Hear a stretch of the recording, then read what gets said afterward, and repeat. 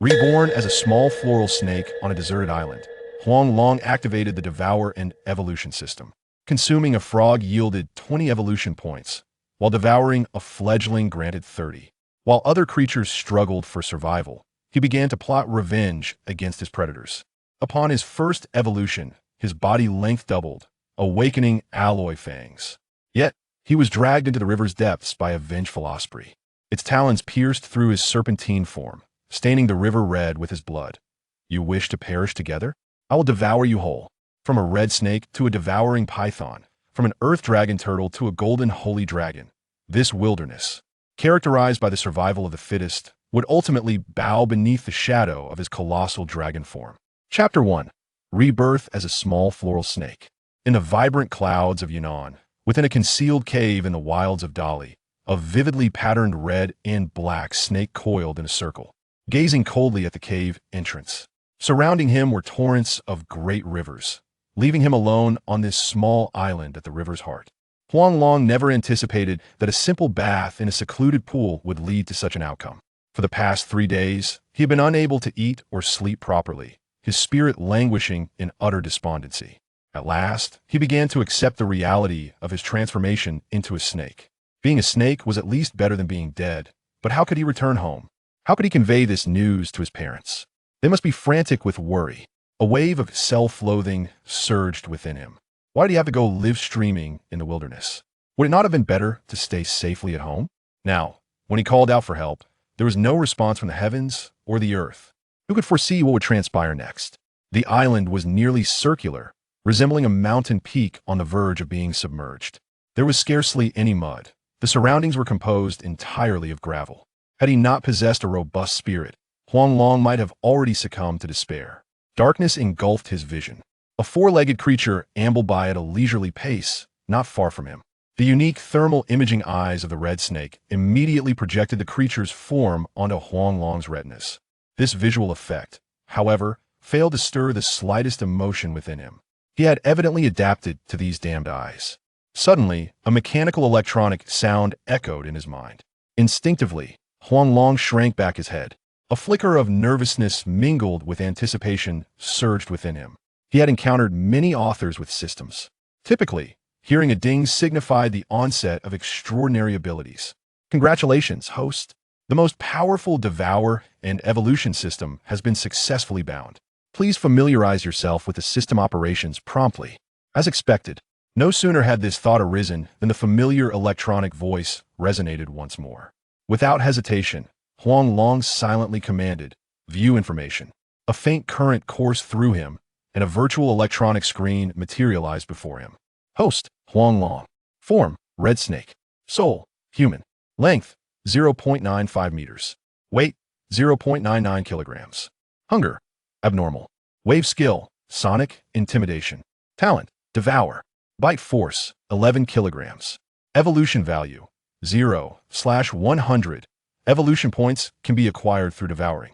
Staring at the sci-fi-like system interface, Huang Long remained entranced for a long while. He was at a loss for words. What use was intimidation? The mere hiss of his voice could probably only scare off some green-skinned frogs. Yet, Huang Long felt utterly powerless. To survive, he must learn to hunt. No matter how repulsive it seemed, he had to consume them. He pressed his head against the ground, cautiously sensing the vibrations beneath him. After confirming there was no danger, he swiftly made his way outside.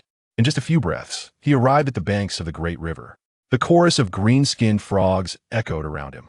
Utilizing thermal sensing, Huang Long quickly identified his first target. He moved cautiously, nearly silent. Gradually, he drew nearer to the green-skinned frog.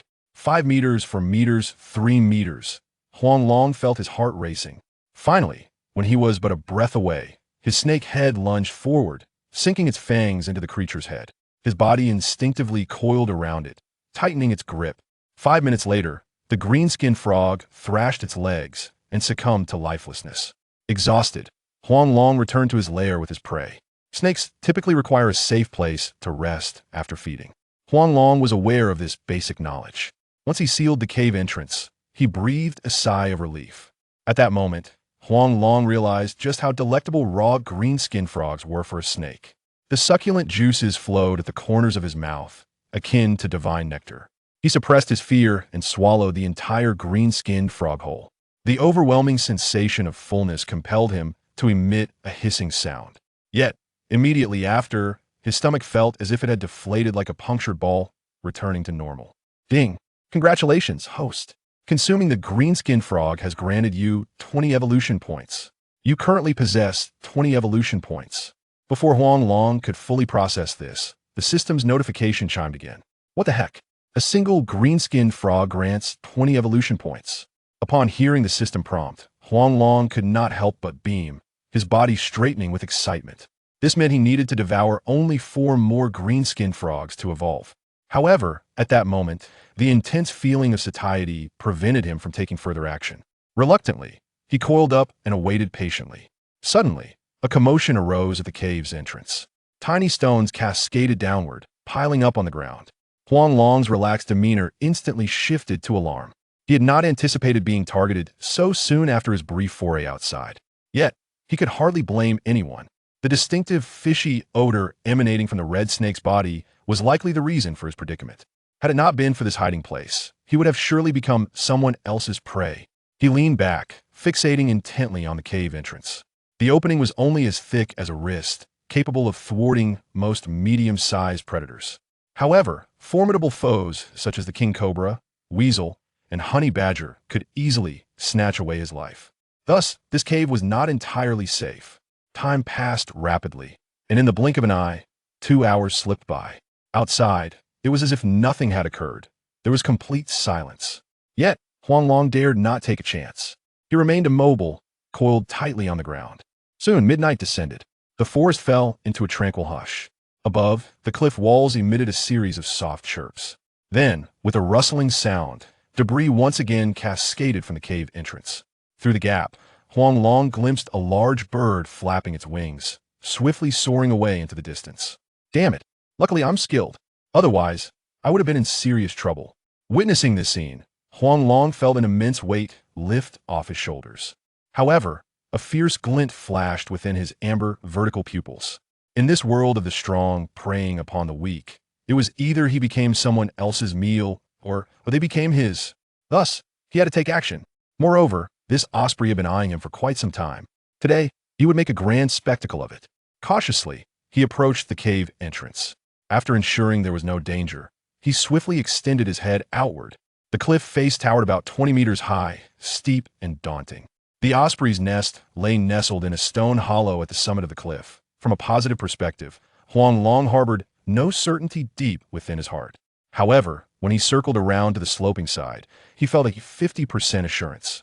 With this thought in mind, he ceased to squander time.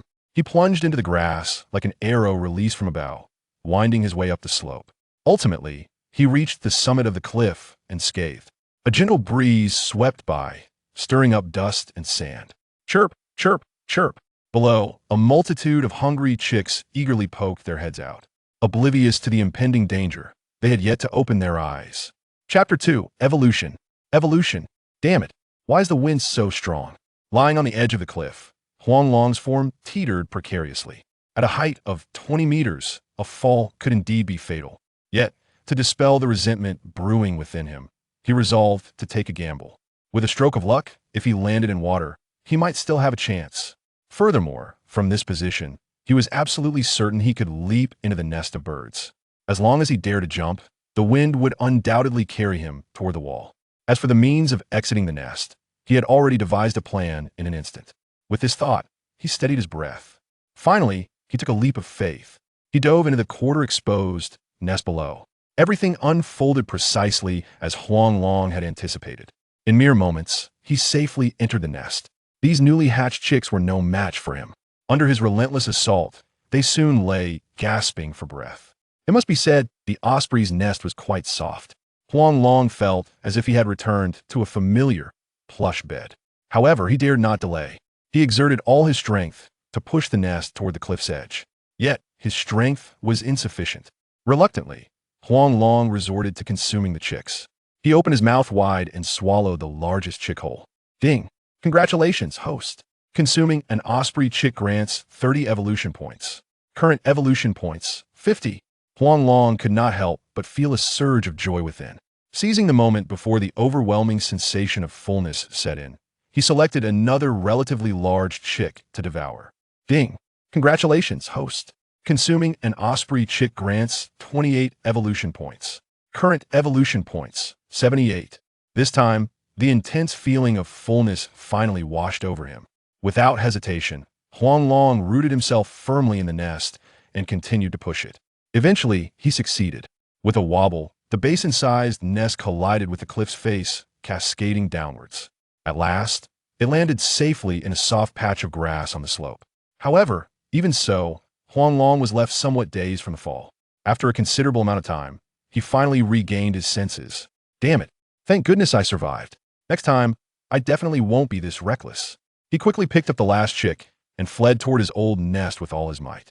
Upon returning to the cave entrance, he sealed it off once more. After the intense exertion, his energy was depleting rapidly. Now, he had acquired 78 evolution points.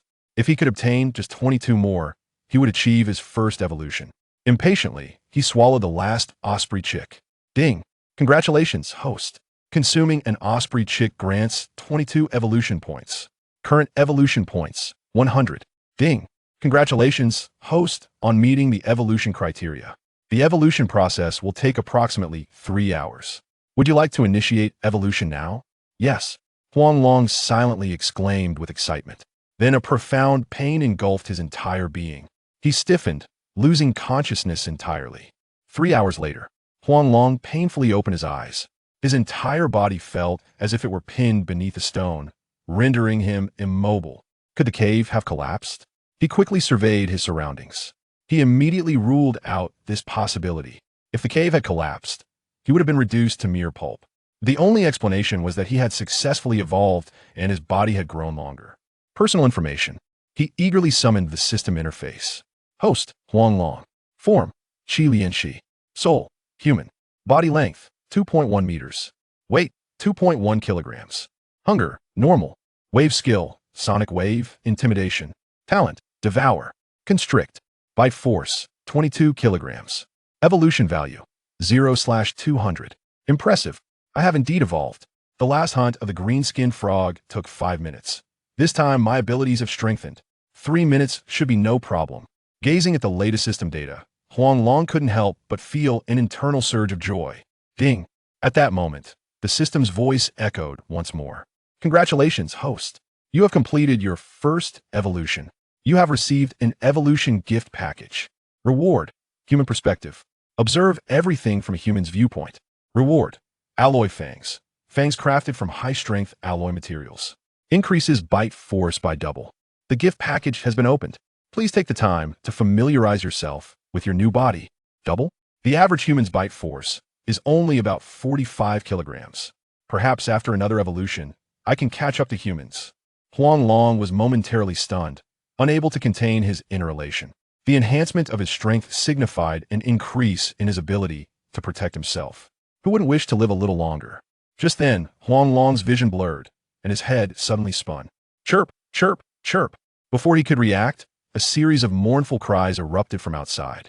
A massive osprey circled relentlessly above the cliff. The pitiful wails tugged at Huang Long's heartstrings. Clearly, the osprey had discovered its missing young. In truth, Huang Long did not wish to be so cruel. However, to survive, he had to do so. For this was a world governed by the principle of the survival of the fittest. With each mournful cry, his heart hardened further. At that moment, the osprey suddenly dove down, plunging into the grass. Yet, aside from a nest, there was nothing else. It cried out in despair, frantically hopping around the grass. Its once keen eyes became misty with unshed tears. Following the trail of blood and scent left behind, it soon discovered Huang Long hiding in the cave.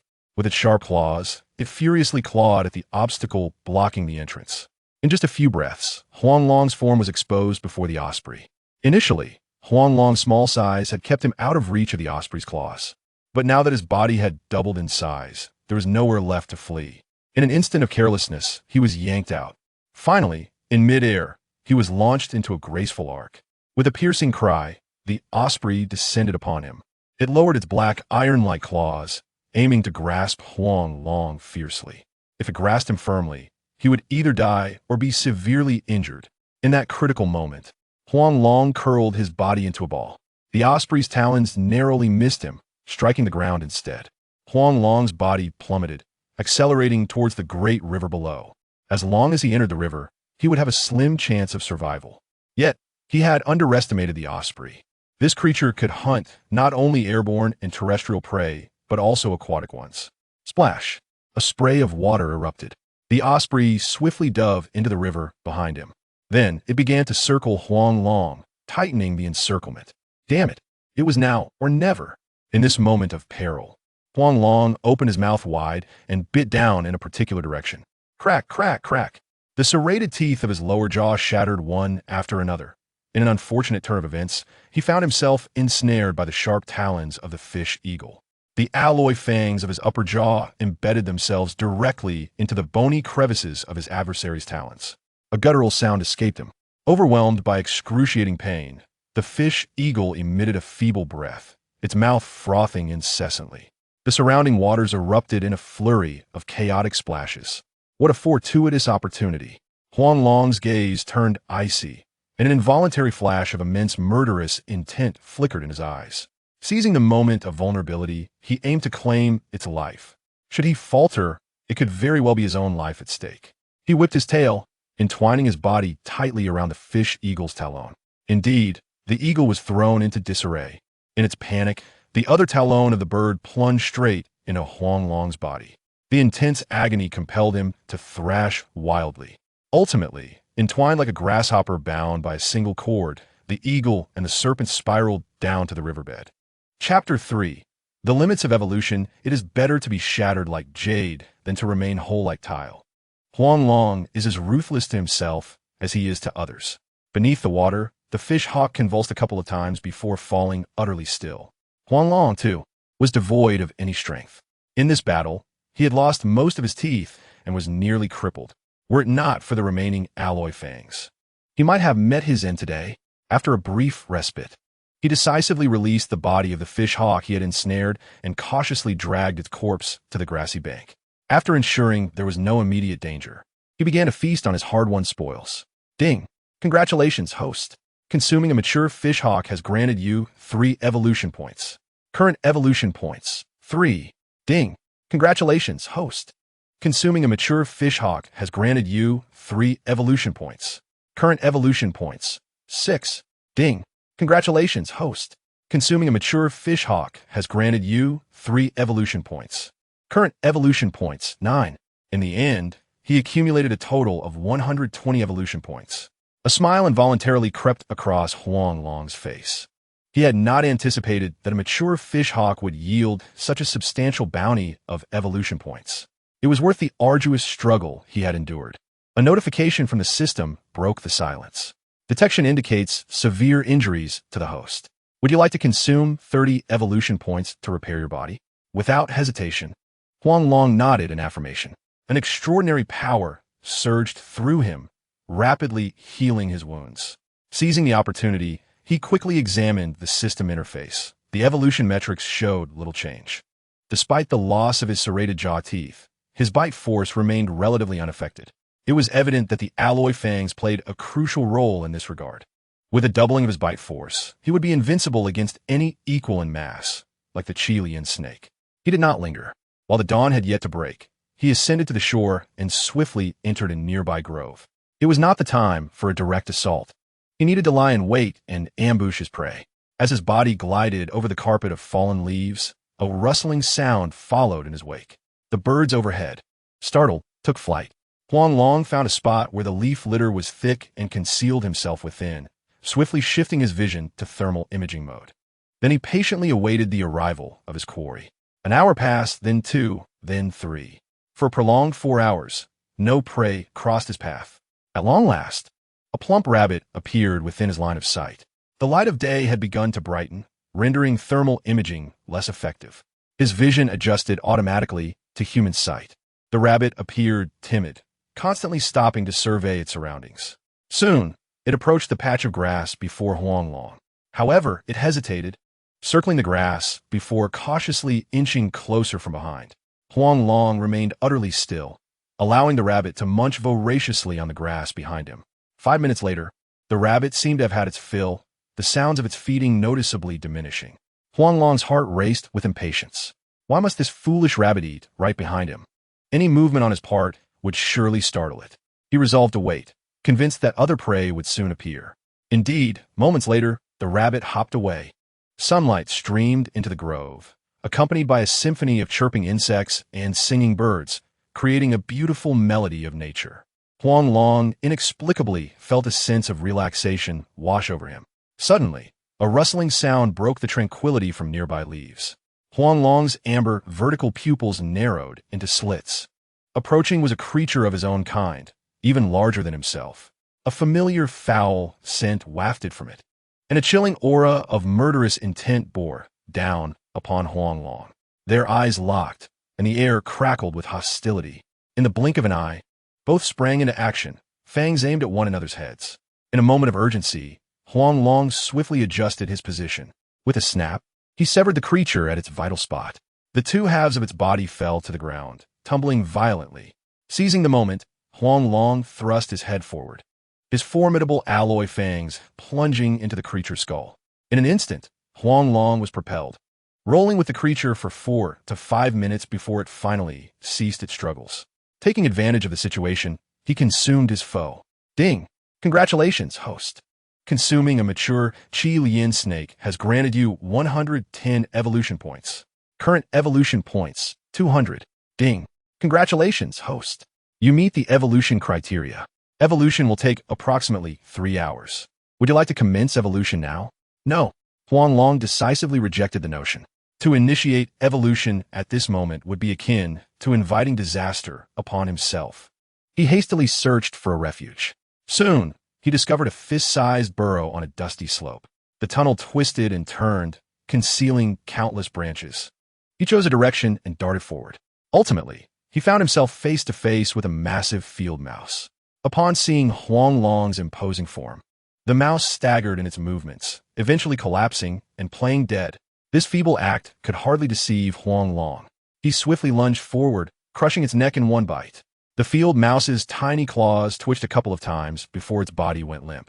Without a moment's hesitation, Huang Long silently intoned, "Commence evolution." The familiar agony surged back, and, predictably, he fell into unconsciousness. 3 hours later, Huang Long awoke in torment. The familiar system notification chimed once more. Ding! Congratulations, host. You have successfully completed your second evolution. You have received an evolution gift pack. Gift pack opened. Automatic repair capability activated. Detection indicates the host has suffered abnormal injuries. Automatic repair is now in effect. The host physique has reached the evolutionary limit of the Qi Lian snake. The next evolution will offer a new evolutionary branch. As his vision flickered, the latest personal information interface appeared before him. Host, Huang Long form, Qi Lian snake. Soul, human. Length, 3 meters. Weight, 6 kilograms. Hunger, normal. Wave skill, sound wave, intimidation. Talent, devour, constrict. Bite force, 75 kilograms. Evolution points, 0, 300. 3 meters is indeed quite a length. If he were to grow thicker and longer, he would rival Python. He pondered what the new evolutionary branch might entail.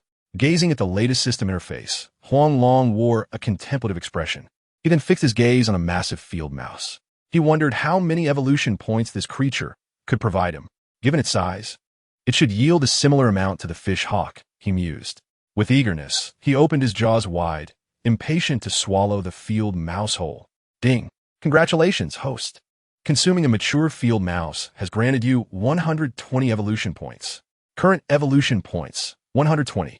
Indeed, the system rewarded him with 120 evolution points. Huang Long speculated that larger sizes might yield greater evolution points. Whether this theory held true required further data to substantiate. He lay motionless on the ground, silently awaiting the arrival of nightfall. Chapter 4. A new evolutionary branch, the vision of serpents, particularly that of the red rat snake, is rather poor during daylight. When beings pass before them, they can only perceive a vague silhouette. The night, however, presents a stark contrast. Even from 100 meters away, they can discern their targets with remarkable clarity. Although Huang Long's true form is that of a red rat snake, he possesses the visual acuity of a human. This unique advantage allows him to hunt effectively, whether in the brightness of day or the depths of night. At present, his stillness is attributed to two factors: the discomfort brought on by his recent consumption and the necessity of evading potential threats. In his former life, as a human, he felt invincible, but now he is merely a snake, vulnerable to numerous dangers that could threaten his existence. Caution is imperative. He must tread carefully. Yet, an audacious thought has taken root in his mind: to venture upstream in search of his backpack. Over the past few days, the area has seen little human activity, and perhaps, with divine fortune, his backpack and phone remain untouched. He waits in silence as dusk begins to envelop the landscape.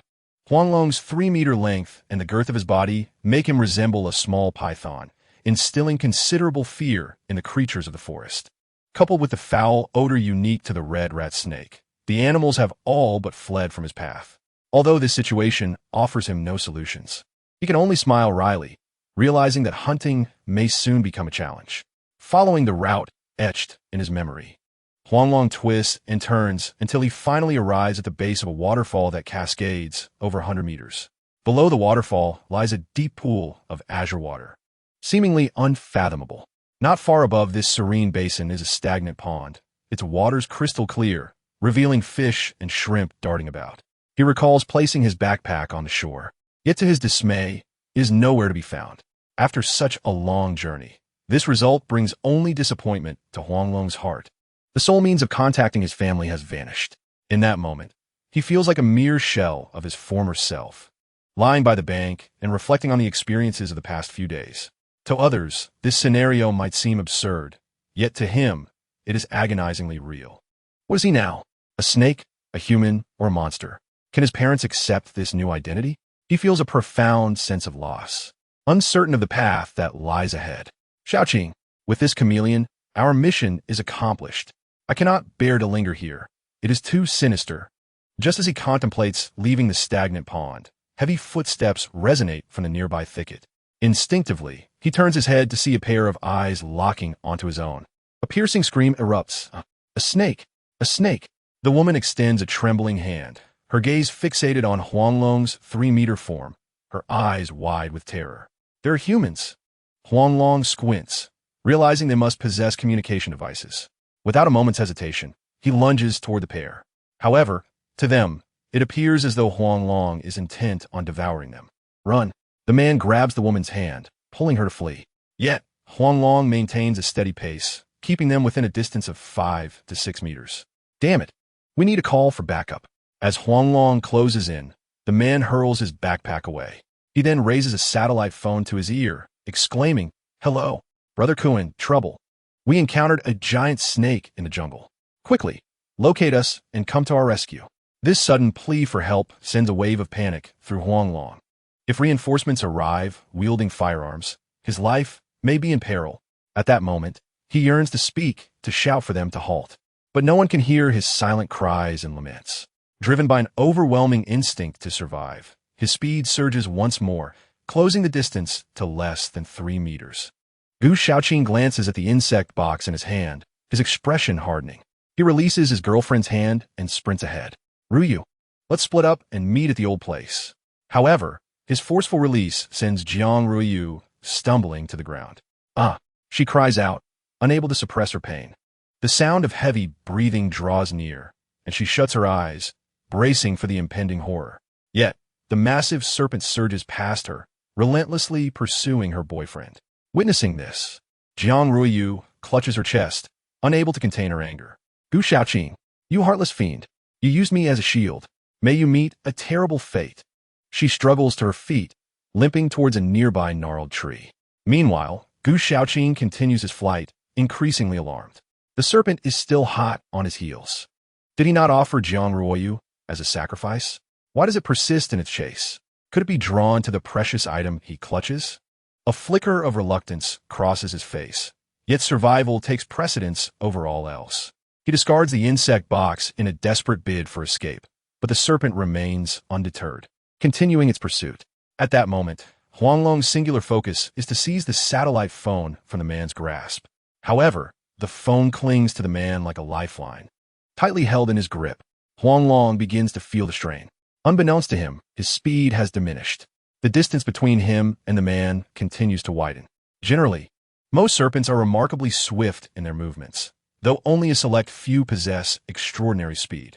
Their average pace is akin to that of a human walking, but their instantaneous velocity is astonishing, creating an illusion of rapid movement. Realizing he cannot catch up, Huang Long takes a moment to catch his breath before turning away. The prolonged sprint has left him in a state of extreme fatigue. Upon discovering the discarded insect box and backpack, he immediately seeks a place to hide. Not far away, a decayed tree covered in moss appears to be an ideal refuge. He burrows within, his sharp fangs puncturing the insect box. At that moment, the chameleon lies in disarray, having already been tossed about. Under Huang Long's lethal bite, it meets its end. Ding! Congratulations, host. Consuming the mature chameleon grants you 200 evolution points. You currently possess 320 evolution points. Ding! Detection indicates the host has met the conditions for evolution. The estimated evolution time is approximately 3 hours. Shall we commence evolution now? Yes. Huang Long silently affirms. Ding! Due to the host size reaching the evolutionary limit of the red rat snake, this evolution will present new evolutionary pathways. The evolutionary directions include speed, strength, flexibility, venom, camouflage, and defense. Upon completing these branching evolutions, a new evolutionary template will be unlocked. Among them, camouflage encompasses color alteration and scent disguise. Flexibility includes skin elasticity and joint control. Please select an evolutionary direction. Huang Long yearns for all attributes: speed, strength, flexibility, venom, camouflage, and defense. Yet, he can only choose one. Under normal circumstances, he would opt for venom. The terror it inspires is undeniable. However, the red rat snake emits a foul stench, causing prey to flee even before approaching. Thus, Huang Long ultimately made a difficult decision. Chapter 5. Acquiring Chameleon Camouflage. Choosing Evolution of Disguise. Huang Long tightly closed his eyes, striving to sense the transformation within his body. A familiar sharp pain surged once again. Soon, Huang Long fell into a faint. 3 hours later, he painfully opened his eyes. After experiencing several evolutions, Huang Long understood that evolution was far from a comfortable affair. If only he could have some anesthetic. However, that was merely a fleeting thought, for the system was nothing but a cold mass of data. Moreover, barring any unforeseen events, the system's notification sound should ring out once more. Indeed, as soon as his thoughts arose, the familiar notification echoed in the air. Ding! Congratulations, host! On completing the 3rd evolution, you have acquired a chameleon enhancement gene. Crack! Crack! Crack! A mysterious force coursed through Huang Long's body. In the blink of an eye, he possessed a physique akin to that of a chameleon. Simultaneously, the strange stench that had plagued him vanished without a trace. Personal information. He eagerly summoned the system interface. Host, Huang Long form, Qi Lian Shi. Soul, human. Length, 3 meters. Weight, 19 kilograms. Hunger, normal. Skill waves, sonic, intimidation. Talent, devour, constrict. Bite force, 150 kilograms. Evolution points, 2,400. Completed branch evolution. Disguise. At last, he had resolved the persistent issue of the foul odor. Upon seeing the latest system message, Huang Long could not help but rejoice within. The skin disguise and the elimination of the unpleasant smell would significantly enhance his success rate in hunting. In just a few short days, he had evolved to such a terrifying level. He dared not imagine what he would become if he continued to evolve. Suppressing his inner delight, he then turned his gaze to the black backpack. Rustle, rustle, rustle. Strange noises emanated from within. Remembering the peculiar chameleon he had obtained earlier, Huang Long seemed to grasp something. These two individuals must have come to capture poachers. He tore open the backpack. Indeed, he discovered a plethora of jars inside. Upon counting, he found a total of 18. Each container contained lizards no larger than a human's middle finger, including rainbow flying lizards, cross-necked lizards, grass green dragon lizards, and others. It was quite strange that such a variety of lizards appeared simultaneously in the same area. However, a bird in the hand is worth 2 in the bush. He directly consumed these adorable creatures as snacks. Ding! Congratulations, host! Consuming juvenile cross-necked lizards grants you 20 evolution points. Current evolution points, 40. Ding. Congratulations, host.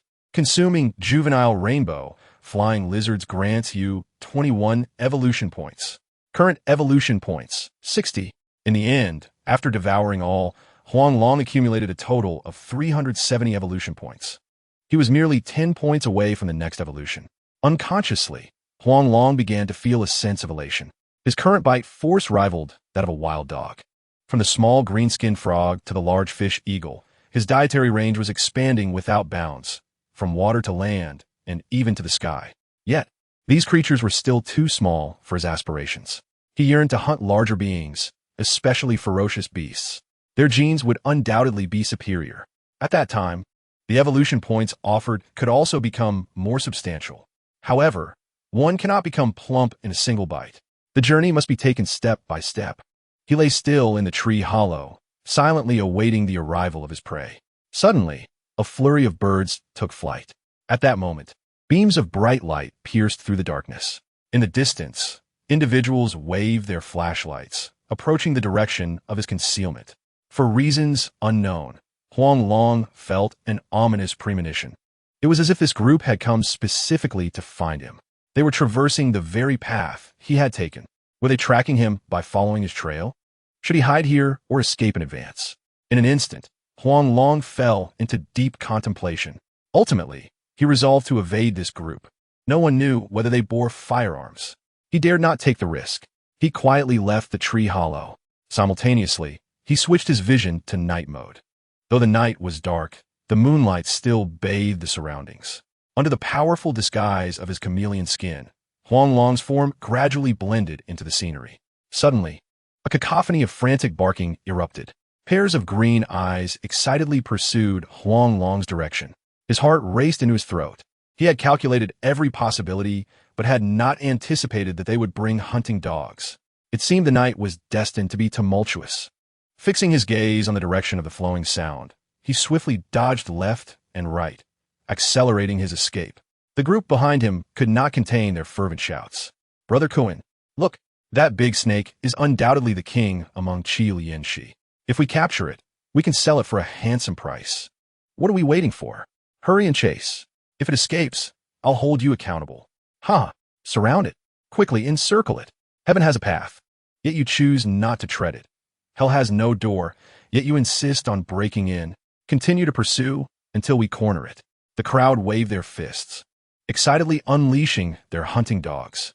Gradually, the lights behind formed a massive encirclement. 10 hunting dogs, like wild horses unleashed, frantically chased after Huang Long. He could only flick his tongue and hiss, attempting to intimidate them. However, these wild dogs were unimpressed. Clearly, they were well-trained and coordinated. They surrounded Huang Long without the need for human involvement. Yet, none dared to charge forward. They bared their teeth, glaring at Huang Long. In this situation, it was evident they aimed to buy time. Huang Long seemed to face two paths. One was to break through the blockade of the hunting dogs and flee through a gap amidst the gunfire of the poachers. The other was to charge into the cage filled with various small animals, becoming their prey. Clearly, Huang Long would not surrender easily. "Big Snake, come here, quickly." Just as he pondered, a sudden urgent call echoed from behind. Huang Long turned to see the girl he had encountered earlier. At that moment, she stood outside the encirclement, holding a specially crafted steel clamp. Upon seeing Huang Long's cold gaze, the girl instinctively took a step back. Yet, she mustered her courage and pointed towards a gap, saying, "I don't know if you can understand my words. Today, you spared a life, so I choose to spare yours. So hurry and go. If you don't leave soon, they will catch up. We will leave by 7 in the morning. You will be safe by then." Huang Long glanced back. Indeed, the group was rapidly closing in. 20 meters, 19 meters, 18 meters. They were getting closer to the encirclement. At this moment, Huang Long had no time to contemplate further. He swung his massive tail, clearing obstacles, and then turned to enter the encirclement. "Ha! We've caught another valuable specimen." Seeing this scene, the crowd, including Gu Shaoqing and others, could not help but cheer. However, the next moment, their expressions changed dramatically. The large snake had overturned the cage within the encirclement, charging straight out. 30 meters away lay a great river. Should it escape into the great river, it would be feared that no one could do anything about it. Kill it, lest it flee. Brother Kuin decisively issued the command to shoot. Even the dead king of the Red Serpent holds immense value. Upon receiving the order, the crowd raised their guns and began to fire. Whoosh, whoosh, whoosh, bullets rained down upon the yellow dragon. Most of the shots missed their target. However, dozens of bullets still embedded themselves into the flesh of the yellow dragon. The excruciating pain that penetrated to the marrow made the yellow dragon wish he could simply slip into unconsciousness. Yet, he knew he could not afford to lose consciousness. If he succumbed, his life would no longer belong to him. Drawing upon his formidable will to survive, he ultimately plunged into the river. Blood swiftly stained the river's surface. Even so, the group of hunters did not relent in their pursuit of the yellow dragon. They continued to shoot towards the depths of the water along the riverbank. The already precarious yellow dragon bore even more wounds. He wished to remain still and avoid drawing attention. Yet his body instinctively writhed violently. The greater his movements, the more blood flowed from his wounds.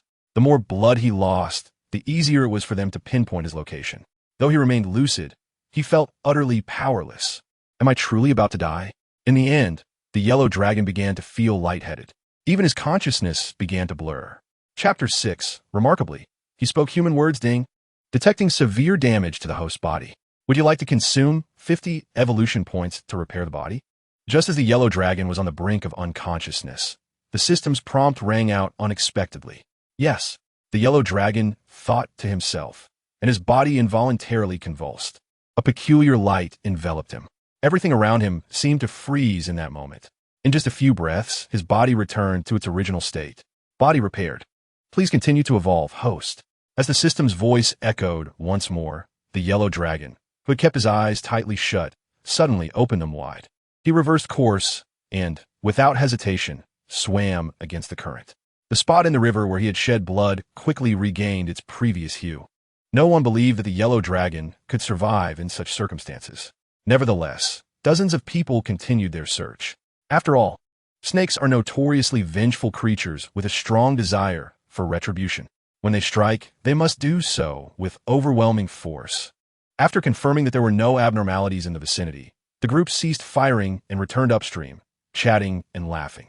Clearly, each of them had reaped substantial rewards from this hunt. At this moment, the yellow dragon silently circled beneath the hunter's vessel. He remained motionless in the water. Even if it meant staying there for an hour, he could manage it. The hunters did not leave immediately. After reinforcing the steel prison, they ventured back into the jungle. By the end, only Gu Shaoqing and Jiang Ruoyu remained aboard the vessel. Ruoyu, listen to me. I did not intend to leave you there. At that moment, separating was the only option.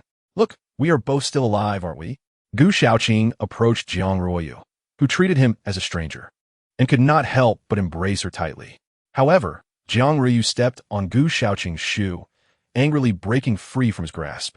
Enough, young Master Gu, whether intentional or not. It matters not to me. Our relationship ends here.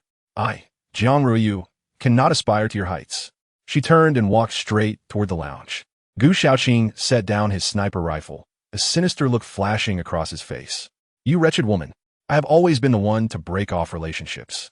No one can discard me. Do not think that because you are the sister of Sang Kuan, I will not dare to touch you.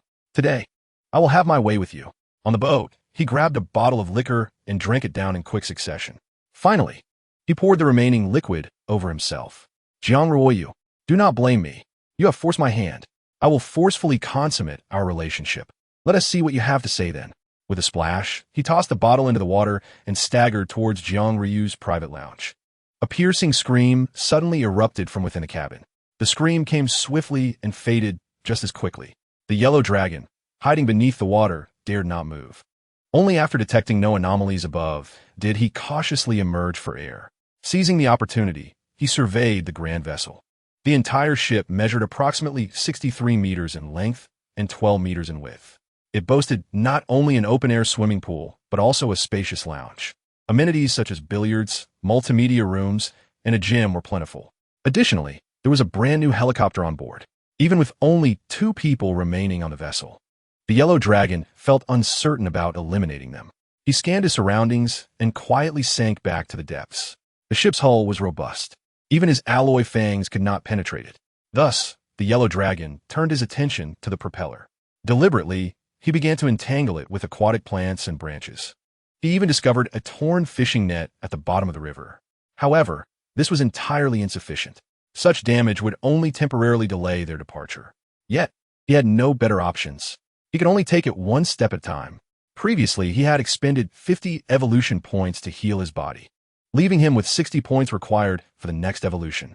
Fortunately, he could choose the direction of his evolutionary branch.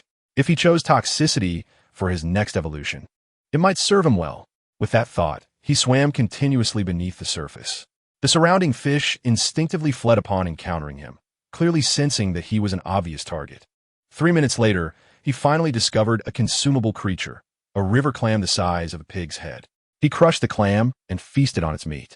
The familiar system prompts soon followed. Ding! Congratulations, host.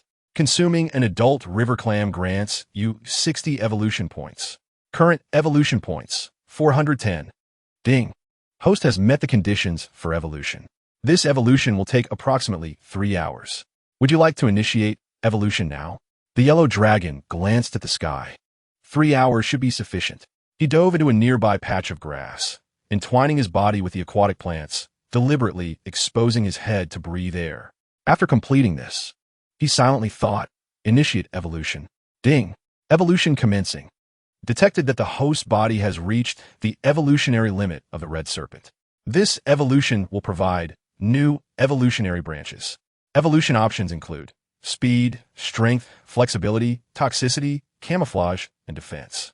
Upon completing the above branch evolutions, a new evolution template will be unlocked. Currently selectable evolution branches include speed, strength, flexibility, toxicity, and defense. Please choose the direction of evolution, host. Toxicity. The yellow dragon calmly whispered this thought before slipping into unconsciousness. 2.5 hours later, he unexpectedly opened his eyes early. The system's voice sounded once more. Ding! Congratulations, host, on successfully evolving for the 4th time. A reward evolution package has been granted. Package opened. Reward, human vocalization. You can now communicate with humans using a human voice. Package has been opened. Please take the time to familiarize yourself with your new abilities. Oh my goodness. Oh my goodness. Oh my goodness. Upon hearing the system's reward, the yellow dragon could not help but exclaim. The frustrations of the past days dissipated with each utterance of disbelief. He had never imagined that one day he would regain the ability to speak. The ability to articulate human speech. Could it not be a manifestation of a monster's ascension to a more refined existence? Moreover, if mere speech were achievable, how far could one be from transformation? In his mind's eye, vivid images of regaining human form surfaced uncontrollably. Personal information. Quickly, he eagerly summoned the system interface. Host, Huang Long form. Qilianxi. Soul, Rensu. Length, 3 meters. Weight, 60 kilograms. Hunger, normal. Skill waves, sonic, intimidation. Talents, devour, constrict, venomous. Bite force, 220 kilograms. Evolution points, 10, 500. Completed branch evolutions, camouflage, toxicity. Camouflage level, chameleon, highest level. Toxicity level, crotalus. Toxic evolution chain, crotalus venom, naja venom, bungarus venom, dyspholetus venom, dendroaspis venom, bothrops venom, and more. Upon observing the latest evolution information, Huang Long's heart surged with renewed vigor. A bite force of 220 kilograms rivaled that of most wolf species. Small creatures would likely perish with a single strike under such force. Moreover, with a weight of 60 kilograms, he could easily strangle a human of equivalent mass. Through numerous battles, Huang Long deduced a crucial conclusion. Strangulation force alone was not the key to slaying prey. The speed of strangulation was equally indispensable. Furthermore, the evolution branches were not isolated entities. They were intricately interconnected, merging with one another. At that moment, a loud splash echoed nearby. From a distance, a heavy object was cast from a large vessel. It drifted downstream, quickly staining the water's surface with bright red blood. Gazing at the blood-soaked girl collapsed on the deck, and then at the floating sack, Huang Long seemed to comprehend something significant. Without hesitation, he dashed forward. Ultimately, he sank his teeth into the lifeless body. Chapter 7. Finally contacting his parents, inside the sack lay indeed the corpse of a man. The identity of this body was all too evident. He swam upstream, opting not to conceal himself. Since he could now speak, direct communication was feasible. How? How could this happen? The tremendous ripples on the water surface soon caught Jiang Ruoyu's attention. Yet, for reasons unknown, she felt a peculiar familiarity with the large snake partially visible above the water, especially with its eyes. But that snake had already been shot dead, had it not? Could this be a relative seeking vengeance?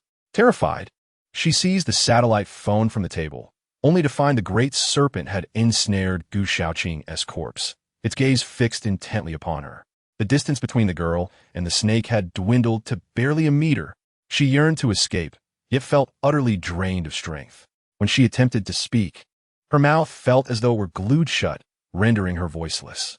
She pressed her legs together, an involuntary odor spreading through the air. No longer concerned about revealing herself, Huang Long boldly stated, "Hand me the phone." Jiang Ruoyu's eyes widened in disbelief. She stared at the gigantic serpent, unable to fathom the reality that no one else was present. Had that truly been the serpent speaking?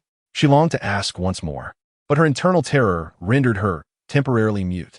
Trembling, she extended the satellite phone, instinctively shutting her eyes.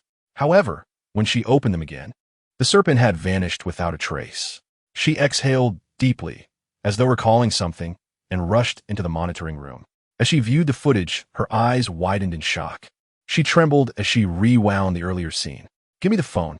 The words echoed like a haunting nightmare, continuously reverberating in her mind. Suddenly, she seemed to grasp something. She hastily made a copy of the footage and concealed it, while the original was deleted, including the segment where Gu Shaoqing had assaulted her. Yet, she still felt uneasy. Grabbing a bottle of liquor, she poured it over her own head. Blood flowed profusely. Soon, she succumbed to unconsciousness. Meanwhile, Huang Long carefully swam to the opposite shore, clutching the satellite phone. Upon finding a hiding place, his first act was to consume Gu Shaoqing's corpse.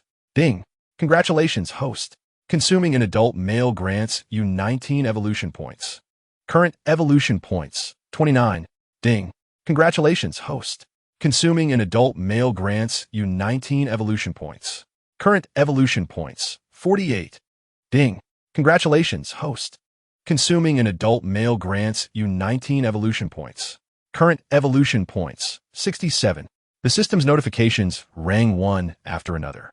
In the end, Huang Long accumulated a total of 390 evolution points. Humanity, indeed, stands at the apex of the food chain. The evolution points obtained from a single adult were equivalent to 19 times that of a green-skinned frog. The thought alone was terrifying. It was evident that larger creatures yielded greater evolution points. Subsequently, Huang Long's gaze fell upon the satellite phone. Coiling his body, he gently activated the phone's power button with his tail. As the screen illuminated, his heart raced to his throat. Yet, the display revealed no signal. He immediately swam toward a cave, relentlessly seeking an open space. Finally, he discovered a vacant valley. He pointed the antenna toward the northwestern sky and activated the satellite phone's built-in satellite alignment application.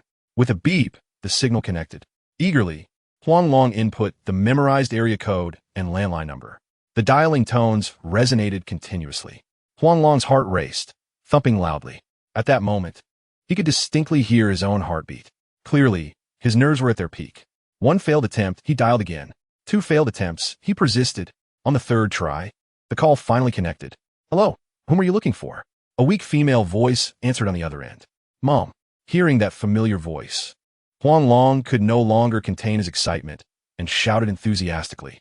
However, Wang Ling paused, staring blankly at the phone in her hand. It had been a week since Huang Long's disappearance. His clothing, shoes, and live-streaming equipment had all been recovered, yet his body remained unfound. The authorities had given up the search. The implication was unmistakable. Nevertheless, Wang Ling refused to accept this outcome. She firmly believed her son was still alive. Just moments ago, she was preparing to return to the site where her son had last streamed. However, his cry of "Mom" shattered her fragile emotional defenses. My son, she cried, pressing the phone tightly to her ear. "Long, is that you? Is that really you?" With reddened eyes, Huang Long choked out, "Mom, it's me. I'm not dead." Don't worry about me. Mom, please don't cry. I want to cry too. My son. Mom. On both ends of the line, their sobs intertwined. Outside, Huang Shiming, dragging his luggage, could only shake his head. This was not the first time he had called for his son. He called for him in his sleep, while cooking, even while walking. He feared that if this continued, she would be utterly shattered. More than anyone, he wished for his son to be alive. But was it possible? His son had already been pronounced dead yesterday. He rushed forward, seizing the phone from Wang Ling's hands and forcefully hung up. Wang Ling, if you continue like this, your son's spirit will never forgive you. Today, we shall go to the accident site to bid farewell to our son. Our lives must go on. Longer would not want you to grieve forever. Please come to your senses. He placed his hands firmly on the delicate shoulders of the spirit, shaking her vigorously. Yet, Wang Ling had never felt as awake as she did today. The bond between mother and son is profound. Even though Huang Long's voice had drastically changed, she could sense the deep longing and reluctance within it. Such emotions cannot be feigned. She pushed Huang Shiming away and shouted with fury. I told you my son will not die. You just called me. You scoundrel. How could you cut off the call? Mom, are you still there? Huang Long was desperately shouting on the other end. Little did he know that the call had already been disconnected. He hastily dialed again. Simultaneously, Wang Ling was also returning the call. However, both of them received notifications that the other was currently on a call. The mother and son, in unison, ended the call and redialed. This repeated 3 times, each yielding the same result. Huang Shiming, unable to bear it any longer, noticed his wife's behavior was distinctly unusual. He felt compelled to counsel her. Nevertheless, this time, she pressed the phone down but did not lift it, her expression fraught with anxiety. On the other end, Huang Long was beside himself with frustration. Yet, he ultimately dialed out once more. Fortunately, this time the call connected. So, it's Mom. I'm here. Before Huang Long could speak, Wang Ling eagerly shouted from the other side. Mom, are you messing with me? Why did you hang up on me? Huang Long rolled his eyes, exasperated. Do you have any idea how difficult it is for me to make a call? Hurry, let Huang Desha pick up the phone. You rascal. You have no respect. I'll make sure to spank you when you come home. I'll hand the phone to him, you tell him. Wang Ling couldn't help but laugh through her tears, her complexion inexplicably turning rosy. Huang Shiming, bewildered, took the phone. His wife spoke so convincingly. Could it really be their son calling? He skeptically brought the phone to his ear. Hello? Who are you? I've encountered plenty of frauds. If you can trick me today, I'll take your surname. Huang Desha. We're both surnamed Huang.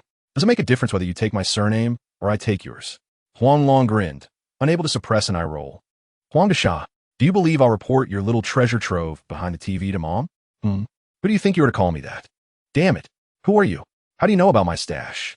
Huang Shiming was taken aback, his face turning pale. In the end, his voice dwindled weakly. Chapter 8. Son, have you become a spirit? Wang Ling, unbeknownst to her, had picked up the landline outside the bedroom. The 2 landlines in the house shared the same line, meaning she had heard every word of the conversation. It seemed his little treasure was no longer secure. Huang Shiming's eyelids twitched, wishing he could slap himself. There are only 2 people in this world who know about his stash and his nickname. He was beginning to believe that the person on the other end was indeed his mischievous son. Huang Shiming, don't you have anything to say to me? Wang Ling shot a glare at Huang Shiming, her face darkening as she marched toward the living room TV, turning on the wall-mounted television. She certainly discovered a bag of money behind it. Holding the bag, she approached Huang Shiming, her smile more sinister than sincere. Oh, Huang Desha, have you become clever? You even know how to hide your private funds. Huang Shiming was drenched in cold sweat. That little treasure was his secret hideout.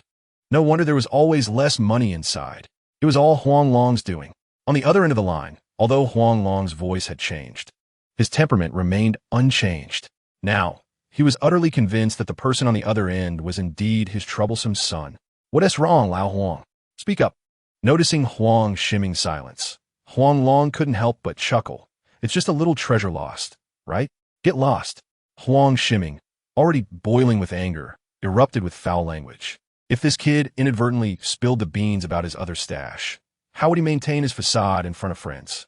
What are you yelling about? Who told you to yell at your son? Wang Ling raised her hand, poised to strike. Huang Shiming immediately became compliant. Stop. Enough. Our son is the priority. He switched the phone to speaker mode, unable to contain his frenzy. You rascal. If everything's fine, hurry home. Do you need me to personally come pick you up? I might actually need you to come get me. Huang Long lamented. If his current situation were discovered, it would be quite dire. With some luck, he might end up at the zoo. With less, his life might be in jeopardy. What happened? What's going on? Sensing Huang Long's despondence, Wang Ling and her husband instinctively leaned closer together, their playful demeanor fading in an instant. If I tell you, you two must brace yourselves. After much hesitation, Huang Long ultimately resolved to speak the truth. Sooner or later, he had to say it, so it was better to say it now. He raised the phone. Mom and Dad, I've turned into a snake. A very large snake. Wang Ling and her husband exchanged glances, involuntarily revealing a hint of wry smiles. Even at this moment, this rascal still had the heart to joke. If they truly believed him, they would be foolish. Wang Ling took the phone, exasperated look. Enough of the nonsense. Where are you? Mom and Dad will come get you. Seeing their attitude, Huang Long realized they still didn't believe him. He decisively stated, Mom and Dad, even though I don't know what happened, I really have turned into a snake. Just wait. I'll log into WeChat and video call you. With that, Huang Long opened the WeChat app, entered his account password, and found his contact labeled Long Mu. Wang Ling's phone immediately received a video invitation. Seeing her son's familiar avatar, Wang Ling decisively clicked agree. A snake. A giant snake. As the screen stabilized, upon seeing the enormous snake head flicking its tongue, Wang Ling screamed and instinctively dropped the phone, falling back onto the bed. Huang Long had anticipated this reaction, so he was not surprised in the least. However, his father's reaction seemed somewhat unusual. He picked up the phone, leaning closer, his squinted eyes gleaming with fervor. I said, naming my son, this was fate. Huang Long. Huang Long. This snake is just like a little dragon. One day, my son will truly become a dragon. Ha ha. Son, you've truly become a spirit. Hearing this, Huang Long couldn't help but roll his eyes. Please, Dad. I transformed from a human into a snake. Do you really think that's a successful cultivation? It's merely a possession. But don't worry, Mom and Dad. I couldn't speak before, but with my evolution, I now possess both snake and human abilities. The only trouble is that I cannot be seen by others. Alas, with such a large body, that is indeed a problem. Huang Shiming shook his head. Yet his expression gradually grew resolute. Rascal, how can you acquire items? Mom and Dad will definitely find a way to help you. Exactly. Son, whatever you need, just tell us. Wang Ling, beside him, couldn't help but nod emphatically. Huang Long shook his head, his eyes once again moistening. Mom and Dad, I can take care of myself. I'm just calling to let you know I'm safe. Given our family's circumstances, it's impossible to sustain me. Staying in the wild gives me a sliver of hope. What nonsense! Even if I have to sell everything I own. Huang Shiming had yet to finish his words when the video call abruptly ended. He quickly sent another video invitation, only to find that the other party had already gone offline. Impatiently, he picked up the landline to return the call. However, the line informed him that the number he dialed was out of service. The couple exchanged glances, unable to suppress their unspoken concern, and simultaneously exclaimed, Wei Xiaoxian. Wei Xiaoxian was a childhood friend from their village and a supervisor at the renowned satellite communications company in the city. With the privileges at her disposal, they should be able to pinpoint Huang Long's previous location. Without any delay, they contacted their old classmate. Meanwhile, after Huang Long's phone was turned off, he smashed the satellite phone into pieces in a fit of regret. He couldn't comprehend why he felt remorse after making that call. Wasn't it just going to make his parents even more anxious? The only way forward was to grow stronger. Just then, a distant ship's horn echoed through the air. Without a second thought, Huang Long crawled upstream along the river. The river's average depth was 5 to 6 meters, and its murky waters made it difficult to spot him. As he drifted downstream, he skillfully switched to thermal imaging mode. His eyes transformed into a kaleidoscope of colors. The barriers on the riverbank had been removed, and the small animals had already been loaded onto the ship. Clearly, these individuals were planning to make a swift escape. However, due to Huang Long's prior tampering, they were forced to send someone into the river for repairs. A man was the first to descend onto the deck. Seizing the opportunity, Huang Long swiftly ensnared him, denying him the chance to breathe, and bit down on his neck. Although blood spurted into the water, the depths remained undisturbed, and the roar of the engine masked all sounds. Huang Long gathered a substantial amount of stones to weigh down his prey and silently distanced himself from the large vessel. Surely, they would send more people down soon. likely more than one. It was clear that he could not ambush two individuals simultaneously without being discovered. Instead, he decided to observe from a distance and wait for the right moment. What was taking them so long? After 5 minutes of silence, the captain on the deck began to feel uneasy. Gu Shaoqing's disappearance had already raised suspicions, especially given the tampering of the surveillance cameras. Jiang Ryu's behavior further fueled his doubts. If there was nothing amiss, he would never believe it. He was just a boat captain and had no desire to get entangled in this mess. His only hope was to safely escort this group away. If the guardians of the mountain discovered him, he would likely spend the rest of his life in prison. You and you. He pointed at two sailors beside him, commanding them without room for dissent. Take your knives and go see what's going on. The two sailors nodded and leaped into action. The captain immediately grabbed a sniper rifle and aimed it at the water surface. The others, witnessing this, hurriedly armed themselves and gathered around. Meanwhile, downstream, dozens of ancient creatures emerged, instilling terror even in Huang Long. Their trajectory was unmistakably aimed at the place where he had concealed his prey. Without a moment's hesitation, Huang Long fled upstream. Chapter 9. Continued Evolution, Toxic Branches. The group of crocodiles undoubtedly ruled this river. Remaining in the water any longer could cost him his life. Utilizing branches and aquatic vegetation for cover, he successfully crawled ashore. Like an experienced hunter, he lay still in the grass. These crocodiles were far more vicious than he could imagine. They closed in on their prey, engaging in brutal combat. One individual had their head bitten off on the spot. Another attempted to flee, surfacing in panic.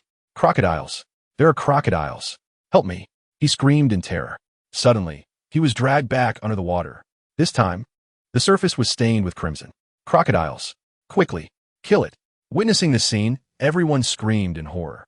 They raised their weapons and fired frantically at the spot where blood was gushing. The water churned violently. A massive shadow loomed beneath the surface. Moments latte, a gigantic crocodile, measuring 5 meters long and 2 meters wide, erupted from the depths. With a sweep of its tail, it created towering waves. With a thunderous crash, the sturdy multi-layered deck was instantaneously breached. The entire ship began to teeter precariously. Huang Long was utterly dumbfounded. The defenses of these crocodiles were absurdly formidable. Even bullets could not penetrate them. Their attacking power was astonishing. Truly, they were living fossils. Just then, a series of drowning cries rang out. Yet within mere moments, dozens of individuals were dragged beneath the surface. The seasoned captain rushed to the top of the ship, shouting, "Don't jump. We have a chance. We still have a helicopter. Hurry, to the helicopter." He turned and made a beeline for the helicopter. However, Sang Kuan, with a slick-back hairstyle, kicked him aside. "There are crocodiles here. Why didn't you tell me sooner? Can you compensate for my losses?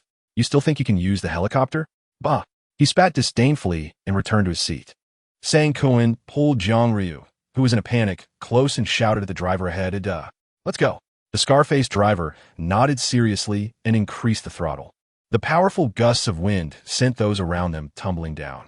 Despite the ship's imminent collapse, the helicopter was still 10 meters above the surface. In the next moment, the helicopter suddenly took off, only to glide towards the river. Huang Long envisioned a disastrous fate for them. However, the helicopter unexpectedly soared smoothly into the air, steadily gaining altitude and speed. Clearly, this pilot was not inexperienced. Yet, the others were not so fortunate. The 5 who had narrowly escaped death fired their weapons desperately at the water's surface. The water glimmered with red spots, and indeed, several large crocodiles had been slain. But suddenly, as if orchestrated, the crocodiles leaped from the depths simultaneously. A cacophony of screams erupted as the entire ship was torn apart. Observing the scene, Huang Long's expression remained unperturbed. The lives of these individuals were utterly inconsequential to him. The only regret was that a few had managed to escape. As the crocodiles feasted on their meal, he could not afford to remain idle. Seizing the opportunity, he dashed downstream, dragging a dead crocodile with him as he raced towards the shore. With one misstep, he could be swept over the massive waterfall below. The crocodile he had caught appeared somewhat small, merely a few decimeters longer than his own size. However, it was significantly heavier. It bared its fangs and bit fiercely, causing the bullets embedded in its skin to fall to the ground. Ding! Congratulations, host. Consuming an adult mutated crocodile grants you 25 evolution points. Current evolution points, 425. Ding. Congratulations, host. Consuming an adult mutated crocodile grants you 19 evolution points. Current evolution points, 444. Ding. Congratulations, host. Consuming an adult mutated crocodile grants you 23 evolution points. Current evolution points, 467. Ding. Congratulations, host. Consuming an adult mutated crocodile grants you 33 evolution points. Current evolution points, 500. Detection indicates host has met evolution requirements. This evolution will take approximately 3 hours. Would you like to commence evolution now? Huang Long glanced around and promptly dragged the remaining crocodile meat away. After searching for considerable time, he finally discovered a secluded spot. Upon completing all these actions, he quietly intoned, "Evolution." As his words fell, the system's prompt began to resound one after another. Ding. Evolution commencing. Detected that the host's physique has reached the evolutionary limit of the Qi Lian Shi. This evolution will provide new evolutionary directions. Evolutionary directions include speed, strength, flexibility, toxicity, camouflage, and defense. Upon completing the aforementioned branch evolutions, new evolutionary templates will be unlocked. Currently selectable evolutionary branches include speed, strength, flexibility, toxicity, and defense. Please select an evolutionary direction. Host. Toxicity. Huang Long unhesitatingly murmured. A specific dosage of rattlesnake venom can render an adult male unconscious in about half an hour, with blood coagulation occurring within 3 hours. The onset time seems rather prolonged. For Huang Long, this effect is rather lackluster. However, increasing the dosage might potentially double the effect, though there remains a chance it could prove entirely ineffective. As for cobra venom, regardless of its weaker potency, it surely surpasses rattlesnake venom. Thus, he chose to continue evolving towards toxicity. Ding. Congratulations, host, on a successful evolution. Cobra venom can induce severe hallucinations, respiratory paralysis, and shock effects. The outcomes vary with dosage, including a chance of triggering instantaneous death. Please familiarize yourself with your new body promptly. 3 hours later, the system's prompt sounded once more. Huang Long opened his eyes, remaining silent. Following the global contamination by nuclear wastewater from Fusang, mutated creatures were rampant. The crocodile before him had evidently been deeply affected by the nuclear waste. After consuming 1/5 of the crocodile's body, he had gained 100 evolution points. The remaining 4/5 would surely provide him with at least 400 evolution points. He wasted no time and continued to consume. By 7 o'clock that evening, he had finally devoured the rest of the crocodile. As he anticipated, he gained another 400 evolution points. However, before he could revel in his achievement, a series of slurping sounds echoed from the cave's entrance. A peculiar creature, with a grayish-white upper body and a pitch-black lower body, suddenly pushed its way through the cave's opening. Upon seeing Huang Long, its eyes emitted a ghostly green glow. "Oh no, a ping-tu-gu!" Huang Long could not help but exclaim.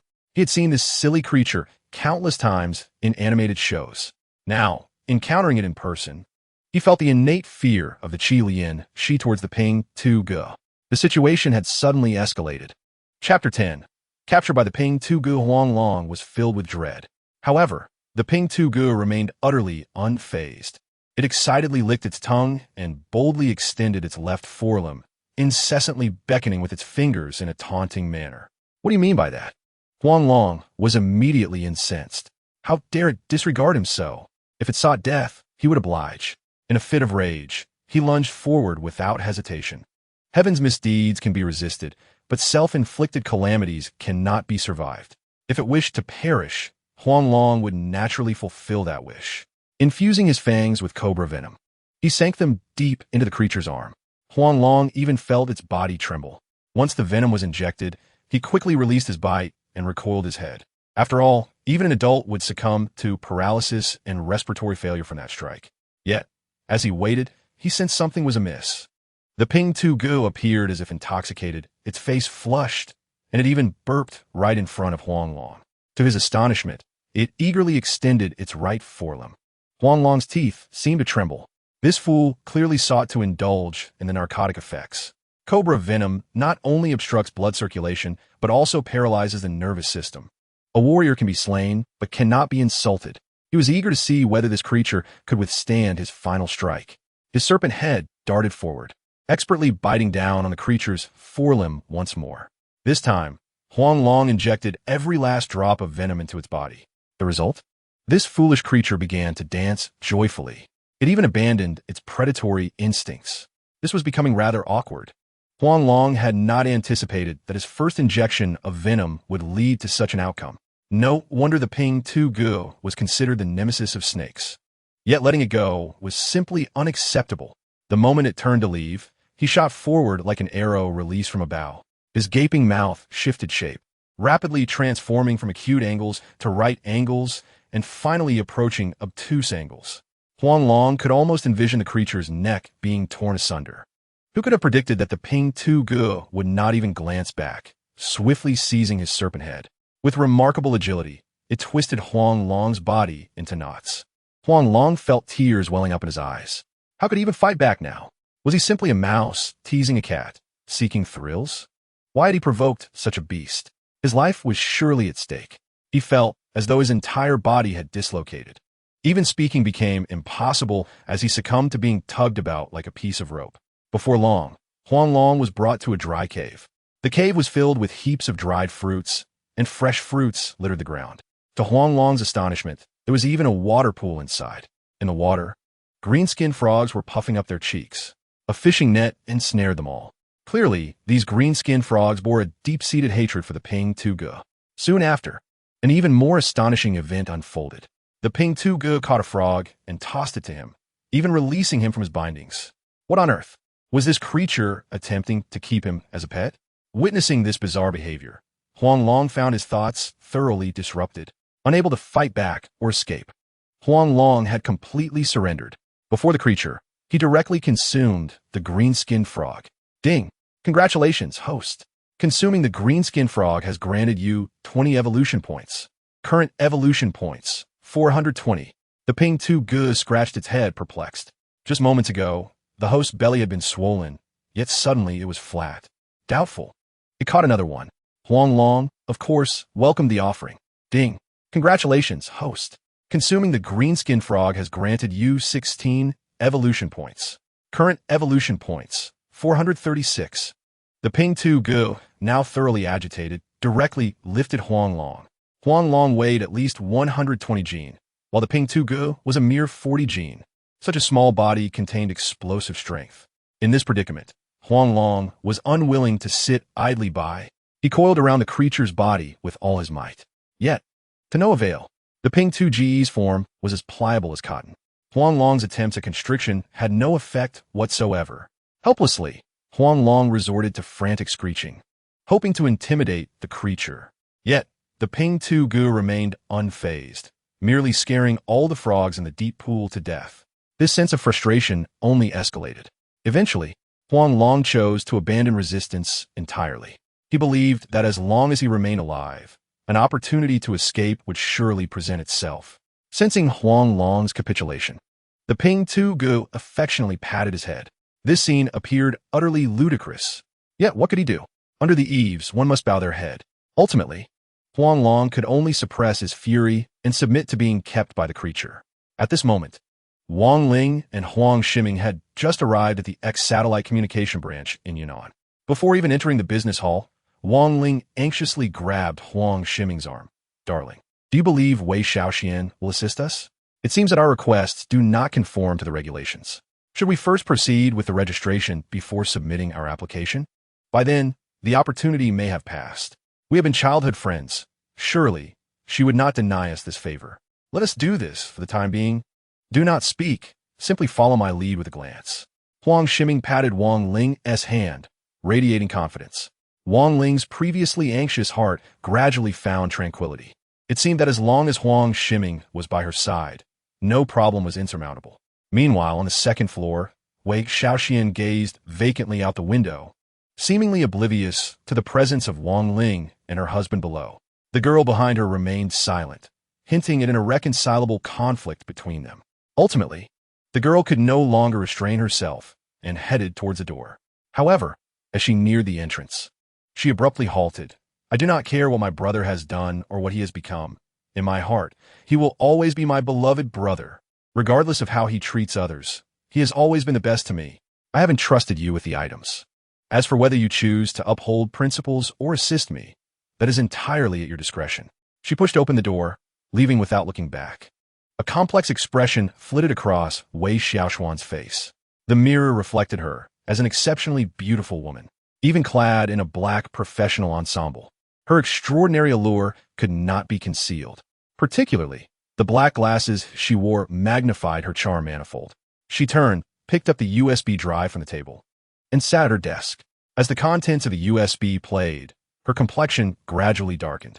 Eventually, she could not suppress a gasp of fear. How could this be? Chapter 11.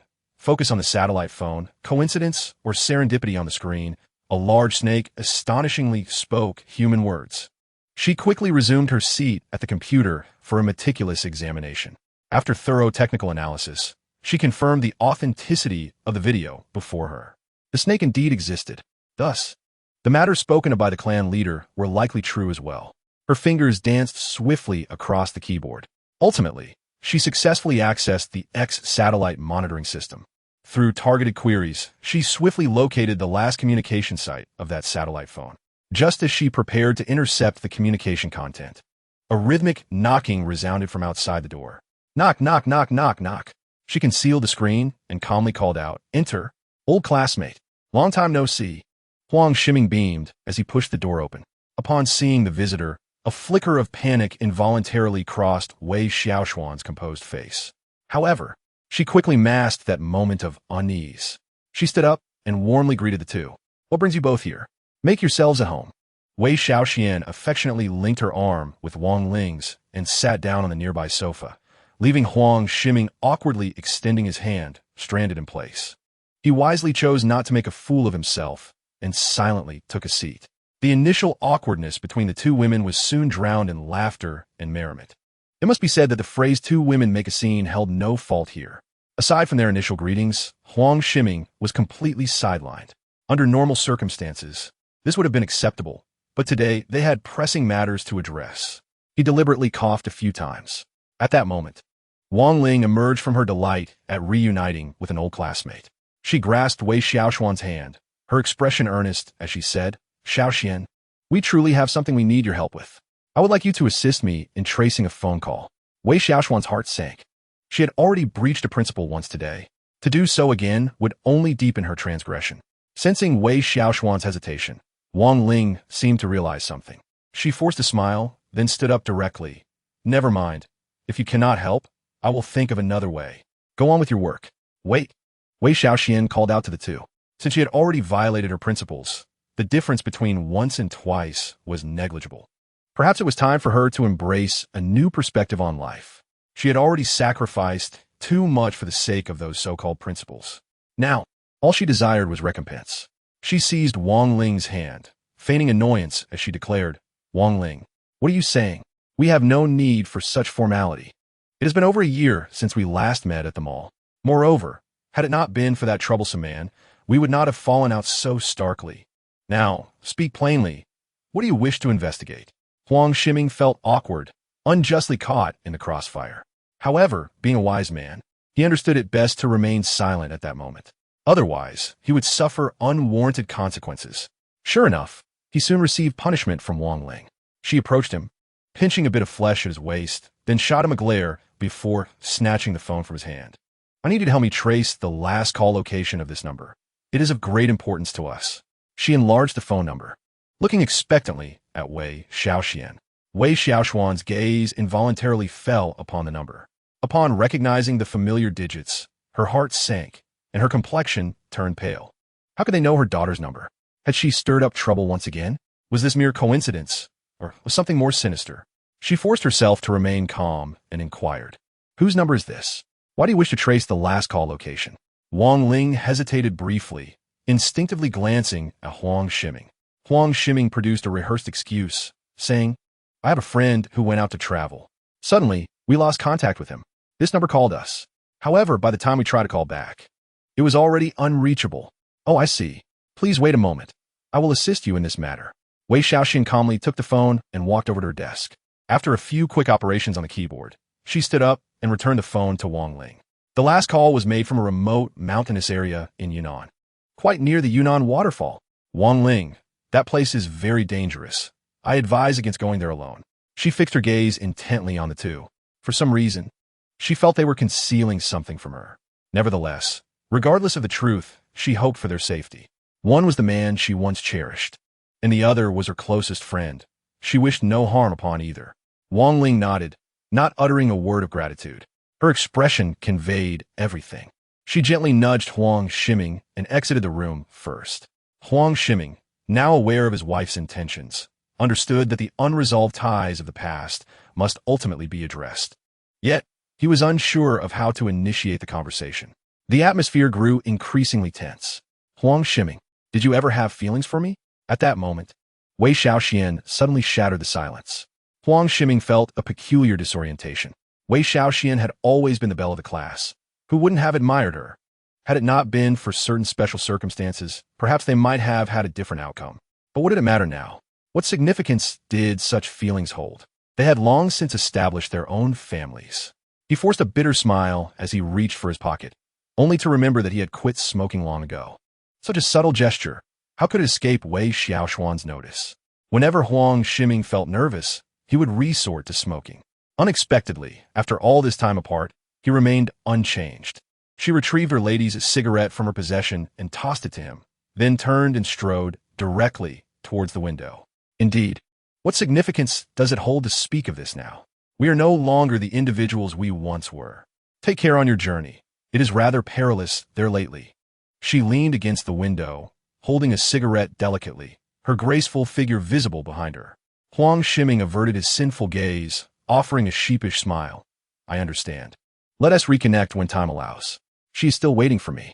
He then fled the room, as if in haste. Upon reaching the entrance, Huang Ling had already been waiting there. Upon seeing the cigarette in Huang Shiming's hand, she uttered not a word. A mere glare from her compelled Huang Shiming to dutifully discard the cigarette into the trash can. On the second floor, Wei Xiaoxian witnessed this scene and, in her fury, drew the curtains shut. In terms of appearance, family background, or knowledge, how could she possibly be inferior to Huang Ling? Yet why did she still succumb to her? She turned away and casually picked up the telephone on the table. After a brief wait, she spoke coldly.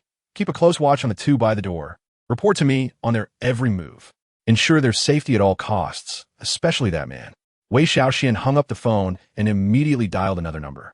I have discovered what you wish to know. I have also ascertained the identity of the Dashi. He is the boy who went missing during the survival livestream. Since he spared you, it indicates you have not harmed him. However, your brother may be in danger. Do not seek him out for the next few days. The line went dead before she could finish her sentence. Wei Xiaoxuan's expression shifted dramatically. Does that wretched girl not regard her mother at all? How dare she hang up on her? In that instant, the temperature in the room seemed to drop several degrees. Chapter 12. Plants can also provide evolution points at the lair of Ping Tu Gu.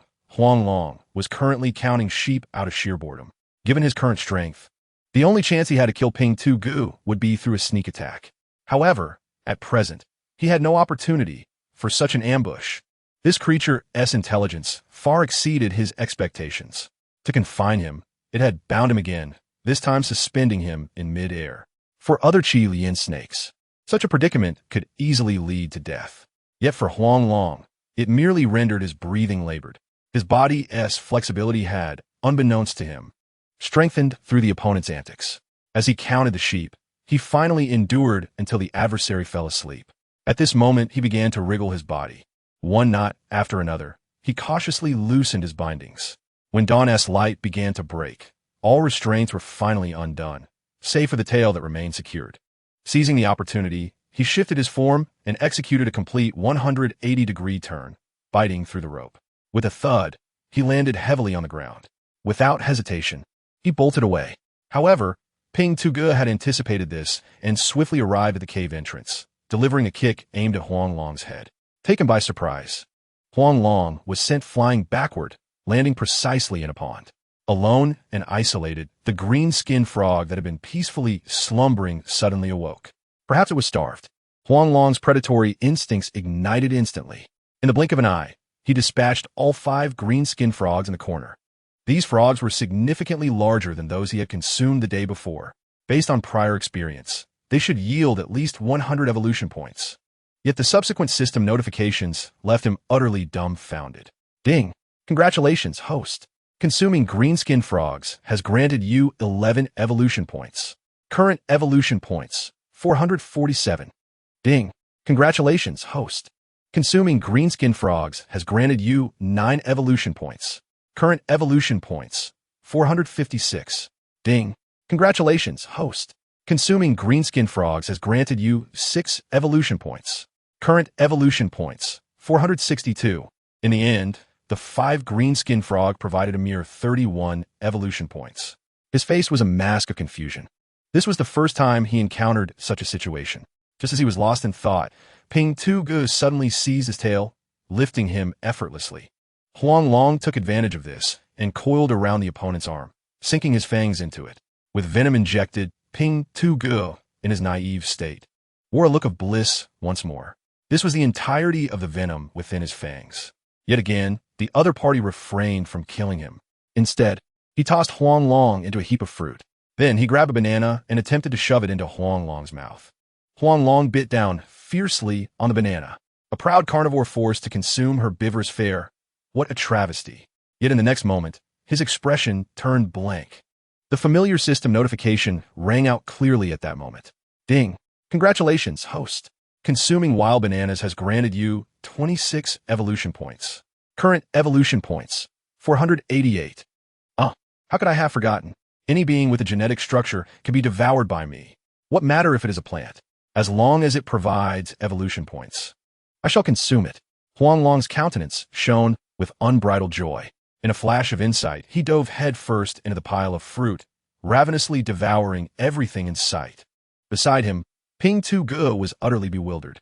A once mighty carnivore had seemingly transformed into an omnivore in an instant. How starved must he be? Watching the fruit he had painstakingly gathered being nibbled and then discarded. Even Ping Tu Ge's usually placid demeanor was incensed. He pounded his chest in fury. Charging into the fruit pile, grabbing Huang Long's tail, he unleashed a flurry of slaps. Huang Long's head was repeatedly struck against the pile of fruit. Yet he showed no signs of pause. Seizing the opportunity, he bit into a piece of fruit. With that voracious consumption, he accumulated a full 100 evolution points. Just 12 points short of completing his evolution. Continuing to exploit every opening, Huang Long finally heard the words he longed for. Ding! Congratulations, host. Consuming wild bananas has granted you 13 evolution points. Current evolution points, 601. Ding! Detection indicates the host has met the conditions for evolution. The evolution process will take approximately 3 hours. Shall the evolution commence now? No. Huang Long's eyes brightened as he decisively declined. As long as Ping Tu Gu did not kill him outright, he would have ample opportunity for revenge. Judging by Ping Tu Ge's behavior, he must be afflicted with some ailment that required his venom. Thus, he planned to reduce the dosage of venom, keeping him suspended until he evolved to a level capable of defeating him, perhaps tiring of the exertion or fearing he might truly harm Huang Long. Ping Tu Gu ultimately ceased his rampage. He carelessly tossed Huang Long into the rotting fruit pile. Then, he drew a line on the ground, making a gesture across his throat. Although they did not share a language, this did not hinder Huang Long's understanding of his intent. Very well, let's coexist peacefully. He burrowed into the fruit pile and quietly murmured, Evolution. The system's notifications began to sound. Ding! Evolution commencing. Detection indicates the host physique has reached the evolution limit of the Chilean snake. This evolution will provide new evolutionary directions. Evolution directions include speed, strength, flexibility, toxicity, camouflage, and defense. Upon completing the aforementioned branch evolutions, a new evolutionary template will be unlocked. Current selectable evolutionary branches include speed, strength, flexibility, toxicity, and defense. Please select an evolutionary direction. Toxicity. Without a moment's hesitation, Huang Long sank his teeth into an apple with fervor. Almost immediately, the familiar, excruciating pain surged through him once more. Ding! Congratulations. Host has successfully evolved. The toxicity has escalated from cobra venom to Mongshan pit viper venom. Renowned as the king of putrid flesh, possessing neurotoxins and hemotoxins akin to ordinary snake venoms. The wounds are prone to festering, and severe cases may necessitate amputation. 3 hours later, a commotion arose among the piles of fruit. Huang Long eagerly summoned the system interface. Host, Huang Long form, red-lipped snake. Soul, human. Length, 3 meters. Weight, 63 kilograms. Hunger, normal. Skill fluctuations, sonic, intimidation. Talents, devour, constrict, venomous. Bite force, 222 kilograms. Evolution points, 1700. Completed branch evolution. Camouflage, toxicity. Camouflage level, chameleon, the highest tier. Toxicity level, Mongshan pit viper venom. Toxicity evolution chain. Rattlesnake venom, cobra venom, Mongshan pit viper venom, wind snake venom, silver ring snake venom, black mamba venom, tiger snake venom, taipan venom, hook-nosed sea snake venom, large blotch snake venom. His weight and bite force had slightly increased. It appeared that the evolution in the toxicity branch had minimal impact on both weight and bite force. Observing the latest evolution information, Huang Long couldn't help but feel a weighty seriousness. Yet, this seriousness was swiftly replaced by a cold chuckle. He, Ping Tu Yi. Your good days are about to come to an end. Not killing me will be your gravest mistake. Chapter 13. The wretched Ping Tu Gu Huang Long dove back into the pile of fruit, continuing to consume. Meanwhile, Wang Ling and her husband had sold their possessions and traveled to Huangnan. Previously, this area had been a tourist attraction. However, due to a series of bizarre disappearance incidents, it had been closed to the public unless special permits were obtained. Nevertheless, even under such circumstances, numerous forest guards were stationed here. Since Wang Ling and her husband had visited many times before, they were quite familiar with the area. The forest guards were also aware of their son's disappearance, and given that the matter stemmed from their own mismanagement, they always endeavored to accommodate the couple's requests. This time, they arranged for the seasoned forest guard, Old Dai, to lead them into the wilderness. However, just as one group departed, another arrived. The reception area, usually devoid of life, suddenly buzzed with activity. On the way, Wang Ling could not resist discreetly tugging at Huang Shiming's arm. Stealing a cautious glance around, she whispered, "Hey, darling, what if our son sees us, but doesn't dare come out? Should we shake off these people?" Huang Shiming rolled his eyes in response. Given their circumstances, it was questionable whether they could outrun the forest guards. Moreover, they were practically surrounded by individuals akin to being wrapped in dumplings. Forget it. We have no chance of succeeding. He shook his head and suddenly, with a hint of paranoia, remarked, "Honey, don't you find it strange?" As soon as we took out the phone, Wei Xiaoxuan's expression changed. "Is there something we don't know? Are you suggesting they have ulterior motives concerning our son? That his identity has been exposed?" Wang Ling's eyes widened in disbelief, filled with concern and terror. "I'm not sure, but I have an unsettling feeling." Huang Shiming glanced to either side and casually handed Wang Ling 2 knuckle dusters. "If the electric baton fails, remember to wear this." He then resumed, taking photos of the surroundings as if nothing had happened. Not far behind them, several teams followed closely, including some biological science elites clad in lab coats. Their intentions were straightforward: wait for Huang Long to walk into their trap. However, they could not fathom that Huang Long was unaware of their presence and had no knowledge of his parents' long journey to find him. Before long, more than 10 hours had passed. They set up camp near an abandoned wooden cabin, not far from the Dianan waterfall. The remaining journey would continue the following day. As the wilderness at night was perilously dangerous, particularly with an abundance of snakes in summer. At that moment, Huang Long was indulging in a feast at Ping Tu Ji's expense, alternating between eating and sleeping, having accrued over 200 evolution points. As before, consuming the same type of food repeatedly reduced the evolution points gained, and at times he barely earned any at all. He had begun to grasp the reason behind this phenomenon. Yet, he would not overlook any opportunity to grow stronger, even if it meant feasting on grasshoppers. Suddenly, a series of agonized cries erupted from Ping Tu Gu, who lay not far from Huang Long. Within moments, it was writhing on the ground, clutching its abdomen. Huang Long's eyes gleamed. This was the perfect opportunity. Without hesitation, he lunged forth and sank his fangs into its neck, injecting venom directly into its bloodstream. This time, he had finally succeeded, seizing the initiative. His serpentine body coiled around Ping Tu Gu, but the intense pain jolted it back to consciousness. with its sharp claws. It swiftly raked several gashes across Huang Long's body, some deep enough to expose bone. Damn it! Huang Long could no longer suppress his cries of agony, uttering his first human words in a long while. This unexpected roar startled Ping Tu Gu, which had long been haunted by the terror of humanity. It stared at Huang Long, bewildered and confused, unable to comprehend why such a small red-lipped snake could emit human sounds.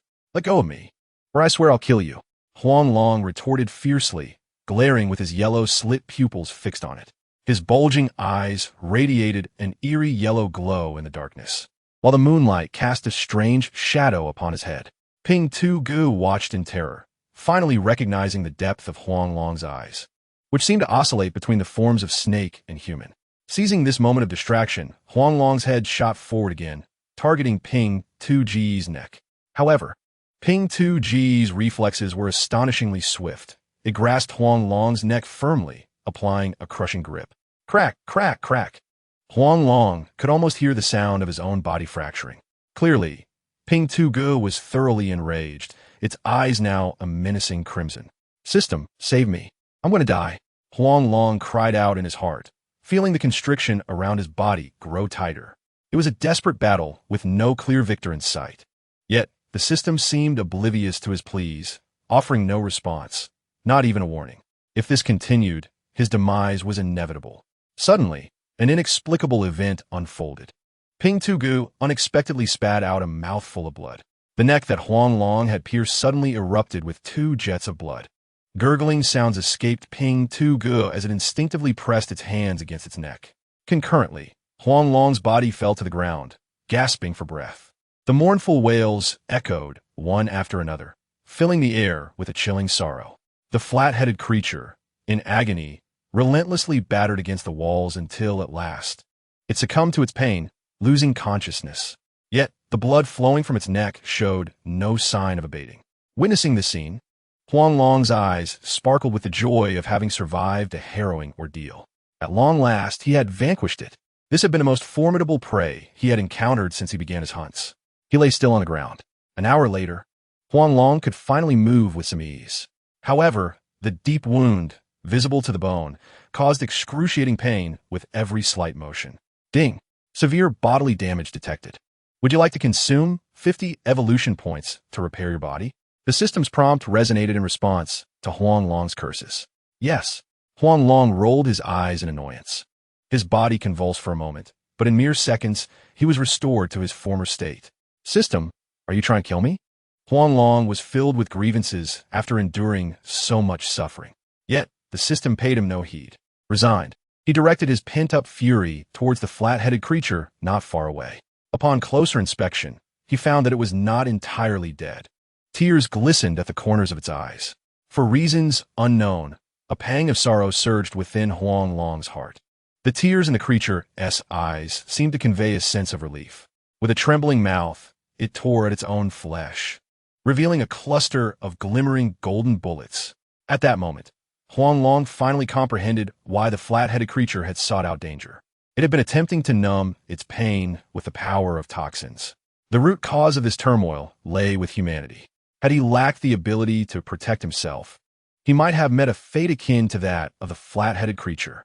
Thus, he resolved to grow stronger. He suppressed his final shred of compassion and silently began to consume the flat-headed creature's remains. Chapter 14. The leopard waiting for the serpent as Huang Long evolved. His physique grew increasingly substantial.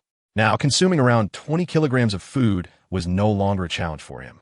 Therefore, this time, he did not dissect the body into pieces, but rather opened his mouth wide and gradually swallowed the flat-headed creature whole. In the end, his body swelled as though he were 10 months pregnant.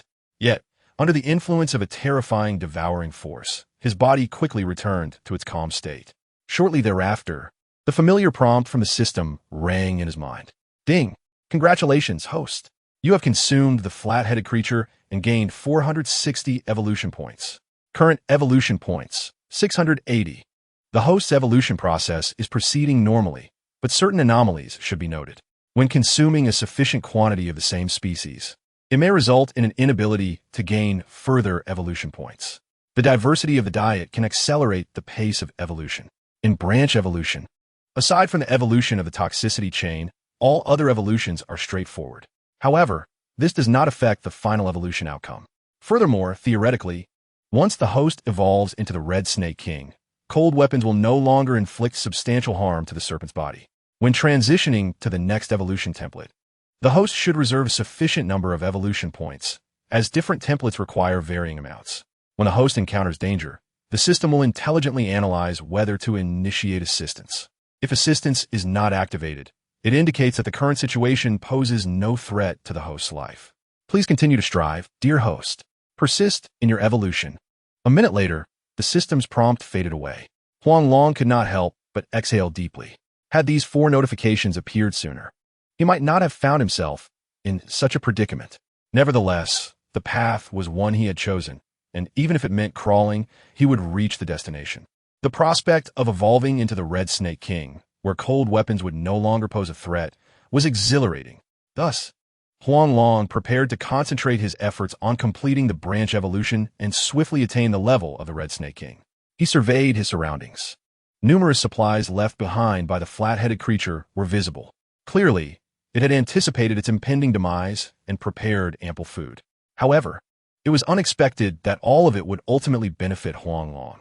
Being situated far from the ground and with light filtering in, this location was undoubtedly an excellent choice for evolution. Before long, Huang Long sensed something unusual about his body. Previously, after consuming food, he would experience a strong sense of fullness. However, that feeling had vanished today, replaced by a powerful hunger compelling him to eat more quickly. This meant that he would need to capture more prey to stave off hunger. This was far from favorable news. Typically, serpents of his size could go 4 to 5 days without needing to eat after a single meal. The pervasive hunger would inadvertently heighten his need for hunting, thus increasing his exposure to danger. Yet, every situation has its pros and cons. An increased hunting load would naturally augment the evolution points he could acquire. Wasting no time, he continued to consume the fruits around him. To his dismay, the bounty before him, which was even greater than before, yielded only 19 evolution points. This further validated that consuming the same species repeatedly resulted in diminishing returns for evolution points. Consequently, Huang Long had no choice but to alter his strategy. With his current capabilities, he should target medium-sized animals such as elk, goats, and wild boars. They represented the most cost-effective sources of sustenance available to him. With this in mind, he cautiously exited the cave. The cave twisted and turned, making navigation difficult. However, Huang Long had his methods. One of the most effective ways to break through the two-dimensional world was to introduce height and enter a three-dimensional realm. Following the paths where sunlight seeped through, he wriggled upward. After several hours, he finally beheld the long-awaited sunlight. However, before he could rest for even a moment, a massive leopard leapt from the underbrush. Its form expanded before Huang Long, and the air seemed to crackle with a tearing sound. The speed was certainly comparable to that of the flat-headed creature. Unfazed, Huang Long maintained his composure. By observing the angle of the leopard's body, he easily discerned its attack method and direction. As the leopard lunged towards him, he swiftly darted to the right. Yet, despite his keen awareness, his body speed could not keep pace. A ripping sound echoed as his muscles were torn. Pain shot through his tail. The leopard, having missed its target, swiftly adjusted its course and, in the blink of an eye, pounced at Huang Long once more. The leopard had the advantage of speed. Fleeing would undoubtedly be tantamount to suicide.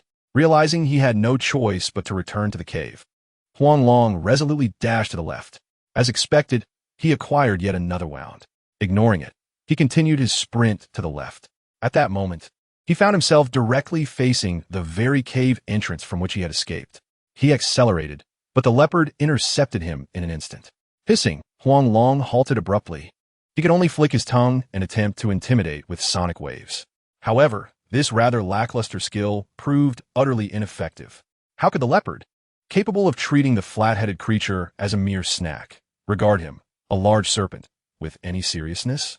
As anticipated, the leopard did not retreat. Instead, it leapt high. Its sharp claws and teeth gleamed in the sunlight with a chilling white light. Huang Long was enraged, for it was evident that the opponent had come to thwart the Ping Tu Ge. Yet Ping Tu Ge was no more. The target of the Hua Bao had naturally shifted to him. By some uncanny twist of fate, he suddenly shouted at the Hua Bao's back. "Someone is there?" The Hua Bao momentarily froze, its actions faltering. It glanced behind, then looked at Huang Long with a puzzled expression. It had never encountered such an odd Qi Lianxi, one capable of mimicking human voices. However, it had indeed encountered a talking by Go before. As it gazed at Huang Long, its eyes grew increasingly fervent. Huang Long felt a surge of alarm. The Hua Bao's gaze seemed somewhat unsettling. Uncertain of the reason, he felt a shiver run down his spine. Without a moment's hesitation, he charged forward, realizing that only a mutually destructive approach could afford him a chance to entangle his foe. Yet, his meager strength was utterly insufficient against the formidable Hua Bao. In a swift pounce and bite, the Hua Bao clamped down on Huang Long's vital spot. Mere inches away from a fatal blow, it showed no signs of relenting, violently shaking its head as though possessed. Huang Long's plan for mutual destruction was abruptly thwarted, his head spinning in a daze. Consequently, he ceased to resist, silently awaiting an opportunity. He could not believe the Hua Bao would consume him without a cursory inspection of his condition. True to his expectations, shortly thereafter, the Hua Bao crouched down, releasing Huang Long from its grip. Its right forepaw, akin to a feline's claw, struck Huang Long's body and head like a jolt of electricity, only to retract with lightning speed. It repeated this motion 4 or 5 times. Finally, it leaned in closer, preparing to feast.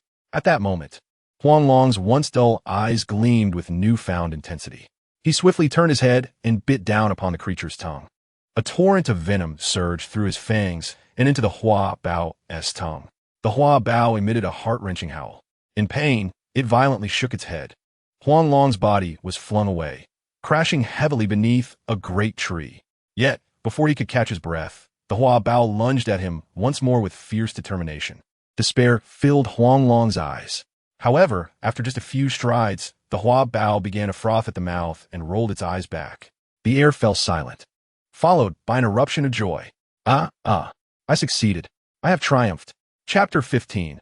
A fierce battle with the iron-backed wolves. However, Huang Long's elation was short-lived. Dozens of iron-backed wolves were baring their teeth and advancing towards him. The victory he had yet to savor was swiftly snatched away by a pack of she-wolves and pups. Yet this was not the end. The remaining male wolves cautiously approached him step by step. In such a precarious situation, Huang Long dared not linger.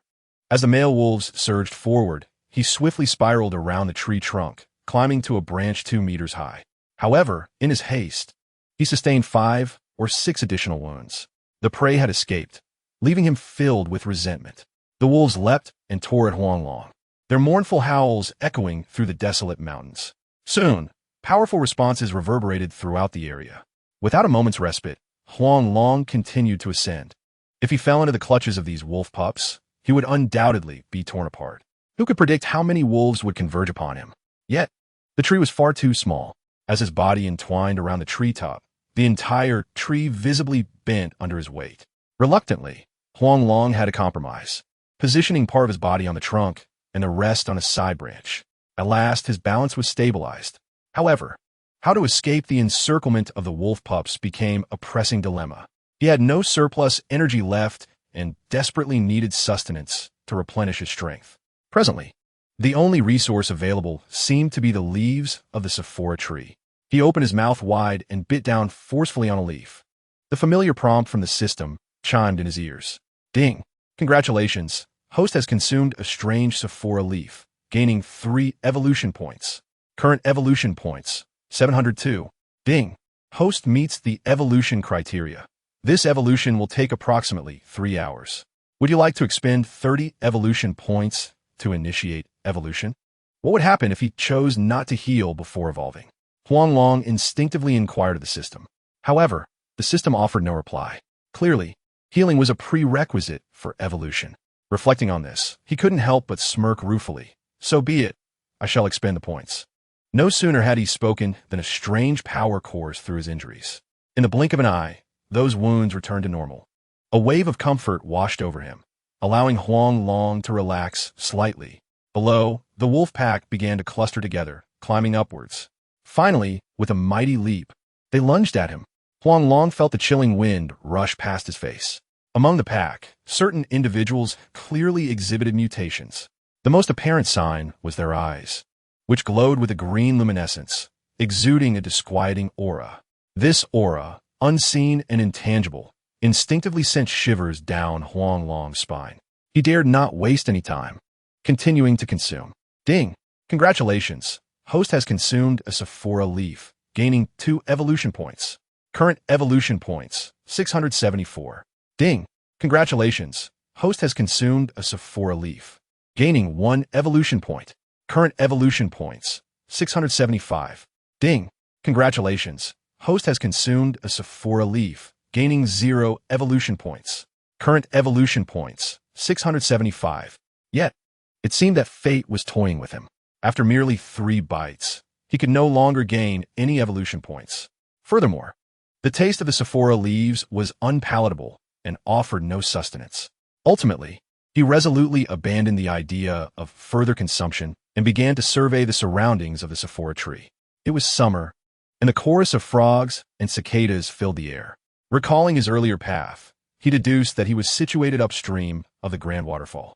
Closing his eyes, he gradually steadied his breathing.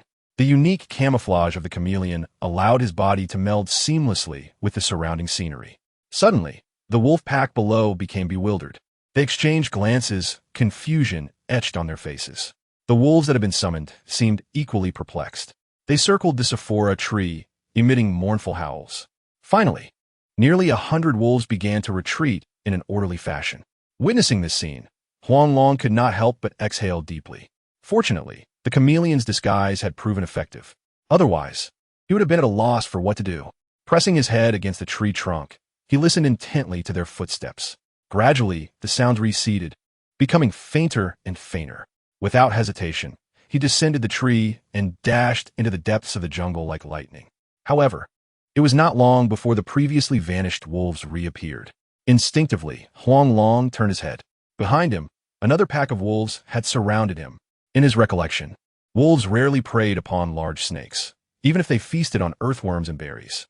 The sole reason for their aggression towards him must have been the dwindling availability of prey in the area.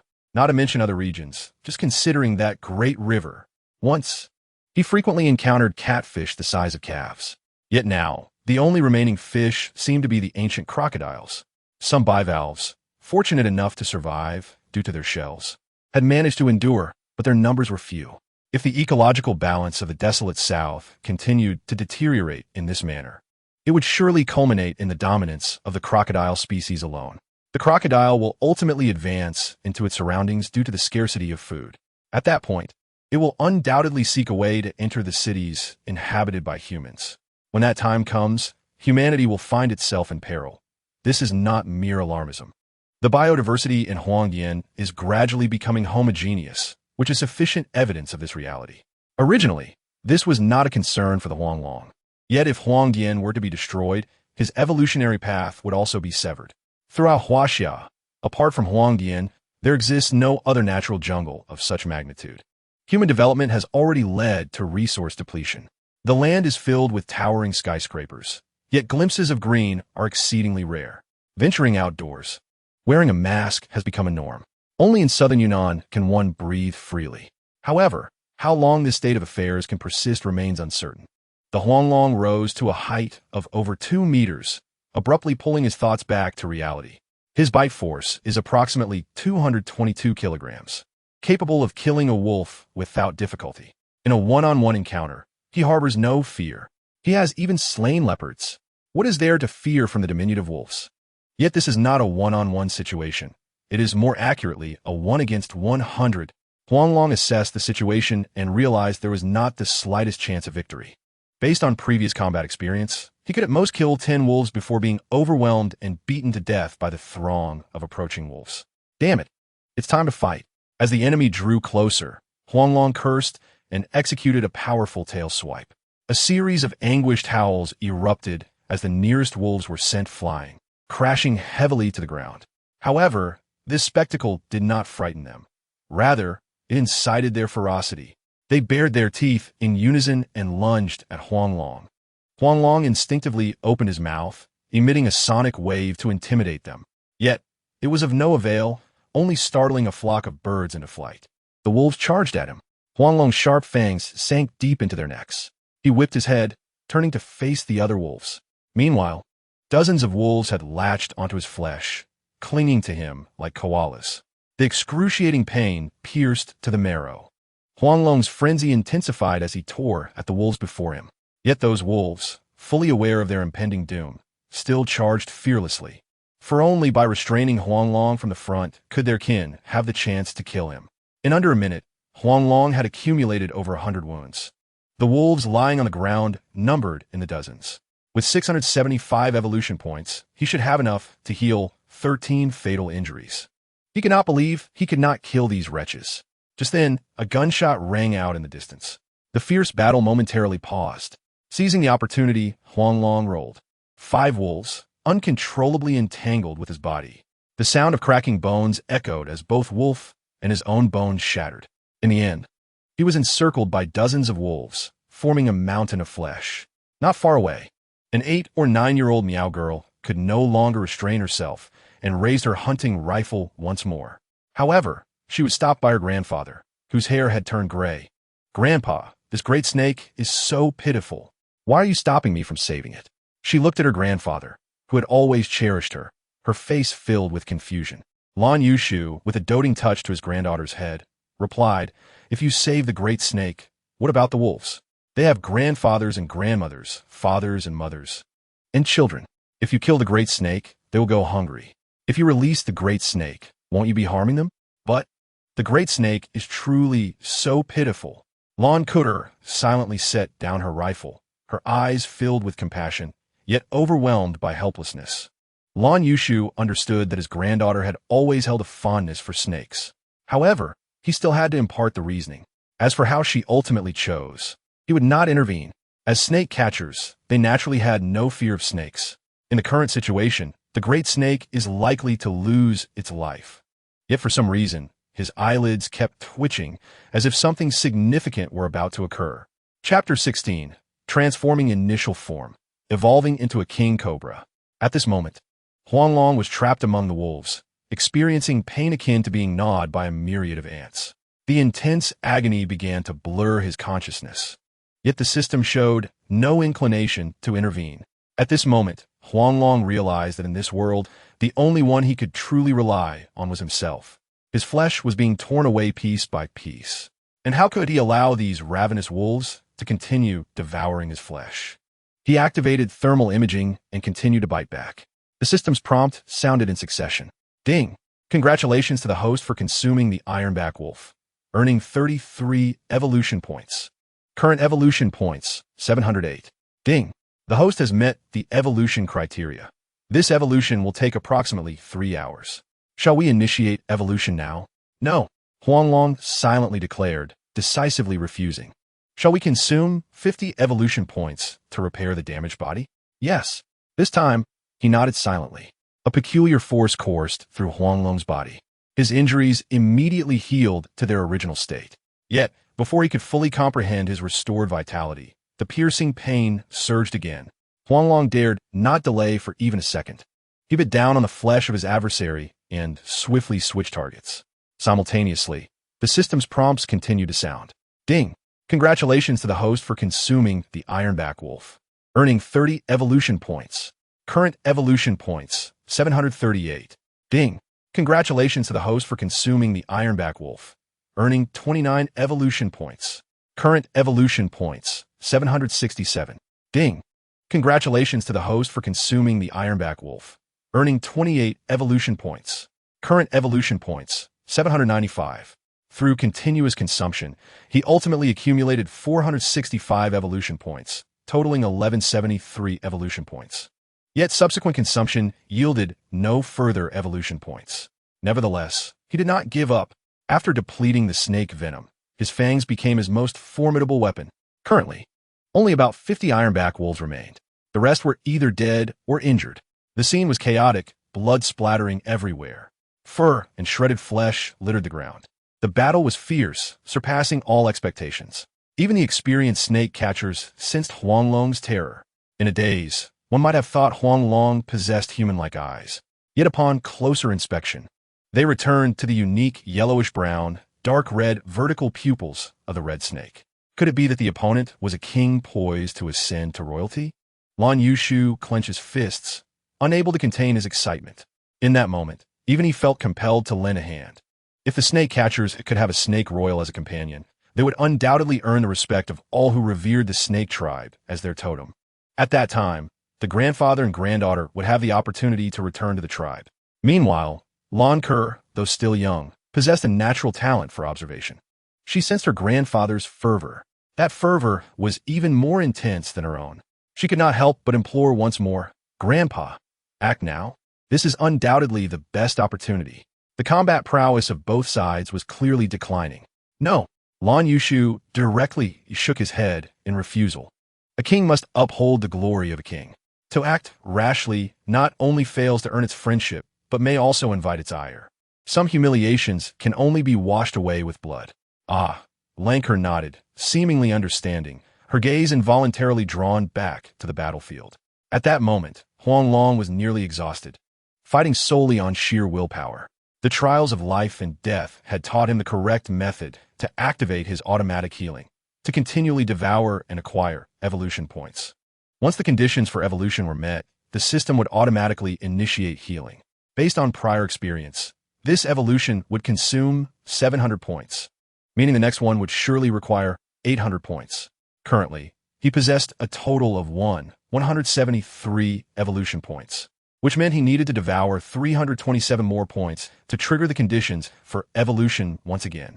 Yet, only the ironback wolf was present. No other creatures were around. He had to devise a new plan quickly. What to do? What to do? Huang Long's heart raced, repeating the thought in desperation. Nevertheless, his massive jaws did not hesitate. If the foe bit him, he would take its life in return. Now, apart from his head, his body was almost entirely covered in wounds. Just then, an eerie wolf howl echoed. The pack clinging to Huang Long began to recede like a receding tide. A solitary black wolf, 3 times the size of an ordinary ironback wolf and radiating a fierce aura, advanced toward Huang Long. The pack formed several rows behind it, clearly indicating that this wolf was their king. Strangely, one of its eyes was red and the other blue, and it bore no trace of the ironback wolves. Why did the pack revere it so? Countless questions filled Huang Long's mind. The Wolf King howled again, and the wolves behind it began to act, dragging their injured companions away from the battlefield. In the end, only Huang Long and the Wolf King remained in the clearing. Curious, Lankia, who had been observing from a distance, could not help but ask her grandfather, "Grandfather, this wolf seems to be the leader of the pack. I don't understand why it is driving away its companions. Shouldn't unity make them stronger?" Indeed, unity is strength. However, if the battle continued, the entire pack could become demoralized. The Wolf Clan is not the strongest presence here. Tigers and lions pose a threat to them. He smiled as he stroked Lanker's head, his gaze inadvertently drawn to the Wolf King. Moreover, if the male wolf continued to suffer injuries, the female wolves, the pups, and the elderly would starve to death without enough food. The Wolf King sought to sacrifice one for the salvation of the entire clan. If I am not mistaken, this Wolf King must be a mutant. The great serpent will not escape this time. The grandfather and granddaughter instinctively turned their gazes toward the ailing serpent. Would it create a miracle again? They clenched their fists, as if they were the ones in battle. Their eyes met, filled with murderous intent. A powerful current seemed to pass between Huang Long and the Wolf King. In each other's eyes, they saw the resolve to kill. No words were exchanged. No shouts were heard. The atmosphere was so tense that even the air fell silent. In the next moment, both rushed toward each other. From a third-party perspective, Huang Long's reaction was noticeably slower by a beat. It was this slight delay that allowed the Wolf King to seize control of the attack rhythm. The Wolf King's foot came down directly on Huang Long's head, crashing him to the ground with a thunderous roar, sending dust flying. Huang Long's body twisted violently until he managed to wrap tightly around the Wolf King's neck. Yet, the Wolf King remained unperturbed, its other paw like a scythe, slashing through Huang Long's vital point. A chilling sensation washed over him. For the first time, Huang Long felt how close he was to death. In this extreme state of life and death, he forgot the pain, forgot the fear. His once parched body surged with frenzied power. Simultaneously, a prompt from the system suddenly echoed in his mind. Ding! the host's body and will have reached the conditions for evolution in hard mode. The previously executed normal difficulty evolution mode is no longer applicable. In hard mode, the host will possess consciousness and be able to independently perceive the evolution process. Moreover, the evolutionary effects will be stronger than those of normal difficulty, with a certain chance of evolving into other serpentine forms. The system has automatically selected the toxic branch for evolution. Would you like to experience hard mode evolution? Yes, Huang Long silently affirmed. At that moment, he appeared completely subdued beneath the Wolf King's foot, showing no signs of resistance. Yet, for some reason, Lan Yu's brows suddenly furrowed. It felt as though an unparalleled beast was about to be born. Lanker felt the same anomaly. Their hands instinctively clasped together. Just then, Huang Long let out a furious roar. His fist-sized head gradually lifted until it ultimately sent the Wolf King flying. Blood gushed forth from him, and his 3-meter-long body stood upright, 2 meters tall. At that instant, he transformed into the fearsome King Cobra, puffing out his neck and shaking his head with an air of arrogance. His flesh and blood shattered and then eerily reformed. The once invincible Wolf King found itself rooted in place, even its limbs trembling uncontrollably. Even the grandfather and granddaughter, who had been watching from a distance, were rendered speechless by the sight before them. A near king of the Red Snake had evolved into the form of the Cobra King. One could only imagine the terrifying genes it possessed. This was no longer explicable by science. The only explanation was that the serpent before them was also an aberration. The grandfather and granddaughter, as if bewitched, felt their sense of superiority vanish entirely. They knelt before Huang Long. This scene was precisely witnessed by Huang Long, who instantly understood that the ones who had fired the warning shots were these two. If no one offends me, I shall not offend others. Huang Long chose to disregard them. Moreover, in some ways, they had bought him precious time. He swayed his body, advancing toward the Wolf King, his crimson tongue flickering. Just as Huang Long drew within 5 meters of the Wolf King, the previously retreating ironback wolves suddenly returned. They varied in size and strength. In that moment, they all approached the Wolf King with a resolute determination to die. The once trembling Wolf King was now utterly enraged. It glared at its kin and charged through them, sending them flying one after another. Yet, despite being knocked aside, they continued to rush forward without a hint of complaint. Tears filled their eyes as they whimpered softly. An indescribable sorrow enveloped the scene.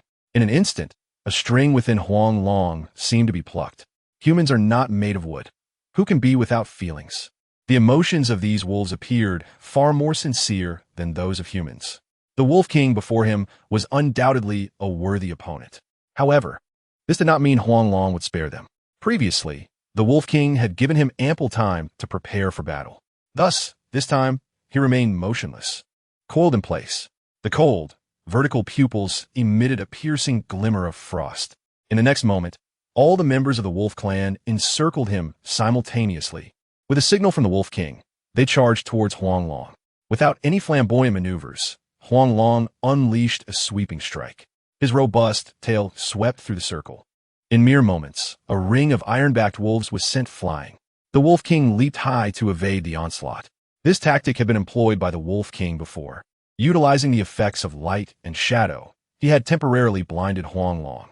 However, having committed that error once, he would not allow it to happen a second time. He closed his eyes, fervently flicking his forked tongue. Finally, with a precise strike, he sank his fangs into the opponent's neck. The venom within his fangs flowed into the wound. He opened his jaws and forcefully flung the Wolf King aside. The once imposing Wolf King convulsed on the ground like a heap of flesh. Upon witnessing this scene, the iron-backed wolves could not contain their anguished howls. Tears of blood streamed from their eyes. They lunged towards Huang Long one after another. Yet, before long, they collapsed like sandbags beside the Wolf King. They licked his fur, whimpering incessantly. Ultimately, not a single wolf remained by Huang Long's side. He merely watched, taking no action whatsoever. Only when the cries diminished, and they transformed into rigid corpses, did he finally begin to move. At that moment, his heart was unprecedentedly tranquil. To survive, one must adhere to the laws of the jungle. The principle of the survival of the fittest is an unchanging truth. He tore apart the Wolf King's body and devoured it with ferocity. The sound of system notifications echoed in succession. Ding! Congratulations, host. for consuming the exotic iron-backed wolf, gaining 55 evolution points. Current evolution points, 528. Ding. Congratulations, host, for consuming the exotic iron-backed wolf, gaining 54 evolution points. Current evolution points, 582. Ding. Congratulations, host, for consuming the exotic iron-backed wolf, gaining 55 evolution points. Current evolution points, 637. Ding. Host has met the evolution conditions for hard mode. Would you like to initiate evolution now? Huang Long shook his head and continued to devour. By the end of his consumption, he had accumulated a total of 1,800 points. Truly, as an exotic species, the evolution point rules he previously understood had been shattered. Moreover, each consumption yielded an average of 50 evolution points. Personal information. He muttered softly and suddenly opened his eyes. The system interface materialized before him. Host, Huang Long form, King Cobra. Soul, human. Length, 3 meters. Weight, 69 kilograms. Hunger, normal. Skill, sonic, intimidation. Talent, devour. Constrict, venomous. Bite force, 290 kilograms. Evolution value, 1, 800, 800. Completed branch evolutions, camouflage. Toxicity, camouflage level, chameleon. Highest level, toxicity level, Bungarus candidus venom, also known as King Cobra venom. Toxic evolution chain, Crotalus atrox venom, Bungarus candidus venom, Acastrodon passivorus venom, Bungarus multis cinctus venom, Dendroaspis polylepis venom. Note, King Cobra venom, average lethal dose approximately 22 milligrams. Currently, the host's venom secretion amount is 800 milligrams. Without an antidote, death is inevitable within half an hour. Observing the latest evolution information, Huang Long felt a mix of joy and concern. Alas, the snake venom has finally become noteworthy. However, half an hour is still too long. Yet, combined with his formidable bite force, he should be able to kill a beast of similar size within 3 minutes. He secretly rejoiced, his gaze unintentionally drifting towards the nearby grandfather and granddaughter. He merely cast a fleeting glance before swiftly returning to the burrow where Ping Tu Gu was located. His body glided through the rustling leaves, the sound gradually fading. The grandfather and granddaughter, who had been kneeling on the ground, involuntarily exhaled a sigh of relief. They straightened up, their faces reflecting lingering fear as they gazed at the pile of wolf corpses. The terror of the exotic King Cobra felt vividly present before them. Grandfather, do you think the great serpent has forgiven us? Lan Kuer looked forlornly in the direction Huang Long had departed. At that moment, she clearly understood that the great serpent could never become her companion, for she was unworthy. Not even the great priest of the tribe was worthy. The exotic King Cobra had been documented in ancient texts, regarded as a crucial ingredient for spiritual medicine. Its significance is self-evident. Fortunately, today, the two of them had not acted rashly. Otherwise, none could predict what might have transpired. It did not kill us. It must have forgiven our recklessness. Lan Yushu wiped the cold sweat from his forehead, his face etched with fear. He then nervously snatched the hunting rifle from the girl. You listen here. You little brat. Never act recklessly again. I cannot trust you with this gun. You should stick to your slingshot. Lan Kuer stuck out her little tongue playfully, deliberately making a face. She skipped towards the pile of wolf corpses. The blood seeping from the wolf bodies was already a dark red, evidently mixed with potent venom. If other small animals in the forest were to consume it, it would undoubtedly lead to grave consequences. The grandfather and granddaughter exchanged a knowing glance and swallowed a pill, then swiftly took out tools to begin digging. In no time, they excavated a sizable hole. Just then, Huang Long returned to the burrow that Ping Tu Gu had dug. Checking the system, he found that the remaining evolution points were sufficient for 2 evolutions. Having tasted the benefits of evolution in hard mode, Huang Long could not let such a splendid opportunity slip away. Although the evolution process was excruciating, the rewards were commensurate. If he could attain the form of a black mamba, his combat prowess would undoubtedly reach new heights. After all, the black mamba is renowned for possessing the fastest strike speed among snakes. To be honest, Huang Long did not particularly favor an excessively long form. However, based on the information he had gathered, the next evolution template would likely exceed 3 meters in length. A length of 3 meters could indeed be considered that of a small python. Huang Long's abilities were quite diverse, encompassing not only the constriction skills of a python, but also the potent venom capabilities of other snakes. Furthermore, his fangs were exceptionally sharp. These could all be deemed advantages. However, the one aspect that perplexed Huang Long was his sonic skill. This passive ability was somewhat effective against smaller creatures like birds and frogs.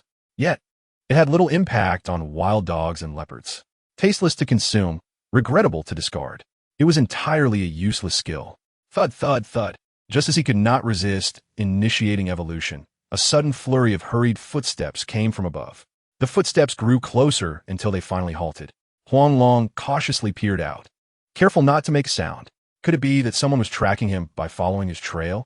However, he quickly dismissed this conjecture, for from their conversation, he learned that these two were the mountain guardians. They had come for a routine inspection. After all, the commotion made earlier was quite significant. Chapter 18. The rampaging crocodile swarm indeed. Shortly thereafter, they hurried to the place where Huang Long had previously lingered. The only things that could draw the attention of the mountain guardians, aside from the abnormal behavior of the wolf pack, were likely the gunshot sound.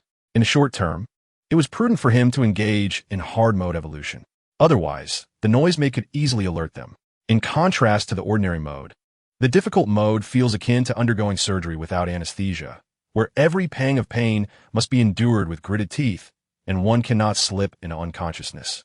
Yet, the ultimate evolutionary effect is remarkably formidable. Were this challenging mode to be initiated earlier, perhaps he could evolve into a more formidable serpent.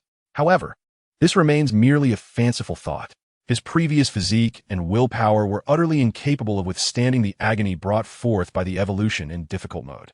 This mode allows one to perceive every subtle change in the body, and the time required for evolution is significantly shortened. Furthermore, HI can evolve while simultaneously engaging in combat, which greatly aids in adapting to unforeseen circumstances during the hunt.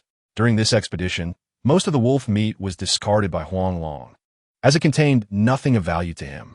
He needed to hunt other creatures to satisfy his evolutionary requirements. Common lizards possess a biting force of approximately 25 kilograms. Humans 45 kilograms, macaws 75 kilograms, Rottweilers 150 kilograms, wolves 190 kilograms, and hammerhead sharks 300 kilograms. With his current biting force of 290 kilograms, combined with lethal toxins, common small to medium-sized beasts no longer pose a significant threat to him. The only caution is to avoid direct confrontation with pack-hunting predators. In a recent battle, had he not utilized his advantages, he might have met his demise. These social predators not only possess exceptional individual combat abilities, but also exhibit impeccable teamwork. For reasons unknown, Huang Long suddenly felt an overwhelming sense of loneliness. He possessed the soul of a human, yet the body of a serpent. Neither humans nor serpents would acknowledge him. That feeling of isolation pierced his heart like a shard of ice, rendering even the act of breathing a struggle. At that moment, Huang Long's parents fortuitously arrived at the waterfall in Yunnan. They had visited numerous times but found no traces of Huang Long. However, this time was different from the last.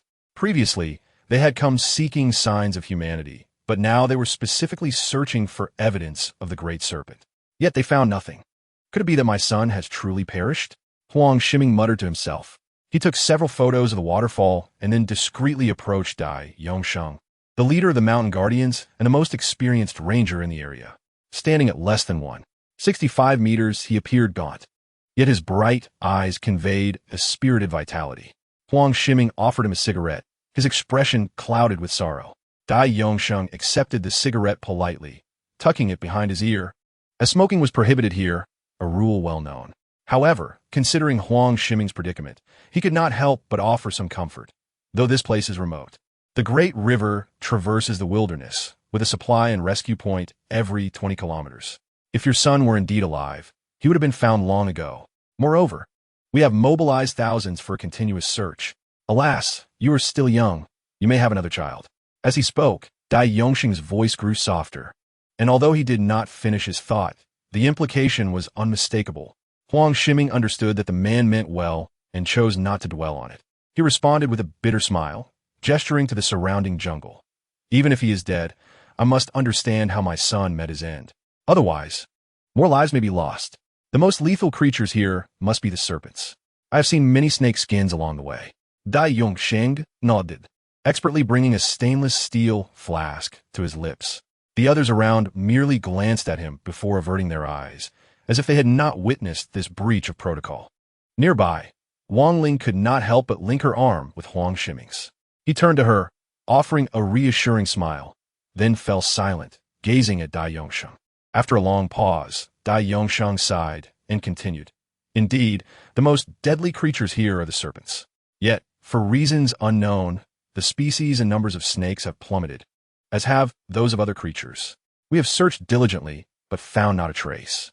Consequently, we have summoned the snake catchers from Yaojiang to investigate the reasons and reach an agreement allowing them to hunt their preferred snakes. If you wish to learn about your child, perhaps you can inquire with them. That captain is a bother. Please provide me with contact details so I can reach out to him immediately. Huang Shiming eagerly retrieved his satellite phone. However, Dai Yongsheng shook his head. The grandfather and grandson have no contact details. To meet them, you must seek them out personally. Rest assured, I will take responsibility for this matter. After the patrol, I will personally guide you in your search. Thank you very much, Captain Dai. Huang Shiming smiled as he discreetly slipped an envelope of cash into Dai Yongsheng's hand. Although Dai Yongsheng initially intended to refuse, the thickness of the envelope caused him to relent. Yet, since he was accepting payment, he felt obliged to fulfill the task. He pocketed the envelope without hesitation. Then, standing up, he addressed the group. We must continue our search for that child. We must also investigate the reasons for his disappearance. From now on, keep an eye out for pythons and venomous snakes, especially their excrement. If human bones are discovered, collect samples immediately. Do you all understand? Yes. The crowd responded in unison, forming a line.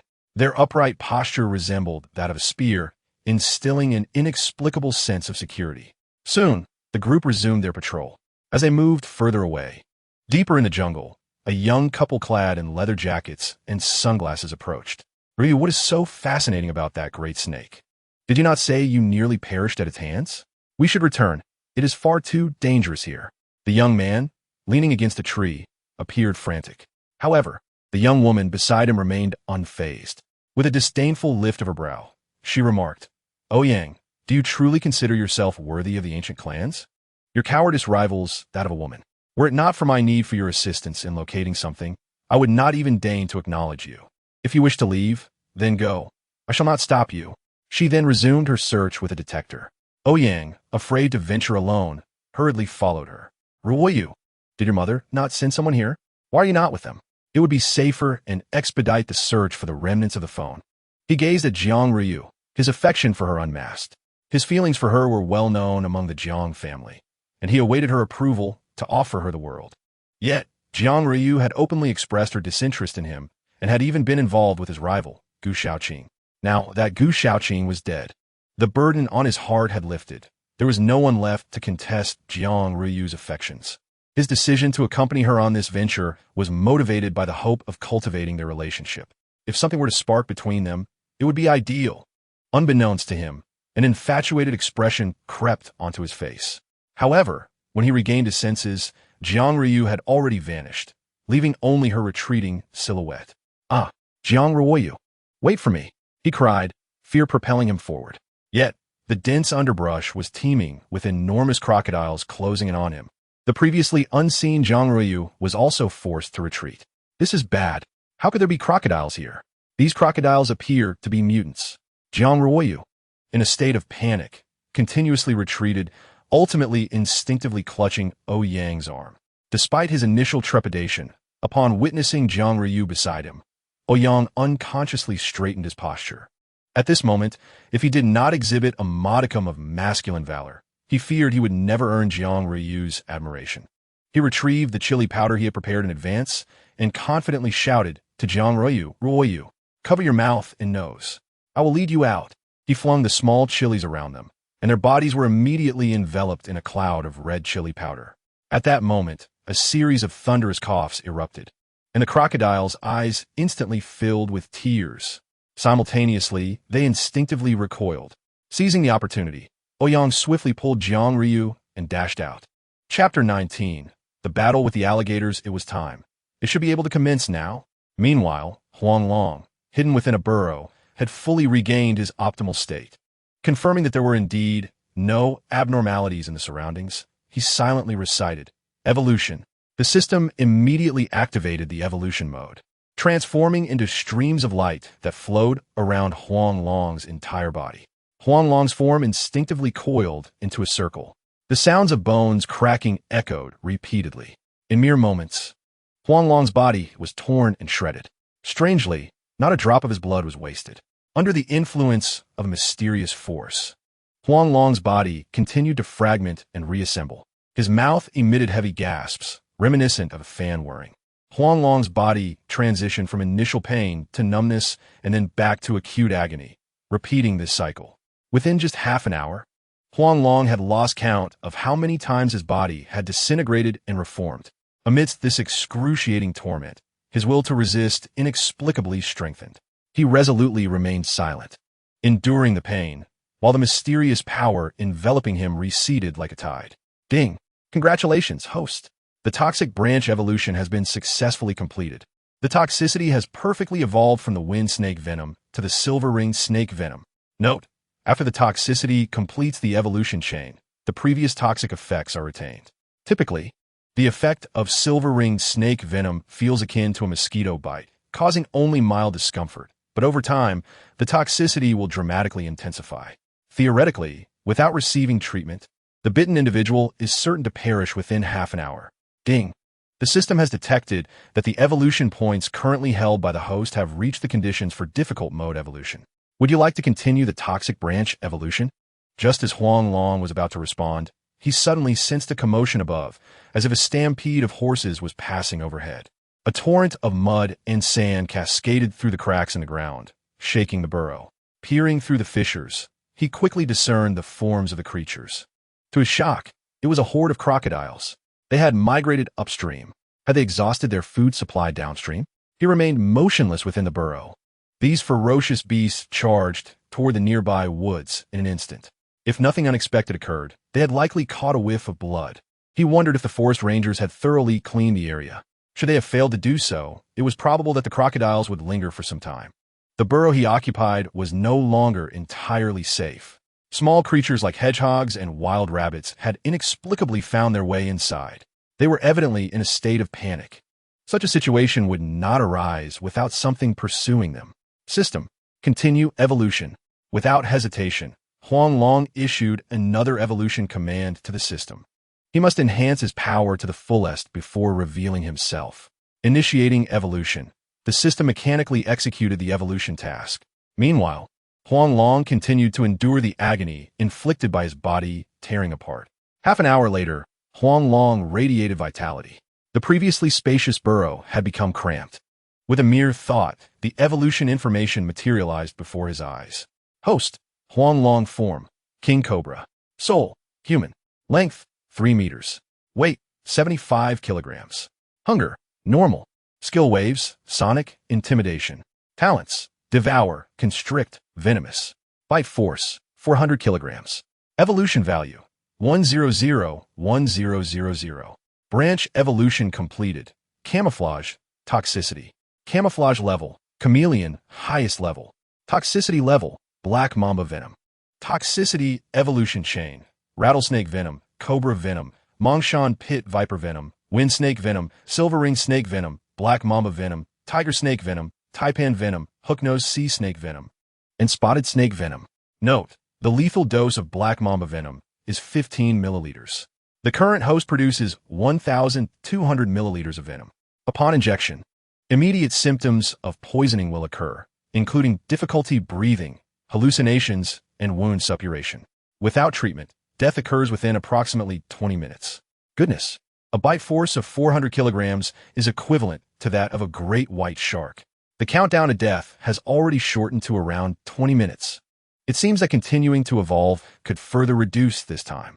Seeing this, Huang Long could not contain his excitement. The only slight regret was that although he possessed the fundamental form and toxicity of the black mamba, he lacked its extraordinary speed. His size and weight inherently limited his swiftness. Nevertheless, compared to before, he had made significant progress. If he were to face the ironback wolf pack now, He felt confident he could overpower them effortlessly. He even found himself eager to challenge these mutated crocodiles. At that moment, a tremendous roar echoed. The labyrinthine tunnels began to collapse one after another. A multitude of 1-meter-long juvenile crocodiles frantically burrowed into the cave. Without hesitation, Huang Long swiftly bit off the head of the nearest juvenile alligator. Ding! Congratulations, host! You have devoured a juvenile variant alligator and gained 13 evolution points. Current evolution points, 113. Upon hearing the system's notification, Huang Long froze momentarily. The variant alligator seemed rather lackluster. The evolution points were too meager. Even if he consumed the entire creature, he would likely only gain 60 points at most. He did not dare to linger and directly consumed it. Ding! Congratulations, host! You have devoured a juvenile variant alligator and gained 43 evolution points. Current evolution points, 156. Indeed, he ultimately obtained only 56 evolution points from this juvenile alligator. Moving forward, if he continued to consume variant alligators, the evolution points he gained would only diminish. Thus, his focus should primarily shift to adult alligators. However, adult alligators would not be so easily dealt with. Setting aside their formidable defensive capabilities, their powerful bite force of 990 kilograms left Huang Long daunted. The bite force of the tiger, the king of beasts, is merely 450 kilograms. The bite force of the alligator surpasses that of the tiger by more than double. Moreover, the alligator is among the least formidable of all crocodilian species. Damn it! Huang Long cursed vehemently, exerting himself to climb out of the burrow. Without delay, he headed toward the familiar locust tree. Almost simultaneously, the juvenile alligators noticed Huang Long's escape. They lumbered towards him, their heavy steps echoing in unison. Dust swirled in the air as they panted heavily. They opened their jaws wide, viciously biting into the tree bark. Crack! Crack! Crack! The bark was stripped away piece by piece. Huang Long, coiled around the tree, swayed as if on a roller coaster. In the end, the juvenile alligators even climbed onto the locust tree atop their companions' bodies. Huang Long's heart raced, almost lodged in his throat. A quick count revealed over 500 caimans below. If a fight ensued, the odds of survival were virtually non-existent. Should he descend, he would undoubtedly meet a gruesome fate. These caimans possessed both speed and strength, their bodies clad in bronze scales for protection. His luck appeared to be exceptionally cursed. Come on, catch me, catch me. Just as despair enveloped Huang Long, a sudden, melodious shout reached his ears from above. It was the little girl he had encountered earlier. She was hidden behind a rock, from which water continuously dripped, launching pebbles from her slingshot. Beside her, an elderly man wielded a hunting rifle, vigilantly surveying the surroundings. Even Huang Long, despite his foolishness, understood that they intended to draw some of the firepower away from him. Their plan quickly bore fruit. Nearly a third of the caimans were lured away in no time. However, the locust tree beneath Huang Long was already on the verge of collapse. Even if only 50 caimans remained, he might still struggle to escape. Damn it! You still pursue. Suddenly, a curse erupted. On the slope before him, two disheveled figures climbed higher. Hand in hand, they charged towards the summit. The caimans, previously besieging Huang Long, diverted their attention upon witnessing the spectacle. Seizing the opportunity, Huang Long leapt down, rushing towards the cliff's edge without hesitation. The unsuspecting caimans had no time to react. Although the cliff was steep, it offered a chance for survival. He could already see a platform below, but glancing back at the grandfather and granddaughter who had come to his aid, he hesitated. Despite his selfish nature, he could not repay kindness with malice. Go, big snake. Go. It seemed the little girl noticed his gaze and waved her small hands, urging, go. Don't mind us. Hurry. Originally intent on fleeing, Huang Long, in that moment, resolutely abandoned his escape. Without a moment's hesitation, he dashed towards the little girl. With obstacles ahead and pursuers behind, in mere seconds, Huang Long found himself trapped like a fish in a barrel. Yet, at that moment, fear did not cloud his heart. The warmth of humanity filled him with courage. He raised his neck and swayed his head, his vibrant tongue flickering wildly. The chameleon camouflage allowed him to blend seamlessly with the surrounding caimans. With a sweeping motion, he struck at the group of bizarre caimans encircling him. However, This only forced him back a few steps without inflicting any real harm. But that was sufficient for him, as he was now closer to the little girl. In an instant, he spun wildly, moving forward in a dance-like manner. But these caimans were not cultured spectators. They gaped their jaws wide and lunged towards him. Lan Kuer felt her heart leap in her throat. Chapter 20. Enhanced chameleon camouflage armor. The battle erupted in an instant. Just as Huang Long had anticipated, the initial assault from the adversaries failed. Yet, his rotation was forcibly halted before he could accelerate again. The second wave of caimans launched their attack simultaneously. The unfortunate caiman targeting Huang Long's face met a grim fate, its neck pierced by Huang Long's fangs.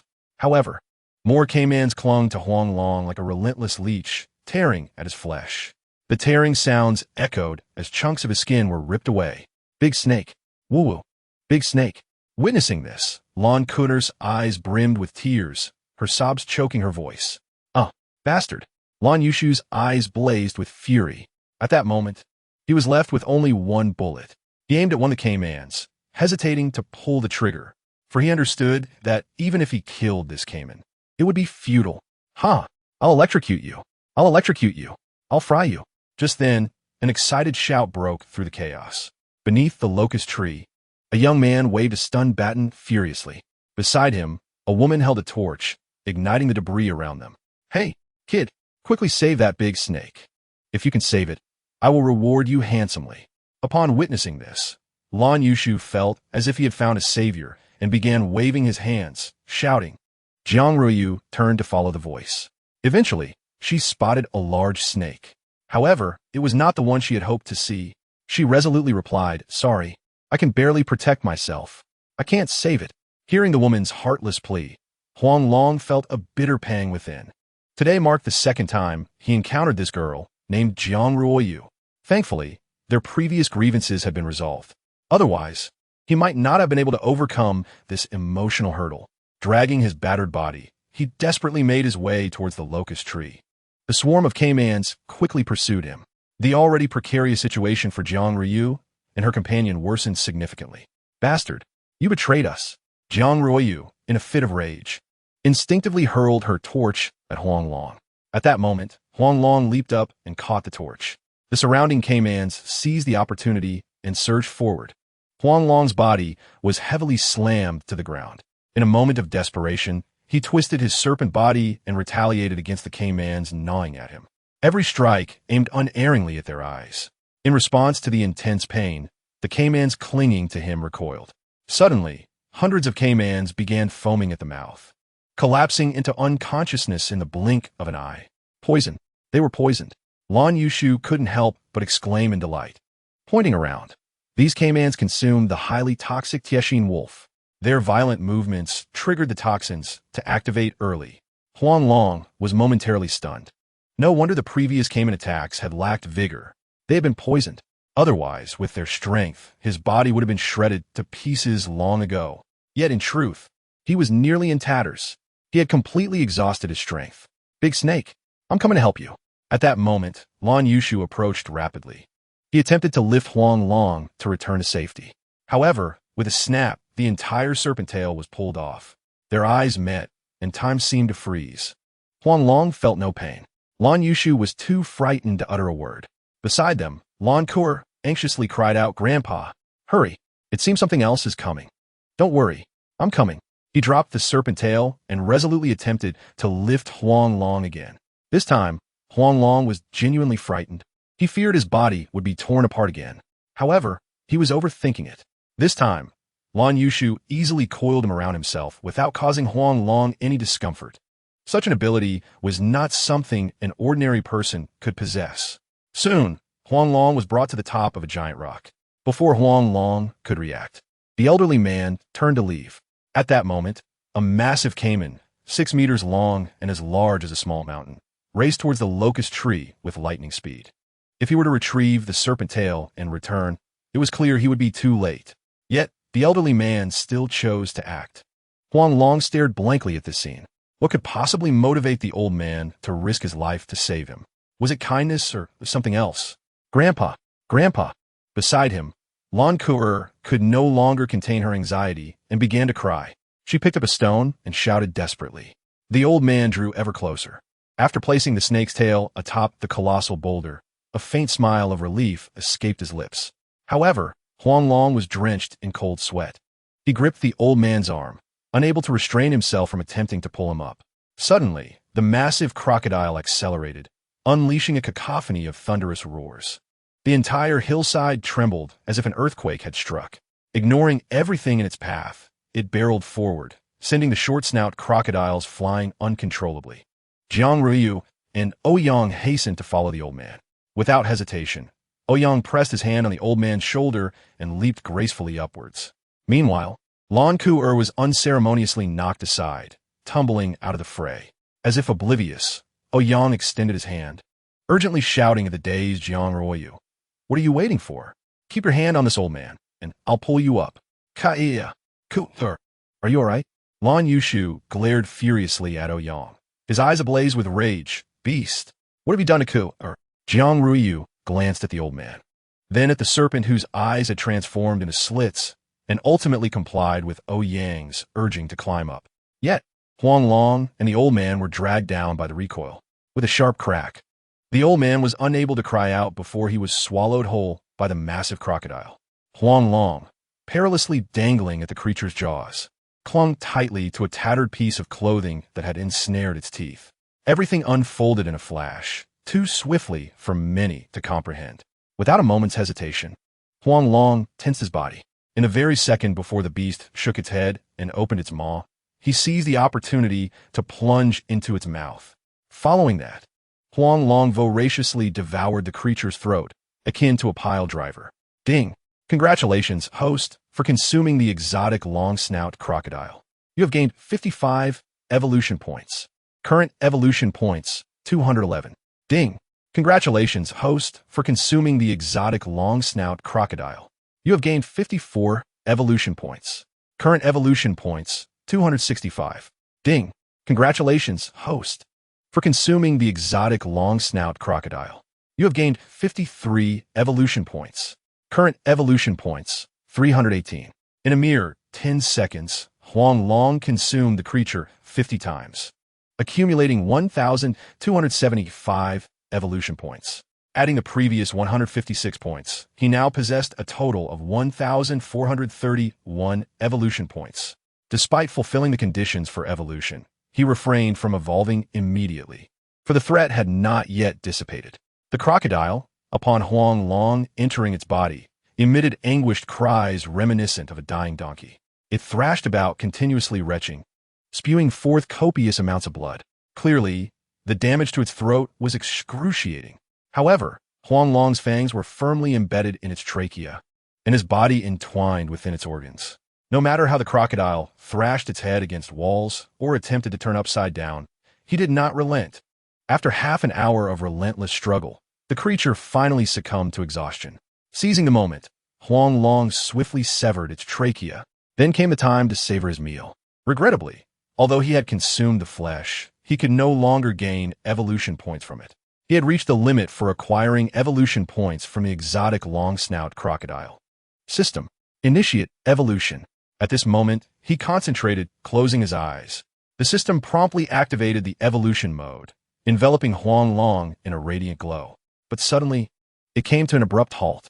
Huang Long instinctively inquired, what happened? Why did it stop? Ding! Based on the system's intelligent analysis, the host should temporarily abandon the toxic branch of evolution. Activate the defensive evolution branch to enhance the chameleon's camouflage armor capabilities. Would you like to consume 200 evolution points to heal your injuries? Yes. Huang Long's eyes sparkled with hope, sensing that something good was about to unfold. He trusted the system's advice, believing it to be the most suitable for him. Otherwise, he would have undoubtedly pursued a singular path, fully evolving the entire toxic chain.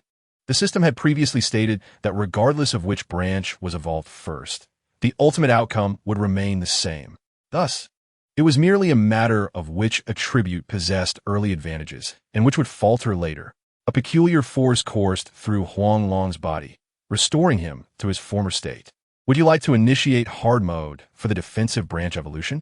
Before he could fully process this, the system's voice rang out once more. Yes, Huang Long mechanically whispered. In an instant, the system activated the evolution mode, bathing him once again in streams of light. His body shattered and reformed, then shattered again, continuing this cycle for half an hour. Ultimately, Huang Long was astonished to discover that he had acquired skin identical in material to that of the exotic short-snout crocodile. Chapter 21. The Mysterious Snake Charmer. Note: the current template may not yield evolution points from certain creatures. The host need not be concerned. When switching to the Python evolution template, evolution points can still be acquired. Just as Huang Long shifted his vision to thermal imaging mode, delighting in the sight of his vibrant chameleon form, the system's prompt sounded once more. When sufficient evolution points were amassed from the same species, and no further points could be gained, he had long suspected this outcome. What surprised him was that the next evolution template was indeed a python. His speculation was one thing, but the system's confirmation was another. If the system indicated the next template was a python, then it truly was. His anticipation grew. Oh no, that little girl. She must not come to harm. Suddenly, he recalled the young girl. In a frenzy, he extricated himself from the exotic long-snout crocodile's body. The result? Bang! A gunshot rang out. He was struck heavily from behind. Taken aback, Huang Long coughed up blood. His expression darkened as he turned to face a man, gun in hand. Trembling in fear while pointing at him, the weapon seemed disturbingly familiar. Wasn't this the hunting rifle belonging to Old Master Lon? The thought of Old Master Lon surged his blood, igniting a wave of murderous intent that emanated from him uncontrollably. Beside him, Jiang Ruiyu stood frozen, captivated by the scene. The serpent before her bore a resemblance to the previous one. Yet there was a distinct difference. But upon seeing Huang Long's familiar gaze, her heart skipped a beat. He was Huang Long. He was that internet sensation. She trembled as she reached out her hand, her speechlessness resurfacing. Meanwhile, Ouyang was so terrified that he nearly soiled himself. There was only one bullet left in the hunting rifle. He never anticipated that this formidable creature had survived. All he had left to rely on was the electric baton. He set down the gun, discreetly picking up the baton beside him. At this moment, Huang Long was closing in.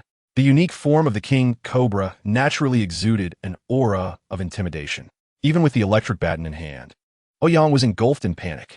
3 meters, 2 meters, 1 meter. Now was the time. He instinctively raised the electric baton. However, a sudden, overwhelming force struck him, sending him crashing against the wall. The baton slipped from his grasp and fell to the ground. He turned to see that the previously unconscious young girl had awakened. Her face set in a fierce expression directed at him. Now was the moment. Huang Long seized the opportunity, leaping forth. Like a dragon, he opened his jaws wide and surged toward the man. A sickening crack echoed as bone shattered. The majority of the man's neck was torn apart. Blood gushed forth, splattering onto everyone present. Ouyang clutched his throat, convulsing uncontrollably. His body lay crumpled on the ground, akin to a heap of decaying flesh. Suddenly, a notification chimed, announcing, "Congratulations, host. You have devoured an adult male and received 20 evolution points." Huang Long leaned in closer. Beside him, Jiang Ruiyu, witnessing this cruel scene, fainted instantly. Unperturbed, Huang Long proceeded to consume the man before the little girl, leaving not a single bone behind. To be honest, he did not care about the meager evolution points. What mattered to him was guiding the girl to release the hatred within her heart. Indeed, as he finished devouring the man, he noticed a slight diminishment of the hatred on the girl's face. However, when he attempted to consume the woman next, she boldly intervened. "Let me do it," she declared, gazing into Huang Long's eyes with undeniable conviction. Then, she drew a dagger, trembling as she approached the woman's neck, her terror escalating with each step. "In my heart, grandfather is the most important person in my world, yet you would forsake him for your own survival." With a swift motion, the girl slashed with the dagger, severing Jiang Ruyu's entire arm at the root. "Ah, my arm." The excruciating pain jolted Jiang Ruiyu back to consciousness, but upon seeing Huang Long so near, she fainted once more. At that moment, the little girl's tension dissipated entirely. It was as if she had gone mad, muttering to herself, "The people of the tribe see me as a harbinger of disaster. Yet only grandfather cared for me, loved me, raised me. How could you treat him this way?" With another fierce swing of the dagger, blood gushed forth, instantly severing Jiang Ruyu's right leg. Ultimately, The girl stepped upon the woman's body and ascended a boulder. She caressed Huang Long's head, tears streaming down her face. Grandfather was supposed to find me companions. He was meant to bring me back to the tribe. But now he has left. What will I do? How can he bear to abandon me? Huang Long stood immobile, wishing for hands to embrace this child before him. Yet, he could not, for he lacked human arms. However, he still possessed a mouth and the ability to speak. Reluctantly shedding his disguise, he tenderly whispered, "It's all right, little one. If you don't mind, I shall take care of you from now on." His tone was gentle, fearing to frighten her. Yet, she showed no fear, releasing her embrace and gazing at him quietly. A hint of sorrow returned to her face. "All right, you shall be my brother, Lon Kur. Brother, let's take grandfather's body home. I cannot leave him in the wilderness." Huang Long nodded and led the girl away, ultimately assisting her in dissecting the corpse of the monstrous crocodile. Lon Kur adorned Huang Long with a golden collar, symbolizing her family, which bore a golden tether. This was a custom of the snake catchers in the southern regions. No one was permitted to harm a snake wearing such a collar, and violators would face dire consequences. Thus, Huang Long dragged a backpack while the girl held the tether, swaying as they made their way down the mountain.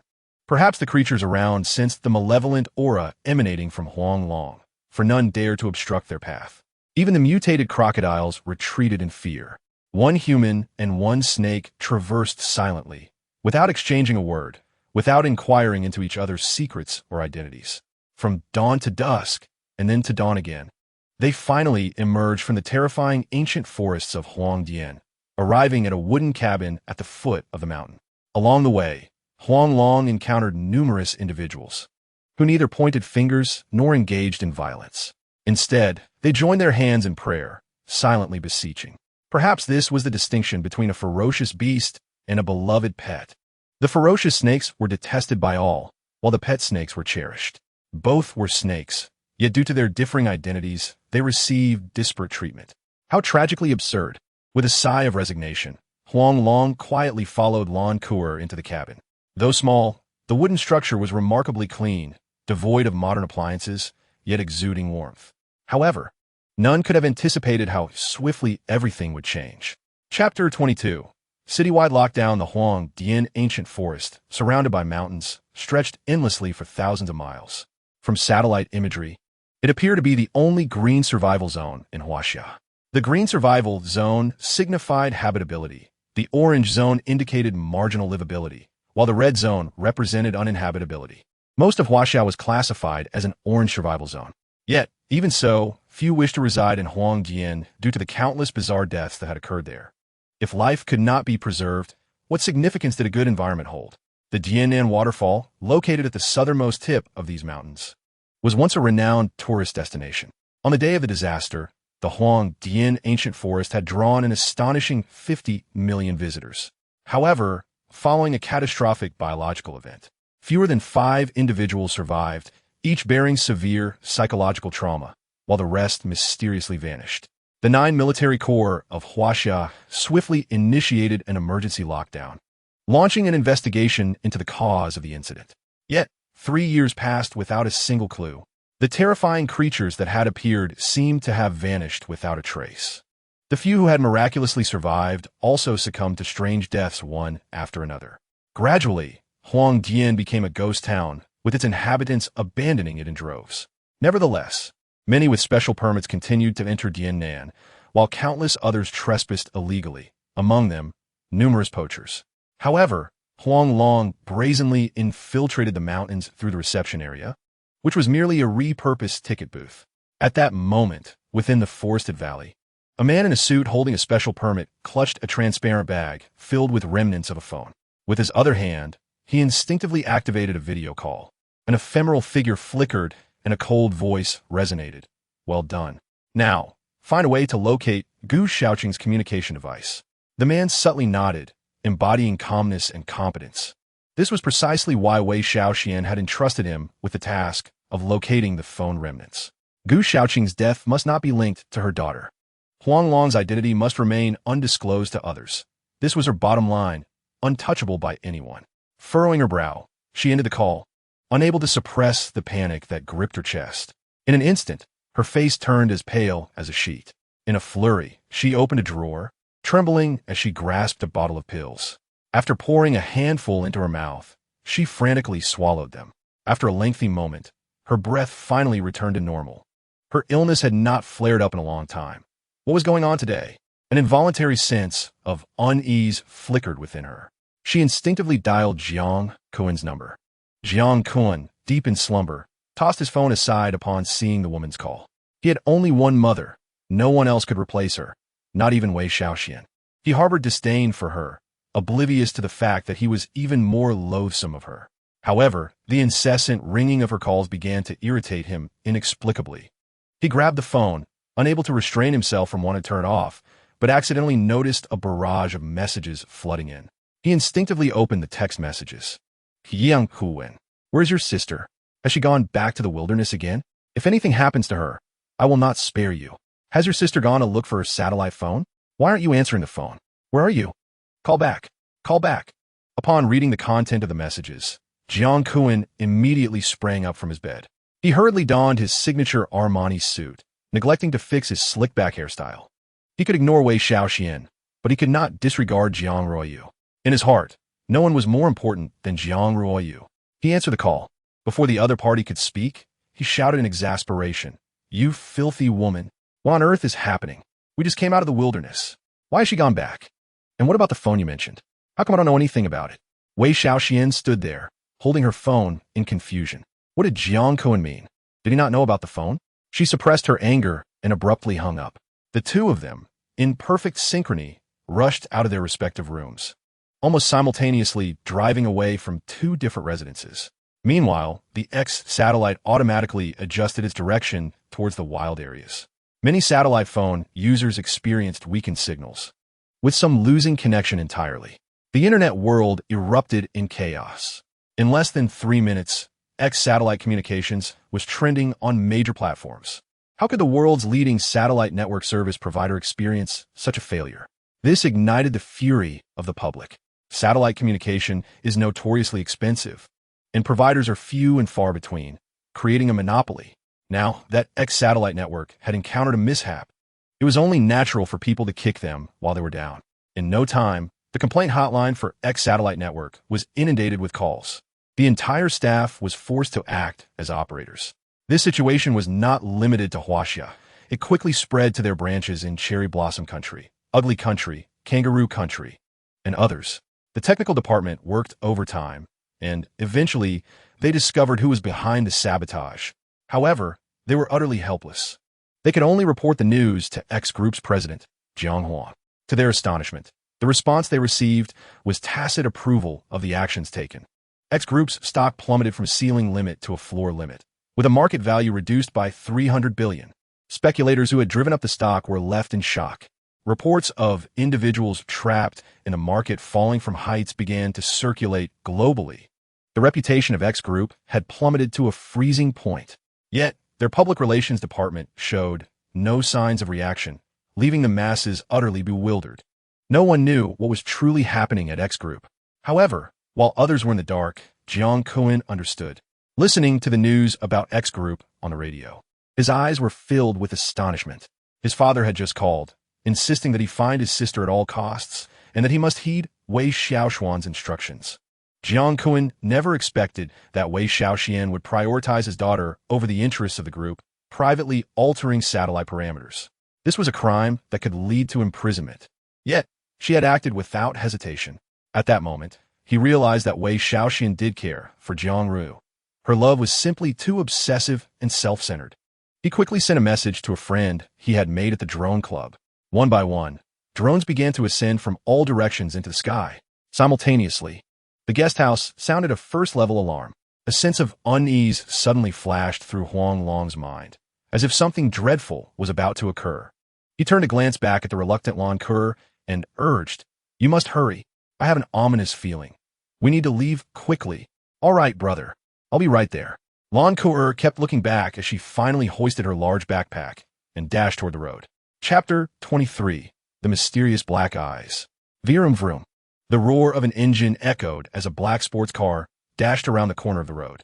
Just as Lan Kur reached the roadside, she was splattered with mud. Huang Long was not spared either. For some reason, He felt that the fleeting figure seemed somewhat familiar. Meanwhile, Jiang Kun, who had already run over 500 meters, could not help but slam on the brakes. He removed his sunglasses and adjusted the rearview mirror. Suddenly, he shifted into reverse and accelerated backward. Lan Kaia, who had just wiped her face clean, inadvertently got splashed with mud again. Bastard. Seeing this, Huang Long could no longer contain his anger and was about to rush over to teach the driver a lesson. However, Lan Ke tightly grasped his arm, shaking her head. Reluctantly, he stayed put, wanting to see how she would handle the situation. Hey, little sister, that's a nice snake you have. Name your price. Jiang Kun stepped out of the car, as if nothing had happened, smiling broadly without a hint of apology, his gaze occasionally flicking to Huang Long. Upon seeing Huang Long's constantly shifting complexion, he was suddenly intrigued and rushed forward with excitement. A chameleon. This is a chameleon. Name your price. No matter how much it costs, I will buy that snake. He shouted enthusiastically, momentarily forgetting about his sister's predicament. He had previously caught a chameleon, but had lost it. Now, he had stumbled upon another chameleon, specifically an ocular king snake chameleon. This snake was valued at no less than 500 million. With some maneuvering, it could potentially reach 5 billion. He could not let this opportunity slip away. Even if it meant resorting to theft, he was determined to acquire it. However, Lan Ke ignored him and headed straight for the limited edition Cobra sports car. Jiang Kun's eyes lit up. He eagerly rushed forward, saying, "This is the latest model of the Cobra sports car, a global limited edition. If you like this car, I will give it to you along with 5 million in cash, as long as you agree to sell me that snake. Jiang Kun, always keep my word. Oh, do you know who I am? Do you know that I do not sell my snake?" Lan Ke looked at him with a playful smile, her innocent demeanor appearing harmless. Jiang Kun confidently assessed Lan Ke, stating, "Traditional attire from the ancient southern frontier and a snake companion. You must be a snake catcher, right? How did I do? By the way, what kind of reward do you seek?" Lan Ke gazed at Jiang Kun with an amused expression. At that moment, she resembled a small adult, while Jiang Kun, who was supposed to be an adult, appeared like a child seeking approval. Huang Long watched, astonished. Since leaving the room, Lan Ke had become increasingly peculiar.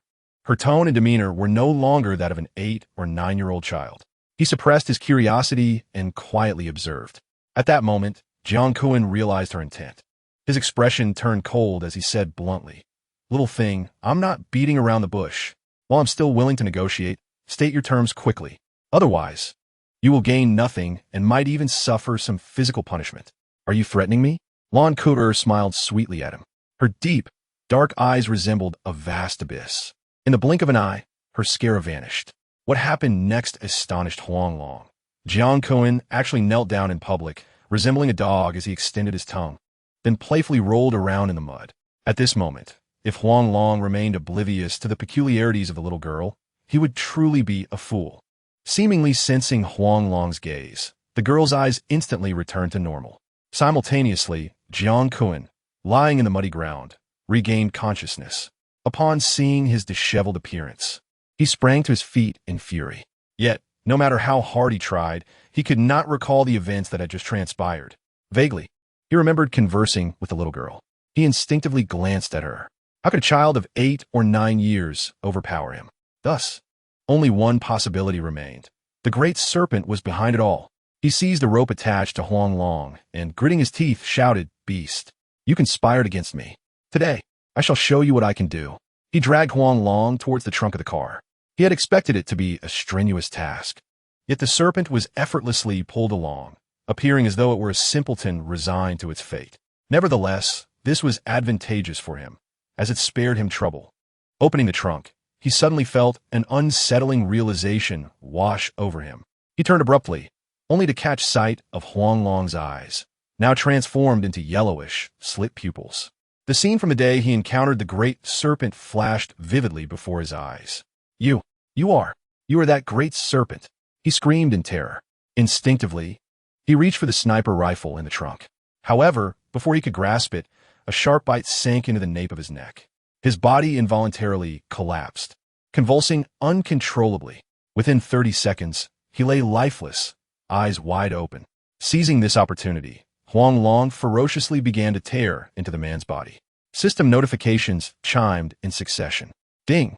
Congratulations, host, for devouring an adult male, earning 15 evolution points.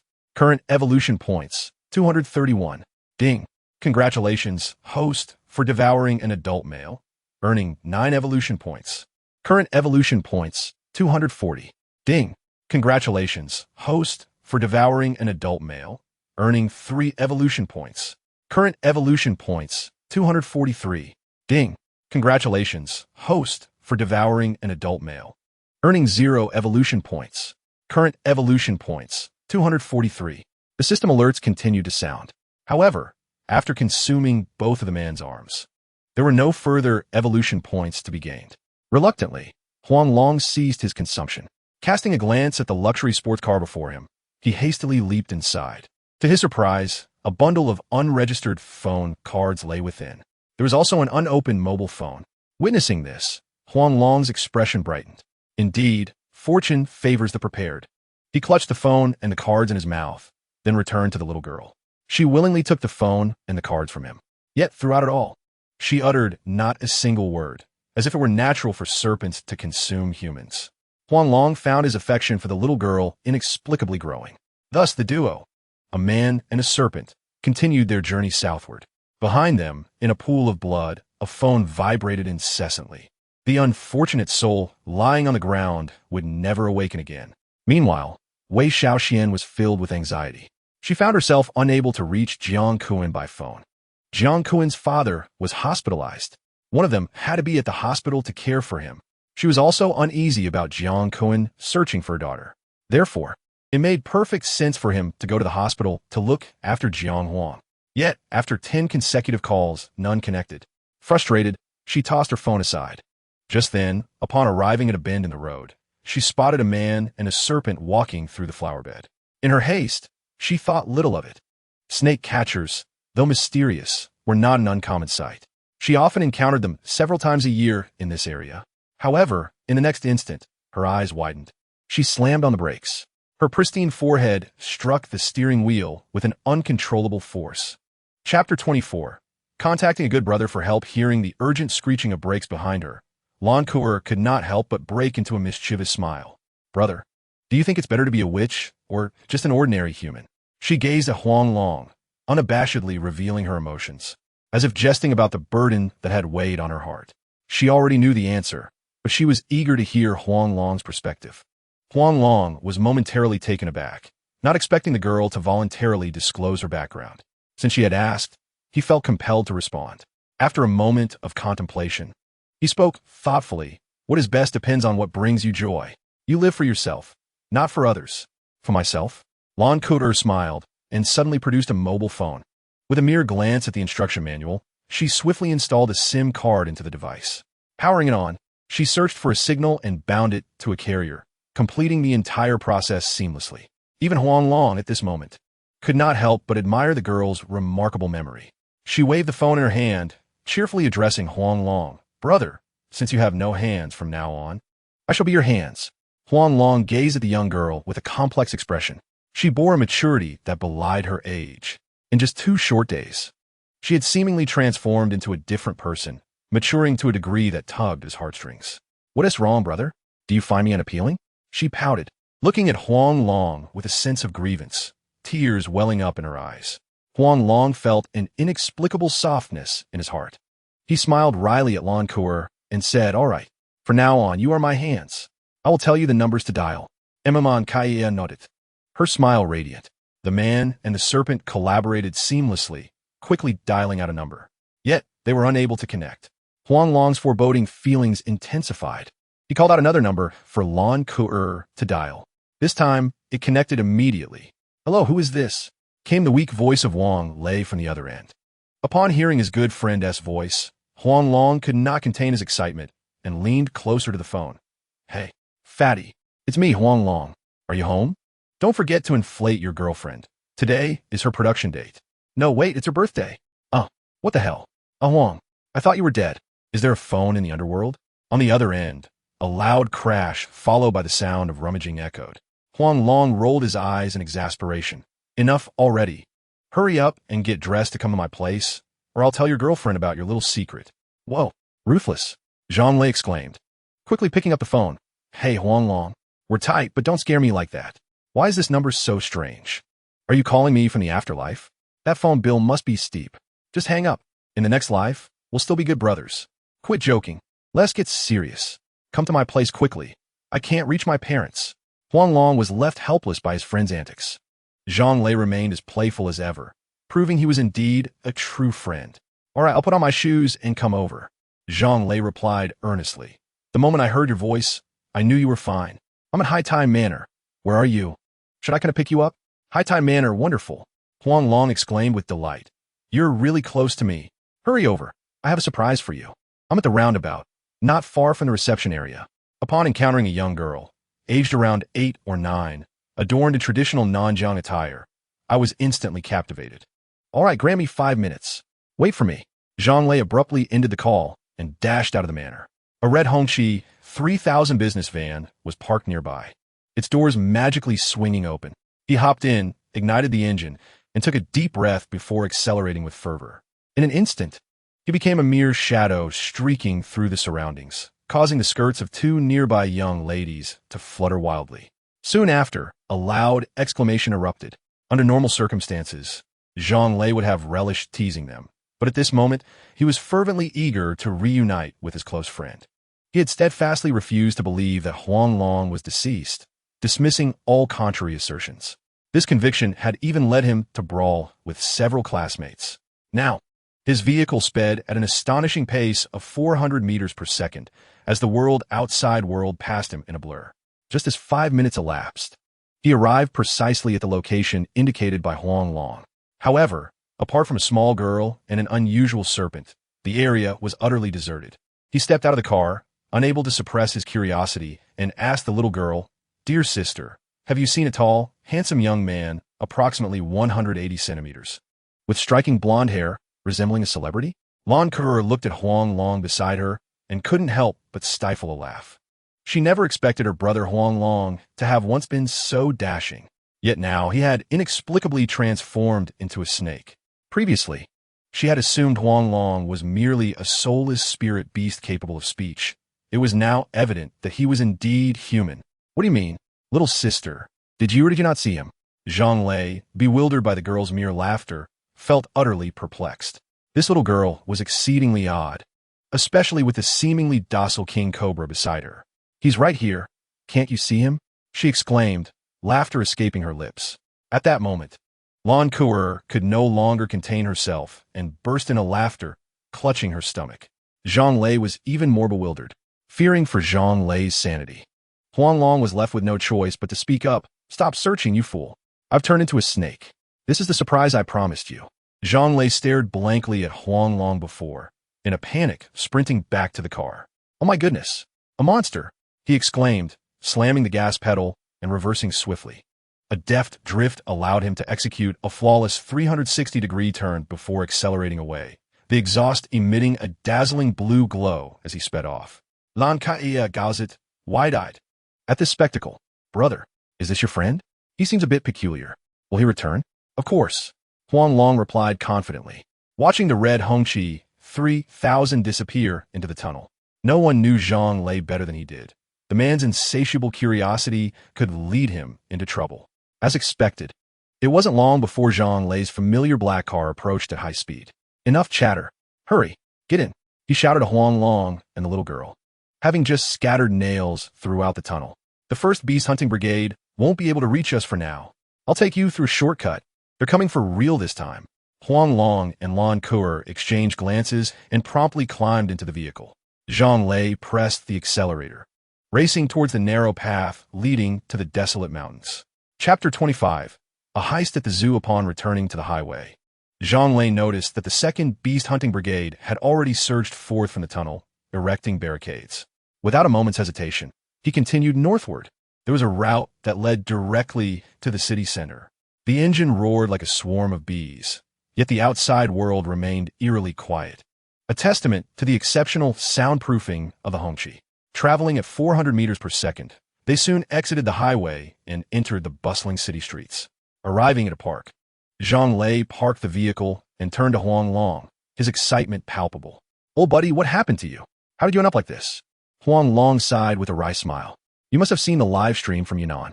I took a bath there, and when I woke up, I had transformed. I want to know what happened too. Don't worry.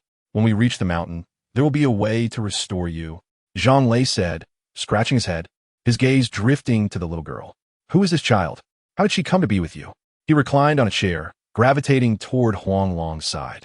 His hands wandered curiously over Huang Long's skin. If anyone else dared such a thing, Huang Long would have bitten their head off. However, this was his brother, and he could only evade the little rascal's touch. I'm Lan Kur, Huang Long's sister. What's the matter? She replied, unabashed, pulling Huang Long into an embrace and affectionately rubbing her chin against his head. Huang Long was left exasperated. After all, he was a rare king cobra. Could they not show him a modicum of respect? Yet, in the eyes of Zhang Lei, this innocent demeanor only earned Huang Long a playful jibe. Gradually, the tension of their escape dissipated. Huang Long gazed at the familiar cityscape, a wave of emotions washing over him.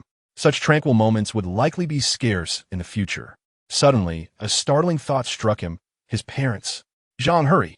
We must go to my home. Find my parents. He urged, anxiety swelling within him. All right, you stay here. Don't move. I'll be right back. Without a moment's respite, Zhang Lei bolted from the car. His nearly 200-pound frame stood out in the crowd as he hurriedly made his way, praying fervently that all would be well. This house belonged to Huang Long's grandfather and was seldom occupied. However, due to Huang Long's predicament, his parents had traveled a great distance to be there. When Zhang Lei returned, his face pale, he sensed something was amiss. He looked at Huang Long, hesitating to speak. Huang Long's heart raced as he gazed at Zhang Lei, his voice trembling. Tell me, where are my parents? What has happened to them?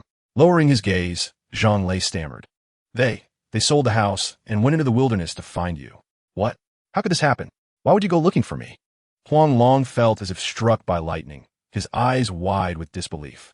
Yet in the next moment, clarity struck him. He fixed his gaze on Zhang Lei. Brother, are we not ironclad friends? Is that even question? More steadfast than iron. Zhang Lei thumped his chest, unwaveringly meeting Huang Long's gaze. Huang Long nodded resolutely. Your family owns a zoo, correct? I need to consume some of its creatures to evolve my body. Otherwise, I cannot breach the multiple barriers and re-enter the mountains. Evolution? Zhang Lei stared blankly at Huang Long, his mind muddled. Yet, he quickly gathered himself and rushed to the driver's seat, starting the vehicle and accelerating towards the Dahuang Zoo in the city center.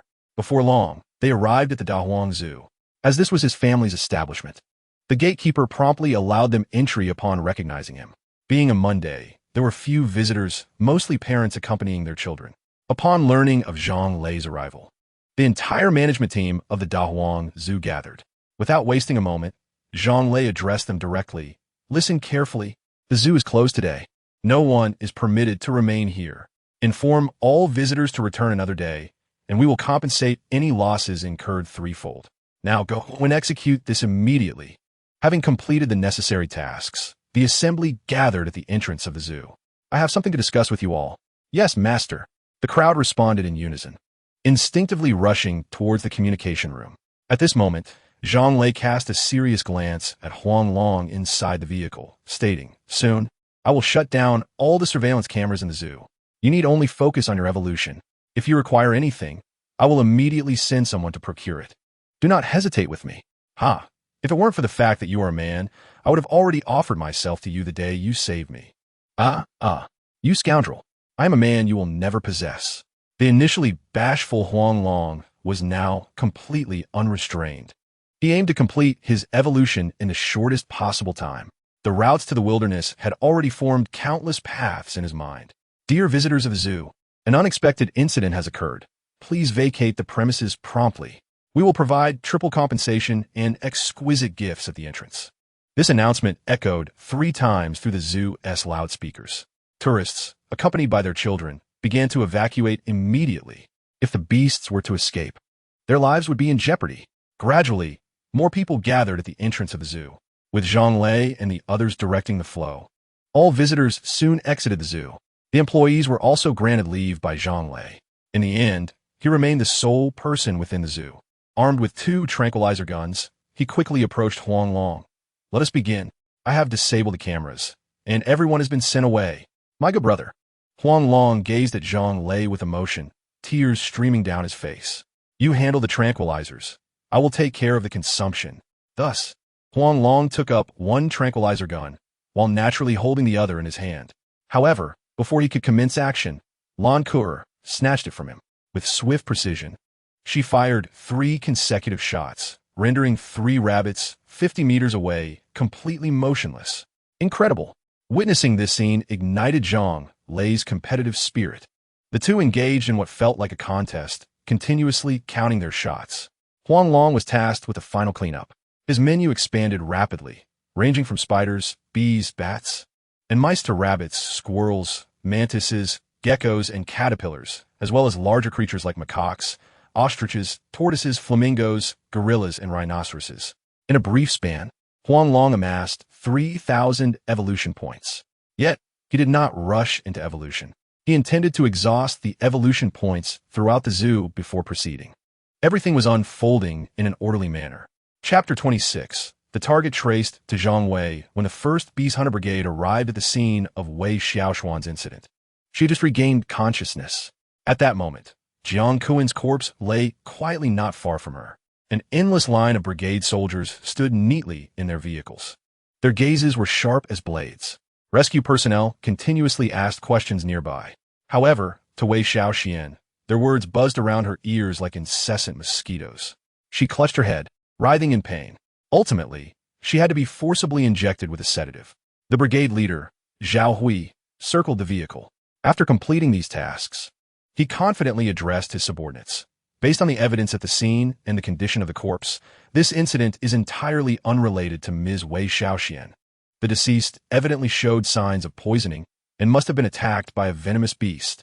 Extract the surveillance footage from this route, and we will ascertain what transpired. Luo Yi, arrange for a team to stay behind and manage the scene. The rest shall proceed into the mountains. Show no mercy to any mutated creatures. Yes, the synchronized shouts soared into the sky. The massive scale of the 9 brigades captured the attention of many. However, the entire mountain route was already sealed off. They could only acquire the latest information through social media. Within the Great Wilderness Zoo, Huang Long silently endured inhuman torment, rapidly completing 3 evolutions within an hour. He expended 9, 100 points to achieve Speed Branch Evolution, 9, 200 points for Strength Branch Evolution, and 9, 300 points for Flexibility Branch Evolution. By the end, only the Toxicity Branch remained incomplete among the 6 major evolution branches. Zhang Lei was utterly astonished. Is this what evolution entails? Yet he saw no apparent change in Huang Long. Now, the animals in the zoo were almost all injured. Most had at least one leg limping, with some even limping on 2. Nonetheless, their lives were largely preserved. Zhang Lei decided to wait a moment longer. I will first check the evolution data. Ignoring Zhang Lei's astonishment, Huang Long silently summoned the system interface. Because speed, flexibility, and strength are abstract attributes, unlike length and weight, which are immediately observable. One must rely on data. Host, Huang Long form, King Cobra. Soul, human. Length, 3 meters. Weight, 80 kilograms. Speed, 19 kilometers per hour. Strength, 500 kilograms of constriction force.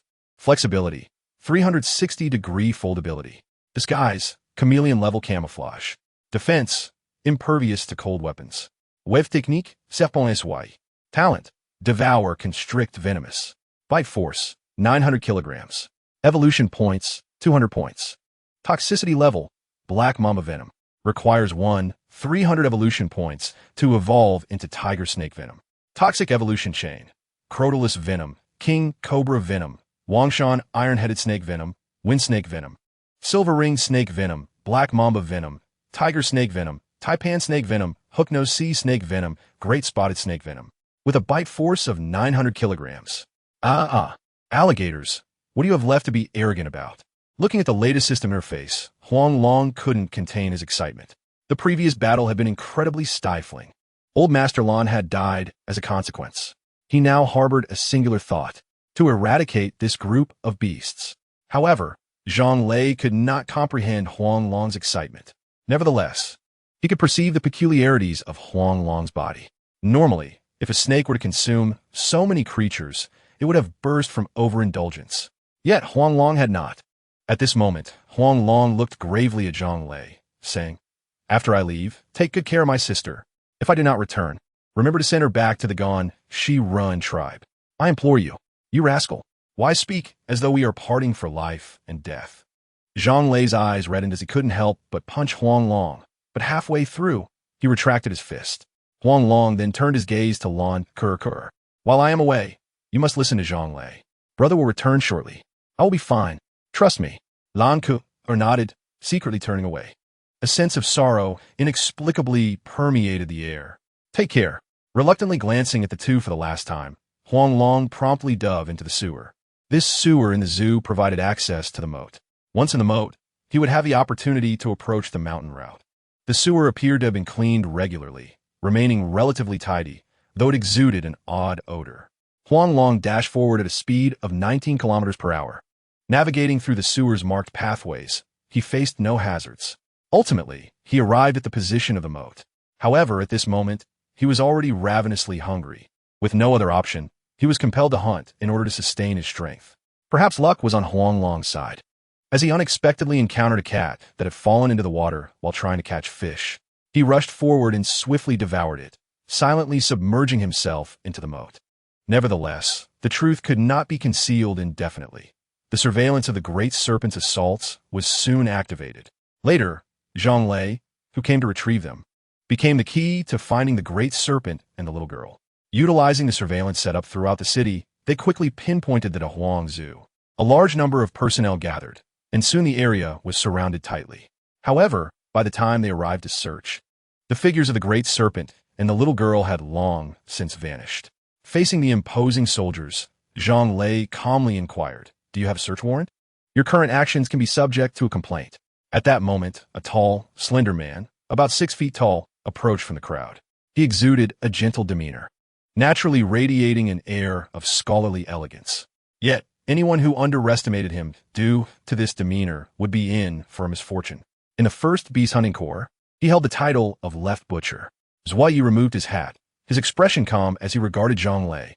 "I am Zhuoyi, the vice commander of the 1st Beast Hunting Corps. If you wish to file a complaint, I will not stop you. However, I now ask you to cooperate with my investigation. This is the duty of every citizen." "Very well, I will cooperate. Ask away," Zhang Lei replied as he walked directly to a nearby bench and sat down. Zhuoyi could not help but twitch his lips. He had indeed heard of the notorious Zhang family from Jingdu. It was said that his family had abandoned him in the wilds of Huangdian, intending to let him fend for himself. It appeared that this young man was living quite well after all. One had to admit he possessed talent. Suppressing his inner fury, he asked, "Did you take the serpent and the little girl?" "Yes," Zhang Lei replied succinctly. Seeing that Zhang Lei was somewhat cooperative, Zhuoyi's anger subsided a fraction. He continued his questioning. "Where are they? Where's the serpent? I advise you to think carefully before responding. Otherwise, you may not return to your warm bed tonight." "Commander, are you playing with me? I have already said many times that they are gone." Zhang Lei spread his hands innocently and said, "I told you. The girl wanted to sell the serpent to me, and I brought her back. I had to use the restroom due to a stomach ache. And then you all turned this place upside down. What more do you want me to say? I believe you will speak." Zhuoyi waved his hand and silently turned away. The crowd immediately surged forward. Witnessing this scene, Zhang Lei could not help but exclaim, "What are you doing? I am innocent. Why are you laying hands on me? Let go of me. Let go of me." Chapter 27. Walking into a trap, Zhang Lei was forcibly taken into a vehicle. Various reconnaissance drones ascended one after another, gradually covering the entire Dongzhong city. Dongzhong City is currently the only city in Huangdian. From the satellite map, the entire orange livable area of Huangdian displayed millions of red dots. Each red dot represented a drone, all connected to the Huaxia satellite. This was merely the data from military drones. The statistics for civilian drones had yet to be compiled. The 9 corps stationed a total of 18 million soldiers in Huangdian. The ordinary citizen population was approximately 40 million, with 18 million troops protecting 40 million ordinary citizens. One can only imagine how dire the environment was. These 40 million citizens were just enough to sustain the normal operation of Dongzhong City. The functioning of Dongzhong City held significant importance for the stability of all of Huaxia. Of course, all the citizens within Dongzhong City had voluntarily remained. They could leave whenever they wished. In comparison to the dangers of Huangdian, other regions of Huaxia were relatively safe.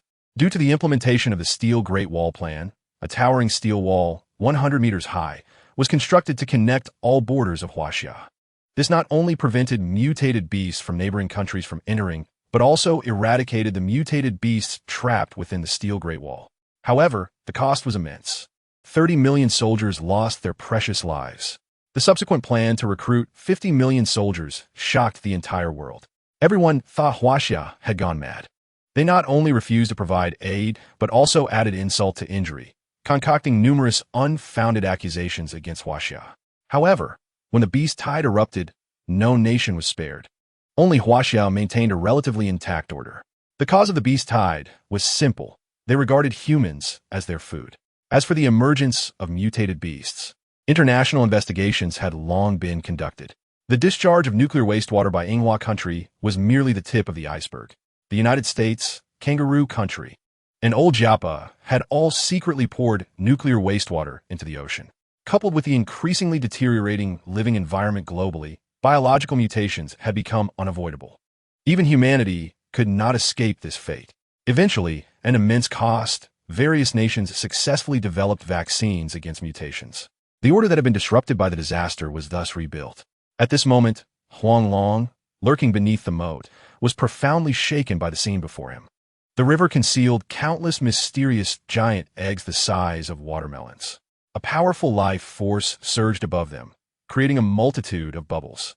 Should these eggs hatch, everything humanity had previously endured could very well replay itself. He stealthily crushed one of the eggs. Inside was a mutated alligator. Without hesitation, he devoured it. Ding! Congratulations, host, for consuming a juvenile alligator and obtaining 0 evolution points. You currently possess 200 evolution points. Huang Long felt no surprise at not gaining evolution points. After all, he had consumed a king-level mutated alligator. Now, he measured 3 meters in length and weighed an astonishing 80 kilograms, resembling a corpulent creature.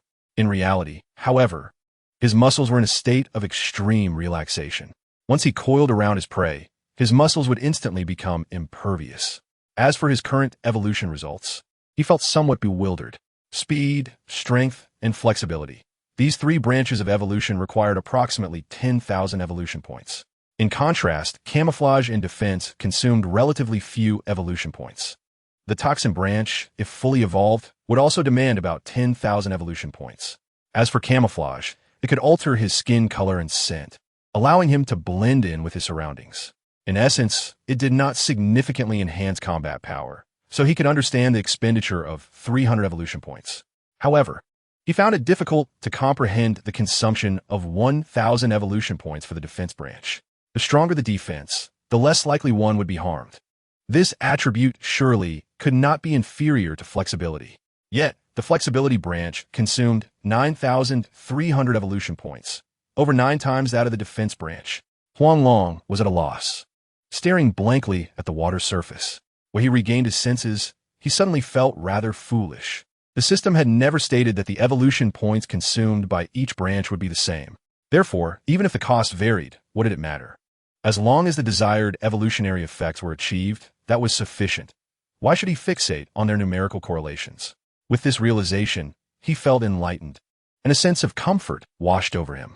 At this moment, the mountain road was already sealed off, teeming with people, all of whom were wearing gas masks. Exposure would likely lead to a dead end. Thus, Huang Long continued to proceed with utmost caution. Brother, just then, a splash of water erupted at the riverbank. Lan Ku'er suddenly appeared behind him. Huang Long was startled and nearly lost his composure. He curled his tail and forcefully pulled her over, exclaiming in exasperation, "Who told you to follow me? Did I not say to stay with Zhang Lei?" Lan Ku'er immediately pouted, her eyes brimming with tears, completely shedding her previous image as a little witch. However, Huang Long was not easily deceived. This little one was craftier than he was. He retorted with irritation, "It's inconvenient for you to follow me. If something happens to you, how will I explain it to your grandfather?" Lan Ku'er remained silent, gazing at him intently. Ultimately, Huang Long succumbed to her pleading gaze and relented. Fine, I will take you with me. Just be careful not to let anyone see us." Without delay, He began to make his way towards the nearby bridge tunnel. "Brother, wait up." At that moment, Lan Kur tugged on the rope, her expression grave as she said, "Brother, it seems your friend is in trouble. He told me to hide in the sewer for a while, and I sense many people stopping at the zoo. So, I came to find you. Also, my belongings are still down there, including my phone." Huang Long paused, a flicker of complexity flashing in his eyes. His parents were in grave danger, but his friend was equally at risk. After all, Zhang Lei was being implicated solely because of him. Thus, Zhang Lei absolutely must not come to harm. He turned to Lan Kur and stated unequivocally, "Kur, you will keep calling my parents while I go to rescue Zhang Lei. Remember, no matter what happens, do not come out. You must stay in the sewer." Lan Kur nodded earnestly. In the next instant, Huang Long dove into the water, swiftly heading towards the drainage pipe he had emerged from earlier. He sprinted with all his might, and before long, he reached the Dahuang Zoo. Hearing Zhang Lei's anguished cries from above, he could not contain his fury and shouted, "Stop! You're looking for me, right? Let him go. I'll come out." With a loud crash, Huang Long forcefully dislodged the manhole cover above him. The crowd's attention was inevitably drawn to Huang Long. Upon seeing him return, Zhang Lei could not help but struggle, cursing, "Get lost! Why did you come back? You fool! You stupid mute snake! Get out of here!" In unison, the weapons of those present were aimed at Huang Long, their eyes filled with terror, even their grip on their weapons faltering. Witnessing his dear brother consider his well-being, how could Huang Long not be moved? He wanted to pretend to be mute, but he simply could not. If today were to be his last, he would accept it. He glanced around, ultimately focusing on a scholarly-looking man in the crowd. Instantly, someone nervously shielded him. The atmosphere grew palpably tense. "Let him go. None of this concerns him. If you want to capture someone, take me. I will go with you." Huang Long's eyes were fixed intently on the figure of Zui Yi in the crowd, unaware that those present were already terrified to the point of wetting themselves. A living, breathing king cobra stood before them, astonishingly capable of human speech. Surely, only a legendary serpent spirit could achieve such a feat. Moreover, since the establishment of the nation, were not spirits prohibited from becoming sentient? How then did another spirit emerge? Everyone was dumbfounded by the spectacle before them. Even Zui Yi, drenched in the blood of countless beings, was visibly shaken. He never imagined events would unfold in such a manner. Stepping out of the crowd, he forced himself to maintain composure as he addressed Huang Long. "Why do you want to kill?" Huang Long narrowed his eyes, suddenly struck by a bold thought. If he did not acknowledge his identity as a serpent, what grounds did they have to convict him? Coldly regarding Zui Yi, he replied, "If a person seeks to kill me, I will retaliate in kind." "What? Do you humans wish to judge a spirit by human laws?" Zui Yi choked back his words, realizing that matters concerning spirits were truly beyond his jurisdiction. He forced a wry smile at Huang Long, saying, "I truly do not know how to handle you. I need to consult my superior." Huang Long felt a surge of hope. Perhaps the situation could turn around. He nodded in agreement, remaining silent. At that moment, Zhang Lei also grasped the situation. Huang Long's strategy was brilliant. He had elevated his status to that of a spirit. This approach would yield one of two outcomes. Either Huang Long would be released and treated as a deity, or he would be captured as a specimen. Thus, he ceased struggling, quietly closing his eyes. Meanwhile, at the highlands of the wilderness, the commander of the 1st Beast Hunting Legion, Zhao Hui, received a satellite phone from his subordinate, his expression one of impatience as he said, "What now? Speak quickly." "E.M. Busu. Boss, the killer snake has been found. He is a spirit. He can talk." Zui Yi exclaimed, panic-stricken as sweat beaded on his forehead. "A talking snake? Are you dreaming in broad daylight?" Zhao Hui chuckled wryly, about to hang up the phone, thinking his subordinate was joking at such a time. "I'm telling the truth. I swear on my mother-s life that spirits are absolutely real." However, at that moment, Zui Yi's unwavering oath rang out, causing Zhao Hui's smile to vanish instantly.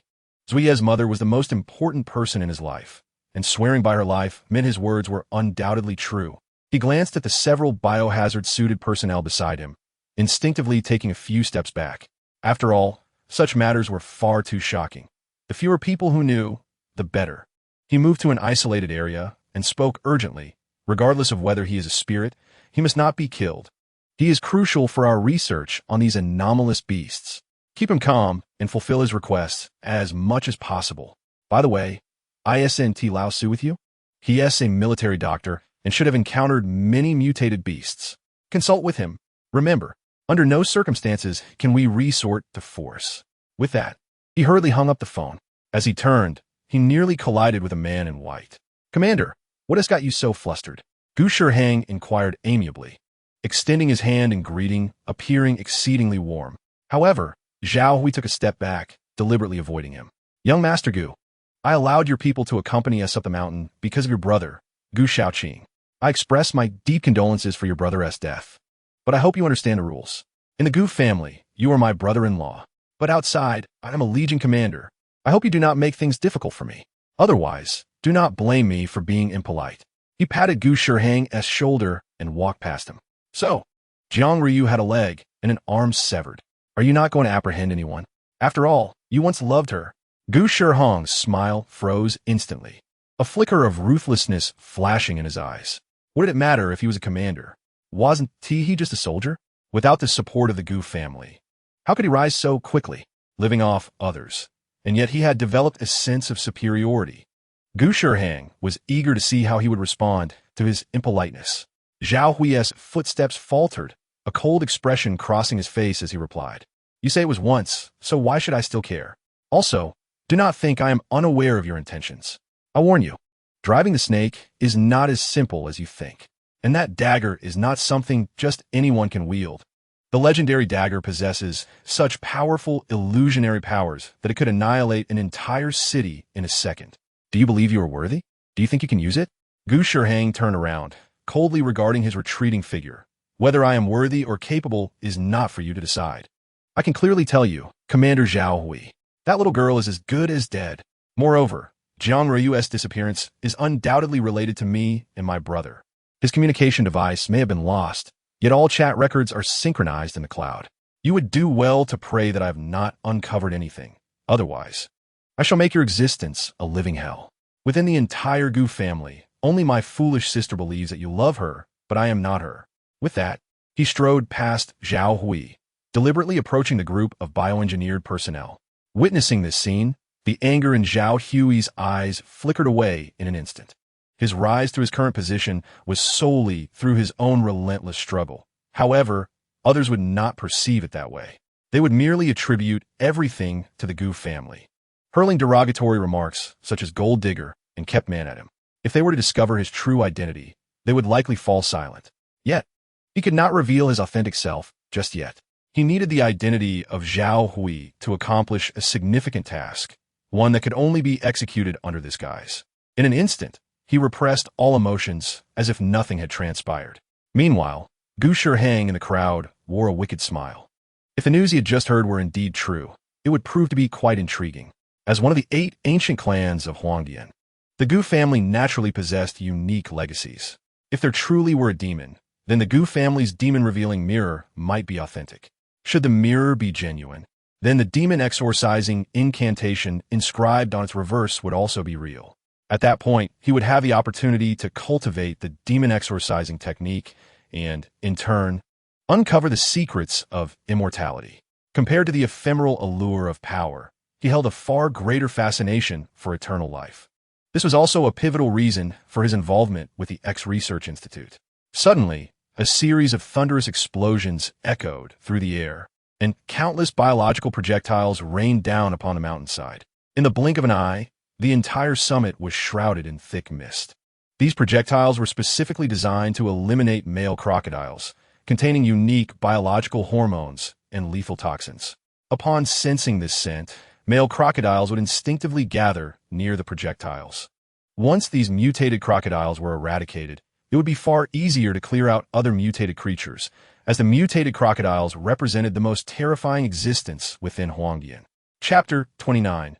Ambush. The deafening sounds emanating from the wild forest naturally alerted everyone within the Great Wilderness Zoo. Within moments, the city's disinfection system commenced spraying disinfectant, enveloping the entire urban area. Huang Long's figure was about to vanish into the fog. Observing this, Zui hastily called out to Huang Long, "Our commander's order is for us to collaborate. You may propose any conditions. As long as we are capable, we shall surely comply." Zhang Lei, who had been meditating with closed eyes, couldn't help but curve his lips into a sinister smile. Huang Long had indeed succeeded. As long as his life was preserved, everything else could be negotiated. Very well. Release Zhonglei. Huang Long nodded, speaking without a hint of hesitation. Then, instruct your people to search for Wang Ling and Huang Shiming. I have information regarding their son. What? You have news of Huang Long? Where is he? Zui Yi exclaimed, unable to contain his excitement as he stepped forward. The disappearance of Huang Long had recently become a hot topic. His fan base had skyrocketed overnight from 500 to 80 million, making him an undeniable internet sensation.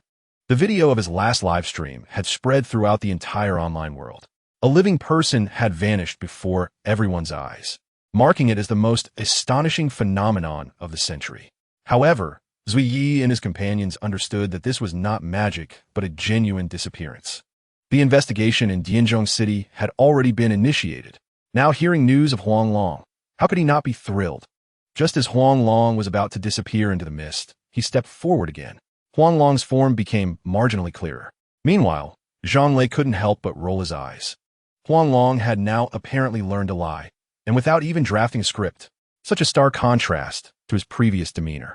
Nevertheless, regardless of Huang Long's transformation, Zhonglei would always regard him as a brother, for he had been sincere towards him from the very beginning. All right, I will contact the Mountain Guard reception. Seeing Huang Long remain silent, Zui Yi immediately called the Mountain Guard headquarters.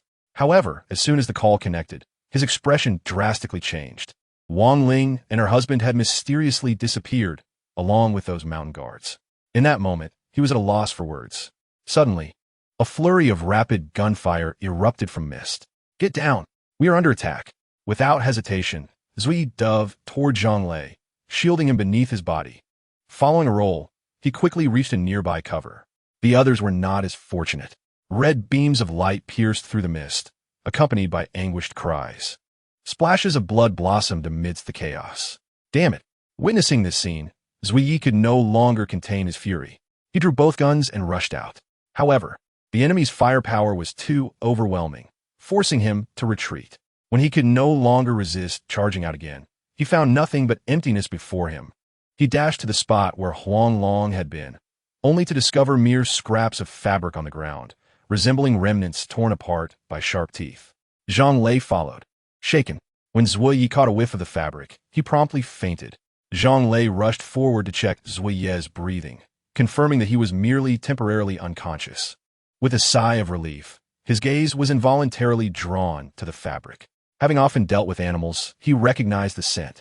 He never anticipated that someone would resort to ether to abduct Huang Long. They even dared to kill members of the beast hunting corps. Had it been before, he would have never saved Zui Yi. Yet, he had just risked his life to protect him.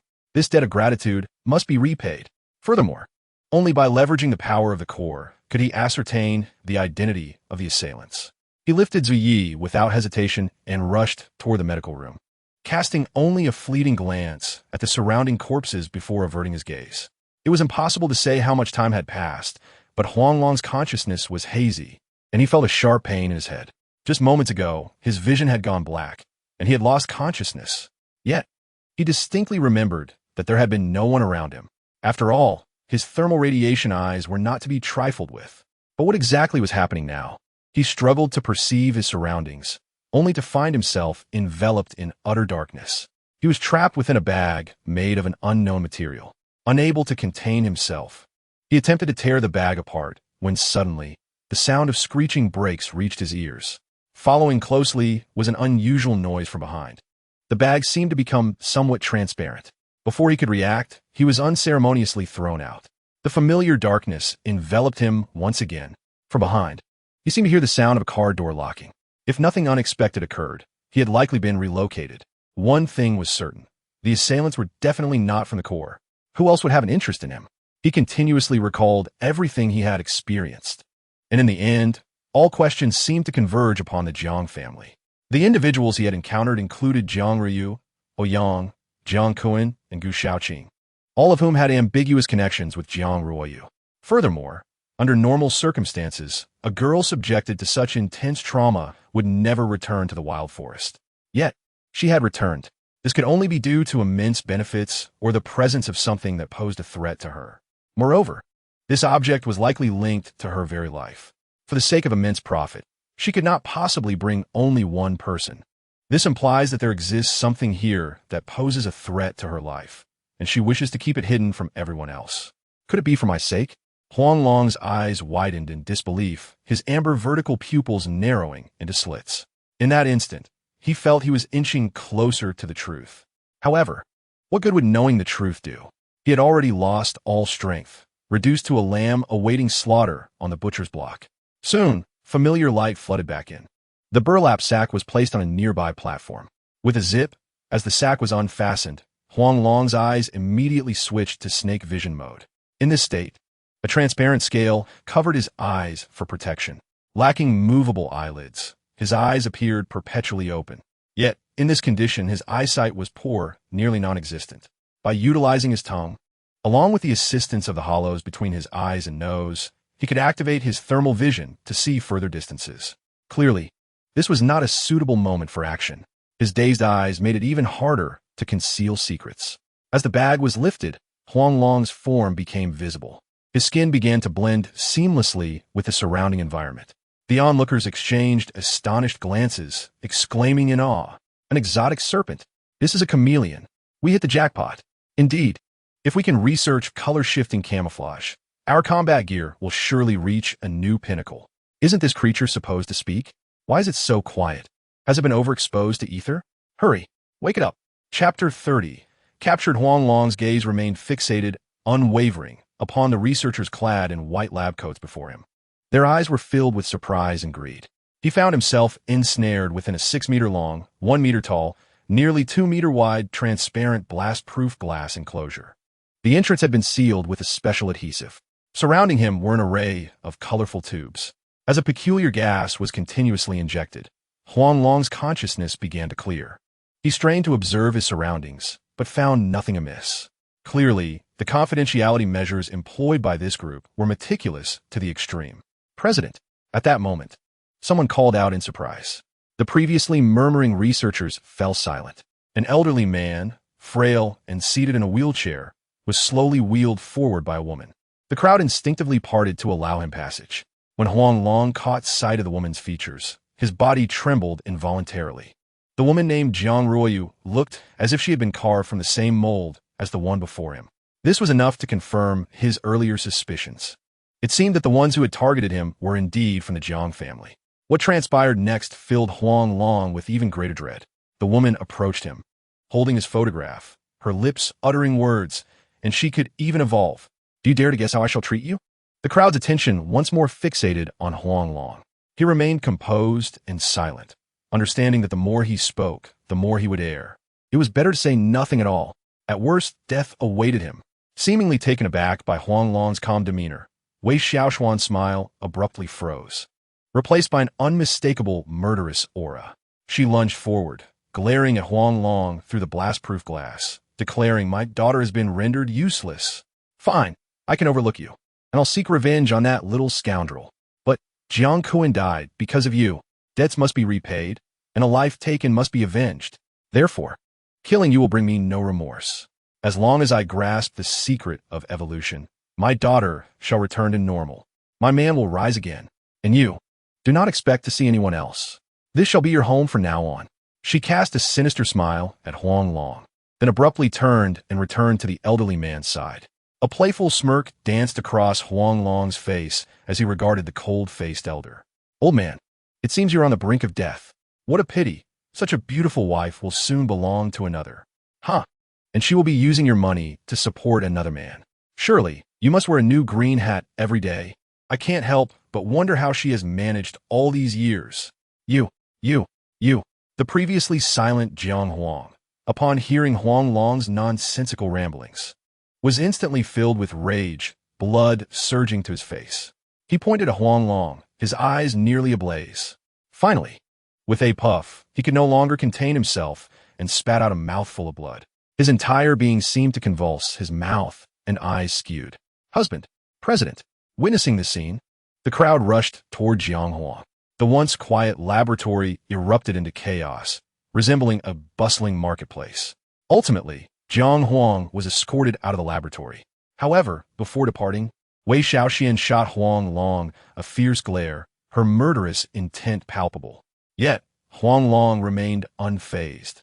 The more people he could drag down, the less lonely he would be on the road to the underworld. Soon, the laboratory returned to its former tranquility. Huang Long attempted to crash against the glass enclosure. However, the glass remained unyielding.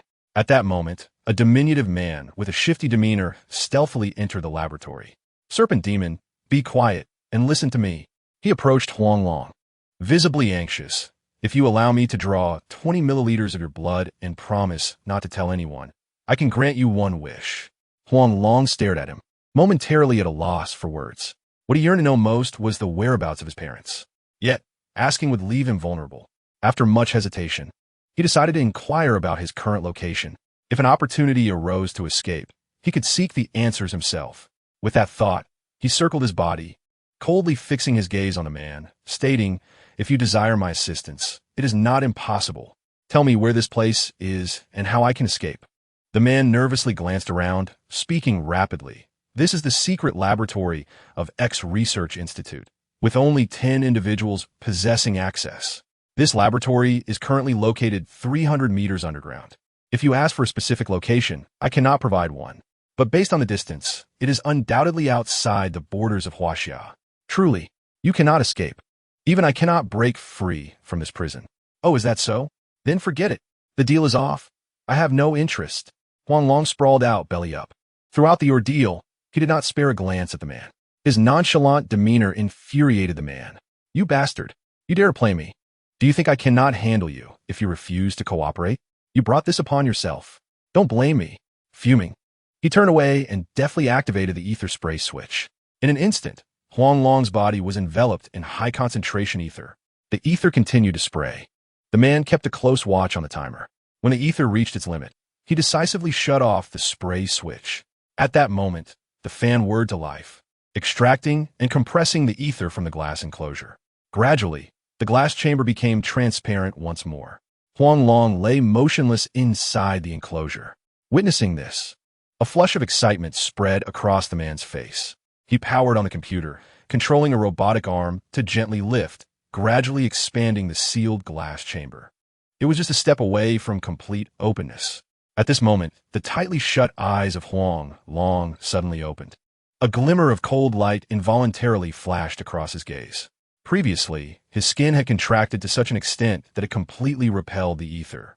However, the damage inflicted upon his body was considerable. Thus, it was time to collect some interest. With a hiss, Huang Long's serpentine head surged forth, unleashing a terrifying snake hiss that instantly engulfed the entire laboratory. The sound reverberated through the space, shattering numerous glass objects. The man instinctively covered his ears. Seizing the opportunity, Huang Long swiftly slithered out of the glass cabinet and lunged towards the man's neck. With a crisp snap, a spray of blood splattered across the floor. Ding! Congratulations to the host for devouring an adult male, earning 5 evolution points. Current evolution points, 202. Ding! Congratulations to the host for devouring an adult male, earning 2 evolution points.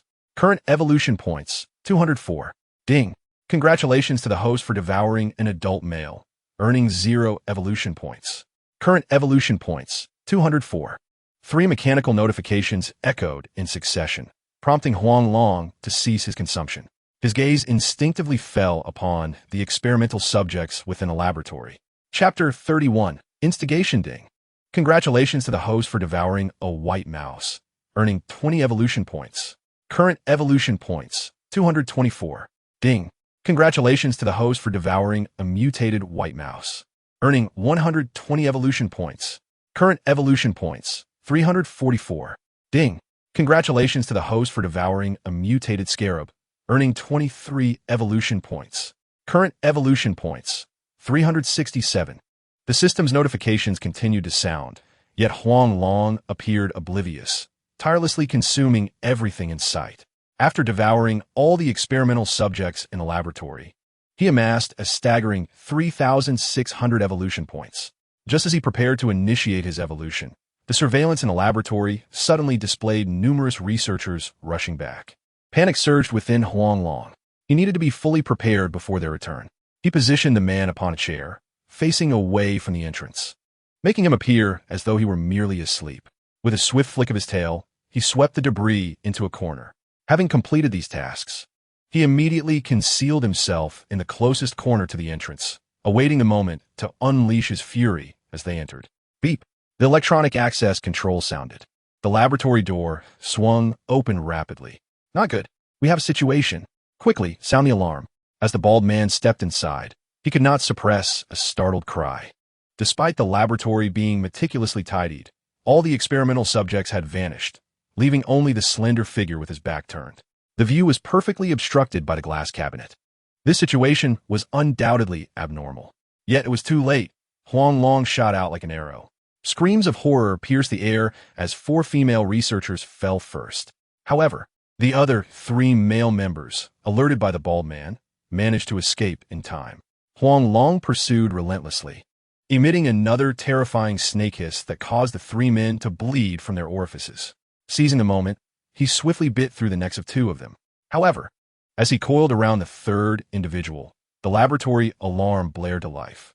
Without hesitation, he severed the 3rd man's neck. The system activated continuous evolution.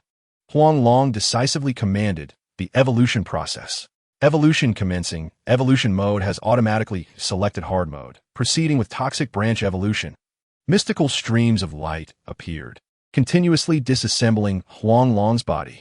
He writhed in agony, his form fracturing and reassembling with a cacophony of crackling sounds. His mournful wails echoed, akin to a hellish inferno. Outside the classified research facility, hundreds of armed personnel stood ready, weapons aimed squarely at the laboratory door. Following closely was Wei Xiaoxian, visibly shaken. Beside her was a tall man dressed in a biohazard suit, holding a peculiar mirror. Rest assured, if he truly is a demon, I will know at once. I, Gu Shihang, shall remember this favor. The tall man smiled at the woman and then strode directly toward the door. As he inserted the access card, his body began to dissipate into thin air. However, upon closer inspection, he remained partially visible. At that moment, Huang Long's evolution reached a critical juncture. He heard the commotion at the entrance and fixated his gaze on the source. There, hovering, was an odd mirror. Huang Long began to piece together the situation. It was the invisible man who had initially taken him. Though the invisibility was flawless, it lacked the mist for concealment, leading to Huang Long detecting the flaw. To buy time, he opted to engage in dialogue. Hey there, handsome. What are you doing with that broken mirror? Are you planning to make me handsome too? He suppressed his pain, sitting cross-legged on the ground as his flesh writhed grotesquely. Gu Shihang, though already aware that the creature could speak, was still taken aback upon witnessing it firsthand. Why is the mirror unresponsive? No wonder something is amiss. He continued to manipulate the mirror, observing the creature's antics. Huang Long suddenly conceived a bold idea. He decided to feign ignorance for the moment. With a forced smile, he addressed the mirror. That mirror of yours seems to be quite the treasure. If I were less skilled, I might have been fooled. Unfortunately, I've cultivated for a millennium, and I am no ordinary demon. As you can see, with each roll of my flesh, I extend my lifespan by a year. Give me 3 more minutes, and I could gain 30 years of life. Moreover, beings like me number in the thousands across the vast land of Huangyan. Hee. Are you familiar with the snake catchers? Their longevity stems from their reverence for me. If you wish to be my enemy, so be it. But are you certain you can withstand the wrath of my serpent clan? Originally intent on striking Huang Long, Gu Shihang found himself halting abruptly. The secrets of longevity and the snake catchers piqued his interest. Recalling the little girl associated with the great serpent, a glint of greed flickered in his eyes. He stowed away the mirror, fixing his gaze firmly on Huang Long. No wonder you are a serpent demon who has cultivated for a millennium. You have a discerning eye. The treasure in my hand is the Gu family's heirloom, the mirror of revealing demons. Unfortunately, my elder brother Gu Shaoqing is not here. If he were, he could compel you to reveal your true form. Your elder brother is Gu Shaoqing, the one associated with Jiang Ruoyu? Huang Long exclaimed, an overwhelming joy surging within him. Just as he contemplated how to deal with this person, the crucial lead had been handed to him. Second young master, do not waste words with him. Step back. Let's handle this. At that moment, Wei Xiaoxian rushed in, brandishing a massive tranquilizer gun. Her intent was unmistakable. She clearly did not want Huang Long to speak further. Huang Long, however, would not comply. He shouted at the man, Your brother Gu Shaoqing was killed by Jiang Ruoyu herself. I devoured his corpse. If I lie, my 1,000 years of cultivation will be for naught, and I will die without a grave. What? Gu Shiheng gasped, instinctively glancing at the woman beside him. To his shock, he was met with the ominous barrel of her gun. Hot-tot-tot, hot-tot-tot, hot-tot-tot. A barrage of gunfire erupted from 5 meters away, followed by a resounding crash. Blood erupted forth in a torrent. At this moment, Gu Shiheng, who had originally harbored a trace of hesitation, suddenly found himself believing in Huang Long's words. Otherwise, Wei Shaoxian would not have been so enraged. If we fight separately, we shall all perish. Why not join forces and break free together? He gazed at Huang Long, who was partially concealed in the corner, and swiftly rose to his feet, positioning himself protectively in front of him. In an instant, the bullets aimed at Huang Long significantly diminished. Without a moment's hesitation, Huang Long responded affirmatively. Excellent. We shall cooperate. I will first draw the fire. As soon as he finished speaking, he completed his evolution and, like an arrow released from a bow, dashed forward. The attacks originally directed at the corner immediately shifted to other targets. Huang Long moved with agility, weaving through the chaos, and ultimately compelled the group to retreat from the laboratory. Meanwhile, Gu Shiheng picked up a machine gun from the ground. After shrouding it with a special material cloaking garment, the entire weapon vanished from sight. Take cover, he shouted, then seized a canister of ether and hurled it toward the door with all his strength. Huang Long instinctively dove to the side, followed by a thunderous explosion. An invisible shockwave instantly enveloped the surroundings. The powerful blast sent the guards outside the passage flying, and Gu Shiheng was also thrown back, spitting blood once more. Fortunately, due to his body being pressed against the ground, Huang Long suffered little impact. At that moment, Gu Shiheng forcefully clapped his hands on the ground, propelling himself upright. In the next second, he ignited a lighter and tossed it onto a pile of documents on a table. The flames rapidly grew larger. Without hesitation, Gu Shiheng charged out. Behind him, Huang Long trembled with rage, evidently infuriated by the other's intention to cut off his escape route, compelling him to flee alongside. The motive for this joint escape was clear. They intended to use him as a target to draw fire. Remaining in place would surely lead to incineration. With no other choice, Huang Long had to follow. As anticipated, the guards had already prepared at the elevator.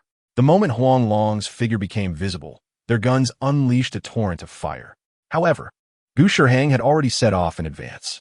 Perhaps driven by a reckless desire to survive, he quickly seized a favorable position. Clad in a special bulletproof vest, he was now emboldened. Under the immense advantage of darkness, dozens of individuals in the passage fell in an instant. Gu Shiheng accelerated toward the elevator, with Huang Long in close pursuit, ravenously consuming his enemies. Each male adult devoured provided an average of 7 evolution points. To complete his final evolution, he needed to consume at least 200 individuals. He dared not make a single misstep, constantly shifting his position. Inside the elevator, dozens more surged forth. Despite Huang Long's caution, he still sustained numerous gunshot wounds. Had it not been for his extraordinary physical defenses, which trapped the bullets within his muscle fibers, he would have bled out. Pressing onward, he encountered massive laboratories every few dozen meters. Yet, lacking access cards, he could not enter. The only option was to resort to violence. But evading temporarily would not suffice forever. Carving a bloody path might lead to an escape. Huang Long wished fervently to sprout 100 legs. No matter how swift he was, he could not outrun the bullets. This research facility was evidently not legitimate. Otherwise, it would not be situated in a foreign land, let alone guarded by so many security personnel. Stepping over a sea of corpses, the pair entered the elevator. Gu Shiheng frantically pressed the buttons to ascend. Finally, he could not restrain a deep breath. Suddenly, he aimed his machine gun at Huang Long. Reveal to me the secret of immortality at once. Otherwise, I will send you to your demise right now. Huang Long's mind raced. How could he possibly know the secret of immortality? Everything he had said was mere fabrication. When he thought of immortality, the image of the snake catchers naturally came to mind. It was widely known that snake catchers enjoyed remarkable longevity, but the reasons behind their vitality remained a mystery. Why not weave a tale around this? With this thought, he maintained a calm demeanor as he looked at Gu Shiheng, stating, "Even if I told you, it would be of no use. To attain longevity, one must undergo an ancient sacrificial ritual. Such a ritual is exclusive to the snake catcher's tribe. Moreover, my blood is indispensable for achieving longevity. I can provide you with my blood and even assist you in locating the snake catchers, but you must take me with you. Seeing Huang Long speak so convincingly, even offering his own blood, Gu Shiheng could not help but believe him to some extent. Very well, I shall grant you this one chance. He raised his gun, aiming intently at the elevator door. Ding! The elevator door suddenly opened. An electronic bomb rolled ominously at his feet. Damn! Gu Shiheng cursed loudly, unhesitatingly kicking it away. Beep beep beep. A frantic countdown echoed. Then with a resounding boom, the entire floor shook violently. Simultaneously, countless stray bullets rained upon the elevator doors. In the blink of an eye, the doors were riddled with holes. Gu Shiheng, enduring excruciating pain, frantically pressed the buttons. The elevator ascended once more. With each floor gained, he suffered another brutal impact. Even Huang Long could not escape unscathed. Ultimately, he could no longer contain his expletives. At that moment, with a creaking sound, the elevator suddenly halted, the cable taut. Without hesitation, Gu Shiheng opened fire above. A circular hole instantly appeared, and he leaped, swiftly positioning his gun at the opening. Huang Long attempted to entangle the opponent's legs, but was kicked away. Our partnership ends here. Good luck to you. Gu Shiheng dashed to the top of the elevator, shooting at the door on the wall. Just as the adversaries were on the verge of success, the elevator inexplicably resumed its ascent. Then came the anguished cries of Gu Shiheng from above. Before Huang Long could react, a peculiar copper mirror fell beside him. Picking it up, he found it miraculously unscathed. Without a moment's hesitation, he swallowed a whole. What just happened? Afterward, he let out a burp, and the mirror vanished. System, did you pilfer the item? He silently inquired. However, the system remained unresponsive, as if it had not heard him. In the following moment, his body involuntarily tensed. His diameter shrank dramatically from the size of a thigh to that of a finger. What on earth is happening? Huang Long was utterly dumbfounded by the scene before him. He had worked diligently to reach this level of evolution. Please, do not let it all revert to nothing. System, review the evolution information. Hurry, he urged the system impatiently.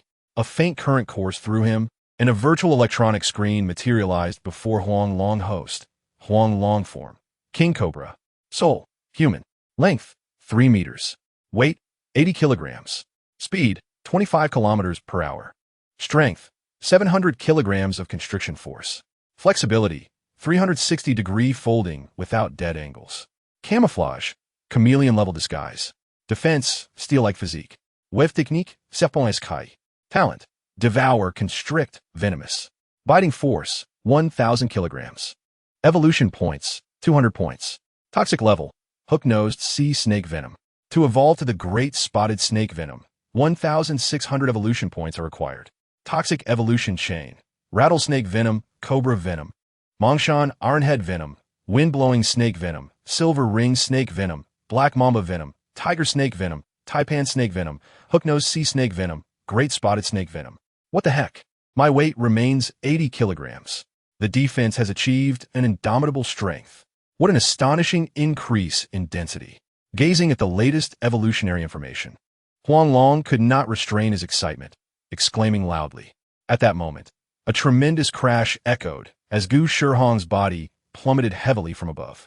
The opponent lay motionless on the ground, blood rapidly staining the floor. Without a moment's hesitation, Huang Long tore apart the opponent's clothing. With the aid of the invisibility cloak, his form became entirely concealed. Outside the elevator, hundreds of fully armed mercenaries had already fixed their aim on the elevator door. Chapter 33. Heart-pounding tension supervisor. This is not good. The surveillance in the elevator has failed. The snake has vanished into the man's corpse. At that moment, Wei Xiaoshuan's walkie-talkie suddenly crackled to life. Adjusting the volume of her Bluetooth headset, she carelessly tossed the walkie-talkie to the ground. Her gaze, sharp and ominous, swept across the crowd as she commanded, "Everyone listen. Prepare the flamethrowers. I want to see how he escapes this time." Outside the elevator, a semicircular energy shield had already sealed the entire exit. Hundreds of mercenaries occupied the high ground, their sights firmly trained below. With a chime, as the elevator doors opened, A corpse lying in a pool of blood immediately caught everyone's attention. Wei Xiaoxian raised her hand, signaling to fire. The sound of rapid gunfire erupted, sweeping across the entire elevator.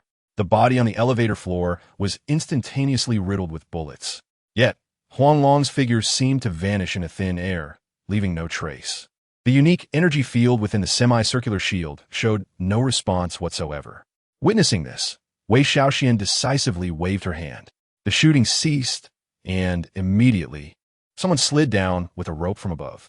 Clad in a combat suit made of special materials, he would not interfere with the magnetic field. He steadily approached the elevator. The elevator remained motionless under the control of the staff. The crowd's attention unconsciously focused on the man. Wei Xiaoxian felt an intense sense of anxiety. If Huang Long managed to escape, he would undoubtedly become a significant threat in the future, for his power was escalating far too rapidly. Unbeknownst to her, her fists clenched tightly. Upon entering the elevator, the man wielded the flamethrower, unleashing a comprehensive and rapid spray. Nevertheless, even with this, there was still no sign of anything unusual. 1 minute, 2 minutes, 3 minutes, 5 minutes had swiftly elapsed. Wei Xiaoxian waved her hand once more. Several fully armed men rushed inside. Meanwhile, those outside donned gas masks simultaneously. A dense mist of liquid gas began to evaporate, enveloping the surroundings in smoke. Wei Xiaoxian's heart raced with anxiety. If she were in Huang Long's position, she would undoubtedly seize the invisibility cloak to conceal herself. The mist could amplify the cloak's effect to its utmost potential. This was undoubtedly a prime opportunity for escape. Moreover, while the energy shield appeared formidable, a quick enough speed could breach it. The true lethal strike lay just outside the defense shield. The ground surrounding the shield was covered in clay laced with a significant amount of modified realgar powder. The mixture resembled ordinary yellow earth. However, the realgar within the clay, when subjected to high temperatures, transformed into a deadly poison akin to arsenic. She had intentionally allowed Huang Long to ascend for this precise sequence of events. Yet, the situation was exceedingly bizarre. Huang Long seemed to have vanished completely. Within a mere quarter of an hour, individuals continuously descended to inspect various parts of the elevator. Yet they found nothing. Wei Xiaoxian could no longer contain her frustration. She had never encountered such a peculiar serpent. The unusual must harbor something sinister. Could it be that the opponent was truly a demon? Mirrors. Quickly check for mirrors in the vicinity. Suddenly realizing something, Wei Xiaoxian urged the crowd with urgency. As one of the 8 ancient clans of Huangdian, she understood the significance of ancestral treasures. Although the legacy of the 8 ancient clans had never been activated, it was, after all, a relic from their forebears. Even as antiques, they held considerable value. If she could unravel the secret of Huang Long's ability to speak, it might lead her to traces of the immortal cultivation era. This thought made her cheeks flush with excitement. Cough, cough, cough. Overwhelmed by intense emotions, she coughed up blood again. She hurriedly pulled out a special medication, swallowing it hastily. If she did not extract the evolutionary gene soon, her life would not last much longer. A fierce glint flashed in her eyes. Continue the search, even if it means digging 3 feet into the ground. We must find him. Yes, supervisor. The crowd responded in unison, entering the elevator. In the end, only 3 individuals remained, vigilantly guarding Wei Xiaoxian's side. The elevator doors were already riddled with holes. Before reaching the 2nd floor, Huang Long had stealthily slipped through the gap in the doors. Inside the elevator lay only Gu Shihong's corpse. Thus, the elevator continued its ascent, as the research facility had long since sounded the alarm, and everyone should have entered the emergency evacuation route. Huang Long initially thought he had no chance of blending in. Unexpectedly, a hefty man, weighing over 300 pounds, arrived panting. Seizing the opportunity created by the man, Huang Long dashed in like lightning. Just before the restroom door closed, he slipped inside, swiftly coiling around the man's body. In the next moment, he tightly locked his grip around the burly man's neck, threatening, "Take me out, and I will spare your life. Otherwise, I will ensure your demise is absolute." The man struggled desperately against Huang Long's form. Within moments, his complexion turned a shade of deep purple. Sensing the threat was sufficient, Huang Long continued, "Now, I will release you, as long as you dare to utter a word of nonsense. I will take your life immediately." As the constricting force lessened, the man gasped for breath, his mouth agape like a fish out of water. He surveyed the empty restroom, fear etched across his face. "Speak. How can I leave this place?" Huang Long glared at him, his voice infused with a hint of lethal intent. Remaining here for even a second longer increased the threat. The man instinctively retreated a step, ultimately sitting down on the toilet. He fought to suppress his terror, speaking rapidly. "The research facility is located within the Nujiang mountain range. Half is in Myanmar, and the other half is in Huaxia. When you reach the uppermost exit, you will discover yourself positioned 500 meters above the mountainside, with the furious Nujiang below. Jumping down is a certain death. There is only one way to enter, by helicopter. Thus, even if you reach the exit, you will be met with frenzied attacks from the base's security personnel. That is all I know. Please don't kill me." Suddenly, his eyes widened in horror. His head spun 180 degrees, fixating on the mirror before him. Blood began to ooze from his ears, eyes, nose, and mouth. His consciousness gradually faded into nothingness. The poor man never realized who had claimed his life. At that moment, Huang Long revealed his serpent head, deftly unfastening the man's clothing. His tone laced with mockery. "Oh, you possess such vast knowledge. Clearly, you are no ordinary researcher. Thus I cannot allow you to live." With that, he bared his fangs and sank them in. Chapter 34. A Narrow Escape. Ding. Congratulations, host, for devouring an adult male and gaining 2 evolution points. Current evolution points, 300. Ding. Congratulations, host, for devouring an adult male and gaining 1 evolution point. Current evolution points, 301. Congratulations to the host for devouring an adult male and acquiring 0 evolution points. The current total stands at 301 points. The system's notification echoed repeatedly. Yet Huang Long felt an inexplicable sense of agitation. The evolution points gained from humans were dwindling alarmingly. This was not a positive omen. Fortunately, the evolutionary points varied among different human populations. Some individuals possessed merely 1 or 2 points, while others could yield hundreds, and perhaps even more. It was possible that Huang Long simply had not encountered those individuals yet. Judging by the current circumstances, the Burmese individuals in the safe house would likely not provide many evolution points, even if he consumed all of them. However, a grasshopper is still meat, and he could not let the opportunity slip away.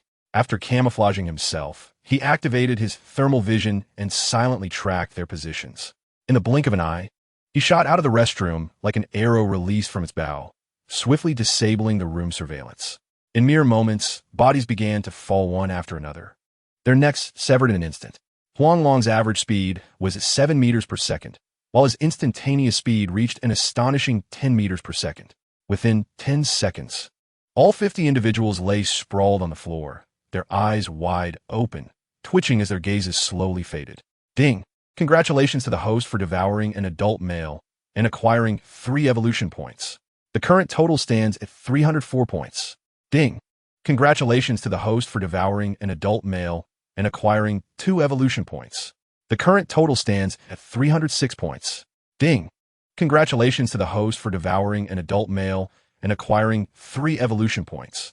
The current total stands at 309 points. In the end, Huang Long amassed a total of 89 evolution points, bringing his total to 340 points. He was still 1260 points away from his next evolution. The monitoring staff in the control room noticed the anomaly in Safe Zone 1 and immediately alerted everyone. The destruction of surveillance equipment occurring at such a sensitive time was undoubtedly indicative of an unexpected incident. Numerous personnel began to converge on Safe Zone 1. Huang Long, adorned with a pack of electronic grenades around his neck, skillfully seized the machine gun in the room and swiftly breached the safe house's entrance. In no time, the safe house began to collapse.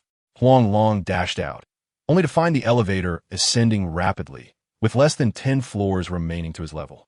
He retrieved an electronic grenade, activated it, and hurled it at the door, taking cover beside it. Ding!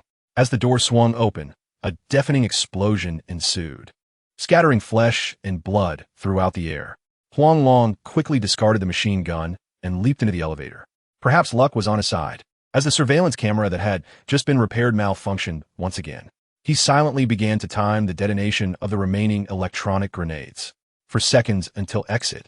5 seconds until the explosion.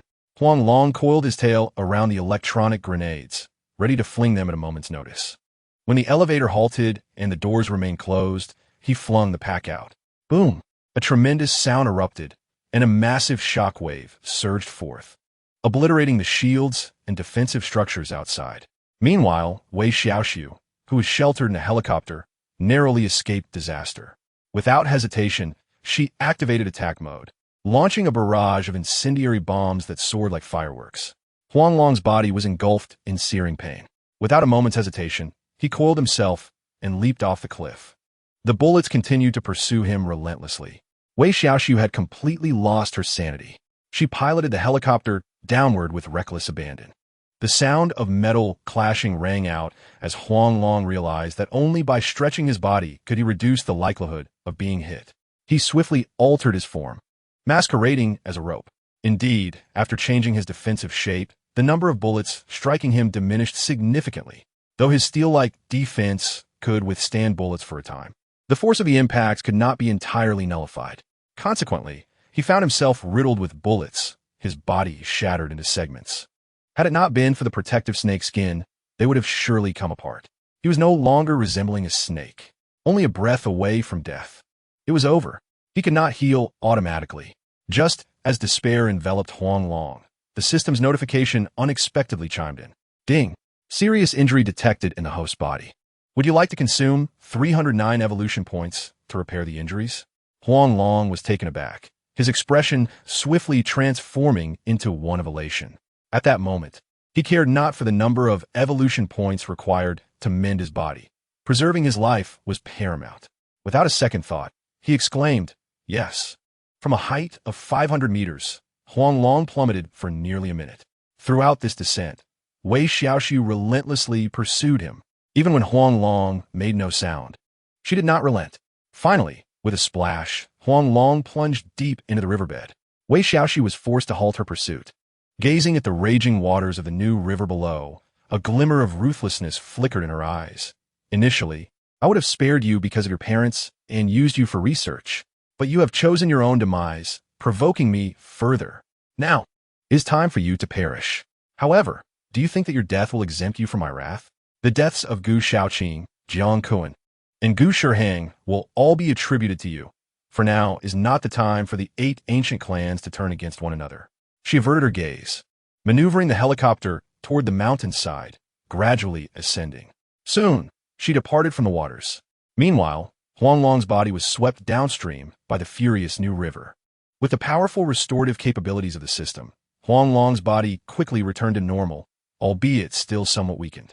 Huang Long was thoroughly convinced of the system's automatic alerts. It would not intervene until his life was in dire peril. Nonetheless, this also honed Huang Long's ability to confront danger. The waters of the new river flowed swiftly, and prey slipped away in an instant. After regaining a modicum of strength, he drew closer to the riverbank. After numerous failures and attempts, he was finally struck by a wave that propelled him onto a rock by the shore. The sunlight warmed him as it bathed his body. At this moment, Huang Long could not help but feel a sense of contentment. On the bank, a 6-meter-long Burmese python, with a large head and a slender body, flicked its tongue and leaped toward him, jaws agape, aiming to bite Huang Long. The fierce wind and the foul stench of its breath instantly alerted Huang Long. He quickly evaded. However, it was too late. With a snap, a piece of flesh was torn from his body. Huang Long darted toward the shore like lightning. Upon seeing the creature that had attacked him, he couldn't help but exclaim, "Wow, so big." Chapter 35, Initiating the Python Evolution Template. However, the Burmese python did not care about its size. It could not comprehend the concept of size. It simply desired to offer Huang Long, this small morsel, a warm home. With its gaping maw, it surged forward once more. Huang Long felt no fear. They were both 80-kilogram predators. One was massive and unwieldy, while the other was small and swift. Even leading in circles, Huang Long could easily outmaneuver it. Thus, a bizarre scene unfolded by the riverbank. The large and the small, 2 serpents chased each other, stirring up dust and panting heavily. In the end, the larger one collapsed from exhaustion. Seizing the opportunity, Huang Long injected it with venom and then kept his distance. In the throes of excruciating pain, the Burmese python writhed in agony, flattening a swath of wild grass and snapping nearly 10 small trees. After nearly 10 minutes of struggle, the opponent remained motionless. Huang Long inspected the great python's body before making his way to its tail, gradually consuming it. As Huang Long directed the movement of his bones, his mouth expanded increasingly. From the corners of his mouth, the shimmering light of his internal body could be faintly seen. Huang Long felt somewhat bewildered. Previously, even the act of swallowing prey would elicit a notification. Why, after such a prolonged duration, was there no response? Moreover, where had the sensation of fullness gone? Could it be a system bug? He repeatedly cursed the foolish system in his heart. Nevertheless, despite his grievances, he did not hesitate in the act, and within 3 hours, the over 80-pound Burmese python was fully devoured. Just as he was about to find a place to rest, an overwhelming feeling of fullness suddenly surged. The system notification chimed in. Ding! Congratulations, host, for consuming the Burmese python and gaining 1,600 evolution points. Current evolution points, 1,600. Detection shows that the host currently possesses enough evolution points to meet the conditions for toxic branch evolution. Shall we commence evolution now? Without uttering a word, Huang Long swiftly sought a hiding spot. However, after searching for a considerable time, he found no suitable location. Reluctantly, he resolved to evolve atop a towering Burmese rosewood tree. Upon climbing up, he silently intoned, "Evolve." Waves of light flowed and enveloped his entire being.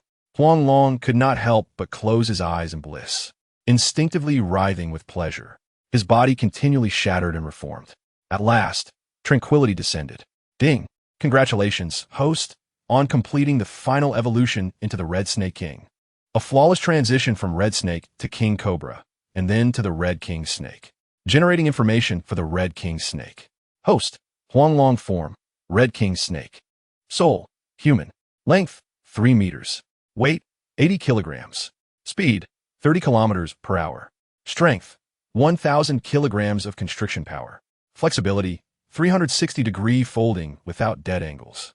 Camouflage, chameleon-level disguise. Defense, ironclad. Talents, devouring, constriction, potent venom, rank suppression. Bite force, 1,000 kilograms. Evolution points, 0. Toxicity level, Red King Snake Venom, lethal in 30 seconds. Note, rank suppression only affects the Red Snake lineage, akin to an upgraded version of the wave technique, Snake Howl. The system's notification chimed again before Huang Long could fully comprehend his transformation. Ding! Detected that the host has evolved to the final form of the Red King Snake. Now initiating the Python evolution template.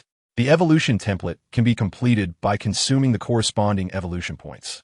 Loading the latest Python templates. Large Python Template 1, Burmese Python. Length 9 meters, weight 200 kilograms, with a brown back and white patterns. Value, 100,000 evolution points. Large Python Template 2, Reticulated Python. Length 12 meters, weight 200 kilograms. Gray-brown with light gray net-like patterns. Value, 100,000 evolution points. Small Python Template 1, Blood Python. Length 2 meters, weight 1 kilogram, blood red in color. Value 10,000 evolution points. Small Python Template 2, Ball Python. Length 1 meter, weight 1 kilogram, gray-brown skin with spherical patterns. Value 10,000 evolution points. Giant Python Template, Titan Python. Length 12 meters, weight 1 ton, with pitch black skin and a metallic sheen. Value 1,000,000 evolution points. Reminder, only one evolution template can be selected. Each template has unlimited evolution potential. Smaller pythons have longer evolution cycles and consume more time. It is recommended to choose a large python. Your suggestion is invalid. I prefer the largest. Upon seeing the final option, Huang Long could not help but exclaim in excitement. The Titan Python, that is a being capable of swallowing a whole pig. If he cannot acquire the right one, he will settle for the most expensive. The high cost naturally comes with its justifications.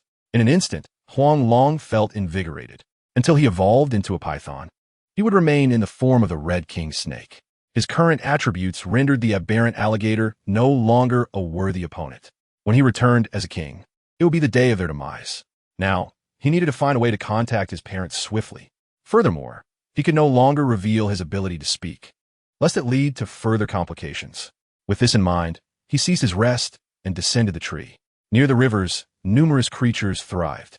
He intended to hunt along the riverbank continuously. To Huang Long's delight, this place proved to be a paradise for pythons. Before him lay a pair of Burmese pythons, entwined together, seemingly engaged in an indescribable act. To avoid disrupting his appetite, he decided to assist them on their journey, binding their fates together. Stealthily approaching, his chameleon camouflage activated automatically. 10 meters, 8 meters, 6 meters, Huang Long drew ever closer. Suddenly, just as he was about to seize the tail of one python, a strange crowing sound pierced the air. The two pythons were instantly startled, bolting forward at lightning speed. Huang Long, like a ravenous dog pouncing on prey, ended up biting into the dirt uncontrollably. Subsequently, he glared fiercely at the source of the sound. It was a gigantic bird standing 3 meters tall, its body adorned with scattered feathers. Its gray claws, as if forged from iron, bore long talons. An apple that fell to the ground was effortlessly crushed by its grip. This was an ostrich. The terrifying name echoed in Huang Long's mind. Shadows of his childhood, where he was chased down the street by a large goose, surged unbidden to the forefront of his thoughts. This creature was far more terrifying than a goose. At a distance of approximately 3.5 meters, it could easily leap over a 5-meter obstacle. Its sprinting speed could reach 70 kilometers per hour and could sustain such speed for 5 minutes. In that moment, he finally understood why the previous pair of Burmese pythons had fled. Those claws could undoubtedly shred their flesh. However, tearing him apart would not be so simple. The ostrich, sensing Huang Long's immobility, seemed provoked. It let out a loud cry and charged toward him, flapping its wings wildly. In an instant, the area around Huang Long was engulfed in flying dust and debris, obscuring his vision. The surrounding small creatures fled in panic from the vicinity. Chapter 36. The struggle against the mutated ostrich. Huang Long, witnessing the unfolding scene, swiftly switched to serpent eye mode. The onslaught of wind and sand against his eyes diminished to the bare minimum. He then rose to a height of 2 meters, confronting the ostrich head-on. Hiss! He instinctively tensed his skin, preparing to unleash a sonic attack. Yet at that moment he realized he could no longer produce sound waves. It dawned on him that he was no longer the king cobra. He should now utilize the abilities of the red king snake to fend off his adversary. Potent venom and constriction were his specialties. His body surged like lightning, darting toward his opponent. A flicker of astonishment crossed the ostrich's eyes as Huang Long approached. However, as soon as he drew near, the bird leaped gracefully into the air. The bird and snake swiftly exchanged combat positions, turning to attack each other once more. Huang Long's head shot upward, his body lifting off the ground, reaching an impressive height of 2 meters. It was an extraordinary display of agility. However, such a leap was utterly inconsequential before the ostrich. The creature effortlessly evaded his attempt with a mere flap of its wings. Huang Long chose not to engage further, turning to flee. Now, it was a contest of endurance. The one with lesser stamina was doomed. Upon witnessing its prey escape, the ostrich became increasingly frenzied, pursuing the direction of the Huang Long. The adversary's speed was more than double that of Huang Long's. Running in a straight line proved to be a dead end. Thus, Huang Long led the creature in circles. Having recently fed, his stamina was abundant. Even the python was exhausted by him. So how long could the diminutive ostrich endure? Soon, the ostrich's speed began to wane. It seemed to have sensed Huang Long's strategy and ceased its foolish chase. Instead, it began to leap, each time its sharp claws aimed directly at Huang Long's body. What was once a certain victory for Huang Long turned precarious as he was struck twice in quick succession. Though his skin remained unbroken, an excruciating pain coursed through him, and he could vaguely sense swelling at the sites of impact. The opponent's speed escalated, while Huang Long's evasions grew increasingly frantic. Ultimately, his range of movement was confined to a mere meter under the ostrich's rapid mobility. The areas of pain on his body multiplied. Huang Long's mind grew hazy. Such combat experience was astonishing. He suddenly realized he had underestimated this ostrich. Its abilities clearly transcended normal capabilities, indicating it was a mutant ostrich. After 5 minutes of battle, he had not managed to land a single bite on his foe. No wonder the martial arts of the world assert that only speed is invincible and unbreakable. Yet, his defenses were formidable. He resolved to endure and see how long it could last. Huang Long steadfastly held on. Soon, the ostrich's speed began to decline. With his ample stamina, Huang Long's advantage became increasingly apparent. Eventually, the speeds of the snake and the bird reached a balance. The ostrich appeared to be in a state of disarray, clucking incessantly, its voice growing ever more frantic. In its fluster, its steps faltered. The previous afterimages became distinctly clear. A gap was evident in the encirclement. Now was the moment. Huang Long bellowed and swiftly darted toward the opening. The barrier was breached. Huang Long seized the initiative, executing a swift turn to bite fiercely at the ostrich's thigh. This time, he could even feel the warmth of its flesh. Yet, it narrowly evaded his grasp. His fangs grazed its thigh, just a fraction more, and he would have injected his venom. One more attempt would surely succeed. He provocatively shook his head at the creature. To his surprise, it let out a loud cry and turned to flee. Huang Long could not allow his quarry to escape so easily. With renewed vigor, he pursued once more. However, the ostrich began to circle him. A cold smile crept onto Huang Long's lips. The tides had turned swiftly in his favor. The ostrich's pace diminished. 5 meters for meters, 3 meters, 2 meters, 1 meter. The distance between the bird and the snake shrank. At last, Huang Long sprang forth, sinking his fangs into the ostrich's thigh. The lethal venom surged into its body. The ostrich squawked in agony as it flailed its wounded leg, sending Huang Long hurtling away uncontrollably. Dark blood sprayed across the ground as a piece of flesh was torn away. Huang Long stretched his body on the spot, opting not to pursue further. The ostrich's gait was now unsteady. He silently counted to 5. As soon as he reached 5, with a thud, the ostrich collapsed. After a mere 2 convulsions, it lay still. Huang Long, dragging his weary body, began to savor his meal. This area, devoid of other creatures due to their battle, allowed him to indulge freely. The system notification remained silent until Huang Long had fully consumed the ostrich, at which point it chimed. Ding! Congratulations, host, for devouring the mutant ostrich and receiving 2,500 evolution points. Ding! Minor injuries detected on host body, automatically consuming 200 evolution points for repair. Current evolution points, 2,300. Huang Long shook his head and stretched, a look of contentment on his face. Evolution to the status of a red python king was exhilarating. Everything had become automated. Hunting had also become significantly easier. Compared to his previous days of hunting, it felt as though he had ascended to paradise from hell. As night fell, Huang Long began searching for a place to rest. A tree was his last resort. He preferred the safety of a burrow. After all, the security it provided was comparatively greater. Along the way, he marked his territory. He was determined to eliminate the woman named Wei Shaoxian himself. Were it not for her, he would not be in this foreign land. Unconsciously, his heart filled with rage.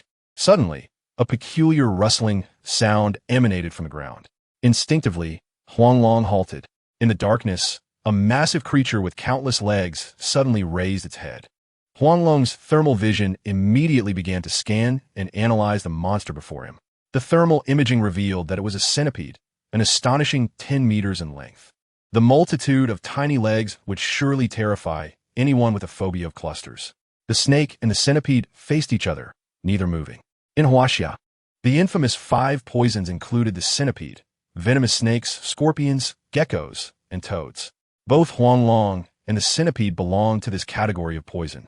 Today, it seemed they would determine who was superior. If nothing unexpected occurred, this creature would likely choose to engage. After all, it had a significant advantage in size. However, to Huang Long's astonishment, the centipede turned tail and scuttled away under his watchful gaze. Huang Long stood dumbfounded at the scene. As fellow members of the 5 poisons, there should be no fear amongst them, right? Had the centipede recognized him as a tough opponent? Huang Long chuckled to himself, realizing that perhaps he indeed had become quite formidable. The pivotal reason for this drastic change was that shattered mirror. Could it truly be a mirror that reveals demons? Chapter 37. Zui awakens after walking a distance. Huang Long finally discovered a place to rest. It was a dilapidated building covered in dust.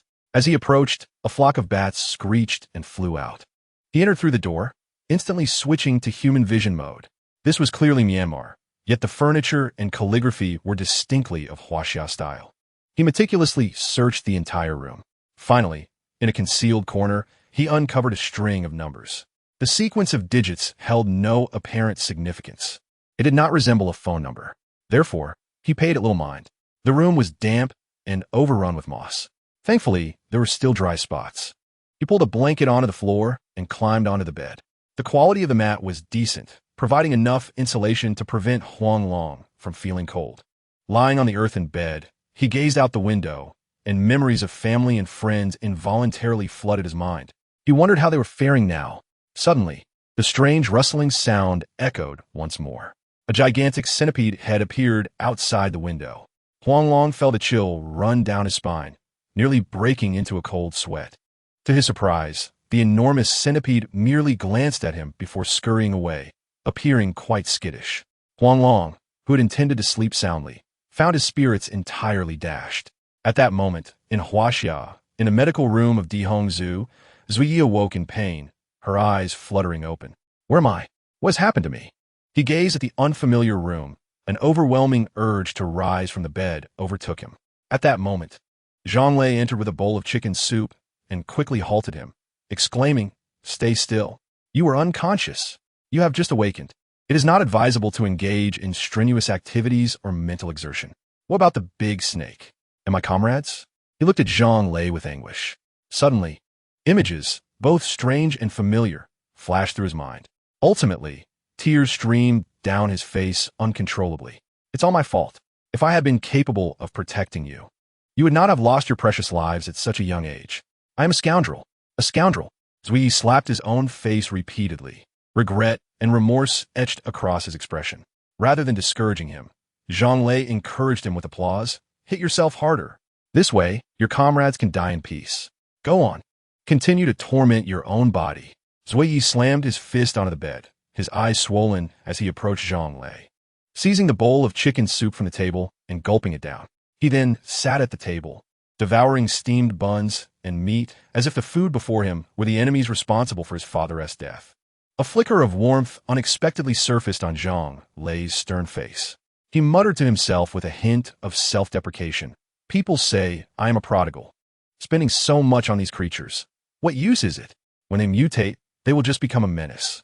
Yet, when they see me profiting, they praise my business acumen. But some say, no trade, no harm. I am the executioner. I merely wish to ask, is there anything wrong with purchasing these animals? I am not as sordid as they presume. Yes, I am a prodigal. My father earns so much money. What else is it for if not to squander? Is being a prodigal a crime? Zui set down the steamed bun, finally looking directly at the man before him. In his eyes, this individual was nothing but a wastrel. Yet, the words he had just spoken hardly resembled those of a mere wastrel. Setting aside everything else, his willingness to fight for his friends warranted a different perspective. Curiosity piqued. He inquired of Zhang Lei, is that big snake truly a monster? A cold smirk danced upon Zhang Lei's lips. What of monsters or humans? Do you not still wish to conduct experiments on it? Do not cloak yourself in righteousness. If I were you, I would engage in something virtuous. Discover who abducted it. Find its parents. No one should die, nor should anyone live. You are correct. Zui nodded, rising to his feet as he turned towards the door. Gu Shaoqing is your significant business partner, is he not? Now that he is dead, his family will surely vent their anger upon you. Me? What a joke. Zhang Lei scoffed as he stood to meet him. Selling me a few lizards makes him my business partner? That is a rather cheap partnership. When he came to me, it was merely to inquire about where to find the color-changing entities. I am not his only buyer. What? Are you saying there are other buyers? Zui halted in his tracks, the chaotic threads in his mind suddenly unraveling. Unable to contain his excitement, he turned around. Observing Zui's animated demeanor. Zhang Lei was momentarily taken aback, an expression of surprise crossing his features. He seemed rather intrigued by the matter concerning Gu Shaoqing. Could Gu Shaoqing's situation be related to Huang Long? A sudden realization struck him. He tentatively asked Zui, is Gu Shaoqing's death connected to the big snake? Indeed, Zui confirmed, his expression grave as he elaborated. According to the clues we have gathered, Gu Shaoqing secretly ventured into the mountains due to the mutated entities. Accompanied by his current girlfriend, Jiang Ruoyu, and her older brother, Jiang Koan. Based on testimonies from Jiang Ruoyu and Jiang Koan, Gu Shaoqing went missing after separating from the group. Strangely enough, the next day, Jiang Kun was found dead on the circular mountain road, while Jiang Ruyu was brutally mutilated. He paused deliberately. Logically, Jiang Ruyu and Jiang Kun, having suffered an attack from the big snake and crocodile, should have reappeared in the wilderness shortly thereafter. Yet they did not. Surveillance footage indicates that the grandfather of the snake-chasing girl died because of Ouyang and Jiang Ruyu. Killing Ouyang and maiming Jiang Ruyu seemed reasonable. Moreover, Jiang Kun had previously led a team to kill the big snake, so retaliation against Jiang Kun is plausible. Thus, the events could be classified as premeditated murder. However, with the big snake abducted and all witnesses mysteriously dead, I began to doubt the entire affair. The truth of the matter may not be as I perceive. Therefore, if you possess any information, do not conceal it from me. Zhang Lei leaned back, collapsing onto the sofa, his fingers rhythmically tapping against his thigh. From Zuye's words, it was evident that he harbored no ill will towards Huang Long. Everything he spoke was grounded in reality. Furthermore, he had already surmised certain aspects from these fragments of information. The individuals who abducted Huang Long must have sought something specific from him. Hence, Jiang Ryu's return was likely also for that very thing, right? But if it was for that purpose, why only 2 individuals? And why 2 who were completely inexperienced? Were they part of a group? Zhang Lei seemed to grasp something, abruptly directing his gaze towards Zuyi. You mentioned others went there. What were they doing? Have you managed to investigate? Zuyi, too, appeared to realize something, exclaiming with excitement. That phone, Huang Long used it prior. The phone should harbor secrets. Not only those of the big snake, but also of Gu Shaoqing. Quickly, write down the buyer's contact information for me. I will head to the X satellite network company to compare and investigate. Then, let us check who has been in contact with the Wang Ling couple. No need for such trouble. I will go with you. Huang Long's parents are my parents. Zhang Lei exclaimed, enthusiasm radiating from him as he stood. He grabbed Zuyi and rushed towards the door. Chapter 38. The hunting grounds of the mutated centipede. Zhang Lei utilized his connections, driving directly to the X-Satellite Communications Network's Dianzhong City branch. However, the manager, Wei Xiaoxian, was unexpectedly absent. Others lacked the authority to enter the manager's office. While they usually exchanged pleasantries, not a single reliable person was available when it mattered. Frustrated, Zhang Lei could not help but curse, pacing angrily. It's all right. Observing Zhang Lei's anxious demeanor, Zui stepped forward to offer comfort. Do not worry. I will apply for a search warrant. As soon as there is news, I will contact the Dahuang Zoo immediately. All right. Zhang Lei nodded, his expression turning serious as he regarded Zui. You must exercise caution. I have a feeling things may not be as simple as we anticipate. You can take the car. No need to return it. He tossed the car keys to Zui. Take care. Watch out for the Gu family. I received news earlier that they have already sent people into the wilderness. Zui cast a deep glance at Zhang Lei before sprinting towards the nearby Hongqi 3000.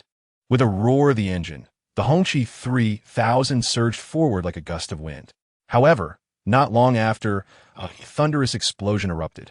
A ball of fire suddenly erupted on the bridge, and the Hongqi 3000 was instantly engulfed in a shower of debris.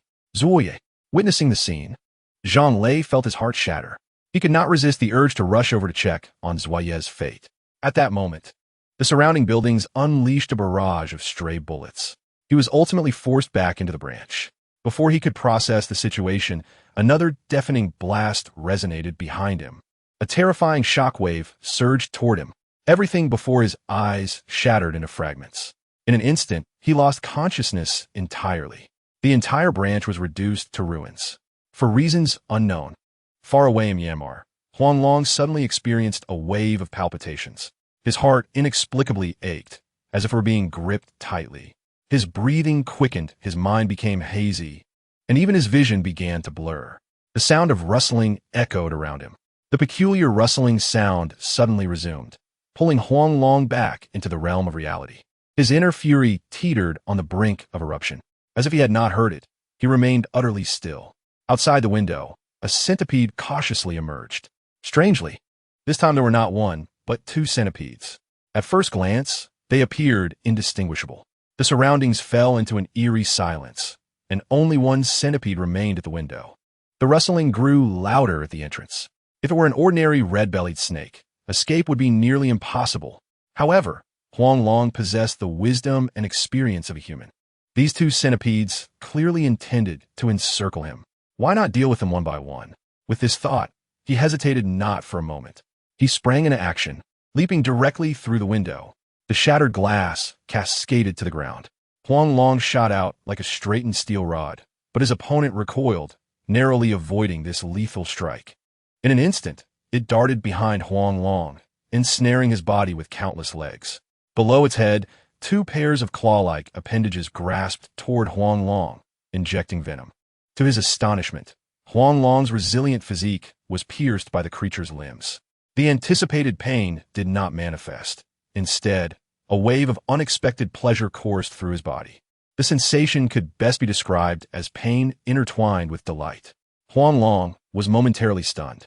The male centipede was equally taken aback, as was the female centipede. They remained motionless, as if the scene had been frozen in time. Suddenly, Huang Long's body began to contort at incredible angles, shifting through various forms. The male centipede, unable to match Huang Long's flexibility, began to crumble under the strain. With a series of cracks, it burst apart, releasing a copious amount of green fluid. This liquid fell onto the surrounding weeds, instantly wilting them.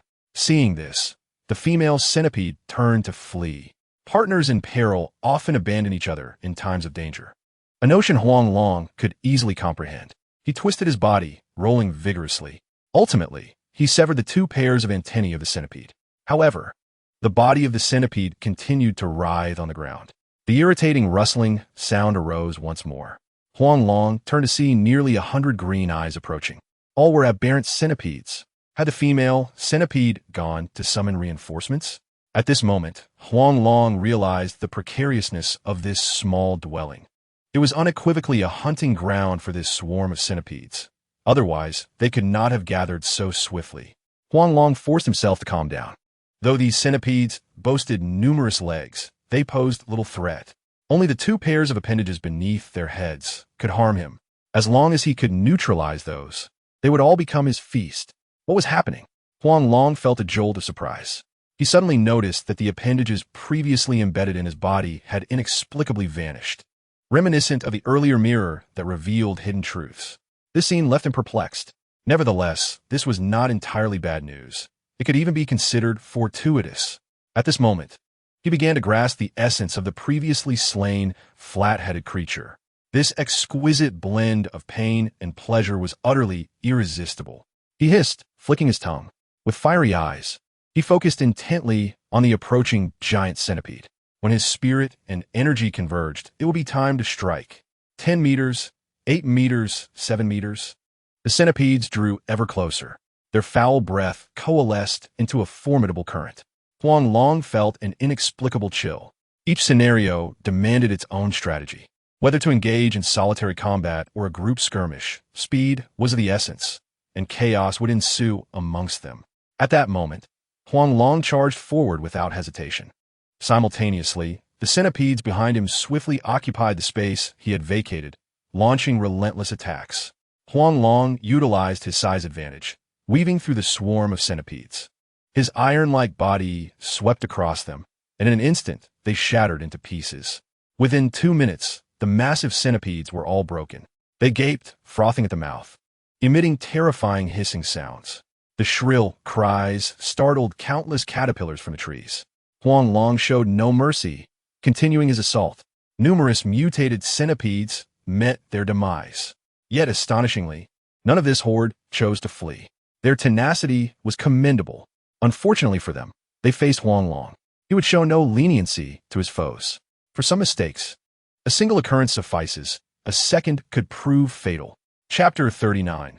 The cuckoo occupies the magpie's nest in Huaxia, at the peak of the wild forests of Yunnan. Zhao Hui listened with a grim expression to his subordinate's report. As usual, the cleanup operation proceeded smoothly. If no unforeseen events occurred, Yunnan's central city would enjoy tranquility for approximately 6 months. However, Zhao Hui was far from satisfied with the current results. While the smaller mutated creatures had been nearly eradicated, only 50,000 of the primary aberrant alligators and snakes had been eliminated, and their gathering spot remained elusive. This situation had led to the current predicament of an endless cycle of extermination. Therefore, it was not a satisfactory report by any means. Is there still no news from the deputy commander? What is the situation in Yunnan Central City? Is the epidemic prevention being effectively enforced? He anxiously scrutinized the communicator beside him. His right eyelid twitched uncontrollably, growing increasingly intense. He quickly covered his eye. After a few moments, he returned to normal. Years of combat had led him to associate the twitching of his right eyelid with impending misfortune. His heart raced faster and faster. No news yet. Yunnan Central City has implemented epidemic prevention. However, there was a major explosion incident. The communicator, Xiao Gao, shook his head, fear evident in his voice. Deputy Commander, including all personnel accompanying him, their body cameras last recorded their location at the Great Wilderness Zoo. They have now completely lost signal. I suspect they may be in danger. Damn it. Zhao Hui's fury erupted at these words. Relay orders. The 1st Beast Hunting Brigade must immediately surround the Great Wilderness Zoo. Leave no suspicious individuals unaccounted for. Yes, Commander. Gao Jing'an saluted crisply and promptly conveyed Zhao Hui's orders. A large contingent began to gather at the foot of the mountain. Meanwhile, far away in Myanmar, Huang Long completed this hunting feast. He successfully transitioned from prey to predator, voraciously consuming the remnants strewn across the ground. At last, the long-awaited system notification chimed. Ding! Congratulations. Host for devouring 100 aberrant centipedes, earning 160,000 evolution points. Ding! Host body has sustained abnormal damage, automatically consuming 300 evolution points to repair. Current evolution points, 162,000. Would you like to spend a certain amount of evolution points to purchase the latest Python evolution template? No need. Huang Long decisively refused. The allure of the Titan Python was simply too great to resist. Although the net pattern Python could also grow to a length of 12 meters, it weighed only 200 kilograms. In contrast, the Titan Python could escalate to a terrifying weight of 1 ton. This magnitude, even with the slightest movement, could crush most creatures. Moreover, its physical defenses are extraordinarily formidable. Unless its natural enemies, the Titan great ape and the Titan crocodile, are resurrected. It undoubtedly reigned supreme at the pinnacle of the food chain. When it was reborn as the feeble Chilean snake, it had no other options. However, now it possesses choices. Why not strive for a higher starting point for itself? It slowly slithered to the riverbank, and under the moonlight, its body shimmered in a myriad of colors, appearing exquisitely beautiful. Yet, it could not summon any joy. In the future, would it seek a partner in the form of a snake? The mere thought sent chills down its spine. A low, throbbing sound echoed as a helicopter approached from afar, racing upstream. Due to the darkness, Huang Long could not discern the nationality of the helicopter, watching helplessly as it flew away. However, it seemed to be heading towards the research facility where he had previously resided. That facility was in a rather precarious location. Exiting was easy, but re-entering would be a challenge. Thus, any plans for revenge might need to be postponed and perhaps rely on the assistance of others. If he sought help, he would have to return to Huangdian. By moving northeast, he would inevitably return to Huaxia. He could faintly perceive the dark silhouette of the Iron Great Wall. According to the information he had gathered earlier, he should now be at the border between the two nations. The thought of Zui Yi, who had previously treated him with such kindness, rekindled a flicker of hope within Huang Long. Perhaps he could find a way to seek assistance from the border guards. However, he refrained from crossing the river immediately. The situation on the opposite bank remained unclear, so it was better to stay here for the night. For the time being, he should be safe from disturbances. He returned to the dilapidated shack he had previously occupied. This time, he was indeed undisturbed. He slept soundly until dawn, stretching luxuriously. Yet his smile quickly faded. Outside, chaos erupted as the pungent scent of blood and flesh attracted numerous mutated mountain chickens and wild dogs. They immediately engaged in a fierce battle. In an instant, Huang Long found himself merely an observer. He never anticipated such a diverse array of species at the border. Perhaps the absence of human intrusion allowed the local fauna to retain its diversity. Plants, insects, mutated mountain chickens, and wild dogs could already form a brief food chain. This was highly advantageous for Huang Long's hunting plans. He aimed to become a creature at the top of the food chain. These mutated mountain chickens and wild dogs were quite large, with some exceeding 1.5 meters in height. Just by casually hunting one, he could alleviate his perpetual hunger. Perhaps luck was on Huang Long's side, as a chicken discovered him. The unsuspecting chicken waddled through the window. Huang Long, measuring 3 meters in length and 2 fingers in thickness, appeared to the chicken as nothing more than a mere worm. With no defenses, it lunged at Huang Long. Its beak, sharp as an eagle's, struck violently at Huang Long. He dodged left and right, advancing rather than retreating, and ultimately struck like lightning, biting into the neck of the mutated mountain chicken. His body coiled around the creature like a steel cable. The mutated mountain chicken's chest was crushed flat. Huang Long did not hesitate to devour it piece by piece. His dense skin stretched and contorted until he completely swallowed it. Ding! Congratulations to the host for devouring a mutated 7-colored chicken, earning 700 evolution points. Current evolution points, 163, 700. Huang Long was astonished at the abundant evolution points from foreign creatures. Before returning home, he must seize this opportunity. Hearing the system's notification, Huang Long let out a cold laugh and once again exposed himself at the window. Huang Long was fishing for chickens. Let the willing come forth. He was eager to see how many prey he could gather today. As time ticked by, a quarter of an hour later, another 7-colored chicken rushed in. However, it was followed closely by a mutated wild dog. After a flurry of chaos, both prey dashed inside in quick succession. Yet, after a brief struggle, the room fell back into silence. Meanwhile, tiny centipedes began crawling out from the pot's bottom. Clearly starved, they could no longer afford to be cautious. At that moment, Huang Long realized what his actions meant for the fallen mutated centipedes. Hiding here was akin to occupying someone else's territory. This was their home. Chapter 40. The fatal counterattack. Ignoring the little ones, Huang Long continued his devouring. Ding! Congratulations to the host for devouring a mutated 7-colored chicken, earning 700 evolution points. Current evolution points, 165, 400.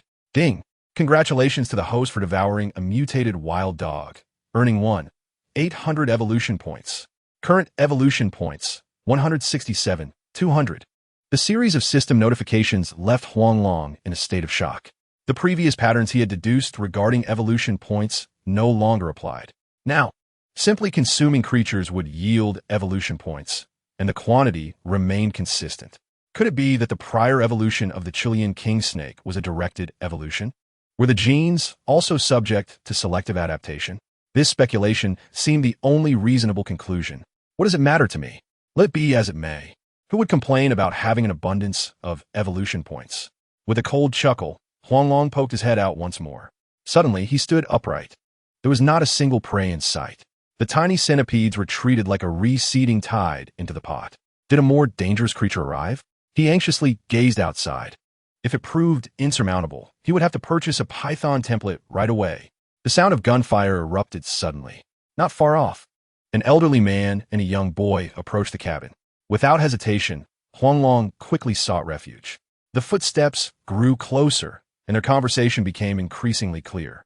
The youth, speaking slightly clumsy Mandarin, remarked outside, "Grandfather, we have come here no fewer than 50 times. Where could the golden stone cipher be? That Huaxiao person would not hide such an important item here. If I were him, I would certainly conceal it in a remote corner. With that in hand, who would dare to kill him?" The old man, with a bitter smile, replied, "Aside from this place, I cannot think of another to search. Today, I will unearth this location, no matter the cost, to find the golden stone cipher." Hiding in the corner, Huang Long paused, instinctively glancing at the string of numbers above him. With a flick of his tail, a loud crash ensued as the wall crumbled. A golden, prism-shaped key suddenly fell. Without hesitation, Huang Long took it into his mouth. "Who?" The tremendous noise instantly startled the grandfather and grandson outside. They brandished their guns and kicked the door open. With a crash, a chunk of yellow mud fell from the wall. The black youth, initially tense, suddenly relaxed. He holstered his gun and leaned it against his shoulder, calmly looking at the elder beside him. "It's fine, grandfather. It must be the house's dilapidation causing the mud to fall. The animals here all flee at the sight of us. Even if there were animals, they would have been scared away by us." The elder shook his head, ignoring him as he cautiously searched the room. Upon seeing bloodstains on the ground, he immediately crouched down. Wiping his fingers across it, and bringing them to his nose for a sniff. Suddenly, his complexion changed dramatically. Wild dogs and pheasants had just entered here. But there was a third creature. It appeared to be a snake, possessing potentially lethal venom. The youth trembled as he raised his gun again. Grandfather, please do not frighten me. But can you discern so much from just a few drops of blood? I not only know this much, I also know that the snake is right behind a rice jar. He yanked the youth over, the gun firmly aimed at the rice jar. The Huang Long, hiding behind the jar, felt a jolt, his heart racing to his throat. How could this fellow know he was hiding there? He could not help but feel the urge to rush out. Haha, I was just teasing you. How could there be a snake here? Come on. What we are searching for is not here. Who knew the old man outside suddenly burst into laughter and turned to walk out the door. Huang Long, who had originally intended to take action, abruptly halted, but immediately after his eyes widened. 2 smoking grenades were tossed with a thud near the rice jar. Damn it, you tricked me. Witnessing this scene, Huang Long could not help but curse inwardly. Without any hesitation, he dashed toward the window. However, before he could escape, a loud bang erupted. The entire small room collapsed into a heap of rubble. Huang Long was flung away by the force of the explosion. Inadvertently, the golden stone he had in his mouth was swallowed. Like the mirror he had previously consumed, the golden stone key also vanished without a trace. However, a multitude of golden patterns suddenly appeared on his abdomen. With a heavy thud, Huang Long crashed to the ground. His vision blurred, and he felt dizzy. Then 2 figures, one large and one small, appeared before Huang Long. One figure seized his head, pressing it firmly against the ground. The colors shimmered. This was a mutated creature, worth $100 million. The grandson struck gold. We are rich now. The old man, excited, clutched the snake's head, instinctively attempting to lift it. But aside from the head, Huang Long's body seemed glued to the ground, utterly immovable. They could only see that his waist was as thick as 2 fingers. Unaware of the immense density of his body, it is rare for anyone to lift something weighing 160 pounds effortlessly with just 5 fingers. What's wrong, grandfather? You can't even lift such a small snake because you're too excited, can you? I'll help you. The youth squatted down, easily lifting Huang Long's tail. Suddenly, both their faces changed dramatically. The previously unconscious giant snake twisted and contorted like a piece of dough, its tail quickly coiling around the youth's arm. The snake's head bit down hard into the old man's palm. A heart-wrenching pain echoed from both their mouths. Huang Long seized the opportunity, continually bending and contracting. With a tearing sound, the flesh on the old man's palm was ripped away, revealing stark white bone. The youth and the old man fell to the ground uncontrollably. Huang Long's body crashed toward the youth's thigh. In the blink of an eye, Huang Long opened his enormous mouth and bit down fiercely on the youth's thigh. Following that, like a slippery loach, he dashed toward a nearby tree. Bastard, I will kill you. The youth, enraged, picked up his gun and shot at Huang Long. Whoosh, whoosh, whoosh. Bullets whizzed by in succession. Due to the proximity, the shots lost their accuracy. However, Huang Long, having narrowly avoided being hit, was nearly scared to death. He barely managed to hide behind a tree. Bin son, quickly stomp your leg. Hurry, this is a venomous snake. The seasoned old man, without hesitation, directly chopped off his entire color-changing arm. Yet, the toxin still spread to his chest and abdomen. No, grandfather, I don't want to be a cripple. I don't want to. I'll go wash it in the river right now. The youth cried out in terror, his face turning as pale as paper in an instant. But the old man brandished a dagger, rushing toward him, shouting excitedly, Don't run. Grandfather will help you. Just a moment. Be good. Listen. Don't run. No, I don't want to be a cripple. The youth screamed in agony, turning without hesitation and dashing toward the river. In less than 3 seconds, the old man and the youth fell to the ground with a splash. Dark red blood gradually stained the verdant grass. Chapter 41. The first communication with Zhao Hui He Tuiji, with such meager abilities, dares to plot against me. Do you think I grew up eating soft food? Upon witnessing this scene, Huang Long cursed, unable to suppress a long exhale. If it weren't for his cleverness, he might have encountered some misfortune today. He surveyed his surroundings, ensuring there was no danger before rushing out. He began to consume the corpses, starting from the thigh, and continued until both bodies were completely devoured. Ding! Congratulations, host, for devouring 2 humans. earning 2,800 evolution points. Current evolution points, 170,000. What the hell? What on earth? Why are there so many evolution points from these two Myanmar people? Why were the people from the research facility so few? What is going on? Hearing the system's notification sound, Huang Long stood dumbfounded. He suddenly felt like slapping himself. The creatures here are entirely different from those in the wild forest. He should not have let those little centipedes go. Those little centipedes would undoubtedly provide him with considerable evolution points. However, even if he regretted it now, it was too late. Those little creatures were already buried beneath the rubble. He tied the grenades and machine guns left by the two enemies around his neck, then began searching for their means of transportation, following their tracks. Ultimately, he discovered a pickup truck laden with goods along a small path in the forest. The truck was filled with various mutated creatures. Without exception, all these mutated beings had been killed by them. Without time to consume this readily available prey, Huang Long hurriedly dashed into the truck to search. In the end, he indeed found a mobile phone. Without hesitation, he dialed his good friend Zhang Lei. However, time and again, the call could not be connected. At that moment, Zhao Hui, the commander of the Zhao Hui Brigade, who was sitting disheartened at the old site of the ex-satellite network communication office in Dianzhong City, was about to leave when he suddenly heard a series of ringing tones from the rubble. The staff of the office had all been rescued. All were dead, with no one spared. This fact had already been confirmed by the surrounding residents. This also resulted in the complete interruption of the search for clues regarding Zui Yi. The surrounding surveillance network had also been tampered with and was inoperative. Now, hearing this faint ringing, the flickering flame of hope in his heart was unexpectedly reignited. He excitedly rushed toward the rubble. Indeed, a faint ringing sound could be heard. Someone, there is still someone here, he shouted excitedly to his stunned subordinates. There are still people in the rubble. Hurry, come help. Upon hearing that there were still people beneath the rubble, everyone rushed over, and various rescue equipment was continuously dispatched. As the rubble was continually excavated, the ringing grew clearer. A bloodied corpse gradually came into view. However, that corpse suddenly twitched. Alive. He is still alive. Witnessing this scene, Zhao Hui excitedly shouted to the military doctor on standby behind him. No matter the cost, we must save this person. We must save him. Understood. The doctors nodded, bracing themselves. They quickly prepared a mobile stretcher. Soon, the wounded individual was lifted onto the stretcher.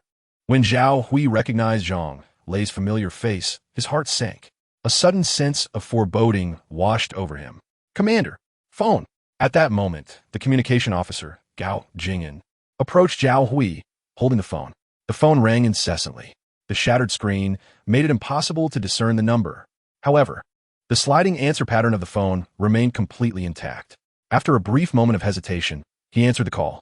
Before he could fully comprehend the situation, an enraged voice erupted from the other end. You bastard. You actually answered the phone. I thought you were dead. Where's my sister? By the way, how are you? What about someone named Zui Yi? And who are you? How do you know Zui Yi? Zhao Hui interrupted the other person, his voice hoarse and growling, reminiscent of a beast on the verge of madness, his breathing growing heavier. On the other side, Huang Long was utterly stunned. The voice on the line did not seem to belong to Zhang Lei. He instinctively asked, Who are you? How do you have Zhang Lei's number? Zhao Hui did not respond immediately, quickly signaling to the communications officer beside him to trace the call. Gao Jingyan, understanding the cue, promptly connected the call to his computer. At this moment, Zhao Hui could no longer contain himself and exclaimed, I am Zhao Hui, the commander of the 1st Beast Hunting Legion. Your friend Zhang Lei is currently undergoing emergency treatment. Please identify yourself immediately. We have activated global satellite positioning on your call. Zhao Hui, the commander of the 1st Legion?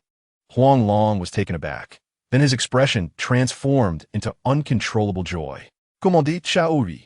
Listen to me, I am Huang Long. I can comply with your requests, but you must ensure the safety of my parents. There is something unusual by the moat. There are countless crocodile eggs in there. An X-research.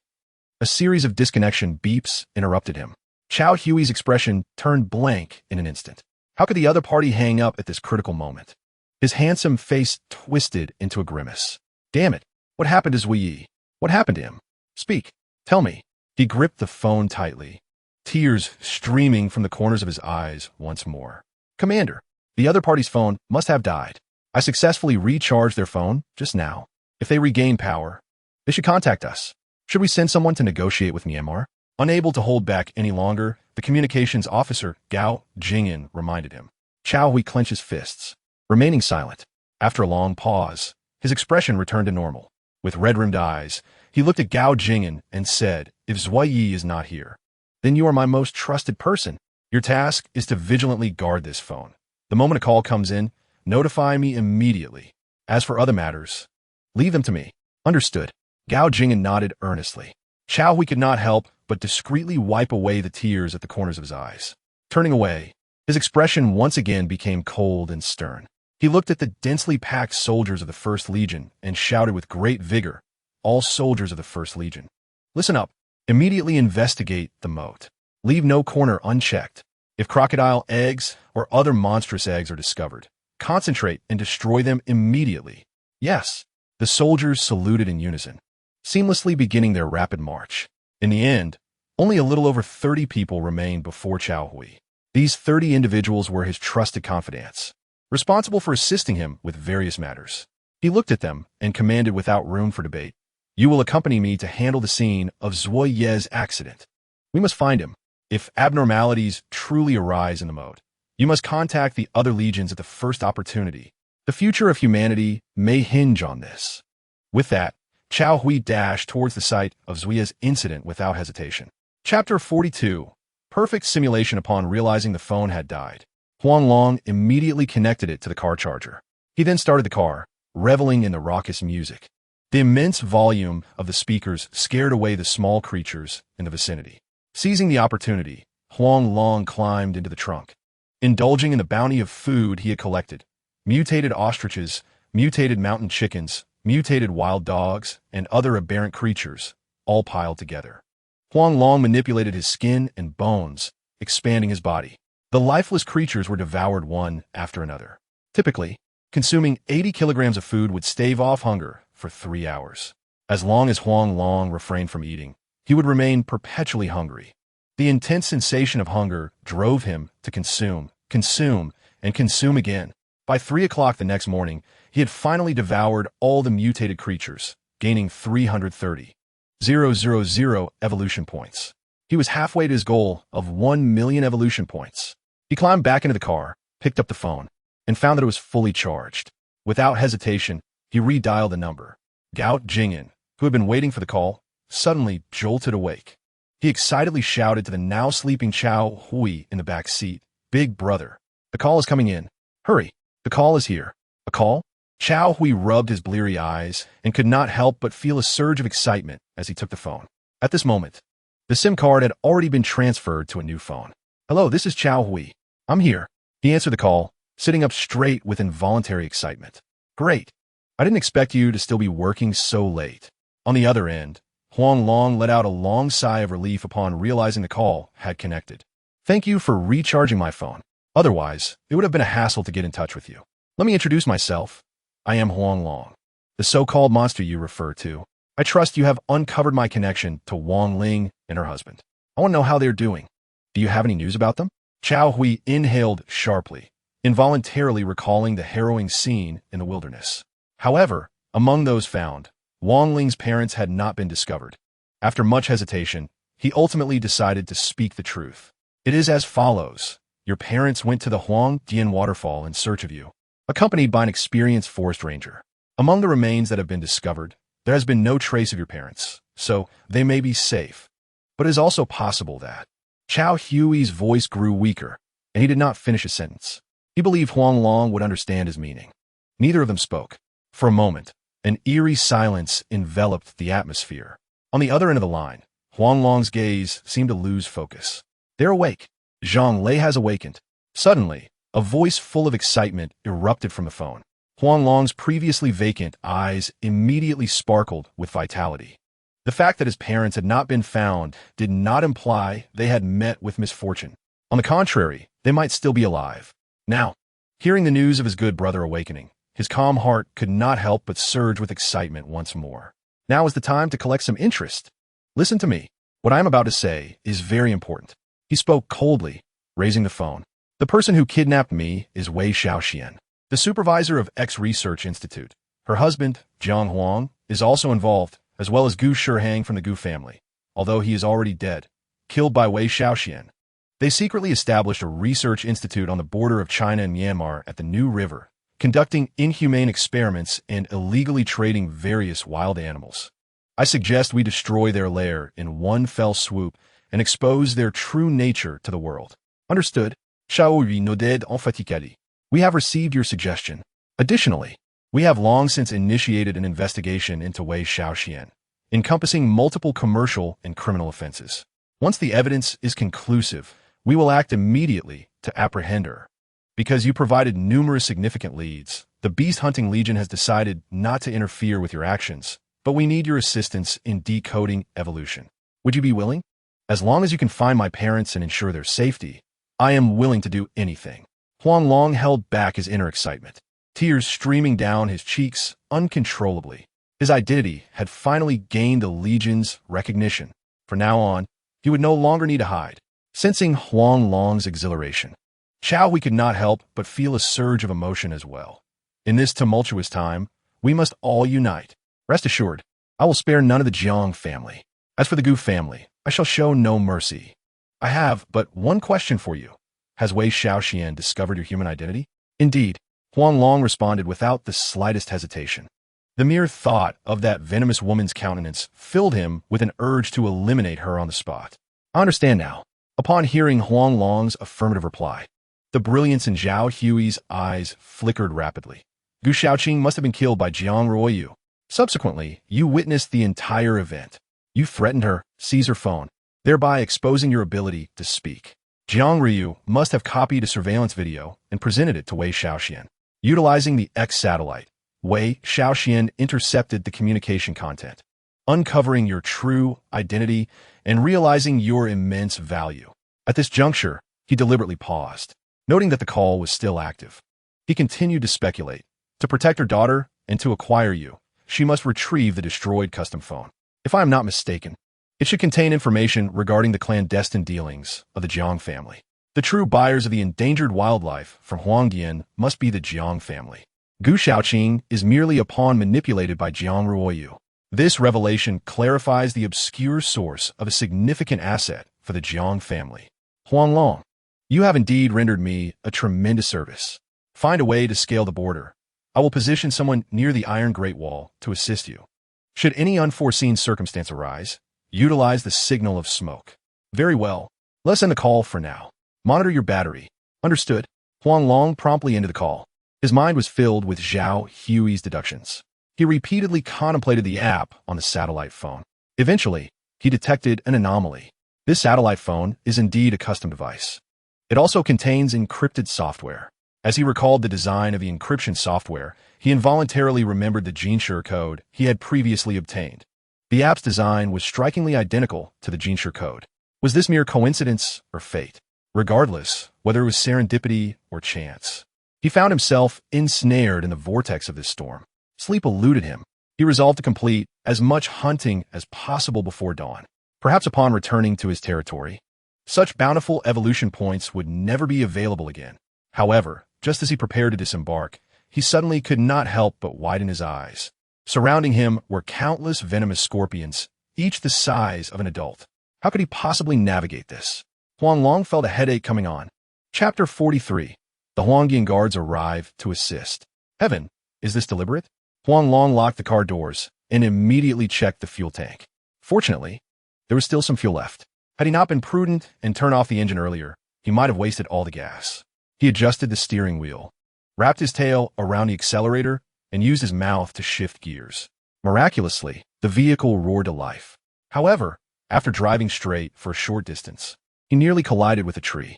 Thankfully, his reflexes were quick enough to avert disaster. He then leaned his head against the steering wheel, maneuvering the vehicle in a zigzag manner while crushing venomous scorpions beneath him. Gradually, these mutated centipedes went completely berserk. They recklessly rammed into the vehicle, their glinting stingers incessantly targeting the tires. Huang Long could almost envision the imminent blowout. Yet, when the scorpion stingers penetrated the tires, nothing occurred. It turned out they were solid. At that moment, Huang Long could not suppress a long sigh of relief. A pure rubber tire would be fortunate to burst. He took another glance at the windshield, noticing that it was manufactured by Fuyao. His racing heart calmed slightly. But soon after, the rearview mirror shattered. The vehicle was now swarming with scorpions, severely obstructing Huang Long's path. Quick, save the people. There must be someone inside the car.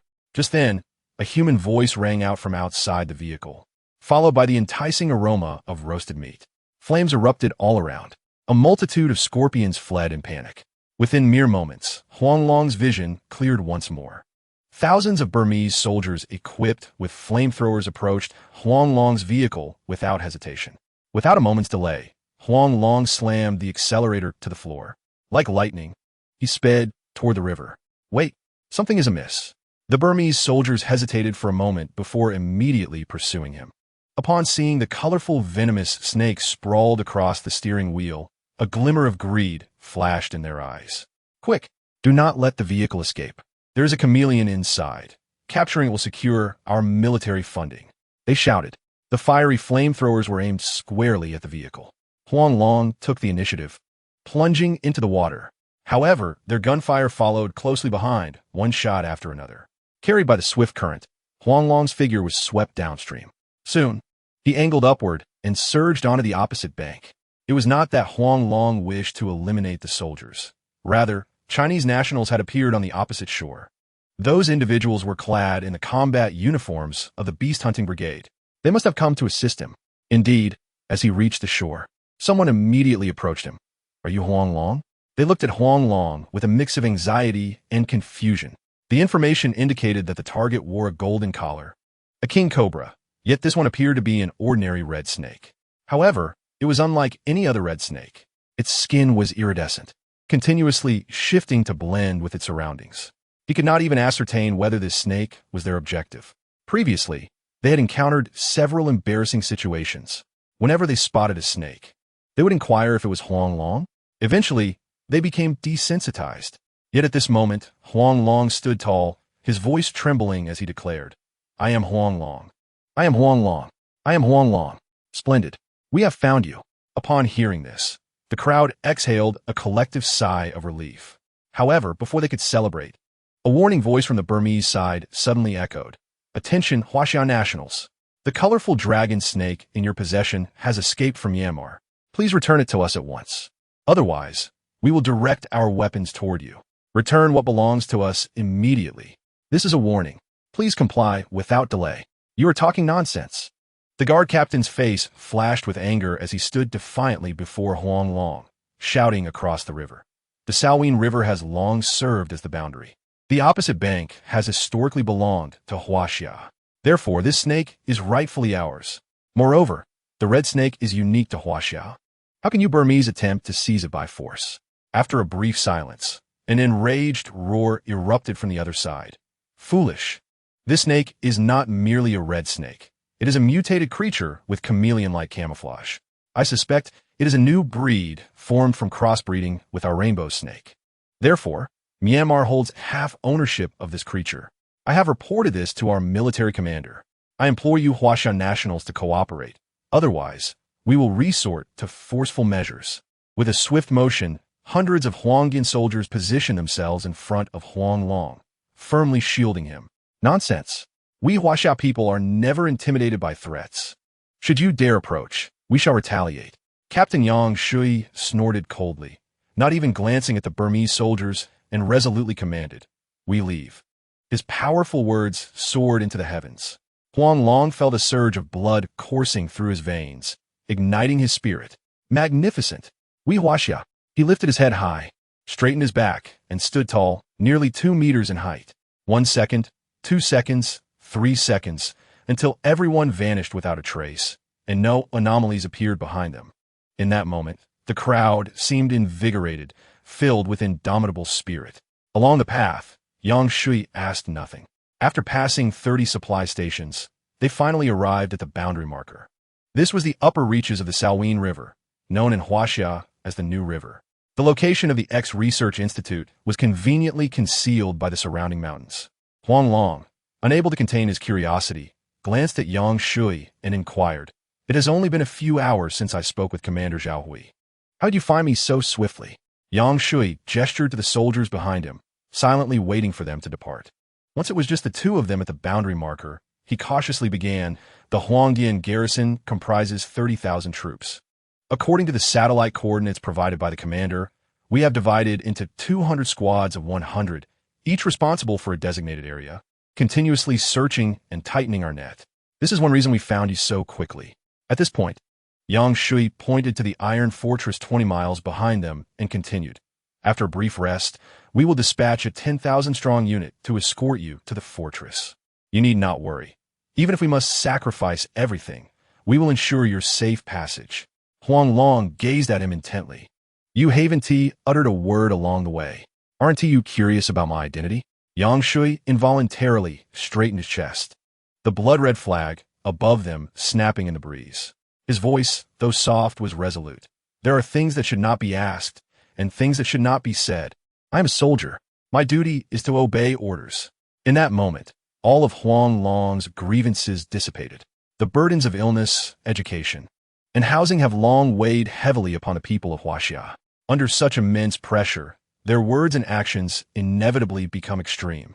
While Huaxia may have its shortcomings, it remains the root of all Huaxia people. It cannot be denied that, through adversity, it strides toward the light. In the face of our wounded motherland, we should not merely scold her, but rather, with all our strength, endeavor to rebuild her into the form we desire.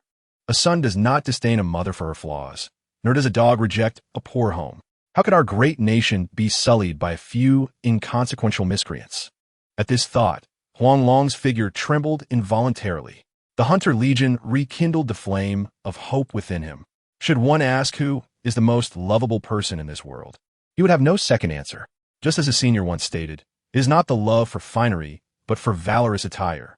The soldiers who dedicate their lives and blood to defend their homeland are the most lovable individuals in this world. He silently vowed to contribute his strength to the Legion. Squad leader, we have prepared a lungfish. I wonder if it suits his taste. At that moment, two soldiers approached, carrying a lungfish over 3 meters long. Slowly making their way toward Huang Long, Yang Shui's gaze instinctively shifted to Huang Long, who nodded appreciatively and said, "My palate encompasses all, and nothing is unpalatable. Thank you, brothers. It's no trouble. This is what we should do." The two new recruits, heads bowed, smiled sheepishly, their eyes not daring to meet Huang Long's gaze. After all, the scene before them was utterly surreal. Monsters, beings found only in myths and legends, now stood alive before them. How could they not feel fear? The enormous lungfish was deftly placed on a long table. Huang Long, without any pretense, began to relish the delicacy. If he guessed correctly, this lungfish would provide him with a substantial amount of evolution points. After all, this fish was a border product, weighing at least 100 kilograms. Huang Long started from the head, gradually consuming it. Beep!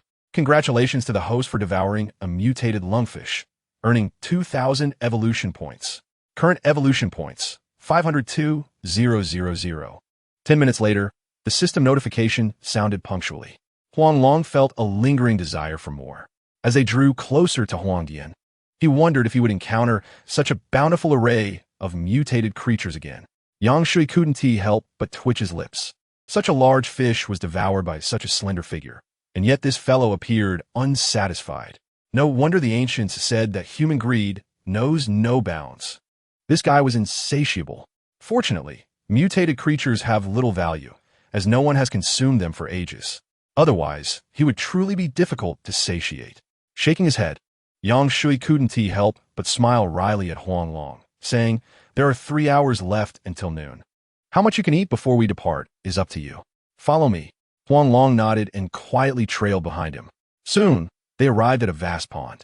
The water's surface rippled, indicating the presence of numerous large creatures. Yang Shui pointed to the surrounding crops, stating, "These grains are modified wheat, highly stable and resistant to mutation. We raise those lungfish to use as fertilizer for these crops. However, these wheat eventually mutated as well, so feel free to consume the lungfish. They are of no further use." Huang Long was astonished. He hadn't expected the garrison to suffer such hardships, even having to cultivate their own food.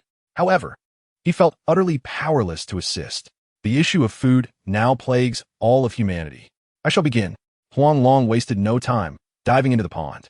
His sharp teeth relentlessly tore into the lungfish. In the end, 150 lungfish, each over 3 meters long, floated calmly on the water's surface. Though he already knew of Huang Long's formidable combat prowess, Yang Shui was astonished at how swiftly Huang Long dispatched all 150 lungfish in under 3 minutes. Huang Long's slender form expanded to around 40 centimeters.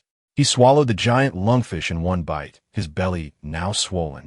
Yet, in mere moments, Huang Long returned to his normal state. Then, as if possessed, he continued to swim through the water. After some time, he resumed his feeding. Thus, he repeated this cycle. By noon, all 150 lungfish had been completely consumed. He gained a total of 300,000 evolution points, adding to the previous 500,000 evolution points. He now possessed 800,000 points. Only 200,000 remained to reach the million mark. At that point, once he purchased the evolution template for the Titan Python, he could surpass the 3-meter limit and gradually evolve toward the Titan Python. Huang Long felt inexplicably elated. He looked toward the shore. The 10,000 Huangdian soldiers were poised and ready. Given the distance to the Iron Fortress, they would reach it in about 2 hours. Had it not been for the treacherous terrain and steep mountains here, they might have arrived even sooner. He approached the shore and, with heartfelt gratitude, looked at Yang Shui, saying, "Such generous hospitality shall not be forgotten. Let us commence our journey." Yang Shui nodded in silence. The crowd immediately formed layers around Huang Long. Perhaps fortune was on their side. The journey was smooth, and they encountered no unexpected incidents. They safely exited the primordial forest and entered the sandy terrain. At this moment, they were less than 5 kilometers from the Iron Fortress. Through the binoculars, numerous sand buggies could be seen racing toward them. Clearly, the fortress guards had already begun sending reinforcements. Upon witnessing this scene, the guards of Huangdian could not help but exhale deeply, temporarily resting on the beach. Yet, for reasons unknown, Huang Long felt a sense of unease. "Squad leader, something seems amiss. We have lost all signals here. The magnetic field has shifted. We are cut off from the Great Wall's defenders." At that moment, the communication soldier suddenly stood up in a state of panic. Everyone's gaze instinctively fell upon Yang Shui. "Move! Don't stop!" Yang Shui shouted suddenly, as if he had realized something. However, the sand before them began to sink ominously. Caught off guard, soldiers were dragged one after another into the sandy abyss. The once tranquil sandy ground transformed in an instant into a massive pit, with its bottom over 30 meters high from their heads. "Everyone, be careful. Stay calm. The Great Wall forces will support us soon. Protect the mission objective. Protect the mission objective. Protect the mission objective." Yang Shui bellowed, swiftly unleashing a barrage from his machine gun. Instantly, blood erupted from the sand sea, yet throughout it all, no one could discern what was attacking them. In this atmosphere of terror, the group could only form a circle and continue firing into the darkness surrounding them. However, the shadow of despair gradually enveloped them. Chapter 45, A Family Reunion. Damn it. How could this happen? Due to Huang Long's significant status, Zhao Hui set aside everything and personally welcomed him. However, 5 kilometers away, a sudden storm of sand erupted, severing their communication with the border guards entirely. Such a situation had never occurred before. Moreover, it was rare for any alien beast to emerge from the jungle into the sandy sea. Any alien beast that entered the attack range of the sand sea was essentially a live target for the Great Wall defenders. Years of experience dealing with alien beasts made him acutely aware that what was unfolding before him was no natural disaster. He could almost smell the nauseating stench of the alien beasts. He halted the beach motorcycle and signaled for the others to stop. Observing the fine sand surging beneath him, he decisively shouted, "Spread out. Draw the target. Look for an opportunity to rescue." A roar of engines erupted as hundreds of beach motorcycles surged in different directions. In the end, only Zhao Hui and Gao Jing'an remained in place. Zhao Hui glanced at Gao Jing'an beside him and could not resist teasing Shaoan. "Are you afraid of just going around in circles here?" "Not afraid. With my big brother here, I have nothing to fear," Gao Jing'an replied, his hands trembling, his gaze fixed on the approaching waves of sand, his expression betraying his fear. As a technician in communications, He had never encountered such a spectacle. Zhao Hui was quite satisfied with his performance thus far. "Stay close," he shouted, making a sharp turn. "Here they come." Gout Jing'an accelerated in the opposite direction. The pursuing waves of sand split into two, relentlessly pursuing them from behind. The snipers on the wall sensed the abnormality around them and quickly took their positions. They locked onto their targets and opened fire. Several waves of sand abruptly halted their advance. Blood soon stained that area red. The remaining Great Wall defenders also employed this method to lure the monsters into their fire zones. In the end, the number of monsters attacking Huang Long and the others diminished significantly. However, from an escort team of 10,000, fewer than 100 remained. The casualties could only be described as devastating, and every moment saw more people falling, with no other choice. Half of them defended their surroundings while the other half guarded beneath their feet. Only then did the death toll begin to decrease. But once their ammunition ran out, they would all meet the same fate, death. A sudden roar of helicopter blades echoed from a distance. Dozens of combat helicopters appeared overhead in an instant. Some of these helicopters were tasked with eliminating the monsters in the sand sea. Others lowered rescue ladders, while some were responsible for airdropping supply crates. Everything was executed in an orderly manner. Huang Long was swiftly bound to a rescue ladder by Yang Shui. They could perish, but Huang Long must not. Perhaps the arrival of the helicopters incited the wrath of these monsters. The creatures that had been pursuing Zhao Hui and the Great Wall defenders converged towards the pit. They emerged from the sand sea, recklessly exposing themselves above the pit. This time, everyone finally understood the nature of the monsters they faced. They were a pack of great white sharks capable of dwelling within the sand sea. Almost every great white shark bore traces of blood around its jaws. Their menacing teeth lunged toward the soft ladder dangling from the helicopter. The helicopter lost its balance and plunged into the pit. One after another, they fell. In the end, only Yang Shui and Huang Long's helicopter remained. At that moment, the automatic ladder retrieval system of the helicopter malfunctioned, forcing the co-pilot to manually operate the rescue. But how could one person lift Huang Long and Yang Shui, who together weighed nearly 300 pounds? In the quicksand, hundreds of great white sharks accelerated, evidently intent on dragging this last helicopter down as well. Witnessing this, Yang Shui decisively released his grip. "Huang Long, live well for me. You must find a way to counter the alien beasts." His body fell deeper, a hint of relief gracing his smile. "Old Yang, no!" Huang Long's eyes widened with rage as he shouted. He watched helplessly as he was surrounded by a swarm of massive sharks, torn to pieces. The horrific crimson blood resembled a rain of blood, cascading down. Yet Huang Long was growing farther away. Over 10,000 soldiers sacrificed their lives for him.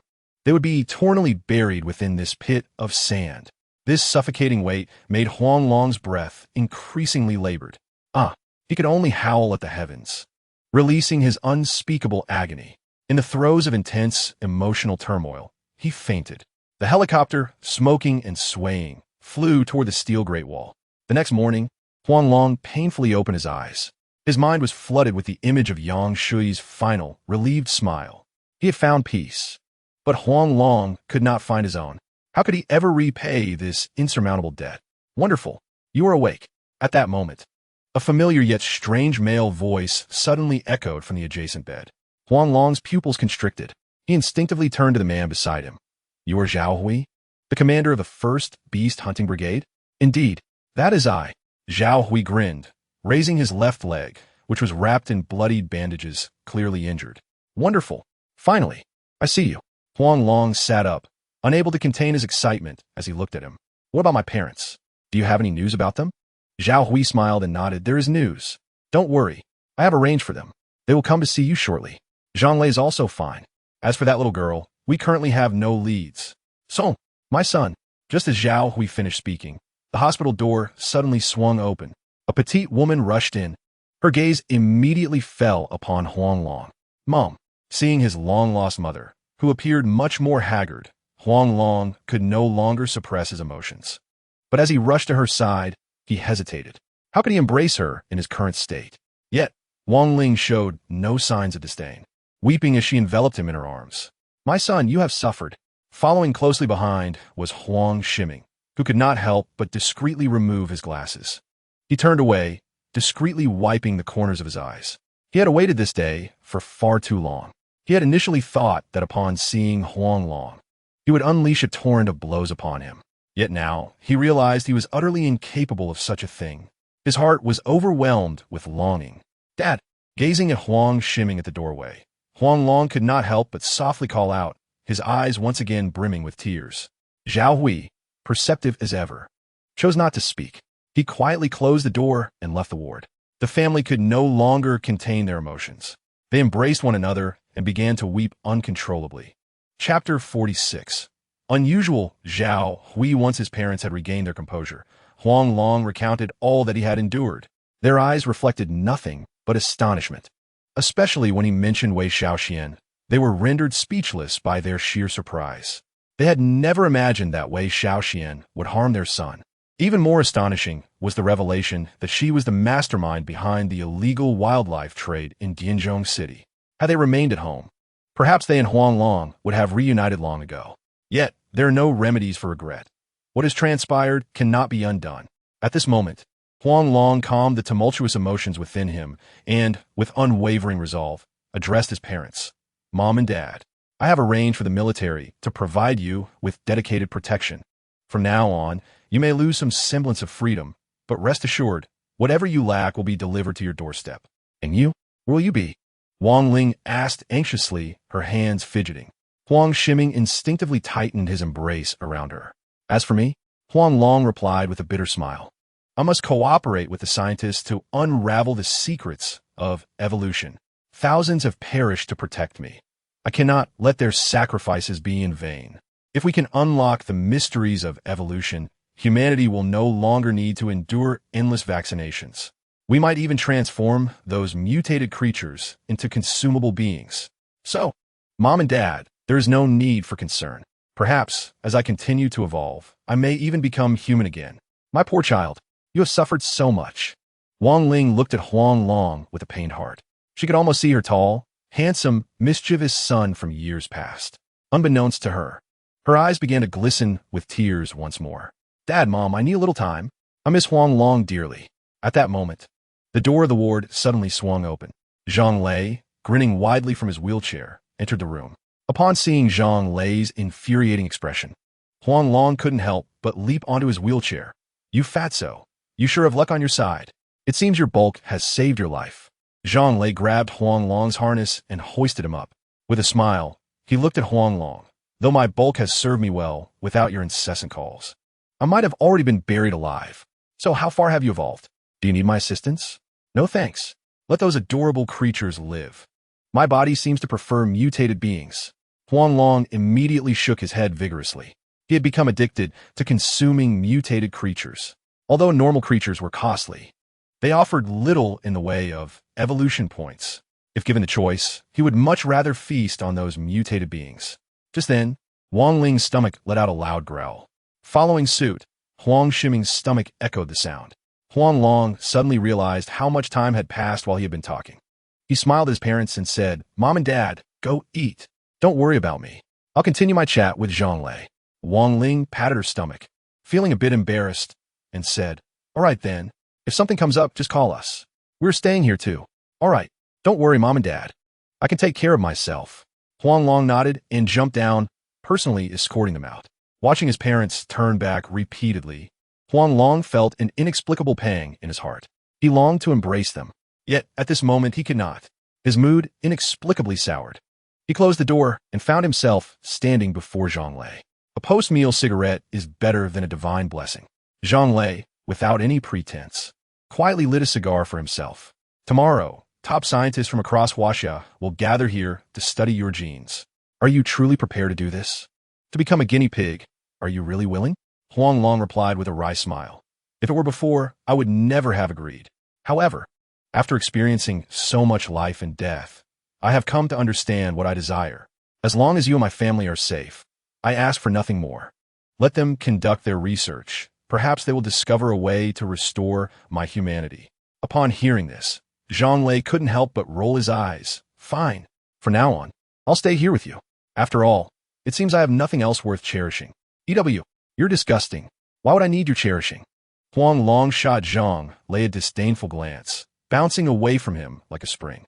Zhang Lei seized an apple from his wheelchair in frustration and threw it at Huang Long, exclaiming, "Damn it, you talk too much. Your forced sentimentality is the most deadly." After you said that, I find it quite nauseating too. Huh, if it's nauseating, then so be it. But this apple tastes quite delightful. Huang Long opened his mouth wide and swallowed the apple whole, casting a provocative glance at Zhang Lei. Originally furious, Zhang Lei's eyes suddenly lit up. "I heard that Zhao Hui has brought a mountain of mutated beast eggs. Shall we go join the fun? Let us go," Huang Long declared, jumping to the doorway. The moment Zhang Lei's wheelchair burst forth, he leapt onto it. They were now at the base of the first beast hunting corps, in the rear mountains recuperation area. Outside, the open space was pile high with mutated beast eggs. Just as Zhang Lei was about to greet Zhao Hui, his expression suddenly changed dramatically. The Gu family had arrived. He had thought that Zhuo Yi was merely joking. His heart raced with anxiety. In his current state, how could he withstand the aggressive approach of the Gu family? Before he could utter a word, Zhao Hui stood resolutely in front of him. The silver-haired Gu Jiaxing came to an abrupt halt. He looked at Zhao Hui, who was meddling in affairs, and a hint of derision appeared on his face. "What? Zhao Hui, are you determined to involve yourself in this matter? Has the Gu family not treated you well enough?" Zhao Hui replied coolly, "The Gu family has treated me well. I hold you in high esteem. However, it was not Zhang Lei who dragged the two young masters of the Gu family into this mess. Even if it were, are you certain you dare to act against him? Can you truly withstand Zhang Qiyuan's wrath? Nonsense. He's merely a discarded child of the Zhang family. What do I have to fear?" Gu Jiaxing slammed his dragon-headed cane down on the ground, and two bodyguards immediately moved forward. In the next moment, Zhao Hui swiftly aimed his gun at the two of them. With unwavering composure, he looked at Gu Jiaxing and stated, "I have said that the death of Gu Shaoqing was caused by another. Oh, by the way, your precious second son has also perished. Do you not wish to know who the true culprit is?" "What? You say it was Shihang. What happened to Shihang?" Gu Jiaxing's heart sank, and his right eyelid began to twitch uncontrollably. He had felt uneasy for several days. Could something truly significant be about to occur? Zhao Hui holstered his weapon, his expression calm as he said, "The mastermind behind the wildlife trade in Dianzhong City has been uncovered. The entire scheme was orchestrated by Jiang Huang and Wei Shaoxian, while Zhang Lei merely happened to seize the opportunity for a minor profit. Although Jiang Ryu deleted the surveillance footage, we managed to recover the data after salvaging the sunken ship. Take a look at this, and you will understand." Following this, Zhao Hui pulled out his phone and played the entire video of Gu Shaoqing's murder. With a gasp, Gu Jiaxing could not help but spew forth a mouthful of blood after watching the entire segment. He trembled, leaning on his cane, the sharpness in his gaze long gone. Tears streamed down his face as he cried out in anguish, "Wei family, Jiang family, why? Why are you doing this?" Coughing, he repeated, "Why?" Chapter 47. Purchasing the Titan Python Template Master. Two bodyguards, sensing the gravity of the situation, hurriedly assisted him to a nearby table. One of them quickly forced a pill into his mouth. After a considerable time, Gu Jiaxing finally managed to calm himself. He suppressed the surging blood and, with fury in his eyes, glared at Zhao Hui and demanded, "Tell me, what on earth is going on with Shihang? Why did Wei Shaoxian, that lunatic, want to kill him? Why? I am not privy to that information," Zhao Hui replied, his demeanor calm. The fact that he appeared with Wei Shaoxian indicates some form of association between them. Otherwise, he wouldn't have had the opportunity to enter that classified area. However, everything will be revealed tomorrow night at the X Research Institute. Why tomorrow night and not tomorrow? Why? Gu Jiaxing stood up in anger. "Zhou Yu, what are you hiding from me? Why did you suddenly let go of your relationship with Jiang Ruoyu? Why did you provoke my Mingyu? Do you realize that without Mingyu, you wouldn't even have the chance to stand here and speak to me? Are you trying to instruct me on what to do? Apologies, but you lack the qualification." Zhou Yu replied coldly. "Moreover, I never forced her to have feelings for me. If you insisted on having me be with her, then so be it. As long as you are satisfied, I have nothing to lose." "What do you mean by that? I cannot control you?" Gu Jiaxing stepped forward, grabbing Zhao Hui by the collar, his murderous intent nearly palpable. "Do you know that everything you possess now, I can easily take away from you? Do you think you can occupy the position of the Legion commander based on your meager contributions? You are far too inexperienced. It is only because I have been quietly paving the way for you behind the scenes. Your Zhao family, despite being one of the 8 ancient clans of Huangdian. Has only you left as a seed. If I allow you to marry into my Gu family, do you really think I'm harming you? Zhao Hui broke free from his grip and replied coolly, I have said it before, I have never had feelings for your daughter. I do not wish to have you as my father-in-law, for we are 2 individuals from entirely different worlds. I ask you to maintain your dignity. Humph. You wish to sever ties with me? I will make you crawl back to seek my favor. Enjoy your last night as the Legion Commander. We shall leave. Gu Jiaxing cast a final icy glance at Zhao Hui before turning away. The special care ward in the back mountain returned to its previous tranquility. Zhang Lei, who had been watching the spectacle, suddenly seemed to grasp something. He looked at Zhao Hui with newfound excitement and exclaimed, You are not Zhao Hui. You are a living dead man, aren't you? Zhao Hui's body trembled, his sharp eyes sweeping over Zhang Lei like an eagle. Yet, Zhang Lei showed no signs of panic. You actually figured out. A hint of bitter amusement crossed Zhao Hui's otherwise calm face. If you were a wastrel, then the entire city of Kyoto would be filled with fools. Over the past 3 years, you were the first to discover my true identity. You really are that person. You're not dead? Zhang Lei exclaimed, excitedly clapping his hands on the wheelchair, his heart racing inexplicably. Huang Long beside them was utterly bewildered. The dialogue of these individuals was so fantastical that he could not keep up with their rhythm. Please, do not expose my identity. I still need the cover of Zhao Hui. Zhao Hui nodded, his expression turning cold as he declared, The Zhao family has already met its end. And next will be the Jiang family. None of the 8 ancient clans of Huangdian will escape. They will pay for their past deeds. Immediately afterward, Zhao Hui appeared to transform into another person, smiling warmly at Huang Long. Do not feel pressured, as long as I am alive. No one will dare harm you or your family. Perhaps you are unaware of your own identity? What do you mean? What identity? Huang Long's mouth fell open in confusion. Was he speaking in a foreign language? He could not comprehend a single word. What identity could he possibly have? Zhao Yusigid. Since you are unaware, I will not elaborate further. One day you will understand. Now come, try these beast eggs and see if they are of no use to you. Huang Long, still bewildered, resolved to ask his parents for clarity after this. Approaching the beast eggs, he calmly addressed the 2. I tried once before, and it was of little use to me. You might be wasting your efforts leaving these for me. I do not believe that even if I try again, it will have any effect. He opened his mouth wide and swallowed a beast egg. Ding! Congratulations. Host has devoured the variant short-tailed crocodile egg, gaining 1,000 evolution points. Current evolution points, 801,000. Huang Long was utterly astonished. Previously, he could hardly gain a few evolution points from these eggs. However, everything changed after he evolved into the Red Python King. He had initially thought it was due to the location, but now it seemed the change was due to his own evolution. How is it? Did it work? Zhao Hui looked at Huang Long with a tense expression. Even Zhang Lei appeared anxious. It worked. I could try again. Huang Long nodded emphatically. Zhang Lei and Zhao Hui finally exhaled in relief. All right, Zhang Lei, stay here with him. Remember, your task is to assist Huang Long in completing his evolution. At this moment, Zhao Hui waved his hand and walked towards the special care ward without looking back. Haha, it's all mine. Huang Long could no longer contain himself, gazing at the pile of beast eggs that resembled a small mountain. Perhaps tonight, he could purchase the Titan Python template and even elevate it to the highest level. He opened his mouth wide and dove into the heap of beast eggs. As he devoured the 200th egg, he could not suppress his excitement and burst out. Each egg was worth 1,000 evolution points.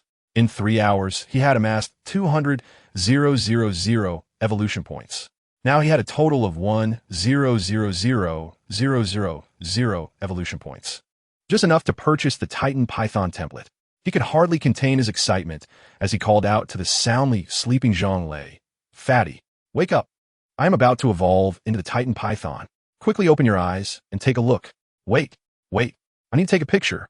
Zhang Lei rubbed his sleepy eyes and poured a bottle of mineral water over his head. Within moments, he was fully alert. He grabbed his phone and immediately turned on the camera mode. I'm about to begin.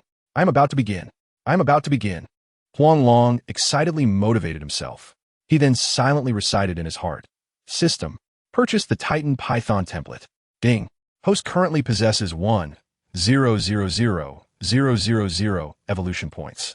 meeting the requirements to purchase the Titan Python template. Ding. 1,000,000 evolution points have been consumed to purchase the template. Evolving from Red Python King to Titan Python will take 12 hours. Shall we commence the evolution now? Yes, Huang Long replied without hesitation. Then, something extraordinary happened. Huang Long's body shimmered with radiant colors. Ultimately, his body began to levitate. Following that, a brilliant white light shot forth. Zhang Lei instinctively closed his eyes. However, when he opened them again, only a glass marble-sized colored egg remained in the void. Damn it, is this what you call the Titan Python? I can't believe this. Upon witnessing this scene, Zhang Lei could not help but curse in frustration, his expression a mix of laughter and tears. This kid Huang Long was clearly playing tricks on him. Chapter 48. Hatching from the egg in the span of 12 hours, many significant events transpired in Huaxia. The X-satellite communication was jointly suspended by the 9 major legions due to its involvement in stealing state secrets and violating personal privacy, with the equipment confiscated and destroyed. The X-Research Institute was sealed off for its involvement in the trafficking of non-mutated wild animals, the emergence of a gray market trade chain, and illegal human experimentation. The X Group, embroiled in allegations of commercial bribery and the unexplained origins of massive assets, has had all its assets frozen and all operations suspended.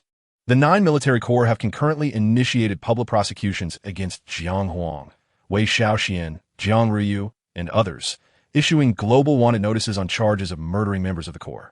In an instant, the X Group has become a pariah, reviled by all. However, as the significant Jiang family is uprooted, many lesser entities are brought to light as well. The once proud X Group of Huaxia has seen its equity rendered virtually null, transforming into a foreign-controlled enterprise. Not only does it continue to enjoy the benefits of Huaxia's corporate dividends, but it also engages in tax evasion and capital flight, severely disrupting the stability of Huaxia's financial market. The X Group finds itself at the very center of a storm of public opinion. At this moment, within the rear mountains recuperation room of the 1st Beast Hunting Corps in a special care unit, Zhao Hui wears an expression of smug satisfaction. He shuts down his computer and stretches lazily. The Jiang family is utterly finished this time. His infiltration into Huangdian was intended to eradicate the 8 ancient clans of Huangdian. Many have complained about the oppressive actions of the ancient clans, but all complaints were swiftly suppressed by these clans. They even formed their own investigative team to look into the reported crimes, which ultimately led to nothing. Even more absurdly, when the populace raised concerns, instead of addressing the issues, those in power dealt with the whistleblowers. This has caused the credibility of the 9 military corps to plummet to an all-time low. Consequently, the 9 military corps established a joint investigation team, appointing him as the leader to resolve the matter. Naturally, he accepted this responsibility without hesitation. Why not use this official duty to address personal matters? Suddenly, a rapid knocking echoes from outside. "Brother, it's been 12 hours. I can't take it anymore. Why don't you hold on for a bit?" Zhang Lei's booming voice cuts through the air. Zhao Hui, feeling exasperated, tidies his wrinkled clothing, his expression returning to a calm demeanor. "Gumin." Zhang Lei enters with a grin, playfully rolling a colorful marble-sized snake egg in his hands. Zhao Hui can't help but roll his eyes. "How can you take care of Huang Long like this? He is your brother. Aren't you worried about making him dizzy? That was his request, not my problem." Zhang Lei shrugs, a wry smile forming on his lips. "Brother Zhao Hui, a large number of biological science experts are continuously gathering in Dianzhong City. Are we really going to hand over this egg to them? What if they accidentally lose it? And who knows if there are spies among them? I'm genuinely uneasy about giving Huang Long to them." Just then, a voice erupts from within the egg, filled with indignation. "No need to wait. I'm coming out now." With a crack, the eggshell begins to splinter, revealing a diminutive, colorful snake that quickly devours the remnants of its shell. Within moments, it grows to the size of a finger. Zhao Hui rushes over, eyes gleaming with excitement. "How does it feel? Is it stronger than before?" Huang Long, savoring the last piece of shell, responds, "I initially thought I would evolve further at 3 meters, but it seems I started from an egg. Don't rush me. Let me check my body first." With a thought, a familiar electronic interface projects before him. Host, Huang Long form. Juvenile Titan Python soul. Human length, 5 centimeters weight. 45 G speed. 0.05 ms strength. 0.5 kilograms constriction force flexibility. 360 disguise, chameleon-level defense, steel-like bones talent, death constriction. Python swallows the world biting force, 20 kilograms evolution points, 0 toxicity level, red-spotted snake venom, lethal in 30 seconds. Fortunately, most attributes of the red-spotted snake have been retained. After reviewing the evolution data, Huang Long beams at Zhang Lei and Zhao Hui. Though some attributes have changed significantly, my flexibility, defense, and toxicity remain unchanged. With ample nourishment, I believe I will evolve to a higher level within 3 days. Zhang Lei and Zhao Hui exchange glances, their excitement unmistakable. Commander, the experts have arrived. They are all at the advanced laboratory of the Central Hospital in Dianzhong City. Should we set off now? At that moment, Gao Jiang'an rushes over, holding a tablet. Oh, it hatched so quickly? He gazes at Huang Long, astonished. Normally, snakes do not hatch this fast. Huang Long, are you ready? Zhao Hui does not immediately answer, but instead seeks Huang Long's opinion. Huang Long, curious, asks, what do you need me to do? Do you want me to stay in the laboratory all the time? No need for such trouble. Zhao Hui shakes his head, smiling. First, the experts will conduct a professional examination of your body. Then we will install an intelligent chip in you. This chip will meticulously record your evolution process, including heart rate, blood pressure, body shape, genes, and more. However, if you are in a situation where we cannot monitor you, we may need to assign someone to protect you. I hope you can understand this. Huang Long nods solemnly. I can agree, but I hope you can prepare a copy of this data for my parents. I don't want them to worry. That is a given. But for now, you may have to endure a bit. Zhao Hui takes a transparent collection box from a nearby chair and expertly opens the lid. Zhang Lei carefully places Huang Long inside. The group swiftly departs from the rear mountain. Shortly after their exit, a substantial number of soldiers converge on the area, shattering all the beast eggs and collecting the fluid in specialized large barrels. Meanwhile, nearly 30,000 people are stationed around the rear mountain. Ensuring the safety of Huang Long's parents is of utmost priority. With such a presence, not even a fly could infiltrate the area. As they travel uninterrupted, the road is lined with individuals clad in white lab coats, while ordinary citizens are evacuating from Huangdian. It is evident that the area is on the verge of being sealed off. Indeed, not long after, Huang Long notices numerous banners along the streets, the 9 Military Corps, providing free relocation assistance.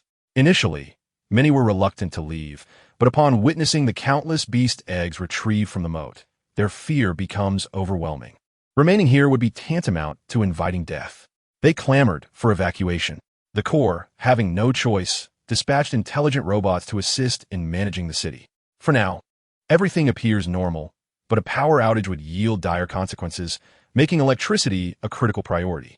Soon, Huang Long is taken to the advanced laboratory of the Central Hospital, where the area is bustling with people, both inside and outside. A quick glance reveals at least 300 to 500 individuals, with many more blocked from entry. Upon seeing Zhao Hui, a fervent glow ignites in their eyes. In their minds, Zhao Hui is the ultimate guardian, the indisputable #1 warrior of Huaxia. The previously raucous crowd falls silent at once. Do you think what I say is mere nonsense? Zhao Hui placed the transparent storage box on the platform, his gaze unconsciously sweeping across the gathered crowd. I have stated clearly that only those I have personally selected may remain in the laboratory. Have my words fallen on deaf ears? Have you all forgotten the rules? There are things that should not be spoken, questions that should not be asked. Are the confidentiality regulations nothing but mere whispers to you? The smiles on the faces of the onlookers instantly froze, and the temperature in the room seemed to drop several degrees. Young Master Zhao Hui, what a remarkable authority you wield. Just then, a crisp sound of applause echoed through the chamber. Gu Jiaxing, leaning on a dragon-headed cane, stepped into the laboratory with deliberate strides. Accompanying him were the commanders of other legions, as well as individuals from the Huangdian ancient clan. The expressions of the crowd grew increasingly peculiar. Given Gu Jiaxing's profound loss of his son, he should have been more protective of Zhao Hui, especially since the relationship between Zhao Hui and Gu Mingyu was hardly a secret. Yet, Gu Jiaxing showed no regard for Zhao Hui's dignity, openly mocking him. There must be some hidden agenda at play. Brother, Zhang Lei instinctively tugged at Zhao Hui's sleeve. But Zhao Hui remained unperturbed. He understood that what was inevitable would eventually arrive. With a smile that failed to reach his eyes, he regarded Gu Jiaxing and remarked, I was unaware that old Master Gu had graced us with his presence. My apologies for not extending a proper welcome. The smile vanished from Gu Jiaxing's face in an instant. The mention of old Master Gu clarified their relationship. What, then, did that make his daughter? Was she merely a casual encounter? He suppressed the simmering anger within and said coldly, I did not come here to engage in pleasantries. I am here to announce your punishment. Over 10,000 soldiers of the Huangdian garrison have perished in the sands due to your poor command and inadequate defenses. After discussions among the 9 legions and the Huangdian ancient clan, your position as the commander of the 1st Beast Hunting Legion has been revoked. You will temporarily oversee the patrols in Yunqing. In truth, being a mere patrolman is not such a bad fate. Oh, have you finished? If so, I shall take my leave to begin my patrol. Zhao Hui removed his hat and military insignia, not sparing Gu Jiaxing a glance as he strode towards the door with the storage box in hand. The murderous intent in Gu Jiaxing's eyes was almost palpable. He had not anticipated that, even after going to such lengths, Zhao Hui would still refuse to yield. Did he truly intend to forsake everything within his grasp? He glared at Zhao Hui's retreating figure, unable to contain his rage as he shouted, You may leave, but the item in your possession must remain. Old fool, you are the true fool. Your entire family is a bunch of fools. Huang Long, who had always looked down on Gu Jiaxing, could no longer contain himself at that moment. He cursed loudly, jumping up and down around the storage box. Zhao Hui's lips curled into a slight smile, and without turning back, he coldly retorted, I apologize, but the snake I hold does not agree. If it wishes to stay here, I shall not stop it. The gazes of all present inadvertently shifted to Huang Long. They had seen talking parrots before, but a talking snake was a first for them. Rumors suggested this snake was a spirit. Yet, who could truly know if it was? No one had ever encountered a genuine spirit, with the power of collective belief. One could declare a deer as a horse, and if you say it is a spirit, then so it is. If you say it is not, then it is not. However, these biologists were not as naive as ordinary folk. If parrots could speak human language, then what was impossible for a snake? Their expressions towards Huang Long gradually lost some of their trepidation. At that moment, the president of the First Academy, Xiang Sherbin, stepped forward. With an elder's demeanor, he said, Zhao Hui, the specialized genetic engineering research on this snake benefits the nation and its people. You must not, out of selfishness, jeopardize the future of our country. Our future may very well depend on the snake in your hands. Let it go, and we shall treat it well. I am afraid I cannot make that decision. If you wish to inquire, you must ask it. Zhao Hui raised the storage box, a glimmer of cunning flashing in his icy gaze. Huang Long felt a wave of confusion wash over him, sensing that Zhao Hui was plotting something against him, yet he could not quite discern how. Nevertheless, even if he were scheming, it mattered little, for he felt no malice from Zhao Hui. Instead, he sensed a unique sense of care. It is merely a beast. What need is there to question? Kill it if you wish. Does it truly consider itself important? Gu Jiaxing scoffed disdainfully, pointing his cane directly at Huang Long, his words dripping with provocation, as he regarded Zhao Hui as nothing more than a buffoon. Who gave you the courage? Huang Long could no longer suppress his fury. He charged at Gu Jiaxing with lightning speed, aiming for his forehead. With a shattering sound, the storage box in Zhao Hui's hands cracked like glass. Huang Long's furious curses erupted in everyone's ears. What a splendid sentiment of kill it if you wish. I shall return that sentiment to you. Rubbish. Do you really think yourself significant? If you do not respect me, how can I respect you? With a thud, Gu Jiaxing unexpectedly knelt toward Zhao Hui in plain view of all present. Blood dripped steadily onto the floor, a small hole the size of a peanut suddenly appearing in Gu Jiaxing's forehead. In the laboratory, silence fell, as if a pin could be heard dropping. Murder! Murder! The next moment, a heart-wrenching wail reverberated throughout the room. Chapter 50. Turning against the Gu family, the crowd was in a state of anxious commotion, shouting loudly. In the blink of an eye, the atmosphere resembled a chaotic marketplace. Suddenly, a peculiar sound echoed. From the direction of the door, a bouquet of blue flowers fell to the ground. A tall and strikingly beautiful woman, her demeanor cold, was instantly reduced to tears. Dad! She rushed towards Gu Jiaxing, her white dress trailing behind her. Dad, what happened? Dad, don't scare me. She cried out in anguish, attempting to lift him, but ultimately found herself collapsing alongside him. The previously crowded throng fell silent, their anxiousness congealing into a collective isolation of Zhao Hui and others. Hey, Zhao Hui, my brother. Huang Long leaned against Zhao Hui's shoulder, his expression anxious as he spoke. If I killed him, would I have trouble? Zhao Hui smiled bitterly and shook his head. Clearly, killing him would indeed lead to complications. However, Huang Long was unconcerned. Given his current abilities, taking a life was far too simple. Who was it? Who killed my father? Who? Gu Mingyu screamed in a frenzy. Yet, not a single person spoke up. Their gazes inevitably fell upon Zhao Hui. Following their stares, Gu Mingyu suddenly caught sight of Zhao Hui. Upon seeing him, her eyes sparkled with hope as if she had grasped the last straw for survival. Zhao Hui, avenge my father. Avenge him. She looked at him with desperation. Her usual haughty demeanor stripped away. The Gu family, once a household of 5, now found all the men dead, leaving the family shattered. Zhao Hui had naturally become her pillar of support. However, the surrounding crowd remained eerily silent, a terrifying stillness enveloping them. She recognized many familiar faces among the crowd, yet they all remained mute. The only person she could turn to was the man before her. Yet, before she could reach out, another figure stepped forward, glaring intently at Zhao Hui, stating, "My son Ouyang was killed by a snake. Is this snake before us the one that took my son's life?" What? The murderer was this snake? As the dawn light had yet to grace the gathering with its presence, a panicked cry erupted from the crowd. Their gazes instinctively fell upon the shoulders of Zhao Hui, their previous indifference evaporating, replaced by an unanticipated reverence. At that moment, Gu Mingyue, in a state of despair, gazed at O Chen, pleading, "Uncle, oh, how did my father die? Please tell me." O Chen, with an icy demeanor, retorted, "Why not inquire about your man? What did he do just now?" "Uncle Oh, what do you mean?" Gu Mingyue blinked in confusion, staring blankly at him. Suddenly, an expression of disbelief washed over her face. Earlier, as she entered, Zhao Hui had his back turned to her, causing her to fail to recognize him immediately. Yet, the figure kneeling before her father was indeed Zhao Hui. Could he truly be the one responsible? It made no sense. Hadn't marrying her meant that all of Gu's wealth was his? She rose unsteadily, taking faltering steps towards him. When she was but a meter away, she halted, her eyes devoid of tenderness, replaced by an ocean of resentment. "Tell me, was it you?"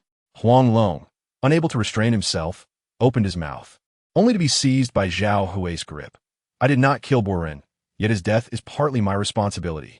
A resounding slap echoed as Gu Mingyue struck Zhao Hui's face.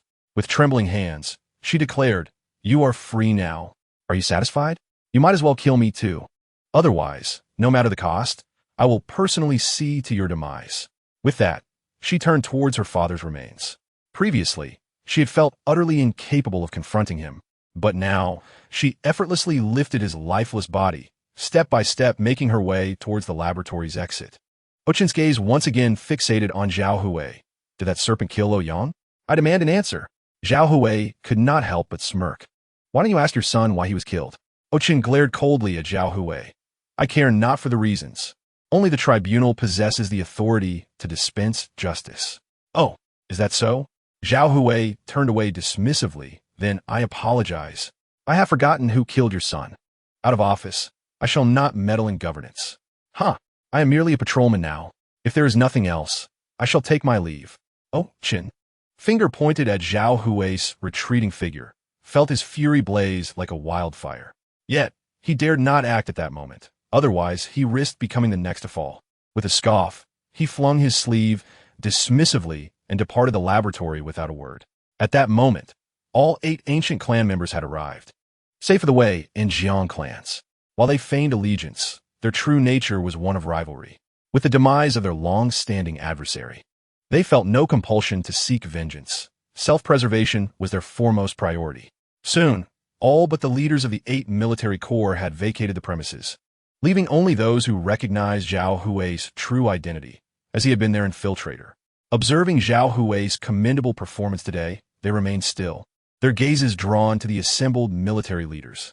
The director of the First Academy, Xiang Sherbin, stepped forward under pressure from the others, stating, "What shall we do if Zhao Hui refuses to cooperate? Our time is precious, and we require an explanation." Lian Qing stepped forth, casting a deep glance at the crowd. Grant me half an hour. I will negotiate with Zhao Hui. However, only those he specifies may participate in the experiment. The rest must make their own arrangements. With that, he and the other leaders exited the laboratory, allowing the collective breath of the crowd to ease slightly. Outside the experimental building, Huang Long perched upon Zhao Hui's shoulder, worry etched across his face. Brother Zhao, have I caused trouble? Perhaps you should hand me over to them. Zhao Hui nonchalantly shook his head. Trouble exists, but it is all expected. Even if you do not act, my hidden allies will. What do you mean? What are you two hiding from me? I feel increasingly bewildered. Huang Long's gaze flitted between the two, receiving nothing but their conspiratorial grins in return.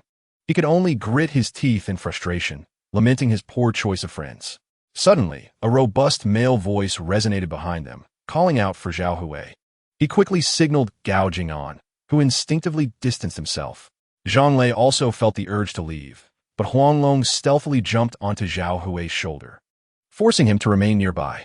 Zhao Hui merely glanced at him before redirecting his attention. Lian Sheng, the leader of the 2nd Beast Hunting Corps, stood at a towering height of 6 feet and had garnered 2nd place in the hunting competition due to his exceptional trap-setting skills. To Zhao Hui, he was undoubtedly an underestimated yet cunning contender, as he was not easily deceived. With a smile, he approached Lian Sheng and asked, "What instructions do you have, Commander Lian? You rascal! You even dare to jest with me!" Lian Sheng stepped forward and playfully punched Zhao Hui, whose attention shifted to Huang Long. Is this fellow truly a demon? His curiosity got the better of him, and he reached out a hand, only to retract it in fear upon seeing Huang Long's flickering serpent tongue. Zhao Hui chuckled and shook his head, grasping Huang Long in his hand. To be honest, I cannot ascertain if he is a demon. His evolution is rather peculiar. Moreover, I cannot detect any abnormalities in his physique, yet anyone with discernment can see he is not ordinary. Ouch! I think you're the one who is abnormal. Be gentle. I am so small, and you truly have the heart to be rough with me. Huang Long rolled his eyes at Zhao Hui in annoyance. Huh, this is amusing. Lian Sheng could not help but grin. Little one, do you truly not know how you became a serpent? How could I know? I woke up one day and found myself transformed into a snake. Huang Long pouted, a shadow of sorrow crossing his features. He did not conceal the matter of his evolution, yet he refrained from mentioning the system, fully aware of the consequences of revealing such information. Sensing Huang Long's despondence, Lian Sheng reassured him. Rest assured, our nation's foremost biologists are all here, and they will surely uncover the cause of your transformation. As for your sustenance, fret not. We shall do everything in our power to assist you in completing your evolution. In truth, these experts are not ill-natured, merely a bit eccentric. I hope you can cooperate with them. Only 10 individuals may observe you closely. Can you accept this arrangement? Huang Long nodded, his expression serene. As long as I do not encounter any fools, otherwise, I will personally send them to the depths of hell. Also, I require Zhang Lei to accompany me. Very well, then come with me. Zhao Hui had urgent matters to attend to. Lian Sheng extended his hand, calloused and worn, yet a testament to his valor in defending the nation. He did not hesitate in the slightest, leaping directly into the palm of the other. Subsequently, Lian Sheng bellowed at the nearby Zhang Lei. You rascal! You don't even greet me when you see me. Are you not coming over? Do I need to invite you? Zhang Lei smiled sheepishly and quickly approached. Ha! Uncle Chang, it's been a while. You are as tall and handsome as ever. Your charisma makes me feel inadequate, causing me to shy away from you. Alas, when will I ever look as dashing as you? Bah! Lian Sheng, bemused, gazed at this little rascal. You little brat, still as full of nonsense as always. You can't expect ivory from a dog's mouth. Fine. I want to pursue your misdeeds. Redeem yourself through duty. Stay in a laboratory and take good care of Huang Long. Ha! Taking care of snakes is actually my forte. Zhang Lei grinned mischievously, lifting Huang Long's tail and spinning around with it. Witnessing this scene, Zhao Hui sighed. Very well. I shall not disturb you any longer. I will take my leave now. The upcoming assassination attempts will surely be numerous. I must prepare in advance. With a wave of his hand, he turned and left. Huang Long felt an overwhelming sense of loneliness emanating from Zhao Hui. Countless unforgettable stories must have transpired in his life. He retracted his gaze and remained silent. Soon, the foreigner returned to the laboratory building. This laboratory was located on the basement level of the structure. There were 10 individuals present, including the memorable Xiang Shibi. At this moment, they had donned their biochemical suits and were prepared for the experiment. Upon seeing Lin Cheng's return, they eagerly transferred Huang Long into the constant temperature chamber. Zhang Lei was instructed to put on a biochemical suit and observe from a distance. Lin Cheng did not enter, but arranged for strict security around the area. Simultaneously, he set up surveillance to ensure absolute safety. Inside the laboratory, Xiang Shibi, with a tense expression, gently comforted Huang Long's body, saying, "Child, in truth, we harbor no ill intent. All our actions are merely aimed at ensuring the continuation of our huaxia. If we can master the principles of evolution, perhaps humanity can acquire the directional genes necessary to withstand the harsh living conditions we currently face." You understand what I mean, don't you? Understood. Huang Long replied with a smile. To live is to be a huaxia person. To die is to be a huaxia spirit. I never imagined I would become someone useful to my country. Haha, I suppose I qualify as a useful snake now. Director Xiang, feel free to ask for anything. I will do my utmost to cooperate, whether it be scaling the mountains or plunging into the sea of fire. Ha, you are quite the amusing child. Xiang Shibi, initially tense, was instantly amused by Huang Long's remarks. However, testing the genes is not that complicated. We only need to draw blood samples before and after your evolution. Just bear with us. We will only take a tiny bit of blood. Huang Long nodded and relaxed his body. His originally dense skin suddenly swelled, revealing blood vessels resembling toothpicks. Xiang Shibi carefully sought a vein and gently drew blood. After extracting a quantity equivalent to a soybean, he ceased the procedure. All right, today's task is complete. We will finish the gene assessment within 24 hours. You are free to do as you wish now. Xiang Shibi took the syringe away, and immediately, a beautiful woman approached with a cotton swab to clean Huang Long's body. It was evident that she was quite anxious, her hands trembling. After all, Huang Long had just taken a life. They were certainly struggling to come to terms with it. Huang Long refrained from provoking them, merely lying there quietly. However, before long, Zhang Lei stealthily carried him away. Chapter 52. It seems there's nothing special about my background. The laboratory was divided into various zones: experimental, resting, and sterile areas, each independent and non-intrusive. Zhang Lei carried Huang Long through the designated pathway, arriving at the resting area. Come here, little treasure. Let us see what your parents are preparing for you. As soon as he sat on the couch, Zhang Lei could not help but initiate a video chat. How is my son? Did they slice you up? In the video, Huang Shiming was holding his phone while pacing. Surrounding him, numerous soldiers were smashing alien beast eggs and tossing them into large barrels. Some contained egg liquid, while others had already developed into formed alien beasts. A few of these creatures were even seen hopping around. Yet ultimately, they were all dispatched by the soldiers.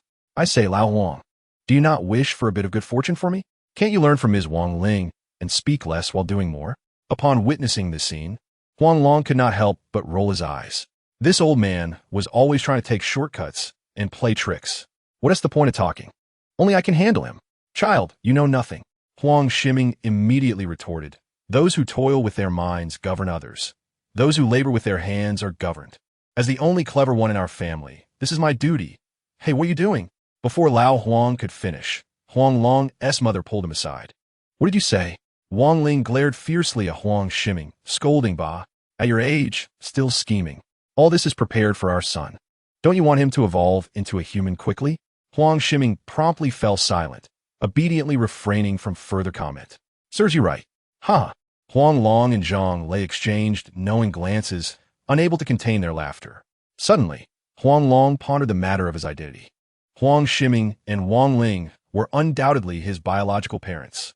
He could assert this with absolute certainty. So what did Zhao Hui mean by identity? Curiosity got the better of him, and Huang Long could not help but ask Dad, Mom, may I ask you something? Am I a hidden rich kid? Tell me. I can handle it. If not a wealthy family, then perhaps a special forces background? Have you concealed your identities? Uffed. Zhang Lei, who was drinking water, could not help but spit it out. This fellow had quite the imagination. However, he too grew curious about Huang Long's identity. For Zhao Hui was certainly not one to speak aimlessly. Wang Ling and Huang Shiming exchanged glances, a hint of perplexity flashing in their eyes. Was this child out of his mind? At this moment, Huang Long's father leaned closer to the camera and said, "I say, kid, are you still half asleep? Are there people poorer than us in this world? The house your father lives in was left by your grandfather. Your mother's house was inherited from your maternal grandfather. Both houses combined wouldn't sell for more than 10,000. Where would I find money? A rich kid? I'd say that S more like it." Huang Long could not help but glance at his mother. Surprisingly, she was nodding vigorously. Clearly, what his father said was the truth. All right, I understand." Huang Long concealed his disappointment and quickly changed the subject. "Mom and Dad, you take it easy, don't tire yourselves out. I'll talk to you later. It's fine. You all enjoy yourselves. This is a great opportunity for your parents to get some exercise." Wang Ling and Huang Shiming smiled, forming a heart shape with their hands before quietly exiting the video chat. Unbeknownst to Huang Long, his eyes had become moist. He could certainly see through their forced smiles. Zhang Lei, feeling a pang of sympathy, picked up a tissue and gently wiped the tears from Huang Long's eyes. He began to recite, as though he were a wise sage, when heaven confers a great task upon a person, it must first temper their will, strengthen their bones, and endure hunger. Enough. How could I allow you to go hungry? Come with me to the cold storage. Have some alien beast meat as a cushion. More food will come shortly.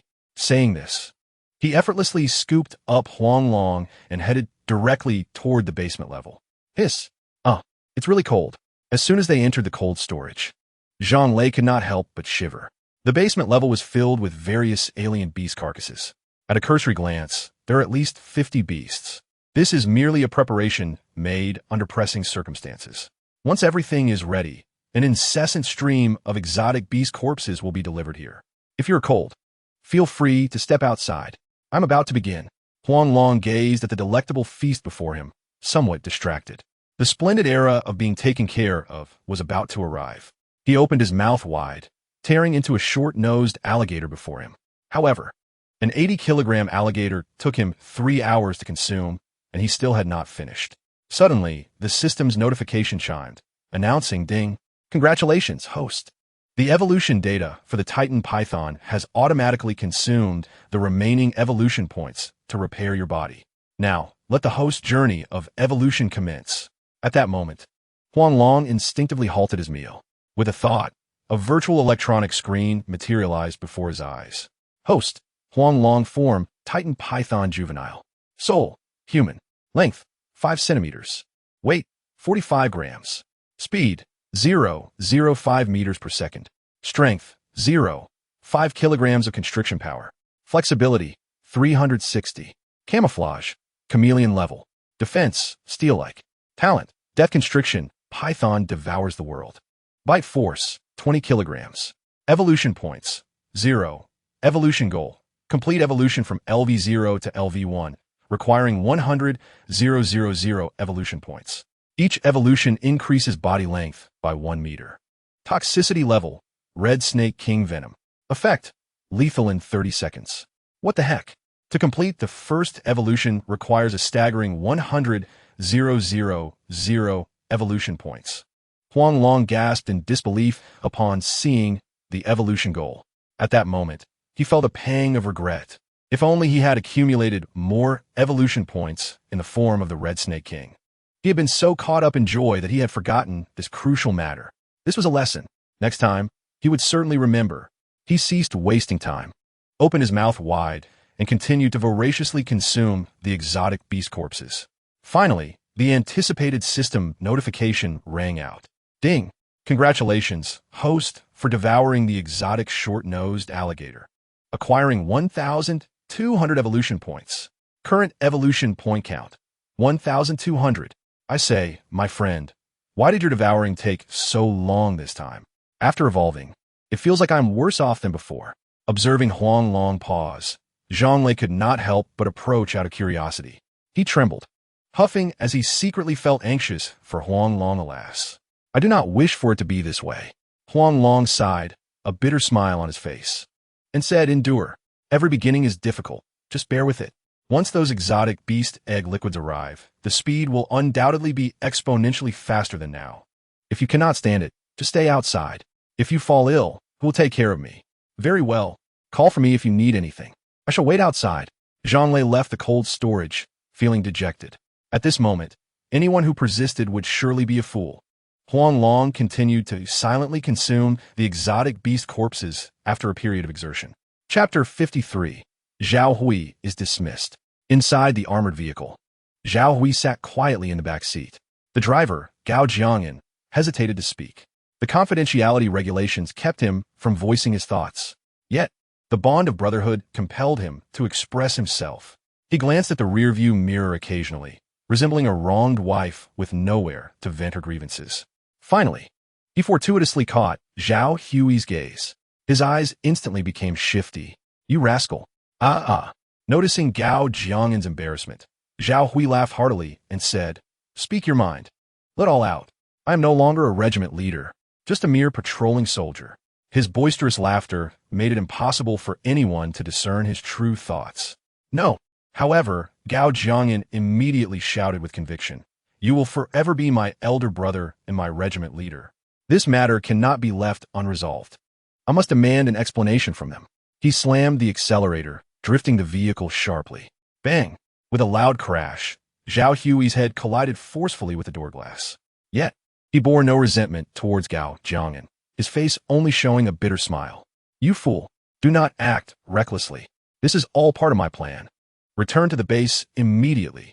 Let's confront those traitors together." He straightened up and shot a fierce glare at Gao Jiangyan.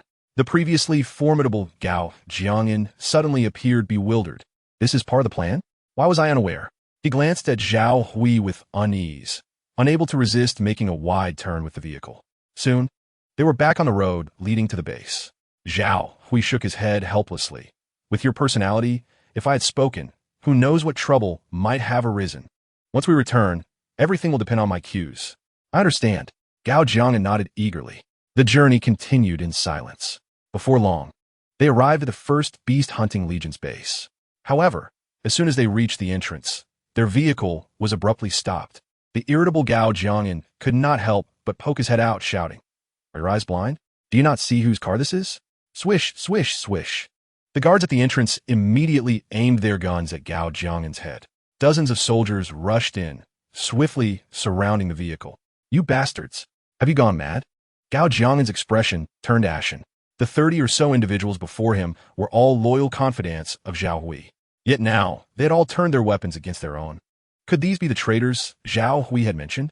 Though confused by the unfolding events, he decided to continue playing along as Zhao Hui had instructed. He angrily yelled at those around him. "What is going on? Have you turned against us so quickly? Zhao Hui treated you well, did he not? Do you not owe me an explanation? What explanation do you seek? A good bird chooses its tree to rest in.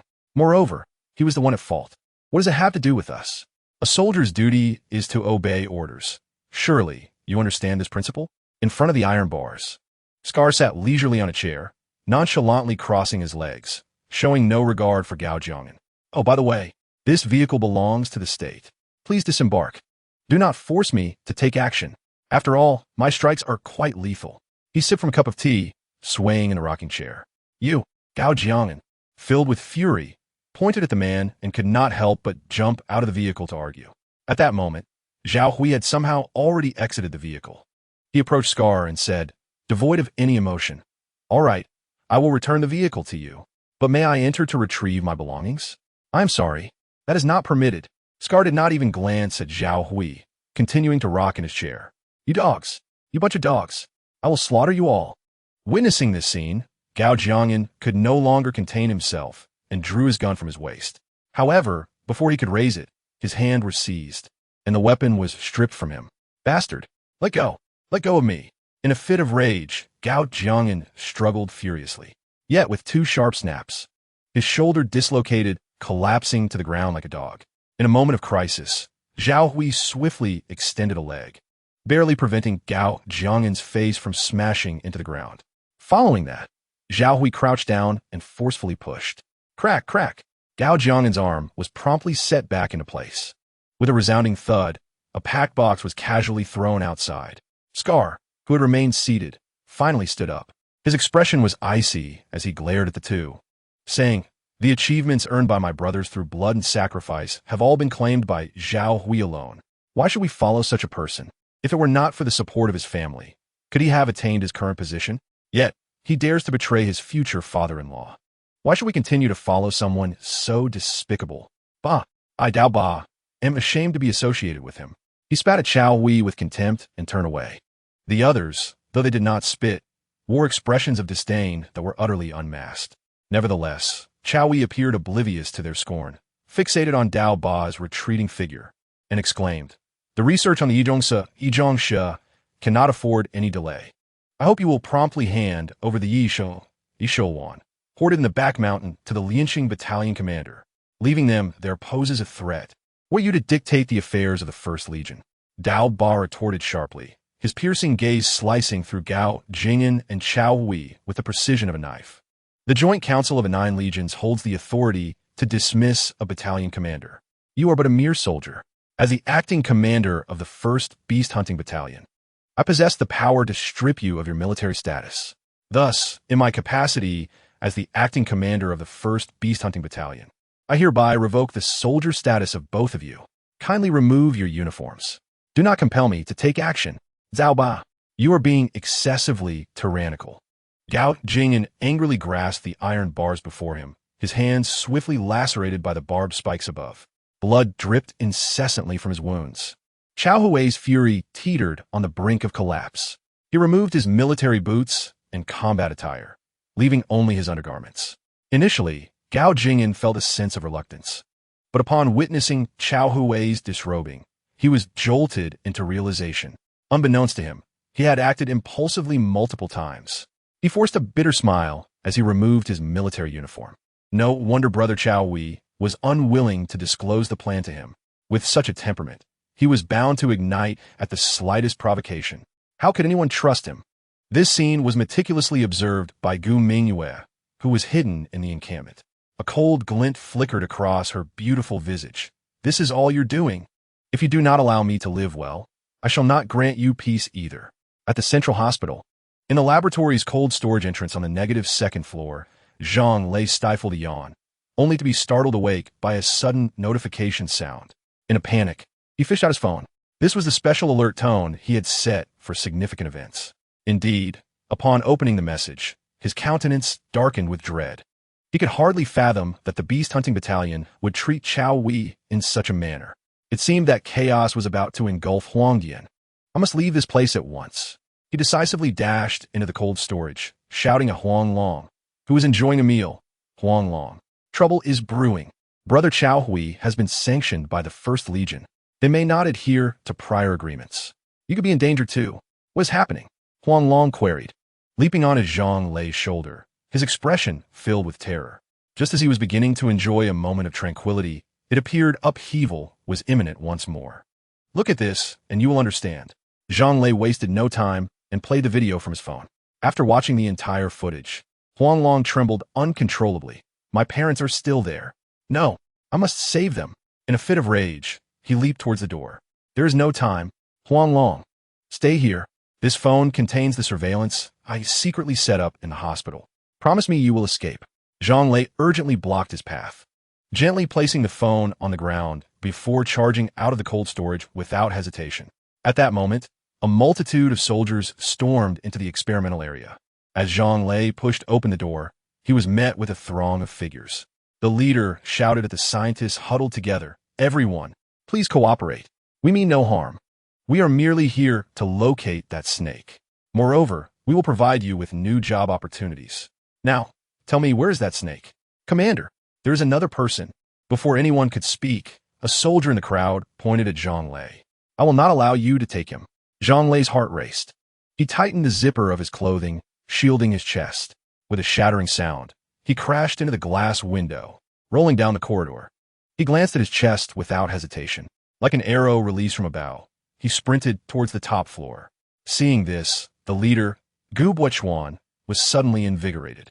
He joyfully shouted to his subordinates, "That person is Zhang Lei. The snake must be with him. Pursue him.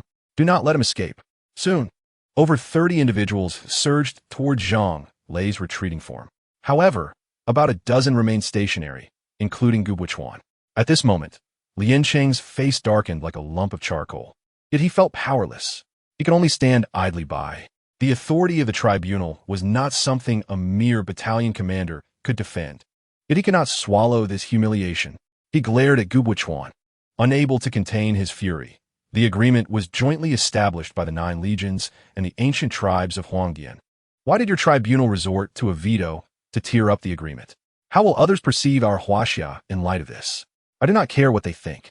Gubwichuan met Lin Cheng's gaze with indifference. Do you not find this so-called agreement to be a farce? The parties to an agreement must be of equal standing. A talking snake presuming to stand on equal footing with humans. Should we treat parrots equally simply because they can speak? Furthermore, it is merely a verbal agreement. The tribunal can overturn it at any time. You, Lin Cheng glared at him, rendered speechless. This entire scene was witnessed by Huang Long, who remained hidden in the cold storage. The surveillance footage displayed a clear picture of the hospital's circumstances. He calculated the trajectories of troop movements and their distributions, continuously determining his escape route. Finally, he identified a path. This route would allow him to escape the soonest while also granting swift access to the 1st Beast Hunting Battalion's encampment. As for how to rescue people, he would figure that out later. He could not afford to dwell on it any longer. Seizing the opportunity, he fled frantically.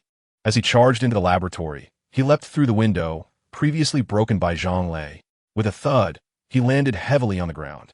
Gubwichuan, who had been somewhat distracted, caught sight of this moment. Oh no, we have been deceived. He could not help but roar in anger. His gun fired at once. Aiming down the corridor, a barrage of gunfire erupted, and the ground was splattered with yellow powder. Yet, Huang Long's figure vanished without a trace. Grabbing the microphone hanging from his clothing, he bellowed, "Attention all members of the tribunal. Cease the pursuit of Zhang Lei.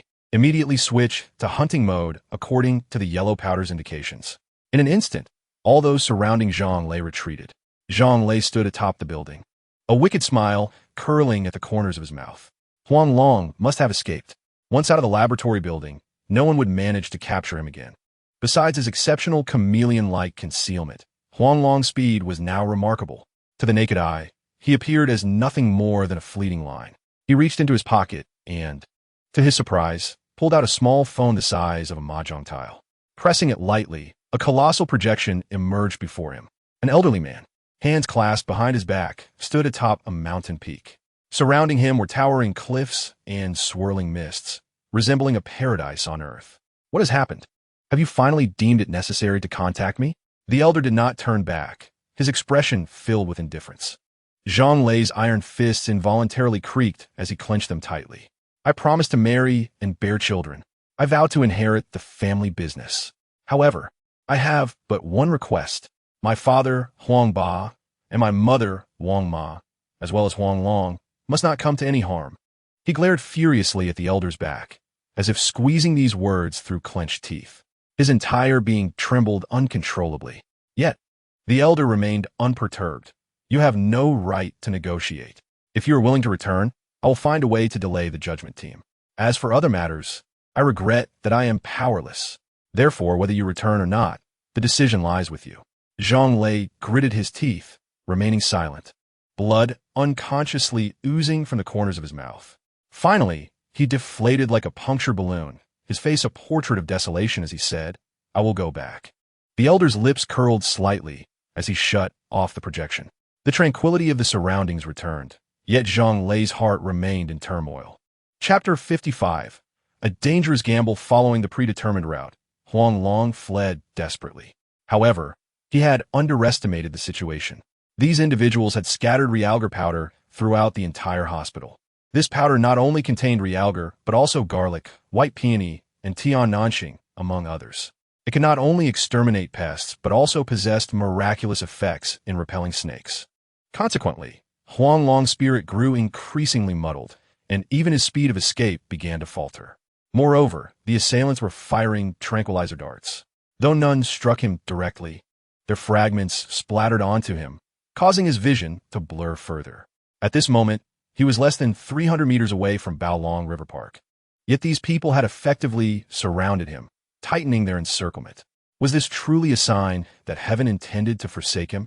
A flicker of despair involuntarily flashed in Huang Long's eyes. Suddenly, a cacophony of motorcycle engines roared to life. A fleet of motorcycles surged forth from all directions like a swarm of locusts, throwing the formation of the judgment team into disarray. Seizing the opportunity, Huang Long deftly navigated through the gaps. Ultimately, he succeeded in reaching Bao Long River. Instinctively, he glanced back, only to find someone in the crowd waving at him in a gesture of goodwill. Huang Long was certain he did not recognize these individuals. Nevertheless, he understood clearly that they had intentionally allowed him to escape. Without a moment's hesitation, he leaped into Bao Long River.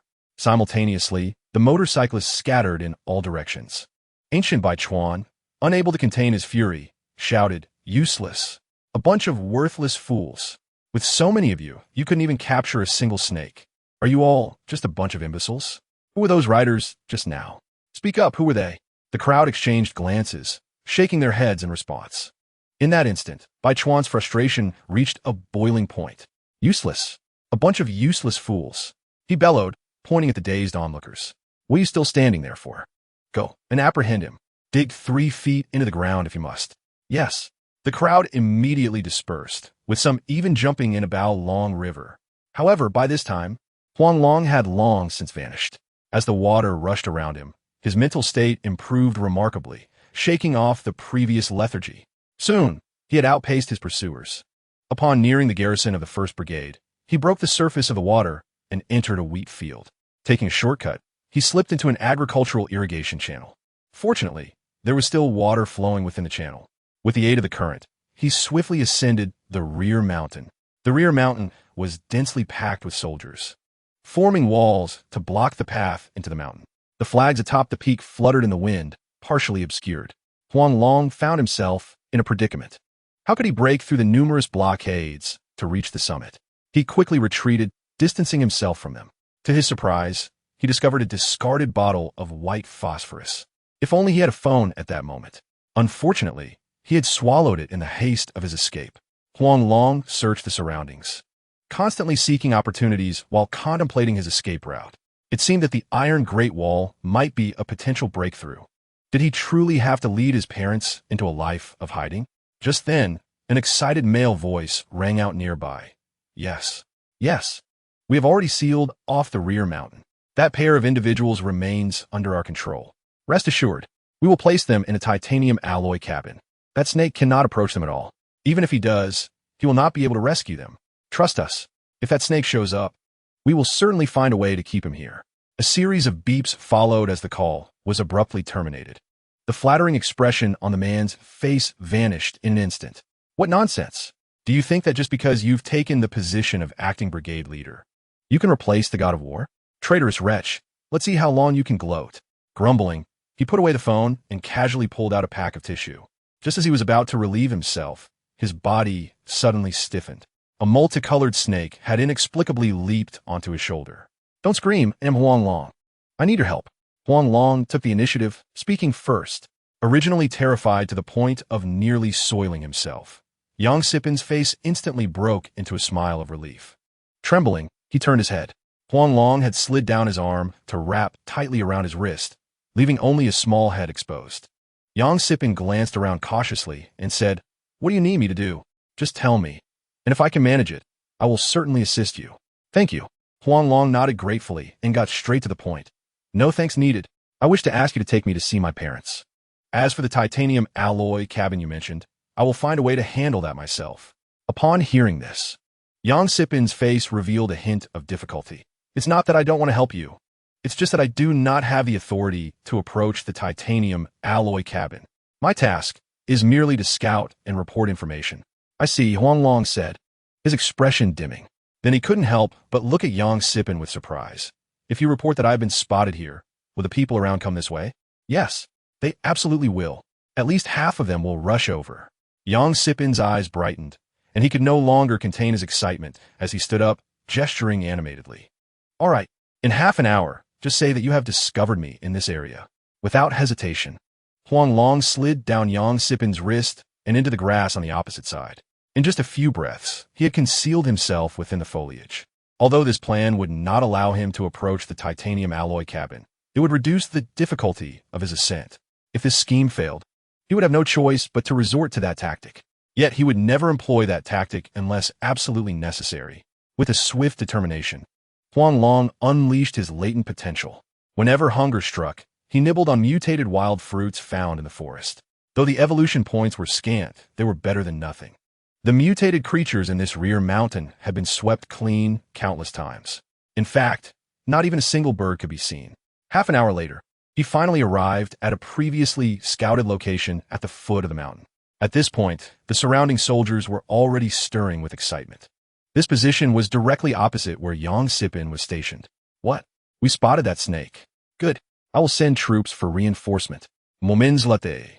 A chorus of excited shouts echoed above. However, the opposing side was cautious, dispatching only half of their forces. Huang Long glanced at other areas. Nearly all had sent only half their strength. This was of little significance for the impending operation. It seemed he would have to wait until darkness fully enveloped the sky. Huang Long quietly concealed his form, remaining as still as a stone. The chameleon disguise perfectly merged him with the surrounding environment. However, as night fell, Huang Long realized just how foolish his thoughts had been. Their lighting equipment illuminated the entire mountain as if it were broad daylight. Thus, he had no choice but to resort to desperate measures. Chapter 56. Making clothes for others. This is all you're doing. After assessing the wind direction and speed, Huang Long immediately began to frantically circle the mountain. At intervals, he sought out patches of weeds, sprinkling a pinch of white phosphorus on each pile. Perhaps the heavens were kind, for the white phosphorus ignited spontaneously. 5 minutes later, the entire rear mountain of the base was engulfed in flames. In an instant, the base resembled a bustling marketplace, chaos erupting everywhere. Fire! Hurry, put it out! Get the hoses! Quickly! People rushed back and forth, shouting in panic. Fear spread across every face. The matter of thwarting Huang Long's ambush was entirely forgotten. What is happening? Is there a fire?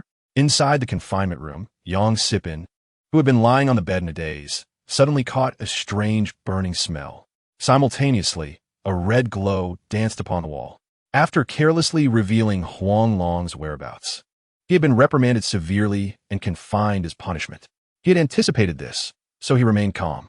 Yet, upon seeing the raging inferno below, a sudden jolt of apprehension gripped his heart. He had a nagging feeling that this fire was ominous. The number of people around the titanium alloy cabin had noticeably increased. Huang Long darted through the darkness like a gust of wind, finally arriving safely at the base. This titanium alloy cabin had originally been a cell, but later transformed into a small room suitable for sleeping. However, the cabin was completely enclosed, making it scarcely different from a prison cell. He spotted Yang Sipin peering out from the iron gate and dashed towards him with the speed of lightning. With no guards present, Huang Long felt emboldened. He shouted to Yang Sipin above him, "Handsome, look at me. I'm right beneath your nose. Take off your shirt and pull me up." Yang Sipin, Daken Abuk, instinctively lowered his head. Upon seeing Huang Long, a smile broke across his face. He quickly stepped back, removed his shirt, and let it dangle down through the bars. Seizing the opportunity, Huang Long leaped up, clamping his mouth onto the shirt. Moments later, he was pulled up. "Was that fire set by you?" Yang Sipin asked, his expression peculiar. The premonition that had grown stronger upon seeing Huang Long was undeniable. Huang Long grinned. Hee. Sorry, but it was indeed me. How are my parents? Have those lunatics mistreated them? Yang Sipin shook his head, silently putting on his shirt. After a long pause, he pointed to a group of people gathered around the center of the base, saying, "Those people are guarding the titanium alloy cabin. Your parents are all inside. So far, the cabin has not been opened. Huang Long, I implore you. These soldiers are innocent. You must not harm them. They are merely following orders. I am well aware of that. If they do not obstruct me, I will not harm them." Huang Long gazed in the direction Yang Sipin indicated, a flicker of ferocity flashing in his eyes. Suddenly, a sharp screech of brakes pierced the air at the base. What? Why is she here? How dare she show up? Huang Long's eyes widened in shock as he saw Jiang Ruyu, who had vanished for so long, reappear at that moment. Moreover, her severed arm and leg seemed to have healed. How could this be possible? Given the severity of her injuries, she should have died without a doubt, unless she had been discovered immediately and rushed to receive treatment. Yet, even with treatment, it was improbable for her to recover so well. She now appeared almost indistinguishable from a normal person. Oh, her. She was just transferred here. Yang Sipin hurriedly explained upon noticing Huang Long's astonishment. She seems to be a juror from the tribunal with quite a high status. Her name is Wenching. Huang Long gazed intently at the woman, his eyes sparkling with desire, as if he longed to embrace her tightly. However, Huang Long felt no interest. That face resembled Zhang Ruyu's in every way. Was it merely an illusion? At that moment, the crowd parted, allowing the individuals who had disembarked from the vehicle to enter the cabin. For some inexplicable reason, a sense of dread surged within Huang Long, as if something terrible were about to transpire. Indeed, shortly after the group entered, a deafening explosion erupted around them. Military vehicles began to explode one after another. The attention of everyone present was involuntarily drawn to the blasts. Yet Huang Long's gaze remained fixated on the titanium alloy cabin. He could not believe that these four individuals would dare to act amidst a crowd of nearly 1,000. Suddenly, a flurry of rapid gunfire erupted nearby. The four who had entered the titanium alloy cabin were shot as soon as they emerged. Not good. We are under attack. Seal the cabin. Protect the juror. Snipers. Hurry. The soldiers surrounding them shouted, immediately entering a state of combat readiness. The wounded jurors were simultaneously transferred to an armored vehicle. For reasons unknown, Huang Long's heart felt as though it were being gripped tightly. Thank you for today. I shall repay you another time. He cast a deep glance at Yang Sipin and leaped out of the confinement room. Whether what had transpired was an accident or mere coincidence remained to be seen. He sprinted towards the vehicle, but suddenly it started up. The driver, with blood streaming from his abdomen, pressed the horn, declaring, "First Beast Hunting Battalion." Very well. You have done well. Once the horn ceased, he pointed at the surrounding crowd. Today, all four of us jurors here have been attacked, and not one of you present will escape. You, First Beast Hunting Battalion, shall prepare to face the tribunal's judgment. Now, I must take the other committee members for emergency treatment. Everyone step aside. A roar of the engine echoed as the armored vehicle rapidly retreated, prompting the crowd to instinctively part. Not good. At that moment, a terrified scream erupted from within the titanium alloy cabin. The people inside are not that couple. The couple has been swapped. Bang! Bang! A man and a woman were thrown out, their clothing unmistakably belonging to Huang Shiming and his wife. Yet their faces were not theirs. Damn, you bastards! Huang Long cursed under his breath from a corner, hastening towards the exit. However, the vehicle had already vanished without a trace. Fury surged within Huang Long. The intricacy of their scheme was astonishingly masterful. Had there been no unforeseen events, the surrounding assassins were undoubtedly arranged to rescue them. Moreover, the fire he had set had inadvertently aided them. If only he could slap himself. Now, all he could do was pray that the group from earlier was not the enemy. Otherwise, no one could foresee what calamities might unfold next. Chapter 57. Successfully suppressing the fury within him, Huang Long hurried back to the top of the mountain, to the special care ward. The area was strewn with hoses. Yet not a single person was present. Instantly, Huang Long located a phone and contacted Zhao Hui, instructing him to track a specific vehicle. To Huang Long's surprise, the vehicle Zhao Hui was pursuing was indeed the one he had mentioned. He urged him not to panic and to first consume the egg liquid in the warehouse. Huang Long had not intended to do so, but he found himself unable to refuse Zhao Hui's insistence. He hurried swiftly to the warehouse. Indeed, within the warehouse, there were hundreds of seal barrels. Cautiously, he squeezed through the crack of the door and began to voraciously absorb the egg liquid from the barrels. Akin to a whale gulping its prey, the system's notifications chimed one after another. Congratulations, host. You have devoured an unknown organism, earning 1,200 evolution points. You currently possess 2,400 evolution points. In just a fleeting moment of consumption, he had amassed a staggering 98,800 evolution points. With one more swallow, he could reach the evolution goal of 100,000 points. He took a deep gulp and then paused. Congratulations, host. You have devoured an unknown organism, earning 1,200 evolution points. You currently possess 100,000 evolution points. Detection indicates that the host's current evolution points meet the evolution criteria. Would you like to initiate evolution? No. Huang Long resolutely refused. Time was of the essence. He must consume everything here before the others could react. It must be said that liquid food was the most suitable for absorption. After drinking egg liquid for so long, he felt no sensation of fullness. Roughly estimating, if he finished the remaining egg liquid, he could still gain at least 300,000 evolution points. He tirelessly continued to devour. Finally, he consumed all the egg liquid in the warehouse and gained another 400,000 evolution points. Without a moment's hesitation, Huang Long turned and left. After several extreme traversals, he finally departed the base. Following the guidance of Zhao Hui, he made his way to the nearest abandoned factory. Zhao Hui would send someone to meet him there. Without any delay, Huang Long sped towards the abandoned factory. Upon arrival, his first act was to initiate evolution. Streams of luminous energy enveloped him, a tingling sensation washing over his body once more. It had been a long time since Huang Long experienced the joy of evolution. However, this time, it was completed in just a few breaths. To be honest, he felt somewhat dazed, as if the experience was surreal. Therefore, it was best to let the data speak for itself. With a mere thought, the system interface appeared before his eyes. Host, Huang Long form, Titan Python, juvenile stage. Soul, human. Length, 105 meters. Weight, 1 kilogram. Speed, 1 meter per second. Strength, 1 kilogram of constriction power. Flexibility, 360. Camouflage, chameleon level. Defense, reinforced steel. Talent, death constriction. Python swallows the world. Bite force, 45 kilograms. Evolution points, 400,000 points. Evolution goal, to complete the evolution from LV1 to LV2, 1,000,000 evolution points are required. Toxicity level, red spotted snake venom. Effect, lethal in 30 seconds. Goodness, another 1,000,000 points. Upon viewing the latest evolution information, Huang Long's mind felt as if it might explode. In the city of Dianzhong, there were virtually no exotic beasts.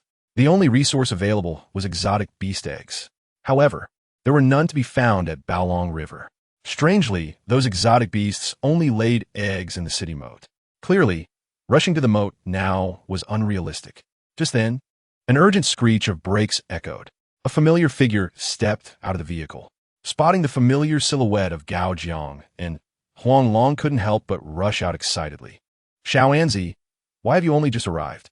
I've been waiting forever. Gao Jiang smiled as he crouched down and pulled Huang Long up. Not bad. You've evolved so much. Great news. Your parents are safe. We have rescued them. That's wonderful. Thank you all so much. Huang Long's eyes turned red, tears flowing uncontrollably. Well, we should thank you too. This isn't the place to talk. I'll take you to the Great Wall S garrison. Without a moment's hesitation, Gao Jiang and led Huang Long to the vehicle. The car was a vintage door model, a relic from 4 to 5 decades ago, clearly not bulletproof. Huang Long shut his eyes tightly, daring not to disturb Gao Jiang in the slightest.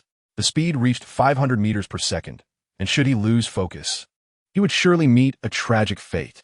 They sped along, and after nearly 2 hours of frantic driving, the man and the serpent finally arrived at the garrison located in the desolate Dian region. Before even exiting the car, Huang Long saw his parents weeping like sorrowful figures. He fixed his gaze on the wounds adorning their bodies. They were merely ordinary people. How could they endure such suffering? Yet, their injuries were real. Fortunately, they were not fatal. This further confirmed his previous suspicions. He opened the car door. Thousands of words surged to his lips, yet none came forth.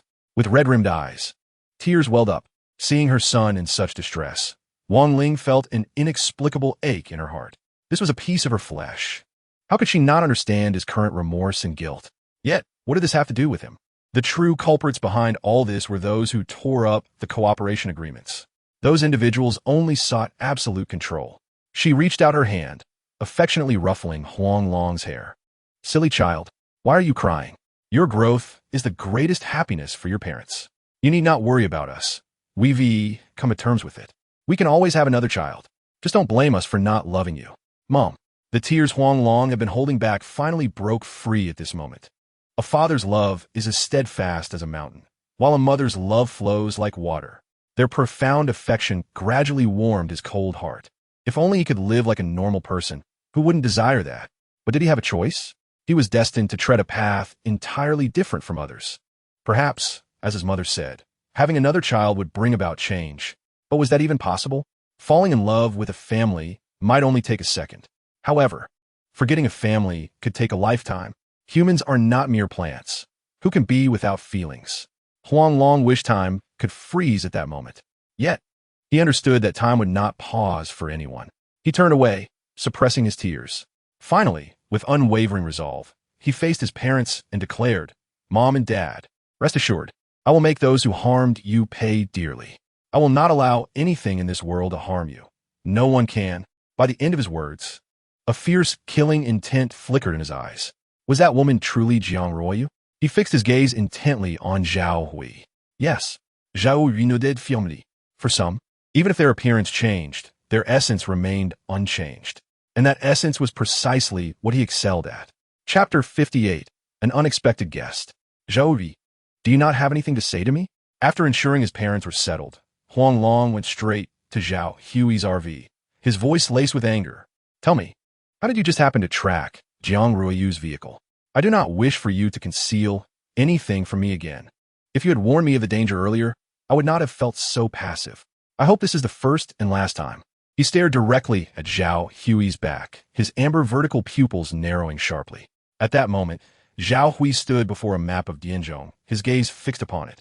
He turned to look at Huang Long, a hint of a bitter smile appearing on his stern face. Actually, it's not that I don't want to tell you, but that I cannot. You are not yet qualified to know. As for that woman named Wenqing, she is indeed Jiang Ruoyu. From a moment she entered the first beast hunting legion, I have kept a close watch on her. I was present when she abducted people. Although their performances were commendable, they remained oblivious to my lethal talent, my ability to perceive flavors. Thus, even her flawless disguise was effortlessly penetrated by me. As for their intentions, I naturally grasped them. So it was. Huang Long's expression softened, yet a cold glint gradually emerged in his eyes. May I interpret this as an operation to root out traitors? Although you are no longer a member of the first beast hunting legion, many still covertly assist you. Therefore, our entire family serves as bait, does it not? And your request for me to consume those egg liquids was merely to silence me and prevent me from causing you trouble, was it not? Since you have already deduced it, why state it aloud and make us both uncomfortable?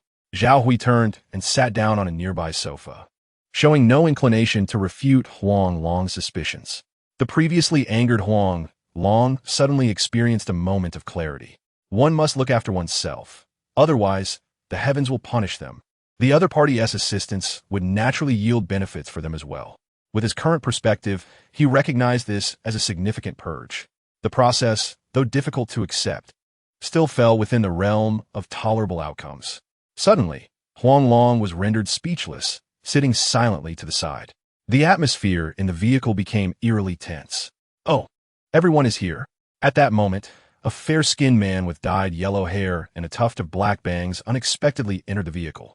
His eyes sparkled with fleeting greed as he looked at Huang Long. He settled down directly opposite Zhao Hui, as if he were at home.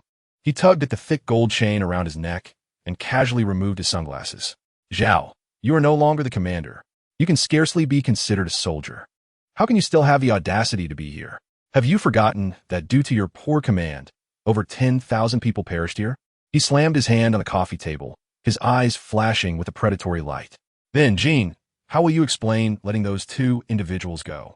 Zhao Hui countered sharply, refusing to yield. A palpable killing intent surged between the two. Huh?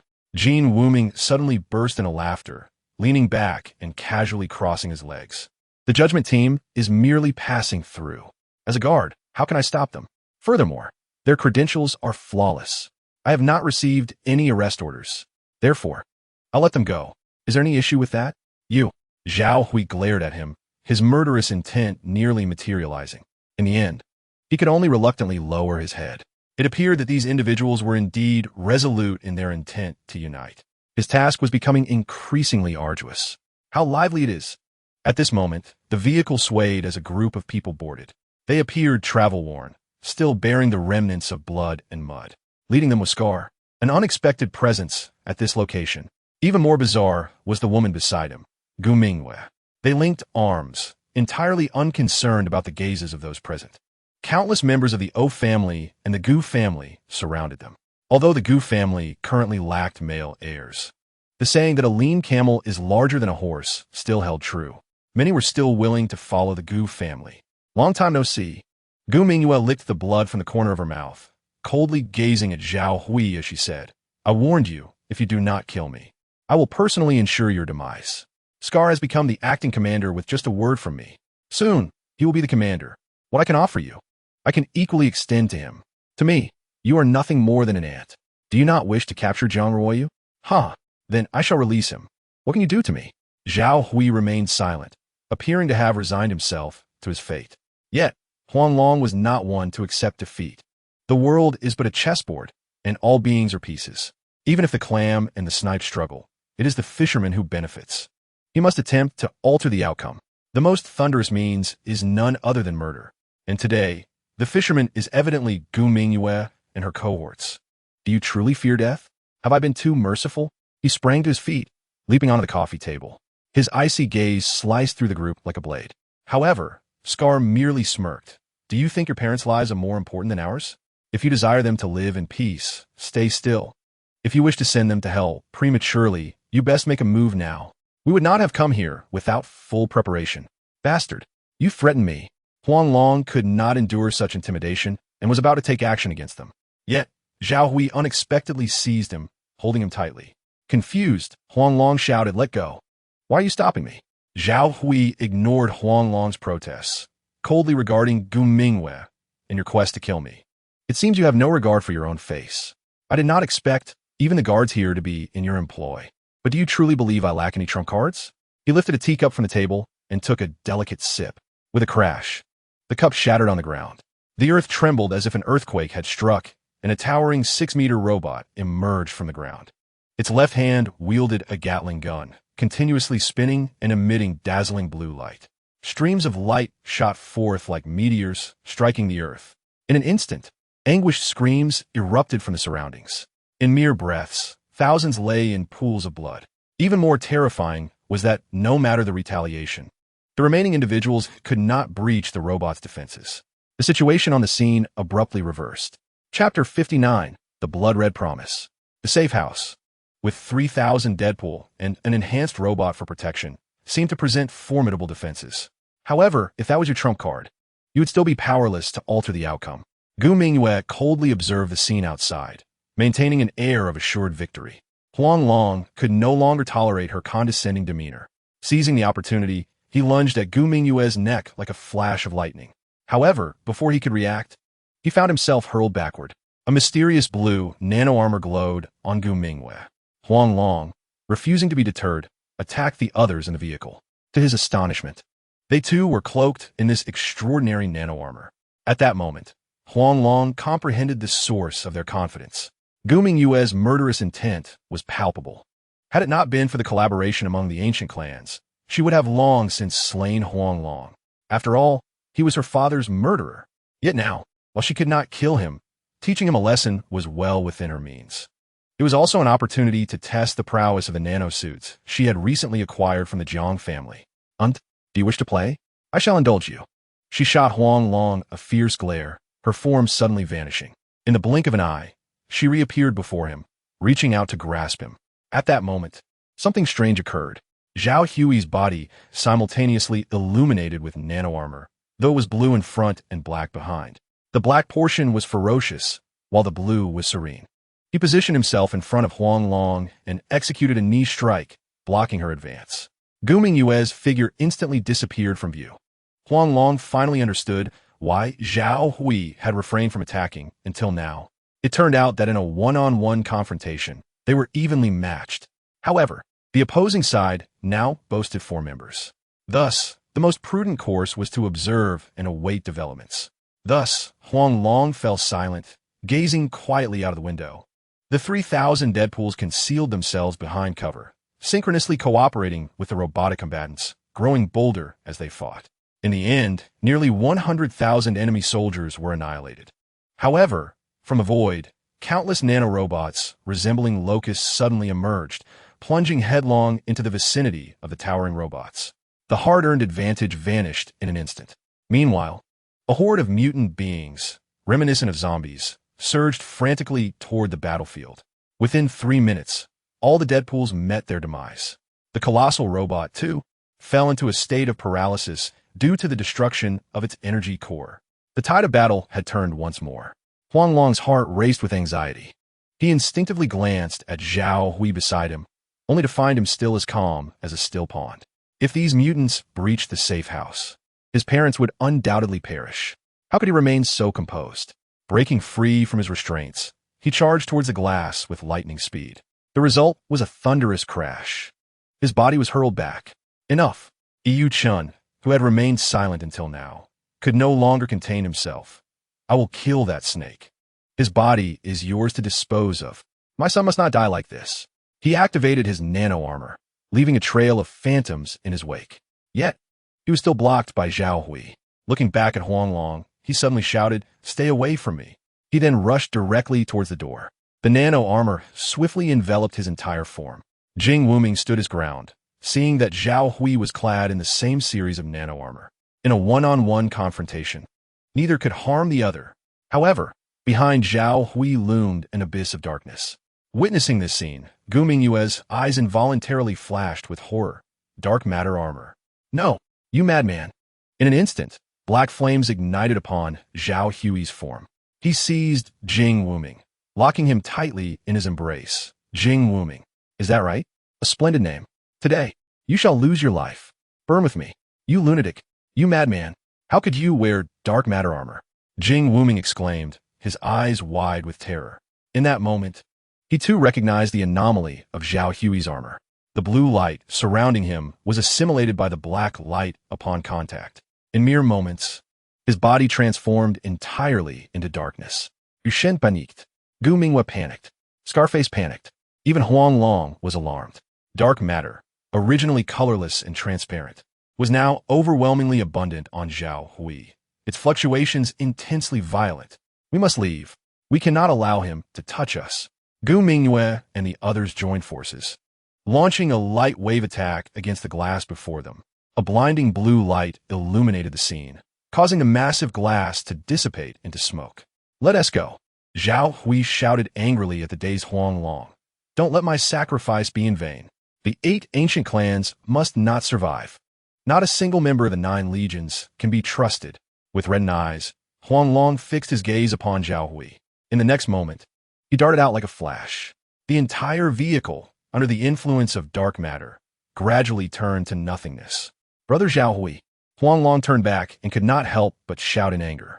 He glared fiercely at the 3 not far away, then plunged into the throng of mutants.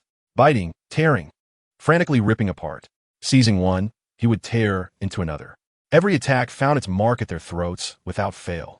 These mutants felt no pain, possessing no conscious awareness. They could only be stopped by severing their necks. Otherwise, they would fight on relentlessly. Before long, Huang Long was covered in wounds. Huang Long, I'm coming to help you. Just then, Gao Jingen's voice rang out. He lifted a Gatling gun, forcefully opening a path. In the end, he stood resolutely in front of Huang Long, rest assured. Brother Zhao Hui's people will arrive shortly. Even if we die today, we will not allow anyone to harm your parents. This is our vow. He looked earnestly at Huang Long, shedding all traces of his previous frailty. Huang Long was so moved that he could not utter a single word. His heart swelled with emotion. In this game of power, he was merely a pawn. Many would not care for his life or death. In their eyes, as long as they survived, the deaths of others were inconsequential. Yet, Zhao Hui was different. He treated Huang Long as a person. He accorded Huang Long ample respect and kept his promises, doing everything possible to protect his parents. Thus, Huang Long willingly became a guinea pig, offering his own blood. But at this moment his heart turned cold. If he was not mistaken, even Zhao Hui was merely a pawn. Otherwise, the others from the legions would not stand idly by and watch. Suddenly, a violent roar of engines erupted. A series of rapid braking sounds echoed around the mutants.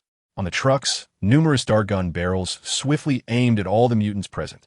A rapid barrage of gunfire rang out, reverberating through the sky. Chapter 60.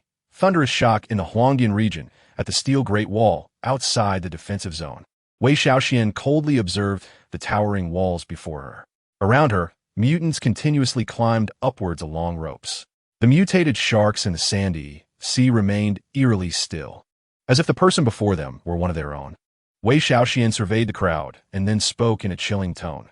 The strategist of the first beast-hunting legion, Yi, is dead. The sole leader, Zhao Hui, is dead. Gao Jing'an, Ha, is also dead. This ragtag group of thousands who just arrived is merely here to die. Without Zhao Hui, I regard the remaining legions, even if united, with disdain. The Huangyan region has always belonged to the 8 ancient clans. We shall never permit others to encroach. We may fight amongst ourselves, but we cannot allow outsiders to reap the benefits. Indeed, Gu Mingwen nodded emphatically. We can bicker amongst ourselves, but we must not let others take advantage. Since Zhao Hui arrived, the 8 ancient clans have been targeted. There have been mysterious deaths and disappearances. I even suspect that Zhao Hui is not of the ancient clans at all. However, the treasured heirloom of the Zhao family, the Jinma monument, remains in his possession. Though I have feelings for him, since my father's death, I increasingly sense something amiss. Whether it is right or wrong, it no longer matters. Everything has come to an end. The Jing clan, led by Patriarch Jing Ji, sneered. Now that Zhao Hui is dead, no one can interfere with us. As long as we hold the virus and vaccine in our hands, we need not worry about lacking funds, nor about gathering top talents, nor about unraveling the secrets of longevity. Furthermore, I've already seized the blood samples from that snake. Once we control it, the curses upon the 8 ancient clans will eventually be lifted. I fear you will not be able to lift them. Just then, a voice devoid of emotion suddenly echoed. The deceased Zhao Hui appeared before Wei Shaoxian and the others. Impossible. I clearly saw the dark matter flames engulfing you. How can you still be alive? Gu Mingyue cried out in terror, her expression akin to seeing a ghost. Suddenly, she felt a heavy slap on her back, propelling her uncontrollably toward Zhao Hui. Wei Shaoxian, have you lost your mind? She glanced over her shoulder, her face instantly filled with dread. The very allies who had promised to cooperate had abandoned her in the blink of an eye. Do you see this? This is your ally. Go to hell and repent. Zhao Hui brandished a peculiar bone knife, making a delicate cut. Suddenly, Gu Mingyu's clothing, along with the nano-armor, was mercilessly torn apart. He forcefully thrust a dagger into her chest, declaring, I, from the Xianyuan family, have guarded the dragon vein for generations, fulfilling my duty. You, a band of tomb raiders, dare to undermine the foundation of the Xianyuan clan and slaughter my descendants. I swear I will hunt down each of you from the 8 ancient clans and slay you one by one. Remember my name, Xianyuan Wudao. He extracted the dagger and gently flicked away the dead skin hidden in her hair. In an instant, the entirety of her facial skin was ripped away, revealing a countenance of noble elegance, untouched by the mundane world. You are not of the ancient clans. You belong to the Xianyuan family. I understand now, Gu Mingwei remarked, a bitter smile involuntarily gracing her lips. After all this time together, did you never love me? I love your body, Xianyuan Wudao replied, wickedly licking the blood from the dagger before turning to leave. That is sufficient, Gu Mingyue murmured with a smile, suddenly crushing the poison pouch. In that fleeting moment when her heart stopped, a deafening explosion erupted, scattering her body into countless fragments. Caught off guard, Xianyuan Wudao was thrown back by the shockwave. After a long while, he extricated his head from the pile of sand, spitting out a mouthful of sand, and cursed in exasperation. What the hell is this? They actually rigged a human bomb. Luckily, I left quickly. Otherwise, I would have been in trouble. He rushed toward the steel city wall, climbing up the hanging rope with great speed. Ultimately, he severed all the dangling ropes. Observing the struggling Huang Long, he felt an unexpected twinge of sympathy. Yet, he refrained from offering assistance, for their friendship had been irrevocably severed the moment he returned to being Xianyuan Wudao. Should they meet again in the future, it might very well be with swords drawn. He activated his cloaking suit and dashed towards the nearest supply station. However, he had scarcely departed when members of the Gu and Xing families revealed themselves. The two families, numbering a full 1,000, wielded rather peculiar weapons that were not meant for killing. Together, they unleashed nano-prisons, swiftly ensnaring Huang Long within. Bastards! Who are you? Are you also from the ancient clans? Huang Long glared furiously at the unfamiliar faces before him. In his memory, he had never encountered these individuals. Just then, a familiar figure unexpectedly appeared in his line of sight. It's you, Gu Buchuan. You are from the ancient clans. He widened his eyes in astonishment, as if suddenly grasping something. No wonder Jiang Ruyu was able to become a juror in the tribunal. Haha, indeed, I am from the ancient clans. Huang Long, if you wish for your parents to live, come with us quietly. Gubuchuan coldly regarded Huang Long. This time, he was eager to see how Huang Long would escape. The laser beams in their hands effortlessly sliced through the safe house. Before long, Huang Long's parents were forcibly dragged out. Huang Shiming, clearly battered and bruised. Don't worry about us. Go. Wang Ling cried out, struggling desperately but held fast by their captors. Huang Shiming, with a battered face, crawled toward Huang Long, but was cruelly stomped on the head by one of the assailants. Do not involve your parents in this. Are you ancient clan members truly so beastly? Witnessing this scene, Huang Long's eyes nearly bulged from rage. The blood within him seemed to boil with pain. Under the influence of overwhelming murderous intent, his originally amber, vertical pupils gradually transformed into a vivid red. Tears of blood streamed from the corners of his eyes. Beast. Ha ha ha. You a mere snake. Dare to call us beasts. Gu Buchuan laughed, looking at Huang Long as if he were a fool. Suddenly, he snatched a canister of ether spray from one of his subordinates and unleashed it upon Huang Long. Huang Long quickly held his breath, shutting his eyes tightly. Yet, the hoarse cries of his parents echoed incessantly in his ears. Not good. Young master, these two have no breath left. They are dead. At that moment, a terrified shout rang out.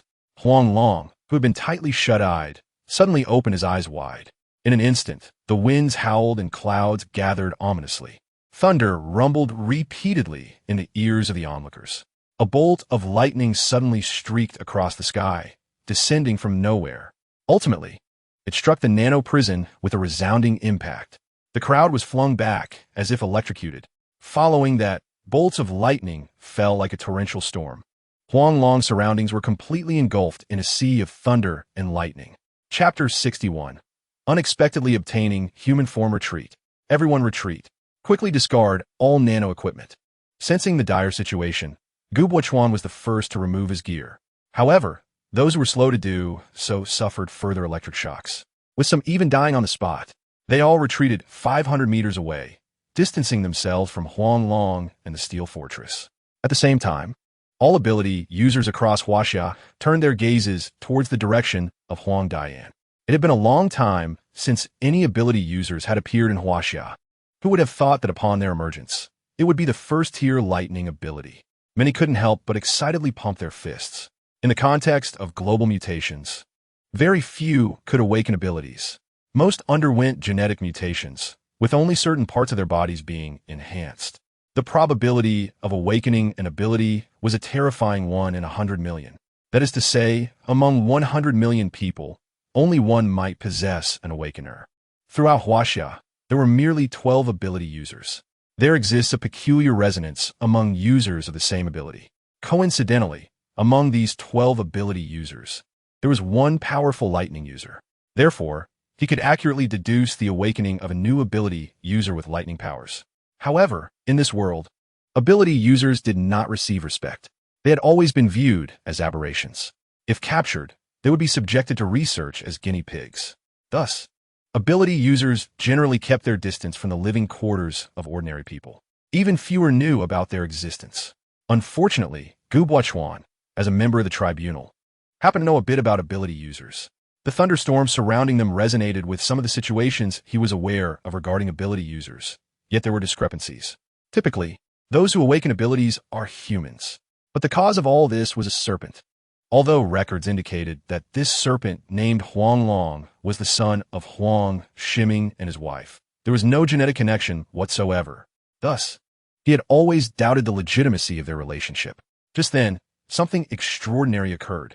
Everything around them was swiftly swept into the thunderstorm. The previously unconscious Huang Long instantaneously regained awareness. He felt the power of lightning coursing through him. Ding dong, at that moment, the system's voice suddenly resonated. Warning, due to the host being struck by lightning, the body has inexplicably become attuned to lightning elements, leading to severe damage to the system's evolution data. To compensate for the evolutionary impact on the host during the data repair period, 2 compensation options are provided. Option 1, human form. The ability to freely switch between human and serpent forms for 24 hours, automatically reverting after 24 hours. The human form does not possess evolutionary abilities and cannot utilize lightning powers. Option 2, complete the second evolution of the Titan Python in 1 step. However, Evolution points will reset, and body length will increase to 2 meters. Please make a choice, host. I choose option 1. Huang Long decided without any hesitation, opting for the human form. Yet, at that moment, he felt an inexplicable sense of loss. His parents were so close to seeing his human form, just a fraction of time away. What remained in his heart was nothing but regret. Why does the heavens refuse to grant him just a little more time? Radiant beams of light envelop his being. In an astonishing instant, Huang Long's form transforms back into that of a human. Although his appearance differs somewhat from before, echoes of his former self remain. His visage, sculpted with sharp angles reminiscent of chiseled stone, boasts a strikingly defined countenance. His tall, straight figure exudes a gentle luminescence. His eyes, deep and resplendent like the Milky Way, captivate all who gaze upon them.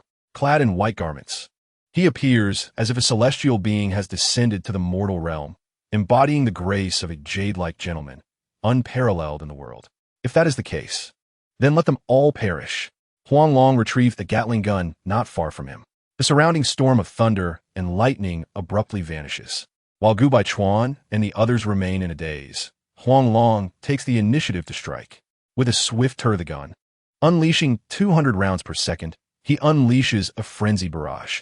The 1,000-odd individuals, caught off guard, are mercilessly reduced to mere husks. Yet, this does not quell Huang Long's rage. He seeks only to vent his fury. In the end, the 1,000 souls are utterly obliterated. A uniquely shaped skull ring fortuitously bounces to his feet. The skull ring, strikingly crimson, remains pristine, devoid of any blemish. Huang Long tosses aside the Gatling gun and instinctively picks up the ring. Little did he know, as soon as he slipped it onto his finger, it pierced his skin and voraciously siphoned his blood. What the hell? What kind of cursed object is this? He frantically attempts to remove the ring, but it stubbornly refuses to budge. Suddenly, an eerie phenomenon occurs. His surroundings plunge into darkness, obscuring all sight. What the hell? Let me out. He cannot help but scream in terror. To his astonishment, his vision is restored. Huang Long stares at the ring in disbelief. Could this possibly be the legendary space ring? He instinctively aims the ring at the Gatling gun on the ground. To his astonishment, it truly absorbs the weapon. Holy moly, this is a treasure! Huang Long exclaims with joy, but his expression quickly darkens. He despondently rushes towards his parents. However, as he approaches, they suddenly spring to their feet. Mother! Huang Long yells in alarm, turning to flee. Wang Ling looks on in confusion, while Huang Shiming's face turns ashen. Suddenly, he seems to realize something. In a moment of uncontainable joy, he shouts after Huang Long's retreating figure, "Son, you transformed. Wow, truly, you are the offspring of Huang Shiming, becoming increasingly handsome." Huang Long halts, his expression suddenly twisted in confusion. They appear uninjured. How could they have died like this? Something is amiss. Why are you standing there like a statue? Come help me. Huang Shiming scolds Huang Long, who is rooted in place, as if you were made of wood. I ascend to your mother right here. Why are you howling like a banshee? Hurry up. The more Huang Long thinks, the more he feels something is off. Compelled by an unseen force, he finds himself running back. He pinches Huang Shiming's warm cheek, incredulous. Still warm? What is going on? He rushes to lift his mother, embracing her tightly. Mother, I miss you so much. Finally, I can hold you properly. Wang Ling remains bewildered, yet upon witnessing Huang Long weeping uncontrollably, she envelopes him in a firm embrace. To her, it feels as though she is trapped in a dream. Only when she senses the weight of Huang Long in her arms does she realize it is not a dream. Her son has finally taken on human form. Son, my dear son, you have suffered. You have suffered. She holds Huang Long tightly, tears streaming down like a surging spring. Uncontrollable. You little rascal. Your eyes are only for your mother. If it weren't for my earlier performance, how could they have spared your father and mother? Go on, that's my wife. If you have the ability, go embrace your wife. Witnessing this scene, Huang Shiming, irritated, rubs his bruised face and stands up with a limp. Wang Ling can't help but chuckle, gently pushing Huang Long away, casting a playful glare at Huang Shiming. You old fool. A dog's mouth cannot spit out ivory. What on earth happened? I can't remember anything. Indeed, what exactly happened, old Huang? Huang Long asks with curiosity, looking at his father. However, Huang Shiming turns away, silent. The atmosphere suddenly grows peculiar. Chapter 62. Journey to the Ancestral Tomb, Son. Don't you wish to know your true identity? Today, I shall reveal everything to you. After much contemplation, Huang Shiming finally prepares to disclose the secret he has harbored for years. This secret has been tucked away for far too long. He fears that if he does not speak now, he may never have the chance again. Perhaps it is time to return to the home that rightfully belongs to him. My dear, do you remember the soup I made for you before a son was born? He smiles warmly at Wang Ling, his eyes betraying a hint of nostalgia. Wang Ling smiles sweetly. Of course, I remember. You said it was fish bone soup. However, I recall the taste being rather peculiar. Precisely. Huang Shiming nods with a grin, but his expression gradually becomes serious. In truth, that was not fish bone, but the bone of a true dragon. Our Huang family descends from the lineage of Qi Yu and Ho Yi, protectors of dragons. However, as the dragon clan faded into oblivion, our Huang family was forgotten in the annals of history. Upon hearing this, Wang Ling cannot help but roll her eyes in mock anger. No wonder you named our son Huang Long. You truly wish for him to become a dragon. Yet he turned into a snake. Quite terrifying indeed. Thankfully, our son possesses great fortune and destiny. That is thanks to the blessings of your mother. Huang Long kisses his mother fervently, then turns to his father with a skeptical gaze. Qi Yu and Ho Yi. Father, are you sure you're not pulling my leg? It sounds rather grand, but what does it have to do with your miraculous survival? He stares intently at his father. He never imagined his family would be linked to the demon god Qi Yu. While his father often tells tall tales, he is always serious about important matters. Deep down, he already believes a part of it. For according to legends, had Qi Yu not mounted the wrong panda during that fateful battle, he would have emerged victorious.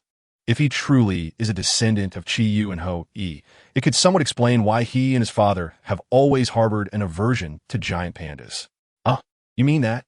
Huang Shiming scratches his head, chuckling awkwardly. Surviving that ordeal was quite simple, really. Your mother and I took a death-simulating potion.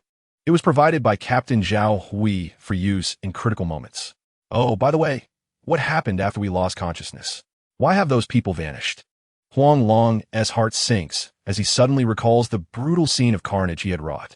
Yet, in front of his parents, he truly does not wish to conceal anything.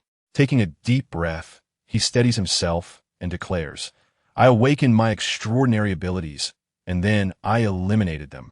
However, his mother shows no sign of surprise. His father dismisses it with a wave of his hand. So you eliminated them. So what?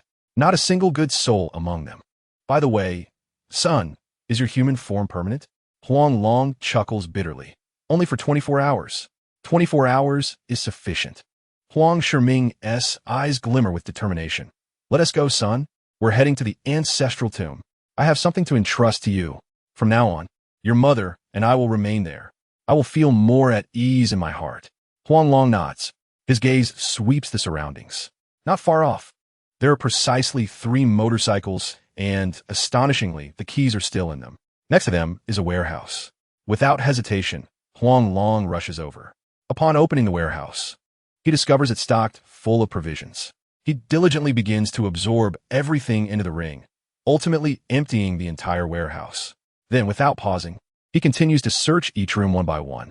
Regardless of the object, anything deemed useful was eagerly collected.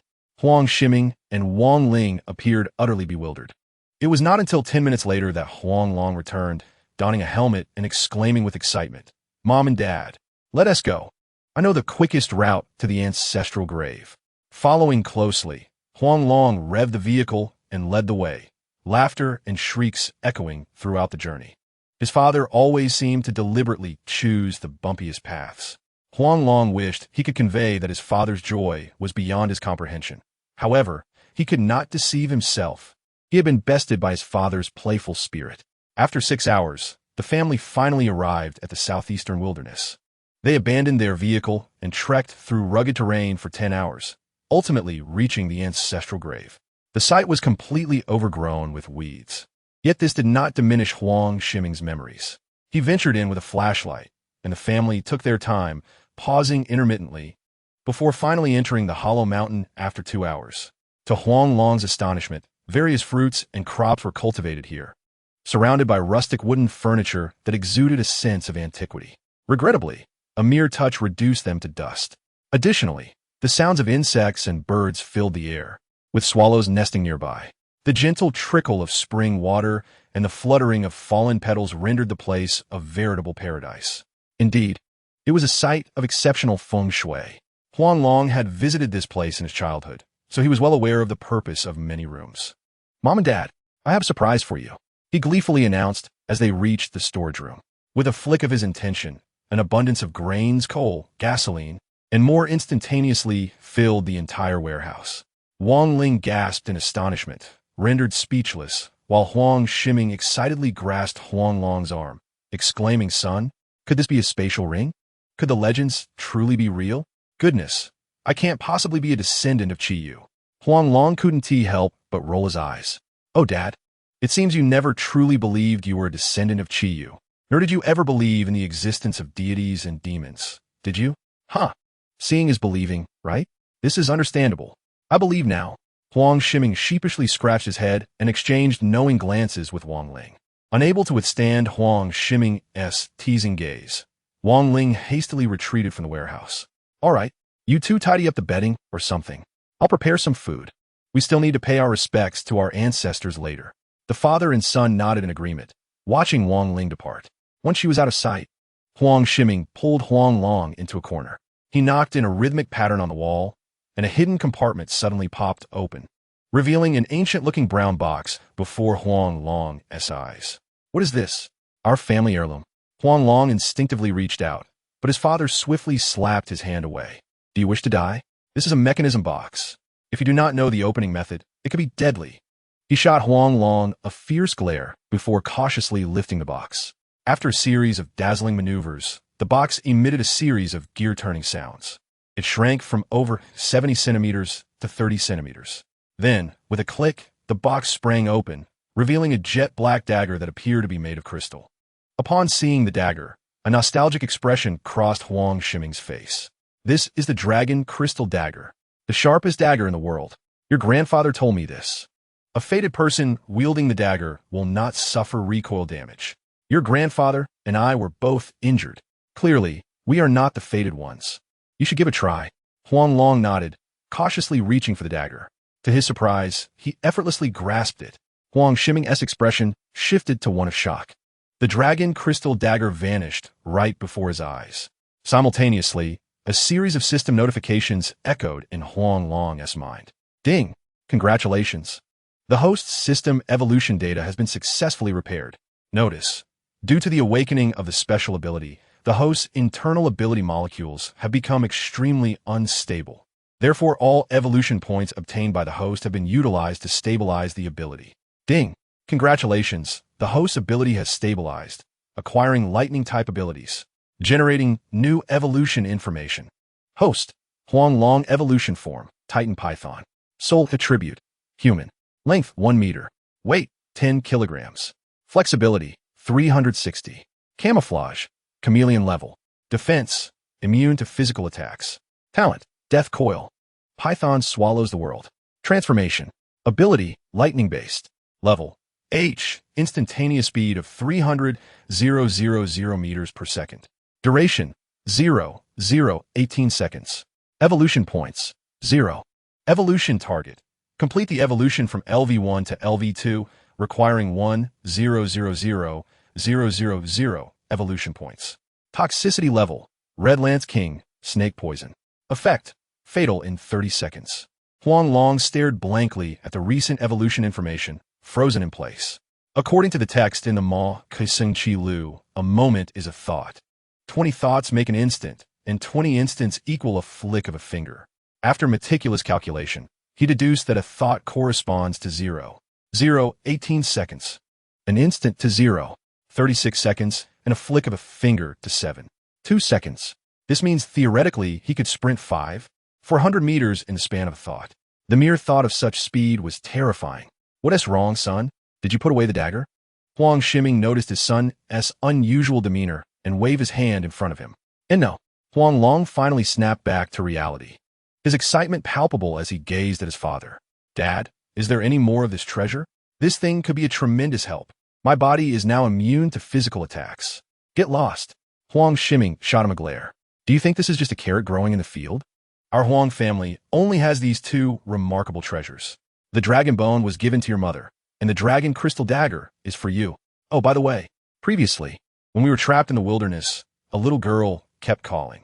She claimed to be your sister and said you would know where to find her. She really thinks I'm a fool. I directly blocked her. ISNT that enticing you to commit a crime? Son, a flower of the nation. You must not be tempted. Seriously, why are you only telling me this now? What if she is in danger? Huang Long retorted, frustration bubbling within him. However, before he could react further, he received a sharp slap to the back of his head. You little rascal, is this how you speak to your father? I'm looking out for you. If she keeps calling you brother before long, she will be sharing your bed. Am I harming you? Huang Shiming raised his hand, feigning another strike.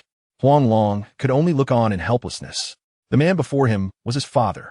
How could he dare to retaliate? Hurry up. What are you dilly-dallying for? Let us pay our respects to our ancestors. Just then, Huang Long's mother called from the doorway. Huang Long felt as if he had been granted a reprieve and dashed over. With a solemn expression, he followed his mother to the ancient tomb. The offering table in the room was laden with food.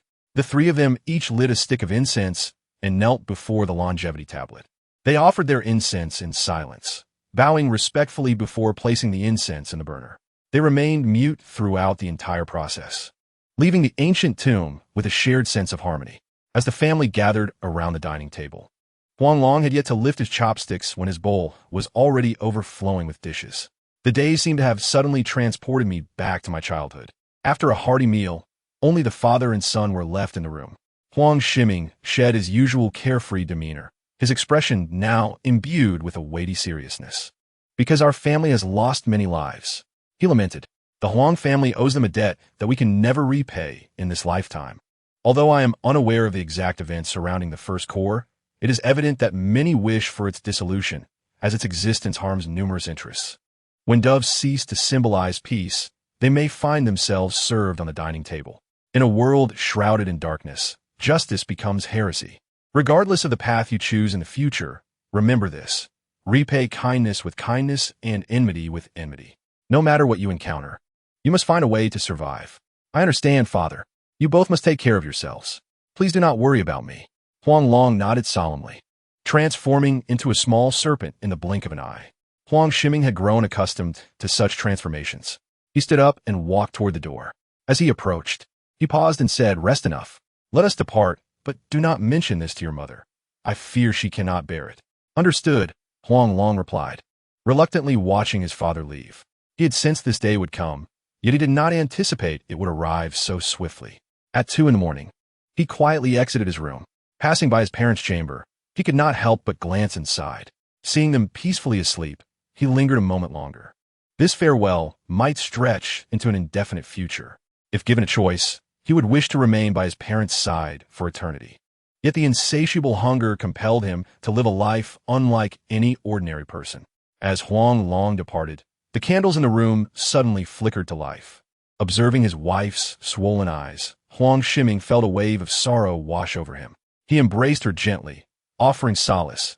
Our descendants will carve their own fortunes. Our son is exceptional, destined for greatness. Keeping him tethered to us will only hinder his potential. We must have faith in him. He will forge his own path. If one day we become a burden, then Wang Ling nodded silently, not uttering a word. The candles in the room continued to burn brightly. Due to his parents' circumstances, Huang Long had traversed slowly until now, but with only himself left, his pace quickened. In an open area, he summoned his full powers, lightning crackling as he appeared 400 meters away in the blink of an eye. Though this was merely a fraction of the theoretical distance he could cover, Huang Long felt a sense of satisfaction. In critical moments, this ability could save his life. He pressed onward, soon reaching the location where he had left his motorcycle. After securing it, he accelerated toward the southwestern border, where Jiang Ruoyu was fleeing. He was determined to find her and exact his revenge. Upon arriving at Dianzhong City and entering the Great Wilderness Zoo, Huang Long swiftly approached the tunnel leading to the moat. His keen eyes scoured the walls for clues. Eventually, he discovered a crooked line of text. To his astonishment, the snake catchers resided within the sea of sand. However, in such an expansive desert, how could he locate Lancourt? For now, he could only take one step at a time. At that moment, Dianzhong City resembled a desolate ghost town devoid of life. Yet soldiers were patrolling the perimeter. Suddenly, Huang Long heard hurried footsteps above him. Have you heard? The 8 ancient clans of the wilderness have suffered, some dead, some wounded, all because they angered the war god. What a pity that such a good person has fallen. I heard the war god was an undercover agent from the 9 Corps, sent to eliminate the underworld forces of the wilderness. When the Corps suddenly caught fire, the newly appointed Scarface was absent. Consequently, Winching abducted Huang Long's parents, and when Scarface returned, he faced no punishment but was promoted to Corps leader. What kind of absurdity is this? Indeed, after the war god signaled for help, the others in the Corps turned a blind eye. How shameless. They don't even help their own, let alone others. Moreover, Huang Long had agreed to cooperate with the war god. Initially, everything went smoothly, but that damned tribunal intervened, attempting to control Huang Long and strip him of his freedom. As a result, a blood sample was stolen by a group of mysterious individuals. And now, both Huang Long and his parents have vanished. What is happening? The surveillance network in Dianzhong City is utterly destroyed. If I'm not mistaken, even the satellites in the sky cannot escape this fate. The end of the world is swiftly approaching. Well, each day we survive is a blessing. Were it not for my faith, I would have given up long ago. As the group moved further away, their voices still echoed in Huang Long's ears. He was taken aback. He had not anticipated the current situation had deteriorated to such an extent. Wasting no more time, he returned to the Great Wilderness Zoo. To his surprise, he discovered a mobile phone, yet it displayed no signal. It seemed not only was the surveillance system damaged, but even the communication network was failing. He instinctively looked up. The mysterious black hole in the sky appeared even larger, its dark matter thickening. Countries around the world were desperately researching this extraordinary power. The vaccines were tainted with this peculiar substance. Although the new vaccine halted human mutations, it required administration at regular intervals. The side effects had begun to surface, and the number of mutants was escalating. Recalling his encounters with those mutants sent chills down Huang Long's spine. They were fearless, devoid of pain or reasoning. If they learned to wield firearms, even the mutated beasts would be easily vanquished. Suddenly, a splash broke the silence. A snow-white body appeared before Huang Long's eyes. He swallowed hard, fixating on the woman. This is inappropriate. I am not the type to intrude. He chastised himself internally, yet his gaze seemed magnetically drawn to her form. Soon, he sensed something was amiss. The woman remained utterly motionless. This was decidedly abnormal. Switching to enhanced vision, he continued to observe. At last, he uncovered the peculiarity. The woman had a massive fishhook lodged in her mouth, entangled with a transparent fishing line. Could someone intend to use her as bait for mutated beasts? This was utterly perverse. He remained still, curiously studying her body. 3 minutes, 5 minutes. 10 minutes passed without a sound. Just as Huang Long prepared to leave, a cacophony erupted before him. Small, grotesque fish, about the size of a middle finger, converged, ravenously devouring the corpse before them. The sounds of flesh being torn echoed incessantly. Before long, the area around the body resembled a gushing spring, splashing water everywhere. A stark white skeleton materialized before Huang Long. All he felt was a creeping horror, as if these piranhas were gnashing at his own flesh. My brother's out there bleeding and fighting, and here you are, behind his back, betraying him. You have audacity to bring that wild man back to my brother's home. Do you truly believe that the Lao Yang family lacks men? At that moment, a familiar curse suddenly echoed from the riverbank. Huang Long could not help but cast a strange glance outside. Instantly, the name Yang Siping sprang to his mind. It seemed plausible that the brother had been betrayed, and the younger sibling had taken action against his sister-in-law. Cautiously, he climbed up the bank along the pipeline. Upon focusing his gaze, he indeed recognized Yang Siping. He quickly leaped onto the vehicle and called out carefully, "Yang Siping, come here." It is Huang Long. With a splash, the fishing rod in Yang Siping's hand fell directly into the water. Terrified, he turned around and met Huang Long's gaze, who was sticking out his tongue like a snake. Under normal circumstances, he would not have minded. However, today he had committed a grievous act. "Damn it, you nearly scare me to death," he exclaimed, rushing to the vehicle. "How dare you still show your face? Do you not know that the entire city is hunting for you? Ha ha ha, and what of it?" Huang Long chuckled nonchalantly thus. "I require your assistance. I need you to take me outside the steel city wall preferably a distance from the guards of the Huangyan Great Wall. Yang Saiping's expression darkened, his brows knitting together. After a long pause, he made a decision. Very well. After all, my life has long ceased to belong to me. If I can do one good deed, I shall accumulate some merit.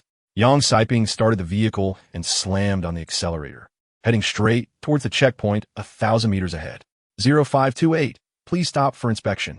0528, please stop for inspection. 0528, please stop for inspection. The soldiers at the checkpoint noticed the military vehicle's unusual behavior and raised a loudspeaker, issuing 3 urgent warnings.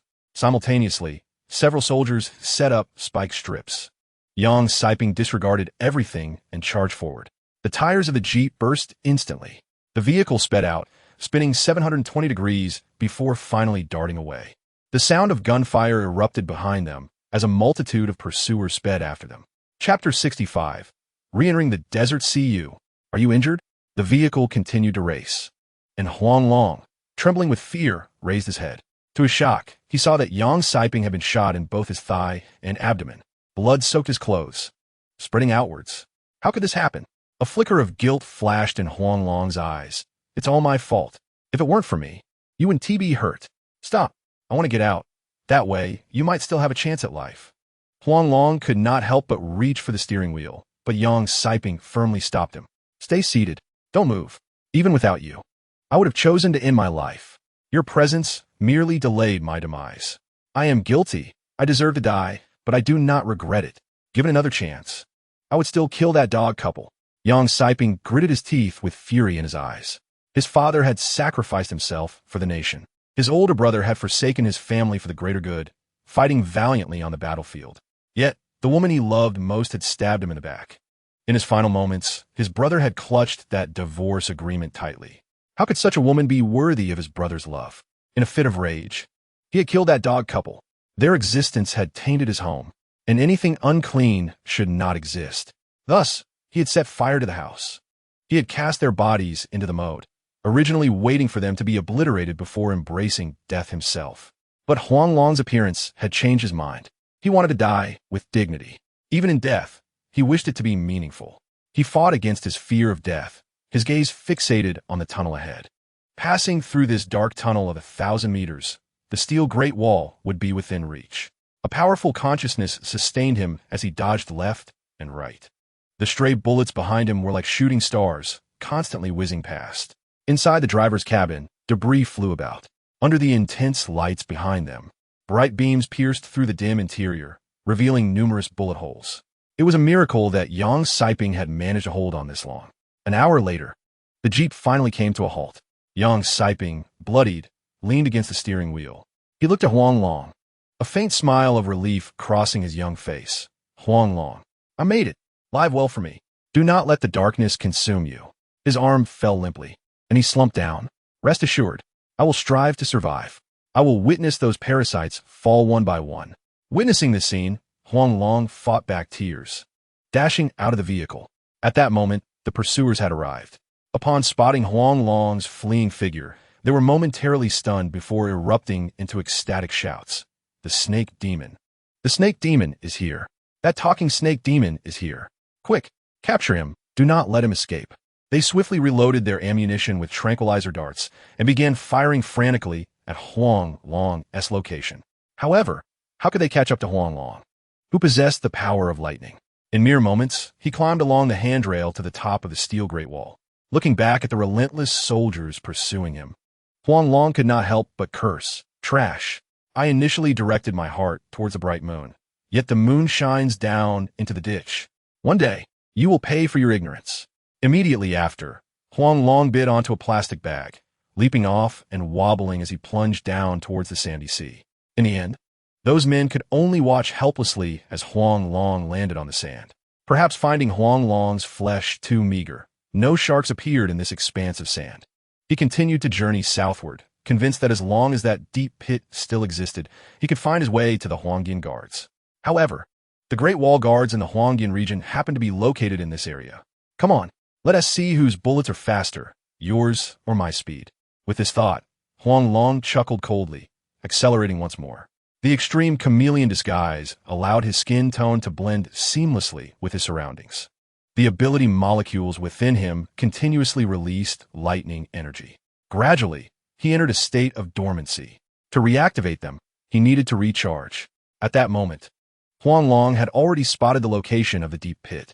Without hesitation, he dashed into the jungle. Although moving through the jungle would slow him down, it would also offer a measure of safety. A roaring sound of sand beach motorcycles erupted. The city walls suddenly began deploying sandy sea action equipment. They all rushed towards his direction. This scene might have been an accident or coincidence. However, regardless of whether they were there to capture him, Huang Long had resolved to shake them off. What is happening? What is that? Suddenly, his vision was obstructed. A multitude of drones, the size of hummingbirds, appeared in the void, equipped with thermal scanning devices. Huang Long understood that his camouflage, no matter how formidable, could not deceive their thermal scans. A cursory glance indicated that at least 1 million drones had been dispatched. Undoubtedly, the Great Wall Guards here had been bought off by the 8 great ancient clans. On that day, had they deployed such devices, how could the mutants possibly scale the wall?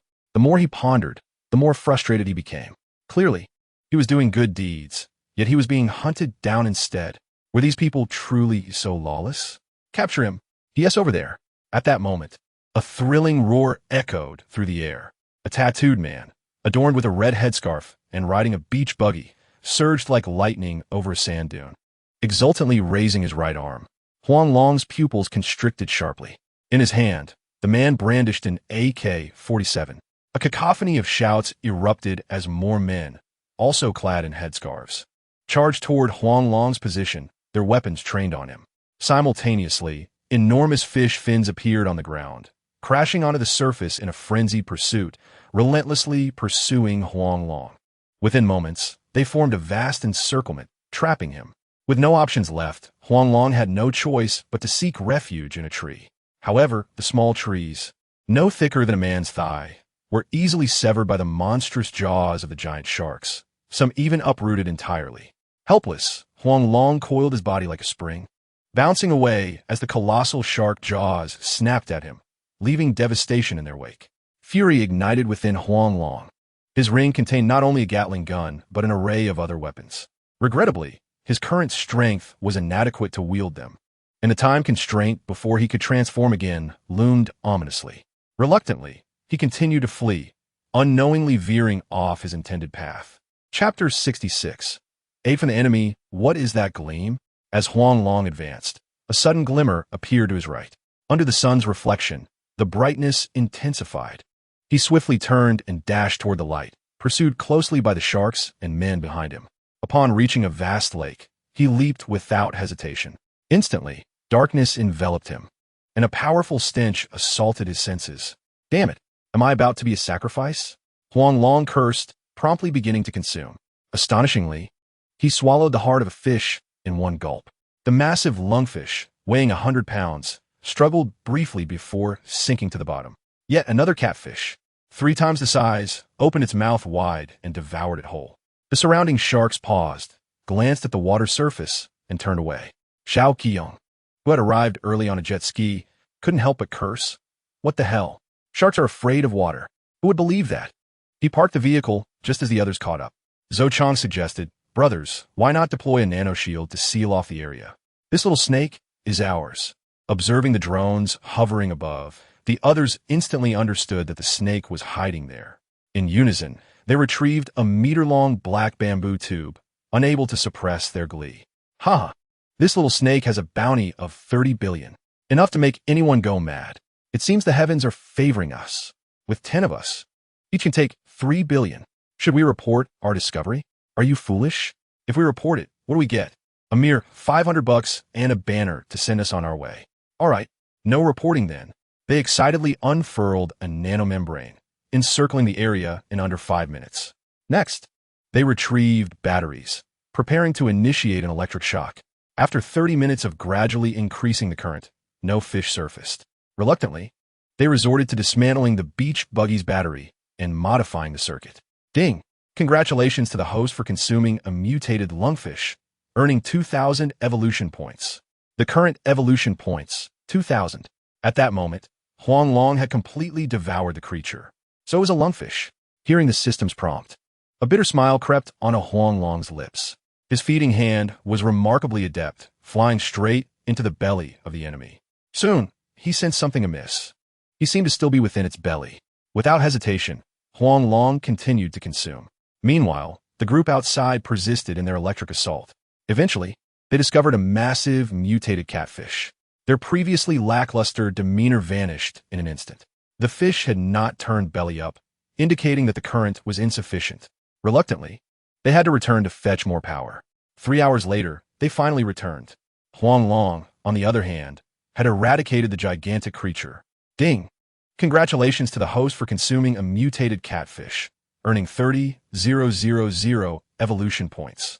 The current evolution points, 32,000. What a delight! Huang Long emerged from the water, only to find himself encased in a thin membrane. Oddly, he couldn't bite through it. In an instant, he realized what it was. Xiao Qiang, who had been observing the water surface, saw Huang Long emerge and couldn't contain his excitement, shouting, "It's out! The snake is out! Brothers, hurry and connect the circuits! Quick! Quick!" Huang Long stared in bewilderment at them. Were these fools trying to be heroes? Just as he ran out of power, they came to deliver it. Naturally, he wouldn't foolishly reveal that he wasn't afraid of electricity. He was counting on recharging to head to the border post of Huangdian. Soon, they completed the circuit. With bubbles rising to the surface and electrical sparks flickering around the nanomembrane, Huang Long felt as if he were a deflated balloon, gradually becoming lighter. A torrent of electricity coursed through his body, bringing back that extraordinarily pleasurable sensation. Ding! Congratulations! The host's lightning ability molecular activity has increased 20-fold, reaching G-grade abilities. With instantaneous speed of 300,000 meters per second. Duration, 36 seconds. Theoretically, it can instantaneously move 108,000 meters. At that moment, something extraordinary occurred. Huang Long's body began to actively siphon the surrounding electricity, creating a powerful electrical storm that instantaneously altered the magnetic field. The individuals present were involuntarily drawn toward the lake. Huang Long opened his mouth and bit down on one person's head. With the assistance of his lightning ability, he devoured the mastermind, Zhou Chong, in under 10 seconds. The remaining 9 could not escape. In the end, Huang Long gained 8,000 evolution points from this group. Clearly, their bodies had undergone mutation, or else the evolution points wouldn't have been so numerous. Gradually, the anomaly faded, and tranquility returned. Huang Long searched around, astonished to find only 2 fish in the vast lake. Climbing out of the broken nanonet, he shook off the water with renewed vigor.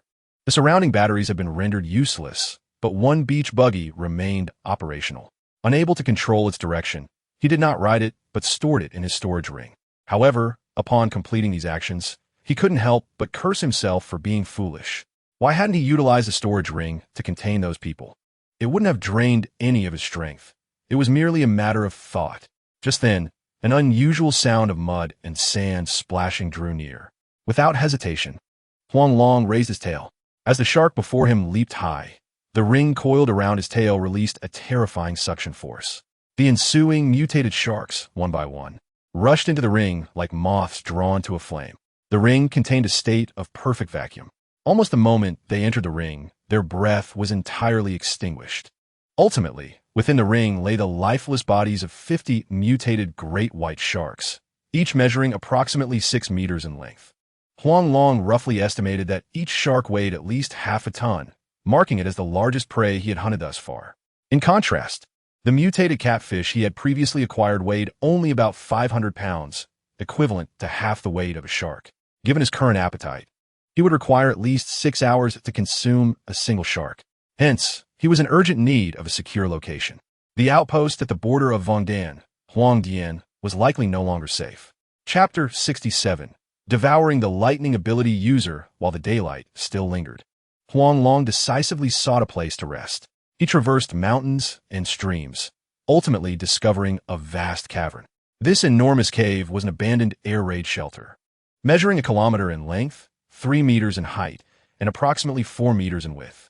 Old-fashioned oil lamps hung on both sides of the walls every few meters.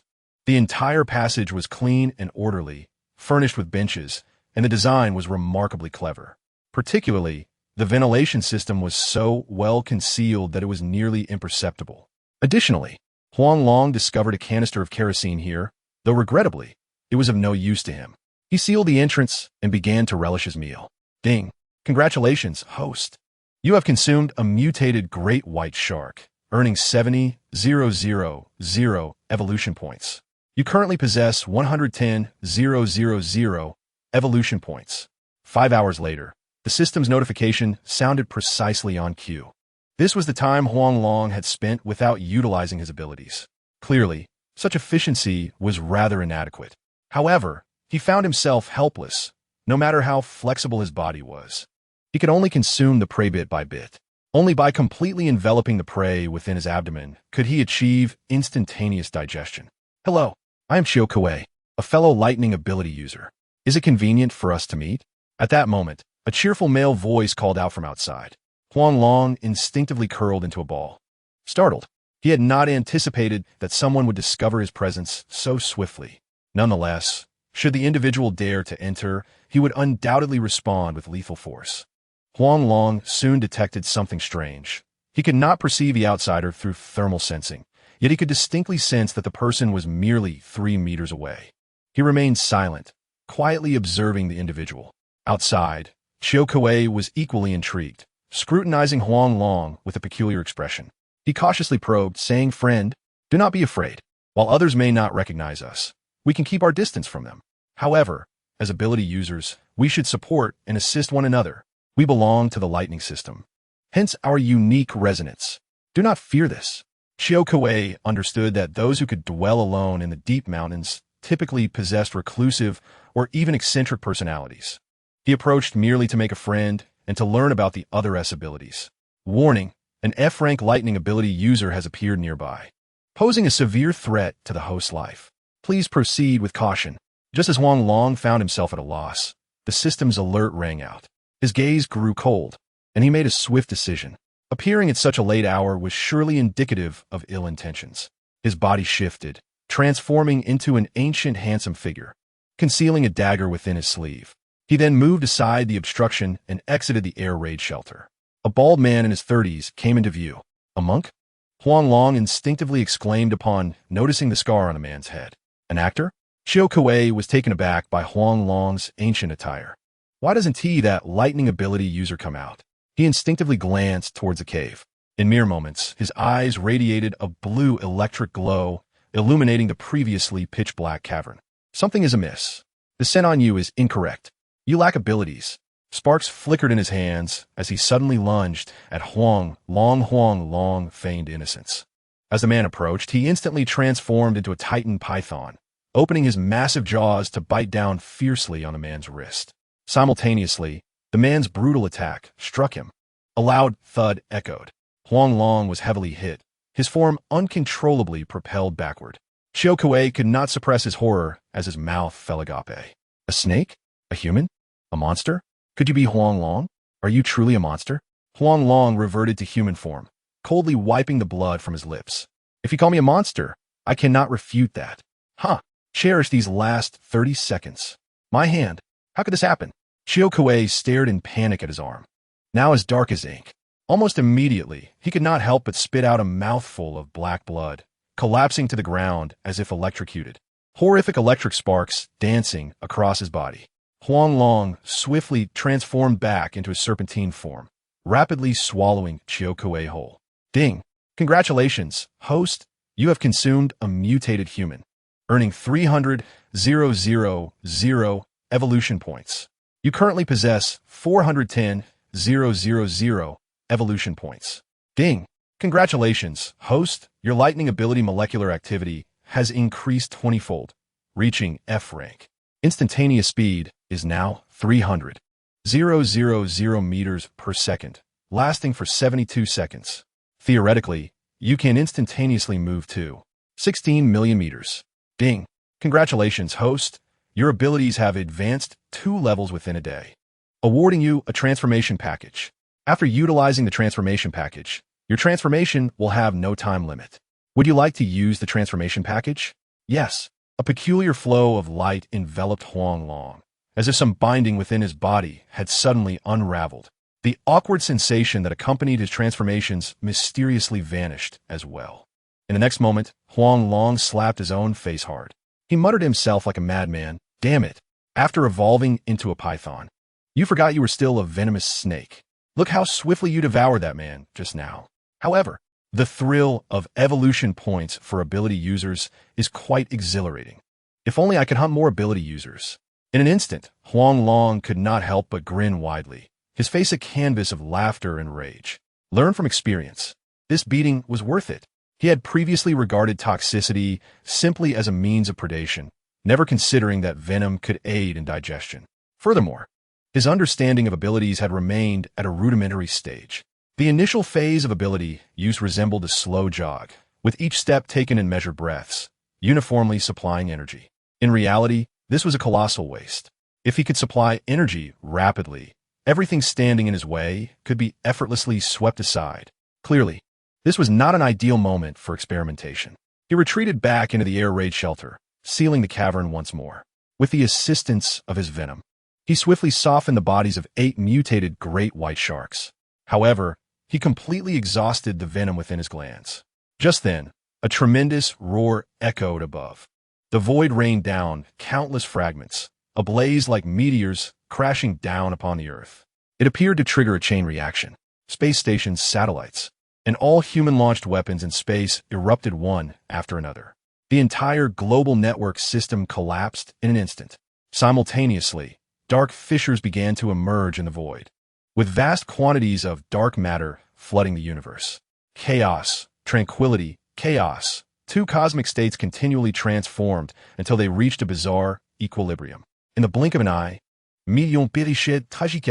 yet, the nightmare for humanity has merely begun. Chapter 68. The Mysterious Elder. Almost there. We can begin. Huang Long stretched lazily, preparing to indulge in a feast. Earlier, he had remained motionless, patiently awaiting the complete decomposition of the great white shark by the venom.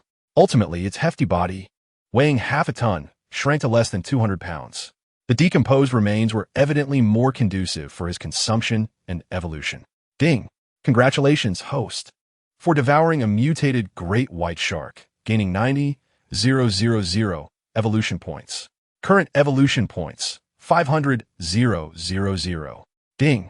Congratulations, host, for devouring a mutated great white shark, gaining 80,000 evolution points. Current evolution points, 580,000. Ding! Congratulations, host, for devouring a mutated great white shark, gaining 90,000 evolution points. Current evolution points, 670,000. The continuous chimes echoed within Huang Long's mind. This melodious sound resembled celestial music, gently elevating Huang Long towards soft clouds. Ding! Congratulations, host, for devouring a mutated great white shark, gaining 70,000 evolution points. Current evolution points, 1,000,000. Upon consuming the last mutated great white shark, the coveted 1,000,000 evolution points were finally within his grasp. Ding! The current evolution points meet the evolution criteria. Would you like to initiate evolution now? Yes. Huang Long gazed at his form with anticipation. The familiar power of evolution surged through his entire body once more. In merely a few breaths, his length increased by 1 meter. He subconsciously murmured, "Evolution information. Host, Huang Long evolution form, Titan Python. Soul attribute, human. Length, 2 meters. Weight, 50 kilograms. Flexibility, 360. Disguise, chameleon level. Defense, immune to physical attacks. Talent, death entanglement, Python swallows the world, transformation. Superpower, lightning type. F-class superpower, instantaneous speed of 300,000 meters per second. Duration, 72 seconds. Theoretically, it can instantaneously move to 16 million meters. Evolution points, 0. Evolution goal. To achieve evolution from LV2 to LV3 requires 10 million evolution points. Toxicity level, red chain king snake venom. Effect, lethal in 30 seconds. What on earth? 10 million points. Why not just rob it? Upon seeing the next evolution target, Huang Long was nearly driven to madness. 10 million evolution points equated to devouring 20 F-class superhumans. However, superhumans are not as common as cabbages. They are not easily encountered. Nevertheless, the evolution information did not lack good news. His immunity to physical attacks was precisely why he had survived the previous pursuit. Although the theoretical instantaneous movement of the lightning-type superpower differed greatly from the actual, it could indeed save his life in critical moments. He wasted no time and continued to consume the remains of mutated sharks within the spatial ring. Ultimately, the remaining 42 mutated sharks provided him with a staggering 3 million evolution points. After a brief moment of elation, an inexplicable sadness washed over him. Although he had slain these sharks, Yang Shui and the others would forever remain in this desert of death. Huang Long, live on for me. You must find a way to counter the aberrant beasts. The dying words of his companion resonated in Huang Long's ears like a solemn chime, echoing persistently. A glimmer of determination flashed in Huang Long's eyes. Even if I cannot discover a method to counter the aberrant beasts, I shall exert every effort to devour them. May you all find peace. This day shall not be distant. I swear. Transforming into human form, Huang Long pushed aside the barricade at the cave's entrance. As soon as he emerged, he was confronted with a terrifying sight. Thick smoke billowed everywhere, and flames engulfed the surroundings. Strangely, within the air raid shelter, there was not the slightest sense of the chaos outside. Moreover, horrifying spatial rifts appeared in the void.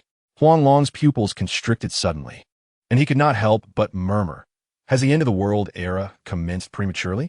Huaxia, you must hold on." He instinctively glanced towards the nearby iron wall.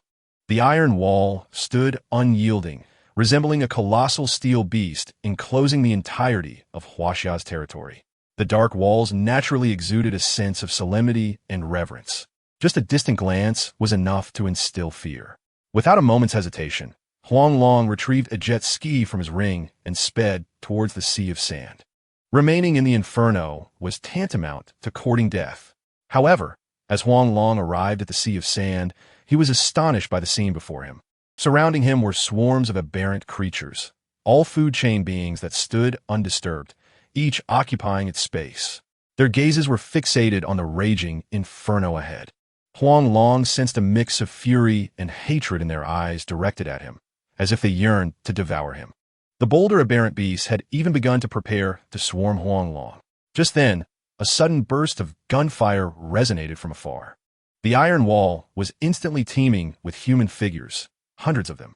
Without hesitation, Huang Long revved the engine and sped away, barreling through the chaos. By sheer luck, he stumbled upon Yang Shui and the others' encampment.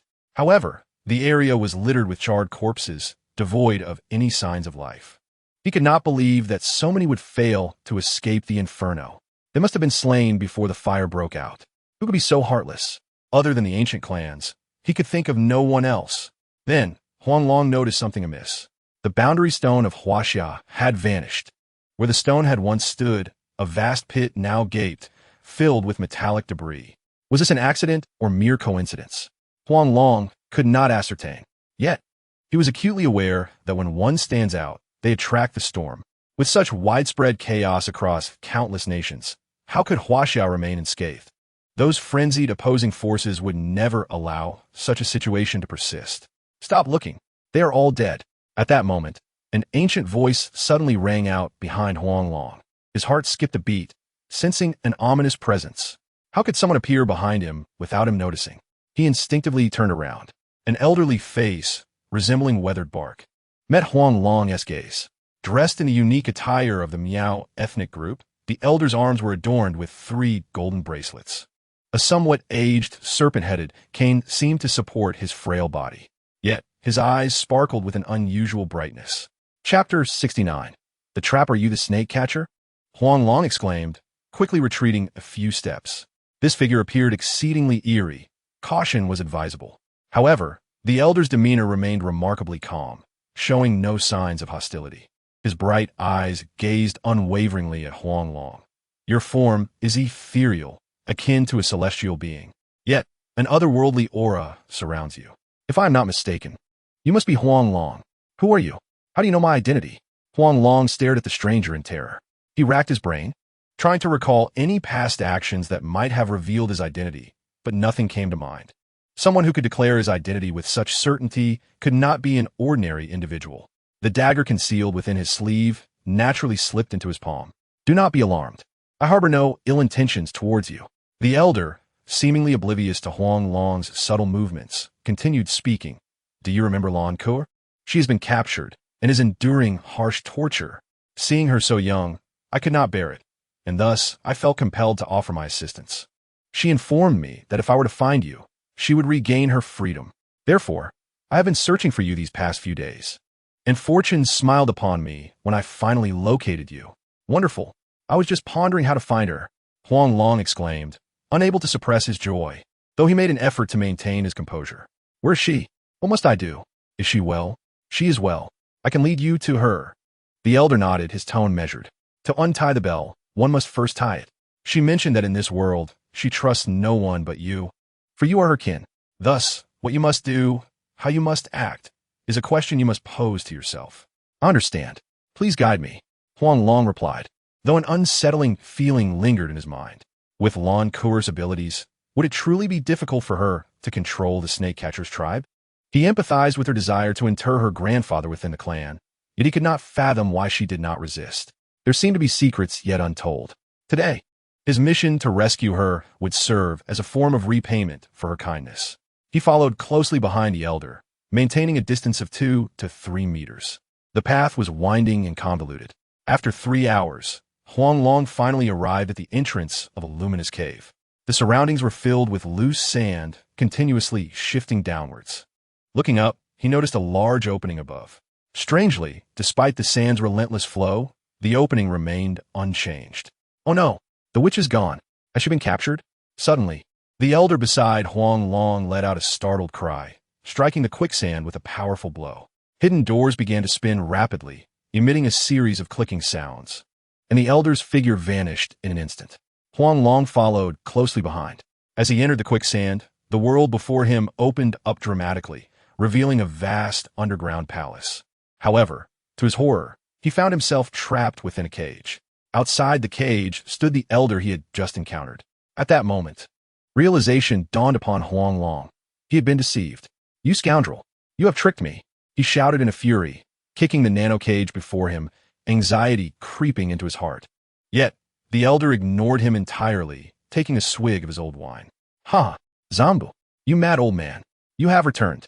How about that? Was the information accurate? After consuming this serpent, our lifespans will surely be extended.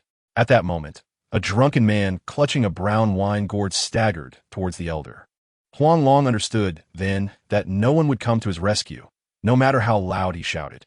He ceased his cries and began to scrutinize the immense palace before him. However, upon noticing Lan Kur bound in a cage like a dog in the center of the hall, his body trembled uncontrollably. Ka-ia!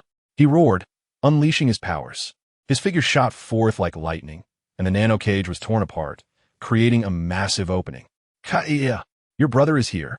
You'll be safe. Huang Long accelerated towards the cross in the center of the hall, effortlessly clearing every obstacle in his path. Yet, just as he was within less than a meter of Lan Kur, a sudden transformation occurred around the cross. Lan Kur's eyes turned pitch black as the chains that had confined her fell away like toys. Huang Long stood in shock, momentarily forgetting to shout, as the immense force of inertia propelled him forward. A resounding crash echoed as a human-shaped hole burst through the palace wall. Surrounding Lan Kaia, a dense black mist began to envelop her. How could this be? I have verified that she possesses no power. Why has she suddenly become so formidable?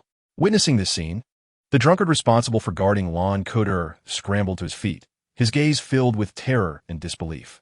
However, before he could regain his composure, Zanbu, his companion, transformed as if possessed. Suddenly, a dagger was plunged deeply into his heart. Guh! The drunkard could not suppress the blood that erupted from his mouth. Zambu, you! He gasped, pointing a trembling finger at his old friend, his breath quickening. What followed was even more astonishing.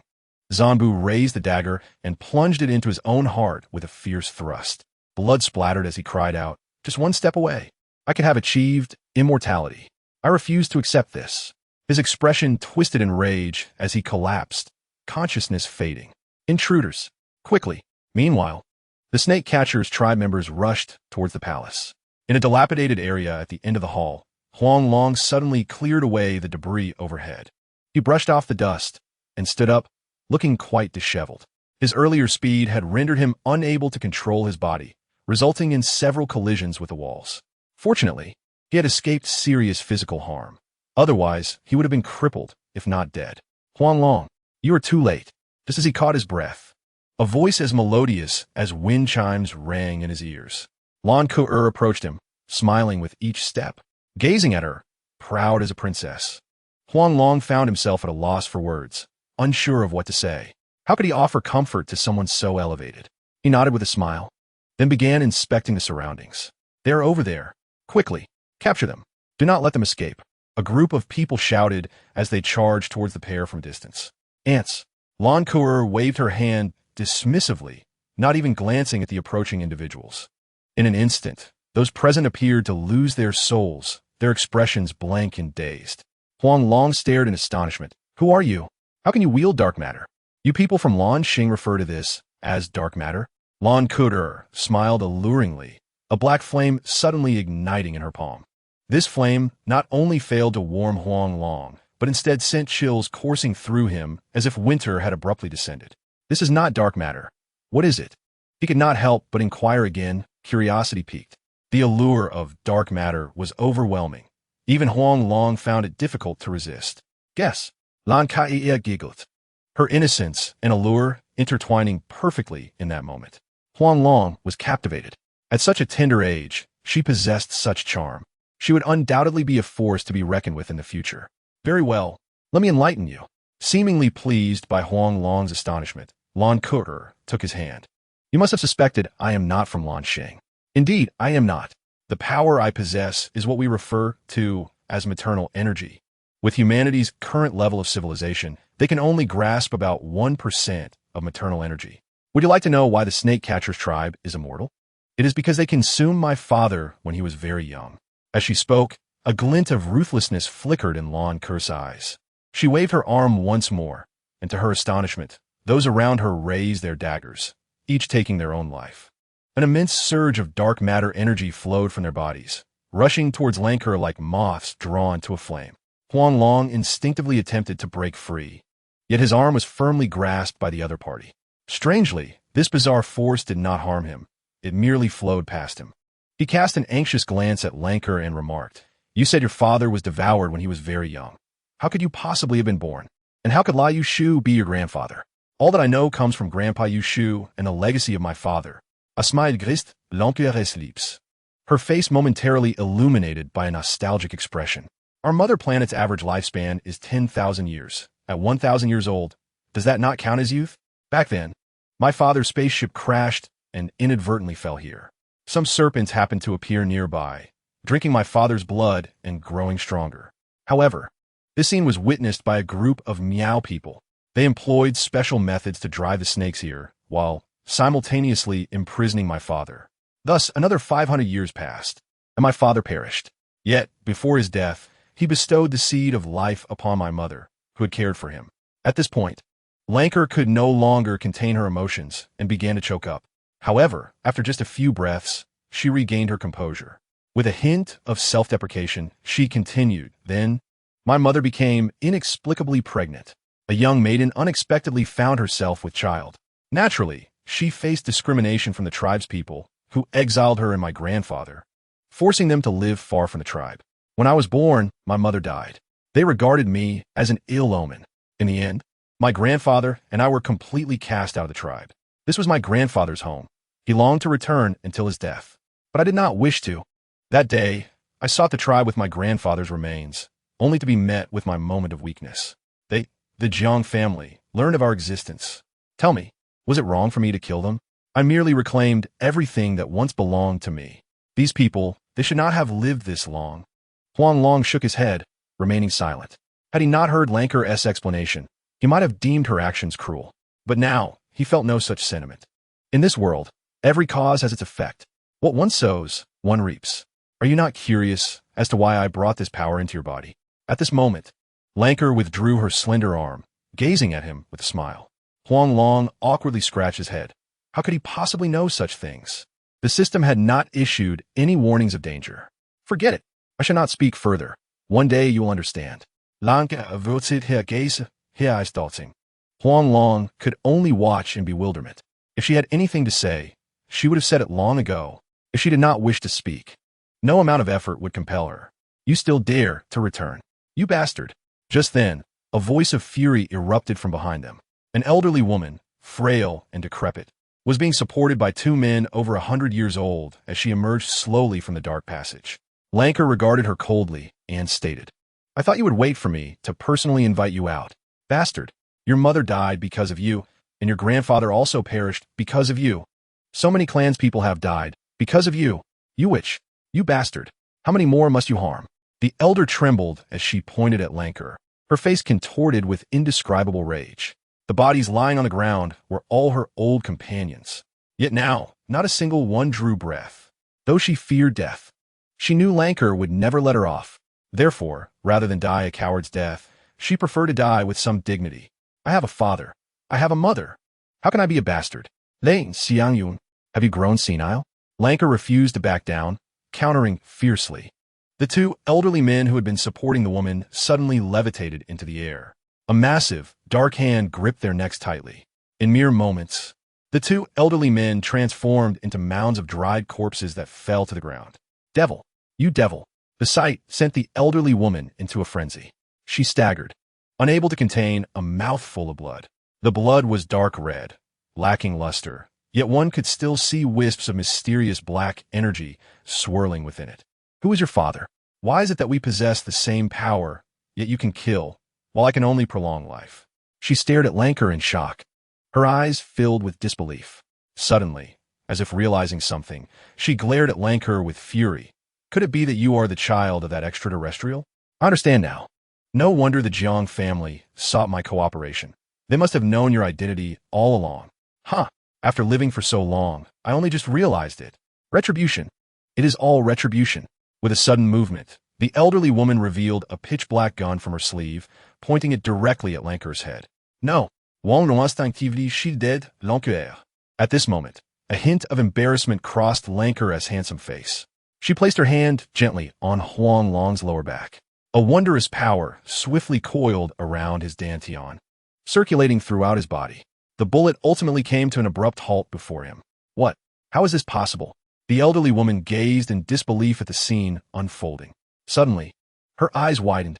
The bullet began to retreat as if propelled by an unseen force, aiming directly at her forehead. With a splatter of blood, she collapsed to the ground, her body involuntarily aging as the blood flowed from her. A vast amount of mysterious black energy coalesced, finally shooting towards Lanker. Huang Long felt a twinge of awkwardness. With Lanker's current strength, she no longer needed his rescue. He forced a smile and turned away, the expression on his face gradually freezing. 100 meters away, Jiang Ruoyu approached them clad in a form-fitting exoskeleton, her expression cold and devoid of warmth. Behind her, there was not a soul in sight. She cast a fleeting glance at Huang Long before fixing her gaze intently on Lanker. In that instant, it felt as if her eyes ignited with a raging inferno, which, not killing me will be your greatest regret. The enmity from that day shall be repaid today. You are still alive. What a stroke of luck. Lanker paid no heed to her hostility, smiling brightly at her. Suddenly, her eyes turned as dark as ink. However, her previously unfaltering mental control faltered at this moment. A burst of black light erupted from Jiang Ruoyu, hurtling towards Lanker. For the first time, Lanker's composure wavered. Someone had managed to break free from her mental assault. She gently pushed her hand, and Huang Long was sent flying uncontrollably for 10 meters. He watched helplessly as the two women engaged in a frenzied battle, devoid of any flashy techniques. Each punch struck flesh, every kick met face, the air crackling with the sound of their clash.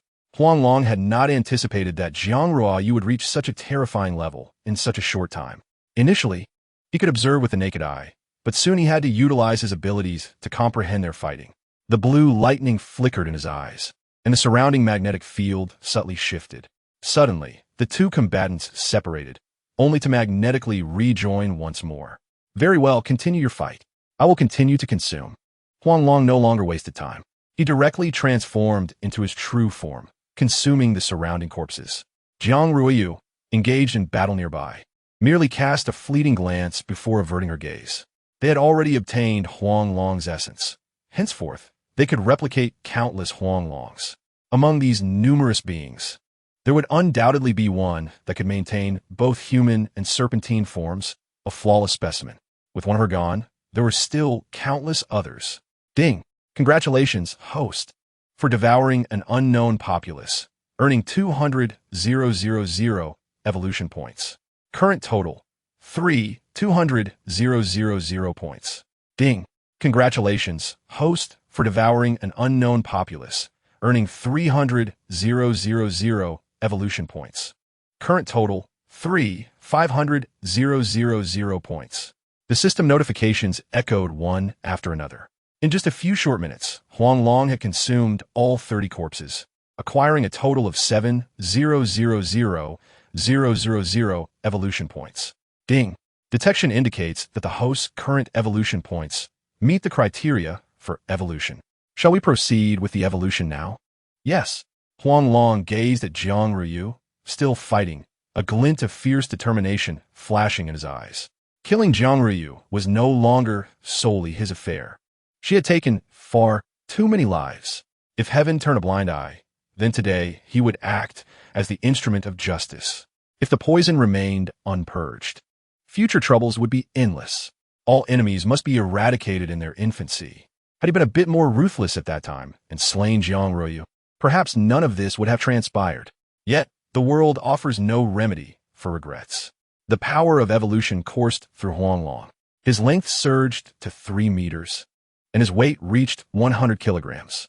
At that moment, should he employ Death's Embrace against a normal adult, it would pose no challenge whatsoever. However, just then, a thunderous crash resounded. Lan Kuer's body crashed heavily against the wall. What happened? Is it over? Jiang Ruiyu approached Lan Kuer with a smug expression. I possess all the abilities you have, and those you lack, I have as well. Even aliens can be slain. What do you have now to defeat me? What you gave me that day, I shall return in kind. With a cold sneer, she drew a nano dagger, twirling it skillfully before suddenly accelerating. My dear, have you forgotten about me? Huang Long dashed forward, abruptly positioning himself in front of Jiang Ruiyu. The extraordinary molecules within him instinctively entered a dormant state. With a clang, the nano dagger struck Huang Long, shattering into fragments that scattered about. The previously confident Jiang Ruiyu's expression shifted, revealing a trace of seriousness. An extraordinary fluid. Steel bones. This is intriguing. The evolution grows increasingly formidable. Alas, your abilities will soon be mine. But since you're so eager, I shall send you on your way first. Jiang Ruiyu advanced rather than retreating, flames of black fire suddenly igniting around her. The scene of morning light perishing alongside her enemies flashed in Huang Long's mind. Instinctively, he wanted to retreat. However, should he leave, Lan Kuer would surely perish. He opened his mouth and bit down hard on Jiang Ruiyu's shoulder, the ant attempting to shake the tree. Witnessing this scene, a trace of disdain naturally appeared on Jiang Ruiyu's face. She didn't even entertain the thought of stopping him. The annihilation of dark matter is no trivial matter. Everything it touches will be instantaneously obliterated. Even this alien before me must avoid its edge. Yet, an inexplicable event occurred. Huang Long's body effortlessly passed through the dark matter flames, and Lan Kuer, unbeknownst to him, vanished without a trace. Alarmed, she instinctively activated her teleportation. However, the moment she teleported, massive stone tablets fell from the sky. Her body was crushed into the ground, her head sparking with electricity. Subsequently, those enormous stone tablets transformed into a cloud of black mist before Huang Long's astonished gaze. Then I melted. Her expressionize. Jiang Ruiyu's severed head surprisingly still spoke. She looked at Lan Kuer with a cold smile. You are indeed powerful, but I am merely a bioweapon. I can create countless such beings. The next iteration of me will undoubtedly be tenfold, 100-fold stronger. Moreover, I have some good news for you. Your spacecraft has already been destroyed.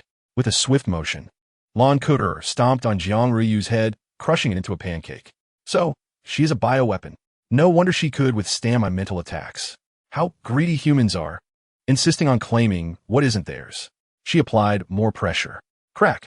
This time, Jiang Ruyu's head was completely flattened. Simultaneously, a series of thunderous roars erupted.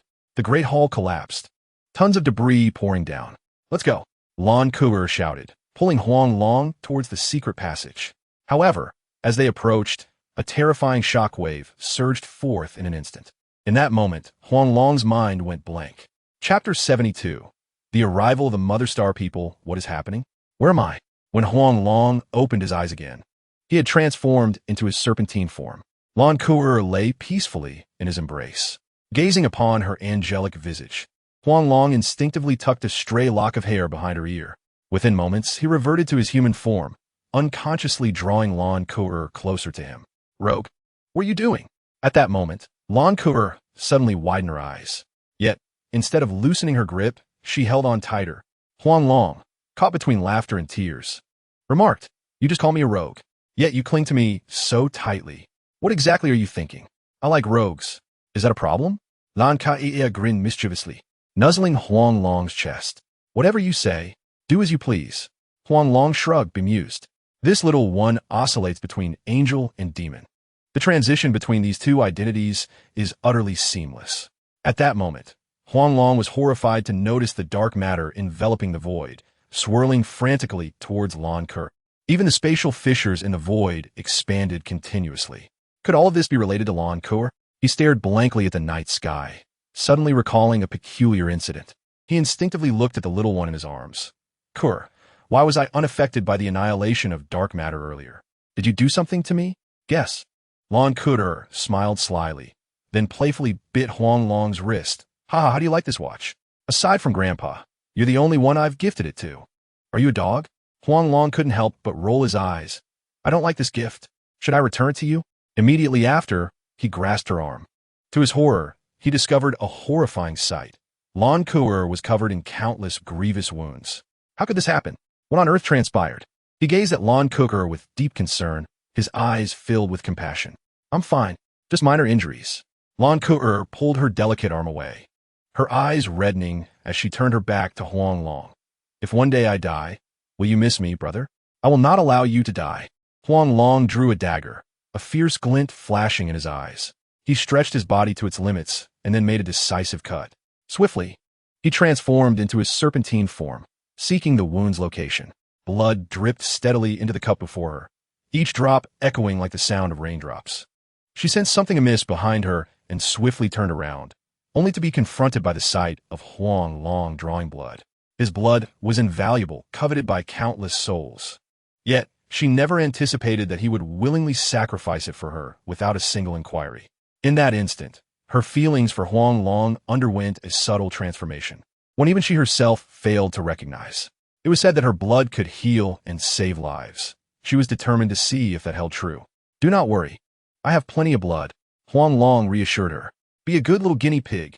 Upon regaining his human form, he raised a small cup filled with his blood, coaxing Lan Kuer to drink, much like a wolf luring a little lamb. Initially, Lan Kuer resisted, but the blood had already been drawn. To refuse would be wasteful.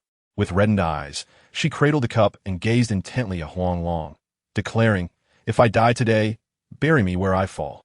If I survive, I shall be by your side forever. I will be your wife.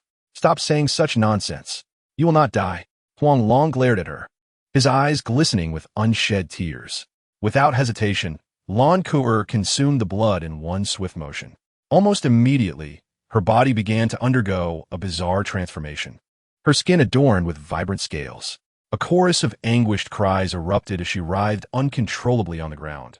In the blink of an eye, her scales shattered, and an abundance of blood gushed forth.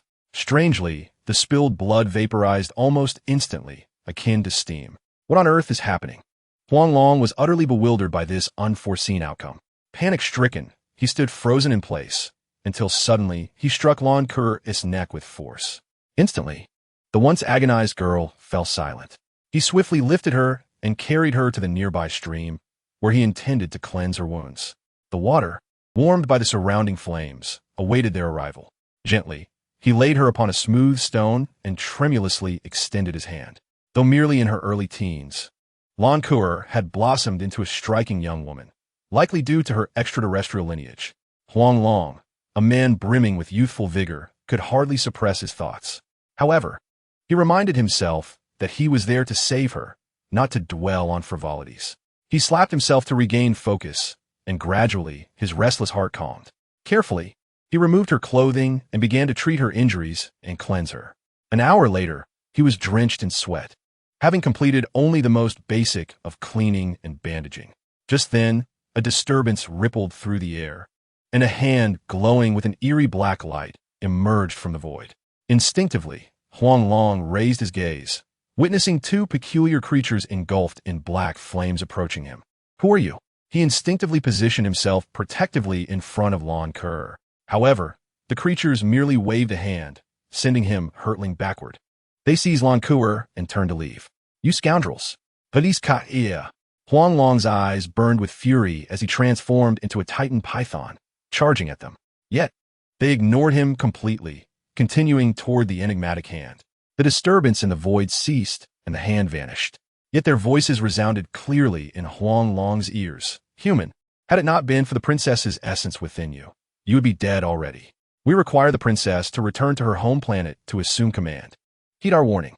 Furious, Huang Long reverted to human form and bellowed, his eyes ablaze with humiliation and wrath. Kuer had been snatched from right before his eyes. The limits of his patience had been reached. Suddenly, the sound of whirring propellers filled the air as numerous helicopters illuminated the night sky, racing toward his location. Simultaneously, searchlights from the steel fortress began to converge on Huang Long. "Damn it. A pack of leeches." He cursed, and without a moment's hesitation, he dashed downstream toward the creek. In room 0302 of the Umbrella Corporation's secret base in Myanmar, Jiang Ryu slammed her fist onto the keyboard in frustration. Out of the 300 bioengineered soldiers dispatched on a mission, all had successfully completed their tasks, except for the one sent to the Snake Man tribe, which had gone completely dark.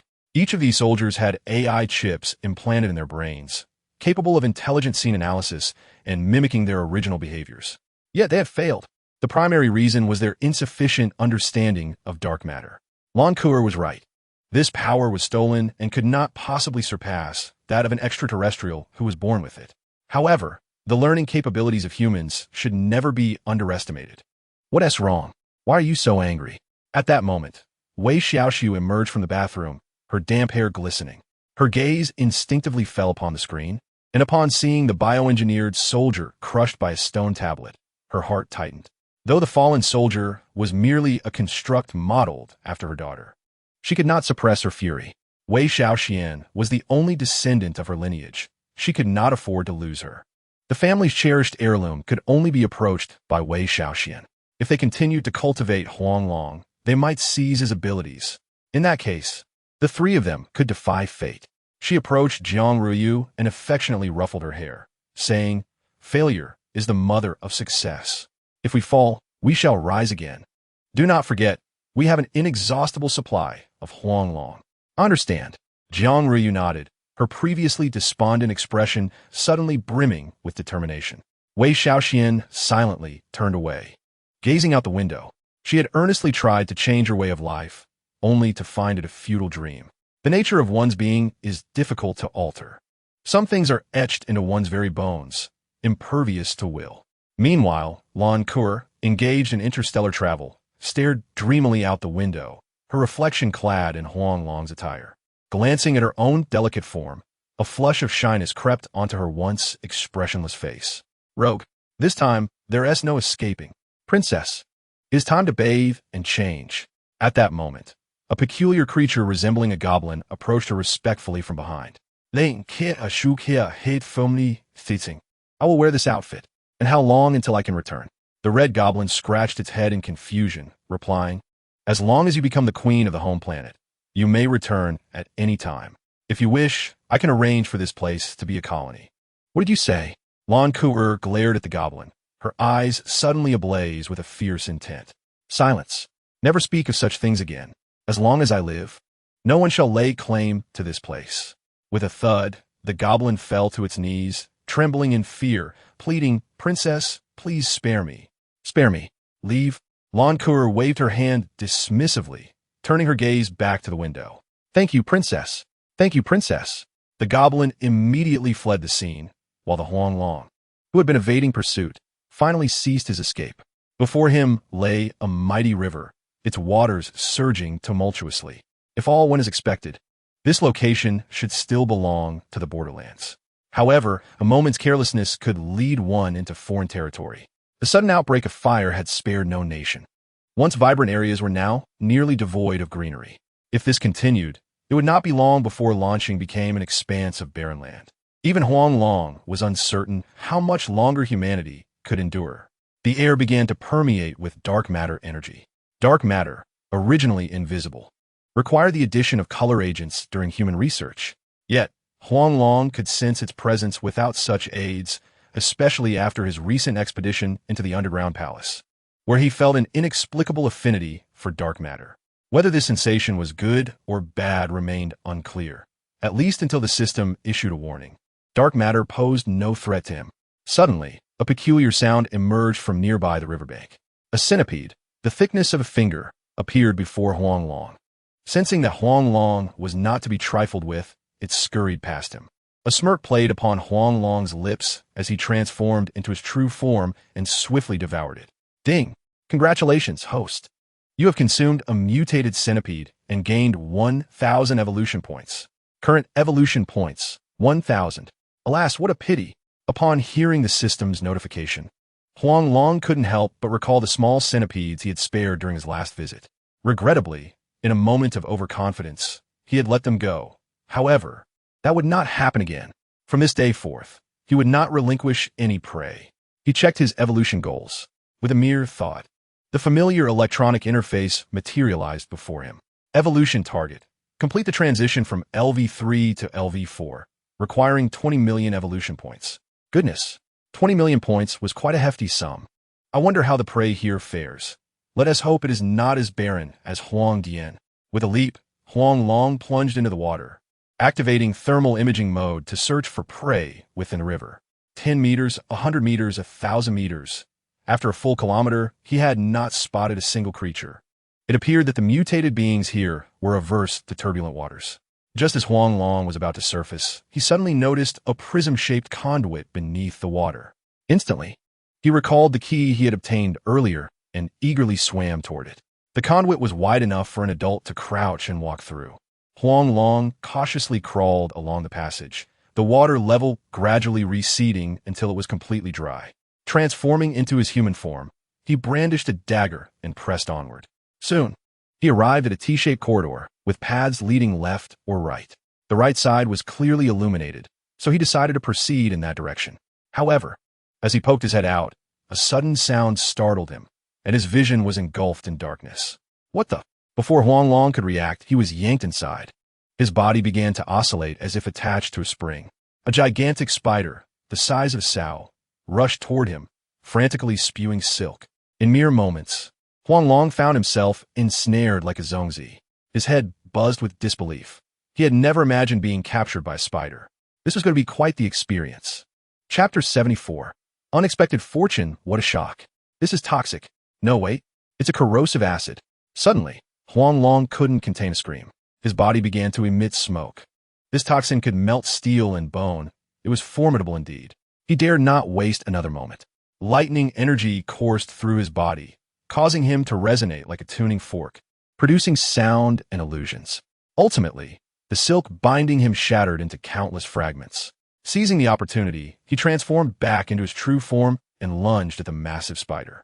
Yet, the venomous creature was incredibly swift and retreated in an instant. However, it was no match for Huang Long, empowered by his abilities. With the aid of his extraordinary strength, he sank his teeth into the spider's rear. But this creature's will to survive was tenacious. It emitted frantic screeches and charged forward. In its desperate escape, it tore itself apart, leaving its innards scattered across the ground. After a few steps, it collapsed. Huang Long opened his mouth wide and rapidly consumed the entrails. The acidic taste both painful and pleasurable, much like indulging in spicy snacks. Ding! Congratulations, host. You have consumed a mutated wolf spider, gaining 100,000 evolution points. Detecting severe bodily damage, 1,000 evolution points will be automatically consumed for repair. Current evolution points, 100,000. Once he had devoured the spider completely, the system's voice echoed in Huang Long's ears. Cautiously, he surveyed his surroundings and discovered a volleyball-sized spider sack nestled in the corner. Such a large sack must contain hundreds of spiders. Huang Long hurried over, pulling out 10 and biting down hard. Ding! Congratulations, host. You have consumed 10 mutated wolf spiders, gaining 20,000 evolution points.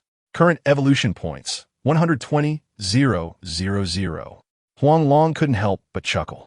10 little wolf spiders yielded 2,000 points each. He bit into the spider sack, using his tail to shove it into his mouth with fervor. Ding! Congratulations, host. You have consumed 900 mutated wolf spiders, gaining 1.8 million evolution points. Current evolution points, 192 million. Quite satisfactory. Enough to break even. Huang Long surveyed the area with lingering excitement, ultimately resting his gaze upon the door before him. Dust coated the surface, indicating that this place had long been abandoned. Upon closer inspection, he noticed the keypad was still illuminated, and the key was diamond-shaped. Could this be the treasure trove of the Jinshi Mima?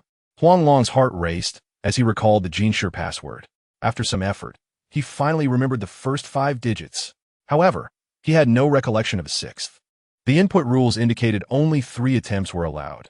Failure thrice would necessitate using the key to unlock it. Huang Long chose his lucky numbers, 6 and 8. Perhaps luck was not on his side, as he failed twice. Thus, for his 3rd attempt, after entering the first 5 digits, he randomly pressed a 2. To his surprise, with a click, the door swung open. He stepped inside, greeted by the bright light of the room's bulb, clearly powered by a generator. Yet, what caught his eye first were not gold bars, but rather a floor littered with backpacks and skeletal remains. Judging by the scene, these individuals had likely suffocated, possibly at the hands of their companions. Previously, the place where he discovered the Jinshi password was likely where the fleeing person resided. Now, everything within this room belonged to Huang Long. He gathered all the backpacks and began to examine his surroundings. Shelves were filled with gleaming gold bars. Such a bounty could only have been acquired by raiding the treasuries of various nations. No wonder everyone was frantically searching for the Jinshi password. Within this treasure trove, there exist not only ordinary gold bars intended for investment, but also commemorative gold bars of collectible value, along with an abundance of personal information, mobile cards, and more. These gold bars, varying in shape and weight, captivated Huang Long, who, unable to contain his elation, seized one and bit into it with fervor. With this wealth, he mused, he would no longer need to hunt for prey daily. He could certainly hire someone to do that for him. Eagerly, he stowed the gold bars into his storage ring. After gathering all the gold, he unexpectedly discovered a letter tucked away in a corner. He hastily opened it, and upon reading, he was taken aback. It was a list of gold reserves from various countries, all pointing toward the United States. Intriguing. This meant these assets could not be circulated directly. However, this posed no challenge for him. Ripping the letter apart, a wicked smile crept on a Huang Long's lips. This place was exceedingly secretive. Who would have imagined that someone could unearth such a vast treasure at the riverbed?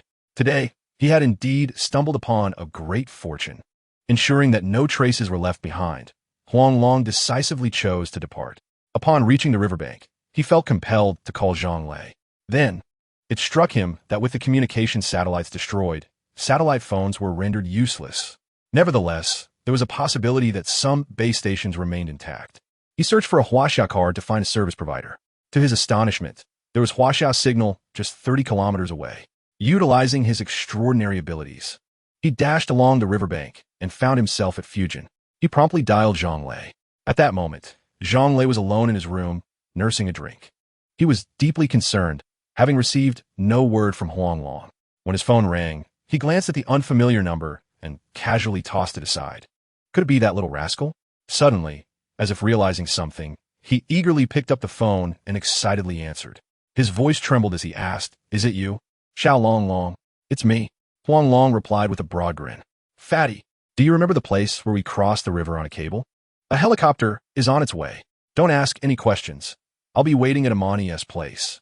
"All right, I'll be there," Zhang Lei said without further ado and hung up. Remembering the time spent at Amani's, he immediately connected Huang Long's excitement to something significant. In chaotic times, gold is the ultimate currency. In prosperous times, antiques reign supreme. Today, nothing could compete with the solidity of gold. After the call ended, Huang Long casually placed his phone back into the storage ring. He was now just a few kilometers from Fujian, taking his time to enjoy the scenery around him. Amidst the chaos, where could one possibly go? However, just as Zhang Lei descended the stairs, he was caught by his father. This time, he did not shy away, but instead enthusiastically grasped his father's shoulders. "Dad, come with me. Arrange a helicopter to Fujian. This time, I've struck it rich. And you will too, you little rascal." "Fine, I'll go." Zhang Qiyuan, unable to resist Zhang Lei's fervor, agreed to his suggestion and began making arrangements for the helicopter. In truth, he was also curious to see what kind of person could awaken his wayward son. After all, seeing is believing. It is difficult to truly understand someone through the words of others, especially someone so intriguing. However, as soon as he boarded the plane, his subordinates informed him of a financial crisis. With many things in disarray, he planned to invest heavily in agriculture. Due to the circumstances of the era, the farmers of Huaxia had nearly all been eradicated, and agricultural production had become entirely mechanized and automated. Yet, following the global mutations, farmland could hardly yield edible crops. Consequently, soilless cultivation technology became prevalent, albeit at a steep cost. The resources consumed daily for water and air purification were staggering. Moreover, prices had skyrocketed. 50 yuan could scarcely buy a single tomato. Should food prices spiral out of control, the entire economic system could face collapse. Therefore, grain prices must not rise. They must remain cheaper than ever, ensuring that no one would need to worry about food. This was destined to be a prolonged price war. If this venture proved fruitful as his son claimed, the Zhang family would undoubtedly be poised to win this silent battle. Agriculture is the foundation of a nation, and he and Minister Zhao shared a consensus on this matter. He intended to consolidate all agricultural land and facilities while others were hastily liquidating their assets for gold. "What's wrong, Dad? Is something the matter?" Zhang Lei inquired, noticing his father's peculiar demeanor. "Nothing. Just focus on your marriage. It is the most significant matter for our family," Zhang Qiyuan replied curtly, closing his eyes as he dismissed the conversation. Zhang Lei chose not to press further, silently gazing out the window. Meanwhile, Huang Long hummed a cheerful tune as he made his way to Fujian, only to be taken aback by the scene before him upon arrival. The surroundings were filled with ruins, devoid of any signs of life. The entire town resembled a ghost town, shrouded in eerie silence. Damn it, why was there no one to protect this place? Huang Long's eyes blazed with fury as he sprinted through the town, only to find it utterly deserted. He arrived at the ginkgo tree in front of Amani's house, only to discover that the nearby shop had vanished, leaving behind only rubble. Only the battered ginkgo tree remained, struggling to endure. They must have relocated. "It's all right, don't scare yourself. Zhang Lei is coming. Everything will become clear then," he reassured himself. Yet, no matter how hard he tried, he could not find peace.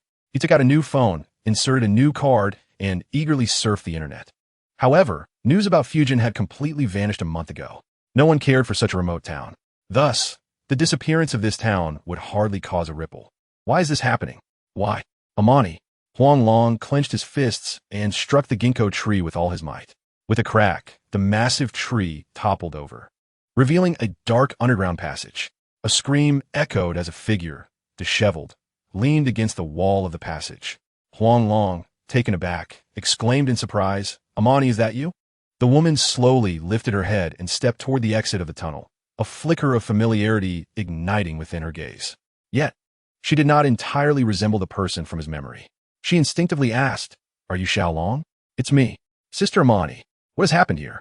Huang Long, unable to contain his excitement, grasped her hand and pulled her out of the tunnel. "Monsters. Many creatures that resemble humans. They capture people. If it weren't for the secret passage in my home, I too would have been taken." Amani, who had initially remained composed, suddenly became agitated. Huang Long had no choice but to hold her tightly. After a long while, Amani's emotions finally calmed. She looked at Huang Long with fervor and asked, "How did you come here? Did you come specifically to find me? Has Zhang Lei come?" Observing the intensity in Amani's eyes, A peculiar thought flickered in Huang Long's mind. He was aware of Amani's affection for Zhonglei, but he had dismissed it as mere fondness from an older sister for her younger brother. However, today Amani seemed somewhat unusual. Could it be that the chubby fellow's springtime was approaching? For a moment, he found himself at a loss for words. What if the chubby one was not in the mood? Wouldn't that make everyone uncomfortable? Indeed, we specifically sought you out, Amani. At that moment, Zhonglei rushed out from a nearby ruin, appearing travel-worn. Upon seeing Zhonglei, Huang Long felt as if he had encountered a savior. He dashed toward him and delivered a punch to his chest. You lazy fatso, why did it take you so long? It's been 3 hours. Zhonglei rolled his eyes and could not resist retaliating with a punch. Air traffic control. Brother, if it weren't for my Zhang family's connections, do you think I could have reached you so quickly? Huh? Wait. You've transformed. You become handsome. Suddenly, Zhonglei seemed to realize something, staring incredulously at Huang Long. He began to touch Huang Long as if he were an exquisite piece of art. Unable to tolerate it any longer, Huang Long pushed him away. Get lost. I like women. Keep your distance. Aren't you enamored with Sister Amani? Why not go to her? With a gentle shove, he sent Zhonglei toward Amani. Amani thought that Zhonglei was rushing toward her, and, suppressing her shyness, stepped forward to meet him. Ultimately, the two embraced tightly. Zhang Qiyuan, following closely behind, widened his eyes in astonishment. No wonder he had introduced so many fine young ladies to Zhonglei, who had not even glanced at them. It turned out he had kept a beauty hidden away. He glanced at Amani's voluptuous figure, unable to help but nod in approval. At that moment, his gaze fell upon Huang Long, who was dressed in ancient attire, appearing out of place. However, the well-informed Zhang Qiyuan immediately recognized Huang Long's extraordinary presence. He extended his hand and introduced himself. I am Zhang Qiyuan. You must be Huang Long. Huang Long extended his hand and shook it with a demeanor that was neither servile nor overbearing. Indeed, I am Huang Long. Child, I pay my respects to Zhang Dad. Following this, he knelt down respectfully with a thud. Zhang Qiyuan was momentarily taken aback, a hint of satisfaction creeping onto his face. If Zhonglei calls your parents dad and mom, then it is perfectly acceptable for you to address me as Zhang Qiyuan, Zhang Dad, you little rascal. I accept you. Zhang Qiyuan chuckled as he helped Huang Long to his feet. Suddenly, he pulled out 3 blue vials from his pocket. Upon seeing the vials, Huang Long's heart skipped a beat. How'd he come by these? Chapter 76. The Zhang family turns out to be one of their own. What's wrong? Don't like them? Then just toss them. Observing Huang Long's dazed expression, Zhang Qiyuan understood that Huang Long recognized the value of these 3 genetic potions. These potions were worth enough to purchase the entirety of Huangdian, which was renowned worldwide as one of the most livable areas. His motives were simple. He wished to invest in Huang Long, for he saw boundless potential in him. The impossible had occurred, evolving from a serpent to a python. Thus, nothing was beyond the realm of possibility in Huang Long. Moreover, Huang Long had saved his son's life. These external possessions were far less precious than his son's life. And what if Huang Long's blood could genuinely save lives? In times of crisis for the Zhang family, Huang Long would undoubtedly come to their aid. No matter how you looked at it, this was a lucrative deal. Zhang Dad, these things are far too precious.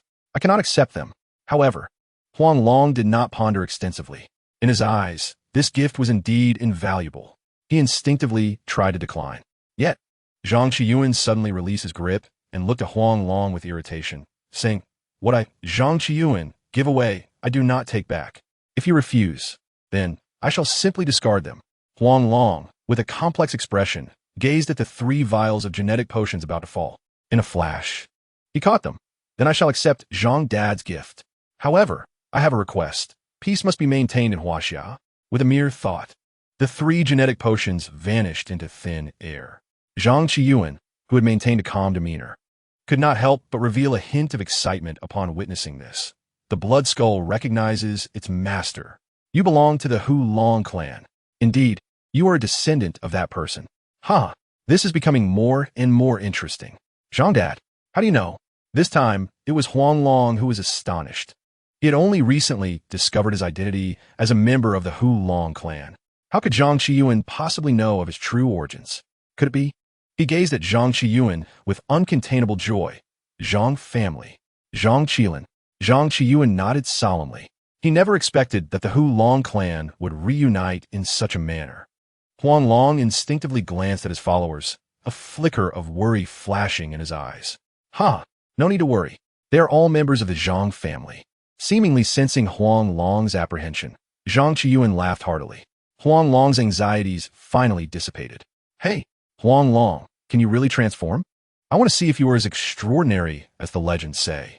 Zhang Qiyuan scratched his head, suddenly feeling a bit awkward. At that moment, Amani and Zhang Lei happened to walk over hand in hand. You should transform and show everyone. After all, we are all family. Zhang Lei could not help but make a series of suggestive gestures. Huang Long could see through his ulterior motives. He surveyed the crowd and finally fixed his gaze on Amani. Sister Amani, in a moment, I will transform into a snake, so please do not be frightened. He shot Zhang Lei a fierce glare. In an instant, he transformed into a 3-meter-long, wrist-thick, iridescent snake. Upon witnessing the spectacle, Amani jumped onto Zhang Lei in fright. Zhang Lei's hand instinctively wrapped around Amani's waist as he exchanged mischievous glances with Huang Long. Meanwhile, the others looked on with keen interest, especially Zhang Qiyuan. He promptly scooped Huang Long up. However, his face turned beet red within moments. Terrifying. You're at least 200 pounds. You must consume 15 to 16 pounds of food daily. He gently set Huang Long down. Huang Long quickly resumed his original form. I fear that 1 tea suffice, he said with a bitter smile. If I don't eat, I will starve. To put it bluntly, I could devour 10 tons of food in a day. Since there is no food for me to consume in Huangdian, I had no choice but to come out. Otherwise, even if I hid there, I wouldn't be easily discovered. By the way, Zhang Dad, do you know the Golden Stone Code? The Golden Stone Code? Zhang Qiyuan's expression froze for a moment. Then he could not contain his joy. Could it be that your purpose in coming here is for that? Huang Long nodded, his expression calm. Indeed, everything is with me. However, it cannot circulate in the market. Nevertheless, I believe the Zhang family has a way to handle this matter. The same request stands. Peace must be maintained in Huaxia. I cannot betray those who have died for me. Rest assured, I, Zhang Qiyuan, will take care of this matter. He grasped Huang Long's hand earnestly. As for your evolution and food concerns, you need not worry. I will dispatch a team of Zhang family warriors to assist you. Wait, I will arrange for someone to handle this shipment right away. No need for such trouble. Just take me back. Huang Long raised his hand, shaking his head with a smile, revealing the storage ring he held. Almost instantly, Zhang Qiyuan comprehended Huang Long's meaning. Excellent. Come with me to Tianfu. Once we arrive, I will find a way to settle you. Without further ado, he took Huang Long by the arm and hurriedly headed toward the hidden helicopter. Hey, old man, aren't you going to take a look at your daughter-in-law? You old miser. Watching his father rush off, Zhang Lei was filled with frustration. He still hadn't properly introduced Amani. Is there anyone in this world like him as a father? He was grumbling. Suddenly, his father's voice echoed from afar. Are you a fool? What does marrying a wife have to do with me? If you like her, go ahead and marry. I won't stop you. By the way, I have one request. You must give me a grandson to play with. After that, you can have as many children as you want. Amon and I, blushing, remained silent. Zhang Lei, who had initially been somewhat resentful, instantly looked like a big fool, laughing heartily. Let us go. Stinky woman, it's time to meet the in-laws. He pulled Amon and I along, quickly catching up with the others ahead, under the protection of 6 helicopters surrounding them, in less than 40 minutes. Huang Long was brought to a warehouse owned by the Zhang family in Tianfu. When Huang Long released all the treasures, including gold from the ring, Zhang Lei was so nervous that he could hardly speak. Even Zhang Qiyuan, who had experienced many storms, stuttered. With these, my Huaxia can definitely overcome this crisis. In this life, even if I become a sinner, I will use all of these for the blade. This matter should never be mentioned again by any member of the Zhang family. Zhang Lei, immediately take Huang Long to the farm in the suburbs. Assist him in evolving with all your might. Rest assured, I will handle it. Zhang Lei nodded, excitedly taking Huang Long away. He believed that with the Zhang family's wealth and connections, Huang Long's evolution speed would undoubtedly accelerate. For Huang Long had now become one of their own. According to his father's character, he would surely spare no effort in helping Huang Long. Chapter 77. The peculiar giant panda, due to the near collapse of order in this world, road controls had almost disappeared. However, air traffic control remained exceedingly strict. Zhang Lei drove a commercial van, navigating through layers of checkpoints. Soon, he led Huang Long to an abandoned farm. It was apparent that the surrounding fences had all been reinforced. Let us begin. There will be no disturbances here. He parked the vehicle in front of a massive warehouse. Abruptly braking to a stop, Huang Long, with a tense expression, took out the 3 genetic serums. Then, transforming into his true form, he devoured the 3 serums in one gulp. Ding dong. Warning. Due to the host consuming unknown genetic serums, the system's evolution data has suffered severe damage. To compensate for the evolutionary impact on the host during the data repair period, 2 compensation options are provided. Option 1. Ability sharing. You can freely switch between human and serpent forms. The human form does not possess evolutionary capabilities, but can utilize lightning abilities. Option 2. Complete the juvenile evolution of the Titan Python in 1 step, but evolution points will return to 0. Body length increases to 5 meters. Weight increases to 300 kilograms. Please make your choice. Damn, each option is filled with temptation. However, option 1 may not be encountered again. Forget it. I choose option 1. Option 1 has been selected for the host.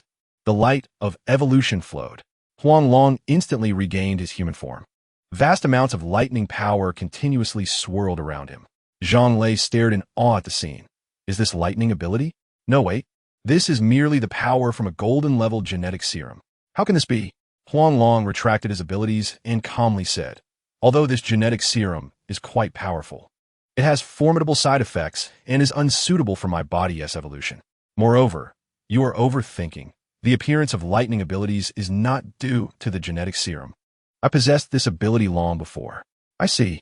Zhang Lei let out a long breath, instinctively looking at Huang Long. What's next? Do you have any plans? If not, I'll start being your caretaker. I want to know the situation of the 8 ancient clans of Dianzhong City and the First Legion. Huang Long's gaze turned cold, a fierce glint flashing in his eyes. How could he let go of those who had tried to kill him time and again?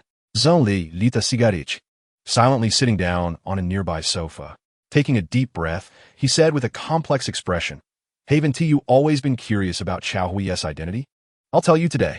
His real name is Xianyuan Wudao. He is the young master of the Xianyuan family. What? Xianyuan? Xianyuan Wudao? Isn't he the sworn enemy of our Qiyu clan? Huang Long looked at Zhang Lei incredulously, his eyes filled with disbelief.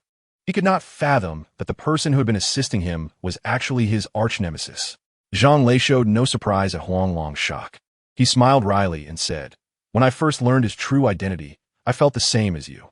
However, after witnessing the shamelessness of the 8 great families, I began to understand Xianyuan Wudao. Everything he has done is merely to take revenge for his kin. The tomb-guarding tribe was slaughtered. Ancient tombs were plundered. If you were Xianyuan Wudao, wouldn't you seek to destroy the 8 ancient clans of the Wild Yin? Furthermore, Xianyuan Wudao is not dead, because members of the 8 ancient clans are mysteriously dying every day. I suspect he is the one behind it. The seal on him must have been lifted. When we meet again, perhaps he and I will be enemies, whether enemies or friends. Knowing he is still alive puts my mind at ease. Upon hearing the news that Xianyuan Wudao was alive, Huang Long could not help but reveal a look of relief. He had always disliked owing favors, especially those that cannot be repaid. Suddenly, rhythmic knocking echoed from the large iron door behind them. The two exchanged glances, picked up iron rods, and walked toward the door in unison. Upon reaching the door, they positioned themselves on either side and simultaneously raised their rods. As the heavy door swung open, a round, plump creature rolled in. A panda? Zhang Lei halted mid-swing, staring blankly at the creature. To his surprise, the panda deftly dodged the iron rod. It began to gnaw on it. I hate seeing pandas. Hurry and get rid of it. Huang Long turned his head away, as if confronted with an eyesore. However, the panda pitifully bit at the iron rod in Huang Long's hand. Is there really a panda? Didn't pandas go extinct? Zhang Lei was utterly bewildered. As someone who ran a zoo, he naturally knew which animals were extinct and which were not. But what was this giant panda doing here? He instinctively reached out to touch the panda's head. Oh, woo. Suddenly, the creature lunged at him like a rabid dog. Ah, damn it. Huang Long, you're not human. You, an ability user, want me to chase away a mutated giant panda. Zhang Lei cursed loudly and fled back to the vehicle. However, The panda merely shot him a glance before affectionately rubbing its head against Huang Long. I warn you, stinky panda. If you keep this up, I want to hold back. Huang Long turned back fiercely, only to find the panda gazing at him with tearful, adorable eyes. Huang Long's heart inexplicably trembled. He instinctively released his grip. The panda clumsily lifted the iron rod, looking expectantly at him. I want to eat. You eat. Huang Long shook his head. The panda immediately joyfully began to gnaw on the iron rod. For some reason, Huang Long suddenly felt an uncontrollable urge to pet this big treasure. As he reached out, Zhang Lei, hiding in the vehicle, shouted, "Don't touch it. This guy is fierce." But it was too late. Huang Long's hand had already touched it. Yet, contrary to expectations, nothing adverse occurred. The panda instead rubbed against Huang Long's hand with an expression of pleasure. Zhang Lei stealthily exited the vehicle. He quietly approached the giant panda from behind. A woo! The familiar barking noise resounded again. Zhang Lei immediately fell to the ground, scrambling back into the vehicle. Hey, Huang Long, what is up with this creature? Why can I let you touch it, but not me? Zhang Lei glared at Huang Long, feeling quite exasperated. Just moments ago, he had claimed to dislike pandas, but now he was more affectionate than anyone. Huang Long, upon hearing the words, could not help but break into a wicked smile. Perhaps it is because you are too ugly. Zhang Lei, seething with rage, leaped from the vehicle. Damn it. Let me remind you of our past love with a CD from those days. So, love truly can vanish, can't it? His audacity led him to reach towards Huang Long, inching closer to the panda's head. The giant panda, with its large eyes, looked utterly bewildered, even losing interest in the iron rod it held. In Chapter 78, The Frantic Panda, Huang Long rolled his eyes in exasperation. Can you not be so foolish? Zhang Lei was nothing short of a natural comedian. If he couldn't touch it, then why persist so shamelessly? What if the panda truly bit him? Who would he turn to for justice? However, noticing the panda's twitching mouth and the growing redness around its eyes, Huang Long decisively shouted, "Do not get angry. Let him touch you." The panda immediately looked up at Huang Long with watery eyes, feeling wronged. Haha, so soft. Finally, I can touch it. This feels great. This time, Zhang Lei successfully seized the opportunity. Observing the panda's distressed expression only emboldened him further, as he playfully patted its face and poked its chest, almost inspecting the panda's tools of mischief. Huang Long, astonished by Zhang Lei's antics, was rendered speechless. Hurry! That mutated panda vanished right here. Quickly pursue. Just then, a sudden shout of surprise echoed from outside the farm. The once docile panda began to whimper restlessly. Zhang Lei, go out and block them. I'll hide it. Without waiting for a response, Huang Long scooped up the panda and carried it to the vehicle. Just as he secured the door, hurried footsteps echoed outside the warehouse. Before him stood 6 delinquent youths with flamboyant hair, each wielding a gun and clad in matching camouflage attire. These counterfeit imitations might fool others, but attempting to deceive Zhang Lei was utterly futile. He spread his arms wide, blocking the entrance, his expression darkening. This is a private farm. You have trespassed without permission. That is a crime. I advise you to apologize now while you still can. Just you? Fatty, do you not know the power of the Long family? Hand over that panda. The red-haired youth sneered dismissively at Zhang Lei before suddenly kicking out. Caught off guard, Zhang Lei stumbled backward. Just as he was about to fall, Huang Long dashed forward, gently pushing him upright. You invade others' homes and injure the owner? Is this what your parents taught you? Since they failed to educate you, I shall do it for them. With a chilling gaze, Huang Long charged forward and delivered a swift kick, resulting in a resounding crash as he found himself facing an empty space. The remaining youths exchanged glances, hesitantly raising their weapons, yet none dared to fire. Fear etched across their faces. If I were you, I would check to see if that person is dead. Remember to use your brains and eyes. Otherwise, you might not even realize how you met your end. He stepped forward calmly. The delinquents, in a panic, fled the scene. However, their angry shouts lingered in the air. If you have the guts, don't run. Soon, we will make it so that even your parents won't recognize you. They helped the red-haired youth to his feet and hastily exited the farm, but not before making phone calls outside. Are you all right? Huang Long instinctively glanced at Zhang Lei, who shook his head in fury. If I were to hang the Zhang family sign, how many would dare approach? Don't worry, I'll make a call. What audacity! Bullying the Zhang family. Enough. They're just a bunch of 20-year-olds. Haven't we taken them seriously? Huang Long chuckled bitterly, patting Zhang Lei's shoulder. Drawing attention to this place is not wise. Zhang Lei shot him a peculiar look. Aren't you also 20? Why are you acting all mature? Fine. I want to call. What do you suggest we do? Huang Long's gaze remained cold as he observed the roaring motorcycles outside. If they are willing to die, then I am prepared to bury them. The laws of humanity hold no sway over beings like me. Suddenly, the thunderous roar of motorcycles echoed, their headlights illuminating the warehouse. Zhang Lei instinctively shut his eyes as the motorcycles drew nearer. Yet, to Huang Long, everything appeared to move in slow motion. An electric blue light filled his eyes, rendering the surroundings languid. Under the full force of his abilities, Huang Long could only maintain this output for about 7 seconds, but he could observe for much longer. In this slow-motion moment, he snatched the guns from the delinquents and pulled them off their bikes. As he completed this feat, a tremendous crash resounded as motorcycles flew through the air, their riders tumbling to the ground. What just happened? What on earth occurred? The red-haired youth clutched his swollen face, his gaze shifting between Zhang Lei and Huang Long. Finally, he could not contain his fury. You bastard! Do you know who I am? How dare you treat me this way? Who you are is of no concern to me. If you wish to find relatives, seek elsewhere. You do not deserve it. Huang Long scoffed, tossing the gun to the ground. You dare to seize our weapons. The red-haired youth's anger flared. You're finished. I've already called my brother. He is Commander Jiang Xiaodao of the 1st Legion. The 1st Legion? Commander? Huang Long regarded him with a bemused expression. Are you afraid? It's too late. Even bowing down now would be futile. Prepare to face the consequences. The red-haired youth wore a smug grin, as though reclaiming his dignity.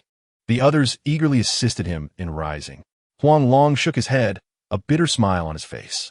Zhang Lei could no longer contain his laughter. Ha, kid, is your so-called commander nicknamed Scarface? Jiang Xiaochuan paused, instinctively responding, what's wrong? His nickname is Scarface. What do you mean? Zhang Lei mockingly suggested. Call your brother and see if he dares to arrest me. Tell him my name is Zhang Lei. Just then, Jiang Xiaochuan's phone rang. He answered, and before he could greet the caller, a furious roar erupted from the other end. You little brat, you caused this mess. Now clean it up. When will you grow up? Jiang Xiaochuan, resembling a chastised child, meekly replied, Brother, they are bullying me. Isn't that a slap in your face? You are the commander of the 1st Legion. He emphasized that one of them, named Zhang Lei, was particularly arrogant. The other end fell silent. Moments later, Scarface's urgent voice pierced through. Quick, ask him what his father's name is. Jiang Xiaochuan felt a chill run down his spine, a sense of foreboding washing over him. He nervously glanced at Zhang Lei. Who is your father? However, before Zhang Lei could respond, the panda, hiding in the van, erupted in fury. With a furious roar, the panda raised its massive paw and brought it crashing down on Jiang Xiaochuan's head. Jiang Xiaochuan's head suddenly resembled a watermelon, shattering into a myriad of pieces. Huang Long and Zhang Lei could not help but stare blankly at the scene. However, by the time they regained their senses, only a few headless corpses remained on the ground. Chapter 79. Zui is actually alive, oh my ancestors. You truly know how to get me into trouble. Zhang Lei excitedly rushed forward and picked up a nearby phone, now shattered with the battery ejected. Thankfully, my identity should remain concealed for the time being. Observing this, Zhang Lei let out a long sigh. If they're dead, so be it. They had forcefully invaded private territory. Moreover, they intended to commit murder. In foreign lands, such acts could warrant immediate execution. Yet, Huang Long, unfazed, transformed into a great serpent. With a gaping maw, he began to devour the surrounding corpses. Ding dong. Congratulations to the host for consuming 6 human males, earning 10,000 evolution points. Current evolution points, 1,930,000. Not bad. It seems everyone is beginning to mutate. Huang Long, satisfied, twisted his head and swiftly reverted to human form.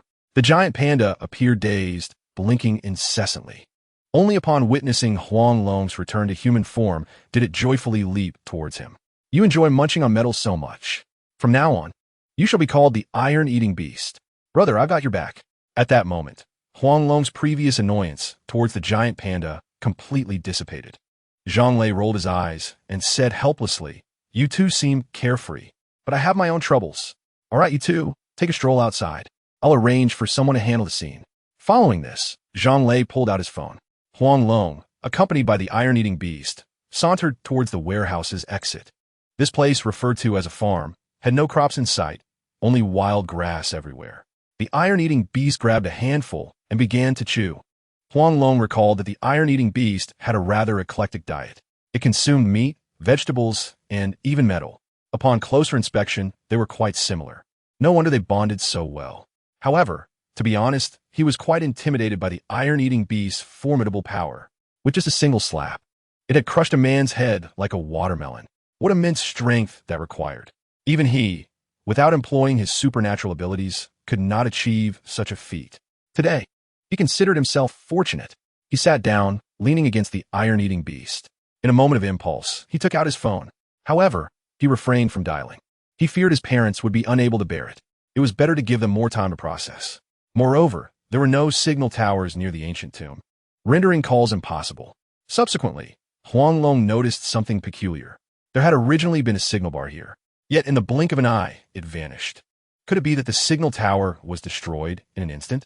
Buzz, buzz, buzz. Half an hour later, the sound of a helicopter's rotor blades thundered unexpectedly. The spotlight from the helicopter swept over the ground, ultimately fixating on Huang Long. In an instant, a tempest ensued, stirring up dust and debris. The surrounding grass lashed against Huang Long's face like whips. At that moment, he felt a pang of pain. Alas, his human form was not immune to physical harm. He stood up, his gaze fixed intently on the descending helicopter. At that moment, Zhang Lei also rushed over. As the light extinguished, Zhang Lei found the figure somewhat familiar. What's wrong?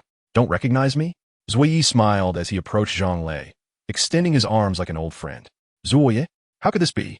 You can't possibly be alive. Zhang Lei excitedly dashed forward, embracing him tightly. You rascal. Your situation has weighed on my conscience for far too long. You didn't contact me after surviving. Zuoyi sighed wryly. If I hadn't faked my death, how could those individuals have revealed their true colors so quickly? Once in a relatively good mood, Huang Long's spirits sank upon hearing Zuoyi's words. This was because he and Xuan Yuan Wudao had entangled many people within this vortex. Many had met tragic fates, a sight he wished to avoid. At times, he even felt like a harbinger of misfortune. But was it truly his fault? He chuckled bitterly, stroking the iron-eating beast's head. Unexpectedly, this silly creature seemed to sense his melancholy and took his hand gently. Let us go. We shall indulge in delicious food. He turned with the iron-eating beast, ready to depart. At that moment, Zuoyi grabbed him, saying, You wouldn't be Huang Long, would you? Huang Long smiled and nodded. Zuofu Guan. It has been a long time. Indeed, it has been a while. Zuoyi's expression turned peculiar as he scrutinized Huang Long. The concept of demons was still too far-fetched for him. Yet, seeing the well-behaved panda before him only deepened his astonishment. He had come in pursuit of this mutated panda, but its current adorable demeanor hardly resembled that of a mutated beast. Nevertheless, he was determined to take this panda back, for it likely held the key to dealing with mutated individuals. Currently, there were far too many mutated individuals in the city. Once they transformed, they lost their rationality, descending into frenzy and becoming violent machines. Moreover, their infectiousness was alarmingly high. Any person bitten by them invariably transformed into a mutated being. Reflecting on this, he looked at Huang Long with a bitter smile and said, This panda possesses a method to combat the mutated beings. We need to continue experimenting with it. Woo-woo. As soon as Zuoyi's words fell, the iron-eating beast began to whimper uneasily. Clearly, the mention of experiments instilled fear within it. Huang Long stroked the iron-eating beast's head, comforting, No one can harm you while I am here. If they want to draw blood, let them. I can feed you plenty of delicious treats. The iron-eating beast affectionately nuzzled Huang Long's head, its eyes brimming with joy. However, Zuoyi could not share in the happiness. With a complicated expression, he looked at Huang Long and said, It is likely not as simple as drawing blood. Dissection is also involved. Thus, had it not been for Chao Hui, I would have been subjected to dissection as well, right? Huang Long clenched his fists, a flicker of intense, murderous intent flashing in his eyes. Zuoyi nodded silently. Then, tell them, whether it is me or the iron-eating beast, we are both willing to donate blood freely. But if they seek our lives, they shall have to come and take them themselves. Huang Long, with the iron-eating beast in tow, marched towards the warehouse without looking back. The scene was left with only Ziyi and Zhonglei. Naturally, Zhonglei stood by Huang Long's side. Morally and sentimentally, he had no reason to side with outsiders. Paths diverge. One must not conspire together. Zhufuguan. Take care of yourself. Zhonglei cast a deep glance at Ziyi before turning to leave. Wait, Ziyi called out to him hastily, tossing a gun towards Zhonglei. Shoot me in the leg and shoulder. Otherwise, I want to be able to explain. Ziyi, what a man you are. You truly did not disappoint me. Zhonglei laughed, raising the gun and shooting Ziyi in the shoulder and thigh, casually tossing the gun back to him. Consider changing jobs. I would prefer to see you as a butcher. With that, Zhonglei left without looking back, leaving Ziyi alone in a desolate silence. Chapter 80. The frantic scar at the first Hunter Corps base, within a tranquil intensive care unit. A crisp sound suddenly echoed. The blood-soaked, scar-faced man furiously smashed his phone to the ground. What are you all doing? Why can't you even track a phone? What good are you worthless fools to me? He bellowed hysterically. His eagle-like sharp eyes swiftly scanned every individual in the room. Finally, his gaze fixed intently on Huang Long. He gazed at him with the cold intensity of a serpent and demanded, "Speak, what on earth is happening?" Huang Long swayed slightly, sensing the gravity of the situation. Drawing a deep breath to regain his composure, he replied, "I'm not entirely certain. But the communications department has suddenly dismantled all base stations overnight, claiming they are preparing to launch zero-point communication. This system requires no network, merely one device per person. Akin to traditional walkie-talkies, it allows for instant messaging, emergency calls, and location sharing, functioning seamlessly within an 80-kilometer radius. Consequently, satellites and various communication stations will no longer be updated or maintained. If tracking is necessary, it can only be done via the zero-point communication terminal, which is expected to be deployed nationwide within a week. I care not what this is. I am indifferent to your methods. Immediately dispatch someone back to Tianfu to search for my brother. Should any unforeseen circumstances arise, no reports are necessary. Take no prisoners. I will bear the consequences alone." Daoba stood and approached Huang Long, his calloused hands striking heavily upon him. "Understood. I shall see to it." Huang Long bowed slightly and turned resolutely towards the exit of the ward. At that moment, Daoba picked up the teacups arranged neatly on the tea tray, swiftly pouring tea into 30 cups. He surveyed the room, and, to his surprise, a hint of shame washed over his face. "Brothers, you have followed me through thick and thin. Your loyalty is etched in my heart. My current ire is solely due to my disappointing brother. For us, life is like a noose around our waists, yet he bears the weight of continuing the Jiang family lineage. I, Daoba, owe you all an apology." He raised his cup and drank deeply.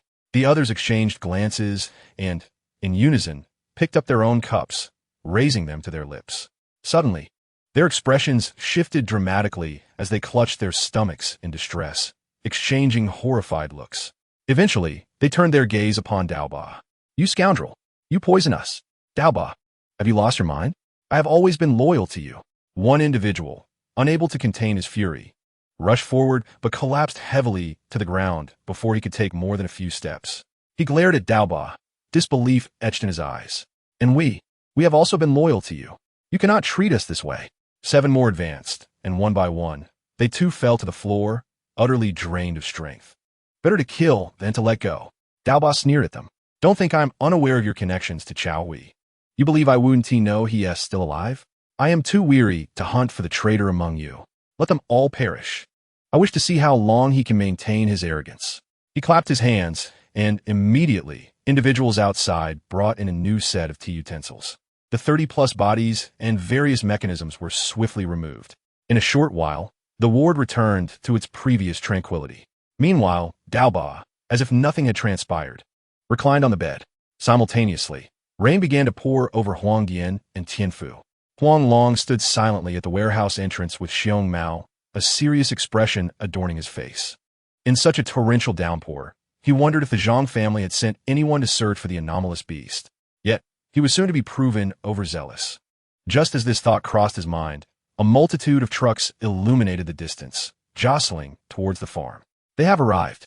At this moment, Zhonglei smiled and patted Huang Long on the shoulder. "I've brought a cutting machine and a crushing machine. The anomalous beasts in Tianfu are multiplying. It seems we must establish a small base here. However, rest assured, as long as I am here, you shall not go hungry." Huang Long nodded, remaining silent, as brothers need not express gratitude. As truck after truck came to a halt at the warehouse, an abundance of cutting and crushing equipment was transferred inside. Zhang Lei led Huang Long to warehouse number 3. Upon arrival, Zhang Lei withdrew a ruler, intending to measure Huang Long's dimensions, but Huang Long declined. He stated straightforwardly, "Liquid food is the quickest method of sustenance for me. Once I evolved to a length of 12 meters, I could swallow a person whole without the need to utilize my skin or flesh."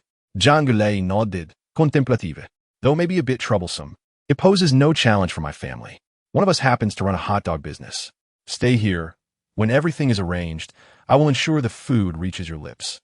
He affectionately patted the iron-eating beast before darting away, leaving the creature to look at Huang Long with a sense of grievance. "Don't look at me. I have no control over him." Huang Long shrugged, feigning innocence. The iron-eating beast, in a fit of anger, rolled on the ground, deliberately soiling itself to indicate that if it became dirty, Zhang Lei would no longer dare to mishandle it. The rain continued to pour relentlessly, and an inexplicable sense of unease enveloped Huang Long, as if something was imminent. Sure enough, moments later, dozens of helicopters began to circle above. They descended without regard, establishing their presence. Huang Long's anxiety deepened. He could not discern whether these individuals were summoned by Zuyi or by one called Jiang Shaochuan. If it was Jiang Shaochuan, he could simply be eliminated. However, if it was Zuyi, then the situation would become precarious. Who is the owner of this farm? I demand answers. At that moment, the door of the foremost helicopter opened. A tall, striking man, resembling a sword, descended. Behind him followed over 100 armed individuals, all aiming their weapons menacingly around. "Protect the 2 young masters. Hurry!" The Zhang family, sensing the urgency, instinctively shielded Zhang Lei and Huang Long, though they bore no weapons. An overwhelming aura of lethal intent radiated from them. The 2 factions faced each other in the rain, the tension escalating with each passing moment. Chapter 81, Black Market Firearms. "Private farm, no trespassing." Zhang Lei's cold voice suddenly pierced the air. The gaze of the opposing individuals involuntarily gravitated towards him. Upon recognizing Zhang Lei, He Chingguang's heart sank. The Zhang Lei mentioned on the phone could not possibly be this very Zhang Lei, could it? This was akin to poking a hornet's nest. One wrong move could lead to irreparable consequences. Moreover, while the traces of activity within a 20-mile radius had been thoroughly cleared, this was the only location still illuminated. Even if nothing were amiss here, an investigation was inevitable. To find someone sharing the same name as Zhang Lei in this very spot was either a coincidence or a fateful twist. He felt utterly uncertain, prompting him to adopt a more cautious demeanor. "Ah, it is young Master Zhang. My apologies." He feigned a smile, addressing Zhang Lei. "We are on urgent business, and I hope you will forgive me. I wonder if young Master Zhang has seen a young man, around 20, riding a motorcycle with red hair, sporting earrings, and carrying a hunting rifle, accompanied by 5 others on motorcycles? I have seen him. What of it?" Zhang Lei responded calmly. "What?" He Chingguang's expression shifted to one of disbelief. Could it be that young Master Shaochuan is unharmed? Why has no one been able to reach him? His mind raced with uncertainty, fueling his anxiety. Zhang Lei's unwavering certainty left one perplexed. Was he not afraid of the repercussions?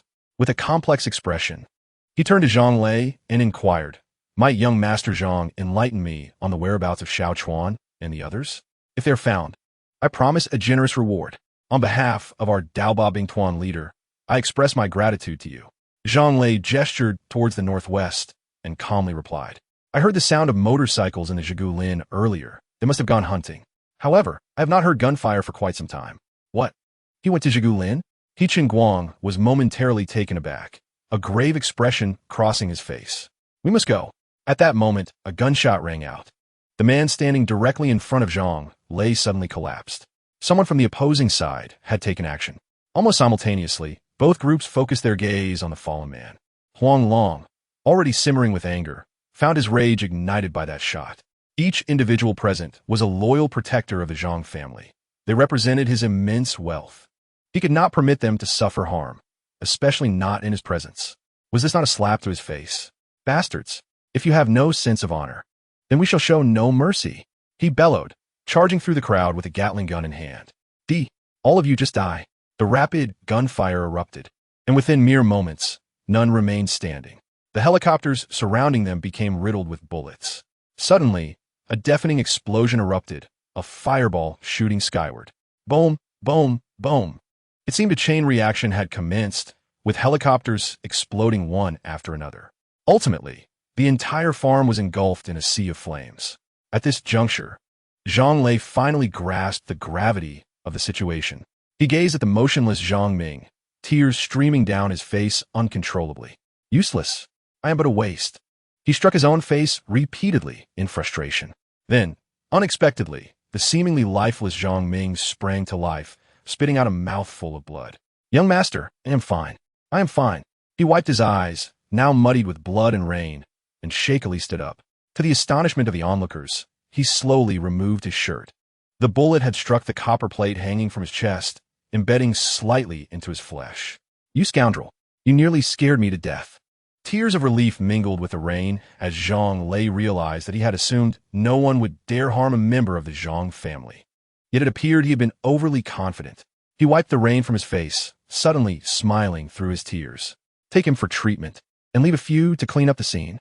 Find the one who fired first. I shall have him dismembered. He approached Zhang Ming, gently patting his shoulder before heading directly toward Huang Long. Had I erred? Was my compassion misplaced? Upon reaching Huang Long, Zhang Lei paused, seeking answers from him. Deep down, he felt this was his mistake. However, Huang Long shook his head, his demeanor calm as he spoke. None of us are at fault. We are not gods. How could we possibly foresee such unforeseen circumstances? Moreover, you executed your duties admirably, erasing traces and executing a flawless transfer. From any perspective, there was no error. However, the shooter was peculiar. The instant he fired, he quickly concealed himself within the crowd. I sensed something amiss, young master. Earlier, I counted a total of 119 individuals. At that moment, a bespectacled young man emerged from behind Zhang Lei, adjusting his glasses to mask his inner turmoil. He exuded an undeniable confidence. Was it indeed 119? Huang Long instinctively glanced at Zhang Lei. How would I know? I was too consumed by anger. Zhang Lei sheepishly scratched his head. Finally, Huang Long's gaze settled upon the young man. Watch my hand. I will throw out fragments of a red brick. Remember, you have but one chance. He snatched the red brick from the young man's grasp. With a swift motion, he struck it, causing it to shatter into uniform pieces, perfectly concealed within Huang Long's hand. Observe closely. I am about to throw it. He raised the brick, reiterating his warning. 37 pieces. As the bricks fell, the young man could hardly contain his excitement, exclaiming, Is that correct? Zhang Lei eagerly turned to Huang Long. Huang Long offered a wry smile and nodded. Your Zhang family is indeed filled with talent. This lad has a remarkable memory. He is quite a find. Indeed, every member of the Zhang family is exceptional. To be honest, I recognized Zhang Quan's talents long ago. Zhang Lei puffed out his chest, as if Huang Long were praising him. Huang Long rolled his eyes. This fellow had a face thicker than a city wall, always eager to embellish his own merits. Young master, the cleanup is complete. A total of 118 are dead. Suddenly, the team leader, Zhang Qian, hurried toward Zhang Lei. Are you certain? No one was overlooked? Zhang Lei's expression darkened progressively. I am certain, although I do not understand why your expression has changed. I assure you, 118 have perished. Impossible. I cannot have made an error. Zhang Quan shrieked, akin to a cat whose tail had been stepped on. I understand now. Huang Long, previously somewhat dazed, instantly became alert. He turned and dashed toward the warehouse without hesitation. Zhang Lei and the others quickly followed suit. Chapter 82. Pursuing Xian Yuan Wu Dao. Where's the bullet? Where's that bullet? Upon entering the warehouse, Huang Long could not resist pushing through the crowd. At this moment, the injured Zhang Ming had already been bandaged. I have it. He opened his clenched fist, revealing a bullet crafted from a special material, which immediately caught Huang Long's attention. Just then, Zhang Lei rushed in as well. Upon seeing the bullet, his eyes narrowed in disbelief. This is the unique firearm of the brigade leader. It is a poison dragon bullet, used for signaling. He quickly turned to Zhang Qian behind him. Did you find the poison dragon firearm? With a clatter, Zhang Qian emptied the contents of a bag.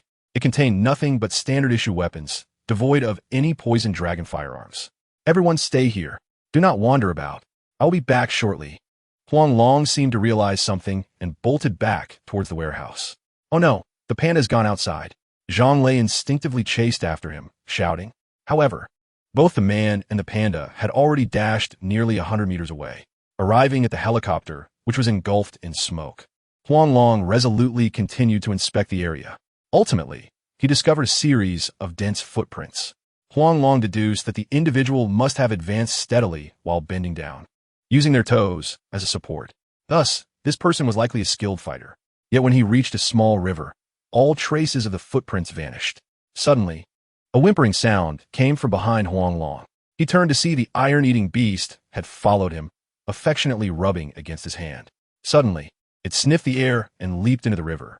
Before Huang Long could react, a figure sprang up and kicked the iron-eating beast. The creature yelped as it was sent flying. Huang Long's powers surged. In an instant, he scooped up the giant panda into his arms. At that moment, he caught a glimpse of the assailant's true face. This visage was unfamiliar to him. However, apart from the face, everything else was too familiar to him. Xianyuan Wudao, he exclaimed, his expression filled with incredulity. Yet, it was quickly replaced by a calm demeanor. Do you not have anything you wish to explain to me? He set down the iron-eating beast, and his extraordinary abilities surged once more. Like a flash of lightning, he darted out swiftly. Xianyuan Wudao, maintaining his serene expression, could not help but smirk wickedly. I never anticipated that the one who awakened extraordinary powers before was you. You actually managed to transform successfully? Nevertheless, I have not killed anyone, so why are you so desperate? Moreover, when it comes to my affairs, why should I explain myself to anyone? He activated his invisibility suit, and his figure abruptly vanished from sight. However, Huang Long instantly detected his presence. The rainwater being obstructed was far too easy to notice. He delivered a swift sidekick. Xianyuan Wudao immediately crossed his arms in front of him. Yet, it was utterly futile. Under Huang Long's lightning-fast attack, his figure was sent flying. How? Witnessing this scene, the iron-eating beast nearby could not help but excitedly pound its chest. With a thunderous crash, Xianyuan Wudao fell heavily to the ground. The next moment, a golden greatsword appeared in his hand. For reasons unknown, upon seeing this sword, Huang Long felt a wave of revulsion and even a sense of fear. This aversion and dread seemed to be ingrained in his very bones. His advancing steps came to a sudden halt. At this moment, Huang Long noticed a ring on Xianyuan Wudao's hand. The golden dragon ring was vividly lifelike, as if a true golden dragon coiled around Xianyuan Wudao's fingertip.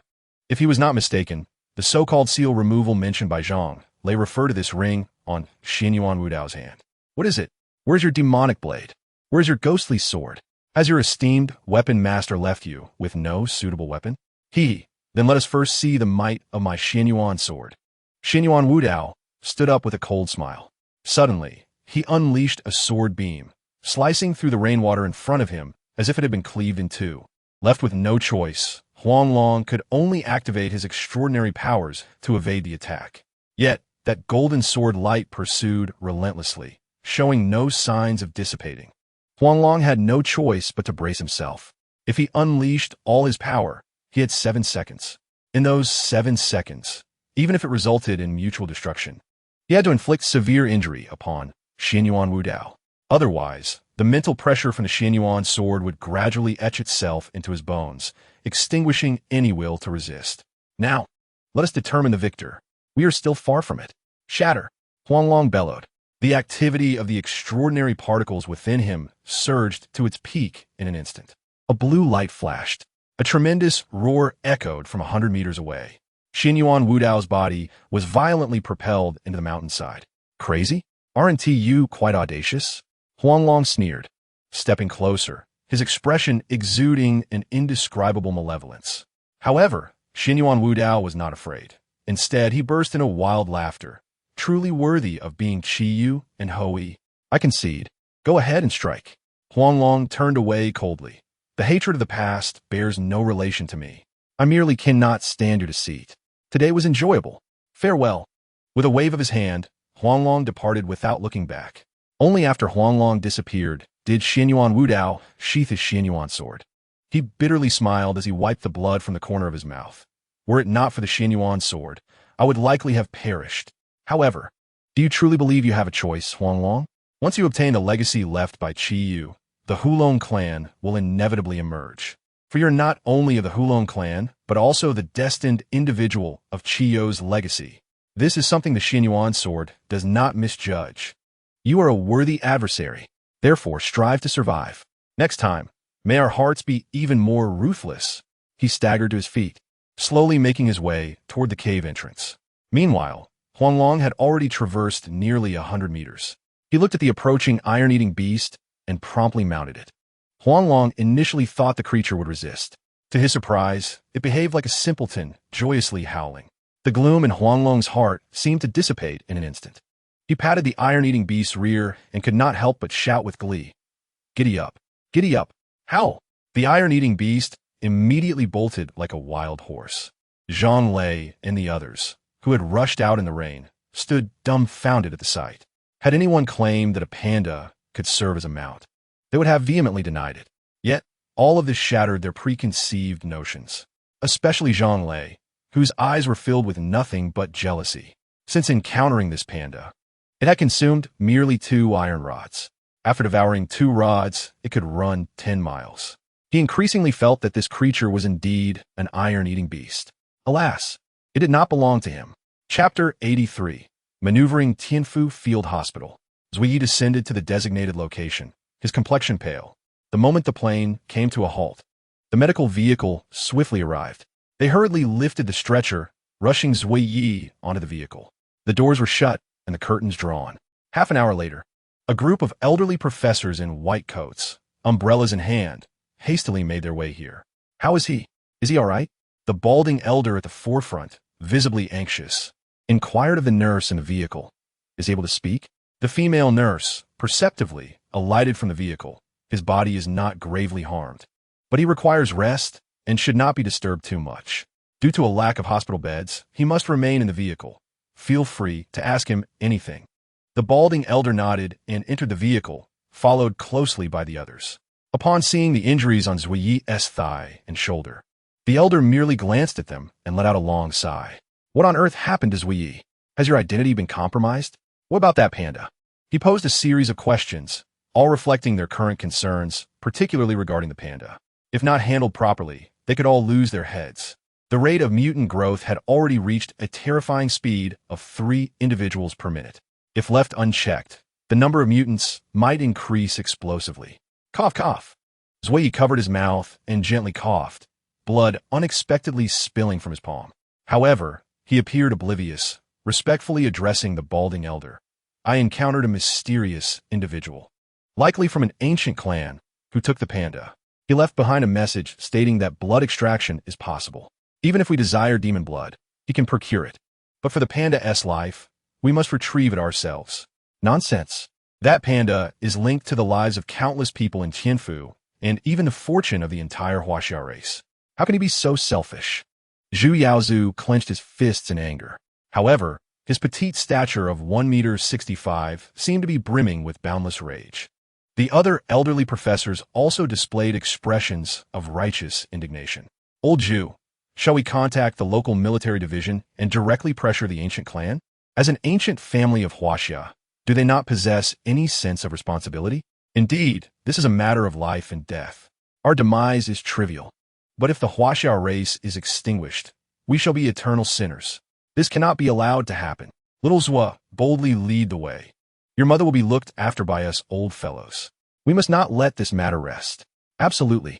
They raised their fists, their gazes inevitably landing on Zui. Zui smiled wryly and said, the opponent disregards all physical attacks. He is a true heir of ancient martial arts. No one truly comprehends the extent of their family's power or the formidable forces that lurk behind them. Therefore, esteemed professors, perhaps it would be prudent to reconsider your stance on this matter. Is there truly no resolution to this predicament? Perhaps we could explore the proposition of seeking answers within the realms of panda blood and demon blood. Demon blood? Could it possibly refer to the widely rumored blood of the multicolored serpent? Zhu Yaozu suddenly slapped his thigh, jolted into realization. Indeed, Zui felt a surge of satisfaction. His efforts had not been in vain, As the old fellow had finally latched onto the pivotal term of demon blood, they gathered in hushed whispers. After much deliberation, Zhu Yaozu could no longer contain his curiosity. How can you ensure that the demon blood originates from that very serpent? Zui furrowed his brow. A single lie necessitates a multitude of others to uphold it. Realizing there was no alternative, he resolved to maintain his deception. Without hesitation, he declared, because that great serpent resides with him as his pet. Zhu Yaozu's eyes lit up, and he nodded vigorously. Excellent. We can forget about the panda for now. However, I require immediate access to both panda blood and demon blood. Whatever you need, we shall prepare for you at once. Splendid. Zoya exclaimed, rising excitedly. Unable to resist pulling off the infusion bottle attached to him. Zhu Yaozu shook his head, a wry smile gracing his features. Zuye's heart sank. He gazed anxiously at Zhu Yaozu and said, Professor Zhu, please, speak your mind. I can bear it. Very well. You must brace yourself. Zhu Yaozu inhaled deeply, his gaze fixed intensely on Zuyi. All of the confidants who once belonged to Zhao Hui, save for you, have perished. How can this be? How can this be? Zui murmured in despair, his strength draining away. Tears welled in his eyes. Zhu Yaozu supported Zuyi, offering words of comfort. However, there's a silver lining. Recently, individuals from the ancient clan have been continuously targeted by a mysterious assassin. Members of the battalion have claimed to have seen a figure resembling Zhao Hui. What? The battalion leader is not dead? Wonderful. Heaven has truly opened its eyes. Zui's tears of sorrow transformed into joy, and he felt rejuvenated. His eyes burned with fervor as he addressed Zhu Yaozu. I have heard that our field hospital has acquired zero-point communication devices. I require 2 to contact that individual from the ancient clan. Additionally, prepare as many blood collection and preservation devices as possible. I intend to send them all to that ancient clan individual. Oh, and arrange for the finest bulletproof vehicle. Zhu Yaozu, with a resigned smile, remarked, You, my friend, seem to receive news rather swiftly. We have yet to utilize these resources, and now you wish to send them away. Just wait. We shall make the arrangements. A group of elderly scholars exited the vehicle, gleefully sprinting in the rain. Ultimately, they even discarded their umbrellas, reveling like children. Witnessing the scene, a faint smile crept across Zuoye's face. He understood their sentiments. These old professors were indeed madmen. Whether it be demon blood or panda blood, both were irresistible to them. Their lives had been devoted to the pursuit of great scientific endeavors. Fame and fortune had long ceased to matter to them. The sole source of their joy lay in engaging with subjects that piqued their interest. Would you care to exchange a face? Raindrops pattered down. Suddenly, a mysterious figure appeared before Zuyi, shielded by an umbrella. He produced a box and extended it towards Zuyi, never revealing his face. Who are you? Zuyi inquired, reaching for the box. In a swift motion, he lunged for the umbrella, but the figure effortlessly evaded him. The box then elegantly arced through the air, landing on the vehicle. Observing the vividly crafted golden dragon ring on the figure's hand, Ziyi, who had been at a loss, suddenly experienced a moment of clarity. A light seemed to ignite within his eyes. Xin Yuan Wu Dao. The man halted, a wicked smile forming on his lips. He uttered not a word and gradually vanished into the relentless rain. Chapter 84. Entering the growth phase of the Titan Python, it is rather chilly. Upon returning to the warehouse, Huang Long eagerly ignited a bonfire. Everyone quickly brought forth provisions. The steel-eating beast joyfully weaved through the crowd, shaking off water from its fur. In mere moments, the group found themselves drenched once more. Yet, none expressed any disdain. Instead, they engaged in spirited play. At this juncture, Zhang Lei clapped his hands and announced to the group, My father has returned, and from this point onward, we shall live together. To prepare for any potential dangers, we must fortify this location and transform it into a formidable enclosed base. Tomorrow, I will summon additional personnel, and with 1,000 of us, we should be able to safeguard this place. Beyond constructing the base, our primary focus will be to seek out exotic beasts to aid Huang Long in his evolution. Drink as much as you can tonight, and those who cannot must take turns keeping watch. Now, revel to your heart's content. With Zhang Lei's words, the crowd unleashed their inhibitions. They sang, danced, feasted, and drank, creating a harmonious atmosphere. Huang Long, after frolicking for a time, ventured to warehouse number 1. Inside, An array of exotic beast carcasses lay piled high, the air thick with the stench of blood. Zhang Lei pinched his nose, a look of distaste upon his face. However, Huang Long could not resist transforming into his true form. Approaching the heap of mutated frogs, he commenced his consumption. Ding! Congratulations, host, for consuming 10 exotic green-skinned frogs. You have gained 10,000 evolution points. Current evolution points: 1, 940,000. Huang Long's eyes gleamed with excitement. He recalled that his first encounter with the green-skinned frogs had only yielded 20 evolution points. In such a brief span, these creatures had amassed around 1,000 evolution points each. This clearly illustrated the terrifying influence of the dark matter emanating from the rift. Dark matter undoubtedly affects evolution. However, humanity lacks control over its direction. Setting aside his thoughts, Huang Long continued to devour.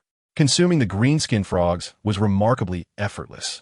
Within a mere quarter hour, he had consumed all 5,000 frogs. His total evolution points now reached 7 million. He pressed on in search of smaller prey and stumbled upon a collection of hedgehogs. Without hesitation, he turned away. Yet, it was the earthworms beside the hedgehogs that captured Huang Long's attention.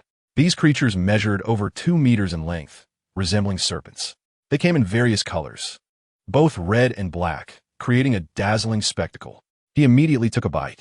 Ding! Congratulations, host, for consuming exotic earthworms. You have gained 20,000 evolution points. Current evolution points: 7,020,000. This is splendid. Huang Long could not contain his exhilaration.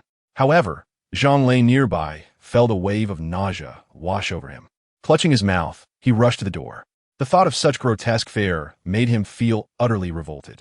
At that moment, he couldn't help but admire Huang Long's palate. Transforming into a serpent had intensified his taste for the peculiar. Trembling, he lit a cigarette, reminiscing about Amani. The memory of her exquisite figure and delicate warmth ignited a fire within him. Alas, this place was unsafe. He could only rely on his father to escort her home. Who knows when they might reunite? He could only hope for Huang Long's evolution to accelerate, transitioning from serpent to a python, and then to what else? He began to envision the possibilities. These mutated creatures are partly those they have hunted and partly those acquired from various channels for free. Furthermore, most of these aberrant beasts have been processed. Certain creatures possess particularly sharp fangs, which can be fashioned into bone knives and other combat tools, and can undoubtedly also serve as decorative items. Others boast exceptionally tough hides, suitable for crafting leather boots and armor. This constitutes a rather unique industrial chain. However, the majority of people harbor disdain for mutated beings, leading to a rather poor market for them. Casting a glance back at the ever-devouring Huang Long, he leaned against the wall. Inadvertently, he dozed off. Meanwhile, Huang Long continued its tireless consumption. At the stroke of midnight, it finally paused. Beep! Detected that the host's current evolution points meet the conditions for evolution. Shall we proceed with the evolution now? Yes. Evolution successful. Generating the latest evolution information automatically. Host: Huang Long. Evolution form: Titan Python. Soul attribute: Human. Length: 4 meters. Weight: 200 kilograms. Flexibility: 360. Camouflage: Chameleon level. Defense: Immune to physical attacks. Talent: Death Entanglement. Python devours the world. Transformation. Special ability: Lightning System. F-class ability: Instantaneous speed of 300,000 meters per second. Duration: 72 seconds. Theoretically, it can instantaneously move to 160,000 meters. Evolution points: 0 points. Evolution target: to complete the evolution from LV4 to LV5, 50 million evolution points are required. Toxicity level: red spitting cobra venom. Effect: lethal in 30 seconds. Notice: the host has entered the growth phase of the Titan Python. The required food consumption is set to increase dramatically, as will the feeling of hunger. Please ensure the host stocks up on food in a timely manner. Caution: once the host completes 4 evolutions in the growth phase and enters maturity, the required evolution points will automatically reduce to normal levels. Upon seeing the latest evolution news, Huang Long couldn't help but feel a surge of joy within. At 4 meters long and weighing 400 gene, I must now be considered a respectable python. Hunting is almost child's play. Swallowing 8 gene of food has become my standard. Just then, a loud thud echoed. A colossal figure suddenly lay motionless at the entrance. Who is it? Zhang Lei, who had been sleeping soundly, was jolted awake. He instinctively grabbed the axe beside him. Upon seeing the inebriated Tiesho, he let out a long sigh. Damn, you scared the life out of me. He rose and approached Huang Long, his eyes lighting up. You've grown longer. You look even more robust, as thick as my calf. Keep it up. I want to see what you can evolve into. Huang Long rolled his eyes, coiling his body. He shook himself, his expression suddenly turning serious. I've now entered the growth phase. With ample food, I will grow rapidly. Roughly estimating, the food you brought this time should suffice for me to complete 3 evolutions. But it's also possible that I might only manage 2. In any case, 1 evolution is enough. When transporting goods in the future, everyone must be cautious. This place is not absolutely safe. Rest assured. Zhang Lei patted his chest vigorously, stating, Tomorrow, my high-tech gear will arrive. No one will easily enter here again. You carry on with your work. I'll go see if everyone else is asleep. Huang Long nodded and burrowed back into the pile of food. Chapter 85. The unusual partridge forest. The remaining food consisted of a heap of hedgehogs, while the rest was entirely assembled goods. They were haphazardly piled together, appearing utterly unappetizing. Yet for Huang Long, they were all rare delicacies. Beep.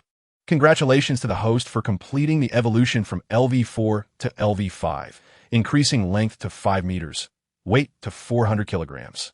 To evolve from LV5 to LV6, 500 million evolution points are required. 3 hours later, the system's prompt sounded. Looking at the scant remains of the mutated beasts, Huang Long couldn't help but smile wryly. I had hoped to complete 2 evolutions, but now it seems unlikely. Oh well. I'll just devour the remaining hedgehogs and then get some well-deserved rest. He cautiously swallowed a hedgehog, which weighed a substantial 8 gene. He had anticipated an unexpected outcome. However, the hard spines of the hedgehog, upon entering his mouth, were swiftly softened by the toxic mist emitted from his fangs. This was entirely a self-defensive feeding behavior. Huang Long suddenly had a premonition that his body had gained a new ability. Beep. Congratulations to the host for devouring the mutant hedgehog, earning 20,000 evolution points. Current evolution points, 20,000. Beep. Congratulations to the host for consecutively completing 2 devour evolutions, acquiring the ability of toxic breath. Notice, the toxicity glands have now spread throughout the host's body, achieving a toxic constitution. Indeed, the subsequent system prompts confirm this. However, what he hadn't anticipated was that his toxicity ability had strengthened, continuing to devour by the time he finished consuming the 10,000 hedgehogs. It was already 7 in the morning. Huang Long had amassed a staggering 200 million evolution points, drawing ever closer to the 500 million needed. Transforming into human form, he stretched lazily. Wow, you've devoured everything. At that moment, Zhang Lei appeared at warehouse number 1, astonished. Seeing the empty warehouse, his mouth could easily fit a duck egg. The other members of the Zhang family wore expressions of awe. Clearly, in their eyes, Huang Long had become indistinguishable from a monster. Yet, Huang Long said nothing, merely offering an awkward smile. This is just the beginning. The more one eats during the growth phase, the faster they grow. A 12-meter Titan python is the pinnacle of the python evolution template. Beep, beep, beep. Beep, beep, beep. Suddenly, a rhythmic horn sounded from outside the farm. Zhang Lei's face lit up with joy as he rushed out. Let us go, Xiao Long Long. My treasure has arrived. Let me show you what high technology looks like. Huang Long chuckled helplessly, unhurriedly making his way toward the warehouse door. Casually, he tossed a mutant alligator near the Tiesho. The creature, which had been sound asleep, was instantly awakened. It wiped the drool from its mouth and eagerly began tearing into its meal. Outside, more than 30 large trucks not only carried nearly 1,000 people, but also a multitude of weapons and building materials. Under Zhang Lei's command, they began their unloading tasks in an organized manner. Long Long, do you see the particle guns? This is high technology. One shot, and it's certain death. Do you see the blue light Gatling gun? It fires 200 rounds per second, incredibly powerful. Have you seen the nano combat suits? This thing, aside from the nano armor piercing rounds, No weapon currently exists that can breach its defenses, and the antimatter hand cannon, capable of annihilating everything. Along with this dark matter hand ring, Zhang Lei pointed excitedly at the stacks of sci-fi weapons, expounding endlessly. Little did he know, Huang Long had already seen all of this before. However, he chose not to explain. With these weapons, the safety of the base was assured. Next, they set about establishing a defensive net. The entire farm spans approximately 30 acres. With over 2,000 people cooperating fully by evening, they finally completed the first line of defense. At that moment, Huang Long unexpectedly found himself face to face with the one person he least wanted to see, yet secretly longed for. He took an invisibility cloak and stealthily made his way toward the partridge forest. Though it seemed distant from the farm, with the enhancement of his extraordinary abilities, Huang Long swiftly arrived. Concealed in the shadows, he focused his gaze, and, indeed, the person he saw was Jiang Ruoyu. She appeared to be quietly setting up equipment for Ding Wei. Huang Long surged forward like a bolt of lightning, firmly embracing her, and declared, Jiang Ruoyu, do you not possess numerous bioengineered beings? If so, I shall eliminate them one by one. Suddenly, Huang Long perceived something amiss. Jiang Ruoyu's body inexplicably wriggled free from his grasp, resembling a slippery loach, frail and boneless. Truly, what a fateful connection we share. Jiang Ruoyu smirked with a hollow grin and gazed at Huang Long. Hee. Do you find my abilities familiar? Indeed. This is the unique, flexible gene we discovered within your DNA. Before long, you shall witness the world brimming with vibrant serpents, obediently following our commands to devour the Yisho. Thus, the Jiang family stands as the guardian of this realm. You lunatic, my genes are uncontrollable. Your actions will undoubtedly bring calamity upon humanity. Huang Long activated his powers once more, intent on subduing Jiang Ruoyu. Yet, she effortlessly sidestepped him, and more astonishingly, her body began to levitate in the void. Dark matter and antimatter are invisible to us, but their existence is irrefutable. Dark matter independently exists as a balancing force amidst matter and antimatter. When they are in equilibrium, dark matter remains stable. However, should any attribute gain absolute dominance, dark matter swiftly turns the tables, annihilating the weaker side and further empowering the stronger. In my eyes, you are now merely a dispensable advanced beast, devoid of allure. She appeared as a goddess, looking down coldly upon Huang Long. Already somewhat irked, Huang Long burst into laughter. Hee, Jiang Ruoyu, do you fancy yourself a deity? To me, you are nothing but a mad woman. In the next moment, Huang Long raised the blood skull ring in his hand. This ring feels so familiar. How can it be? No. Jiang Ruoyu let out a howl of despair. An invisible force abruptly yanked her into the blood skull ring. Silence enveloped the surroundings. It was as if nothing had transpired. Huang Long casually removed the tracking device Jiang Ruoyu had left behind and cast it into the ring. Knowledge of oneself and one's adversary ensures victory in 100 battles. Is it permissible for the Jiang family to study him while he is barred from studying them? He intended to hand these findings over to Zhang Lei for further handling. Puzzled, he scanned his surroundings. They should not have discovered him. But why did Jiang Ruoyu send bioengineered beings here? Was there something unknown lurking in this place? As he pondered, countless vehicles rapidly converged from all directions. Have I been exposed? Instinctively, he prepared to flee. Yet, curiosity triumphed over reason. He ascended a large tree and remained motionless. Chapter 86. Pursuit. Where the hell are you? He Cheng Wang? Are you dead? At the base of the 1st Beast Hunting Brigade, Scarface paced anxiously like an ant on a hot pan. The phone calls from home were incessantly pouring in, yet there was still no word from his brother. Meanwhile, He Cheng Wang had yet to return. For reasons unknown, a dreadful premonition intensified within him. Suddenly, rhythmic knocking echoed from outside the intensive care unit. Is that you, He Cheng Wang? His face brightened as he instinctively rushed forward, only to find a nurse there to change the bandages. Didn't I say? I need a female nurse. Hurry and switch. Make sure she's good. He waved his hand dismissively, as if swatting away a fly. In that instant, a chill crept down his spine. The door to the ward closed on its own, and the man behind him simultaneously removed his mask. He instinctively turned to look, his anger gradually morphing into confusion. Are you deaf? I told you to get out. I only need a female nurse. He brandished his gun, shouting in a threatening tone.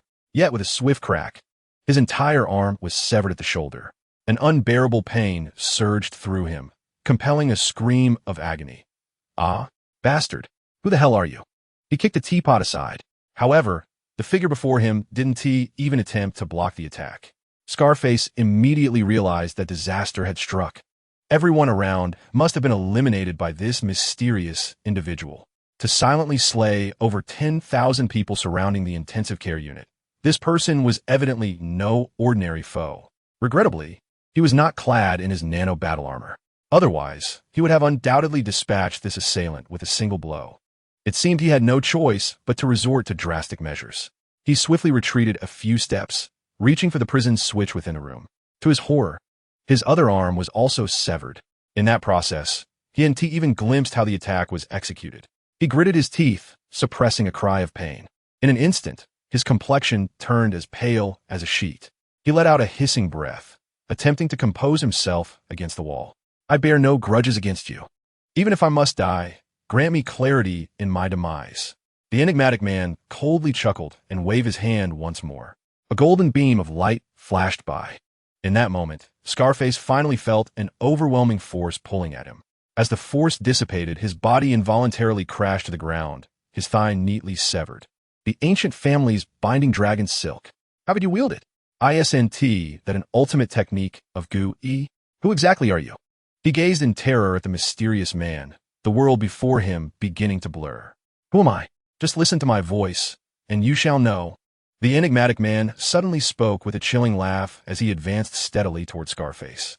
For a moment, Scarface stood transfixed, his previously vacant eyes now ablaze with recognition. You are the butcher. You did not perish. Did Xiaohui give you the binding dragon silk? Zui touched the human skin mask on his face, grinning wickedly. You are indeed clever. Alas, you have chosen the wrong side. Go down and confess to your brothers. Without warning, Zui Yi delivered a kick, and Scarface's head exploded like a balloon under the force. He then lit a lighter and tossed it towards the curtains, striding out without looking back. At that moment, in the area of Zhigulin where Huang Long resided, a diverse assembly of individuals was gathered. They were organized into 8 distinct factions. Each leader radiated an aura of authority. Among them, the sole female figure stepped forward. With silver hair and impeccably maintained skin, she appeared to be around 30 years of age.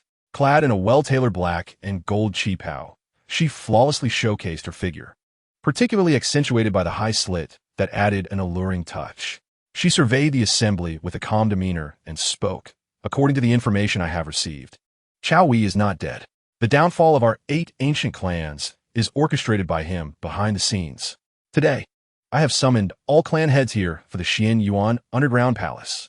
As we all know, our ancestors were grave robbers, and we have thrived through tomb raiding. Thus, I suspect, she paused deliberately. I suspect we are not afflicted by poison, but rather cursed by the Xian Yuan Underground Palace itself, which is why our 8 clans occasionally cough up blood. Today, the waters of the Underground Palace's deep pool will recede, and the stone door will reveal itself once more. If we can obtain the Shinnong Cauldron, we shall have a glimmer of hope. The Wei family and Jiang family possess numerous research talents. If everyone collaborates to assist me in acquiring the Shinnong Cauldron, your afflictions are entirely borne by us. Moreover, the prospect of Martian colonization is a shared endeavor. The crowd glanced at one another, and, surprisingly, all nodded in agreement. Concealed among the trees, Huang Long finally comprehended the identities of those before him. He felt an uncontrollable urge to eliminate them, yet a sudden curiosity about the location of the underground palace overtook him. He surveyed his surroundings, finding no suspicious areas. Could it possibly be within this river? He stared at the flowing water in astonishment. Remarkably, the group actually leaped into the river, leaving only a third of their number on the bank. This could explain Jiang Ruoyu's presence here. This place would surely be exposed soon. There was no time to delay. As he summoned his extraordinary powers, Huang Long swiftly brandished his dagger. Within moments, no one remained standing. A notification chimed, congratulating him for devouring 300 members of the human race, granting him 30,000 evolution points. He now possessed 230,000 points. 3 minutes later, Huang Long had consumed all. He meticulously collected everything around him into his ring.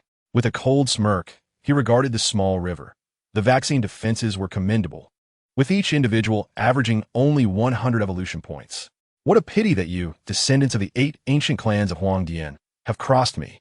Your fate is sealed. In the next moment, he strode toward the river. Though shallow, only about 1 meter deep, an eerie whirlpool manifested within the water. Cautiously, Huang Long approached the whirlpool. What was this? A length of hemp rope? Suddenly, his feet were yanked, pulling him into the vortex. The sensation was akin to plummeting from a great height.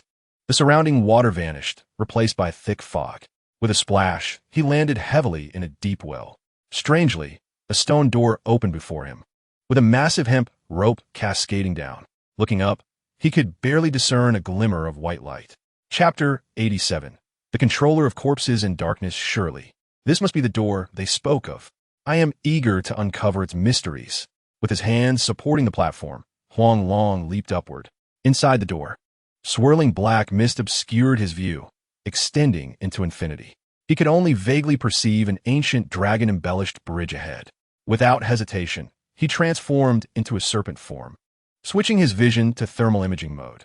At last, glowing shapes appeared within his sight, albeit somewhat indistinct.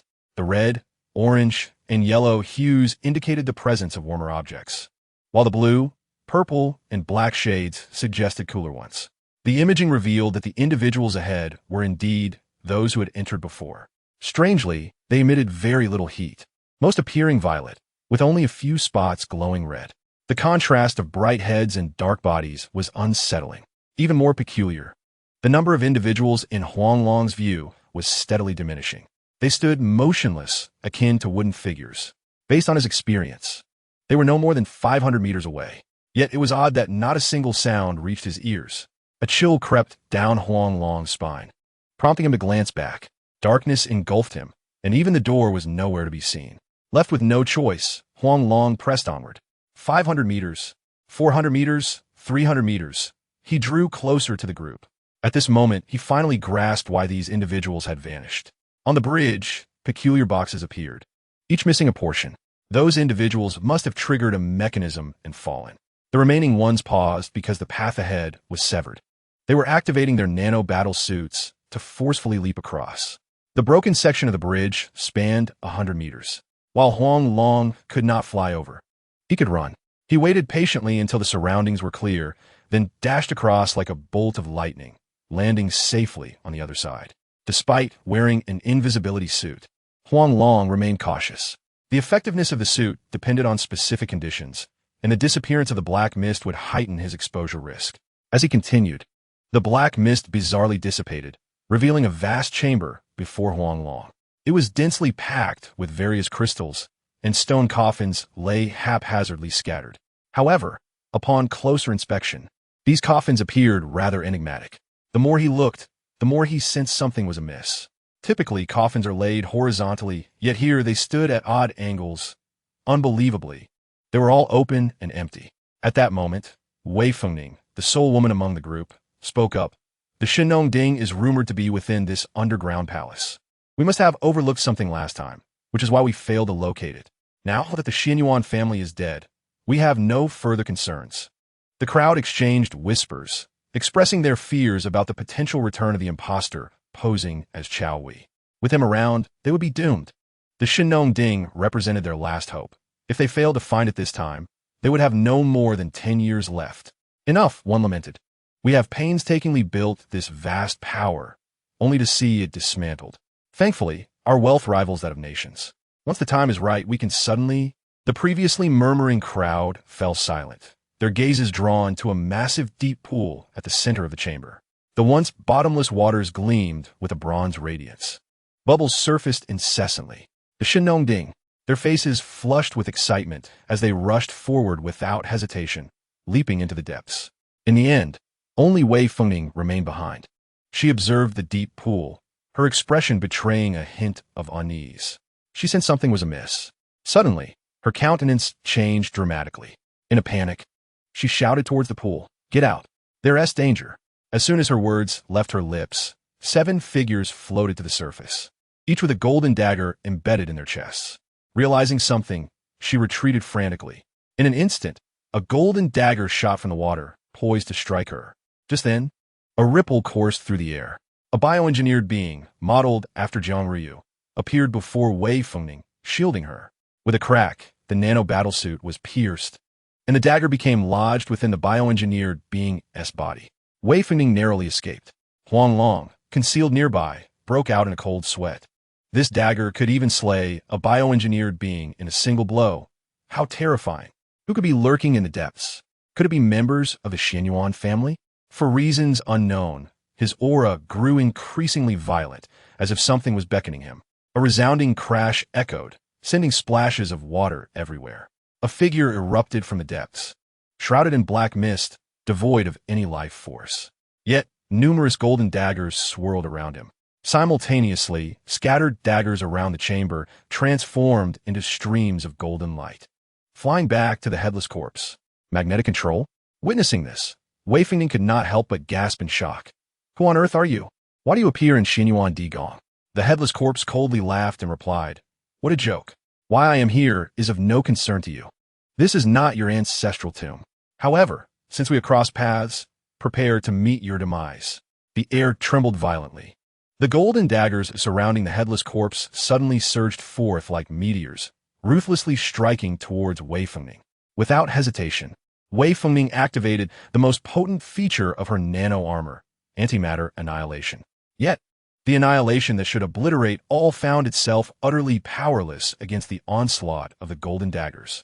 In a moment of backlash, Wei Fengning's head was instantly erased from existence, without so much as a whisper escaping her lips. Grandma! No! Jiang Ruoyu cried out, finally revealing her concealed form.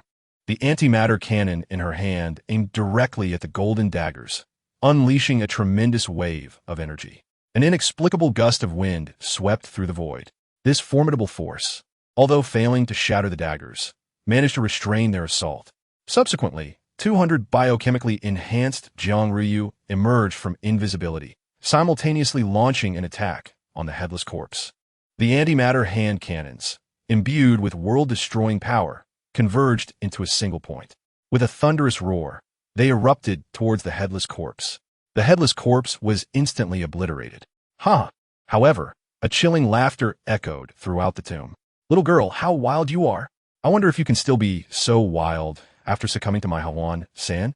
Chapter 88, Electromagnetic Domain.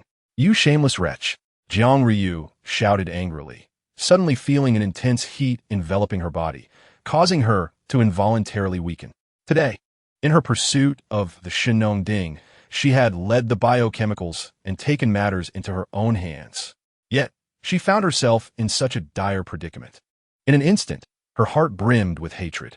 Though she held little affection for her grandmother, she could never turn a blind eye to her life or death. Her heartbeat quickened, nearing its limit. Breathing became increasingly difficult as the searing sensation gradually consumed her sanity. With a snap, the nano-armor automatically disengaged its defenses. The radiance dissipated, revealing her graceful form. The mysterious figure hiding in the shadows finally revealed himself. He was clad in nano-armor as well, yet it clashed with his demeanor. With a handlebar mustache and beady eyes, his sleazy aura was magnified. Rubbing his hands together, he approached Jiang Ruoyu with a wicked grin. Today, not only have I found treasures, but I have also encountered such a delicate beauty. Heaven has treated me well. Following this, the man removed his nano-armor, eagerly stripping off his clothing. You scoundrel, I shall haunt you even in death. Jiang Ruoyu's eyes brimmed with tears of humiliation as she contemplated her impending fate. Despite having been with many men, she had always maintained her boundaries. Even Gu Shaoqing had never laid claim to her. Now, she was on the verge of losing herself to this old, unattractive man, and despair filled her heart. Old fool, you dare to poison me. Just wait until Huang Yi finds you.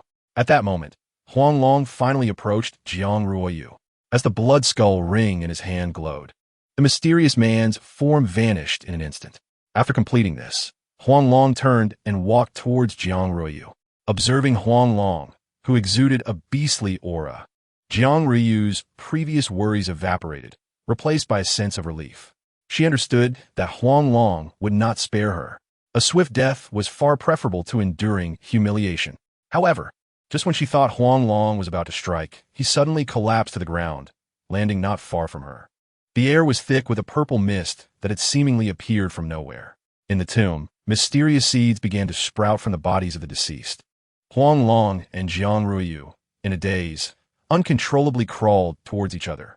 Following closely behind, Xianyuan Wudao, upon witnessing the blooming purple belladonna flowers, immediately comprehended that the enemies had perished.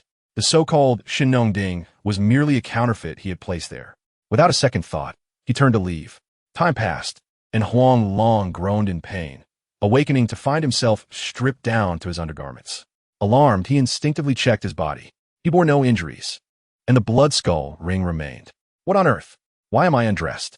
He scratched his head, utterly perplexed. Strangely, the surrounding corpses had vanished.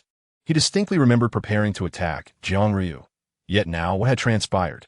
Jiang Ryu would not let him off easily. Could there be others? Perhaps their aim was to abduct her? Huang Long could only speculate, for this situation was indeed difficult to explain. He rose and approached the deep pool, peering in. The water was astonishingly clear. Without thinking, he jumped in. The pool was shallow, only reaching his knees. The more he pondered, the more he sensed something was amiss. It seemed that group had plunged headfirst into the water, yet now there was so little left. He meticulously searched for any mechanism, yet found nothing. At that moment, he suddenly recalled the mysterious man within the ring. With a mere thought, he released him. The man also possessed a spatial ring. After erasing the mark, he unveiled its contents. What lay before him was a bronze object resembling a large ding, inscribed with the characters Shinnon. Huang Long could not shake the resemblance to his family's incense burner. Peering into the Shinnon ding, he indeed made a discovery. The phrase "made in China" stood out conspicuously. No need to elaborate. This was the so-called Shinnon ding. It could fool the unknowledgeable. But tricking Huang Long would not be so easy. He transformed into a serpent and consumed the corpses. Ding! Congratulations to the host for devouring an F-grade magnetic ability user, earning 970,000 evolution points. Current evolution points, 200 million, 1 million. Ding! Congratulations to the host for acquiring the ability rule of the electromagnetic domain. The electromagnetic domain is an irregular magnetic field that generates a more powerful magnetic field when infused with electricity. If the host moves at high speed and generates a lightning wall, cutting through magnetic lines of force, the electromagnetic domain will produce a powerful current directed towards the host. 2 notifications resounded in succession. A hint of delight flashed across Huang Long's previously calm face. He had never anticipated that the person he captured would be an ability user. Moreover, with the electromagnetic domain, he could recharge himself at any time and wield the power of the magnetic field against his foes. The electromagnetic domain was undoubtedly the perfect fit for him. He activated his abilities, attempting to sprint at high speed. Indeed, a powerful current continuously surged into his body. The conversion efficiency reached an astonishing 50%. This meant that if he possessed 1 unit of lightning ability under the operation of the electromagnetic domain, it would produce 0.5 units of electric current perfectly transformed into lightning ability. Previously, if he had 1 unit of lightning ability, his body would not retain any remaining ability. Gaining the electromagnetic domain was monumental news for Huang Long, wasting no time. He swiftly dashed out. Yet, the enormous hemp rope that had previously hung from above had vanished. This did not perplex Huang Long. As long as he was fast enough, walls were as level ground to him. He took a deep breath and accelerated. A flash of blue light streaked across, and from the stream Injigu Lin, a figure soared skyward. Zui Yi, who was driving nearby, couldn't help but show a flicker of astonishment in his eyes. It seemed that Xianyuan Wudao was indeed correct. Huang Long must have discovered the entrance to the Xianyuan underground palace. This entrance was crafted by the 8 great ancient clans during their tomb raiding endeavors. Originally, Xianyuan Wudao intended to seal this place permanently. However, he anticipated that these individuals would remain relentless and return. Thus, he set traps and left it unattended. Today coincidentally marked the time of low tide. He not only wished to ascertain whether the members of the 8 great ancient clans had arrived, but he also sought to negotiate a collaboration with Huang Long. At that moment, a thunderous sound erupted. Huang Long landed heavily on ground. After undergoing the baptism of extraordinary powers, his body had become as resilient as iron. Without hesitation, he swung a fist toward the driver's seat, where Zui Yi was situated. However, the terrifying power of lightning emanating from his fist startled Zui Yi into exclaiming, "Stop!" Huang Long, hold your hand. I'm Zui. The mask I brought is my brother-in-law's. Why didn't you say so earlier? Huang Long glared fiercely at him and abruptly retracted his fist. Spinning around, he released the overwhelming force that had enveloped him. Chapter 89. The transaction with Zhuo Yi nevertheless. The frightening magnetic force emanating from his body caused Zhuo Yi's vehicle to spin a complete 360 degrees on the spot. Huang Long opened the passenger door and took a seat, his expression gradually turning serious. Speak, he demanded. What are you hiding from me? I cannot believe you came here solely to find me. Even Zhang Lei is unaware of my presence here. If I reveal it, we might not even remain friends. Zui lowered his head, silently pulling out a cigarette, placing it in his mouth, only to take it down again with hesitation, ultimately tossing it against the windshield. Huang Long's pupils constricted, as if he suddenly grasped something. He withdrew his gaze, looking forward with a cold expression. You are one of Xianyuan Wudao's people, aren't you? Why can I let go of this grudge, yet you cannot? When will this cycle of vengeance end? Isn't it better like this? Hee. I knew I couldn't hide it from you. Indeed, our Zhou family is part of the Xianyuan camp, Zui Yi said, a self-deprecating smile on his lips. I admire your innocence. However, some hatred is ingrained in one's very bones. It cannot simply be forgotten at will. Although your Huang family is not of the direct lineage of Qi Yu, you are the chosen one of Qi Yu's legacy. We are destined to be eternal foes. Once the spiritual energy of the Blue Star world is fully revived, the spiritual realm will reopen, and a storm of blood and chaos will undoubtedly engulf the human realm. As fellow children of Huaxia, I hope we can temporarily cast aside our hatred and together lead Huaxia towards revival. As for the decisive battle between our clans, I hope it will be amidst the starry sky. Huang Long furrowed his brow, remaining silent. As for the spiritual realms what you mentioned, he had never heard of it. Everything sounded like a fantastical tale to him. Yet, he inexplicably believed what Zui Yi was saying. Perhaps he had indeed underestimated the complexity of the situation. Nonetheless, he felt no fear whatsoever. If it was to fight, then he would fight. If it was to collaborate, then he would collaborate. He would take it all on himself. Can a living person really be suffocated by urine? The vehicle started, moving steadily towards the farm. After a long while, Huang Long finally raised his head and said, If possible, I wish I had never encountered you. However, in this world, there is no such thing as a remedy for regret. Speak, what do you intend to do? Is it regarding the iron-eating beast? Iron-eating beast. Zui Yi was taken aback, unable to resist slamming on the brakes, only to quickly place his right foot back on the accelerator. The engine roared to life, and the car shot forward like an arrow released from a bow. The terror of the iron-eating beast was only alluded to in myths. As for this giant panda, it was certainly not an iron-eating beast. He had witnessed this panda multiple times before. He got straight to the point, looking at Huang Long. The old professors at Tianfu Wild Combat Hospital hope to collaborate with you. All you need to do is regularly provide your blood and the panda's blood. Of course, we will compensate you with a plethora of extraordinary beasts. The number of mutants is increasing, and Tianfu has become a hell on earth. I genuinely hope you can consider this carefully. There is nothing to contemplate. Once again, I choose to trust you. Huang Long calmly regarded Zui Yi. Moreover, you must arrange for the extraordinary beast corpses promptly. I urgently need to evolve. This transaction is quite advantageous for me. In truth, we are not even at the level of being friends. I could easily stab a friend in the back. He disliked dealing with monsters, especially those possessing intellect. He stopped the car and opened the rear door. A group of individuals from the farm immediately surrounded them, fully armed. Upon seeing Huang Long, Zhang Lei rushed forward in a fit of anger. You bastard! Where have you been? I haven't seen you for a day and a night. Do you know how frantic I've been? Huang Long chuckled awkwardly. It all happened so suddenly. I didn't have time to inform you. Look, I'm back safe and sound, aren't I?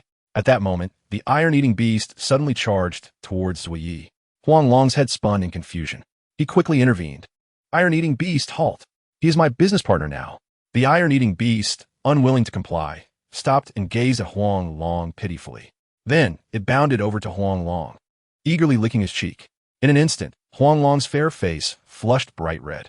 He quickly pushed the iron-eating beast's head away, exclaiming in exasperation, All you do is lick. Don't you know I have sensitive skin? Everyone exchanged disdainful glances, rolling their eyes in unison. At that moment, Zui Yi pointed to a box of supplies on the ground his expression grave as he addressed Huang Long. Huang Long. These are all essential items for collecting blood.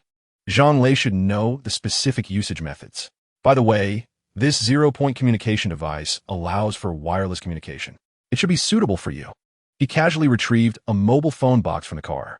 Before Huang Long could take it, Zhang Lei snatched it away excitedly. I've heard my father mention this device before, but I never expected to see it today. Thank you. If there is nothing else, be on your way. Oh, and from now on, you can only contact Huang Long through me. That works. Zui did not take offense. He closed the trunk, then handed a card to Zhang Lei. This is the passcode. Soon, someone will personally deliver various extraordinary beast corpses. Now, I need to take some blood back. Zhang Lei, you take care of it. Huang Long turned to Zhang Lei, his body transforming into a massive serpent. The surrounding individuals instinctively took a step back.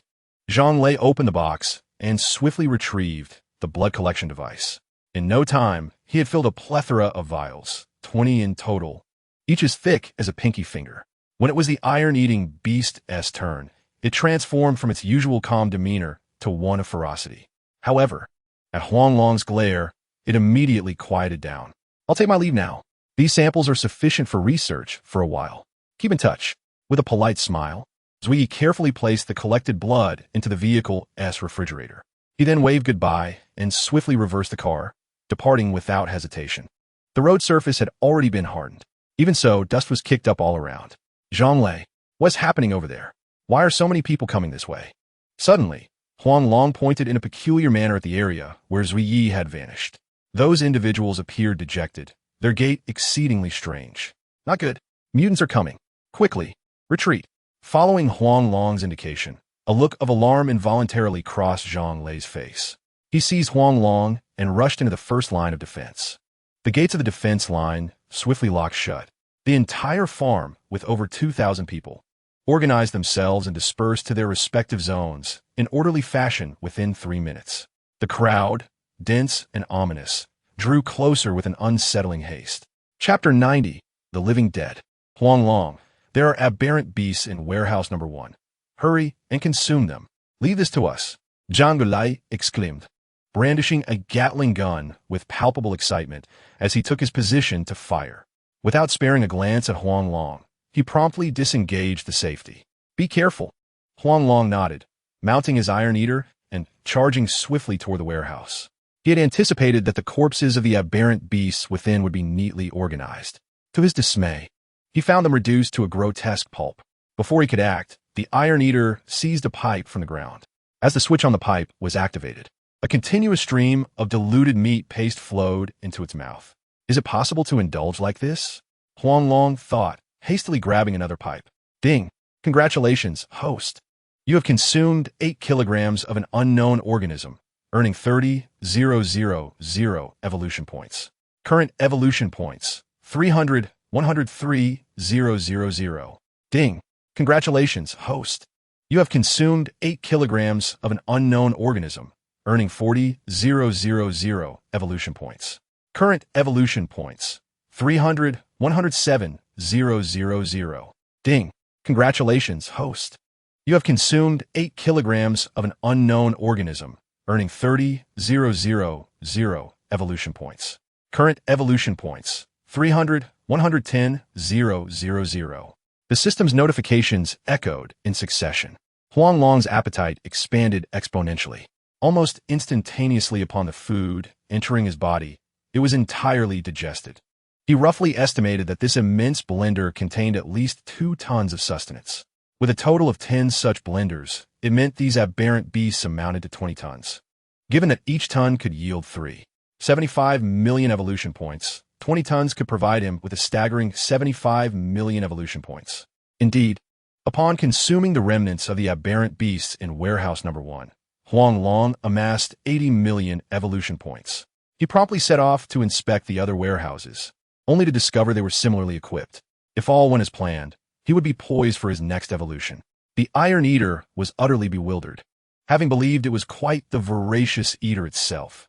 In comparison to Huang Long, its appetite was negligible. It followed Huang Long to warehouse number 2, leaning against the wall in a daze. Before long, rhythmic snoring resonated within the warehouse. Huang Long, having finished consuming the contents of this warehouse, stealthily slipped into the next. He was oblivious to everything outside. Ding! The current evolution points possessed by the host meet the requirements for evolution. Shall we initiate evolution now? Finally, after the last remnants of the aberrant beasts were devoured, the evolution prompt sounded. Yes, Huang Long silently affirmed. The familiar power of evolution surged throughout his being. In mere moments, his form reverted to its usual state. Ding! Congratulations, host, you have completed the evolution from LV5 to LV6. Length increased to 8 meters, weight 600 kilograms. To evolve from LV6 to LV7 requires 3 billion evolution points. How cruel! Truly, such is the cost of growth. Huang Long shook his head, a bitter smile gracing his lips. The sounds of gunfire from outside suddenly pierced his ears. Transforming back into human form, he exited the warehouse. Outside the defense line stood a throng of mutated beings. He had not anticipated that the zombies described in sci-fi films would manifest in reality. These beings were no longer human. Bloodlust had become their very nature. Help! Help me! At that moment, a woman frantically dashed through the horde of zombies. Don't panic.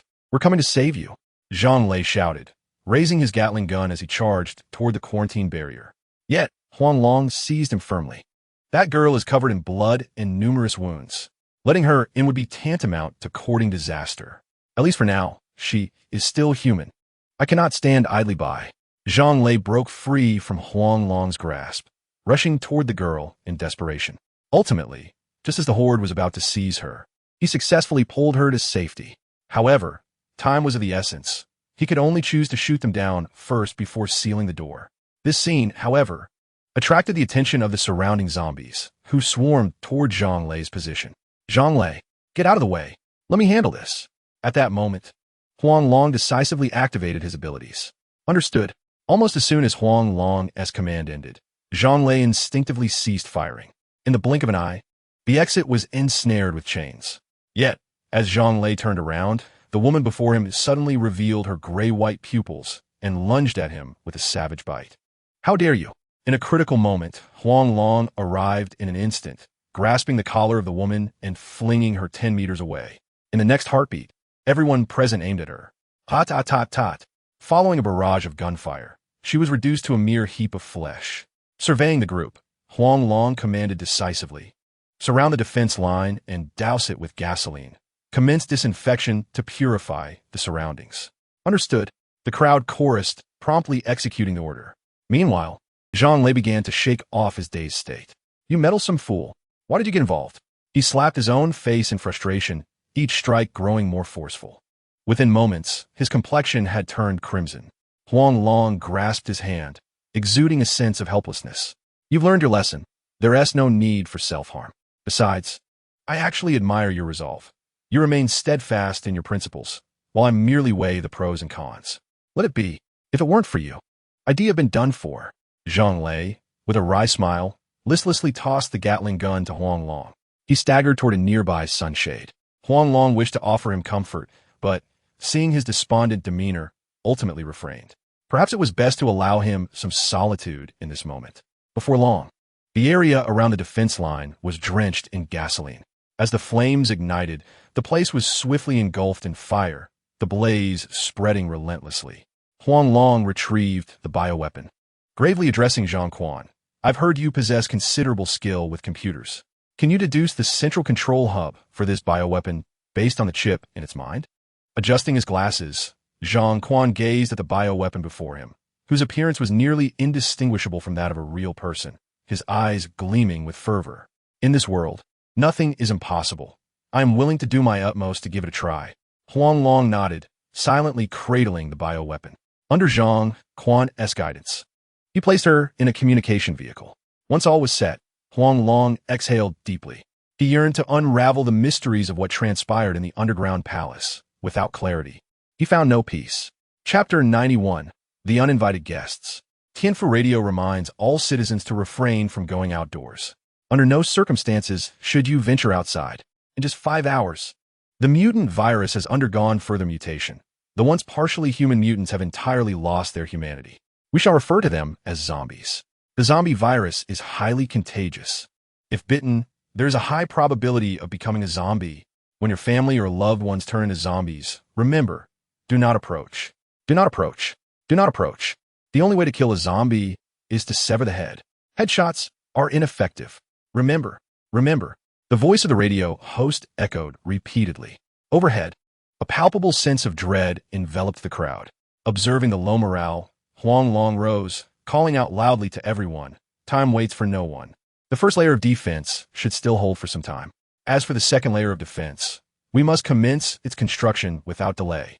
Only with the combination of steel reinforcement and concrete can the farm's defenses be deemed complete.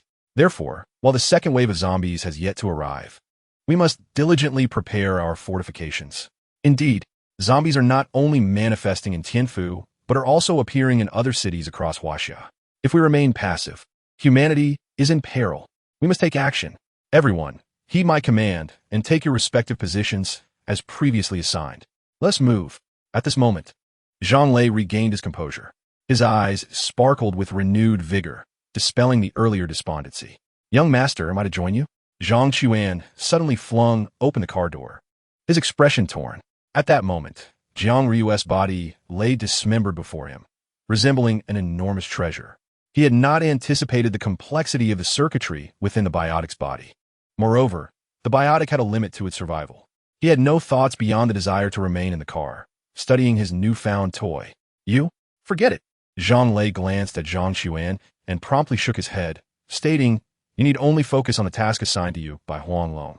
Do not meddle in anything else." "Thank you, young master," Zhang Chuan replied joyfully, eagerly shutting the car door. Huang Long couldn't help but smile at the endearing nature of this Zhang Chuan. Under the arrangement of tasks, the group quickly became engrossed in their work. The mechanical roar resonated incessantly, attracting an increasing number of zombies. As time progressed, midnight stealthily approached. Faced with the mountain-like pile of zombies surrounding him, Huang Long found himself unable to consume them. Should he succumb to the same fate as the zombies, the entire farm would likely face catastrophic consequences. He could not gamble with the lives of everyone. At this time, in Huangdian, the base of the 1st Beast Hunting Corps, the commanders of the 8 Great Corps gathered to discuss the selection of a new commander for the 1st Corps. Before the meeting could commence, Liansheng, the commander of the 2nd Corps, boldly stood up and proclaimed, "Though the 8 ancient clans have mysteriously vanished, there are still members among the tribunal. Should they seize the opportunity to gain control of the 1st Corps, we may find ourselves subjugated by the tribunal once more. Why not disband the 1st Corps and merge it with the other corps? Our 9 Corps currently host a total of 18 million soldiers in Huangdian, with nearly 2 million belonging to the 1st Corps. If we each allocate 250,000 troops, our strength will surely ascend to new heights." The others exchanged glances, applauding in agreement. "This is an excellent plan. From now on, there shall be no 1st Corps. This also spares us the need to select a new commander. Indeed, we are in extraordinary times. Extraordinary measures must be taken. I will draft a joint letter. I shall write as well. For years, we have been suffocated under the 1st Corps. Now we can finally breathe easy." Laughter and cheer filled the conference room. Outside, however, an icy atmosphere prevailed. A series of setbacks had plunged the morale of the 1st Corps to a freezing point. They now lacked a central figure, akin to a pack of lost dogs. Yet, as a familiar figure entered the base, the soldiers' vacant gazes ignited with fervent fire. Their eyes brightened instantly. They rose excitedly, without hesitation, and within a minute, 1,000,000 troops stood in perfect formation. "Welcome back, Left Vice Officer. Welcome back, Left Vice Officer. Welcome back, Left Vice Officer." The synchronized, booming shouts erupted from the depths of their hearts, soaring to the heavens. Like a lion awakening from slumber, they stirred. Zhuoyi struggled to contain the tears welling at the corners of his eyes as he bellowed, "Heaven bless Huaxia. The spirit of the soldiers endures." The crowd fell silent for a moment. This phrase quickly spread like wildfire among the 1,000,000-strong army. "Heaven bless Huaxia. The spirit of the soldiers endures. Heaven bless Huaxia. The spirit of the soldiers endures. Heaven bless Huaxia. The spirit of the soldiers endures." The laughter that had once echoed in the conference room abruptly ceased. The 8 commanders rose in unison, turning their gazes toward the window. Upon recognizing that familiar silhouette in the crowd, disbelief flashed across their faces, but more prominently, there was fury. They had not anticipated Zhuo Ye's survival. They had not realized a fish had slipped through the net in the first corps. Although the position of vice officer carried little weight, few dared to provoke him within the corps. After all, the vice officer was typically a confidant of the corps commander. Zui Yi was not just any confidant. He was the most trusted among them. He not only served as the vice officer of the first corps, but also as its instructor. Even if they wished to remove Zui Yi from his position, they would require the tribunal's consent. Consequently, their joint letter would be rendered utterly ineffective, and their aspirations to divide the first corps would be dashed. Undoubtedly, the tribunal would intervene. After all, the first corps was a prized asset coveted by all. Let's depart. What can a mere instructor say? Lien Cheng's gaze sharpened, instantly suppressing all emotions. Zhang Qiyuan had already informed him of Huang Long's identity and mentioned Xuan Yuan Wudao. He had never imagined that Qiao Hui was, in fact, Xuan Yuan Wudao. Thus, for whatever reason, he could not allow the first corps to fall back into the hands of Xuan Yuan Wudao. What he could not possess, he would rather destroy. A group of 8 departed the conference room with great momentum. Their ominous aura seemed to lower the temperature in the vicinity. The heavy sound of their footsteps echoed through the quiet night sky, resonating harshly. The once boisterous crowd gradually quieted, instinctively parting to clear a path. Ultimately, all eyes were drawn to the 2 factions present. One stood alone, while the other comprised 8 individuals. In Chapter 92, The Game of Power, Zui Yi remarked, "Long time no see." Lien Qing stood at the forefront of the 8, his figure facing Zui Yi from a distance. His insincere smile was unsettling. Yet the members of the First Corps, despite their grievances, restrained their anger. After all, they were mere, nameless individuals, lacking even the right to engage in equal dialogue. With Zui Ye's return, they had regained a sense of stability. Zui Yi seemed to have anticipated the scene of their meeting, remaining unperturbed. He calmly regarded Lien Sheng and the others, saying, "I, Zui Yi, pay my respects to the esteemed commanders. I thank you for managing the First Corps in my absence. Now that I have returned, you need not worry. I have reported the status of the First Corps to the tribunal. I trust they will assign us a new commander. You, what authority do you have to bypass your superiors and report directly to the tribunal? Zui Yi, you have overstepped your bounds. Do you not regard us?" Lien Qing glared at Zui Yi, a sense of unease creeping in. He suddenly realized the gravity of the situation. Zui Yi was not only extraordinarily intelligent, but also quite capable. After all, he had survived an explosion. Now, Zui Yi appeared to be well prepared. It seemed the mission to consolidate the first beast hunting corps was doomed to fail. "How can I disregard you all?" "Huh." Zui Yi coldly smirked at Lien Sheng and the others. "The first thing I did upon awakening was to report my experiences. Moreover, I did not actively seek out the tribunal. For specific details, you may contact the military medical representative at Tianfu Field Hospital. I believe they will provide you with a satisfactory response. Thus, there is no question of overstepping my authority. And I return to the Corps base as soon as I regain my health. My medical records can also be found in the database of Tianfu Field Hospital. I am uncertain about my explanation. Do any of you commanders have any objections?" "Good. Excellent. Truly splendid." Lien Sheng and the others glared at Zui Yi with faces ashen, their expressions revealing a deep-seated animosity. Just then, a sudden screech of brakes pierced the air, and a Hummer, appearing almost spectral, rushed onto the scene. The crowd's gaze was instinctively drawn to this vehicle. Upon seeing the figure emerging from the Hummer, Lien Sheng's already pallid countenance grew even more grim. Indeed, what one fears often comes to pass. A member of the ancient clan had truly arrived. The tall man, clad in the distinctive garb of the tribunal, was Lu Yi, the son-in-law of the Wei family, who held a significant position within the tribunal. While many from Zhejiang and Wei families fell from grace, he not only remained unscathed, but was elevated in rank. The X-Research Institute had been utterly obliterated under his command. This man was undoubtedly a ruthless character, merciless in his pursuits. "Everyone is here. No need for me to announce individually." Seeing the crowd's attention on him, Lu Yi naturally positioned himself between the opposing factions. As he produced the order from his hand, the presence of those gathered immediately straightened.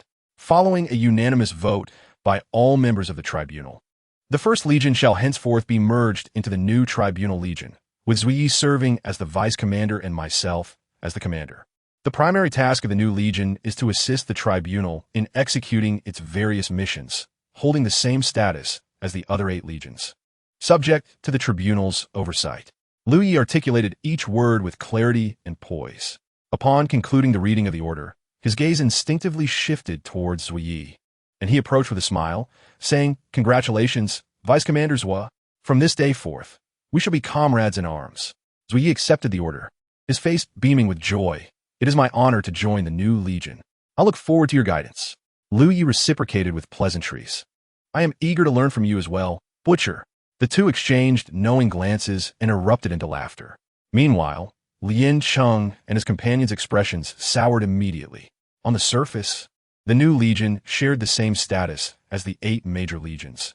Yet it was evident to any observer that the new legion was elevated above the others. After all, its roots lay within the tribunal. Although Zui Yi wore a smiling facade, internally he could not suppress his frustration. The tribunal had executed this maneuver with remarkable cunning, effortlessly absorbing the entire First Legion. It seemed inevitable that the other legions would soon face a similar fate. He surmised that the only explanation for this turn of events was that the tribunal's power had undergone a complete reshuffle, and the next step would be the division of influence. He found himself regretting his application for tribunal arbitration, yet it appeared to be the only means of preserving the First Legion. The intentions of these individuals regarding the First Legion were simple: either to possess it or to annihilate it. The only distinction lay in who would claim it. Today, the seeds of the First Legion had been safeguarded. Moving forward, he could only take it one step at a time. He and Liu Yi began to inspect the Legion amidst their banter. At this moment, the clock approached 5 in the morning. At Tianfu, within the Zhang family's farm, the foundational work on the rebar model had been completed. Once set, it merely required the removal of the foam boards. Huang Long had grown impatient, as the promised carcasses of exotic beasts from Zui Yi had yet to arrive. Zhang Lei repeatedly called to urge the delivery, only to be met with assurances of its imminent arrival. However, dawn was approaching, and there was still no sign of the goods. "Trouble is brewing. Huang Long, 30 transport trucks are surrounded by zombies on the urban-rural road 20 miles from us. If we do not intervene, the drivers may be in grave danger. Our 20 trucks from the Zhang family will struggle to escape as well." At that moment, Zhang Lei rushed towards Huang Long, clutching a communication device. Urgency etched on his face. Huang Long was taken aback and quickly rose to his feet. "They are delivering food for me. They cannot be harmed. Here's what we'll do. We still have a helicopter. Gather a few armed individuals. I will drive the truck, and we will provide support." Zhang Lei hesitated but eventually nodded firmly. If they were facing ordinary people, even in numbers, the Zhang family members would remain unafraid. They would even need Huang Long's assistance. However, they were up against zombies, and one misstep could cost them their lives. He hurriedly organized several capable Zhang family disciples to board the helicopter and rush towards the urban-rural road. Not far behind the helicopter was Huang Long, flooring the gas pedal and reaching peak speed. The 20-mile stretch was traversed in mere minutes. However, upon arriving at the entrance of the urban-rural road, Huang Long was stunned by the sight before him. Shadows swarmed around, with an estimated crowd of over 100,000. The zombies pounded relentlessly on the vehicles, resembling frenzied beasts. Blood and brain matter smeared across the windshield, and within the cab, frantic figures could be faintly discerned. The windows had been shattered, and had it not been for the height of the vehicles, disaster would have already struck. Yet, the advantage of height soon diminished under the relentless assault of the zombie horde, as they began to climb on top of one another in a frenzied rush. Chapter 93. "It's actually my senior," Huang Long exclaimed, beckoning with urgency. "Hey, my darlings, come with me." The densely packed zombies paused momentarily before swiftly converging towards Huang Long. The driver of the foremost vehicle seized the opportunity to breathe, promptly starting the engine. All zombies obstructing their path were mercilessly crushed. Finally, the first vehicle managed to escape. From the helicopter, Zhang Lei observed this scene and shouted, "Clear the area around the second vehicle of zombies. Let it pass." Zhang Qian excitedly responded, "Rest assured, young master. Leave it all to me." He steadied himself, opened the side door of the helicopter, and aimed his Gatling gun at the zombies surrounding the second vehicle. With a continuous barrage of gunfire, the zombies around the second vehicle were systematically eliminated. Ultimately, the second vehicle successfully ignited its engine and escaped the perilous location. Meanwhile, Huang Long pressed on in his vehicle, then swiftly reversed. A multitude of zombies were sent flying, some even severed in half.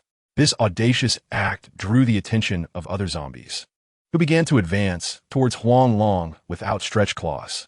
Seizing the moment, Huang Long maneuvered the vehicle into a field and swiftly climbed atop it. "My darlings, Gulme, let us sway together." He stood atop the vehicle, dancing and shouting. Instantly, the surrounding zombies were lured towards him. One by one, vehicles continued to depart along the rural road.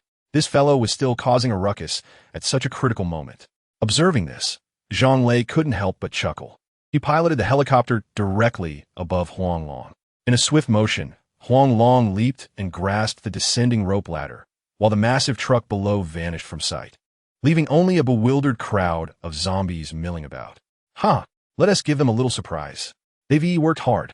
Huang Long suddenly grinned wickedly, tossing electronic grenades one after another into the throng of zombies. In the end, his hand moved so swiftly that it appeared as a blur. A deluge of electronic grenades rained down like a meteor shower. Boom! Boom! Boom! Resounding explosions erupted in rapid succession. In the blink of an eye, the area once occupied by the zombies was transformed into a desolate wasteland. Zhang Qian stood agape, utterly astonished by the spectacle before him. From the recent deployment of electronic mines, it is evident that at least 2,000 have been launched. The sheer velocity of launching 2,000 in a single minute is terrifying to contemplate. Furthermore, he had just sensed an inexplicable allure emanating from Huang Long's physique. However, before he could approach, a repelling force emerged. Even the helicopter experienced bizarre electronic malfunctions. Yet, once Huang Long ceased his actions, everything reverted to normal. He boldly surmised that Huang Long's lightning abilities intersected with his magnetic powers. Nevertheless, he refrained from voicing his inquiries. For the Zhang family, the greater Huang Long's strength, the more worthwhile their sacrifices became. Soon, the group returned to their base, where over 60 individuals awaited the helicopter's arrival in an orderly manner. As Huang Long disembarked, Chunlan felt an undeniable familiarity. She strode directly towards him and ultimately confirmed his identity. Huang Long's gaze was indelibly etched in her memory. The attention of the crowd unintentionally gravitated towards the two of them. Chunlan, the logistics minister of the Tianfu Field Force, was tall and striking, a true military beauty. Consequently, countless young talents could not resist showering her with attention, eager for a moment of her grace. However, Chunlan remained indifferent to anyone's advances. Anyone bold enough to confess their feelings to her would inexplicably find themselves on the receiving end of her wrath. Yet despite this, her admirers were as numerous as fish crossing a river. In the next moment, everyone in the logistics department was left in shock. Huang Long, Jianlan et glim joyfully, rushing forward to embrace him, her head pressed tightly against his shoulder. Huang Long wore a helpless expression, his hands unsure of where to rest.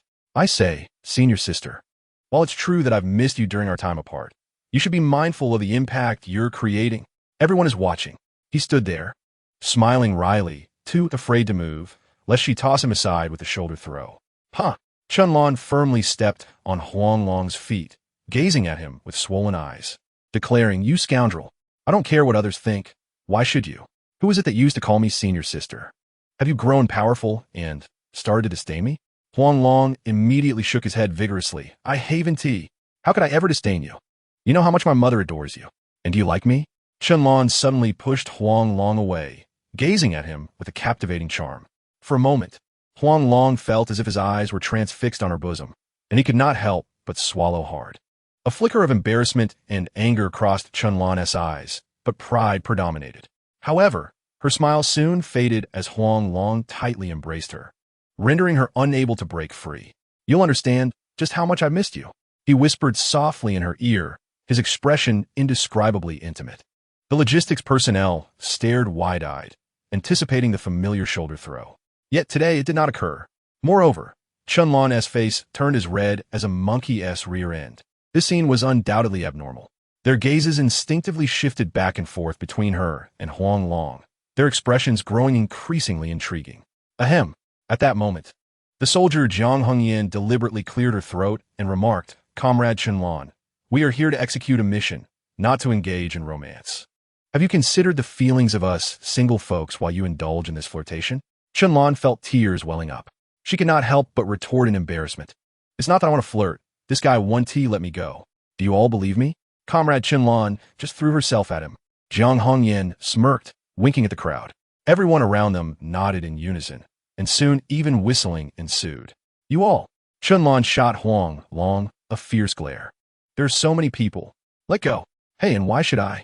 Huang Long grinned mischievously. I don't care. Why should you? You scoundrel. I'll be ruined because of you. Qinlan exclaimed in exasperation, tears nearly falling. Huang Long understood that if this continued, it would escalate. He decisively released his hold, but immediately regretted it. Qinlan executed a shoulder throw, deftly tossing him aside. Fortunately, he was no longer the person he once was. With the aid of his lightning powers, he regained his footing at an astonishing speed, appearing as if he had teleported. The crowd rubbed their eyes in disbelief, and even Qinlan looked utterly stunned. Sensing an odd atmosphere, Zhang Lei scratched his head and said, Sister Qinlan, don't just stand there. Come inside and make yourself at home. I'm not. Neither am I. Huang Long and Qinlan shouted in unison, like cats stepping on their tails. What are you copying me for? In the next moment, they exchanged glances, both exclaiming, Then I won't say anything. They turned their heads in perfect synchrony, only to again speak in unison. This remarkable synchronicity left no one believing that their relationship was merely platonic. Chapter 94. Ambiguity Scoundrel. Come with me. I have questions for you. Unable to endure the lingering, ambiguous gazes from those around them, Qinlan pulled Huang Long away to a secluded spot. Once certain they were alone, her curiosity got the better of her, and she asked, How did you end up here? Didn't you die? How are you alive again? Do you wish for my demise so desperately? Huang Long rolled his eyes, gazing at Qinlan with irritation. Unfortunately, I'm quite resilient and did not perish. Don't you know about my situation? What situation? Qinlan stared blankly at Huang Long. You truly don't know about my circumstances? Huang Long's eyes widened, his expression growing increasingly peculiar. Do you not realize why you are here with these mutated beasts? Qinlan shook her head, looking utterly confused. Huang Long's expression became even more bizarre. Logically, after everything he had been through, his identity should have been common knowledge. Yet, it seemed that those who either aided or harmed him all shared an unspoken understanding, consistently refraining from mentioning his identity. This was exceedingly strange. At that moment, Huang Long was uncertain whether he should disclose the truth to Qinlan. Suddenly, Qinlan seized Huang Long's collar, drawing him closer to her face. Finally, she locked her gaze onto his eyes, saying, By the way, you still haven't told me how you got here. Zhang Lei is notorious for being a wastrel. You should keep your distance from him. Huang Long shook his head helplessly. He is my brother, a brother for life. Forget it. Since you're unaware, I want elaborate. I will arrange for our convoy to escort you back. Qinlan immediately shook her head vigorously. No way. I have so many questions to ask. Were you using your lightning powers just now? And since your body has become so strong, why don't you join the military? With you around, you could at least help me fend off those bothersome flies. You shameless person, I'd be your shield. I've never been in a relationship from elementary school through university. This time, you can pursue whoever you wish. Huang Long broke free from Qinlan's grasp and dashed away. Left behind, Qinlan stomped her foot in frustration. This opportunity, which others would scramble for, he was obstinately trying to push away. Had she ever been in a relationship? The more she thought about it, the angrier she became, kicking at the stones on the ground as she stormed back. However, upon her return, the farm's gates were already locked. The farm's convoy had encircled theirs in the center. Yet, Huang Long's figure had vanished without a trace. She wanted to call out to him, but upon seeing the intimidating loudspeakers nearby, she decisively gave up. Next time, she would find him and settle the score.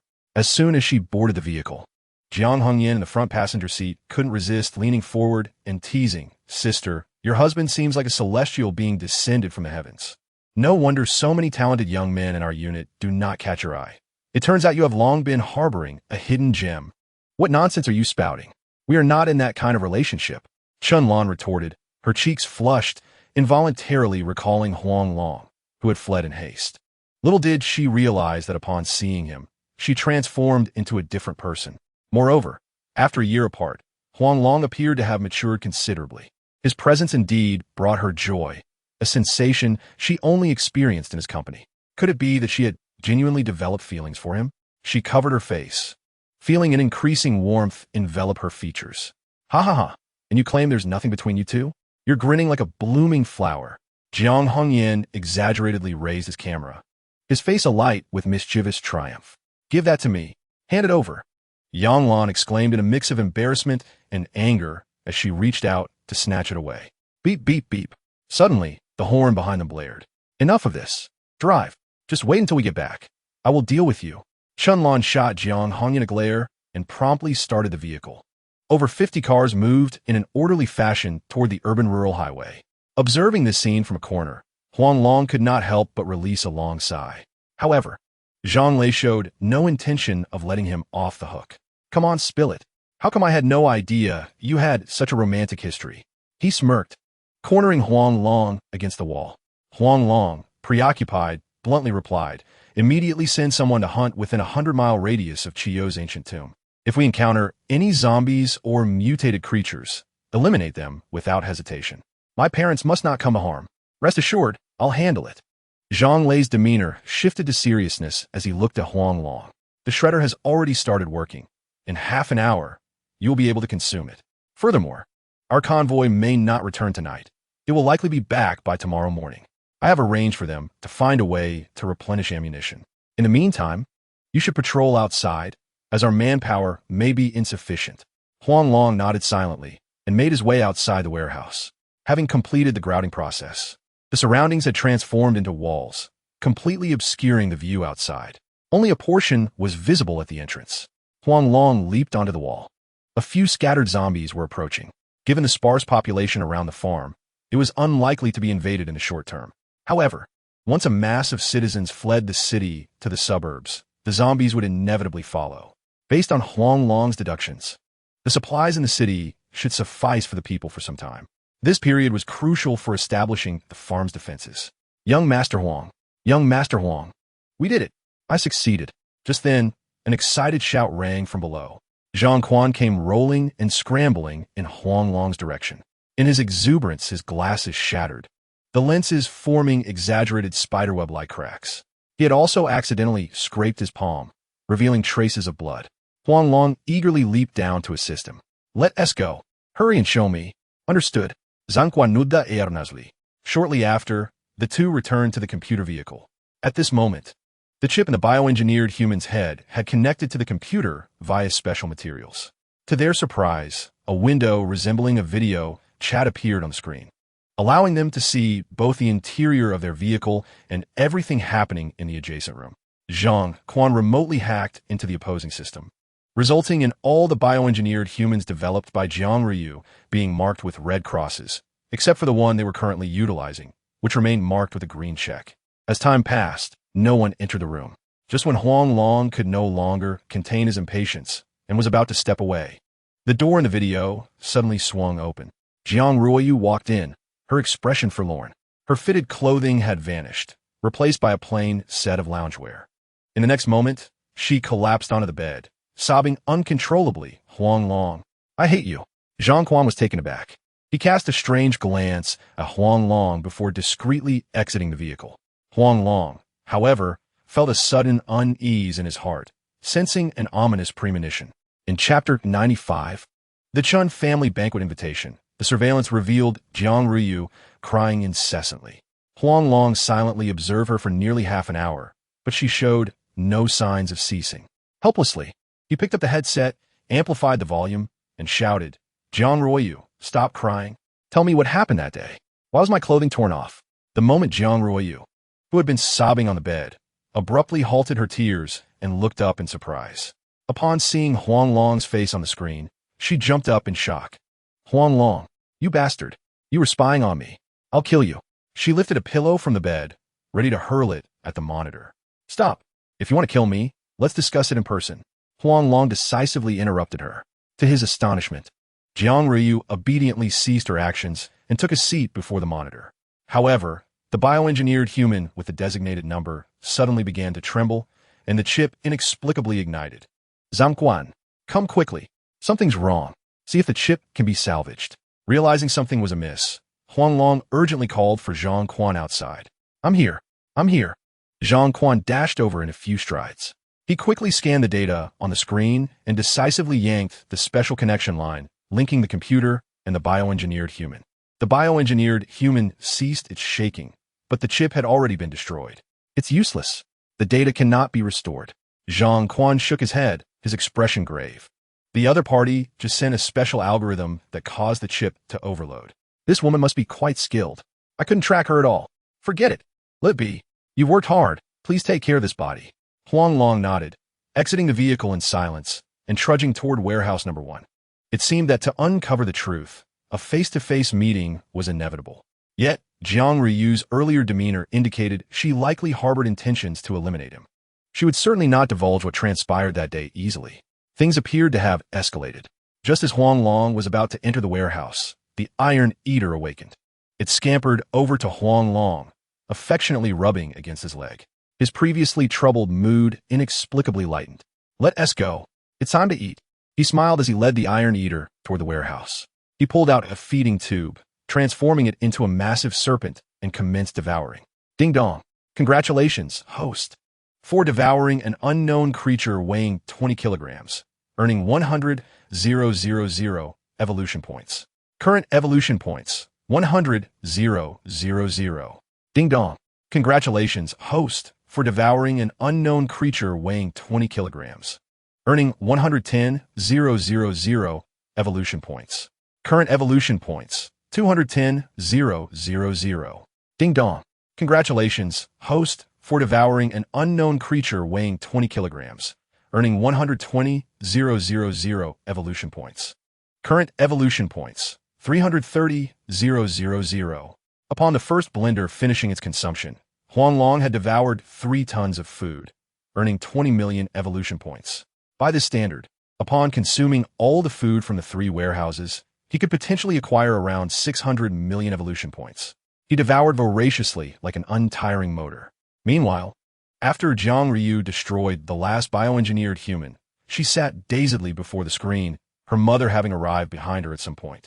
She held her tightly and said, "In truth, the secret I previously shared with you was one I intended to take to my grave, but I feel compelled to clarify. Back then, I was on the verge of being with Huang Long's father. I have always harbored feelings for him. However, by a twist of fate, I ended up entangled with Zhang Lei's father. To my astonishment, that one encounter resulted in my pregnancy. Although the Zhang family is affluent and powerful, they are the sworn enemies of our Wei family. For the sake of the Wei family's reputation, your grandmother insisted I marry your father, Jiang Huang. Everything was meticulously orchestrated. And even before Jiang Huang's demise, he remained oblivious to the fact that you were not his child. He desired my body, while I coveted the Jiang family's fortune. We both got what we wanted and maintained a semblance of respect for each other. Therefore, as long as you return to the Zhang family, you and Huang Long can still be together. Enough. Who says I want to be with him? I would rather see him dead. Your own emotions are a chaotic mess. What right do you have to dictate my feelings? I am uncomfortable. Please leave." Jiang Ruoyu struggled to stand, forcefully pushing Wei Shaoxian away. Wei Shaoxian felt a deep, unexpressed sorrow. She had never wished for that incident to occur. She had mistakenly believed the person in the room was Huang Shiming, which led her to crawl into his bed. Once the deed was done, she realized it was not him. It was entirely her own doing. Whom could she blame? Consequently, she transferred schools the very next day.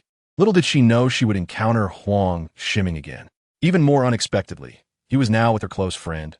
Wang Ling fate had played a cruel trick on her, rendering her life profoundly miserable.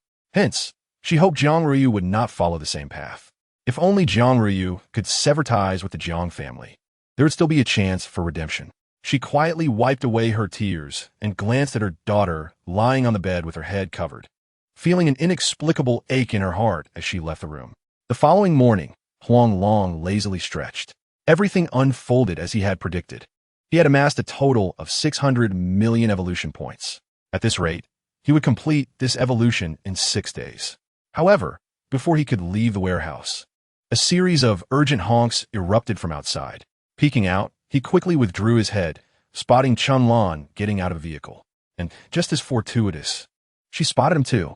She rushed to the entrance, shaking the door, and angrily shouted toward Huang Long's hiding spot, "Bastard! Stop pretending. I see you. Open the door now." The guards around merely cast a fleeting glance before averting their eyes. Despite their efforts to suppress their amusement, their trembling bodies betrayed their laughter. They never expected the usually fearless Huang Long would be intimidated by a woman. Indeed, in this world, one is often subdued by another. Suddenly, the iron-eating beast charged furiously toward the door, barking wildly at Qianlan. However, when Qianlan tossed it a pack of crunchy sausages, it immediately, obediently opened the door. Iron-eating beast, you traitor, has a pack of ham sausages won you over? Witnessing this scene, Huang Long could no longer contain himself. He swiftly climbed onto the roof to hide. Nevertheless, Qianlan led the iron-eating beast outside. Fine, you can hide. I'm taking your precious pet back. She cradled the iron-eating beast and tossed it into the back seat of her jeep. After shutting the door, she started the vehicle and drove away. The iron-eating beast was his treasure. Huang Long would not allow anyone to take it away. With a swift motion, he transformed into a streak of lightning, blocking Qianlan's path. You crazy woman, what do you want? I have no time to play with you. Qianlan exited the car, a sly smile gracing her lips. My parents want to meet you. No way. It's already the 4th time. Please, choose someone else. Huang Long chuckled bitterly, shaking his head vigorously. Zhang Lei, who followed closely, nudged Huang Long with a knowing look. Ha! Long, just go. It's already the 4th time. Perhaps they've already considered you their son-in-law. If you don't go today, all your previous efforts will be in vain. Qianlan might be forced into an arranged marriage with someone she doesn't like. Can you really bear to let that happen? All right, I'll go. Huang Long relented after a moment's hesitation, nodding in agreement. That's the spirit. Zhang Lei grinned wickedly, pushing Huang Long into the car. The sooner you go, the sooner you return. Stop dawdling like a woman. Huang Long could only feel speechless. The words he had once said to Zhang Lei were now being used against him. But could they be compared? He truly had no feelings for Qianlan. Chapter 96. Meeting the parents. Qianlan's parents were both military personnel. Thus, upon her graduation, she naturally became a proud soldier herself. During her childhood, Qianlan's parents were seldom home, leaving her to handle nearly everything independently. Huang Long genuinely admired this quality in her. Despite their birthdays being only months apart, he felt like a child while Qianlan had blossomed into a miniature adult. Consequently, Huang Long grew up overshadowed by the achievements of others. He both revered and feared her. When he did not see her, he felt anxious. Upon encountering her, he instinctively sought to evade her. Sometimes, even he could not discern his own feelings. Thus, during their journey, neither of them spoke a word. The atmosphere soon grew awkward. There were few zombies around, but the patrolling soldiers had increased in number, indicating their efforts to ensure the safety of the road, which was a vital lifeline for everyone's escape. Soon, they arrived at a special sanatorium. The residents there were not ordinary individuals. Anyone dragged out would be a person of significance. Yet, they all greeted the two with smiles, particularly aimed at Qianlan. Ah, it's this young man again. After 4 years, you should be reaping the rewards of your efforts. An elderly man with a hunchback, holding a water pipe, approached them with a beaming smile. Lina Gon, what are you talking about? We are not. She took Huang Long's hand and hurriedly retreated to the backyard. As they neared the house, she warned Huang Long with a serious expression. Old rules. Don't say what Shun TB said. Don't ask what Shun TB asked. If they inquire about our wedding plans, just say to wait until the zombie situation is resolved. Speak less, eat more. All right. Huang Long nodded impatiently. You should trust me to handle this. Following that, Huang Long released the iron-eating beast, allowing it to rest against the tire. Qianlan shot him an irritated glare, unwilling to argue further, and shoved him into the small courtyard. As soon as Chun Batian spotted Huang Long while watering the plants, his face lit up with joy. He immediately rushed over, unable to contain his excitement. Huang Long, you little rascal, you're alive. I thought our girl was destined to be a widow. Today, if you don't drink with me until we're satisfied, you won't leave this door. He then turned his head and shouted towards the kitchen. Wife, your son-in-law is alive. Prepare some cucumbers. We're having a drink. Dad, what are you drinking so early in the morning? No way. Just chat for a bit. Qianlan protested. Her face flushed with embarrassment as she shielded Huang Long. Chanbation's eyes widened, and his demeanor shifted to a more aggressive tone. Men talk. Women keep quiet. Let them drink. It's not every day we have a reason to celebrate. If we don't drink now, I might choke on my own excitement. At that moment, Liang Huiyuan, Chunlan's mother, emerged and discreetly signaled to Qianlan. Only then did Qianlan relent. But she did not cease her torment of Huang Long, pinching his soft flesh with considerable force. Huang Long gazed at Liang Huiwan with a bittersweet smile and said, Annie, please rest assured, I have it all under control. What do you mean by that? Chen Batian interjected, visibly displeased. With a scowl and a glare, he reprimanded. Don't call her aunt. I've watched you grow up. I wholeheartedly approve of your marriage. Why not finalize it today? Dad. Chen Lan stomped her foot angrily and dashed into the kitchen. Liang Huiwan couldn't help but smile. She looked Huang Long up and down, increasingly satisfied with his prospective son-in-law. Xiao Huang, make yourself at home. Sit tight. I'll whip up a few dishes for you. And Huiwan, there's no need to go to such trouble. Huang Long felt compelled to chase after her, but found himself rooted in place. You young lad, the kitchen is no place for a man. Let's practice a bit.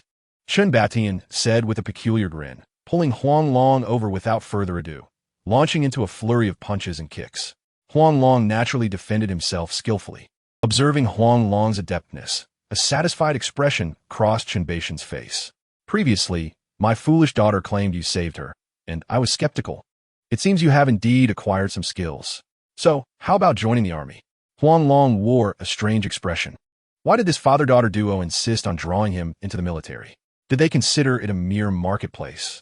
Or did they truly regard him as a dish to be served? Perhaps it was best to decline. I'm rather laid back. He chuckled wryly at Chen Batian and said, By the way, Uncle Batian, you don't actually believe I'm hiding a secret identity, do you? What identity could you possibly have? I've known you since you were a child. You have no money, no power. If you claim to be a wealthy heir, I would never believe it.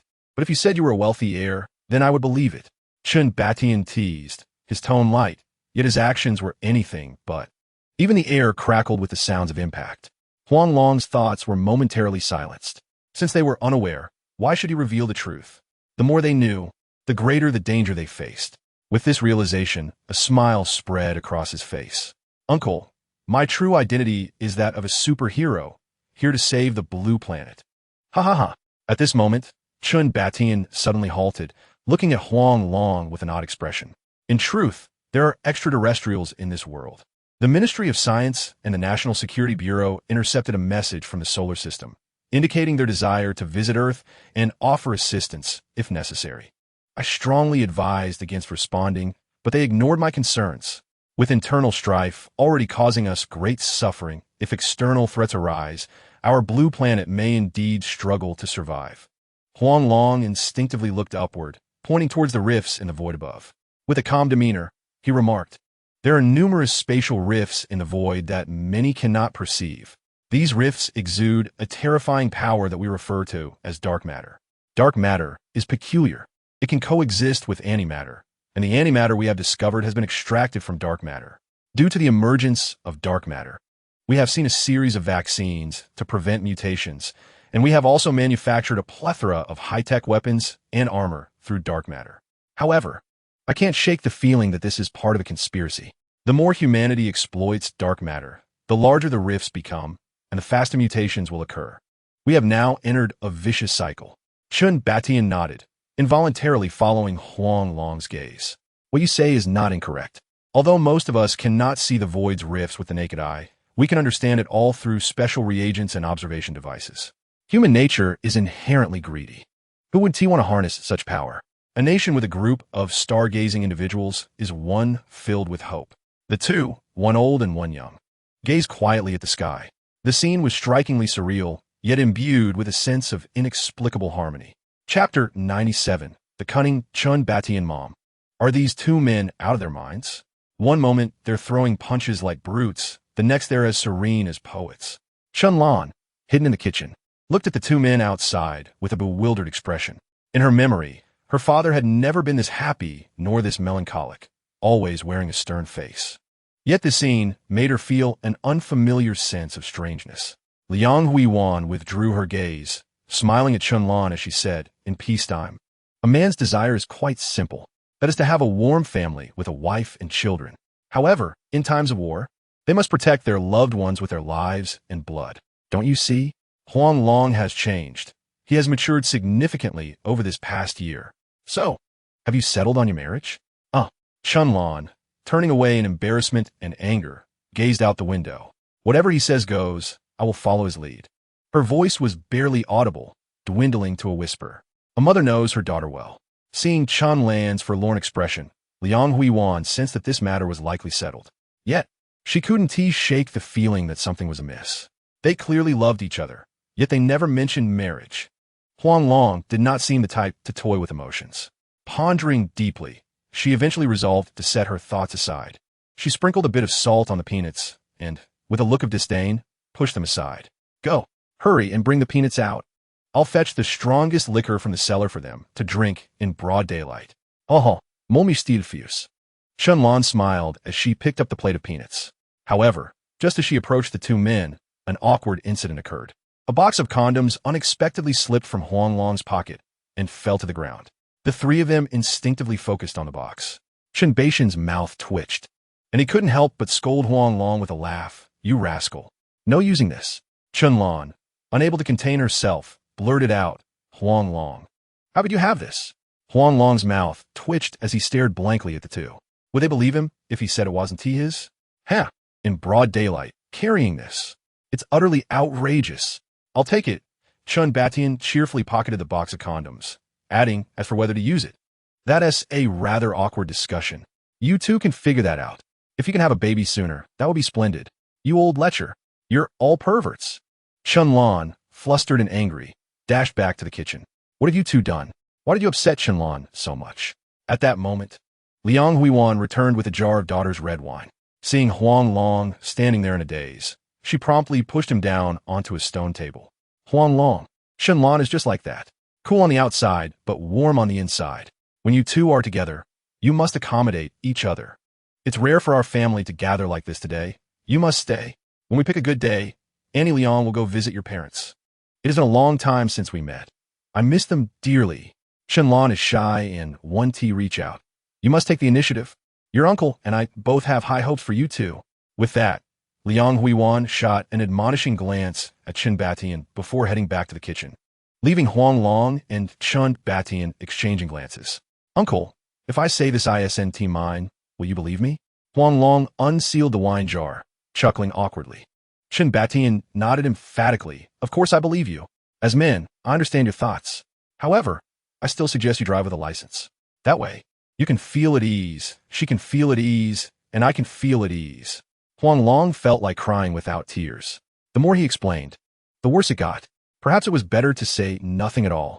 He lifted the wine jar and poured a bowl for Chun Batian, then filled one for himself. In the haste of his arrival today, he had failed to prepare gifts for his uncle and aunt, a breach of etiquette, so he downed the bowl of wine in one gulp. Just as he finished, a powerful figure suddenly burst through the courtyard gate. An ominous presence. Chun Batian instinctively rose to his feet and grabbed a nearby shovel, ready to confront the intruder. Huang Long turned around and realized it was a Shitai show, quickly interjecting, Uncle Chun, do not be afraid. This is my pet. A pet? Chun Batian gazed at Huang Long with a peculiar expression. The black and white creature that had rushed in was now obediently sitting beside Huang Long. To his astonishment, he exclaimed, Isn't this a giant panda? How robust it is. It must weigh at least 200 pounds. Huang Long nodded with a smile. I think this little fellow seems to want some wine. Shall we offer him a taste? With a grin, Chun Batian suddenly had a bold idea. Surprisingly, the giant panda seemed to understand, nodding its head in agreement. His curiosity about the panda's identity deepened. He fetched a bowl and poured a measure of wine into it. The panda eagerly embraced the bowl and began to drink heartily, finishing with a satisfied burp. Witnessing this, Huang Long shook his head in resignation. This creature is more interested in iron. If you have any scrap iron at home, let gnaw on that. It's no longer just a giant panda.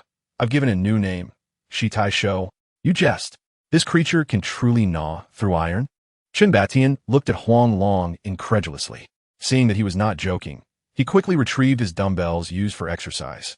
Crack, crack, crack. The sound of iron snapping echoed as the once intact dumbbells were left with neat bite marks. At that moment, Chun Batian finally believed Huang Long's words. His mind involuntarily recalled a recent incident when a panda had gone missing from the field hospital. He had inquired about it, learning that a mysterious person had taken it away. A chill ran down his spine. Could Huang Long be that mysterious individual?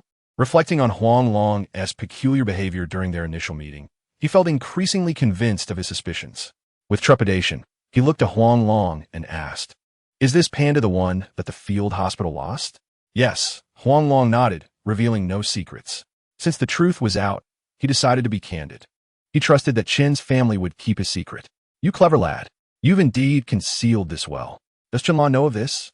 Chun Batian, suppressing his excitement, sat beside Huang Long and firmly clasped his shoulder. Huang Long chuckled wryly. I'm not sure how to broach such topics. Let us discuss it later.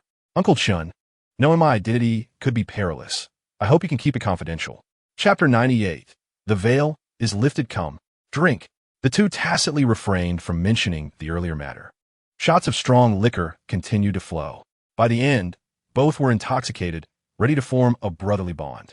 Liang Huan hurriedly dragged Chun Batian back to his room, while Huang Long was escorted to Chun Lan's chamber. You fool, why drink so much? Now I have to look after you myself. Chun Lan said irritably as she helped Huang Long to the bedside and unceremoniously tossed him onto the bed.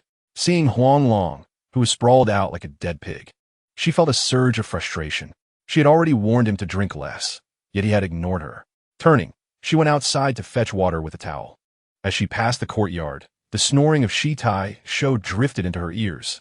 Shaking her head, she covered the creature with a blanket that had been drying in the yard. After finishing her task, she returned to her room and locked the door tightly.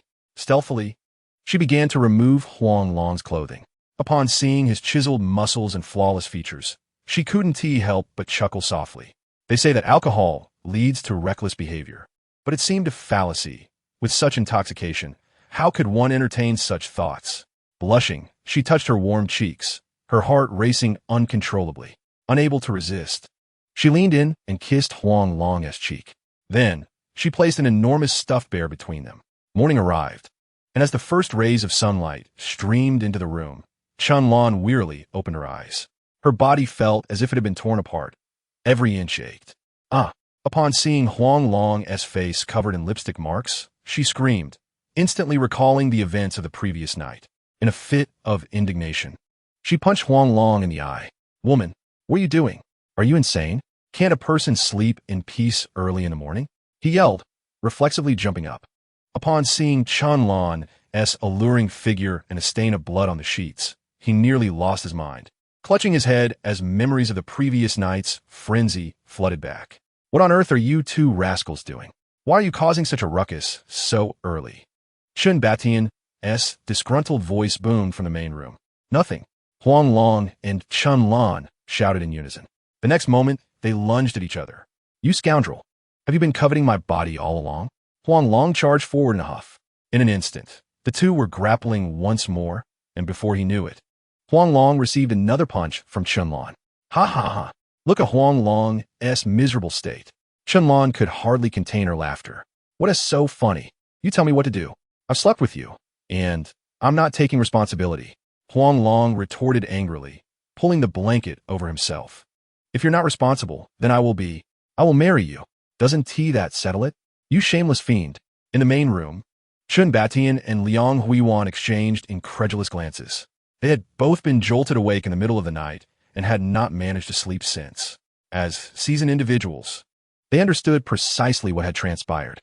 They could only endure having finally managed a few hours of sleep, only to find the two at it again. Uncle can endure, but Aunt cannot.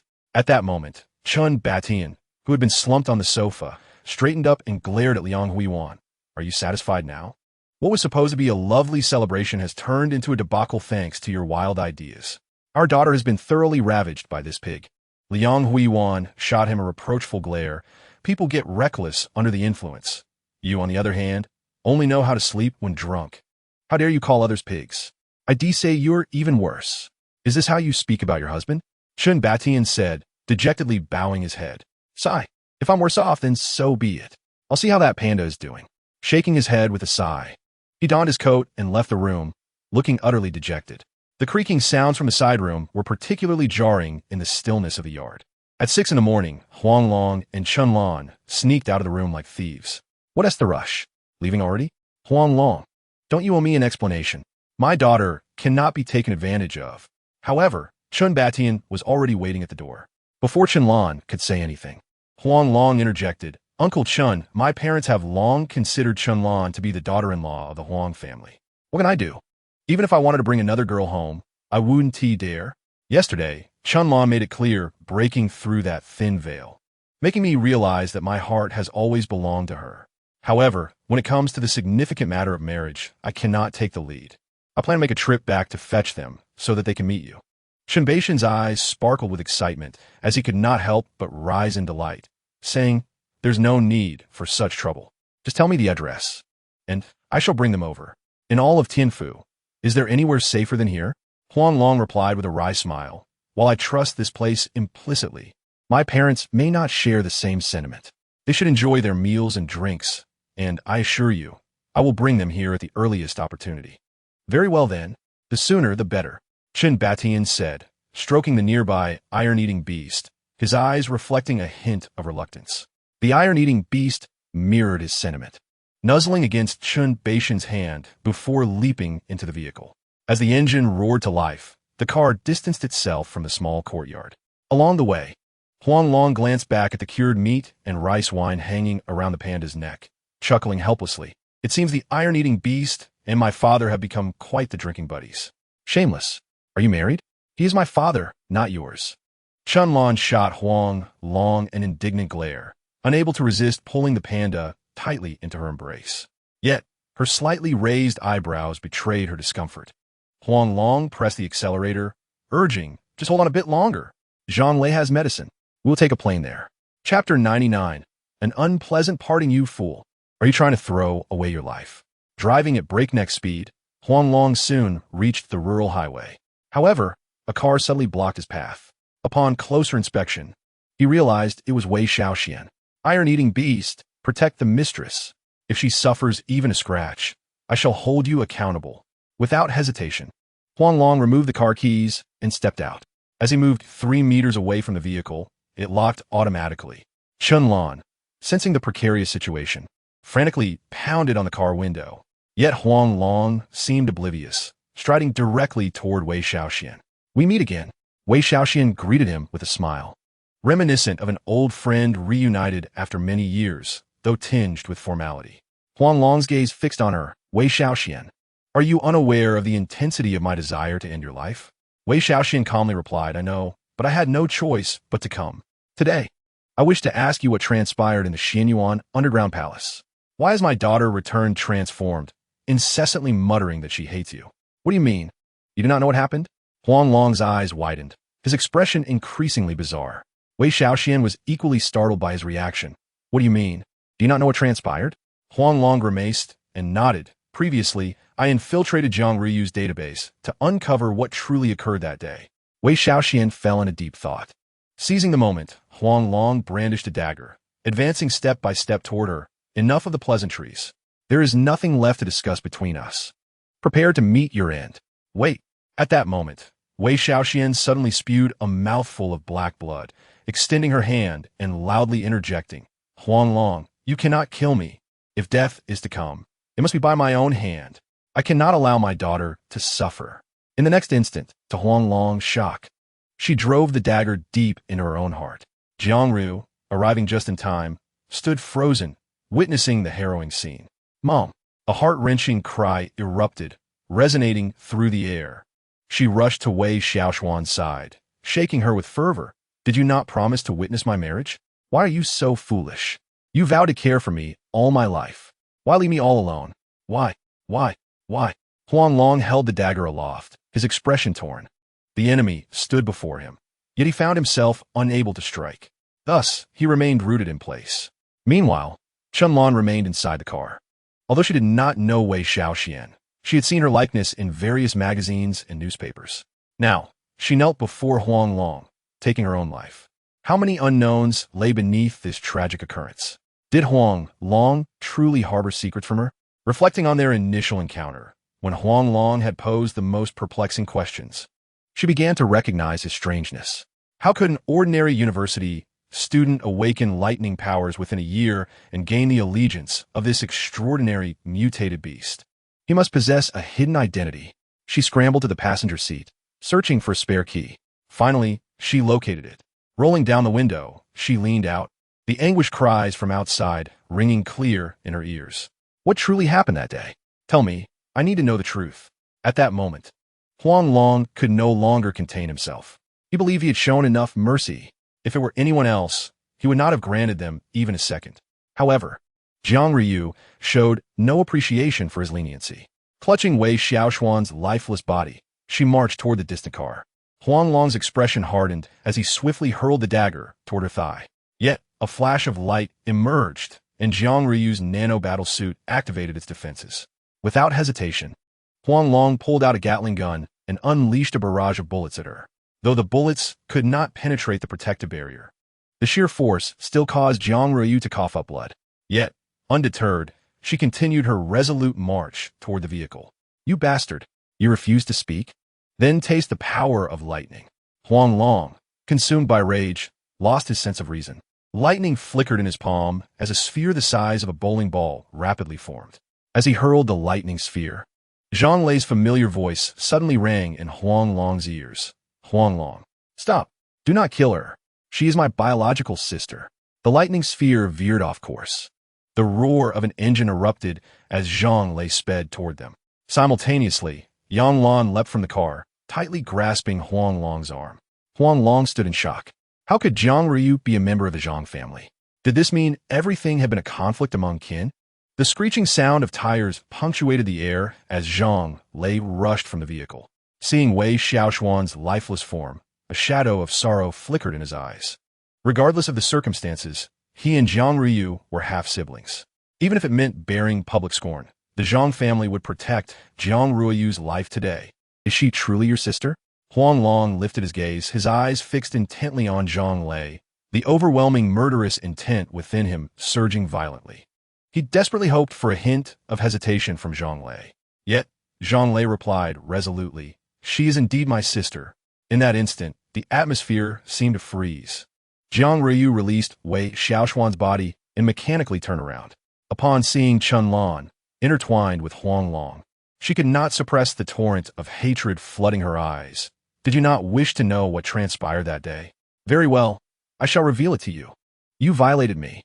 Are you now satisfied? Is this what you desired? That is impossible. If I had done such a thing, why would you not have killed me?" Huang Long exclaimed, panic overtaking him like a cat whose tail had been stepped on. Meanwhile, Chun Lan, upon hearing this revelation, felt her lungs nearly explode with fury. She seized her arm, snatched the keys, and without hesitation, slapped Huang Long across the face with all her might. "Huang Long, you have utterly disappointed me. I despise you, and I shall never forgive you in this lifetime." She covered her mouth, stifling her tears, and turned to flee. In the blink of an eye, she started the vehicle and departed. Zhang Lei hesitated, struggling to find the right words. Even he, albeit foolishly, understood that he had caused a calamity. Yet, he had no alternative. His father had declared that, regardless of the cost, they must preserve Jiang Ruoyu's life. This was the debt the Zhang family owed her. Huang Long felt as though his mind was muddled, like it was filled with glue, leaving him in a daze. However, as time passed, he soon perceived something amiss. Jiang Ryu had not answered the question at all. Suppressing his inner fury, he pressed her again. "If I truly desecrated you, why do you not strike me down? Between us, there is nothing but hatred, is there not?" Jiang Ryu closed the car door and replied coldly, "Huang Long, you are a descendant of Qiyu. Even if I wished to kill you, I would be incapable. Moreover, Zhang Qiyuan was right beside us. But rest assured, I will not hold you accountable. I will consider it as being gored by a pig. From now on, let us maintain our distance. But next time, I will not let you off so easily. And you, Zhang Lei, I have never acknowledged being one of the Zhang family, so do not waste your thoughts on that. I shall not remember any kindness from the Zhang clan." Chapter 100. The matter resolved, departing in silence. Jiang Ruoyu drove away. In the end, only Huang Long and Zhang Lei remained at the scene. "Do you not have anything to say to me? Why was your father here? And why was I brought to this farm? You truly have nothing to tell me?" Huang Long gazed at Zhang Lei, laughter giving way to tears. He had never anticipated that his most trusted brother had been plotting against him all along. Meanwhile, Zhang Lei found himself at a loss for words. Any explanation he offered at this moment would seem utterly futile. Huang Long's plight was inexorably tied to Jiang Ruoyu. Had he been in Huang Long's position, he would not have spared Jiang Ruoyu. Yet, Huang Long, out of brotherly loyalty, had forsaken his own principles. He suddenly felt an overwhelming sense of guilt toward him.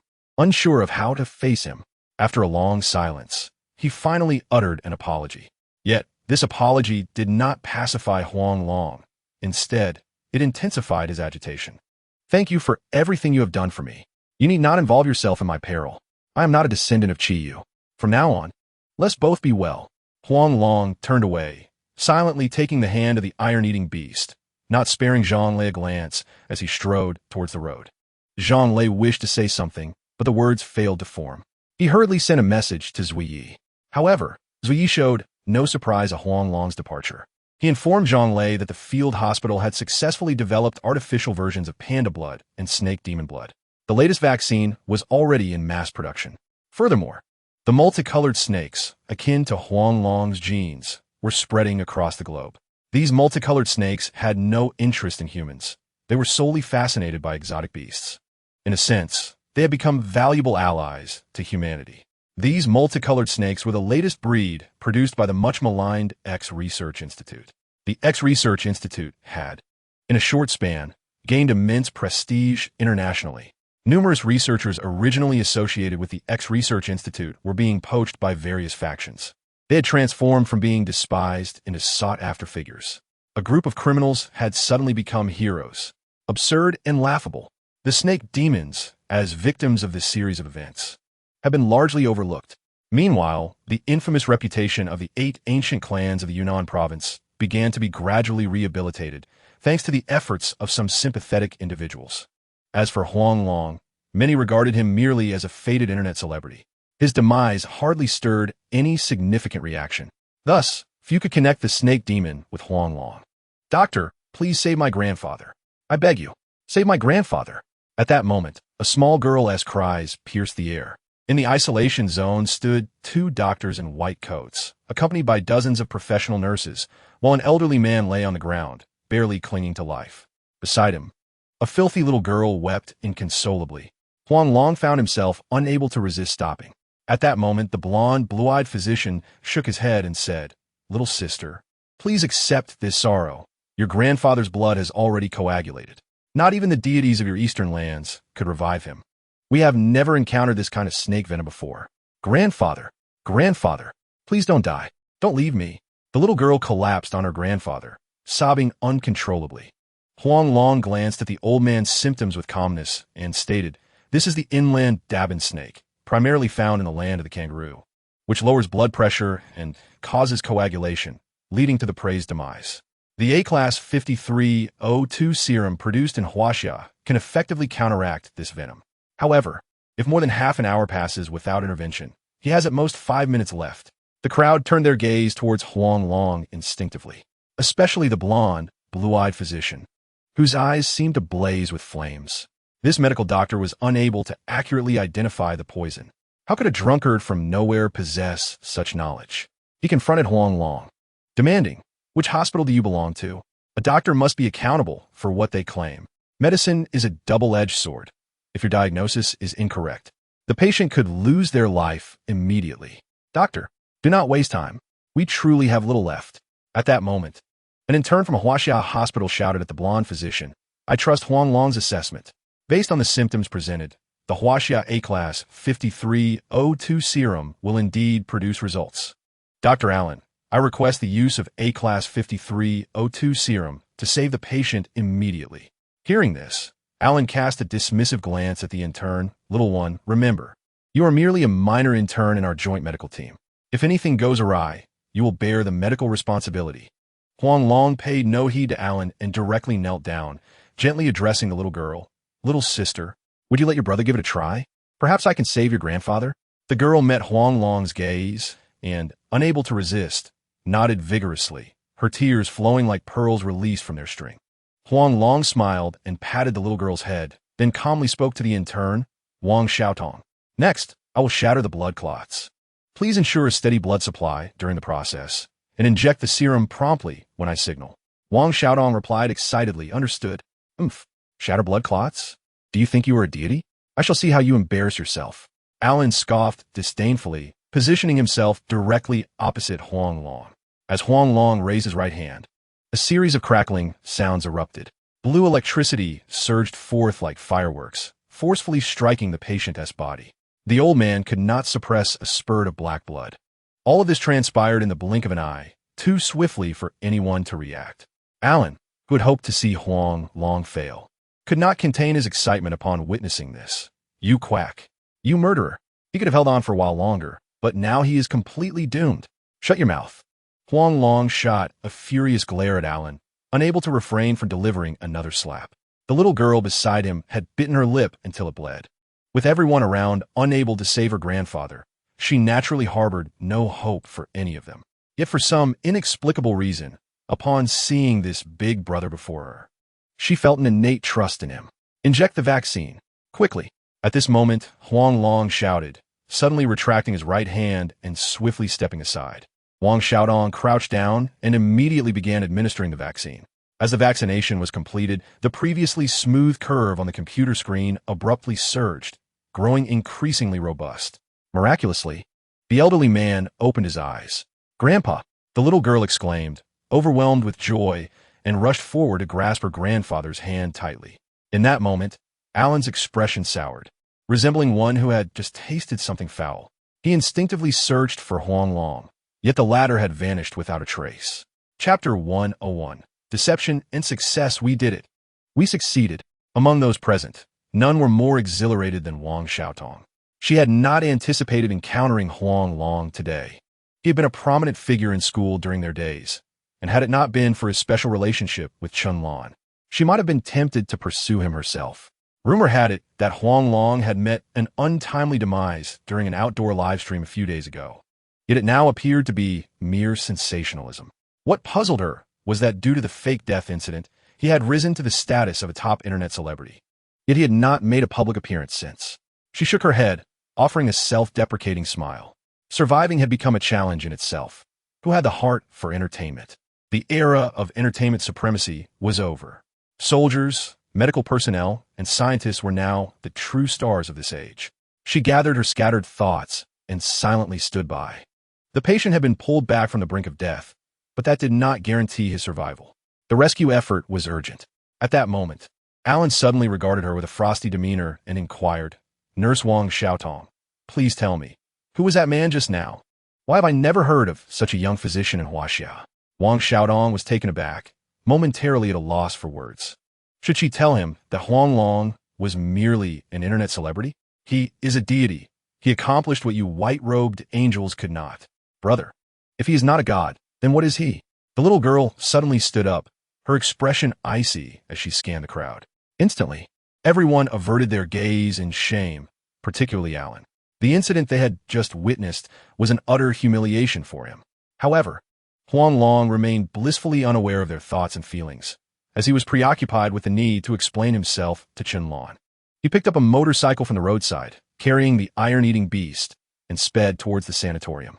Yet, upon arrival, he was promptly stopped by the guards. "I was here yesterday. I'm here to see Chun Lan. I am her fiancé," he declared his identity straightforwardly.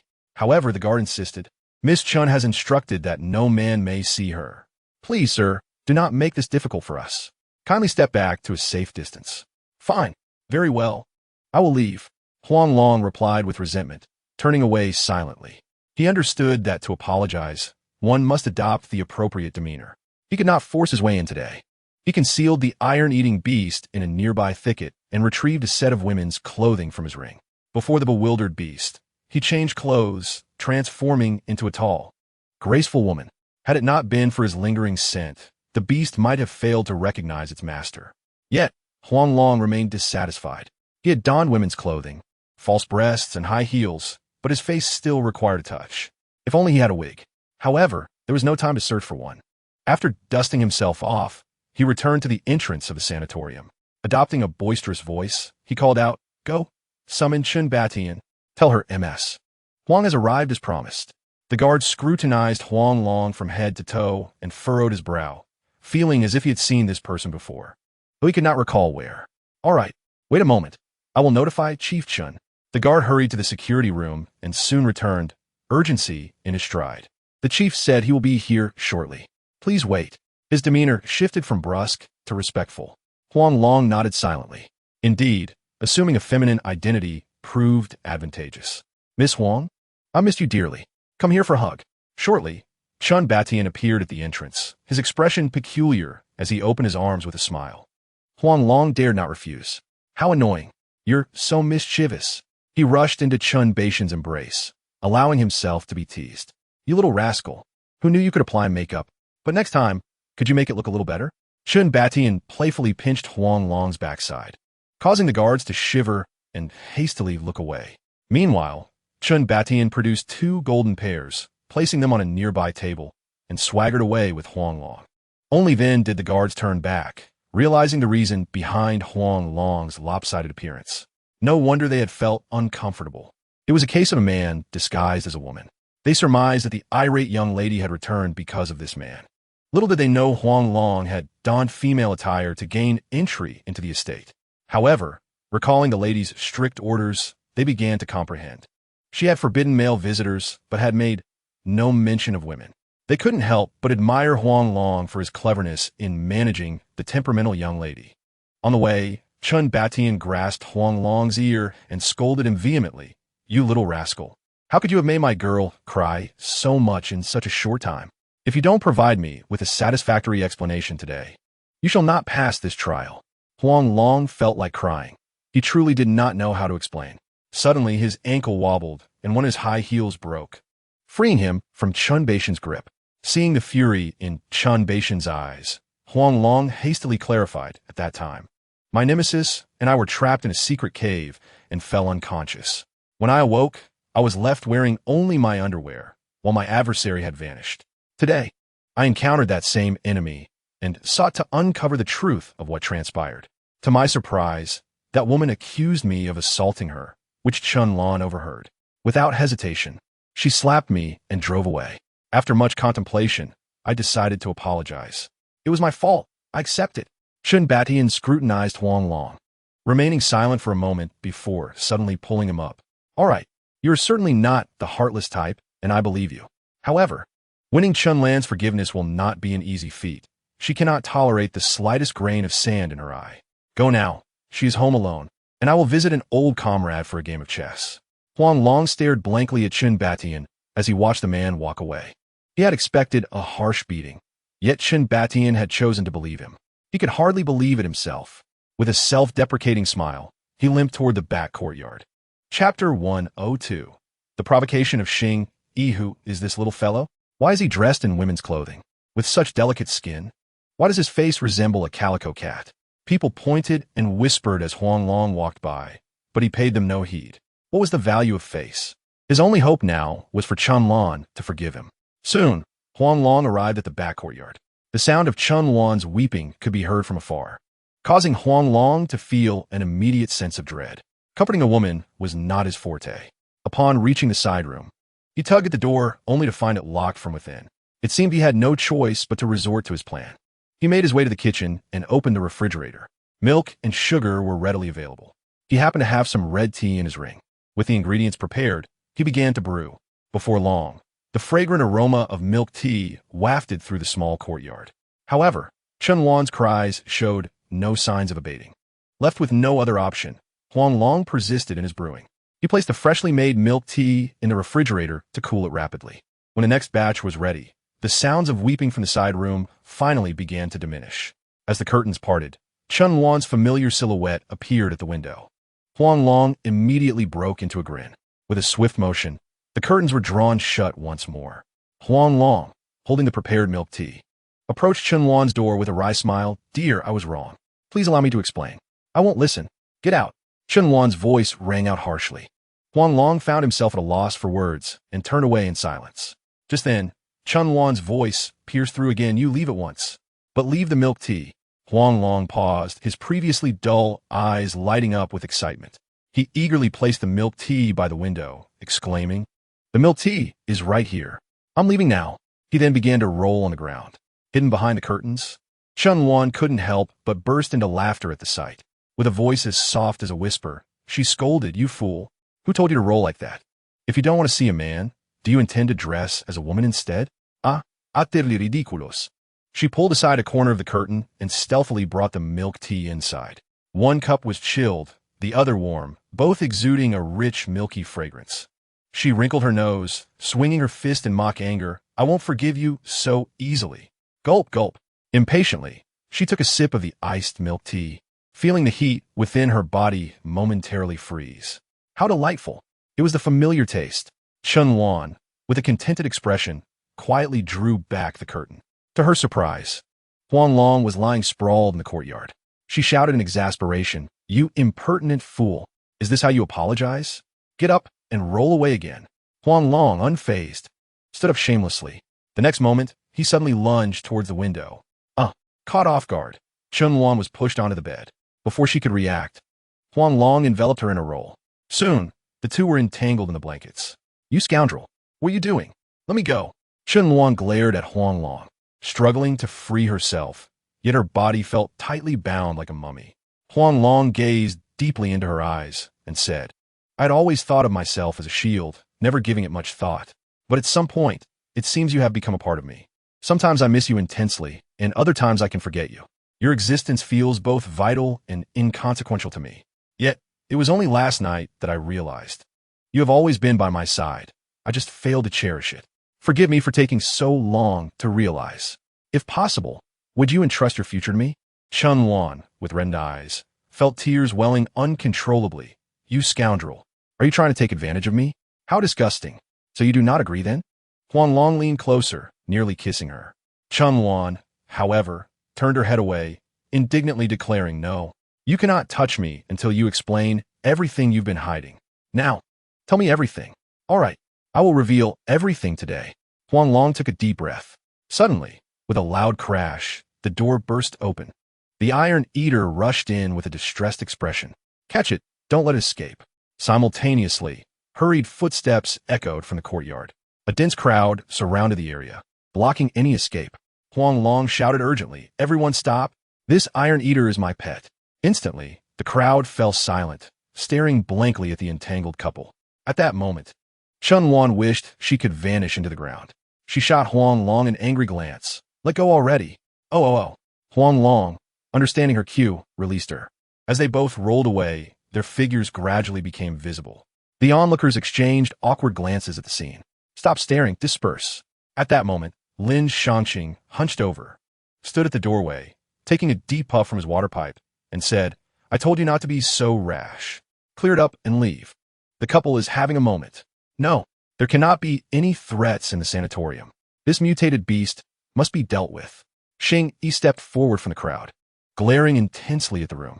As the head of security at the sanatorium, he would not allow any uncontrollable elements to exist, especially since this mutated beast's owner was connected to Chun Luan. He couldn't believe that Chun Luan, who had always been single, would suddenly bring a man home. This must all be an act.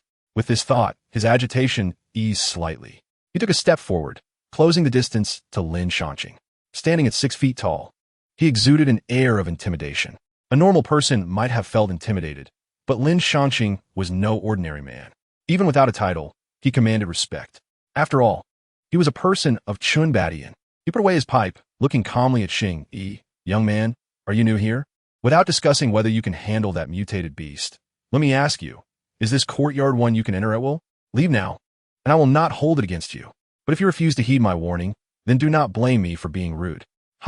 Relying on age to bully the young. I will see how you can be rude." Xing Yi extended his right hand, flame spontaneously igniting in his palm. The crowd instinctively recoiled. "You dare to bully an old man?" At that moment, Huang Long stepped forward to the doorway, respectfully bowing to Lin Shangqing, "Grandfather Lin. Since my fiancé addresses you as Ah Gong, I shall naturally call you Ah Gong as well. However, I cannot change this habit overnight, so I will call you grandfather. I hope you do not mind." Lin Shangqing turned, a satisfied smile appearing on his wrinkled face, unfazed by honor or disgrace. "You are moldable." However, Xing Yi was like a cat whose tail had been stepped on, erupting in rage. He glared at Huang Long. "Who do you think you are? This is not your place to speak." A mere pretender, thinking himself Chun Luan's fiancé. Chun Luan, initially reluctant to engage with Xing Yi, found his words increasingly offensive. "He is indeed my fiancé. Why should it be an act?" Finally, she could no longer restrain herself and stepped forward, linking her arm with Huang Long's. The crowd's gaze unconsciously fell upon Huang Long, amused. He looked at Xing Yi. "Did you buy your position as head of security? Or did you sneak in through the back door? Do you not realize who resides in this courtyard? Your behavior makes you seem foolish. Talking to you feels beneath me. Very well. Good. A sharp-tongued little brat. I hope your skills match your words. Strike now. You have only one chance. At that moment, Chun Luan decisively released Huang Long's arm. The onlookers exchanged puzzled glances at the scene. Could it be that even Chun Luan did not have faith in her fiancé? Though they were older, their eyes were still sharp. They silently stood behind Huang Long, not for any other reason, but out of respect for him as a young man. Chapter 103. A single move to defeat the enemy, you little brat. It's still not too late to admit defeat. Otherwise, I'll make sure you come in upright and leave horizontally. Xing Yi twisted his neck, his eyes filled with disdain. To him, these people were merely a rabble. Were it not for their achievements, he would hardly tolerate their insolence. However, Huang Long was different. He was merely an ordinary person whom Xing Yi could easily manipulate.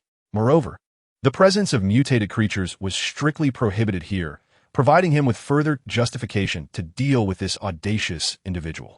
Come in upright and leave horizontally? Such bravado. Observing the imperious Xing Yi, Huang Long could not help but smile wickedly. Do you truly believe you could defeat my pet?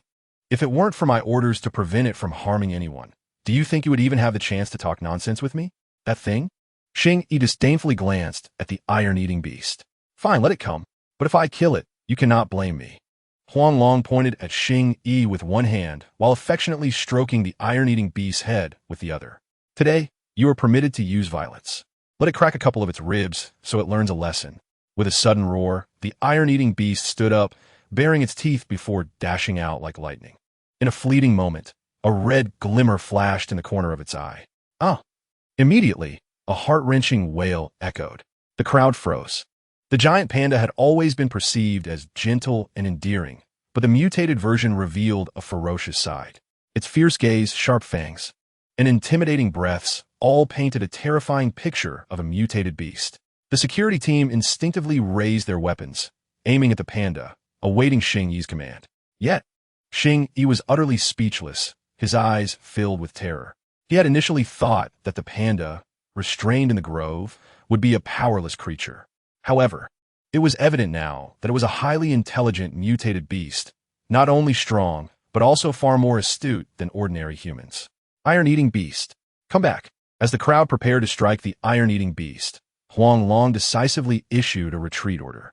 The iron-eating beast raised its paw, casting a fierce glance at everyone present before nonchalantly walking towards Huang Long. Xing Yi's chest caved in, his breathing rapid and shallow. His face as pale as a blank sheet of paper. A trickle of blood inadvertently flowed from the corner of his mouth. Yet, no one came forward to assist him. Not even a single person from the security team. They harbored resentment towards the pampered second-generation heir who had parachuted in, especially since he dared to confront a retired hero. This dramatically diminished their regard for Xing Yi. Those who commit injustice will surely meet their demise. Young man, learn your lesson. At that moment, Lin Shangqing stepped forward, his palm gently brushing across Xing Yi's chest. His eyes sparkled with disbelief as he exclaimed, "Incredible! There are indeed cracks in 2 of your ribs." Poof! Xing Yi, who had been suppressing his rising blood, could no longer hold it back and spat out a mouthful of blood, his spirit instantly flagging.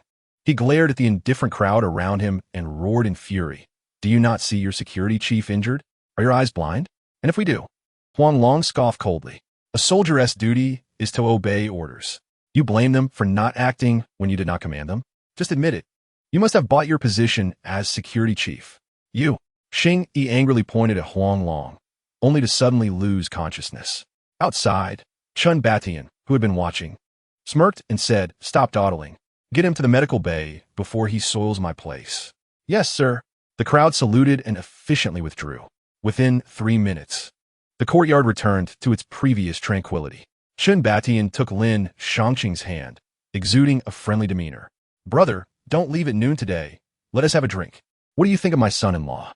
Glimpsing Chun Lan and Huang Long in a tender moment, Lin Shangqing generously praised, unfazed in the face of change. "He has the demeanor of a great general. Your son-in-law will be remarkable in the future." "Ha ha! Brother, your insight is keen. Come, let us sit inside."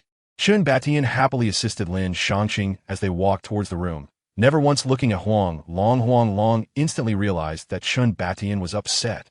After all, No matter how great the enmity, it was excessive to break someone's ribs. However, what Shinbatian did not know was that in his eyes, the iron-eating beast was far more important than Xing-Yi. Xing-Yi could die, but the iron-eating beast must not suffer even the slightest harm. This was his bottom line. His forbidden zone. Huang Long, where did you get that shabby clothing? Go change it now. Are you trying to embarrass me? At that moment, Chunlan suddenly pinched Huang Long's side and shoved him into the bathroom. Huang Long could not let such a golden opportunity slip away. He pulled Chunlan into his embrace, saying, "Why don't we take a couple-s bath together?" To his surprise, the iron-eating beast followed him in. Chunlan, blushing with anger, exclaimed, "Wait, I'll get you some clothes." "Hey, hurry up. I'm waiting for you." Huang Long chuckled, letting go of her. Unknown to him, as soon as Chunlan left the bathroom, she locked the door from the outside, saying, "You rogue, wash with your pet. I'll deal with you later." "Chunlan, you big liar. I hate you," for half an hour. Witnessing his chance slip away, Huang Long could not help but stomp his foot in frustration. He grabbed a bottle of shower gel and waved it in front of the bewildered iron-eating beast. "Iron-eating beast, soon, you will apply this all over your body. Remember to keep your eyes closed. However I wash, you wash." Following this, Huang Long began to demonstrate how to bathe. The iron-eating beast learned quickly and soon was happily scrubbing itself. Meanwhile, Huang Long lay in the bathtub, comfortably gazing at the ceiling. Days like this had been a long time coming. Perhaps he should consider a different way of living. Yet, upon reflection, he relinquished the thought. Evolution was his only means of survival. The future environment would become increasingly harsh, and no one knew how long Blue Star could endure. Perhaps 3 years, perhaps 2, or perhaps merely a month. He did not wish to perish in such a manner. He still wanted to marry, have children, provide for his parents, and ensure that more people lived on. Only through evolution could his life gain greater value. With this in mind, his gaze gradually grew resolute. Chapter 104. A standoff. Hurry and change. I'll arrange the helicopter. Half an hour later, Chunlan tossed a paper box inside. Huang Long swiftly changed into the clothes. As he pushed open the bathroom door, Chunlan could not help but stare at him, mesmerized. She had never imagined that Huang Long would look so striking in camouflage. Her heart raced inexplicably. Is this what it feels like to be electrified? How had she never felt this way before? What are you staring at, you infatuated fool? If you don't hurry, we'll be late. We must reach there before dark. Seeing Chunlan's starry-eyed expression, Huang Long could not resist waving his hand in front of her. A smug smile crept onto his lips. If he could rely on his looks, why would he need to depend on anything else? He leaned in and gently kissed Chunlan's lips. Her teeth gradually broke through his defenses. A pair of hands instinctively wrapped around her waist. However, before he could react, his tongue was bitten. A faint, briny taste lingered at the corner of his mouth. Chunlan fiercely waved her fist and declared, "I have yet to forgive you. No kissing is allowed." Following this, she grasped the right hand of the iron-eating beast. Huang Long gave a bitter smile and naturally took the left hand of the iron-eating beast. Viewed from behind, they resembled a family going for a stroll, exuding warmth. Upon reaching the jeep, Huang Long voluntarily took the driver's seat. He did not hasten to start the vehicle, but fixed his gaze on Chunlan, saying, "Did you not wish to learn of my hidden secret? Very well, I shall reveal it. After that live broadcast, I did not die. Instead, I transformed into a great serpent. The serpent demon spoken of in the tales is none other than me." "How can this be? You were clearly human. How could you become a demon?" Chunlan exclaimed in disbelief. At that moment, her eyes reflected sheer incredulity. "I knew it would be like this. Transform and let me see." Anticipating Chunlan's skepticism, Huang Long's head instantaneously morphed into an enormous serpent head. "Do you see? I am indeed a demon. I possess both human and serpent forms. The exotic beasts you transported before were meant to assist my evolution." In an instant, Huang Long reverted to his original form. Chunlan's heart raced uncontrollably, and her complexion turned pale. She clutched her thighs, her body trembling uncontrollably. Having grown up with Huang Long and attended school together, she was convinced he was a living, breathing human. Yet, how could he suddenly become a monster? She forced down her inner terror and cautiously inquired, "So, you can still evolve, right? You still have the opportunity to become a complete human, correct?" Huang Long shook his head, managing a wry smile as he replied, "I initially was merely a red rat snake, and then through consuming and evolving, I became a colorful python. I do not know what direction my evolution will take next." By the way, the panda blood and demon blood from the field hospital were provided by me. The Zhang family has repeatedly sought trouble with me to obtain my power. The location of the X Research Institute was exposed by me. Moreover, I am a descendant of Qi Yu and Ho Yi, the one destined to inherit Qi Yu's legacy. Qi Yu's legacy? What is that? Qianlong felt increasingly overwhelmed, as these revelations sounded too fantastical. Huang Long was at a loss for how to explain. In truth, he himself understood little about the Qi Yu's legacy. According to legend, when the Guardians gathered, the legacy would reappear. However, to date, he had only discovered the Zhang family, with no news of the other Guardians. The atmosphere became tense. Just as Huang Long was at his wit's end, Qianlong suddenly let out a long sigh. Although these matters are difficult to accept at the moment, I have never considered leaving you. Wherever you go, I shall follow. You drive, I shall take a nap. And please do not disturb me. She pulled down the eye mask from her head, fastened her seatbelt, slightly reclined her seat, and leaned back. Witnessing this scene, Huang Long felt an inexplicable warmth in his heart. His love was not superficial. He started the vehicle and drove away from the courtyard at a steady pace. However, as they approached the exit, a group of individuals suddenly blocked their path, surrounding Huang Long's car. What is happening? Why have we stopped? Sensing trouble, Qianlong quickly sat up straight, tearing off her panda mask. Upon seeing the multitude of law enforcement soldiers surrounding them, her face grew increasingly ashen. Undoubtedly, these individuals were there to cause trouble for Huang Long, but he was already hers. She could not permit anyone to bully him. Rolling down the car window, she coldly addressed the leading man. "Oh, is that not our new group leader, Liu Yi? What brings you here to show respect for the elders?" Liu Yi looked at Yang Long with a smile that did not reach his eyes and said, "Let us speak plainly. I have come for your man. No matter how much of a scoundrel Xing Yi is, he is still my subordinate. As the saying goes, one must consider the owner when reprimanding a dog. If I do nothing, how can I expect my underlings to respect me?" "Oh, what do you intend to do?" Qianlong replied, a playful glint in her eyes. Though the judging council possessed formidable strength, it was not solely under Liu Ye's control. He would need to consider his own capabilities before attempting to move against Huang Long. After all, the weak and dying camel is larger than a horse. With a single command from the Chen family, there would undoubtedly be many willing to lend their support. What do I intend to do? Naturally, I have come to bring you joy." Liu Yi was unperturbed by Qianlong's demeanor, grinning as he leaned against the car window. "Apologies, but I'm not interested. Have your men disperse. Otherwise, do not blame me for being rude."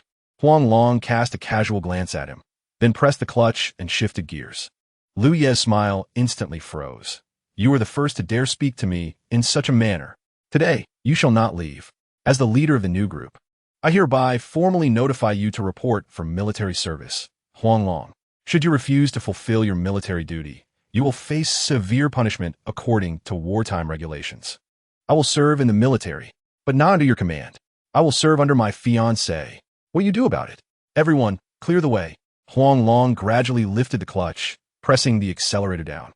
With a roar of the engine, the jeep shot forward like an arrow released from a bow. Those who had blocked Huang Long's path scattered in panic. Useless. A bunch of useless fools. Seeing this, Liu Yi could not help but curse vehemently. He kicked the person in front of him, who stumbled backward several meters before coming to a halt. Without someone to support him, he would have surely fallen to the ground. The onlookers could only lower their heads in silence, unable to express their anger. Chapter 105. Taking Qianlong to the ancient tomb. "So how is it? Are you short on personnel in your logistics department? I am already in uniform. When can I come by for a visit?" On the road, Huang Long could not help but tease Qianlong. To his surprise, she nodded and smiled. "We are a field unit, and our nature is special. We must participate in regular training. Logistic support is an indispensable part of warfare. As the saying goes, before the troops move, provisions must be prepared. Our logistics unit may be called to the front lines at any moment. Since you have not undergone professional training, if you wish to come, I will have to assign you to the warehouse. You should be able to manage warehouse work." "Please no." Huang Long shook his head vigorously. "I was merely joking. Those people were obviously targeting me. As a dignified demon, how could I endure such constraints? Forget it. You should continue sleeping." "All right," Qianlong replied. Half amused, "Do as you wish. Anyway, I will not be able to serve as the logistics officer for much longer. This lucrative position has long been eyed by others. I suspect they have given me a break to facilitate a transfer of power. By the time I return, I will likely be dismissed. However, I do not mind. I have always been a temporary worker. Now that the task is complete, I no longer need to stay. Alas, just drive carefully and do not exceed the speed limit. Once we reach the number 50 station, 50 kilometers away, we will switch to a helicopter. I have already made arrangements. Understood, Huang Long nodded, silently pushing the vehicle to its limits. Along the way, a few zombies occasionally lunged out from the roadside. However, under the rapid impact of the vehicle, they were instantly reduced to a pulp. Despite this, the interior of the car remained filled with the sounds of snoring. The iron-eating beast ate and slept and ate. Chun-Lan, meanwhile, kept her head covered, remaining silent. Huang Long was uncertain if she was awake or asleep. Soon, Huang Long arrived at the No. 50 station, 50 kilometers away. There indeed lies a helicopter station there. Minister, the helicopter is ready. The rest is up to us. As Chun-Lan stepped out of the vehicle, 3 soldiers rushed over. They gazed at Huang Long with a peculiar smile. Huang Long could only manage a sheepish grin to mask his embarrassment. After a brief exchange of pleasantries, the two set off once more, with Chun-Lan at the helm this time. It was not that Huang Long wished to shirk his responsibilities, but rather that he was genuinely incapable of piloting a helicopter. After nearly 2 hours of flight, Huang Long finally arrived at the family cemetery. There were no signs of zombie activity, nor any traces of animals, indicating that his parents were likely safe. After concealing the helicopter, Huang Long led Chun-Lan into the cave. The surroundings were enveloped in darkness. Chun-Lan instinctively tightened her grip on Huang Long's arm, asking, "Is this where our parents live? It feels so eerie." Huang Long chuckled and reassured her, "This is merely the periphery. Once we enter the heart of the mountain, it transforms into a paradise. I spent some time living here during my childhood. It's quite pleasant. Really, no disturbances, and everything one needs to eat and drink is readily available. If I ever tire of the outside world, perhaps I shall return here. I'll accompany you. Wherever you go, I shall follow." Chun-Lan exclaimed, sweetly shaking Huang Long's arm. Yet, her mood shifted to one of anxiety as she pondered. "Do you think our parents will leave this place to attend our wedding?" Huang Long smiled gently. "Of course they will. We're their only child. You must be tired. Allow me to carry you. We still have 3 hours of walking ahead." Without waiting for a response, he stood in front of Chun-Lan and gradually crouched down, ultimately lifting her onto his back as they continued onward. The Iron Eater, with its gleaming eyes, grasped nearby stones, occasionally crunching on one. Chun-Lan naturally took hold of the flashlight in Huang Long's hand. Nestled against him, she felt an extraordinary sense of security. Memories of their shared moments flooded her mind, their love blossoming effortlessly, devoid of any impurities.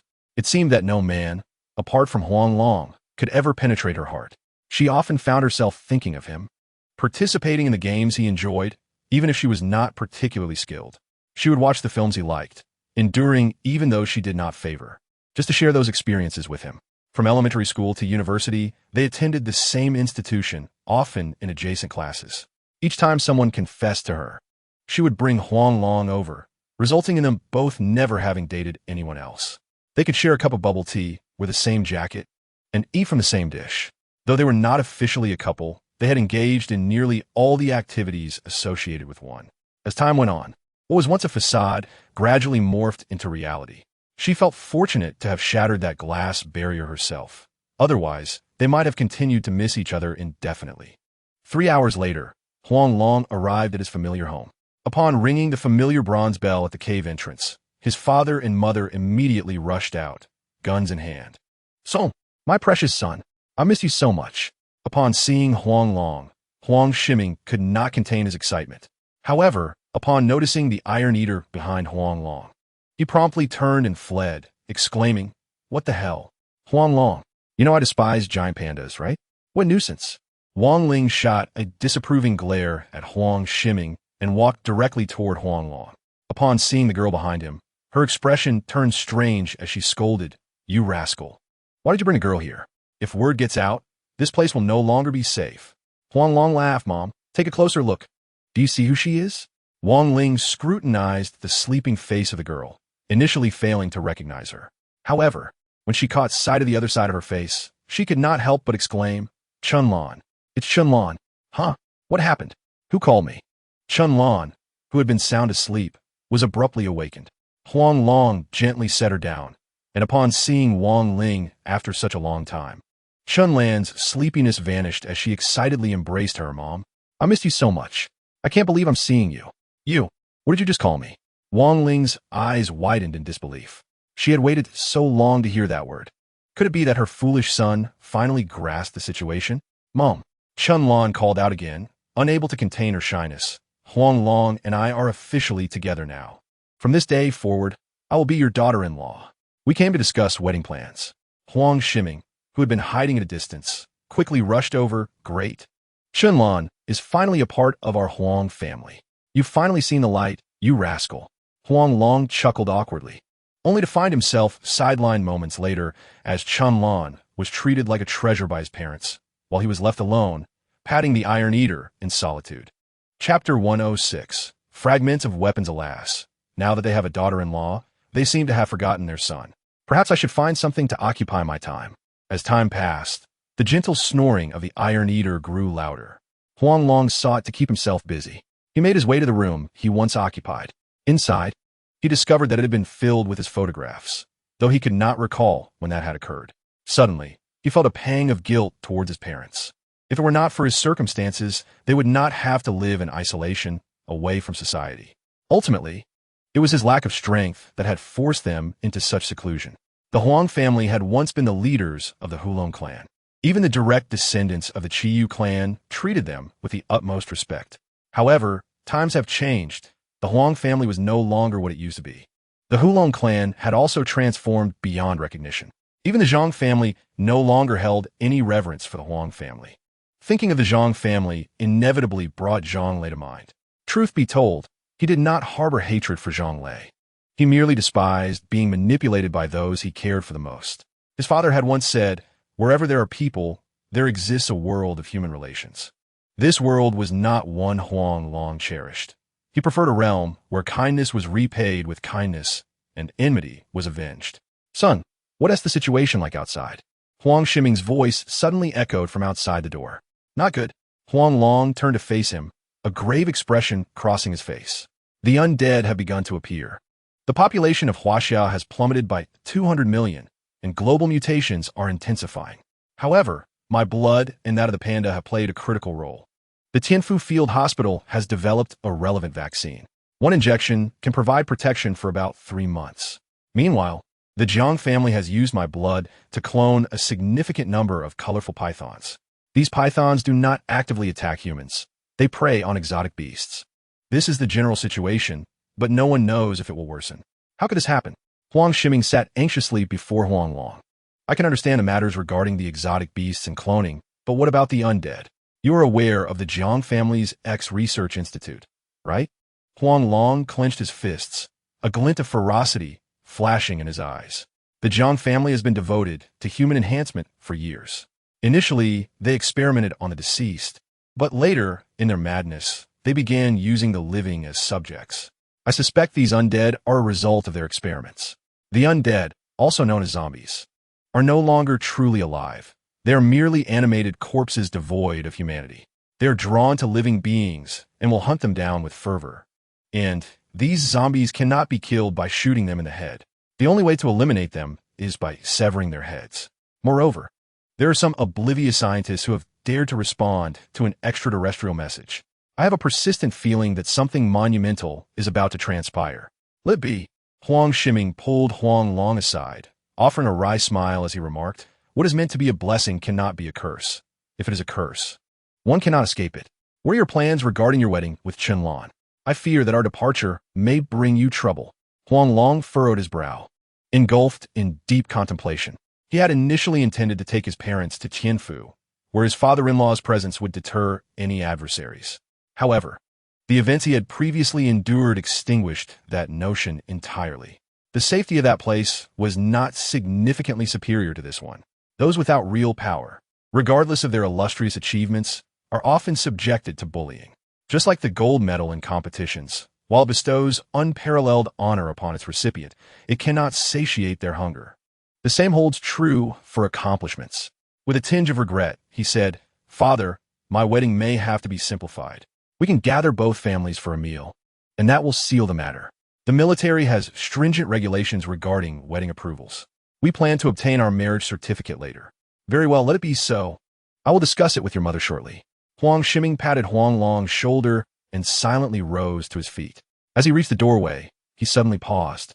Your panda exhibits some peculiar traits. It seems reminiscent of the legendary Shi Tieshou. The village fortune teller once told me that you are the destined one of Chio's lineage and would eventually acquire Shi Tieshou. I was skeptical then, but now I find myself believing it to some extent. You should take some time to visit Changbai Mountains, Tianqi. It has been 20 years, and I wonder if that old fellow is still alive. He may know more than we do. He cast a deep glance at Huang Long and shook his head as he exited the room. In the end, Huang Long was left alone in the room. Shi Tieshou? Fortune teller? Tianqi? Huang Long murmured to himself, a flicker of brilliance igniting in his eyes. In the past, he might have scoffed at fortune tellers, but as he experienced more, he realized that the world was not as uncomplicated as he once believed. After the Great Shang, myths faded away, and the Hulong clan also fragmented during that time. If there isn't something significant behind all this, he would refuse to believe it, even at the cost of his life.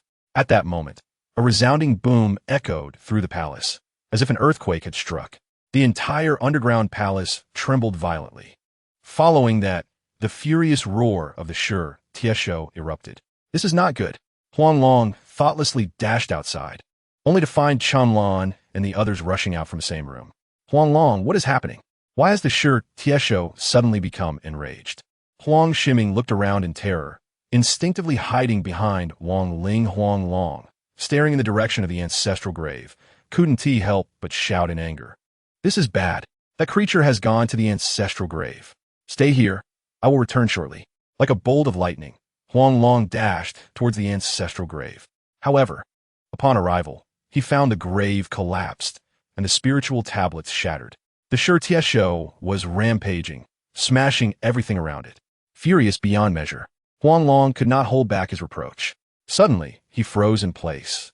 The Shi Tieshou had unearthed fragments of metal from the surrounding ruins, and ultimately, it laid them all before Huang Long. The crimson hue in its eyes vanished simultaneously. What is this? Huang Long gazed blankly at the metal fragments scattered on the ground, which bore incomprehensible and bizarre engravings. No matter how he tried, he could not envision these fragments as part of a cohesive whole. Could this be a weapon? A sudden realization struck him, and he involuntarily gasped. If it truly was a weapon, it would undoubtedly be a treasure. Otherwise, it would not have been taken to the tomb. He collected the fragments, a wry smile crossing his face. He gave a light smack to the Shi Tieshou's head and couldn't help but scold. You're useless at everything except for making a mess. You've learned how to demolish things, but not much else. Be on your best behavior. Do you understand? If my parents scold you, you will bear the consequences. The Shi Tieshou gazed at Huang Long with tearful eyes, filled with a sense of grievance. However, Huang Long was not lenient. He tugged at the Shi Tieshou's ear and let it outside. What had destroyed was no ordinary object.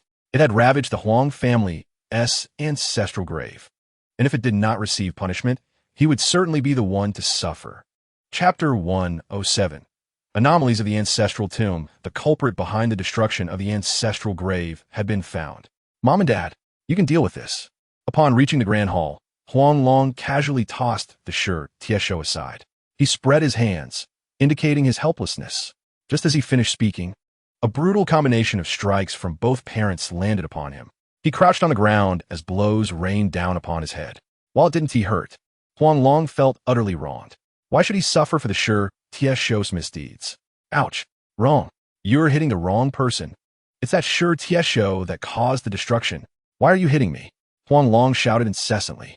Huang Shiming, who had already been seething with anger, was now completely ignited.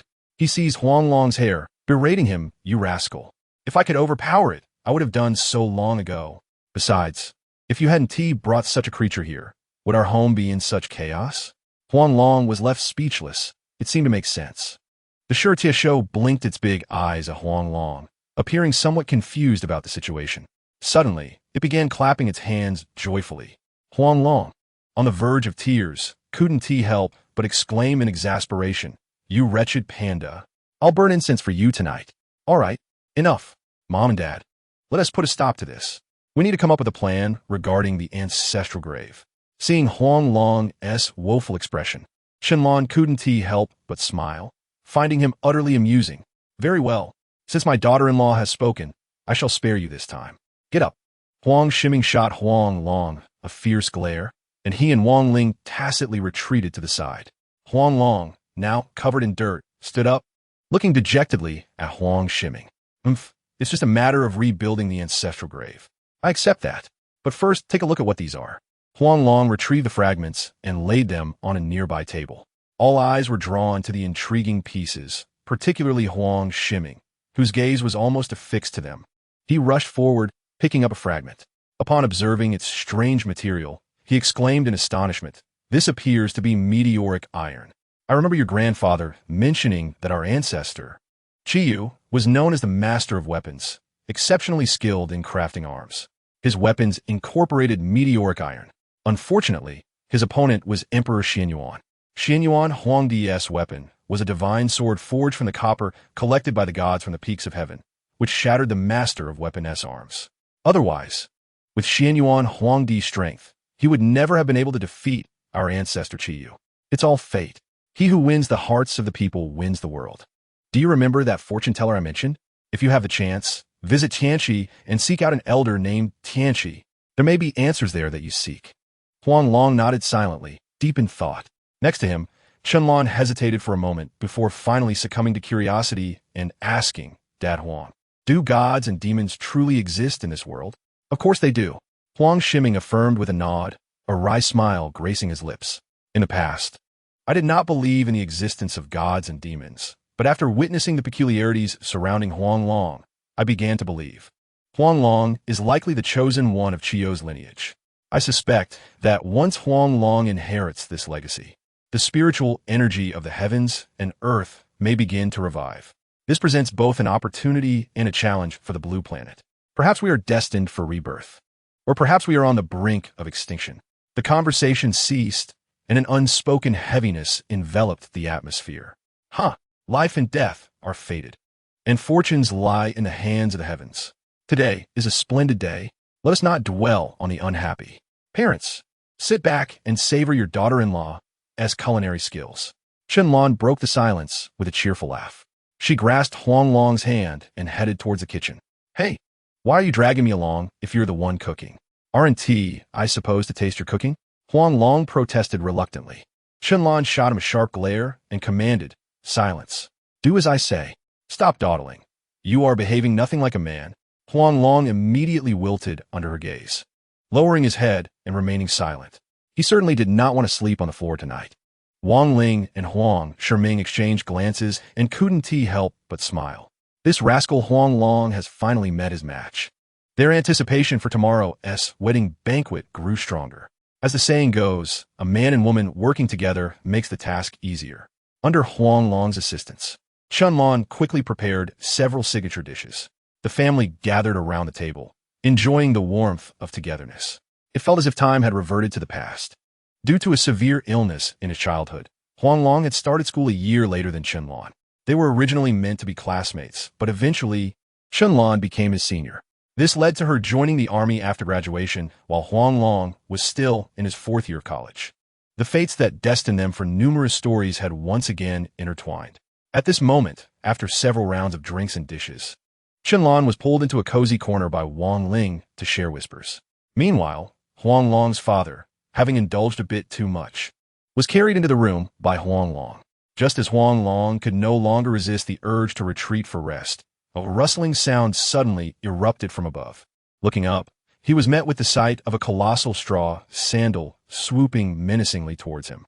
In a split second, Huang Long transformed into a serpentine form and unleashed his lethal technique, Death Coil. His serpent body, as thick as a thigh, coiled tightly around the straw sandal. A series of explosive sounds echoed in succession. In the next moment, Huang Long opened his jaws wide and sank his fangs into the head of the straw sandal. As venom coursed through its body, the creature gradually ceased its struggle. The entire encounter lasted no more than 40 seconds, despite the straw sandal weighing an astounding 500 kilograms. He relished the feast. Ding! Congratulations to the host for devouring a mutated straw sandal. earning 12 million evolution points. The host currently possesses 612 million evolution points. 3 minutes later, Huang Long completely consumed the enormous straw sandal. This marked his first meal in several days. To his surprise, his inaugural hunt yielded such a substantial prize. However, joy eluded him. The emergence of mutated beasts in the ancestral tomb signified that this place was no longer safe. He must promptly arrange a new residence for his parents. After much contemplation, it seemed he could only seek help from one individual, the Zhang family. Yet, Huang Long had no desire to entangle himself with them any further. It appeared he could only arrange for his parents to stay with his in-laws. However, even that place did not guarantee safety. Upon returning, he would inevitably have to negotiate with the security department. No one could predict what might unfold then. In a moment of turmoil, Huang Long found himself engulfed in conflict. Chapter 108. 3 stinking cobblers. The rustling sound echoed once more. Huang Long dashed into his father's room and promptly tossed him into the room where his mother and Qianlan were, shouting, "Mutated creatures have broken in. Stay inside and do not come out." Huang Long hurled 3 Gatling guns and firmly shut the door. Qianlan, who had been lying on the bed, rushed anxiously to the door. "Huang Long, open the door. I can help you."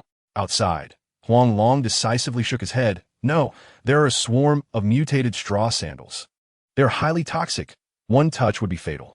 Even I can only fight in my true form. Find a way to wake my father. Leave the rest to me." As he spoke, Huang Long transformed into an 8-meter-long serpent and stood guard at the door. Whenever a straw sandal charged at him, he would swiftly sever its body. 1, 2, 3. With the ability to bypass physical defenses, the corpses piled higher in front of Huang Long, eventually forming a 3-meter mound that obscured his view. The once quiet room suddenly erupted into a flurry of gunfire. Then, a thunderous roar shook the ground. The straw sandals, frenzied, began to batter against the walls. Huang Long sensed nearly 100 of them. Through the gaps, he spotted a steel eater surrounded by a horde of straw sandals, angrily roaring and thrashing its massive hands. Yet, the straw sandals were not defenseless. They danced and dodged nimbly. In this ebb and flow, the steel eater's emotions grew increasingly unstable. Huang Long never anticipated he would face such a dilemma of selective rescue. His powers could only save 2 individuals at once. However, once he initiated the rescue, the others would be at risk. Thus, the best course of action was to eradicate the swarm of straw sandals. With this thought in mind, he reverted to his human form. The electric powers within him surged to their peak. Gripping a Gatling gun, he began to fire furiously. Everything before him appeared as a still image. Yet, as Huang Long departed, they all erupted into fragments. After 7.2 seconds, the surroundings lay in disarray. The sound of gunfire ceased simultaneously within the room. Qianlan rushed out, unable to contain her relief upon seeing Huang Long unharmed. She exhaled deeply. "What should we do next? Shall we leave at once?" Huang Long shook his head gravely. "It's too dangerous to move at night.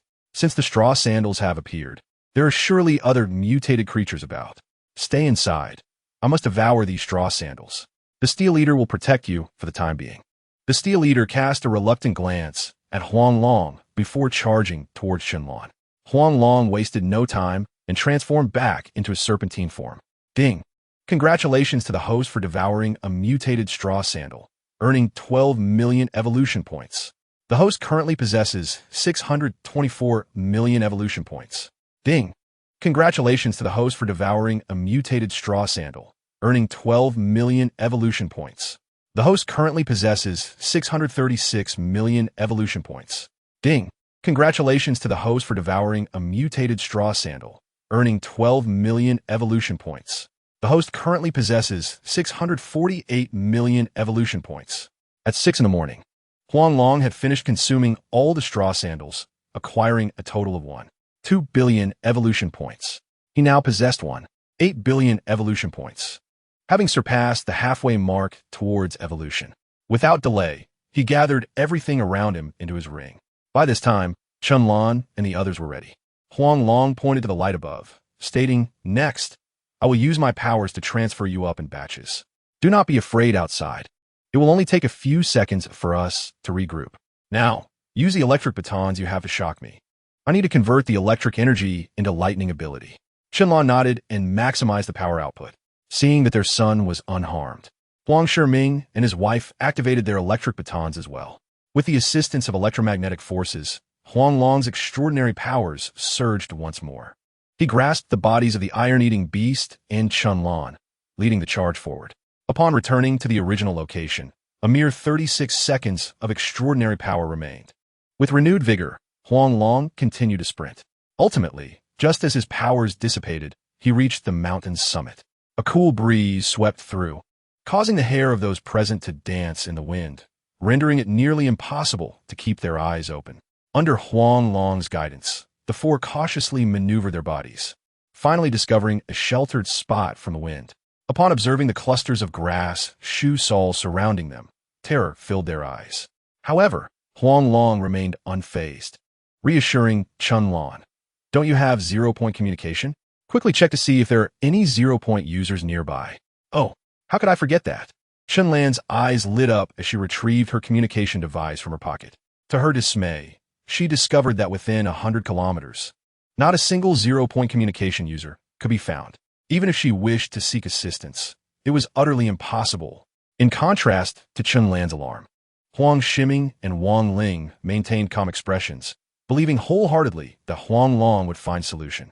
Indeed, moments later, Huang Long could no longer contain his excitement as he exclaimed, "Our helicopter is still there. We are saved. Therefore, the most crucial task now is to help me recharge." Huang Shiming waved the now depleted power stick with a wry smile, stating, "There's no power left in the stick. How can we recharge you?" "No worries. I have a plan." Huang Long calmly produced some food and distributed it among the group, stating leisurely, "My body can generate a magnetic field. I need you to create conductors to cut through the magnetic lines, constructing a closed circuit to store electricity. This should be a piece of cake for you three brilliant science students, right?" Chunlan took a hearty bite of her food, her eyes sparkling as she replied, "This is easy. It's just a conductor, a closed circuit, a power bank, right? Give us half an hour." "Very well. I shall grant you half an hour." Huang Long nodded, silently inspecting his ring. He retrieved all items that might be useful. Soon after, Chunlan employed a special tool from the zero-point client to map the magnetic field surrounding Huang Long's body. The results displayed an erratic and chaotic magnetic field, constantly changing. This rendered the efficiency of ordinary conductors in generating electric current significantly diminished. Thus, Chunlan decided to utilize a two-dimensional honeycomb structure to create a spherical closed circuit. Consequently, each honeycomb would function as a closed circuit. Any current generated in these circuits would ultimately flow toward Huang Long, the power reservoir. Chapter 109. Confronting the mutant pangolin ideals are often grand, while reality is stark. Given their capabilities, the three of them would be unable to accomplish such a complex task within half an hour. Therefore, they opted for the simplest solution, using steel bars as conductors to connect the positive and negative terminals of the power stick. They then cut through the conductors according to the magnetic line diagram. The power stick's indicator light flickered on and off repeatedly. As the most conspicuous prey in this area, the grass shoe soles had no reason to ignore them. Sure enough, they began to ascend the mountain relentlessly. Gradually, the mid-slope was engulfed in darkness. At that moment, the half-hour charging time elapsed. They had only managed to charge one segment of power. This small amount was insufficient and would not make a significant difference. Even with another half hour, it would be futile and could potentially place them in a perilous situation. Huang Long realized that there seemed to be only one option left. He would have to act as bait. He then hurriedly led Chunlan towards the helicopter. With this thought in mind, he unhesitatingly instructed the iron-eating beast, "While I am away, you must ensure the safety of my parents. Any threat approaching them must be eliminated without mercy. Do you understand?" The iron-eating beast nodded obediently, positioning itself protectively in front of Huang Long's parents. Huang Shiming, who had long feared the giant panda, fully relinquished his apprehensions at that moment. Gently, he stroked the iron-eating beast's head, his expression softening. He understood that Huang Long's words were akin to a sacred decree for the creature, assuring him that it would not harm him. "Darling, shall we go?" Huang Long then took Chunlan's hand, gazing at her with affection. "Are you brave enough to experience the lightning abilities once more?" "Why not?" Chunlan firmly grasped Huang Long's hand, her eyes sparkling with charm and tenderness. Huang Long found himself momentarily entranced. However, he quickly regained his focus. Locking onto the helicopter's direction, Chun-Lan took a deep breath. The mysterious power of lightning swiftly enveloped the two of them. Like a pair of tigers descending the mountain, they charged madly towards the base. Bolts of blue light flickered continuously. Everything in their path was flung aside by the lightning wall enveloping them. With a mere thought, Huang Long preemptively released the truck. At the instant their powers vanished, both climbed onto the vehicle. He pressed the brake, turned the ignition, and accelerated, all in one fluid motion. With a series of loud crashes, countless grass shoe soles were sent flying. Green venom splattered everywhere. In mere moments, the windshield became a blur. The entire vehicle bounced and jolted like a roller coaster. Chun-Lan grasped the handrail with one hand while pressing her chest with the other, her face flushed.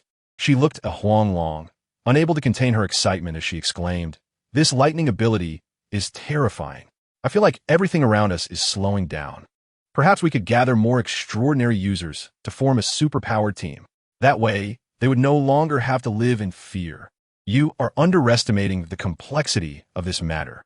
Huang Long shook his head, his expression calm as he replied, "In my view, extraordinary users are no different from monsters. They will merely become the guinea pigs for certain individuals. It is better to live freely and according to one's desires because not everyone wishes to be a savior. Even I have never aspired to be one. Everything I have done has been forced upon me." Chun-Lan nodded, silently retrieving her zero-point communication device. The helicopter was also equipped with zero-point communication, allowing her to accurately guide Huang Long 50 meters, 40 meters, 30 meters. The two drew closer to the helicopter. However, at that moment, a massive pangolin blocked their path. It swung its enormous tail, aiming to smash into the truck's windshield. At the critical moment, Huang Long decisively activated the blood skull ring. A flash of red light raced across the surface of the ring. Immediately, a powerful force of absorption emanated from within. Just as the pangolin's tail was about to strike the windshield, the blood skull ring swiftly drew it into the ring. To the right, there's another one. Chun-Lan could not suppress her fear and cried out. However, it was too late. A tremendous crash resounded as the truck was sent flying, plummeting into a deep bay. Water surged in through the gaps, and within moments, half the vehicle was submerged. In this dire moment, Huang Long regained his composure. He embraced the bloodied Chun-Lan, kicking the shattered windshield aside as a swarm of piranhas, drawn by the scent of blood, surged towards them. Huang Long exerted all his strength to carry Chun-Lan to the shore. Gasping, Chun-Lan coughed up river water, her eyes fluttering open in discomfort. "Huang Long, I can help you." Upon seeing Huang Long covered in piranhas, she could not help but struggle to rise. At that moment, her eyes were filled with gratitude. Yet her expression soon changed drastically as the mutant pangolin that had previously attacked them charged at them once more. "You scoundrel! You think you can bully me and get away with it?" Chun-Lan urged, "Go to the helicopter and save my parents." Huang Long materialized before Chun-Lan, immediately transforming into the form of a titan python. Having witnessed this spectacle before, Chun-Lan's heart remained unperturbed. "Huang Long, be cautious." She cast a deep glance at Huang Long and exerted all her strength to dash towards the helicopter. The mutated pangolin, unable to restrain its impulse, attempted to obstruct Chun-Lan's path, but was firmly intercepted by Huang Long, who followed closely behind. The 8-meter-long serpent reared up to an impressive 5 meters, determined to exert its overwhelming presence. Indeed, a flicker of panic crossed the eyes of the mutated pangolin, though it was swiftly masked by a fierce demeanor. Serpents were, after all, part of the pangolin's diet, although it typically favored termites. Yet, pangolins also featured in the diet of snakes. There was no hierarchy of fear between them. The one with the greater prowess would prevail. The mutated pangolin stood a formidable 2 meters tall, its body adorned with a black and gold armor. Seizing the opportunity, Huang Long did not hesitate to bite the creature's tail. However, his razor-sharp fangs proved ineffective against the black and gold armor, leaving only faint tooth marks. Seemingly enraged, the mutated pangolin abruptly turned its head, its tongue, lined with peculiar barbs, viciously coiling around Huang Long's head. Like the pangolin, it could not breach Huang Long's defenses, leaving it momentarily stunned. Within those fleeting seconds, Huang Long swiftly coiled around the creature. The pangolin was compelled to retract its tongue and curl its body into a defensive ball, shielding its vulnerable abdomen. The hard-won advantage that Huang Long had established evaporated in an instant. Nevertheless, he still maintained control over the pangolin's tail. With the aid of his tremendous constricting force, he relentlessly dragged the mutated pangolin towards the deep bay. Finally, with a resounding splash, both plunged into the water. Initially, the mutated pangolin managed to retain its original form. However, it soon began to exude bubbles. Huang Long seized the moment, tightly wrapping around the creature's body. This time, regardless of its struggles, escape was futile. Gradually, the bubbles grew larger, and the pangolin's thrashing intensified. Yet, Huang Long's grip tightened in response to the pangolin's resistance. Ultimately, the pangolin lay still like a deflated balloon. A torrent of blood stained the surrounding waters as countless piranhas surged toward Huang Long. Witnessing this, Huang Long decisively dragged the mutated pangolin to the shore. Without pausing to recuperate, he transformed back into human form and stored the pangolin within his ring. The helicopter had long departed, and he silently prayed for the safety of his parents. However, before he could catch his breath, a multitude of mutated grass shoes swarmed towards him. Exhausted, he could only rely on the ring in his hand and the Gatling gun. He swiftly surveyed his surroundings. A massive 2-meter-high boulder nearby seemed ripe for exploitation. He grasped the rocky ledge and swiftly ascended. The area was gradually encircled by the mutated grass shoes, leaving no escape. With the Gatling gun in hand, he resolutely spun and unleashed a barrage of fire. Boxes of ammunition exploded continuously. In the end, the area around Huang Long transformed into a series of dark green mounts. 100, 200, 300. Huang Long had dispatched an uncountable number of mutated grass shoes. Yet, despite this, they continued to pour forth relentlessly. 1,000 boxes of special bullets were exhausted in less than an hour. Huang Long's last resort of weaponry was also depleted that day. He found himself buried beneath a mountain of corpses. The only option left was to evolve through consumption. He transformed into the Titan Python form and silently initiated the process of devouring. Ding! Congratulations, host, for devouring one mutated grass shoe, earning 12 million evolution points. The host currently possesses 1,812 billion evolution points. Ding! Congratulations, host, for devouring one mutated grass shoe, earning 13 million evolution points. The host currently possesses 2,525 billion evolution points. Ding! Congratulations, host, for devouring one mutated grass shoe, earning 14 million evolution points. The host currently possesses 3 billion evolution points. Ding!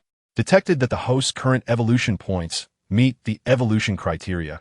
Shall we proceed with the evolution now? Yes.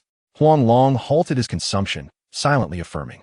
The familiar power of evolution coursed through his being, followed by the system's prompt. Ding! Congratulations, host, for completing the evolution from LV6 to LV7, increasing body length to 10 meters, weight to 800 kilograms, and average diameter to 0.5 meters. To complete the evolution from LV7 to LV8, 60 billion evolution points are required. As the radiance faded, Huang Long reverted to human form. In the distance, the sound of the helicopter grew closer, and before him lay not a single living mutated grass shoe. Surveying the surroundings, Huang Long soon understood why the mutated grass shoes had diminished.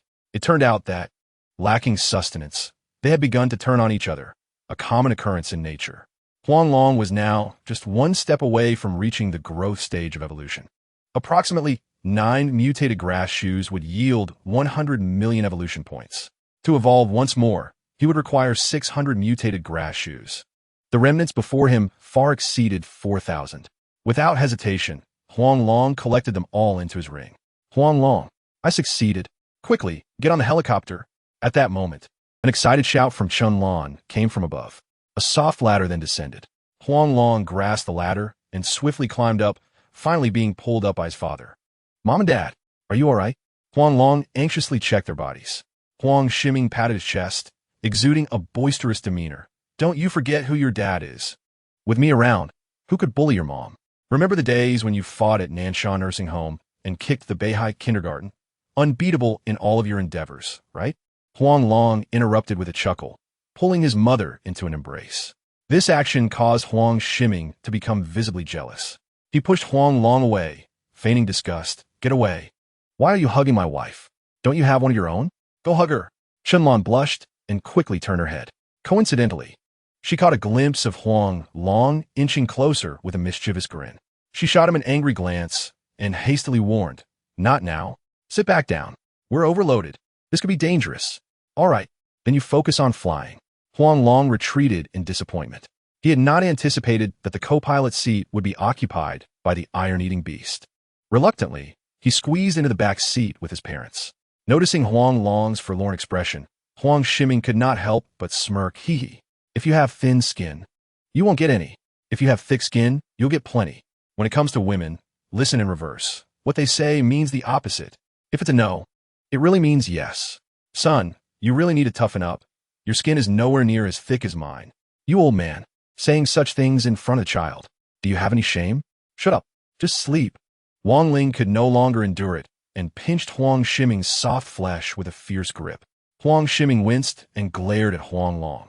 This is all valuable experience. The Huang family's secret training is only passed down to sons, not daughters. Remember, always be shameless. Are you done yet? Wang Ling, exasperated, pushed Huang Shiming into Huang Long's embrace. At your age, can't you act a bit more mature? You always love to say this, don't you? You two should go whisper sweet nothings to each other. If you keep bothering me, you'll be sleeping on the floor from now on. At this moment, Huang Shiming fell utterly silent, and Huang Long had nothing to say either. The father and son stared at each other, their eyes wide open in mutual astonishment. Finally, they instinctively covered their eyes with their hands. Witnessing this scene, Qianlan could not help but smile faintly. She greatly appreciated the easygoing and joyful rapport within the Huang family, in stark contrast to the more rigid atmosphere of her own Qin family, which was often burdened by numerous rules. However, it mattered little now, for from this day forward, she had her own family. With this thought, she could not resist accelerating once more. Yet, upon reaching the border of Tianfu, the zero communications interface suddenly displayed numerous red dots, all converging towards their location. A surge of alarm coursed through Qianlan as she sensed impending danger. She instinctively shouted to Huang Long behind her. Huang Long, wake up. We are surrounded. What should we do now? What? In a state of half-sleep, Huang Long was jolted awake. Upon seeing the helicopters encircling them, a fierce glint flashed in his eyes. Find a place to land. I want to see what tricks they think they can play. Chapter 111, Toying with Xing Yi. Mom and Dad, hold on tight. Without hesitation, Qianlan swiftly chose a suitable flat area to land. The helicopters merely surrounded them without initiating an attack, so they should not obstruct their emergency landing. As expected, their helicopter landed smoothly, while the surrounding helicopters rapidly descended as well. Nearly 100 armed personnel advanced towards Huang Long. It's you. Upon recognizing the leader among them, Huang Long's gaze turned cold. It was none other than Xing Yi. He anticipated that his fractured ribs had healed so quickly. It was evident he had consumed expensive genetic serum. Hey, indeed, it's me. Kid, we meet again. Xing immediately locked on a Huang Long-esque figure, his eyes betraying a palpable murderous intent. Last time, he had been careless, allowing that mutated beast to take advantage of him, even failing to unleash his full powers as an ability user. But this time, he would not grant Huang Long any opportunity. Xingyi, what do you want? Do you realize you are making a grave mistake? Don't forget our identities. Qianlan coldly regarded Xing Yi, standing resolutely beside Huang Long identities. Xing Yi sneered at Qianlan. I am well aware of my identity. However, you might have forgotten yours. Check your electronic order. Qianlan raised an eyebrow. Sensing something was amiss, she quickly retrieved the zero communications device. Upon seeing the glaring red order in her inbox, her eyes flared with indignation. How can I, the Minister of Logistics of the Tianfu Field Army, serve as the vanguard of the Northern Defense Line's first echelon? You must think highly of me. What? You want to resist the order? Xing Yi laughed dismissively. Military orders are absolute. If you dare defy them, I can have you forcibly detained right now. This is personal vendetta. Qianlan clenched her fists, unable to refrain from reaching for her waist. At that moment, Huang Long quietly held her arm and shook his head. Reluctantly, Qianlan stepped back towards the helicopter. Sometimes, one must endure for the sake of greater peace. The priority now was to escort their family back safely. Well, at least you are wise. Seeing Qianlan relent, A smug expression appeared on Xing Yi's face. He grinned maliciously at Huang Long. Now, let us discuss our matters. That mutated giant panda of yours must die today. This is not the courtyard. No one is here to back you up. If you wish to kill it, I fear you may lack the courage. Huang Long replied with a cold laugh. Immediately contact the Tianfu Field Hospital and reach out to someone named Zui Yi. If he permits the killing, I shall comply. Remember my name, Huang Long. A nameless nobody like you? Your name is unworthy of my remembrance. Xing Yi shook the zero communications device in his hand, a playful smirk appearing on his face. But I'm quite curious about who your supporter, Zui Yi, really is. Even the head of the Tianfu Field Hospital must treat me with utmost respect. Very well, I shall expose your backing. He raised the communications device and discreetly sent a message. Almost instantaneously, his expression changed drastically. You are the mysterious benefactor providing the demon blood. Huang Long responded with a calm smile. What? Are you afraid? If so, step aside. Otherwise, I won't be responsible for the bloodshed. Ha! You truly think highly of yourself. Suddenly, Xing Yi burst into laughter. The seven-colored python is everywhere now. Our vaccine is no longer dependent on you. Besides, that panda rightfully belongs to the Tianfu Hospital. Whether we choose to kill or dissect, it is none of your concern. A mere nameless scion dares to be so arrogant? Today, I shall teach you a lesson on behalf of your family. Attack. In an instant, all the weapons present turned towards Huang Long. A torrential rain of bullets descended upon him like shooting stars. Ha! How amusing! Huang Long, filled with rage, ironically laughed. I never expected that my painstaking efforts to supply panda blood and demon blood would culminate in such a fate. It seems I am truly unfit to play the role of a good person. He unleashed his abilities, moving like lightning. In mere moments, he charged towards Xing Yi, lifting him high above his head with one hand. For scoundrels like you, who disrespect their elders and tarnish the army, it is better to die early and reincarnate. However, as he spoke, Huang Long suddenly released his grip in agony. Flames erupted from Xing Yi's body. The terrifying heat forced him to retreat within mere moments. Interesting, Xing Yi remarked, rubbing his still sore neck, a sinister smile forming on his lips. You are also an ability user. That makes you even more expendable. Huang Long, incensed, shouted, Why can you be an ability user and still serve as the head of security, while I, possessing abilities, am unworthy of survival? Xing Yi approached Huang Long with a mocking smile. Reincarnation is a skill in itself. Blame it on your unfortunate fate. However, if you're willing to crawl under me and pledge loyalty, I might consider granting you freedom, perhaps even a minor official position. It seems we have nothing more to discuss.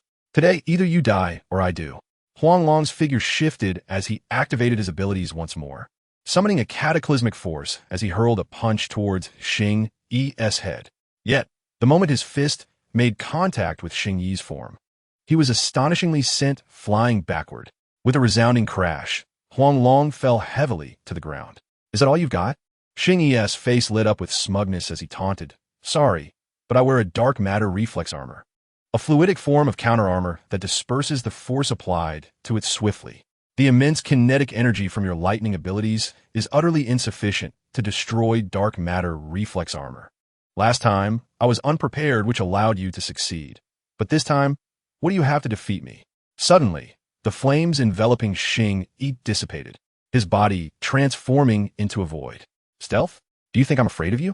Huang Long unhesitatingly withdrew from his spot, expanding his electromagnetic domain. The opponent's movements were perfectly rendered on the magnetic field. However, before he could act, the other party instantaneously teleported closer, moving at a speed nearing that of light. Huang Long could only passively evade. His ability duration diminished from 72 seconds to 36 seconds, then to 18, 9 for 0.5, and finally to 0. Yet, the opponent's speed remained at light speed. As the other drew near, a cold smile crept upon Huang Long's lips. With a glow emanating from the ring on his hand, the other party was absorbed into the blood skull ring before they could even utter a sound. In the eyes of the onlookers, everything that had just transpired was merely a series of flashes of light. They were utterly incapable of discerning what had actually occurred. Chapter 112. Viewing life and death with indifference. If you're unwilling, then fight. As calm returned, the surrounding soldiers could not help but simultaneously aim at Huang Long. However, They did not shoot immediately. The terror that Huang Long inspired had already cast a shadow in their hearts, leaving them uncertain about how to proceed. Yet, Huang Long offered them no time for contemplation. He drew his weapon and prepared to fire. Don't! At that moment, Chunlon shouted desperately at Huang Long. They are merely ordinary soldiers. Their duty is to obey orders. They cannot kill. Huang Long replied coldly. If we do not eliminate them, the matter concerning Xing Yi will be exposed. At that time, not only you and I, but everyone associated with us will be implicated. Chunlon was rendered speechless, unable to counter his argument. Turning away, she averted her gaze from the scene. Kill! Realizing their inevitable fate, the group of soldiers instinctively launched an attack together. Bullets rained down around them like a tempest. Huang Long decisively activated the electromagnetic field and opened fire. The air erupted with terrifying sonic booms. However, the bullets, when they were merely an inch away from Huang Long, could advance no further. They could only hit him if they shot from the same position in succession. With every shot Huang Long fired, a soldier fell. Once his ammunition was exhausted, he rushed forward, seizing weapons from the fallen enemies. In just a few minutes, not a single person remained around them. Even their helicopters had vanished without a trace. At that moment, Huang Long turned around, bloodied, and walked toward Chunlon. She wasted no time and immediately opened a medical kit to tend to his wounds, while Huang Long's mother wept beside her in anguish. As a demon, Huang Long's status was already precarious. Now, with the identity of an ability user, he had become a target of public ire. Her child had committed no wrong. Why could he not be treated gently by this world? Had the apocalypse truly begun? Had humanity succumbed to madness? Yet, there was nothing she could do for Huang Long. All she could do was pray for his survival. Beside them, Huang Shiming could not help but hold Wang Ling tightly. One cannot advise others to be good without having endured hardship themselves. He understood his son's ruthlessness deep down. In a world where humanity devours one another, survival is paramount. For the dead have no chance to mock the living. As for enemies, it is better to kill than to let them live, ensuring no trouble befalls oneself. After all they had experienced, he believed his son had already grasped this truth. He gently patted Wang Ling's shoulder, striving to lighten her mood. Meanwhile, Huang Long's wounds had been nearly treated. His serpent form could disregard physical attacks, but his human form could not. Fortunately, the electromagnetic field had absorbed most of the assaults. Thus, his injuries were not severe. Why the silence? Observing Chunlan's busy demeanor without a word, Huang Long uneasily asked, "Did I do something wrong?" Chunlan bit her lip, tears welling in her eyes. She wiped her tears away and choked out, "I'm returning to my unit tomorrow. I don't know when we will meet again next. I fear I won't be able to help but think of you." Huang Long gently patted her head and embraced her softly. "Once I complete my mission at Tianqi, I will join your ranks as a soldier, protecting your safety closely." "Ugh, you rogue." Chunlan, unable to suppress a smile through her tears, playfully scolded him. "Who said you could be so close? Your father has spoiled you. I remember you used to dislike me getting too close. Why the sudden change of heart? Back then, you didn't belong to me. I had to maintain some distance. But now," haha, Huang Long chuckled, his right hand inadvertently brushing against Chunlan's chest before coming to rest there. Chunlan's face flushed crimson to her ears. She broke free from Huang Long, fleeing towards the helicopter. "We must hurry back. My parents are already worried." "All right," Huang Long replied, his smile gradually fading. Ahead lay another fierce battle. He had killed Lu Yi's dog. Lu Yi would not let him off easily. He retrieved the dark matter armor from Xing Yi, unable to resist examining it closely. It was formless and soft to the touch. Once Huang Long donned it, the armor enveloped his body like flowing water. When the power activated, a liquid display screen illuminated at his wrist, showcasing 4 options: stealth mode, speed mode, explosive flame mode, and anti-armor mode. Currently, the armor had 50% power remaining. Once the dark matter was fully expended, it would require recharging.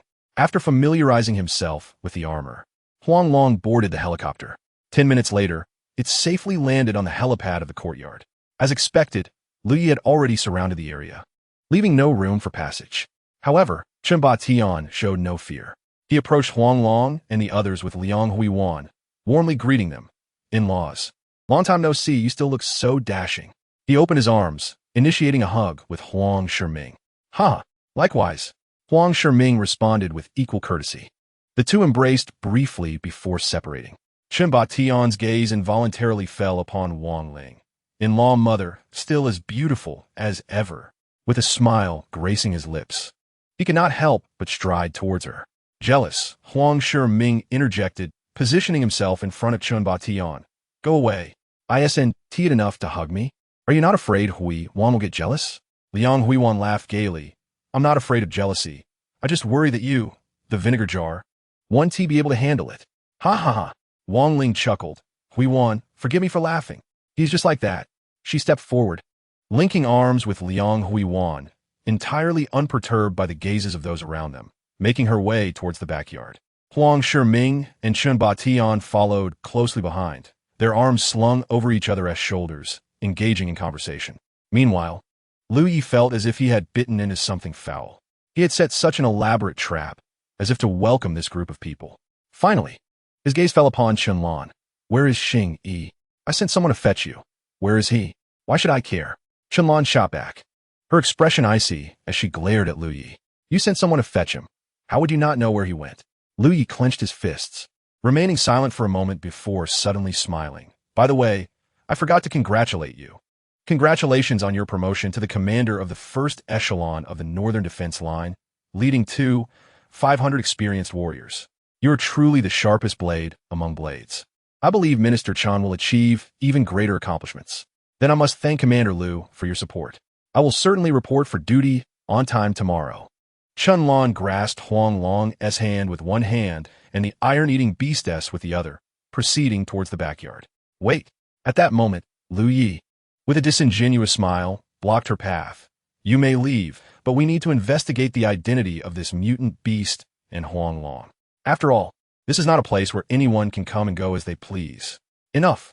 Chen Lan, filled with rage, could not help but shout, Lu Yi, do not overstep your bounds. Do you truly think I fear your tribunal?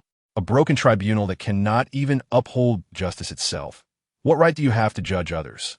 As soon as those words left her lips, the crowd fell silent. They could hardly fathom that Chen Lan would utter such a rebellious statement. The atmosphere in the vicinity instantly turned peculiar. Chapter 113. The Alliance observing Chen Lan's demeanor. Huang Long felt an unexpected warmth in his proud heart. He affectionately urged Chen Lan. Wait for me at home. I shall return shortly. Chen Lan wished to voice her thoughts, but was silenced by Huang Long's gaze. Nodding in silence, she turned towards the back courtyard. Yet a firm resolve had already taken root within her. Should Huang Long suffer even the slightest harm, all would pay the price alongside him, regardless of public scorn. Before long, only Huang Long and the iron-eating beast remained in place. At that moment, a hint of amusement crept into Huang Long's smile.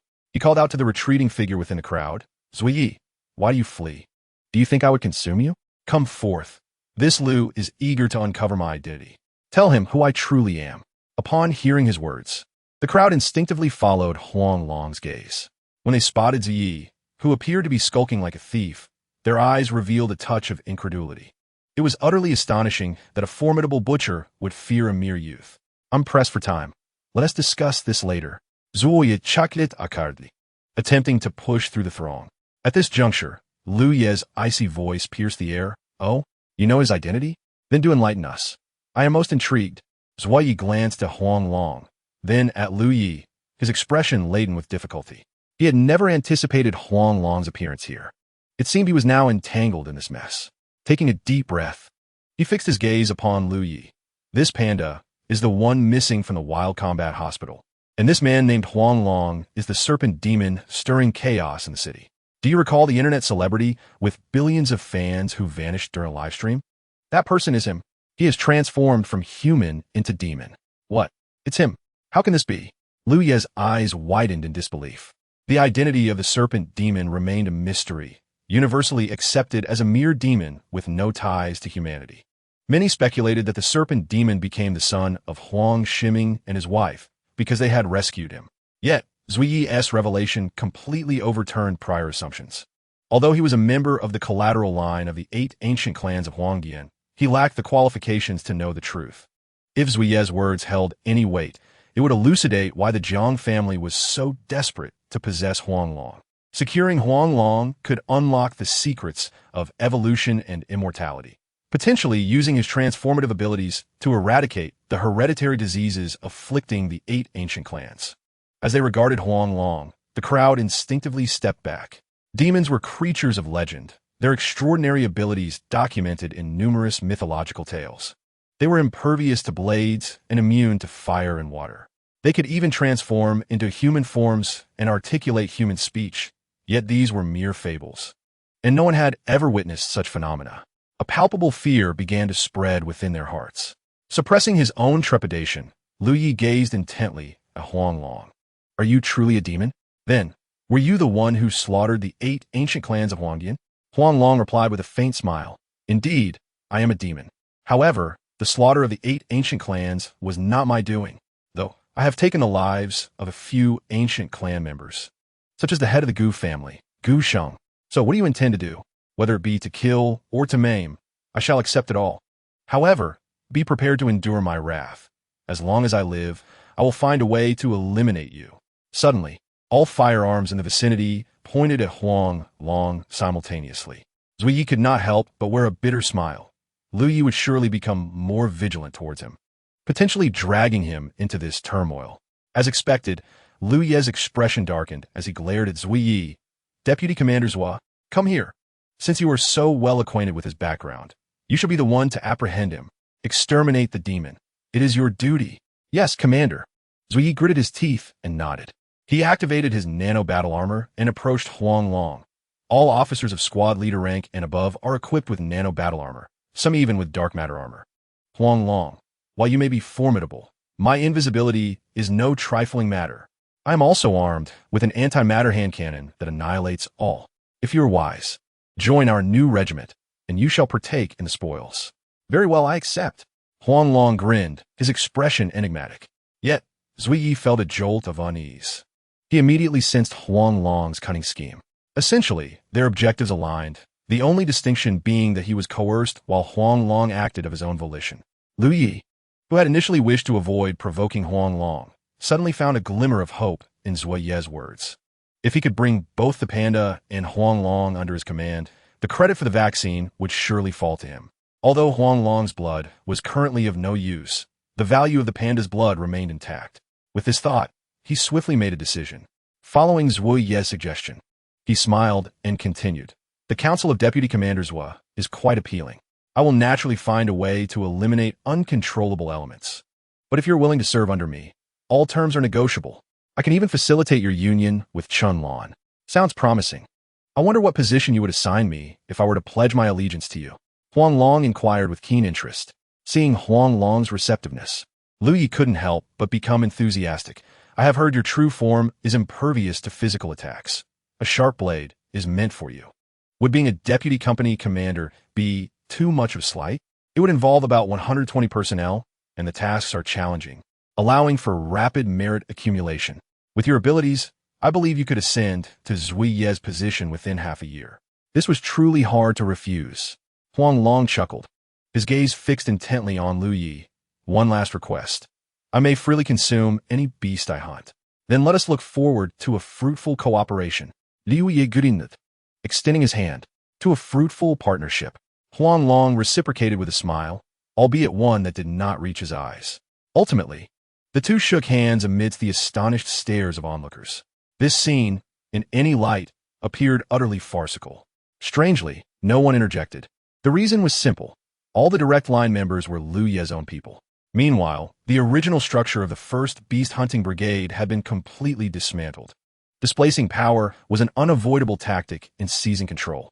Zui easily discerned that many of the previously undecided individuals within the 1st Brigade were now switching allegiances.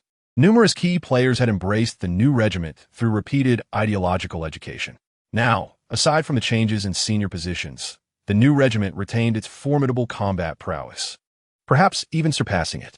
For Zui Yi, this was an ominous sign. However, Huang Long's inclusion might muddle the waters. In murky depths, it was often easier to catch fish. Chapter 114. The Body of Thunder Punishment. How could this be? Chun Lan, who had been observing from a distance, felt as though her mouth could hold an egg. With Lu Ye's capabilities, it was impossible for him to be unaware of Xing Yi's demise. Moreover, he could easily deduce who was responsible. Yet why, despite this knowledge, Did he still let Huang Long off the hook? This perplexity eluded her understanding. As Huang Long drew nearer, her excitement compelled her to grasp his hand. What transpired? Why did they spare you? Are they plotting something? I am uncertain. Huang Long shook his head, a wry smile adorning his face. Zui Yi did not wish to confront me and uttered some words of allegiance, which Lu Yi overheard, leading him to propose a partnership and appoint me as a deputy company commander, allowing me to freely consume beasts. I sense this Lu Yi is not merely a consort. Can you elaborate on his background? Chunlan intertwined her fingers with Huang Long's as they walked toward the backyard, her head bowed in contemplation. After a long moment, she finally lifted her gaze and spoke. Indeed, Lu Yi was once a son-in-law. 3 years ago, the entire Chao family, one of the 8 ancient clans of Huangdian, perished. Only Chao Hui, who was abroad, survived. Chao Yang had been in a romantic relationship with Lu Yi for 4 years and successfully entered the Chao family as a son-in-law. Leveraging the Chao family's influence, he seamlessly became a member of the tribunal. The immense wealth left behind by the Chao family naturally fell into his hands. Gradually, his status within the tribunal rose. It is said that even Chao Hui could not reclaim the assets belonging to the Chao family. Therefore, this individual is undoubtedly not a mere pawn. He must have ulterior motives in seeking to exploit you. Huang Long nodded thoughtfully and replied, From what I understand, the tribunal comprises 4 components: the tribunal guards, tribunal members, tribunal leaders, and tribunal judgments. Lu Yi has remained at the position of tribunal member. To ascend to the role of tribunal leader, one requires not just experience, but also exceptional merit. The blood of the iron-eating beast is crucial for the vaccine, capable of saving countless lives across Huaxia. This merit would sufficiently compensate for any lack of experience, while assembling a new group could ensure the safety and stability of Huaxia, which would constitute another significant achievement. I suspect he is coveting the tribunal. Indeed, be exceedingly cautious when dealing with tigers, Chun Lan said gently, her eyes filled with reluctance as she gazed at Huang Long.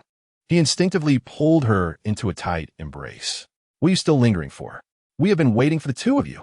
However, before they could savor the moment, Chun Batian suddenly emerged from a small courtyard, anxiously waving at them.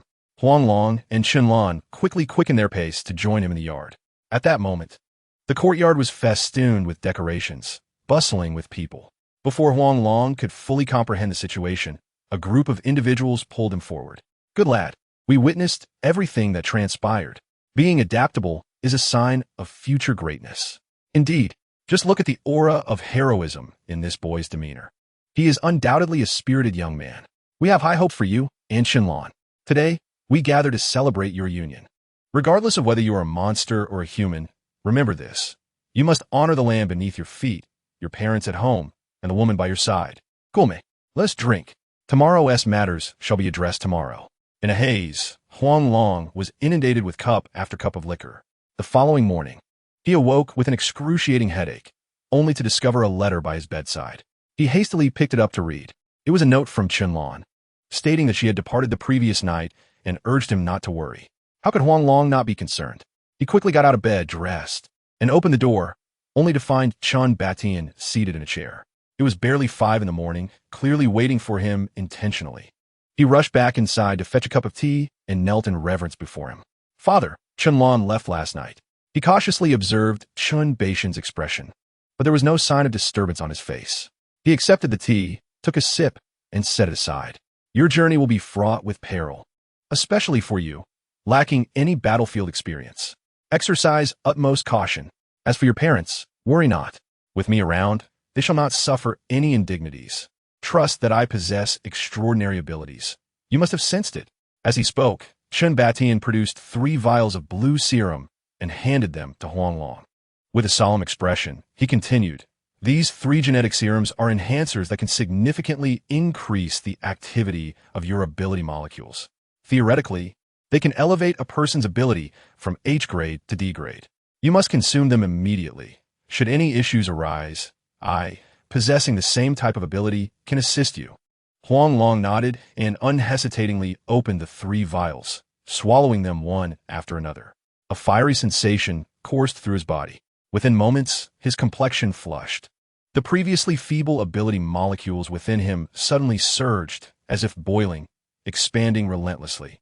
A torrent of lightning energy flowed through him, and before he knew it, his body involuntarily levitated into the air. Ding! Congratulations, host, for consuming the unknown genetic serum. Lightning ability molecules enhanced by 100 times. Awakened the Thunder Punishment Body. Reminder, the Thunder Punishment Body can automatically absorb lightning elements from a void and can summon lightning to combat foes. Huang Long was momentarily stunned, and then he couldn't contain his elation. The Thunder Punishment Body, wasn't that a cultivation physique? Could this most powerful devouring system lead him on the path of cultivation? He gradually descended, feeling an uncanny sensation, as if he could effortlessly crush a bull with a single punch. How could this happen? At that moment, Chun Batian looked at Huang Long with a perplexed expression. Son-in-law, what exactly just transpired? Why has your lightning ability vanished? Your current ability is rather peculiar. My own abilities seem to tremble. Huang Long smiled silently, extending his hand toward the void. In an instant, the sky darkened, and thick clouds gathered ominously. As Huang Long lowered his hand, all phenomena vanished without a trace. Chun Batian stared in awe at this scene. Summoning thunder was a feat only achievable by an SSS-grade ability wielder. Yet, according to Qinlan's account, Huang Long's displayed power was merely F-grade. Could these 3 genetic serums have propelled Huang Long up 8 levels? However, upon reflection, he realized this was fundamentally impossible. Even the simplest transition from A to S required millions of genetic serums, with no guarantee of success. The only explanation he could conceive was that what Huang Long exhibited was beyond the current ability system. Struggling to contain his excitement, he fixed his gaze upon Huang Long and demanded, "Tell me, what is this? Has spiritual energy truly begun to awaken?" Indeed, spiritual energy has commenced its resurgence. The era of the ancient clans is nigh. Huang Long nodded, his expression grave. While the revival of spiritual energy was not inherently negative, the widening rifts in the void above were indeed alarming.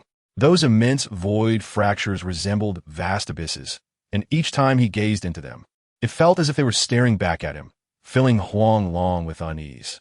Suddenly, he sensed that his time was running short. Chapter 115. You all go together. Father-in-law, I leave the household in your care. Upon my return, I shall ensure peace in our realm. Without further ado, Huang Long bowed deeply to Chun Batian and turned to stride out of the courtyard. He fought back tears, refusing to look back, knowing his parents were watching. Yet, as he reached the entrance, he could not help but kneel, bowing deeply in the direction of his parents' hidden corner. This time, he departed without a backward glance. Not far away, Zui had already been waiting. Upon seeing Huang Long and the iron-eating beast, he silently pointed to the car before them. Once inside the vehicle, he could no longer contain his curiosity and asked, "Huang Long, what are your thoughts? Aligning with tigers can lead to dire consequences. It's not as comfortable here as you might imagine." "Comfortable? That is meant for the deceased," Huang Long replied with a cold smile, fixing his gaze on Zui. "Do you think I desired this? I was forced into it. How could I single-handedly contend against an entire legion? If I cannot defeat them, I must join them. They seek merit, so I shall provide it. What I desire is merely to survive. As long as I endure, there will be hope." Zui sighed heavily at this. "It seems I overestimated the situation.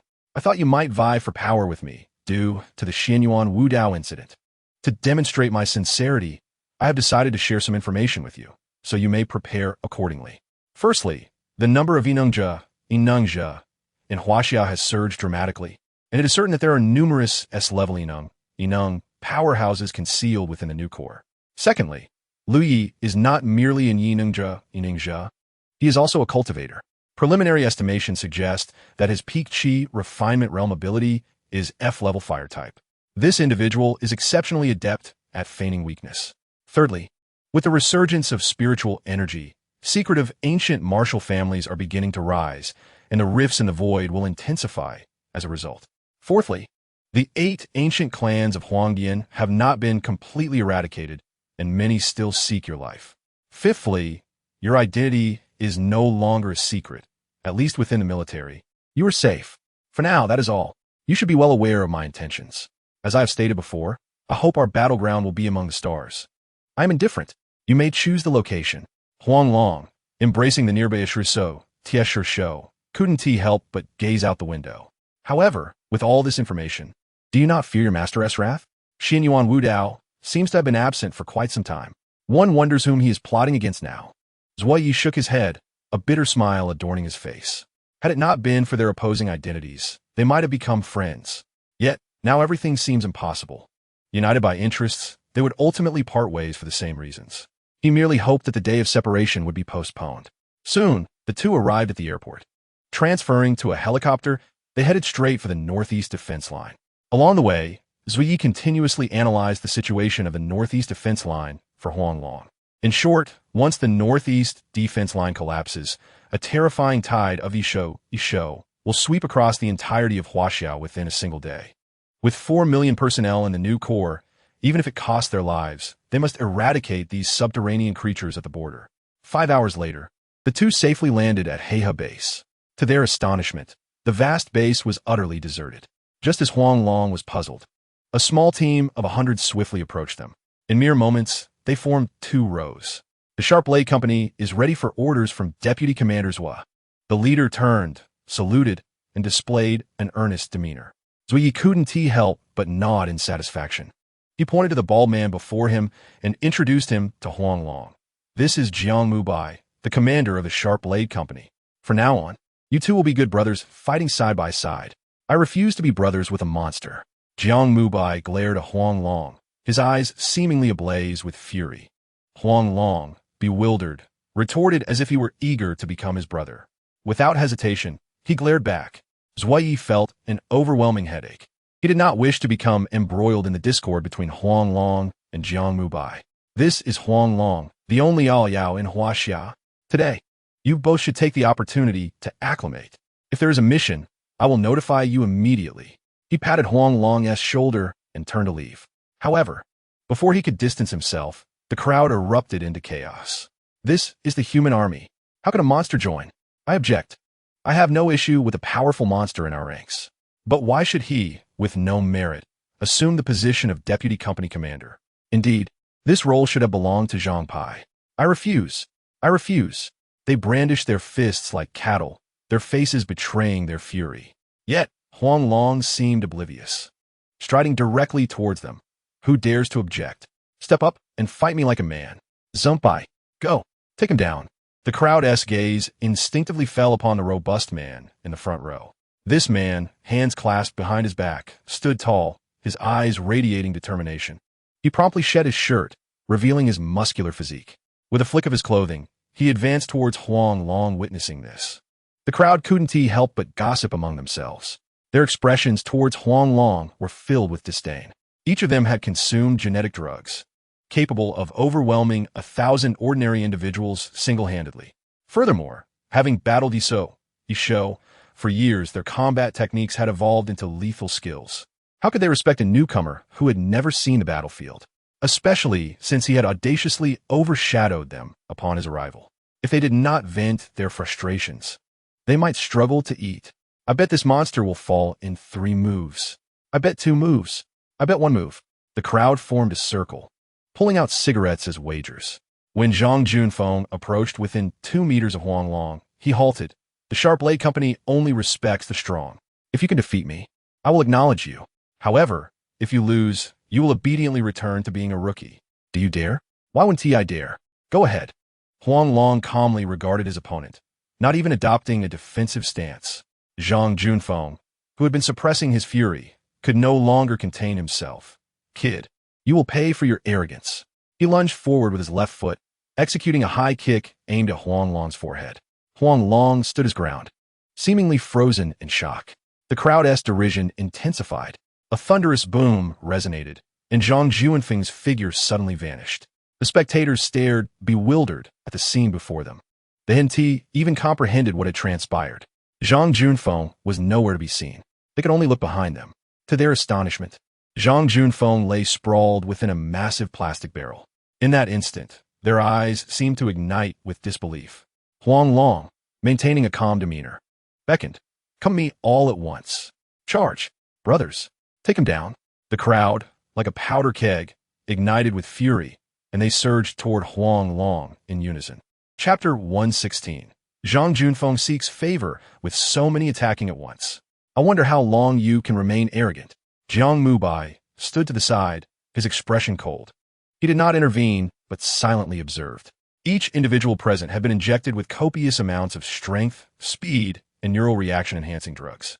Their combat prowess had long reached an invulnerable state. Aside from their vulnerabilities, their bodies had become as tough as iron. Moreover, they were all fire-typing ninja, each at the E level of abilities. From the information gathered, Huang Long's snake demon form could disregard physical attacks, yet was not immune to Inung. The lightning ability he exhibited was merely at the F level. 100-1, it appeared to be a guaranteed victory. However, the next second, he couldn't help but widen his eyes in terror. After a flash of lightning, not a single person remained standing. Throughout it all, Huang Long seemed to have remained in place. This sight was extraordinarily uncanny. He had intended to seek out Huang Long's weaknesses, but it was evident now that the opponent was flawless. He suppressed his inner hatred and fear, gradually replacing it with a profound confidence. He possessed the latest dark matter armor, and his body had undergone modifications through Yao Xue. In a real battle, he might not necessarily lose. Moreover, as the commander of the Sharp Blade Company, he could not personally engage Huang Long.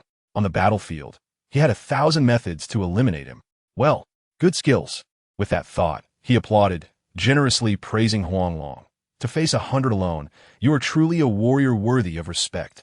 You deserve to join our Sharp Blade Company. And I apologize for my earlier words. I'm sorry. Huang Long was taken aback, instinctively glancing at Jiang Mubai. The bald man's attitude had shifted too rapidly for his liking. Even now, he felt somewhat bewildered. Nevertheless, he managed a courteous smile. It's quite all right. Humans and all, Yao, walk different paths. Your disdain for me is understandable. However, please rest assured, even if I cannot become your brother, I shall wholeheartedly be the man behind you all. Haha, what being Yao? We, the extraordinary beings, are regarded as monsters in the eyes of ordinary people. Huang Long, my brother, I acknowledge you. At that moment, Zhang Junfeng sprang up from the plastic barrel, a smile gracing his face as he approached Huang Long. That terrifying strike had merely sent him flying, leaving him fundamentally unharmed. Clearly, Huang Long had shown a mercy. Although Zhang Junfeng was reckless, he was not a fool. This serpent demon was far more complex than he appeared. Moreover, the peculiar attitude of Captain Jiang towards Huang Long hinted at an underlying tension. He sensed an almost imperceptible murderous intent, which ignited a flame of anger within Zhang Junfeng, who considered the elite team his family. Now that Huang Long had demonstrated his strength, proving his worth to remain in the elite team, there was no need for hostility between them. After all, they were now comrades in the same trench. He extended his hand with a smile. Huang Long's large hands naturally clasped his in return. The eyes are the windows to the soul, and Huang Long discerned the purity within Zhang Junfeng's gaze.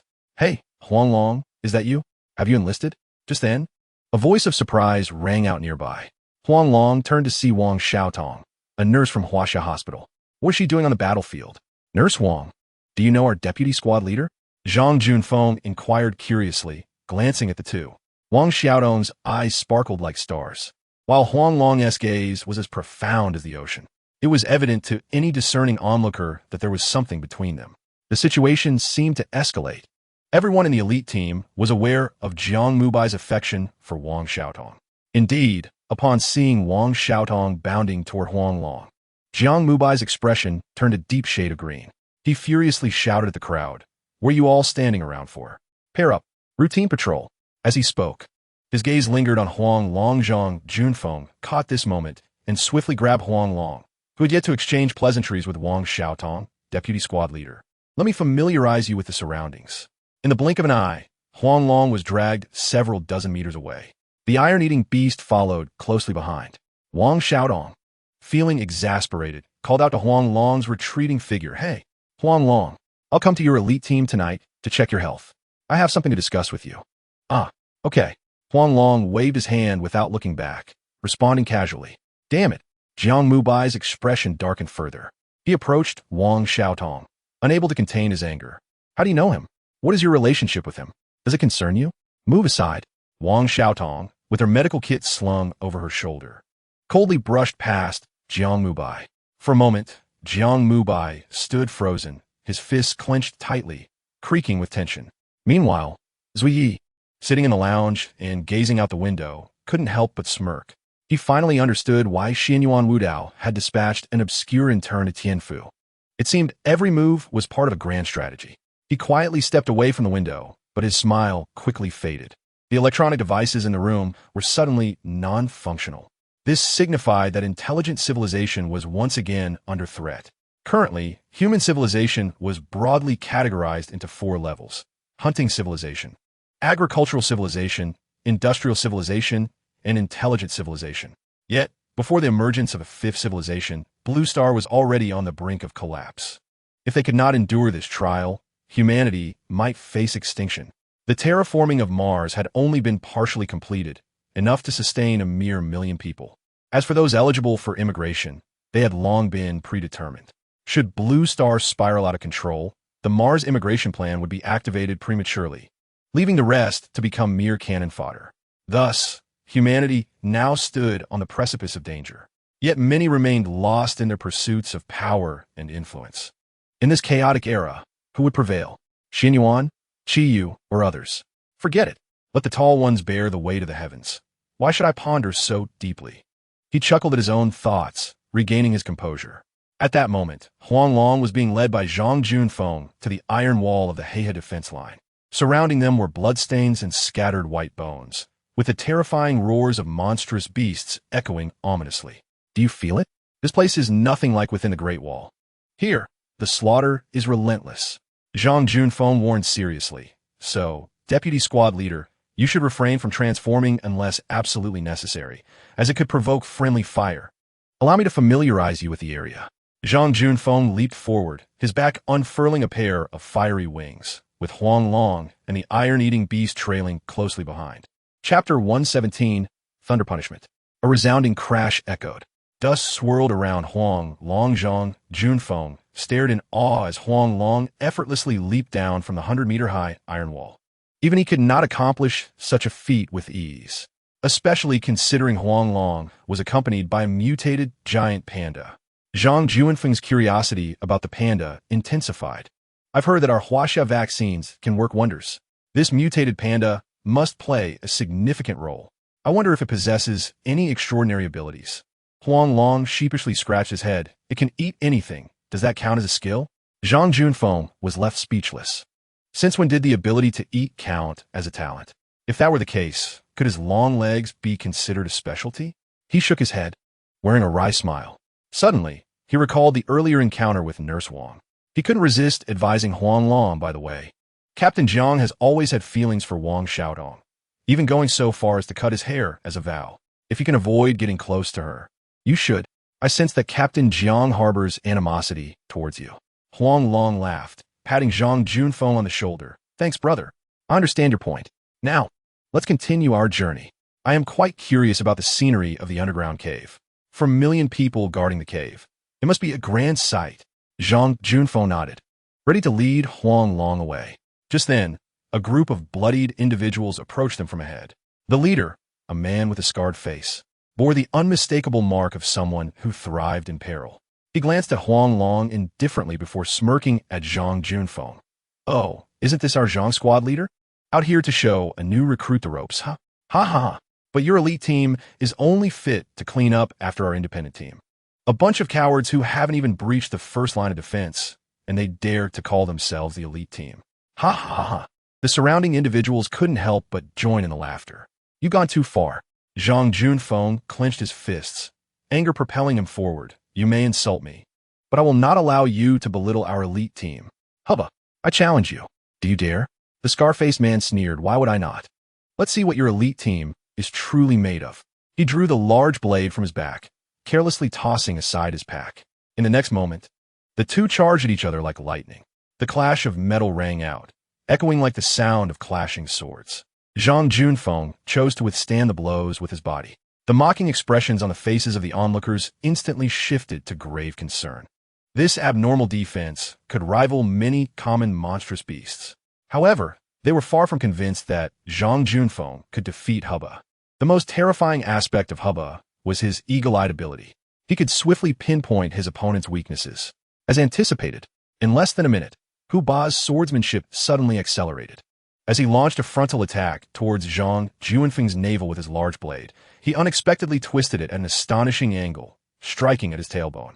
A resounding thud echoed as Zhang Junfeng collapsed to his knees, his face instantly turning as pale as a sheet. Seeking death. Just as Ba prepared to deliver a kick to Zhang Junfeng's chin, Huang Long decisively intervened, pulling Zhang Junfeng to safety.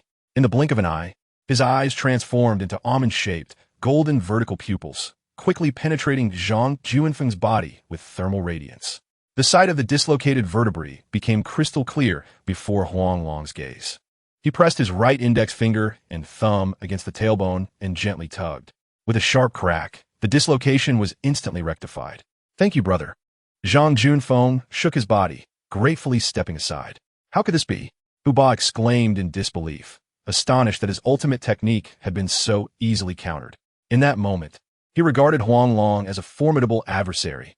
"Tell me, who are you? You cannot simply be a rookie." Huang Long coldly approached him. "Who I am is of no consequence. What matters is that you have insulted my friend." With a thunderous boom, Huang Long pointed towards Ba's head, and dark clouds began to gather ominously overhead. Lightning serpents writhed madly within the clouds. Suddenly, torrential rain poured down. The lightning struck Ba, prompting him to scream in terror.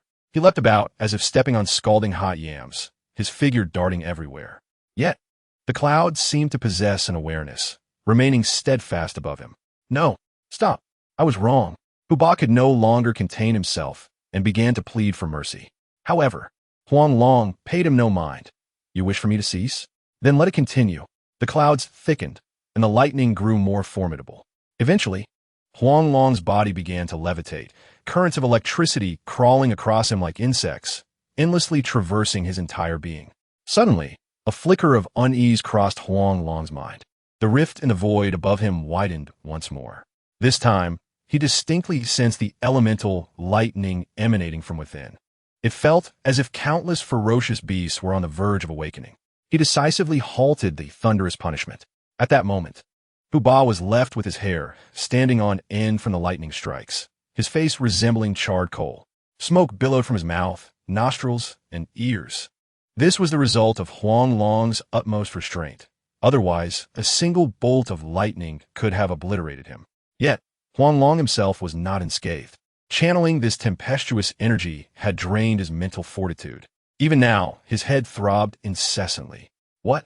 Do you wish to try your luck as well?" Huang Long approached them with a playful grin. Instantly, the group shook their heads vigorously, retreating to give Huang Long a wide berth. Their gazes toward him were akin to that of a plague. However, Zhang Junfeng, filled with joy, followed closely behind. The mutated panda. "Goodness, you are Huang Long. You are that mythical creature." Ba, previously dazed, suddenly sprang to life, invigorated like a rooster on caffeine. It was then that the crowd noticed the colossal mutated beast wildly flitting about. Their faces turned pale in an instant. Provoking the officer was no trivial matter. They could only silently hope that Huang Long would forget this incident. Soon, Huang Long and his entourage ventured further away. Along the way, Zhang Juanfeng's gaze frequently landed on Huang Long. Each time he felt the urge to speak, he swallowed his words. Finally, Huang Long could not help but smile. "What is it? Do you wish to know what I just unleashed?" Zhang Junfeng eagerly nodded, his face brimming with anticipation. "What did you see up there?" Huang Long halted, his expression grave as he pointed towards the void. Zhang Juanfeng's gaze involuntarily followed his finger. He had previously noticed the peculiar phenomena within the void, but did not comprehend the origin of the rifts. Nevertheless, he sensed that these rifts were somehow linked to the awakening of his abilities, and the feeling grew increasingly intense. Chapter 118. Qi Yu's demon, Sword Zhang Junfeng retracted his gaze, fixing his stare on Huang Long as he stated. "From the moment I awakened my abilities, I felt the presence of the rifts in the void, and their expansion is accelerating. I suspect these rifts may be related to the abilities." Huang Long remained non-committal, silently observing the void. After regaining some mental clarity, he continued, "I share your suspicions. The resurgence of spiritual energy is likely connected to the dark matter within the rifts. Enough of that. Let us ensure there are no hidden threats within the first defense line." He leaped onto the back of the iron-eating beast, which then sped off with Huang Long at a rapid pace. Through Zhang Juanfeng's introductions, he learned that the entire northeast defense line comprised 4 zones. The zones resembled a gigantic gourd. The first zone was the largest, spanning 400 square kilometers. The second zone covered approximately 230 square kilometers, the third around 100 square kilometers, and the fourth approximately 25 square kilometers. The newly deployed forces primarily occupied the third and fourth zones, as they were closest to the underground caverns. The journey was unhindered, and Huang Long finally arrived at the long-anticipated Tianqi of Changbai Mountain. Surrounding the Tianqi was a protective barrier, seemingly safeguarding the area. Encircled by mountains on 3 sides, with one side lower in elevation, the water within the Tianqi overflowed, cascading dramatically in a vast waterfall.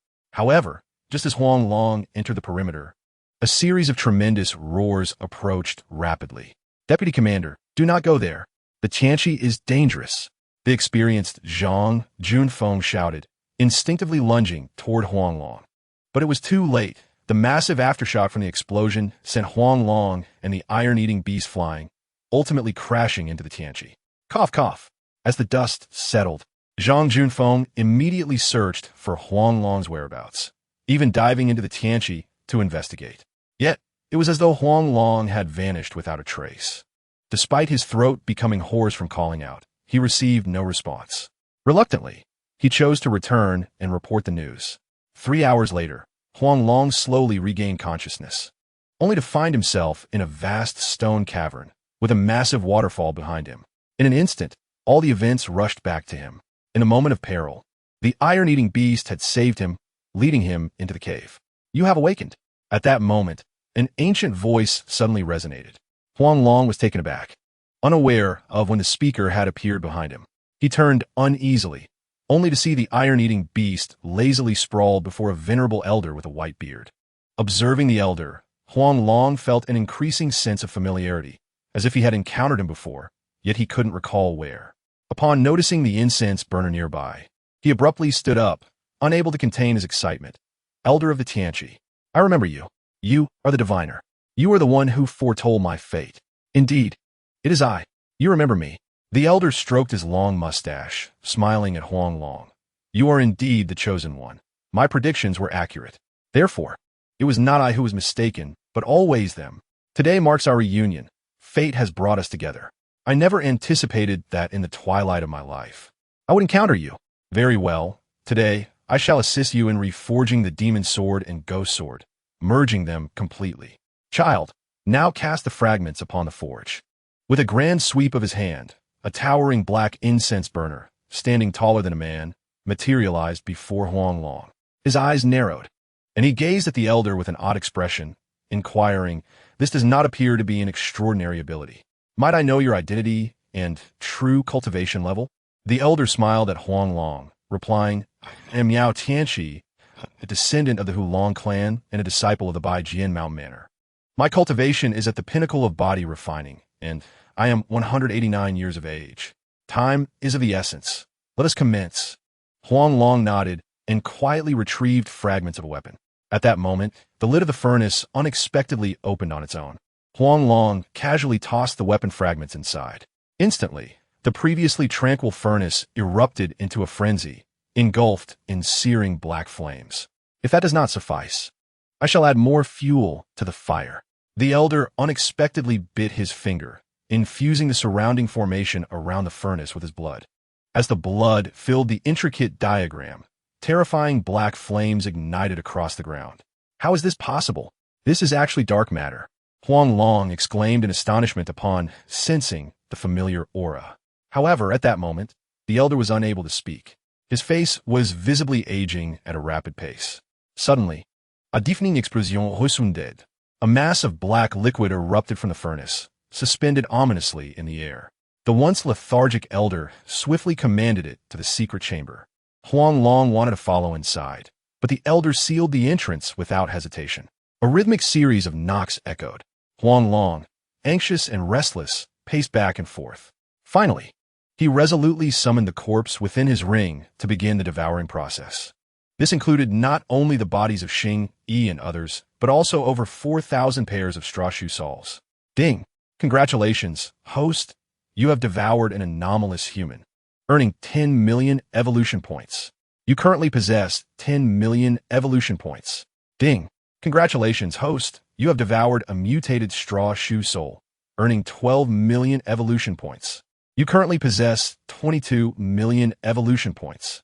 Ding! Congratulations, host. You have devoured another mutated straw shoe sole, earning 13 million evolution points.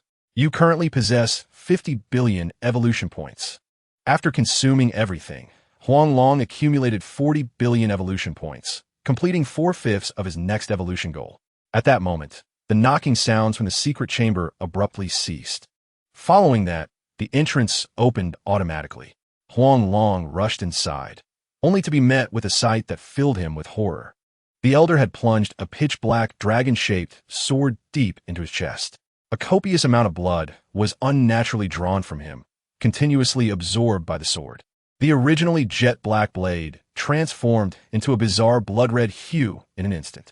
He could not help but spit out a mouthful of blood. Gazing at Huang Long with a frenzied expression, "I have succeeded. With this mortal body, I have reforged the Qi, you demon sword. The glory of my ancestors has not been extinguished. It has not been extinguished." He could not contain another spur of blood. Ultimately, he collapsed to the ground, convulsing briefly before falling silent. In that moment, Huang Long felt as though a heavy stone had lodged itself in his heart. Approaching the elder, he bowed respectfully. It was not until the Iron Eater's whimpering broke the silence that Huang Long lifted his head. "Thank you, elder, for bestowing the sword today. Huang Long shall not disgrace this demon sword." In the next instant, he drew the Qi Yu demon sword from the elder's body. A terrifying suction force began to draw his blood with alarming speed. Chapter 119, Offending Jiang Mubai. This dreadful consuming power was swift to arrive and just as swift to dissipate. In mere moments, the demon sword reverted to its ordinary appearance. Following the inscription on the wall, Huang Long carefully buried the elder's corpse in the mercury pool of the secret chamber. He then made his way out through the hidden passage, taking nothing with him. For him, the sword was already sufficient. However, the Iron Eater, seizing the opportunity, stealthily consumed several dozen fist-sized pearls. Just as Huang Long emerged from the secret cave into the light of day, he was taken aback by the sight before him. Two enormous mutated Komodo dragons were entwined in an intimate embrace. One of the dragons cast its gaze upon Huang Long and the Iron Eater. Initially, Huang Long braced for a fierce battle, but to his surprise, the dragon merely closed its eyes, as if unwilling to acknowledge his presence. Huang Long quickly led the Iron Eater away, deeming it unethical to disturb their moment. He manifested lightning wings, accumulating energy fiercely as the surrounding electrical elements converged upon him. With a powerful leap, he soared to an impressive height, landing safely at the junction of the first and second defense zones. Before he could carefully survey his surroundings, Huang Long suddenly sensed an anomaly. A swarm of hummingbird drones had appeared behind him, incessantly capturing images. Paying little mind to them, he continued towards the second defense zone.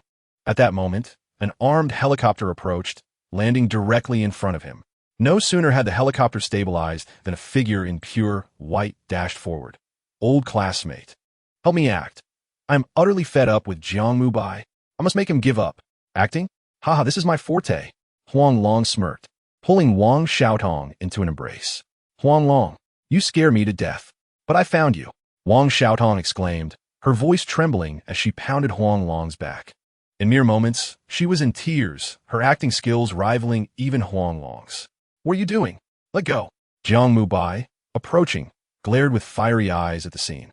Huang Long, unable to suppress a playful smirk, tightened his hold on Wang Xiaotong, gently patting her back as if soothing her tears.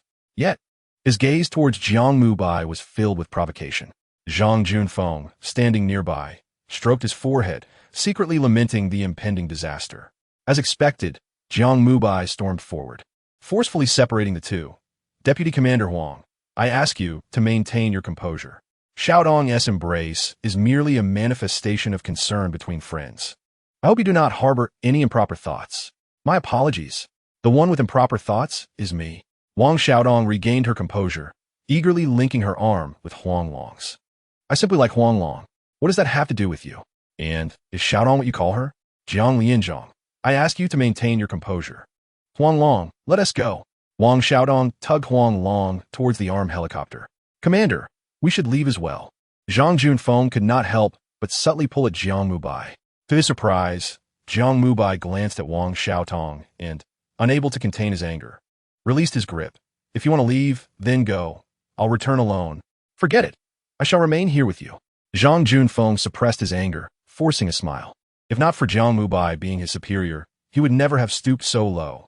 More importantly, he wished to stay to glean information about the recent explosion. Meanwhile, he also sought to understand the source of Jiang Mubai's intense animosity towards Huang Long. Soon, the armed helicopter ascended into the sky. Within 5 or 6 minutes, it returned to the defense zone. Arriving at the entrance of the medical room, Huang Long, exasperated, addressed Wang Xiaotong. I say, Nurse Wang, I truly am fine. You really need not examine me. I am quite aware of my own condition. Silence. Whether you are fine or not is not for you to decide, but for the doctor. Without further ado, Wang Xiaodong pushed Huang Long into the medical room. No one. Very well, I shall do it myself. After a quick glance around the medical room, she locked the door behind her. She turned decisively to Huang Long and said, Take off your clothes. I need to examine your body. Huang Long, seated on a chair, felt a wave of unease wash over him. How inappropriate. A lone man and a woman together. His gaze flickered nervously as Wang Xiaodong unexpectedly began to undress before him. Surely, she could not be intending to take advantage of him. Young men must be vigilant in protecting themselves.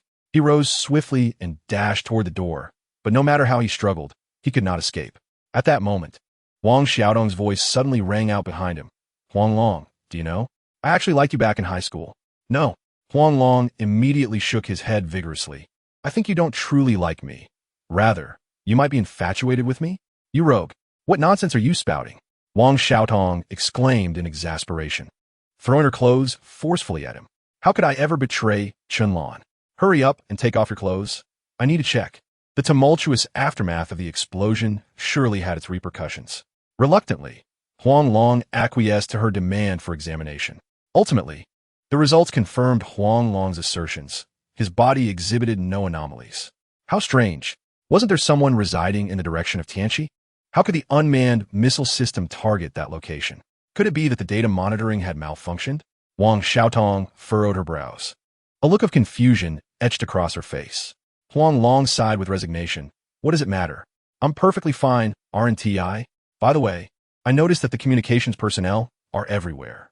Does that mean the zero-point communication terminal is also inoperable? Wang Xiaotong nodded, her expression gradually growing grave. From now on, electronic devices might become unusable. By the way, when you saved that person last time, how could you be so certain that the venom was from an inland big-class snake? Could it be that you are truly a snake demon? Ah, I possess venom. Thus, I understand, Huang Long replied, picking up a walnut from the table, rolling his eyes in exasperation. Are not all so-called demons defined by humans? Perhaps the monsters themselves are oblivious to their true nature. As the saying goes, abnormal occurrences signify the presence of a demon. So, I could be either human or demon. You should comprehend this, right? I do not comprehend, and I do not wish to comprehend. In my heart, you have always been the best. Wang Xiaotong said with a smile, suddenly startled as she exclaimed, I heard that Chunlan went to the northern frontier to serve as a vanguard. It seems she has encountered trouble. Why aren't you by her side to protect her? Have you faced any enemies? With a sharp crack, Huang Long crushed the walnut in his hand, an overwhelming aura of murderous intent emanating from him involuntarily. Gritting his teeth, he roared, It is not that I will not take revenge. The time has not yet come. I shall personally tear apart all who stand in my way. Xiaodong, keep your distance from me. Being near me could be perilous. My enemies lurk everywhere. I do not wish to lose you as a friend. Huang Long cast a deep glance at Wang Xiaotong before striding out the door. This time, he easily turned the handle. Outside, the iron-eating beast was leaning against the wall, clutching his magic sword, looking up at him with excitement. Upon seeing him, it rushed over, affectionately nuzzling him. Wang Xiaodong gazed at Huang Long's retreating figure with a complex expression. He had left an indelible mark on her life, yet they ultimately belonged to different worlds. Perhaps being friends was indeed a blessing. This feeling had long been buried deep within her heart. She stepped forward and quietly closed the door. Their gazes met on the door momentarily before they both turned away. As Huang Long exited the medical room, he unexpectedly encountered Zui Yi approaching him. Just the person I was looking for. Here, this is the equipment prepared for you. Zui Yi cheerfully raised a large black backpack and tossed it to Huang Long. With a swift turn, Huang Long elegantly slung the backpack onto his back. He fixed a determined gaze on Zui Yi and declared, I am heading to the battlefield. When can I venture into the underground? I did not come here merely to recuperate. Do you think I did not want to? Zui Yi replied with a wry smile. Have you not seen me, the vice captain, stuck in the defense zone? Though I hold the title of vice captain, my role is akin to that of strategist, providing decision-making support. However, with the communications in the defense zone damaged, this presents an opportunity. If I were you, I would choose to sweep through the defense zone. As long as there are no exotic beasts left in the first 3 defense zones, they will naturally keep you occupied. I can assure you, Liu Yi will not deploy you immediately. We are currently in a contest of patience. Damn it, those old foxes. They keep plotting against me. I'm off. I'm going to clear out the area. Huang Long seized the Qiyu magic sword from the iron-eating beast and waved it in front of Zui Yi. Then, he swaggered towards the entrance of the first defense zone. Zui Yi squinted his eyes, unable to suppress a shout toward Huang Long's back. The day we turn against each other is drawing near. I can assure you, right now, you're no match for him. He has defied fate and extended his life. Huang Long did not respond. A slight smirk graced his lips, though an indescribable charm lingered on his face. He wielded the power of both the righteous thunder punishment and the malevolent Qiyu magic weapon. How could the diminutive Xianyuan sword capture his attention? He had defeated Xianyuan Wudao once. He could do so a second and third time. In the face of absolute power, everything else was but a joke. His sole ambition now was to expedite the evolution of the python species. Subsequently, he would use the Qiyu magic weapon in his hand to attract the Hulong clan and establish his own power. This night was destined to be one of unrest. Huang Long moved like a specter in the darkness, weaving through the first defense zone with the iron-eating beast. At this moment, his armor had completely lost its power. He removed his battle armor, preparing to stow it away when the iron-eating beast looked at him with eager eyes. Huang Long was always responsive to its wishes, so he tossed the armor to it.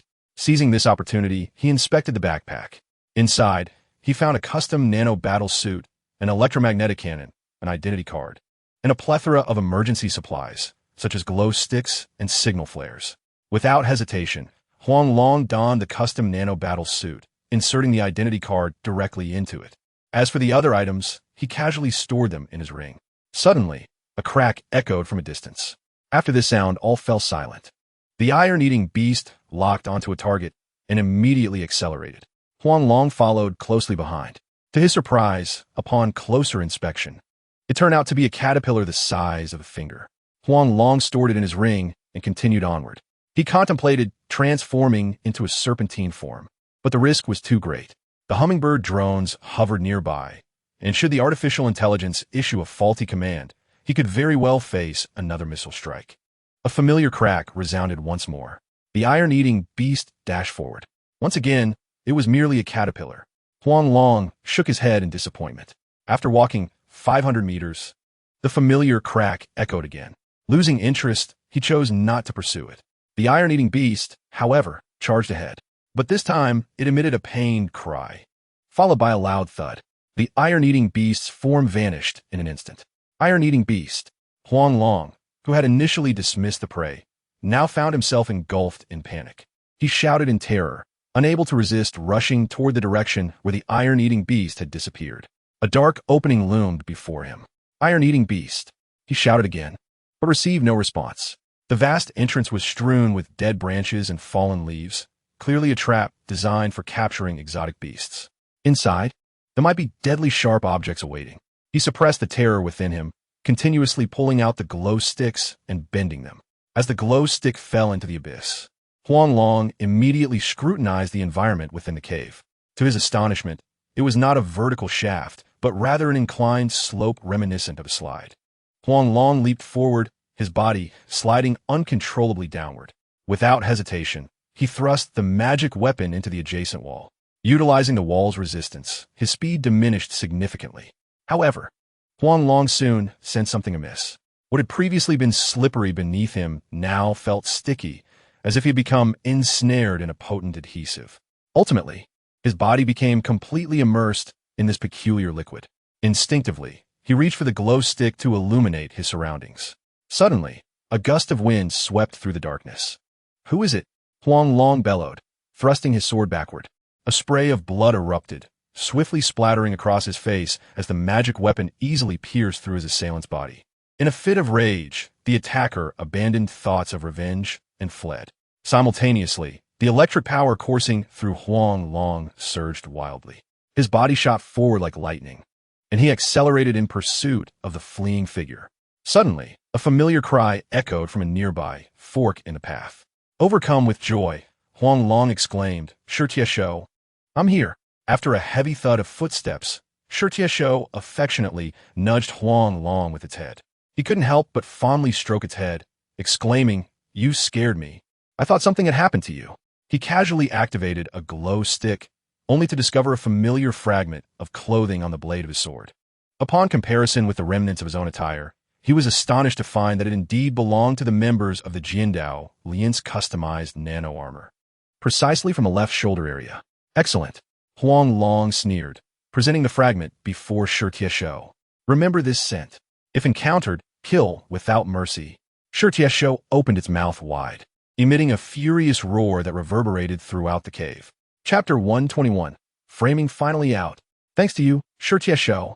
Upon exiting the cave, Huang Long exhaled a sigh of relief. Under Shou's guidance, he swiftly escaped from the labyrinthine cave. He carefully reflected on his previous experiences and gradually discerned a sinister pattern. It appeared they had been lured step by step into a trap, and the crux of the matter lay within his grasp. He retrieved the caterpillar from the ring, and indeed, he detected a familiar scent emanating from it. He was utterly convinced that there were no traces of humans or even other beasts in the vicinity. Yet, how had the caterpillar been deployed to lure him? More precisely, how had it been used to entice Shou? The hummingbird drone. Huang Long's expression hardened as he pinpointed his suspicions. Firstly, the assailants were members of the Jiandao Lian, possessing control over the hummingbird drone, and he had been struck by a sword to his left shoulder. Thus, the suspects narrowed down to Zhang Junfeng, Jiang Mubai, and the Defense Zone Intelligence System. By process of elimination, excluding the non-human Defense Zone Intelligence System, only Zhang Junfeng and Jiang Mubai remained. Among the two, Jiang Mubai undoubtedly held greater suspicion. However, there was also the possibility that the assailant was not a Jiandao Lian member at all, having stolen the clothing from one of them to frame him. If this were the case, the situation became even more complex. Enough thinking. Shou, let us continue the pursuit. He stowed the caterpillar and followed Shou as they tracked their target. Upon reaching the juncture between the first and second lines of defense, abnormality struck once more. This time, Shou grew cautious. Upon hearing a noise, its first instinct was to roar towards the direction of potential danger. Huang Long, wielding the Qiyu demon sword, advanced with utmost care. The electric light flickering around him stood out starkly against the pitch-black night, making him appear as a human torch. "Huang Long, is it you?" At that moment, a familiar voice rang out from a nearby branch, belonging to Zhang Junfeng. Huang Long halted, instinctively looking up. 6 meters away, Zhang Junfeng was joyfully waving a glow stick. Huang Long subtly signaled to Shou, which silently approached the other. Suddenly, it began to roar anxiously. Zhang Junfeng's expression turned grave. Since Huang Long has arrived, why isn't he responding? Could it be that the mysterious assailant was him? Realizing this, he raised his electromagnetic cannon, furiously aiming it at Huang Long. "Huang Long, I misjudged you. Even if there are personal grievances, you cannot harm the squad leader. Your earlier strike nearly incapacitated him. As long as I am here, I will not allow anyone to harm him again." Huang Long's heart sank. Could the assailant truly have been Jiang Mubai? Without hesitation, he shouted to Zhang Junfeng, "Big guy, danger! Stay far away. He was the one who attempted to assassinate me." Zhang Junfeng glanced at the unconscious Jiang Mubai beside him, his expression betraying a flicker of confusion. What does Huang Long mean? Could he have also been injured? But Jiang Mubai has been with him all along. With this thought, he calmly replied to Huang Long, "I was with the squad leader the entire time. I can assure you that the one who tried to assassinate you was not the squad leader. In fact, he too has been attacked. How is that possible?" Huang Long instinctively looked towards Shou, which displayed a fierce demeanor, clearly sensing the presence of the true assailant nearby. He seemed to grasp something. Retrieving the captured clothing fragment, he tossed it to Zhang Junfeng in the tree. Take a look. Is this his? Does he have a wound on his left shoulder?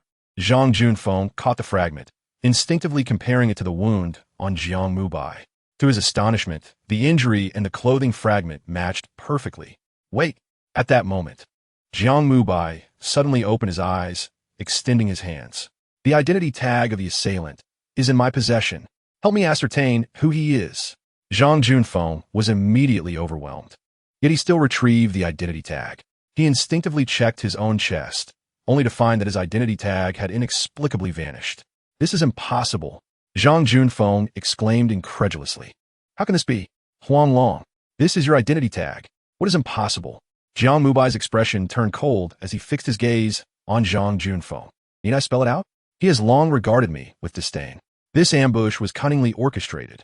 Had I not seized his identity tag, I would not have been able to clear my name even if I jumped into the Yellow River. Zhang Junfeng, in my capacity as the squad leader of the Jindao Lian, command you to apprehend Huang Long immediately to prevent him from harming others in the Jindao Lian. Yes, squad leader.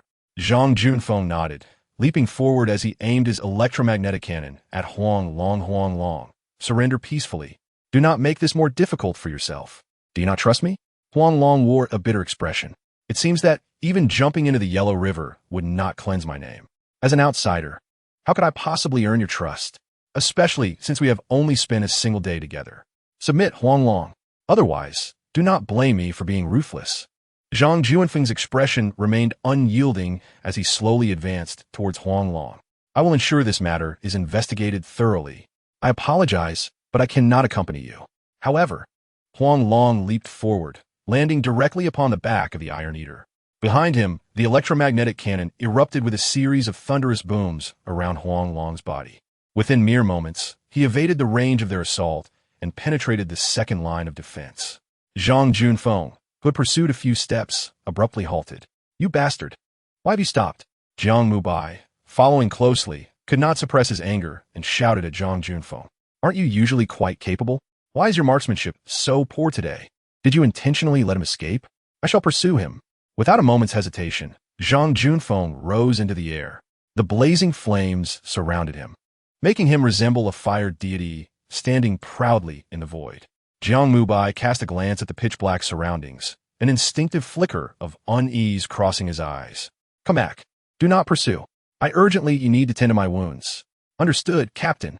Zhang Junfeng suppressed his rising fury, descending like a marionette. There was no choice. Rank held sway, and he had to obey Jiang Mubai's orders. Even if it meant being treated like a headless fly, he had to endure. For the influence of these individuals was intricately woven. One misstep could lead to irrevocable consequences.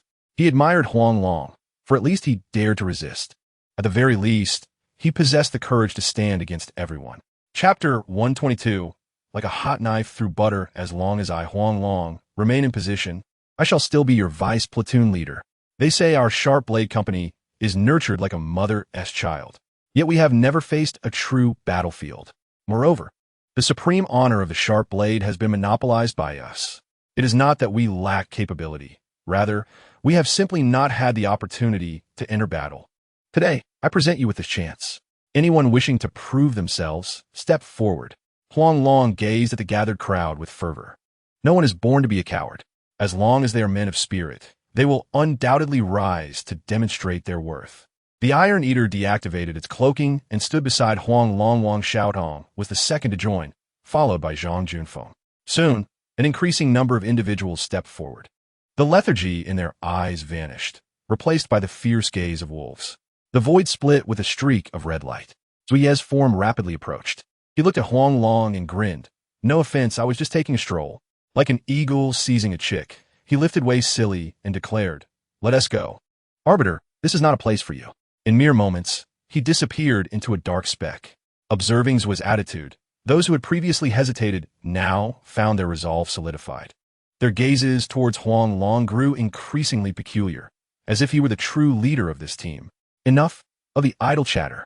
Engage the hummingbird drones with lethal force. Our target is the underground. Check your equipment immediately. Huang Long disregarded their astonished expressions, casually levitating the magic weapon on his back. His eyes, sharp as an eagle's, swiftly scanned the crowd. They instinctively activated their nano-combat suits, raising their electromagnetic cannons in unison. Then they shouted in chorus, "Sharp blade, ready for orders. Target, underground, advance." Huang Long bellowed, leading the charge on the Iron Eater.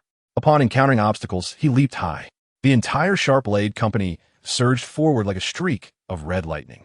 Racing through the second battlefield, hummingbird drones attempted to intercept them along the way, but all were obliterated by the group. Their resolve had already been cemented.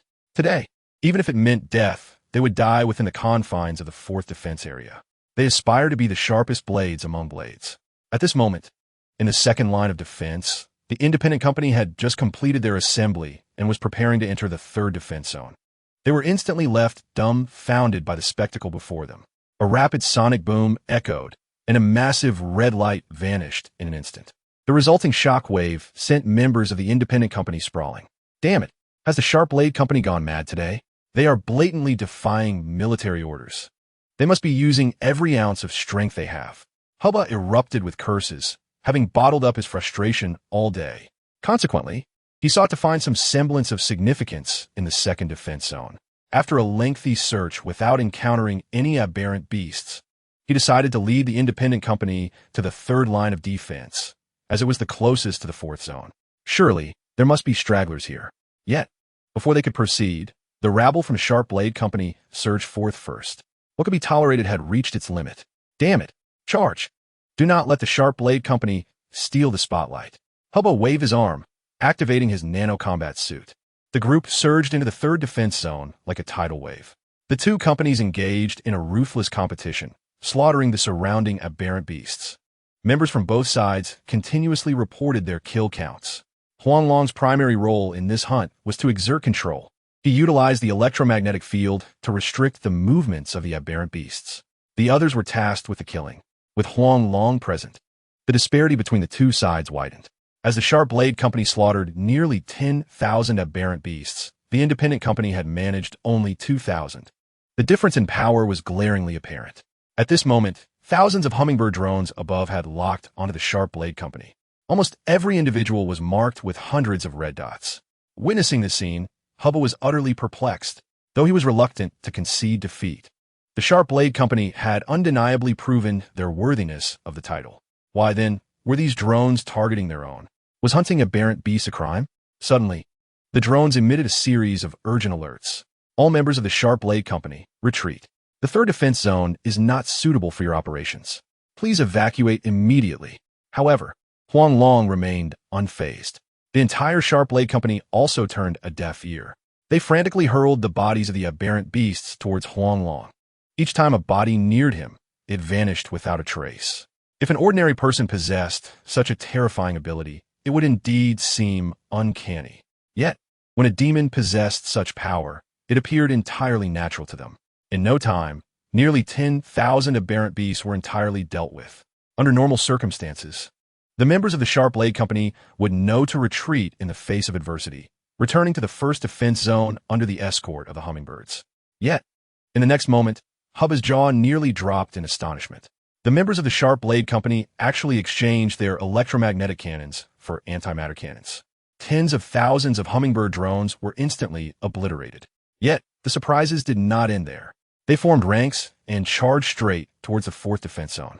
The entire independent company fell into a stunned silence, resembling wooden stakes. Ultimately, their gazes involuntarily settled upon Hubba. In the past, they had often ridiculed the Sharp Blade Company. Yet, today their actions were undeniably commendable. They realized that the Sharp Blade Company sought to prove themselves. Were they an independent company any different? In that moment, Hubba could no longer suppress the fervor igniting within him. He opened his arms and shouted loudly, "The Sharp Blade Company has earned our respect through their strength. The 4th defense zone will be nearly impossible for us to survive with our equipment. However, not entering the 4th defense zone does not mean we are without purpose. Today, we shall steadfastly defend the 3rd defense zone, ensuring that not a single aberrant beast passes through. Can we achieve this? Yes, we can." The unified shout soared into the heavens. The originally formidable independent battalion suddenly radiated an even more intense aura of lethal intent. As they entered the 4th defensive zone, Huang Long and his comrades were taken aback by the scene before them. 4 million individuals were astonishingly organized within an area of merely 25 square kilometers, steadfastly defending against the monstrous creatures emerging from the depths of the abyss. What unit are you from? How dare you trespass into the 4th defense zone? Retreat immediately. Your equipment is inadequate. Amidst the hail of gunfire, a group of soldiers wielding nano-explosive shields rushed toward Huang Long and his companions. Concurrently, a colossal spider, towering a story high with a head resembling that of a human face, leapt towards them with wild ferocity.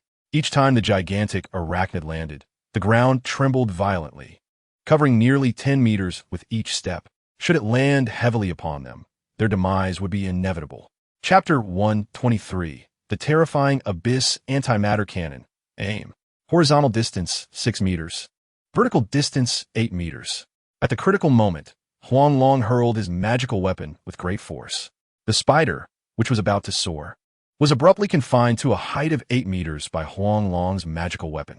At this juncture, the distance between the spider and the soldiers of the Jiandao battalion was precisely 6 meters, while the optimal range for the antimatter cannon was approximately 10 meters.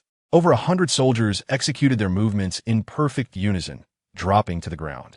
With a resounding explosion, the massive human-faced spider was obliterated in an instant, and Huang Long's magical weapon returned to his grasp in a peculiar manner. The reinforcement team, led by Zhao Shuxin, could not help but stare in astonishment at this spectacle. He wished to voice his disbelief, but ultimately swallowed his words. This 100-man squad was certainly no ordinary force. His gaze instinctively turned toward Huang Long, whose youthful and handsome visage belied the extraordinary precision with which he calculated the landing point of the spider. Furthermore, his control over the situation was remarkably adept. Such prowess could not possibly originate from an academy. With a beaming smile, Zhao Shuxin extended his hand to Huang Long, saying, "Greetings, I am Zhao Shuxin, the commander of the 382nd Battalion. Welcome, comrades, to our aid." Huang Long smiled as he shook Zhao Shuxin's hand, replying, "Hello, I am Huang Long, the deputy commander of the Jiandao Battalion. I request that the Jiandao Battalion delve into the abyss to dismantle the biological passageways within." Jiandao Battalion? Isn't that the unit established by Zui? Are you one of the butcher's soldiers? Zhao Shuxin was momentarily taken aback, his surprise evident as he looked at Huang Long. The reputation of Zui Yi was indeed thunderous. The soldiers he selected could not possibly be lacking. However, Huang Long's expression turned awkward. He had not anticipated that the Jiandao Battalion, which he belonged to, would be a creation of Zui Yi, his sworn rival. How could he willingly acknowledge himself as one of his soldiers? With a solemn demeanor, he addressed Zhao Shuxin, stating, "I apologize. I am a soldier under Commander Liu Yi, who single-handedly elevated me from an ordinary individual to the position of deputy commander. Thus, to be precise, I should be considered one of his soldiers." Well, regardless of whose soldiers we are all warriors of Huaxia. Zhao Shuxin nodded, taking a deep, appreciative look at Huang Long. "This mission is fraught with peril. I have no gifts to offer you, but these shields and electronic explosives shall serve as your tokens. Remember, do not let down your guard in the slightest. The number of casualties we suffer daily is around 50,000. We truly cannot afford any more losses. Understood. We shall exert our utmost effort." Huang Long signaled for his comrades to begin transporting weapons and continued, "Commander Zhao, I need to ensure my soldiers are in optimal condition before we embark on our mission. Therefore, you need not concern yourself with us. We must not allow our presence to disrupt your plans." Zhao Shuxin patted Huang Long's shoulder, assuring him, "Rest assured, I will relay the news of the Jiandao Battalion to every soldier on the battlefield. They will assist in drawing fire away from you. You all, take your time to recuperate." With that, Zhao Shuxin turned and waved his hand, his soldiers unhesitatingly following him into the fray. Before long, the soldiers of the Jiandao Battalion replaced unusable electromagnetic and antimatter cannons. At present, Huang Long and his team found themselves positioned in a corner of the southwestern quadrant, having crawled through a damaged interception net. This location could be regarded as the optimal vantage point on the entire battlefield. At 2 in the morning, Huang Long finally rose to his feet, and the soldiers of the Jiandao Battalion stood up in unison. The fatigue in their eyes vanished, replaced by an indomitable spirit for battle. "Protect our future military medics. Charge!" Huang Long bellowed, instantly transforming into a flash of lightning as he dashed forward. The iron-eating beast vanished without a trace, 100-meter-long stream of crimson light flashing through the air. Zhao Shuxin, observing the situation through binoculars, could not contain his excitement as he witnessed this scene unfold. Jian Dao Battalion, do you see? They are all superpowered warriors. You fools! They have been resting for this very moment. You imbeciles! He laughed heartily, tears uncontrollably streaming down his face. They had previously dispatched countless individuals to the abyss to detonate explosives, only to have them slaughtered by the relentless creatures emerging from within. The Jiandao Battalion was equipped with the most potent dark matter weaponry available in Huaxia, with each soldier capable of matching the might of 100,000 troops. This 100-man team was equivalent to 10 million soldiers. If they could not succeed, then surely no one else would have any chance of doing so. He raised his binoculars, eagerly focusing on the figure crackling with electricity among the 100 soldiers.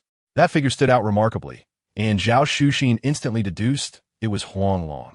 Thus, his gaze remained fixated upon him, particularly on the electronic explosives flashing red light around the cave entrance. However, as the electronic explosives detonated, the crystal-like walls within the abyss merely trembled slightly. This spectacle left not only the surrounding beasts astonished, but also the members of the Jian Dao Battalion in utter disbelief. The electronic explosives were ineffective. It seemed the antimatter cannon was the only resort left. Yet, the once all-consuming antimatter could not obliterate the caverns of the abyss. In an instant, despair engulfed everyone present. "Steady yourselves," Huang Long shouted as he fended off the swarming creatures. "The demolition mission has failed.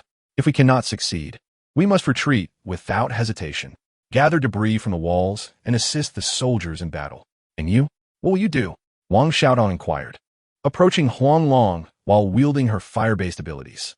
"Stay back." Huang Long abruptly pushed her away. "I am swift. I must delve deeper into the abyss. You all must leave. I sense something is amiss. It seems a beast tide is approaching. Hurry." As he spoke, Huang Long conjured multiple afterimages in place. "Go. Follow orders," Zhang Junfeng insisted, dragging the seemingly wooden Wang Xiaotong along. Unfortunately, in his haste, his arm was caught by a mutated mantis, causing his nano-armor to shatter. Platoon leader. The few who had initially charged towards the cave entrance immediately turned back. Chapter 124. The Celestial Dragon of Nine Heavens. Finale. Huang Long plunged deeper into the abyss, his nano-armor automatically activating its cloaking feature. The presence of abundant luminescent stones rendered the cavern as bright as day. Huang Long realized that eliminating the flying creatures was futile. The priority lay in discovering the source of their emergence, or devising a method to seal off the entire abyss. Humanity's current technological prowess is woefully inadequate to intercept these terrifying aberrations. Nevertheless, humans can utilize vaccines to steer the direction of mutations, a luxury not afforded to these creatures. After a harrowing process of natural selection, the remaining mutated beasts have all adapted to the contemporary environment. Their progeny can likewise acclimatize to complex environmental changes. Huang Long even perceives traces of extraordinary abilities within them. It is believed that it will not be long before the strength of these aberrations ascends to a higher echelon. He searched diligently until he finally discovered a secluded corner suitable for his concealment, with the Iron Eater beast instinctively taking refuge beside him. As the Blood Skull ring ignited, a multitude of aberrations surged into the ring like moths to a flame, resulting in fewer and fewer beasts escaping. At this juncture, the members of the Sharp Blade team had successfully escorted Zhang Junfeng and Wang Xiaotong out of the cave. Upon witnessing their emergence, Zhao Shuxin could not help but bellow at the top of his lungs. "Ensure the safety of the Sharp Blade team. Ensure the safety of the Sharp Blade team. Ensure the safety of the Sharp Blade team." However, his cries were rendered utterly ineffective amidst the cacophony of the battlefield. A frenzy of aberrations charged towards the 100 soldiers. In an instant, the soldiers on various fronts involuntarily exhaled deeply. They dared not hesitate and pressed forward. With each inch of ground secured, they gained a modicum of initiative. Inside the cave, Huang Long's heart raced. His previous conjectures had indeed materialized. A significant number of aberrations exhibiting extraordinary abilities had begun to emerge, under similar levels of power. These creatures could effortlessly slay humans, a disheartening revelation for mankind. Just then, an uncanny event unfolded. Amidst the tide of aberrations, a mutated mantis over 3 meters tall appeared, bizarrely capable of walking upright. Sharp bone blades protruded from its knees, elbows, and shoulders, sending any aberrations that came into contact with it flying away. The blood skull ring, which previously allowed for the effortless collection of various items, faltered at this moment. Could it be full? He gazed at this spectacle with a perplexed expression. Yet, he soon discerned something amiss. When he aimed the ring at other creatures, it still functioned, but when directed at this peculiar mutated mantis, it lost all efficacy. More alarmingly, the mantis effortlessly carved grooves into the surrounding walls with a flick of its fingers, signifying its capacity to kill him with ease. Huang Long could only watch helplessly as the mutated mantis advanced towards the cave's exit. Powerless, he was compelled to leave this strange creature to those outside, who possessed antimatter hand cannons. After a period of rest, Huang Long's mental state had returned to its prime. Iron Eater beast, let's move. He patted the creature's head and resumed his journey. 10 kilometers, 20 kilometers, 30 kilometers. Huang Long lost track of how far he had traveled. Gradually, the cave's entrance became narrower, and the encounters with mutated beasts diminished. Ultimately, he faced a fissure through which only one person could crawl. He attempted to strike the walls with his magical weapon, but they remained impervious. It seemed that breaching this barrier was not feasible for the time being. Just then, the Iron Eater beast approached a protruding section of the wall and bit down. With a crack, it severed that portion of the wall. Huang Long's mouth fell agape. Astonished that the creature could accomplish what his magical weapon could not even scratch. What formidable jaws it possessed. Unable to contain himself, he transformed into his original form and bit down on the shattered crystalline fragment, only to find his biting power inadequate to shatter it. In contrast, the Iron Eater beast grew increasingly delighted, and even its aura began to shift. Huang Long could not help but envy the creature. This was its opportunity, one that could not be forced by others. Upon inspection, he realized that this location was ideal for sniping aberrations. However, there was another similar passage. Overwhelmed, he could only choose one. Approximately every 3 minutes, an aberration would emerge. Huang Long assigned the Iron Eater beast the task of exterminating these creatures, while he seized this precious moment to consume the corpses of aberrations within the ring. Almost in a single gulp, he devoured them with incredible speed. Soon, the system's notification chimed. Ding! Congratulations, host, for completing the evolution from LV7 to LV8. Body length increased to 500 meters. Weight to 50,000 kilograms, and average body diameter to 50 meters. Ding! Congratulations, host, for completing the growth evolution of the Titan Python. Entering the mature phase. The final evolution from LV8 to LV9 requires 50 billion evolution points. Reminder, upon completing the final evolution of the Titan Python, the system will provide the latest dragon evolution template. Huang Long's gaze fell upon the blood skull ring on his hand. Numerous aberration corpses still resided within. Eagerly, he continued to consume them. Ding! Congratulations, host, for consuming a 1,000 kilogram mutated mantis, earning 10 million evolution points. Current evolution points, 10 million. Ding!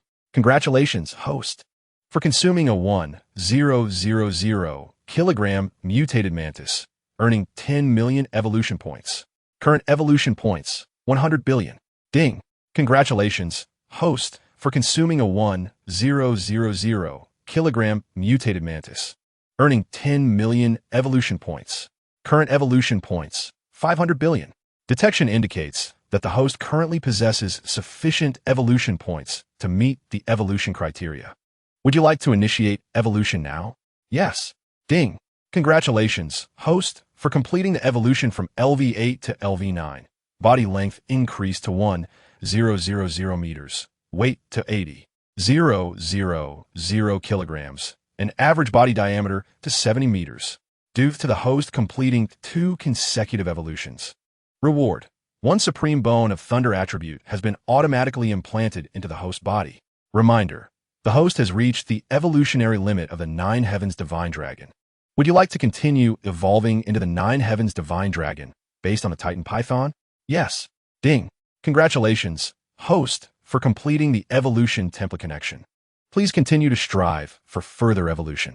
At last, he could evolve into a dragon. After connecting the template, his physique appeared unchanged. Huang Long murmured softly, then began to examine his body in silence. To his astonishment, it seemed no different than before. He reviewed the latest evolution information. Transitioning from Titan Python to Nine Heavens Divine Dragon required 900 billion evolution points. He needed to consume 90,000,1,000 kilogram mutated mantises to successfully evolve. He instinctively entered the blood skull ring to inspect the aberrations within, finding precisely 90,000 creatures. Without hesitation, he resumed consumption. 3 minutes later, the system notification chimed once more. Ding! Congratulations, host, for consuming a 1,000 kilogram mutated spider, earning 10 million evolution points. Current evolution points, 900 billion. Detection indicates that the host currently possesses sufficient evolution points to meet the evolution criteria. Would you like to initiate evolution now? Yes, Huang Long silently intoned, and the familiar power of evolution coursed through his entire being. Ding! Congratulations, host, for successfully evolving from Titan Python to Nine Heavens Divine Dragon. Nine Heavens Divine Dragon. I have finally evolved into the Nine Heavens Divine Dragon. Huang Long wept tears of joy, overwhelmed by the culmination of his relentless consumption and evolution. Finally arriving at this moment. From henceforth, he would be unmatched, becoming the most formidable divine beast in this primordial realm. This story concludes. Thank you for watching.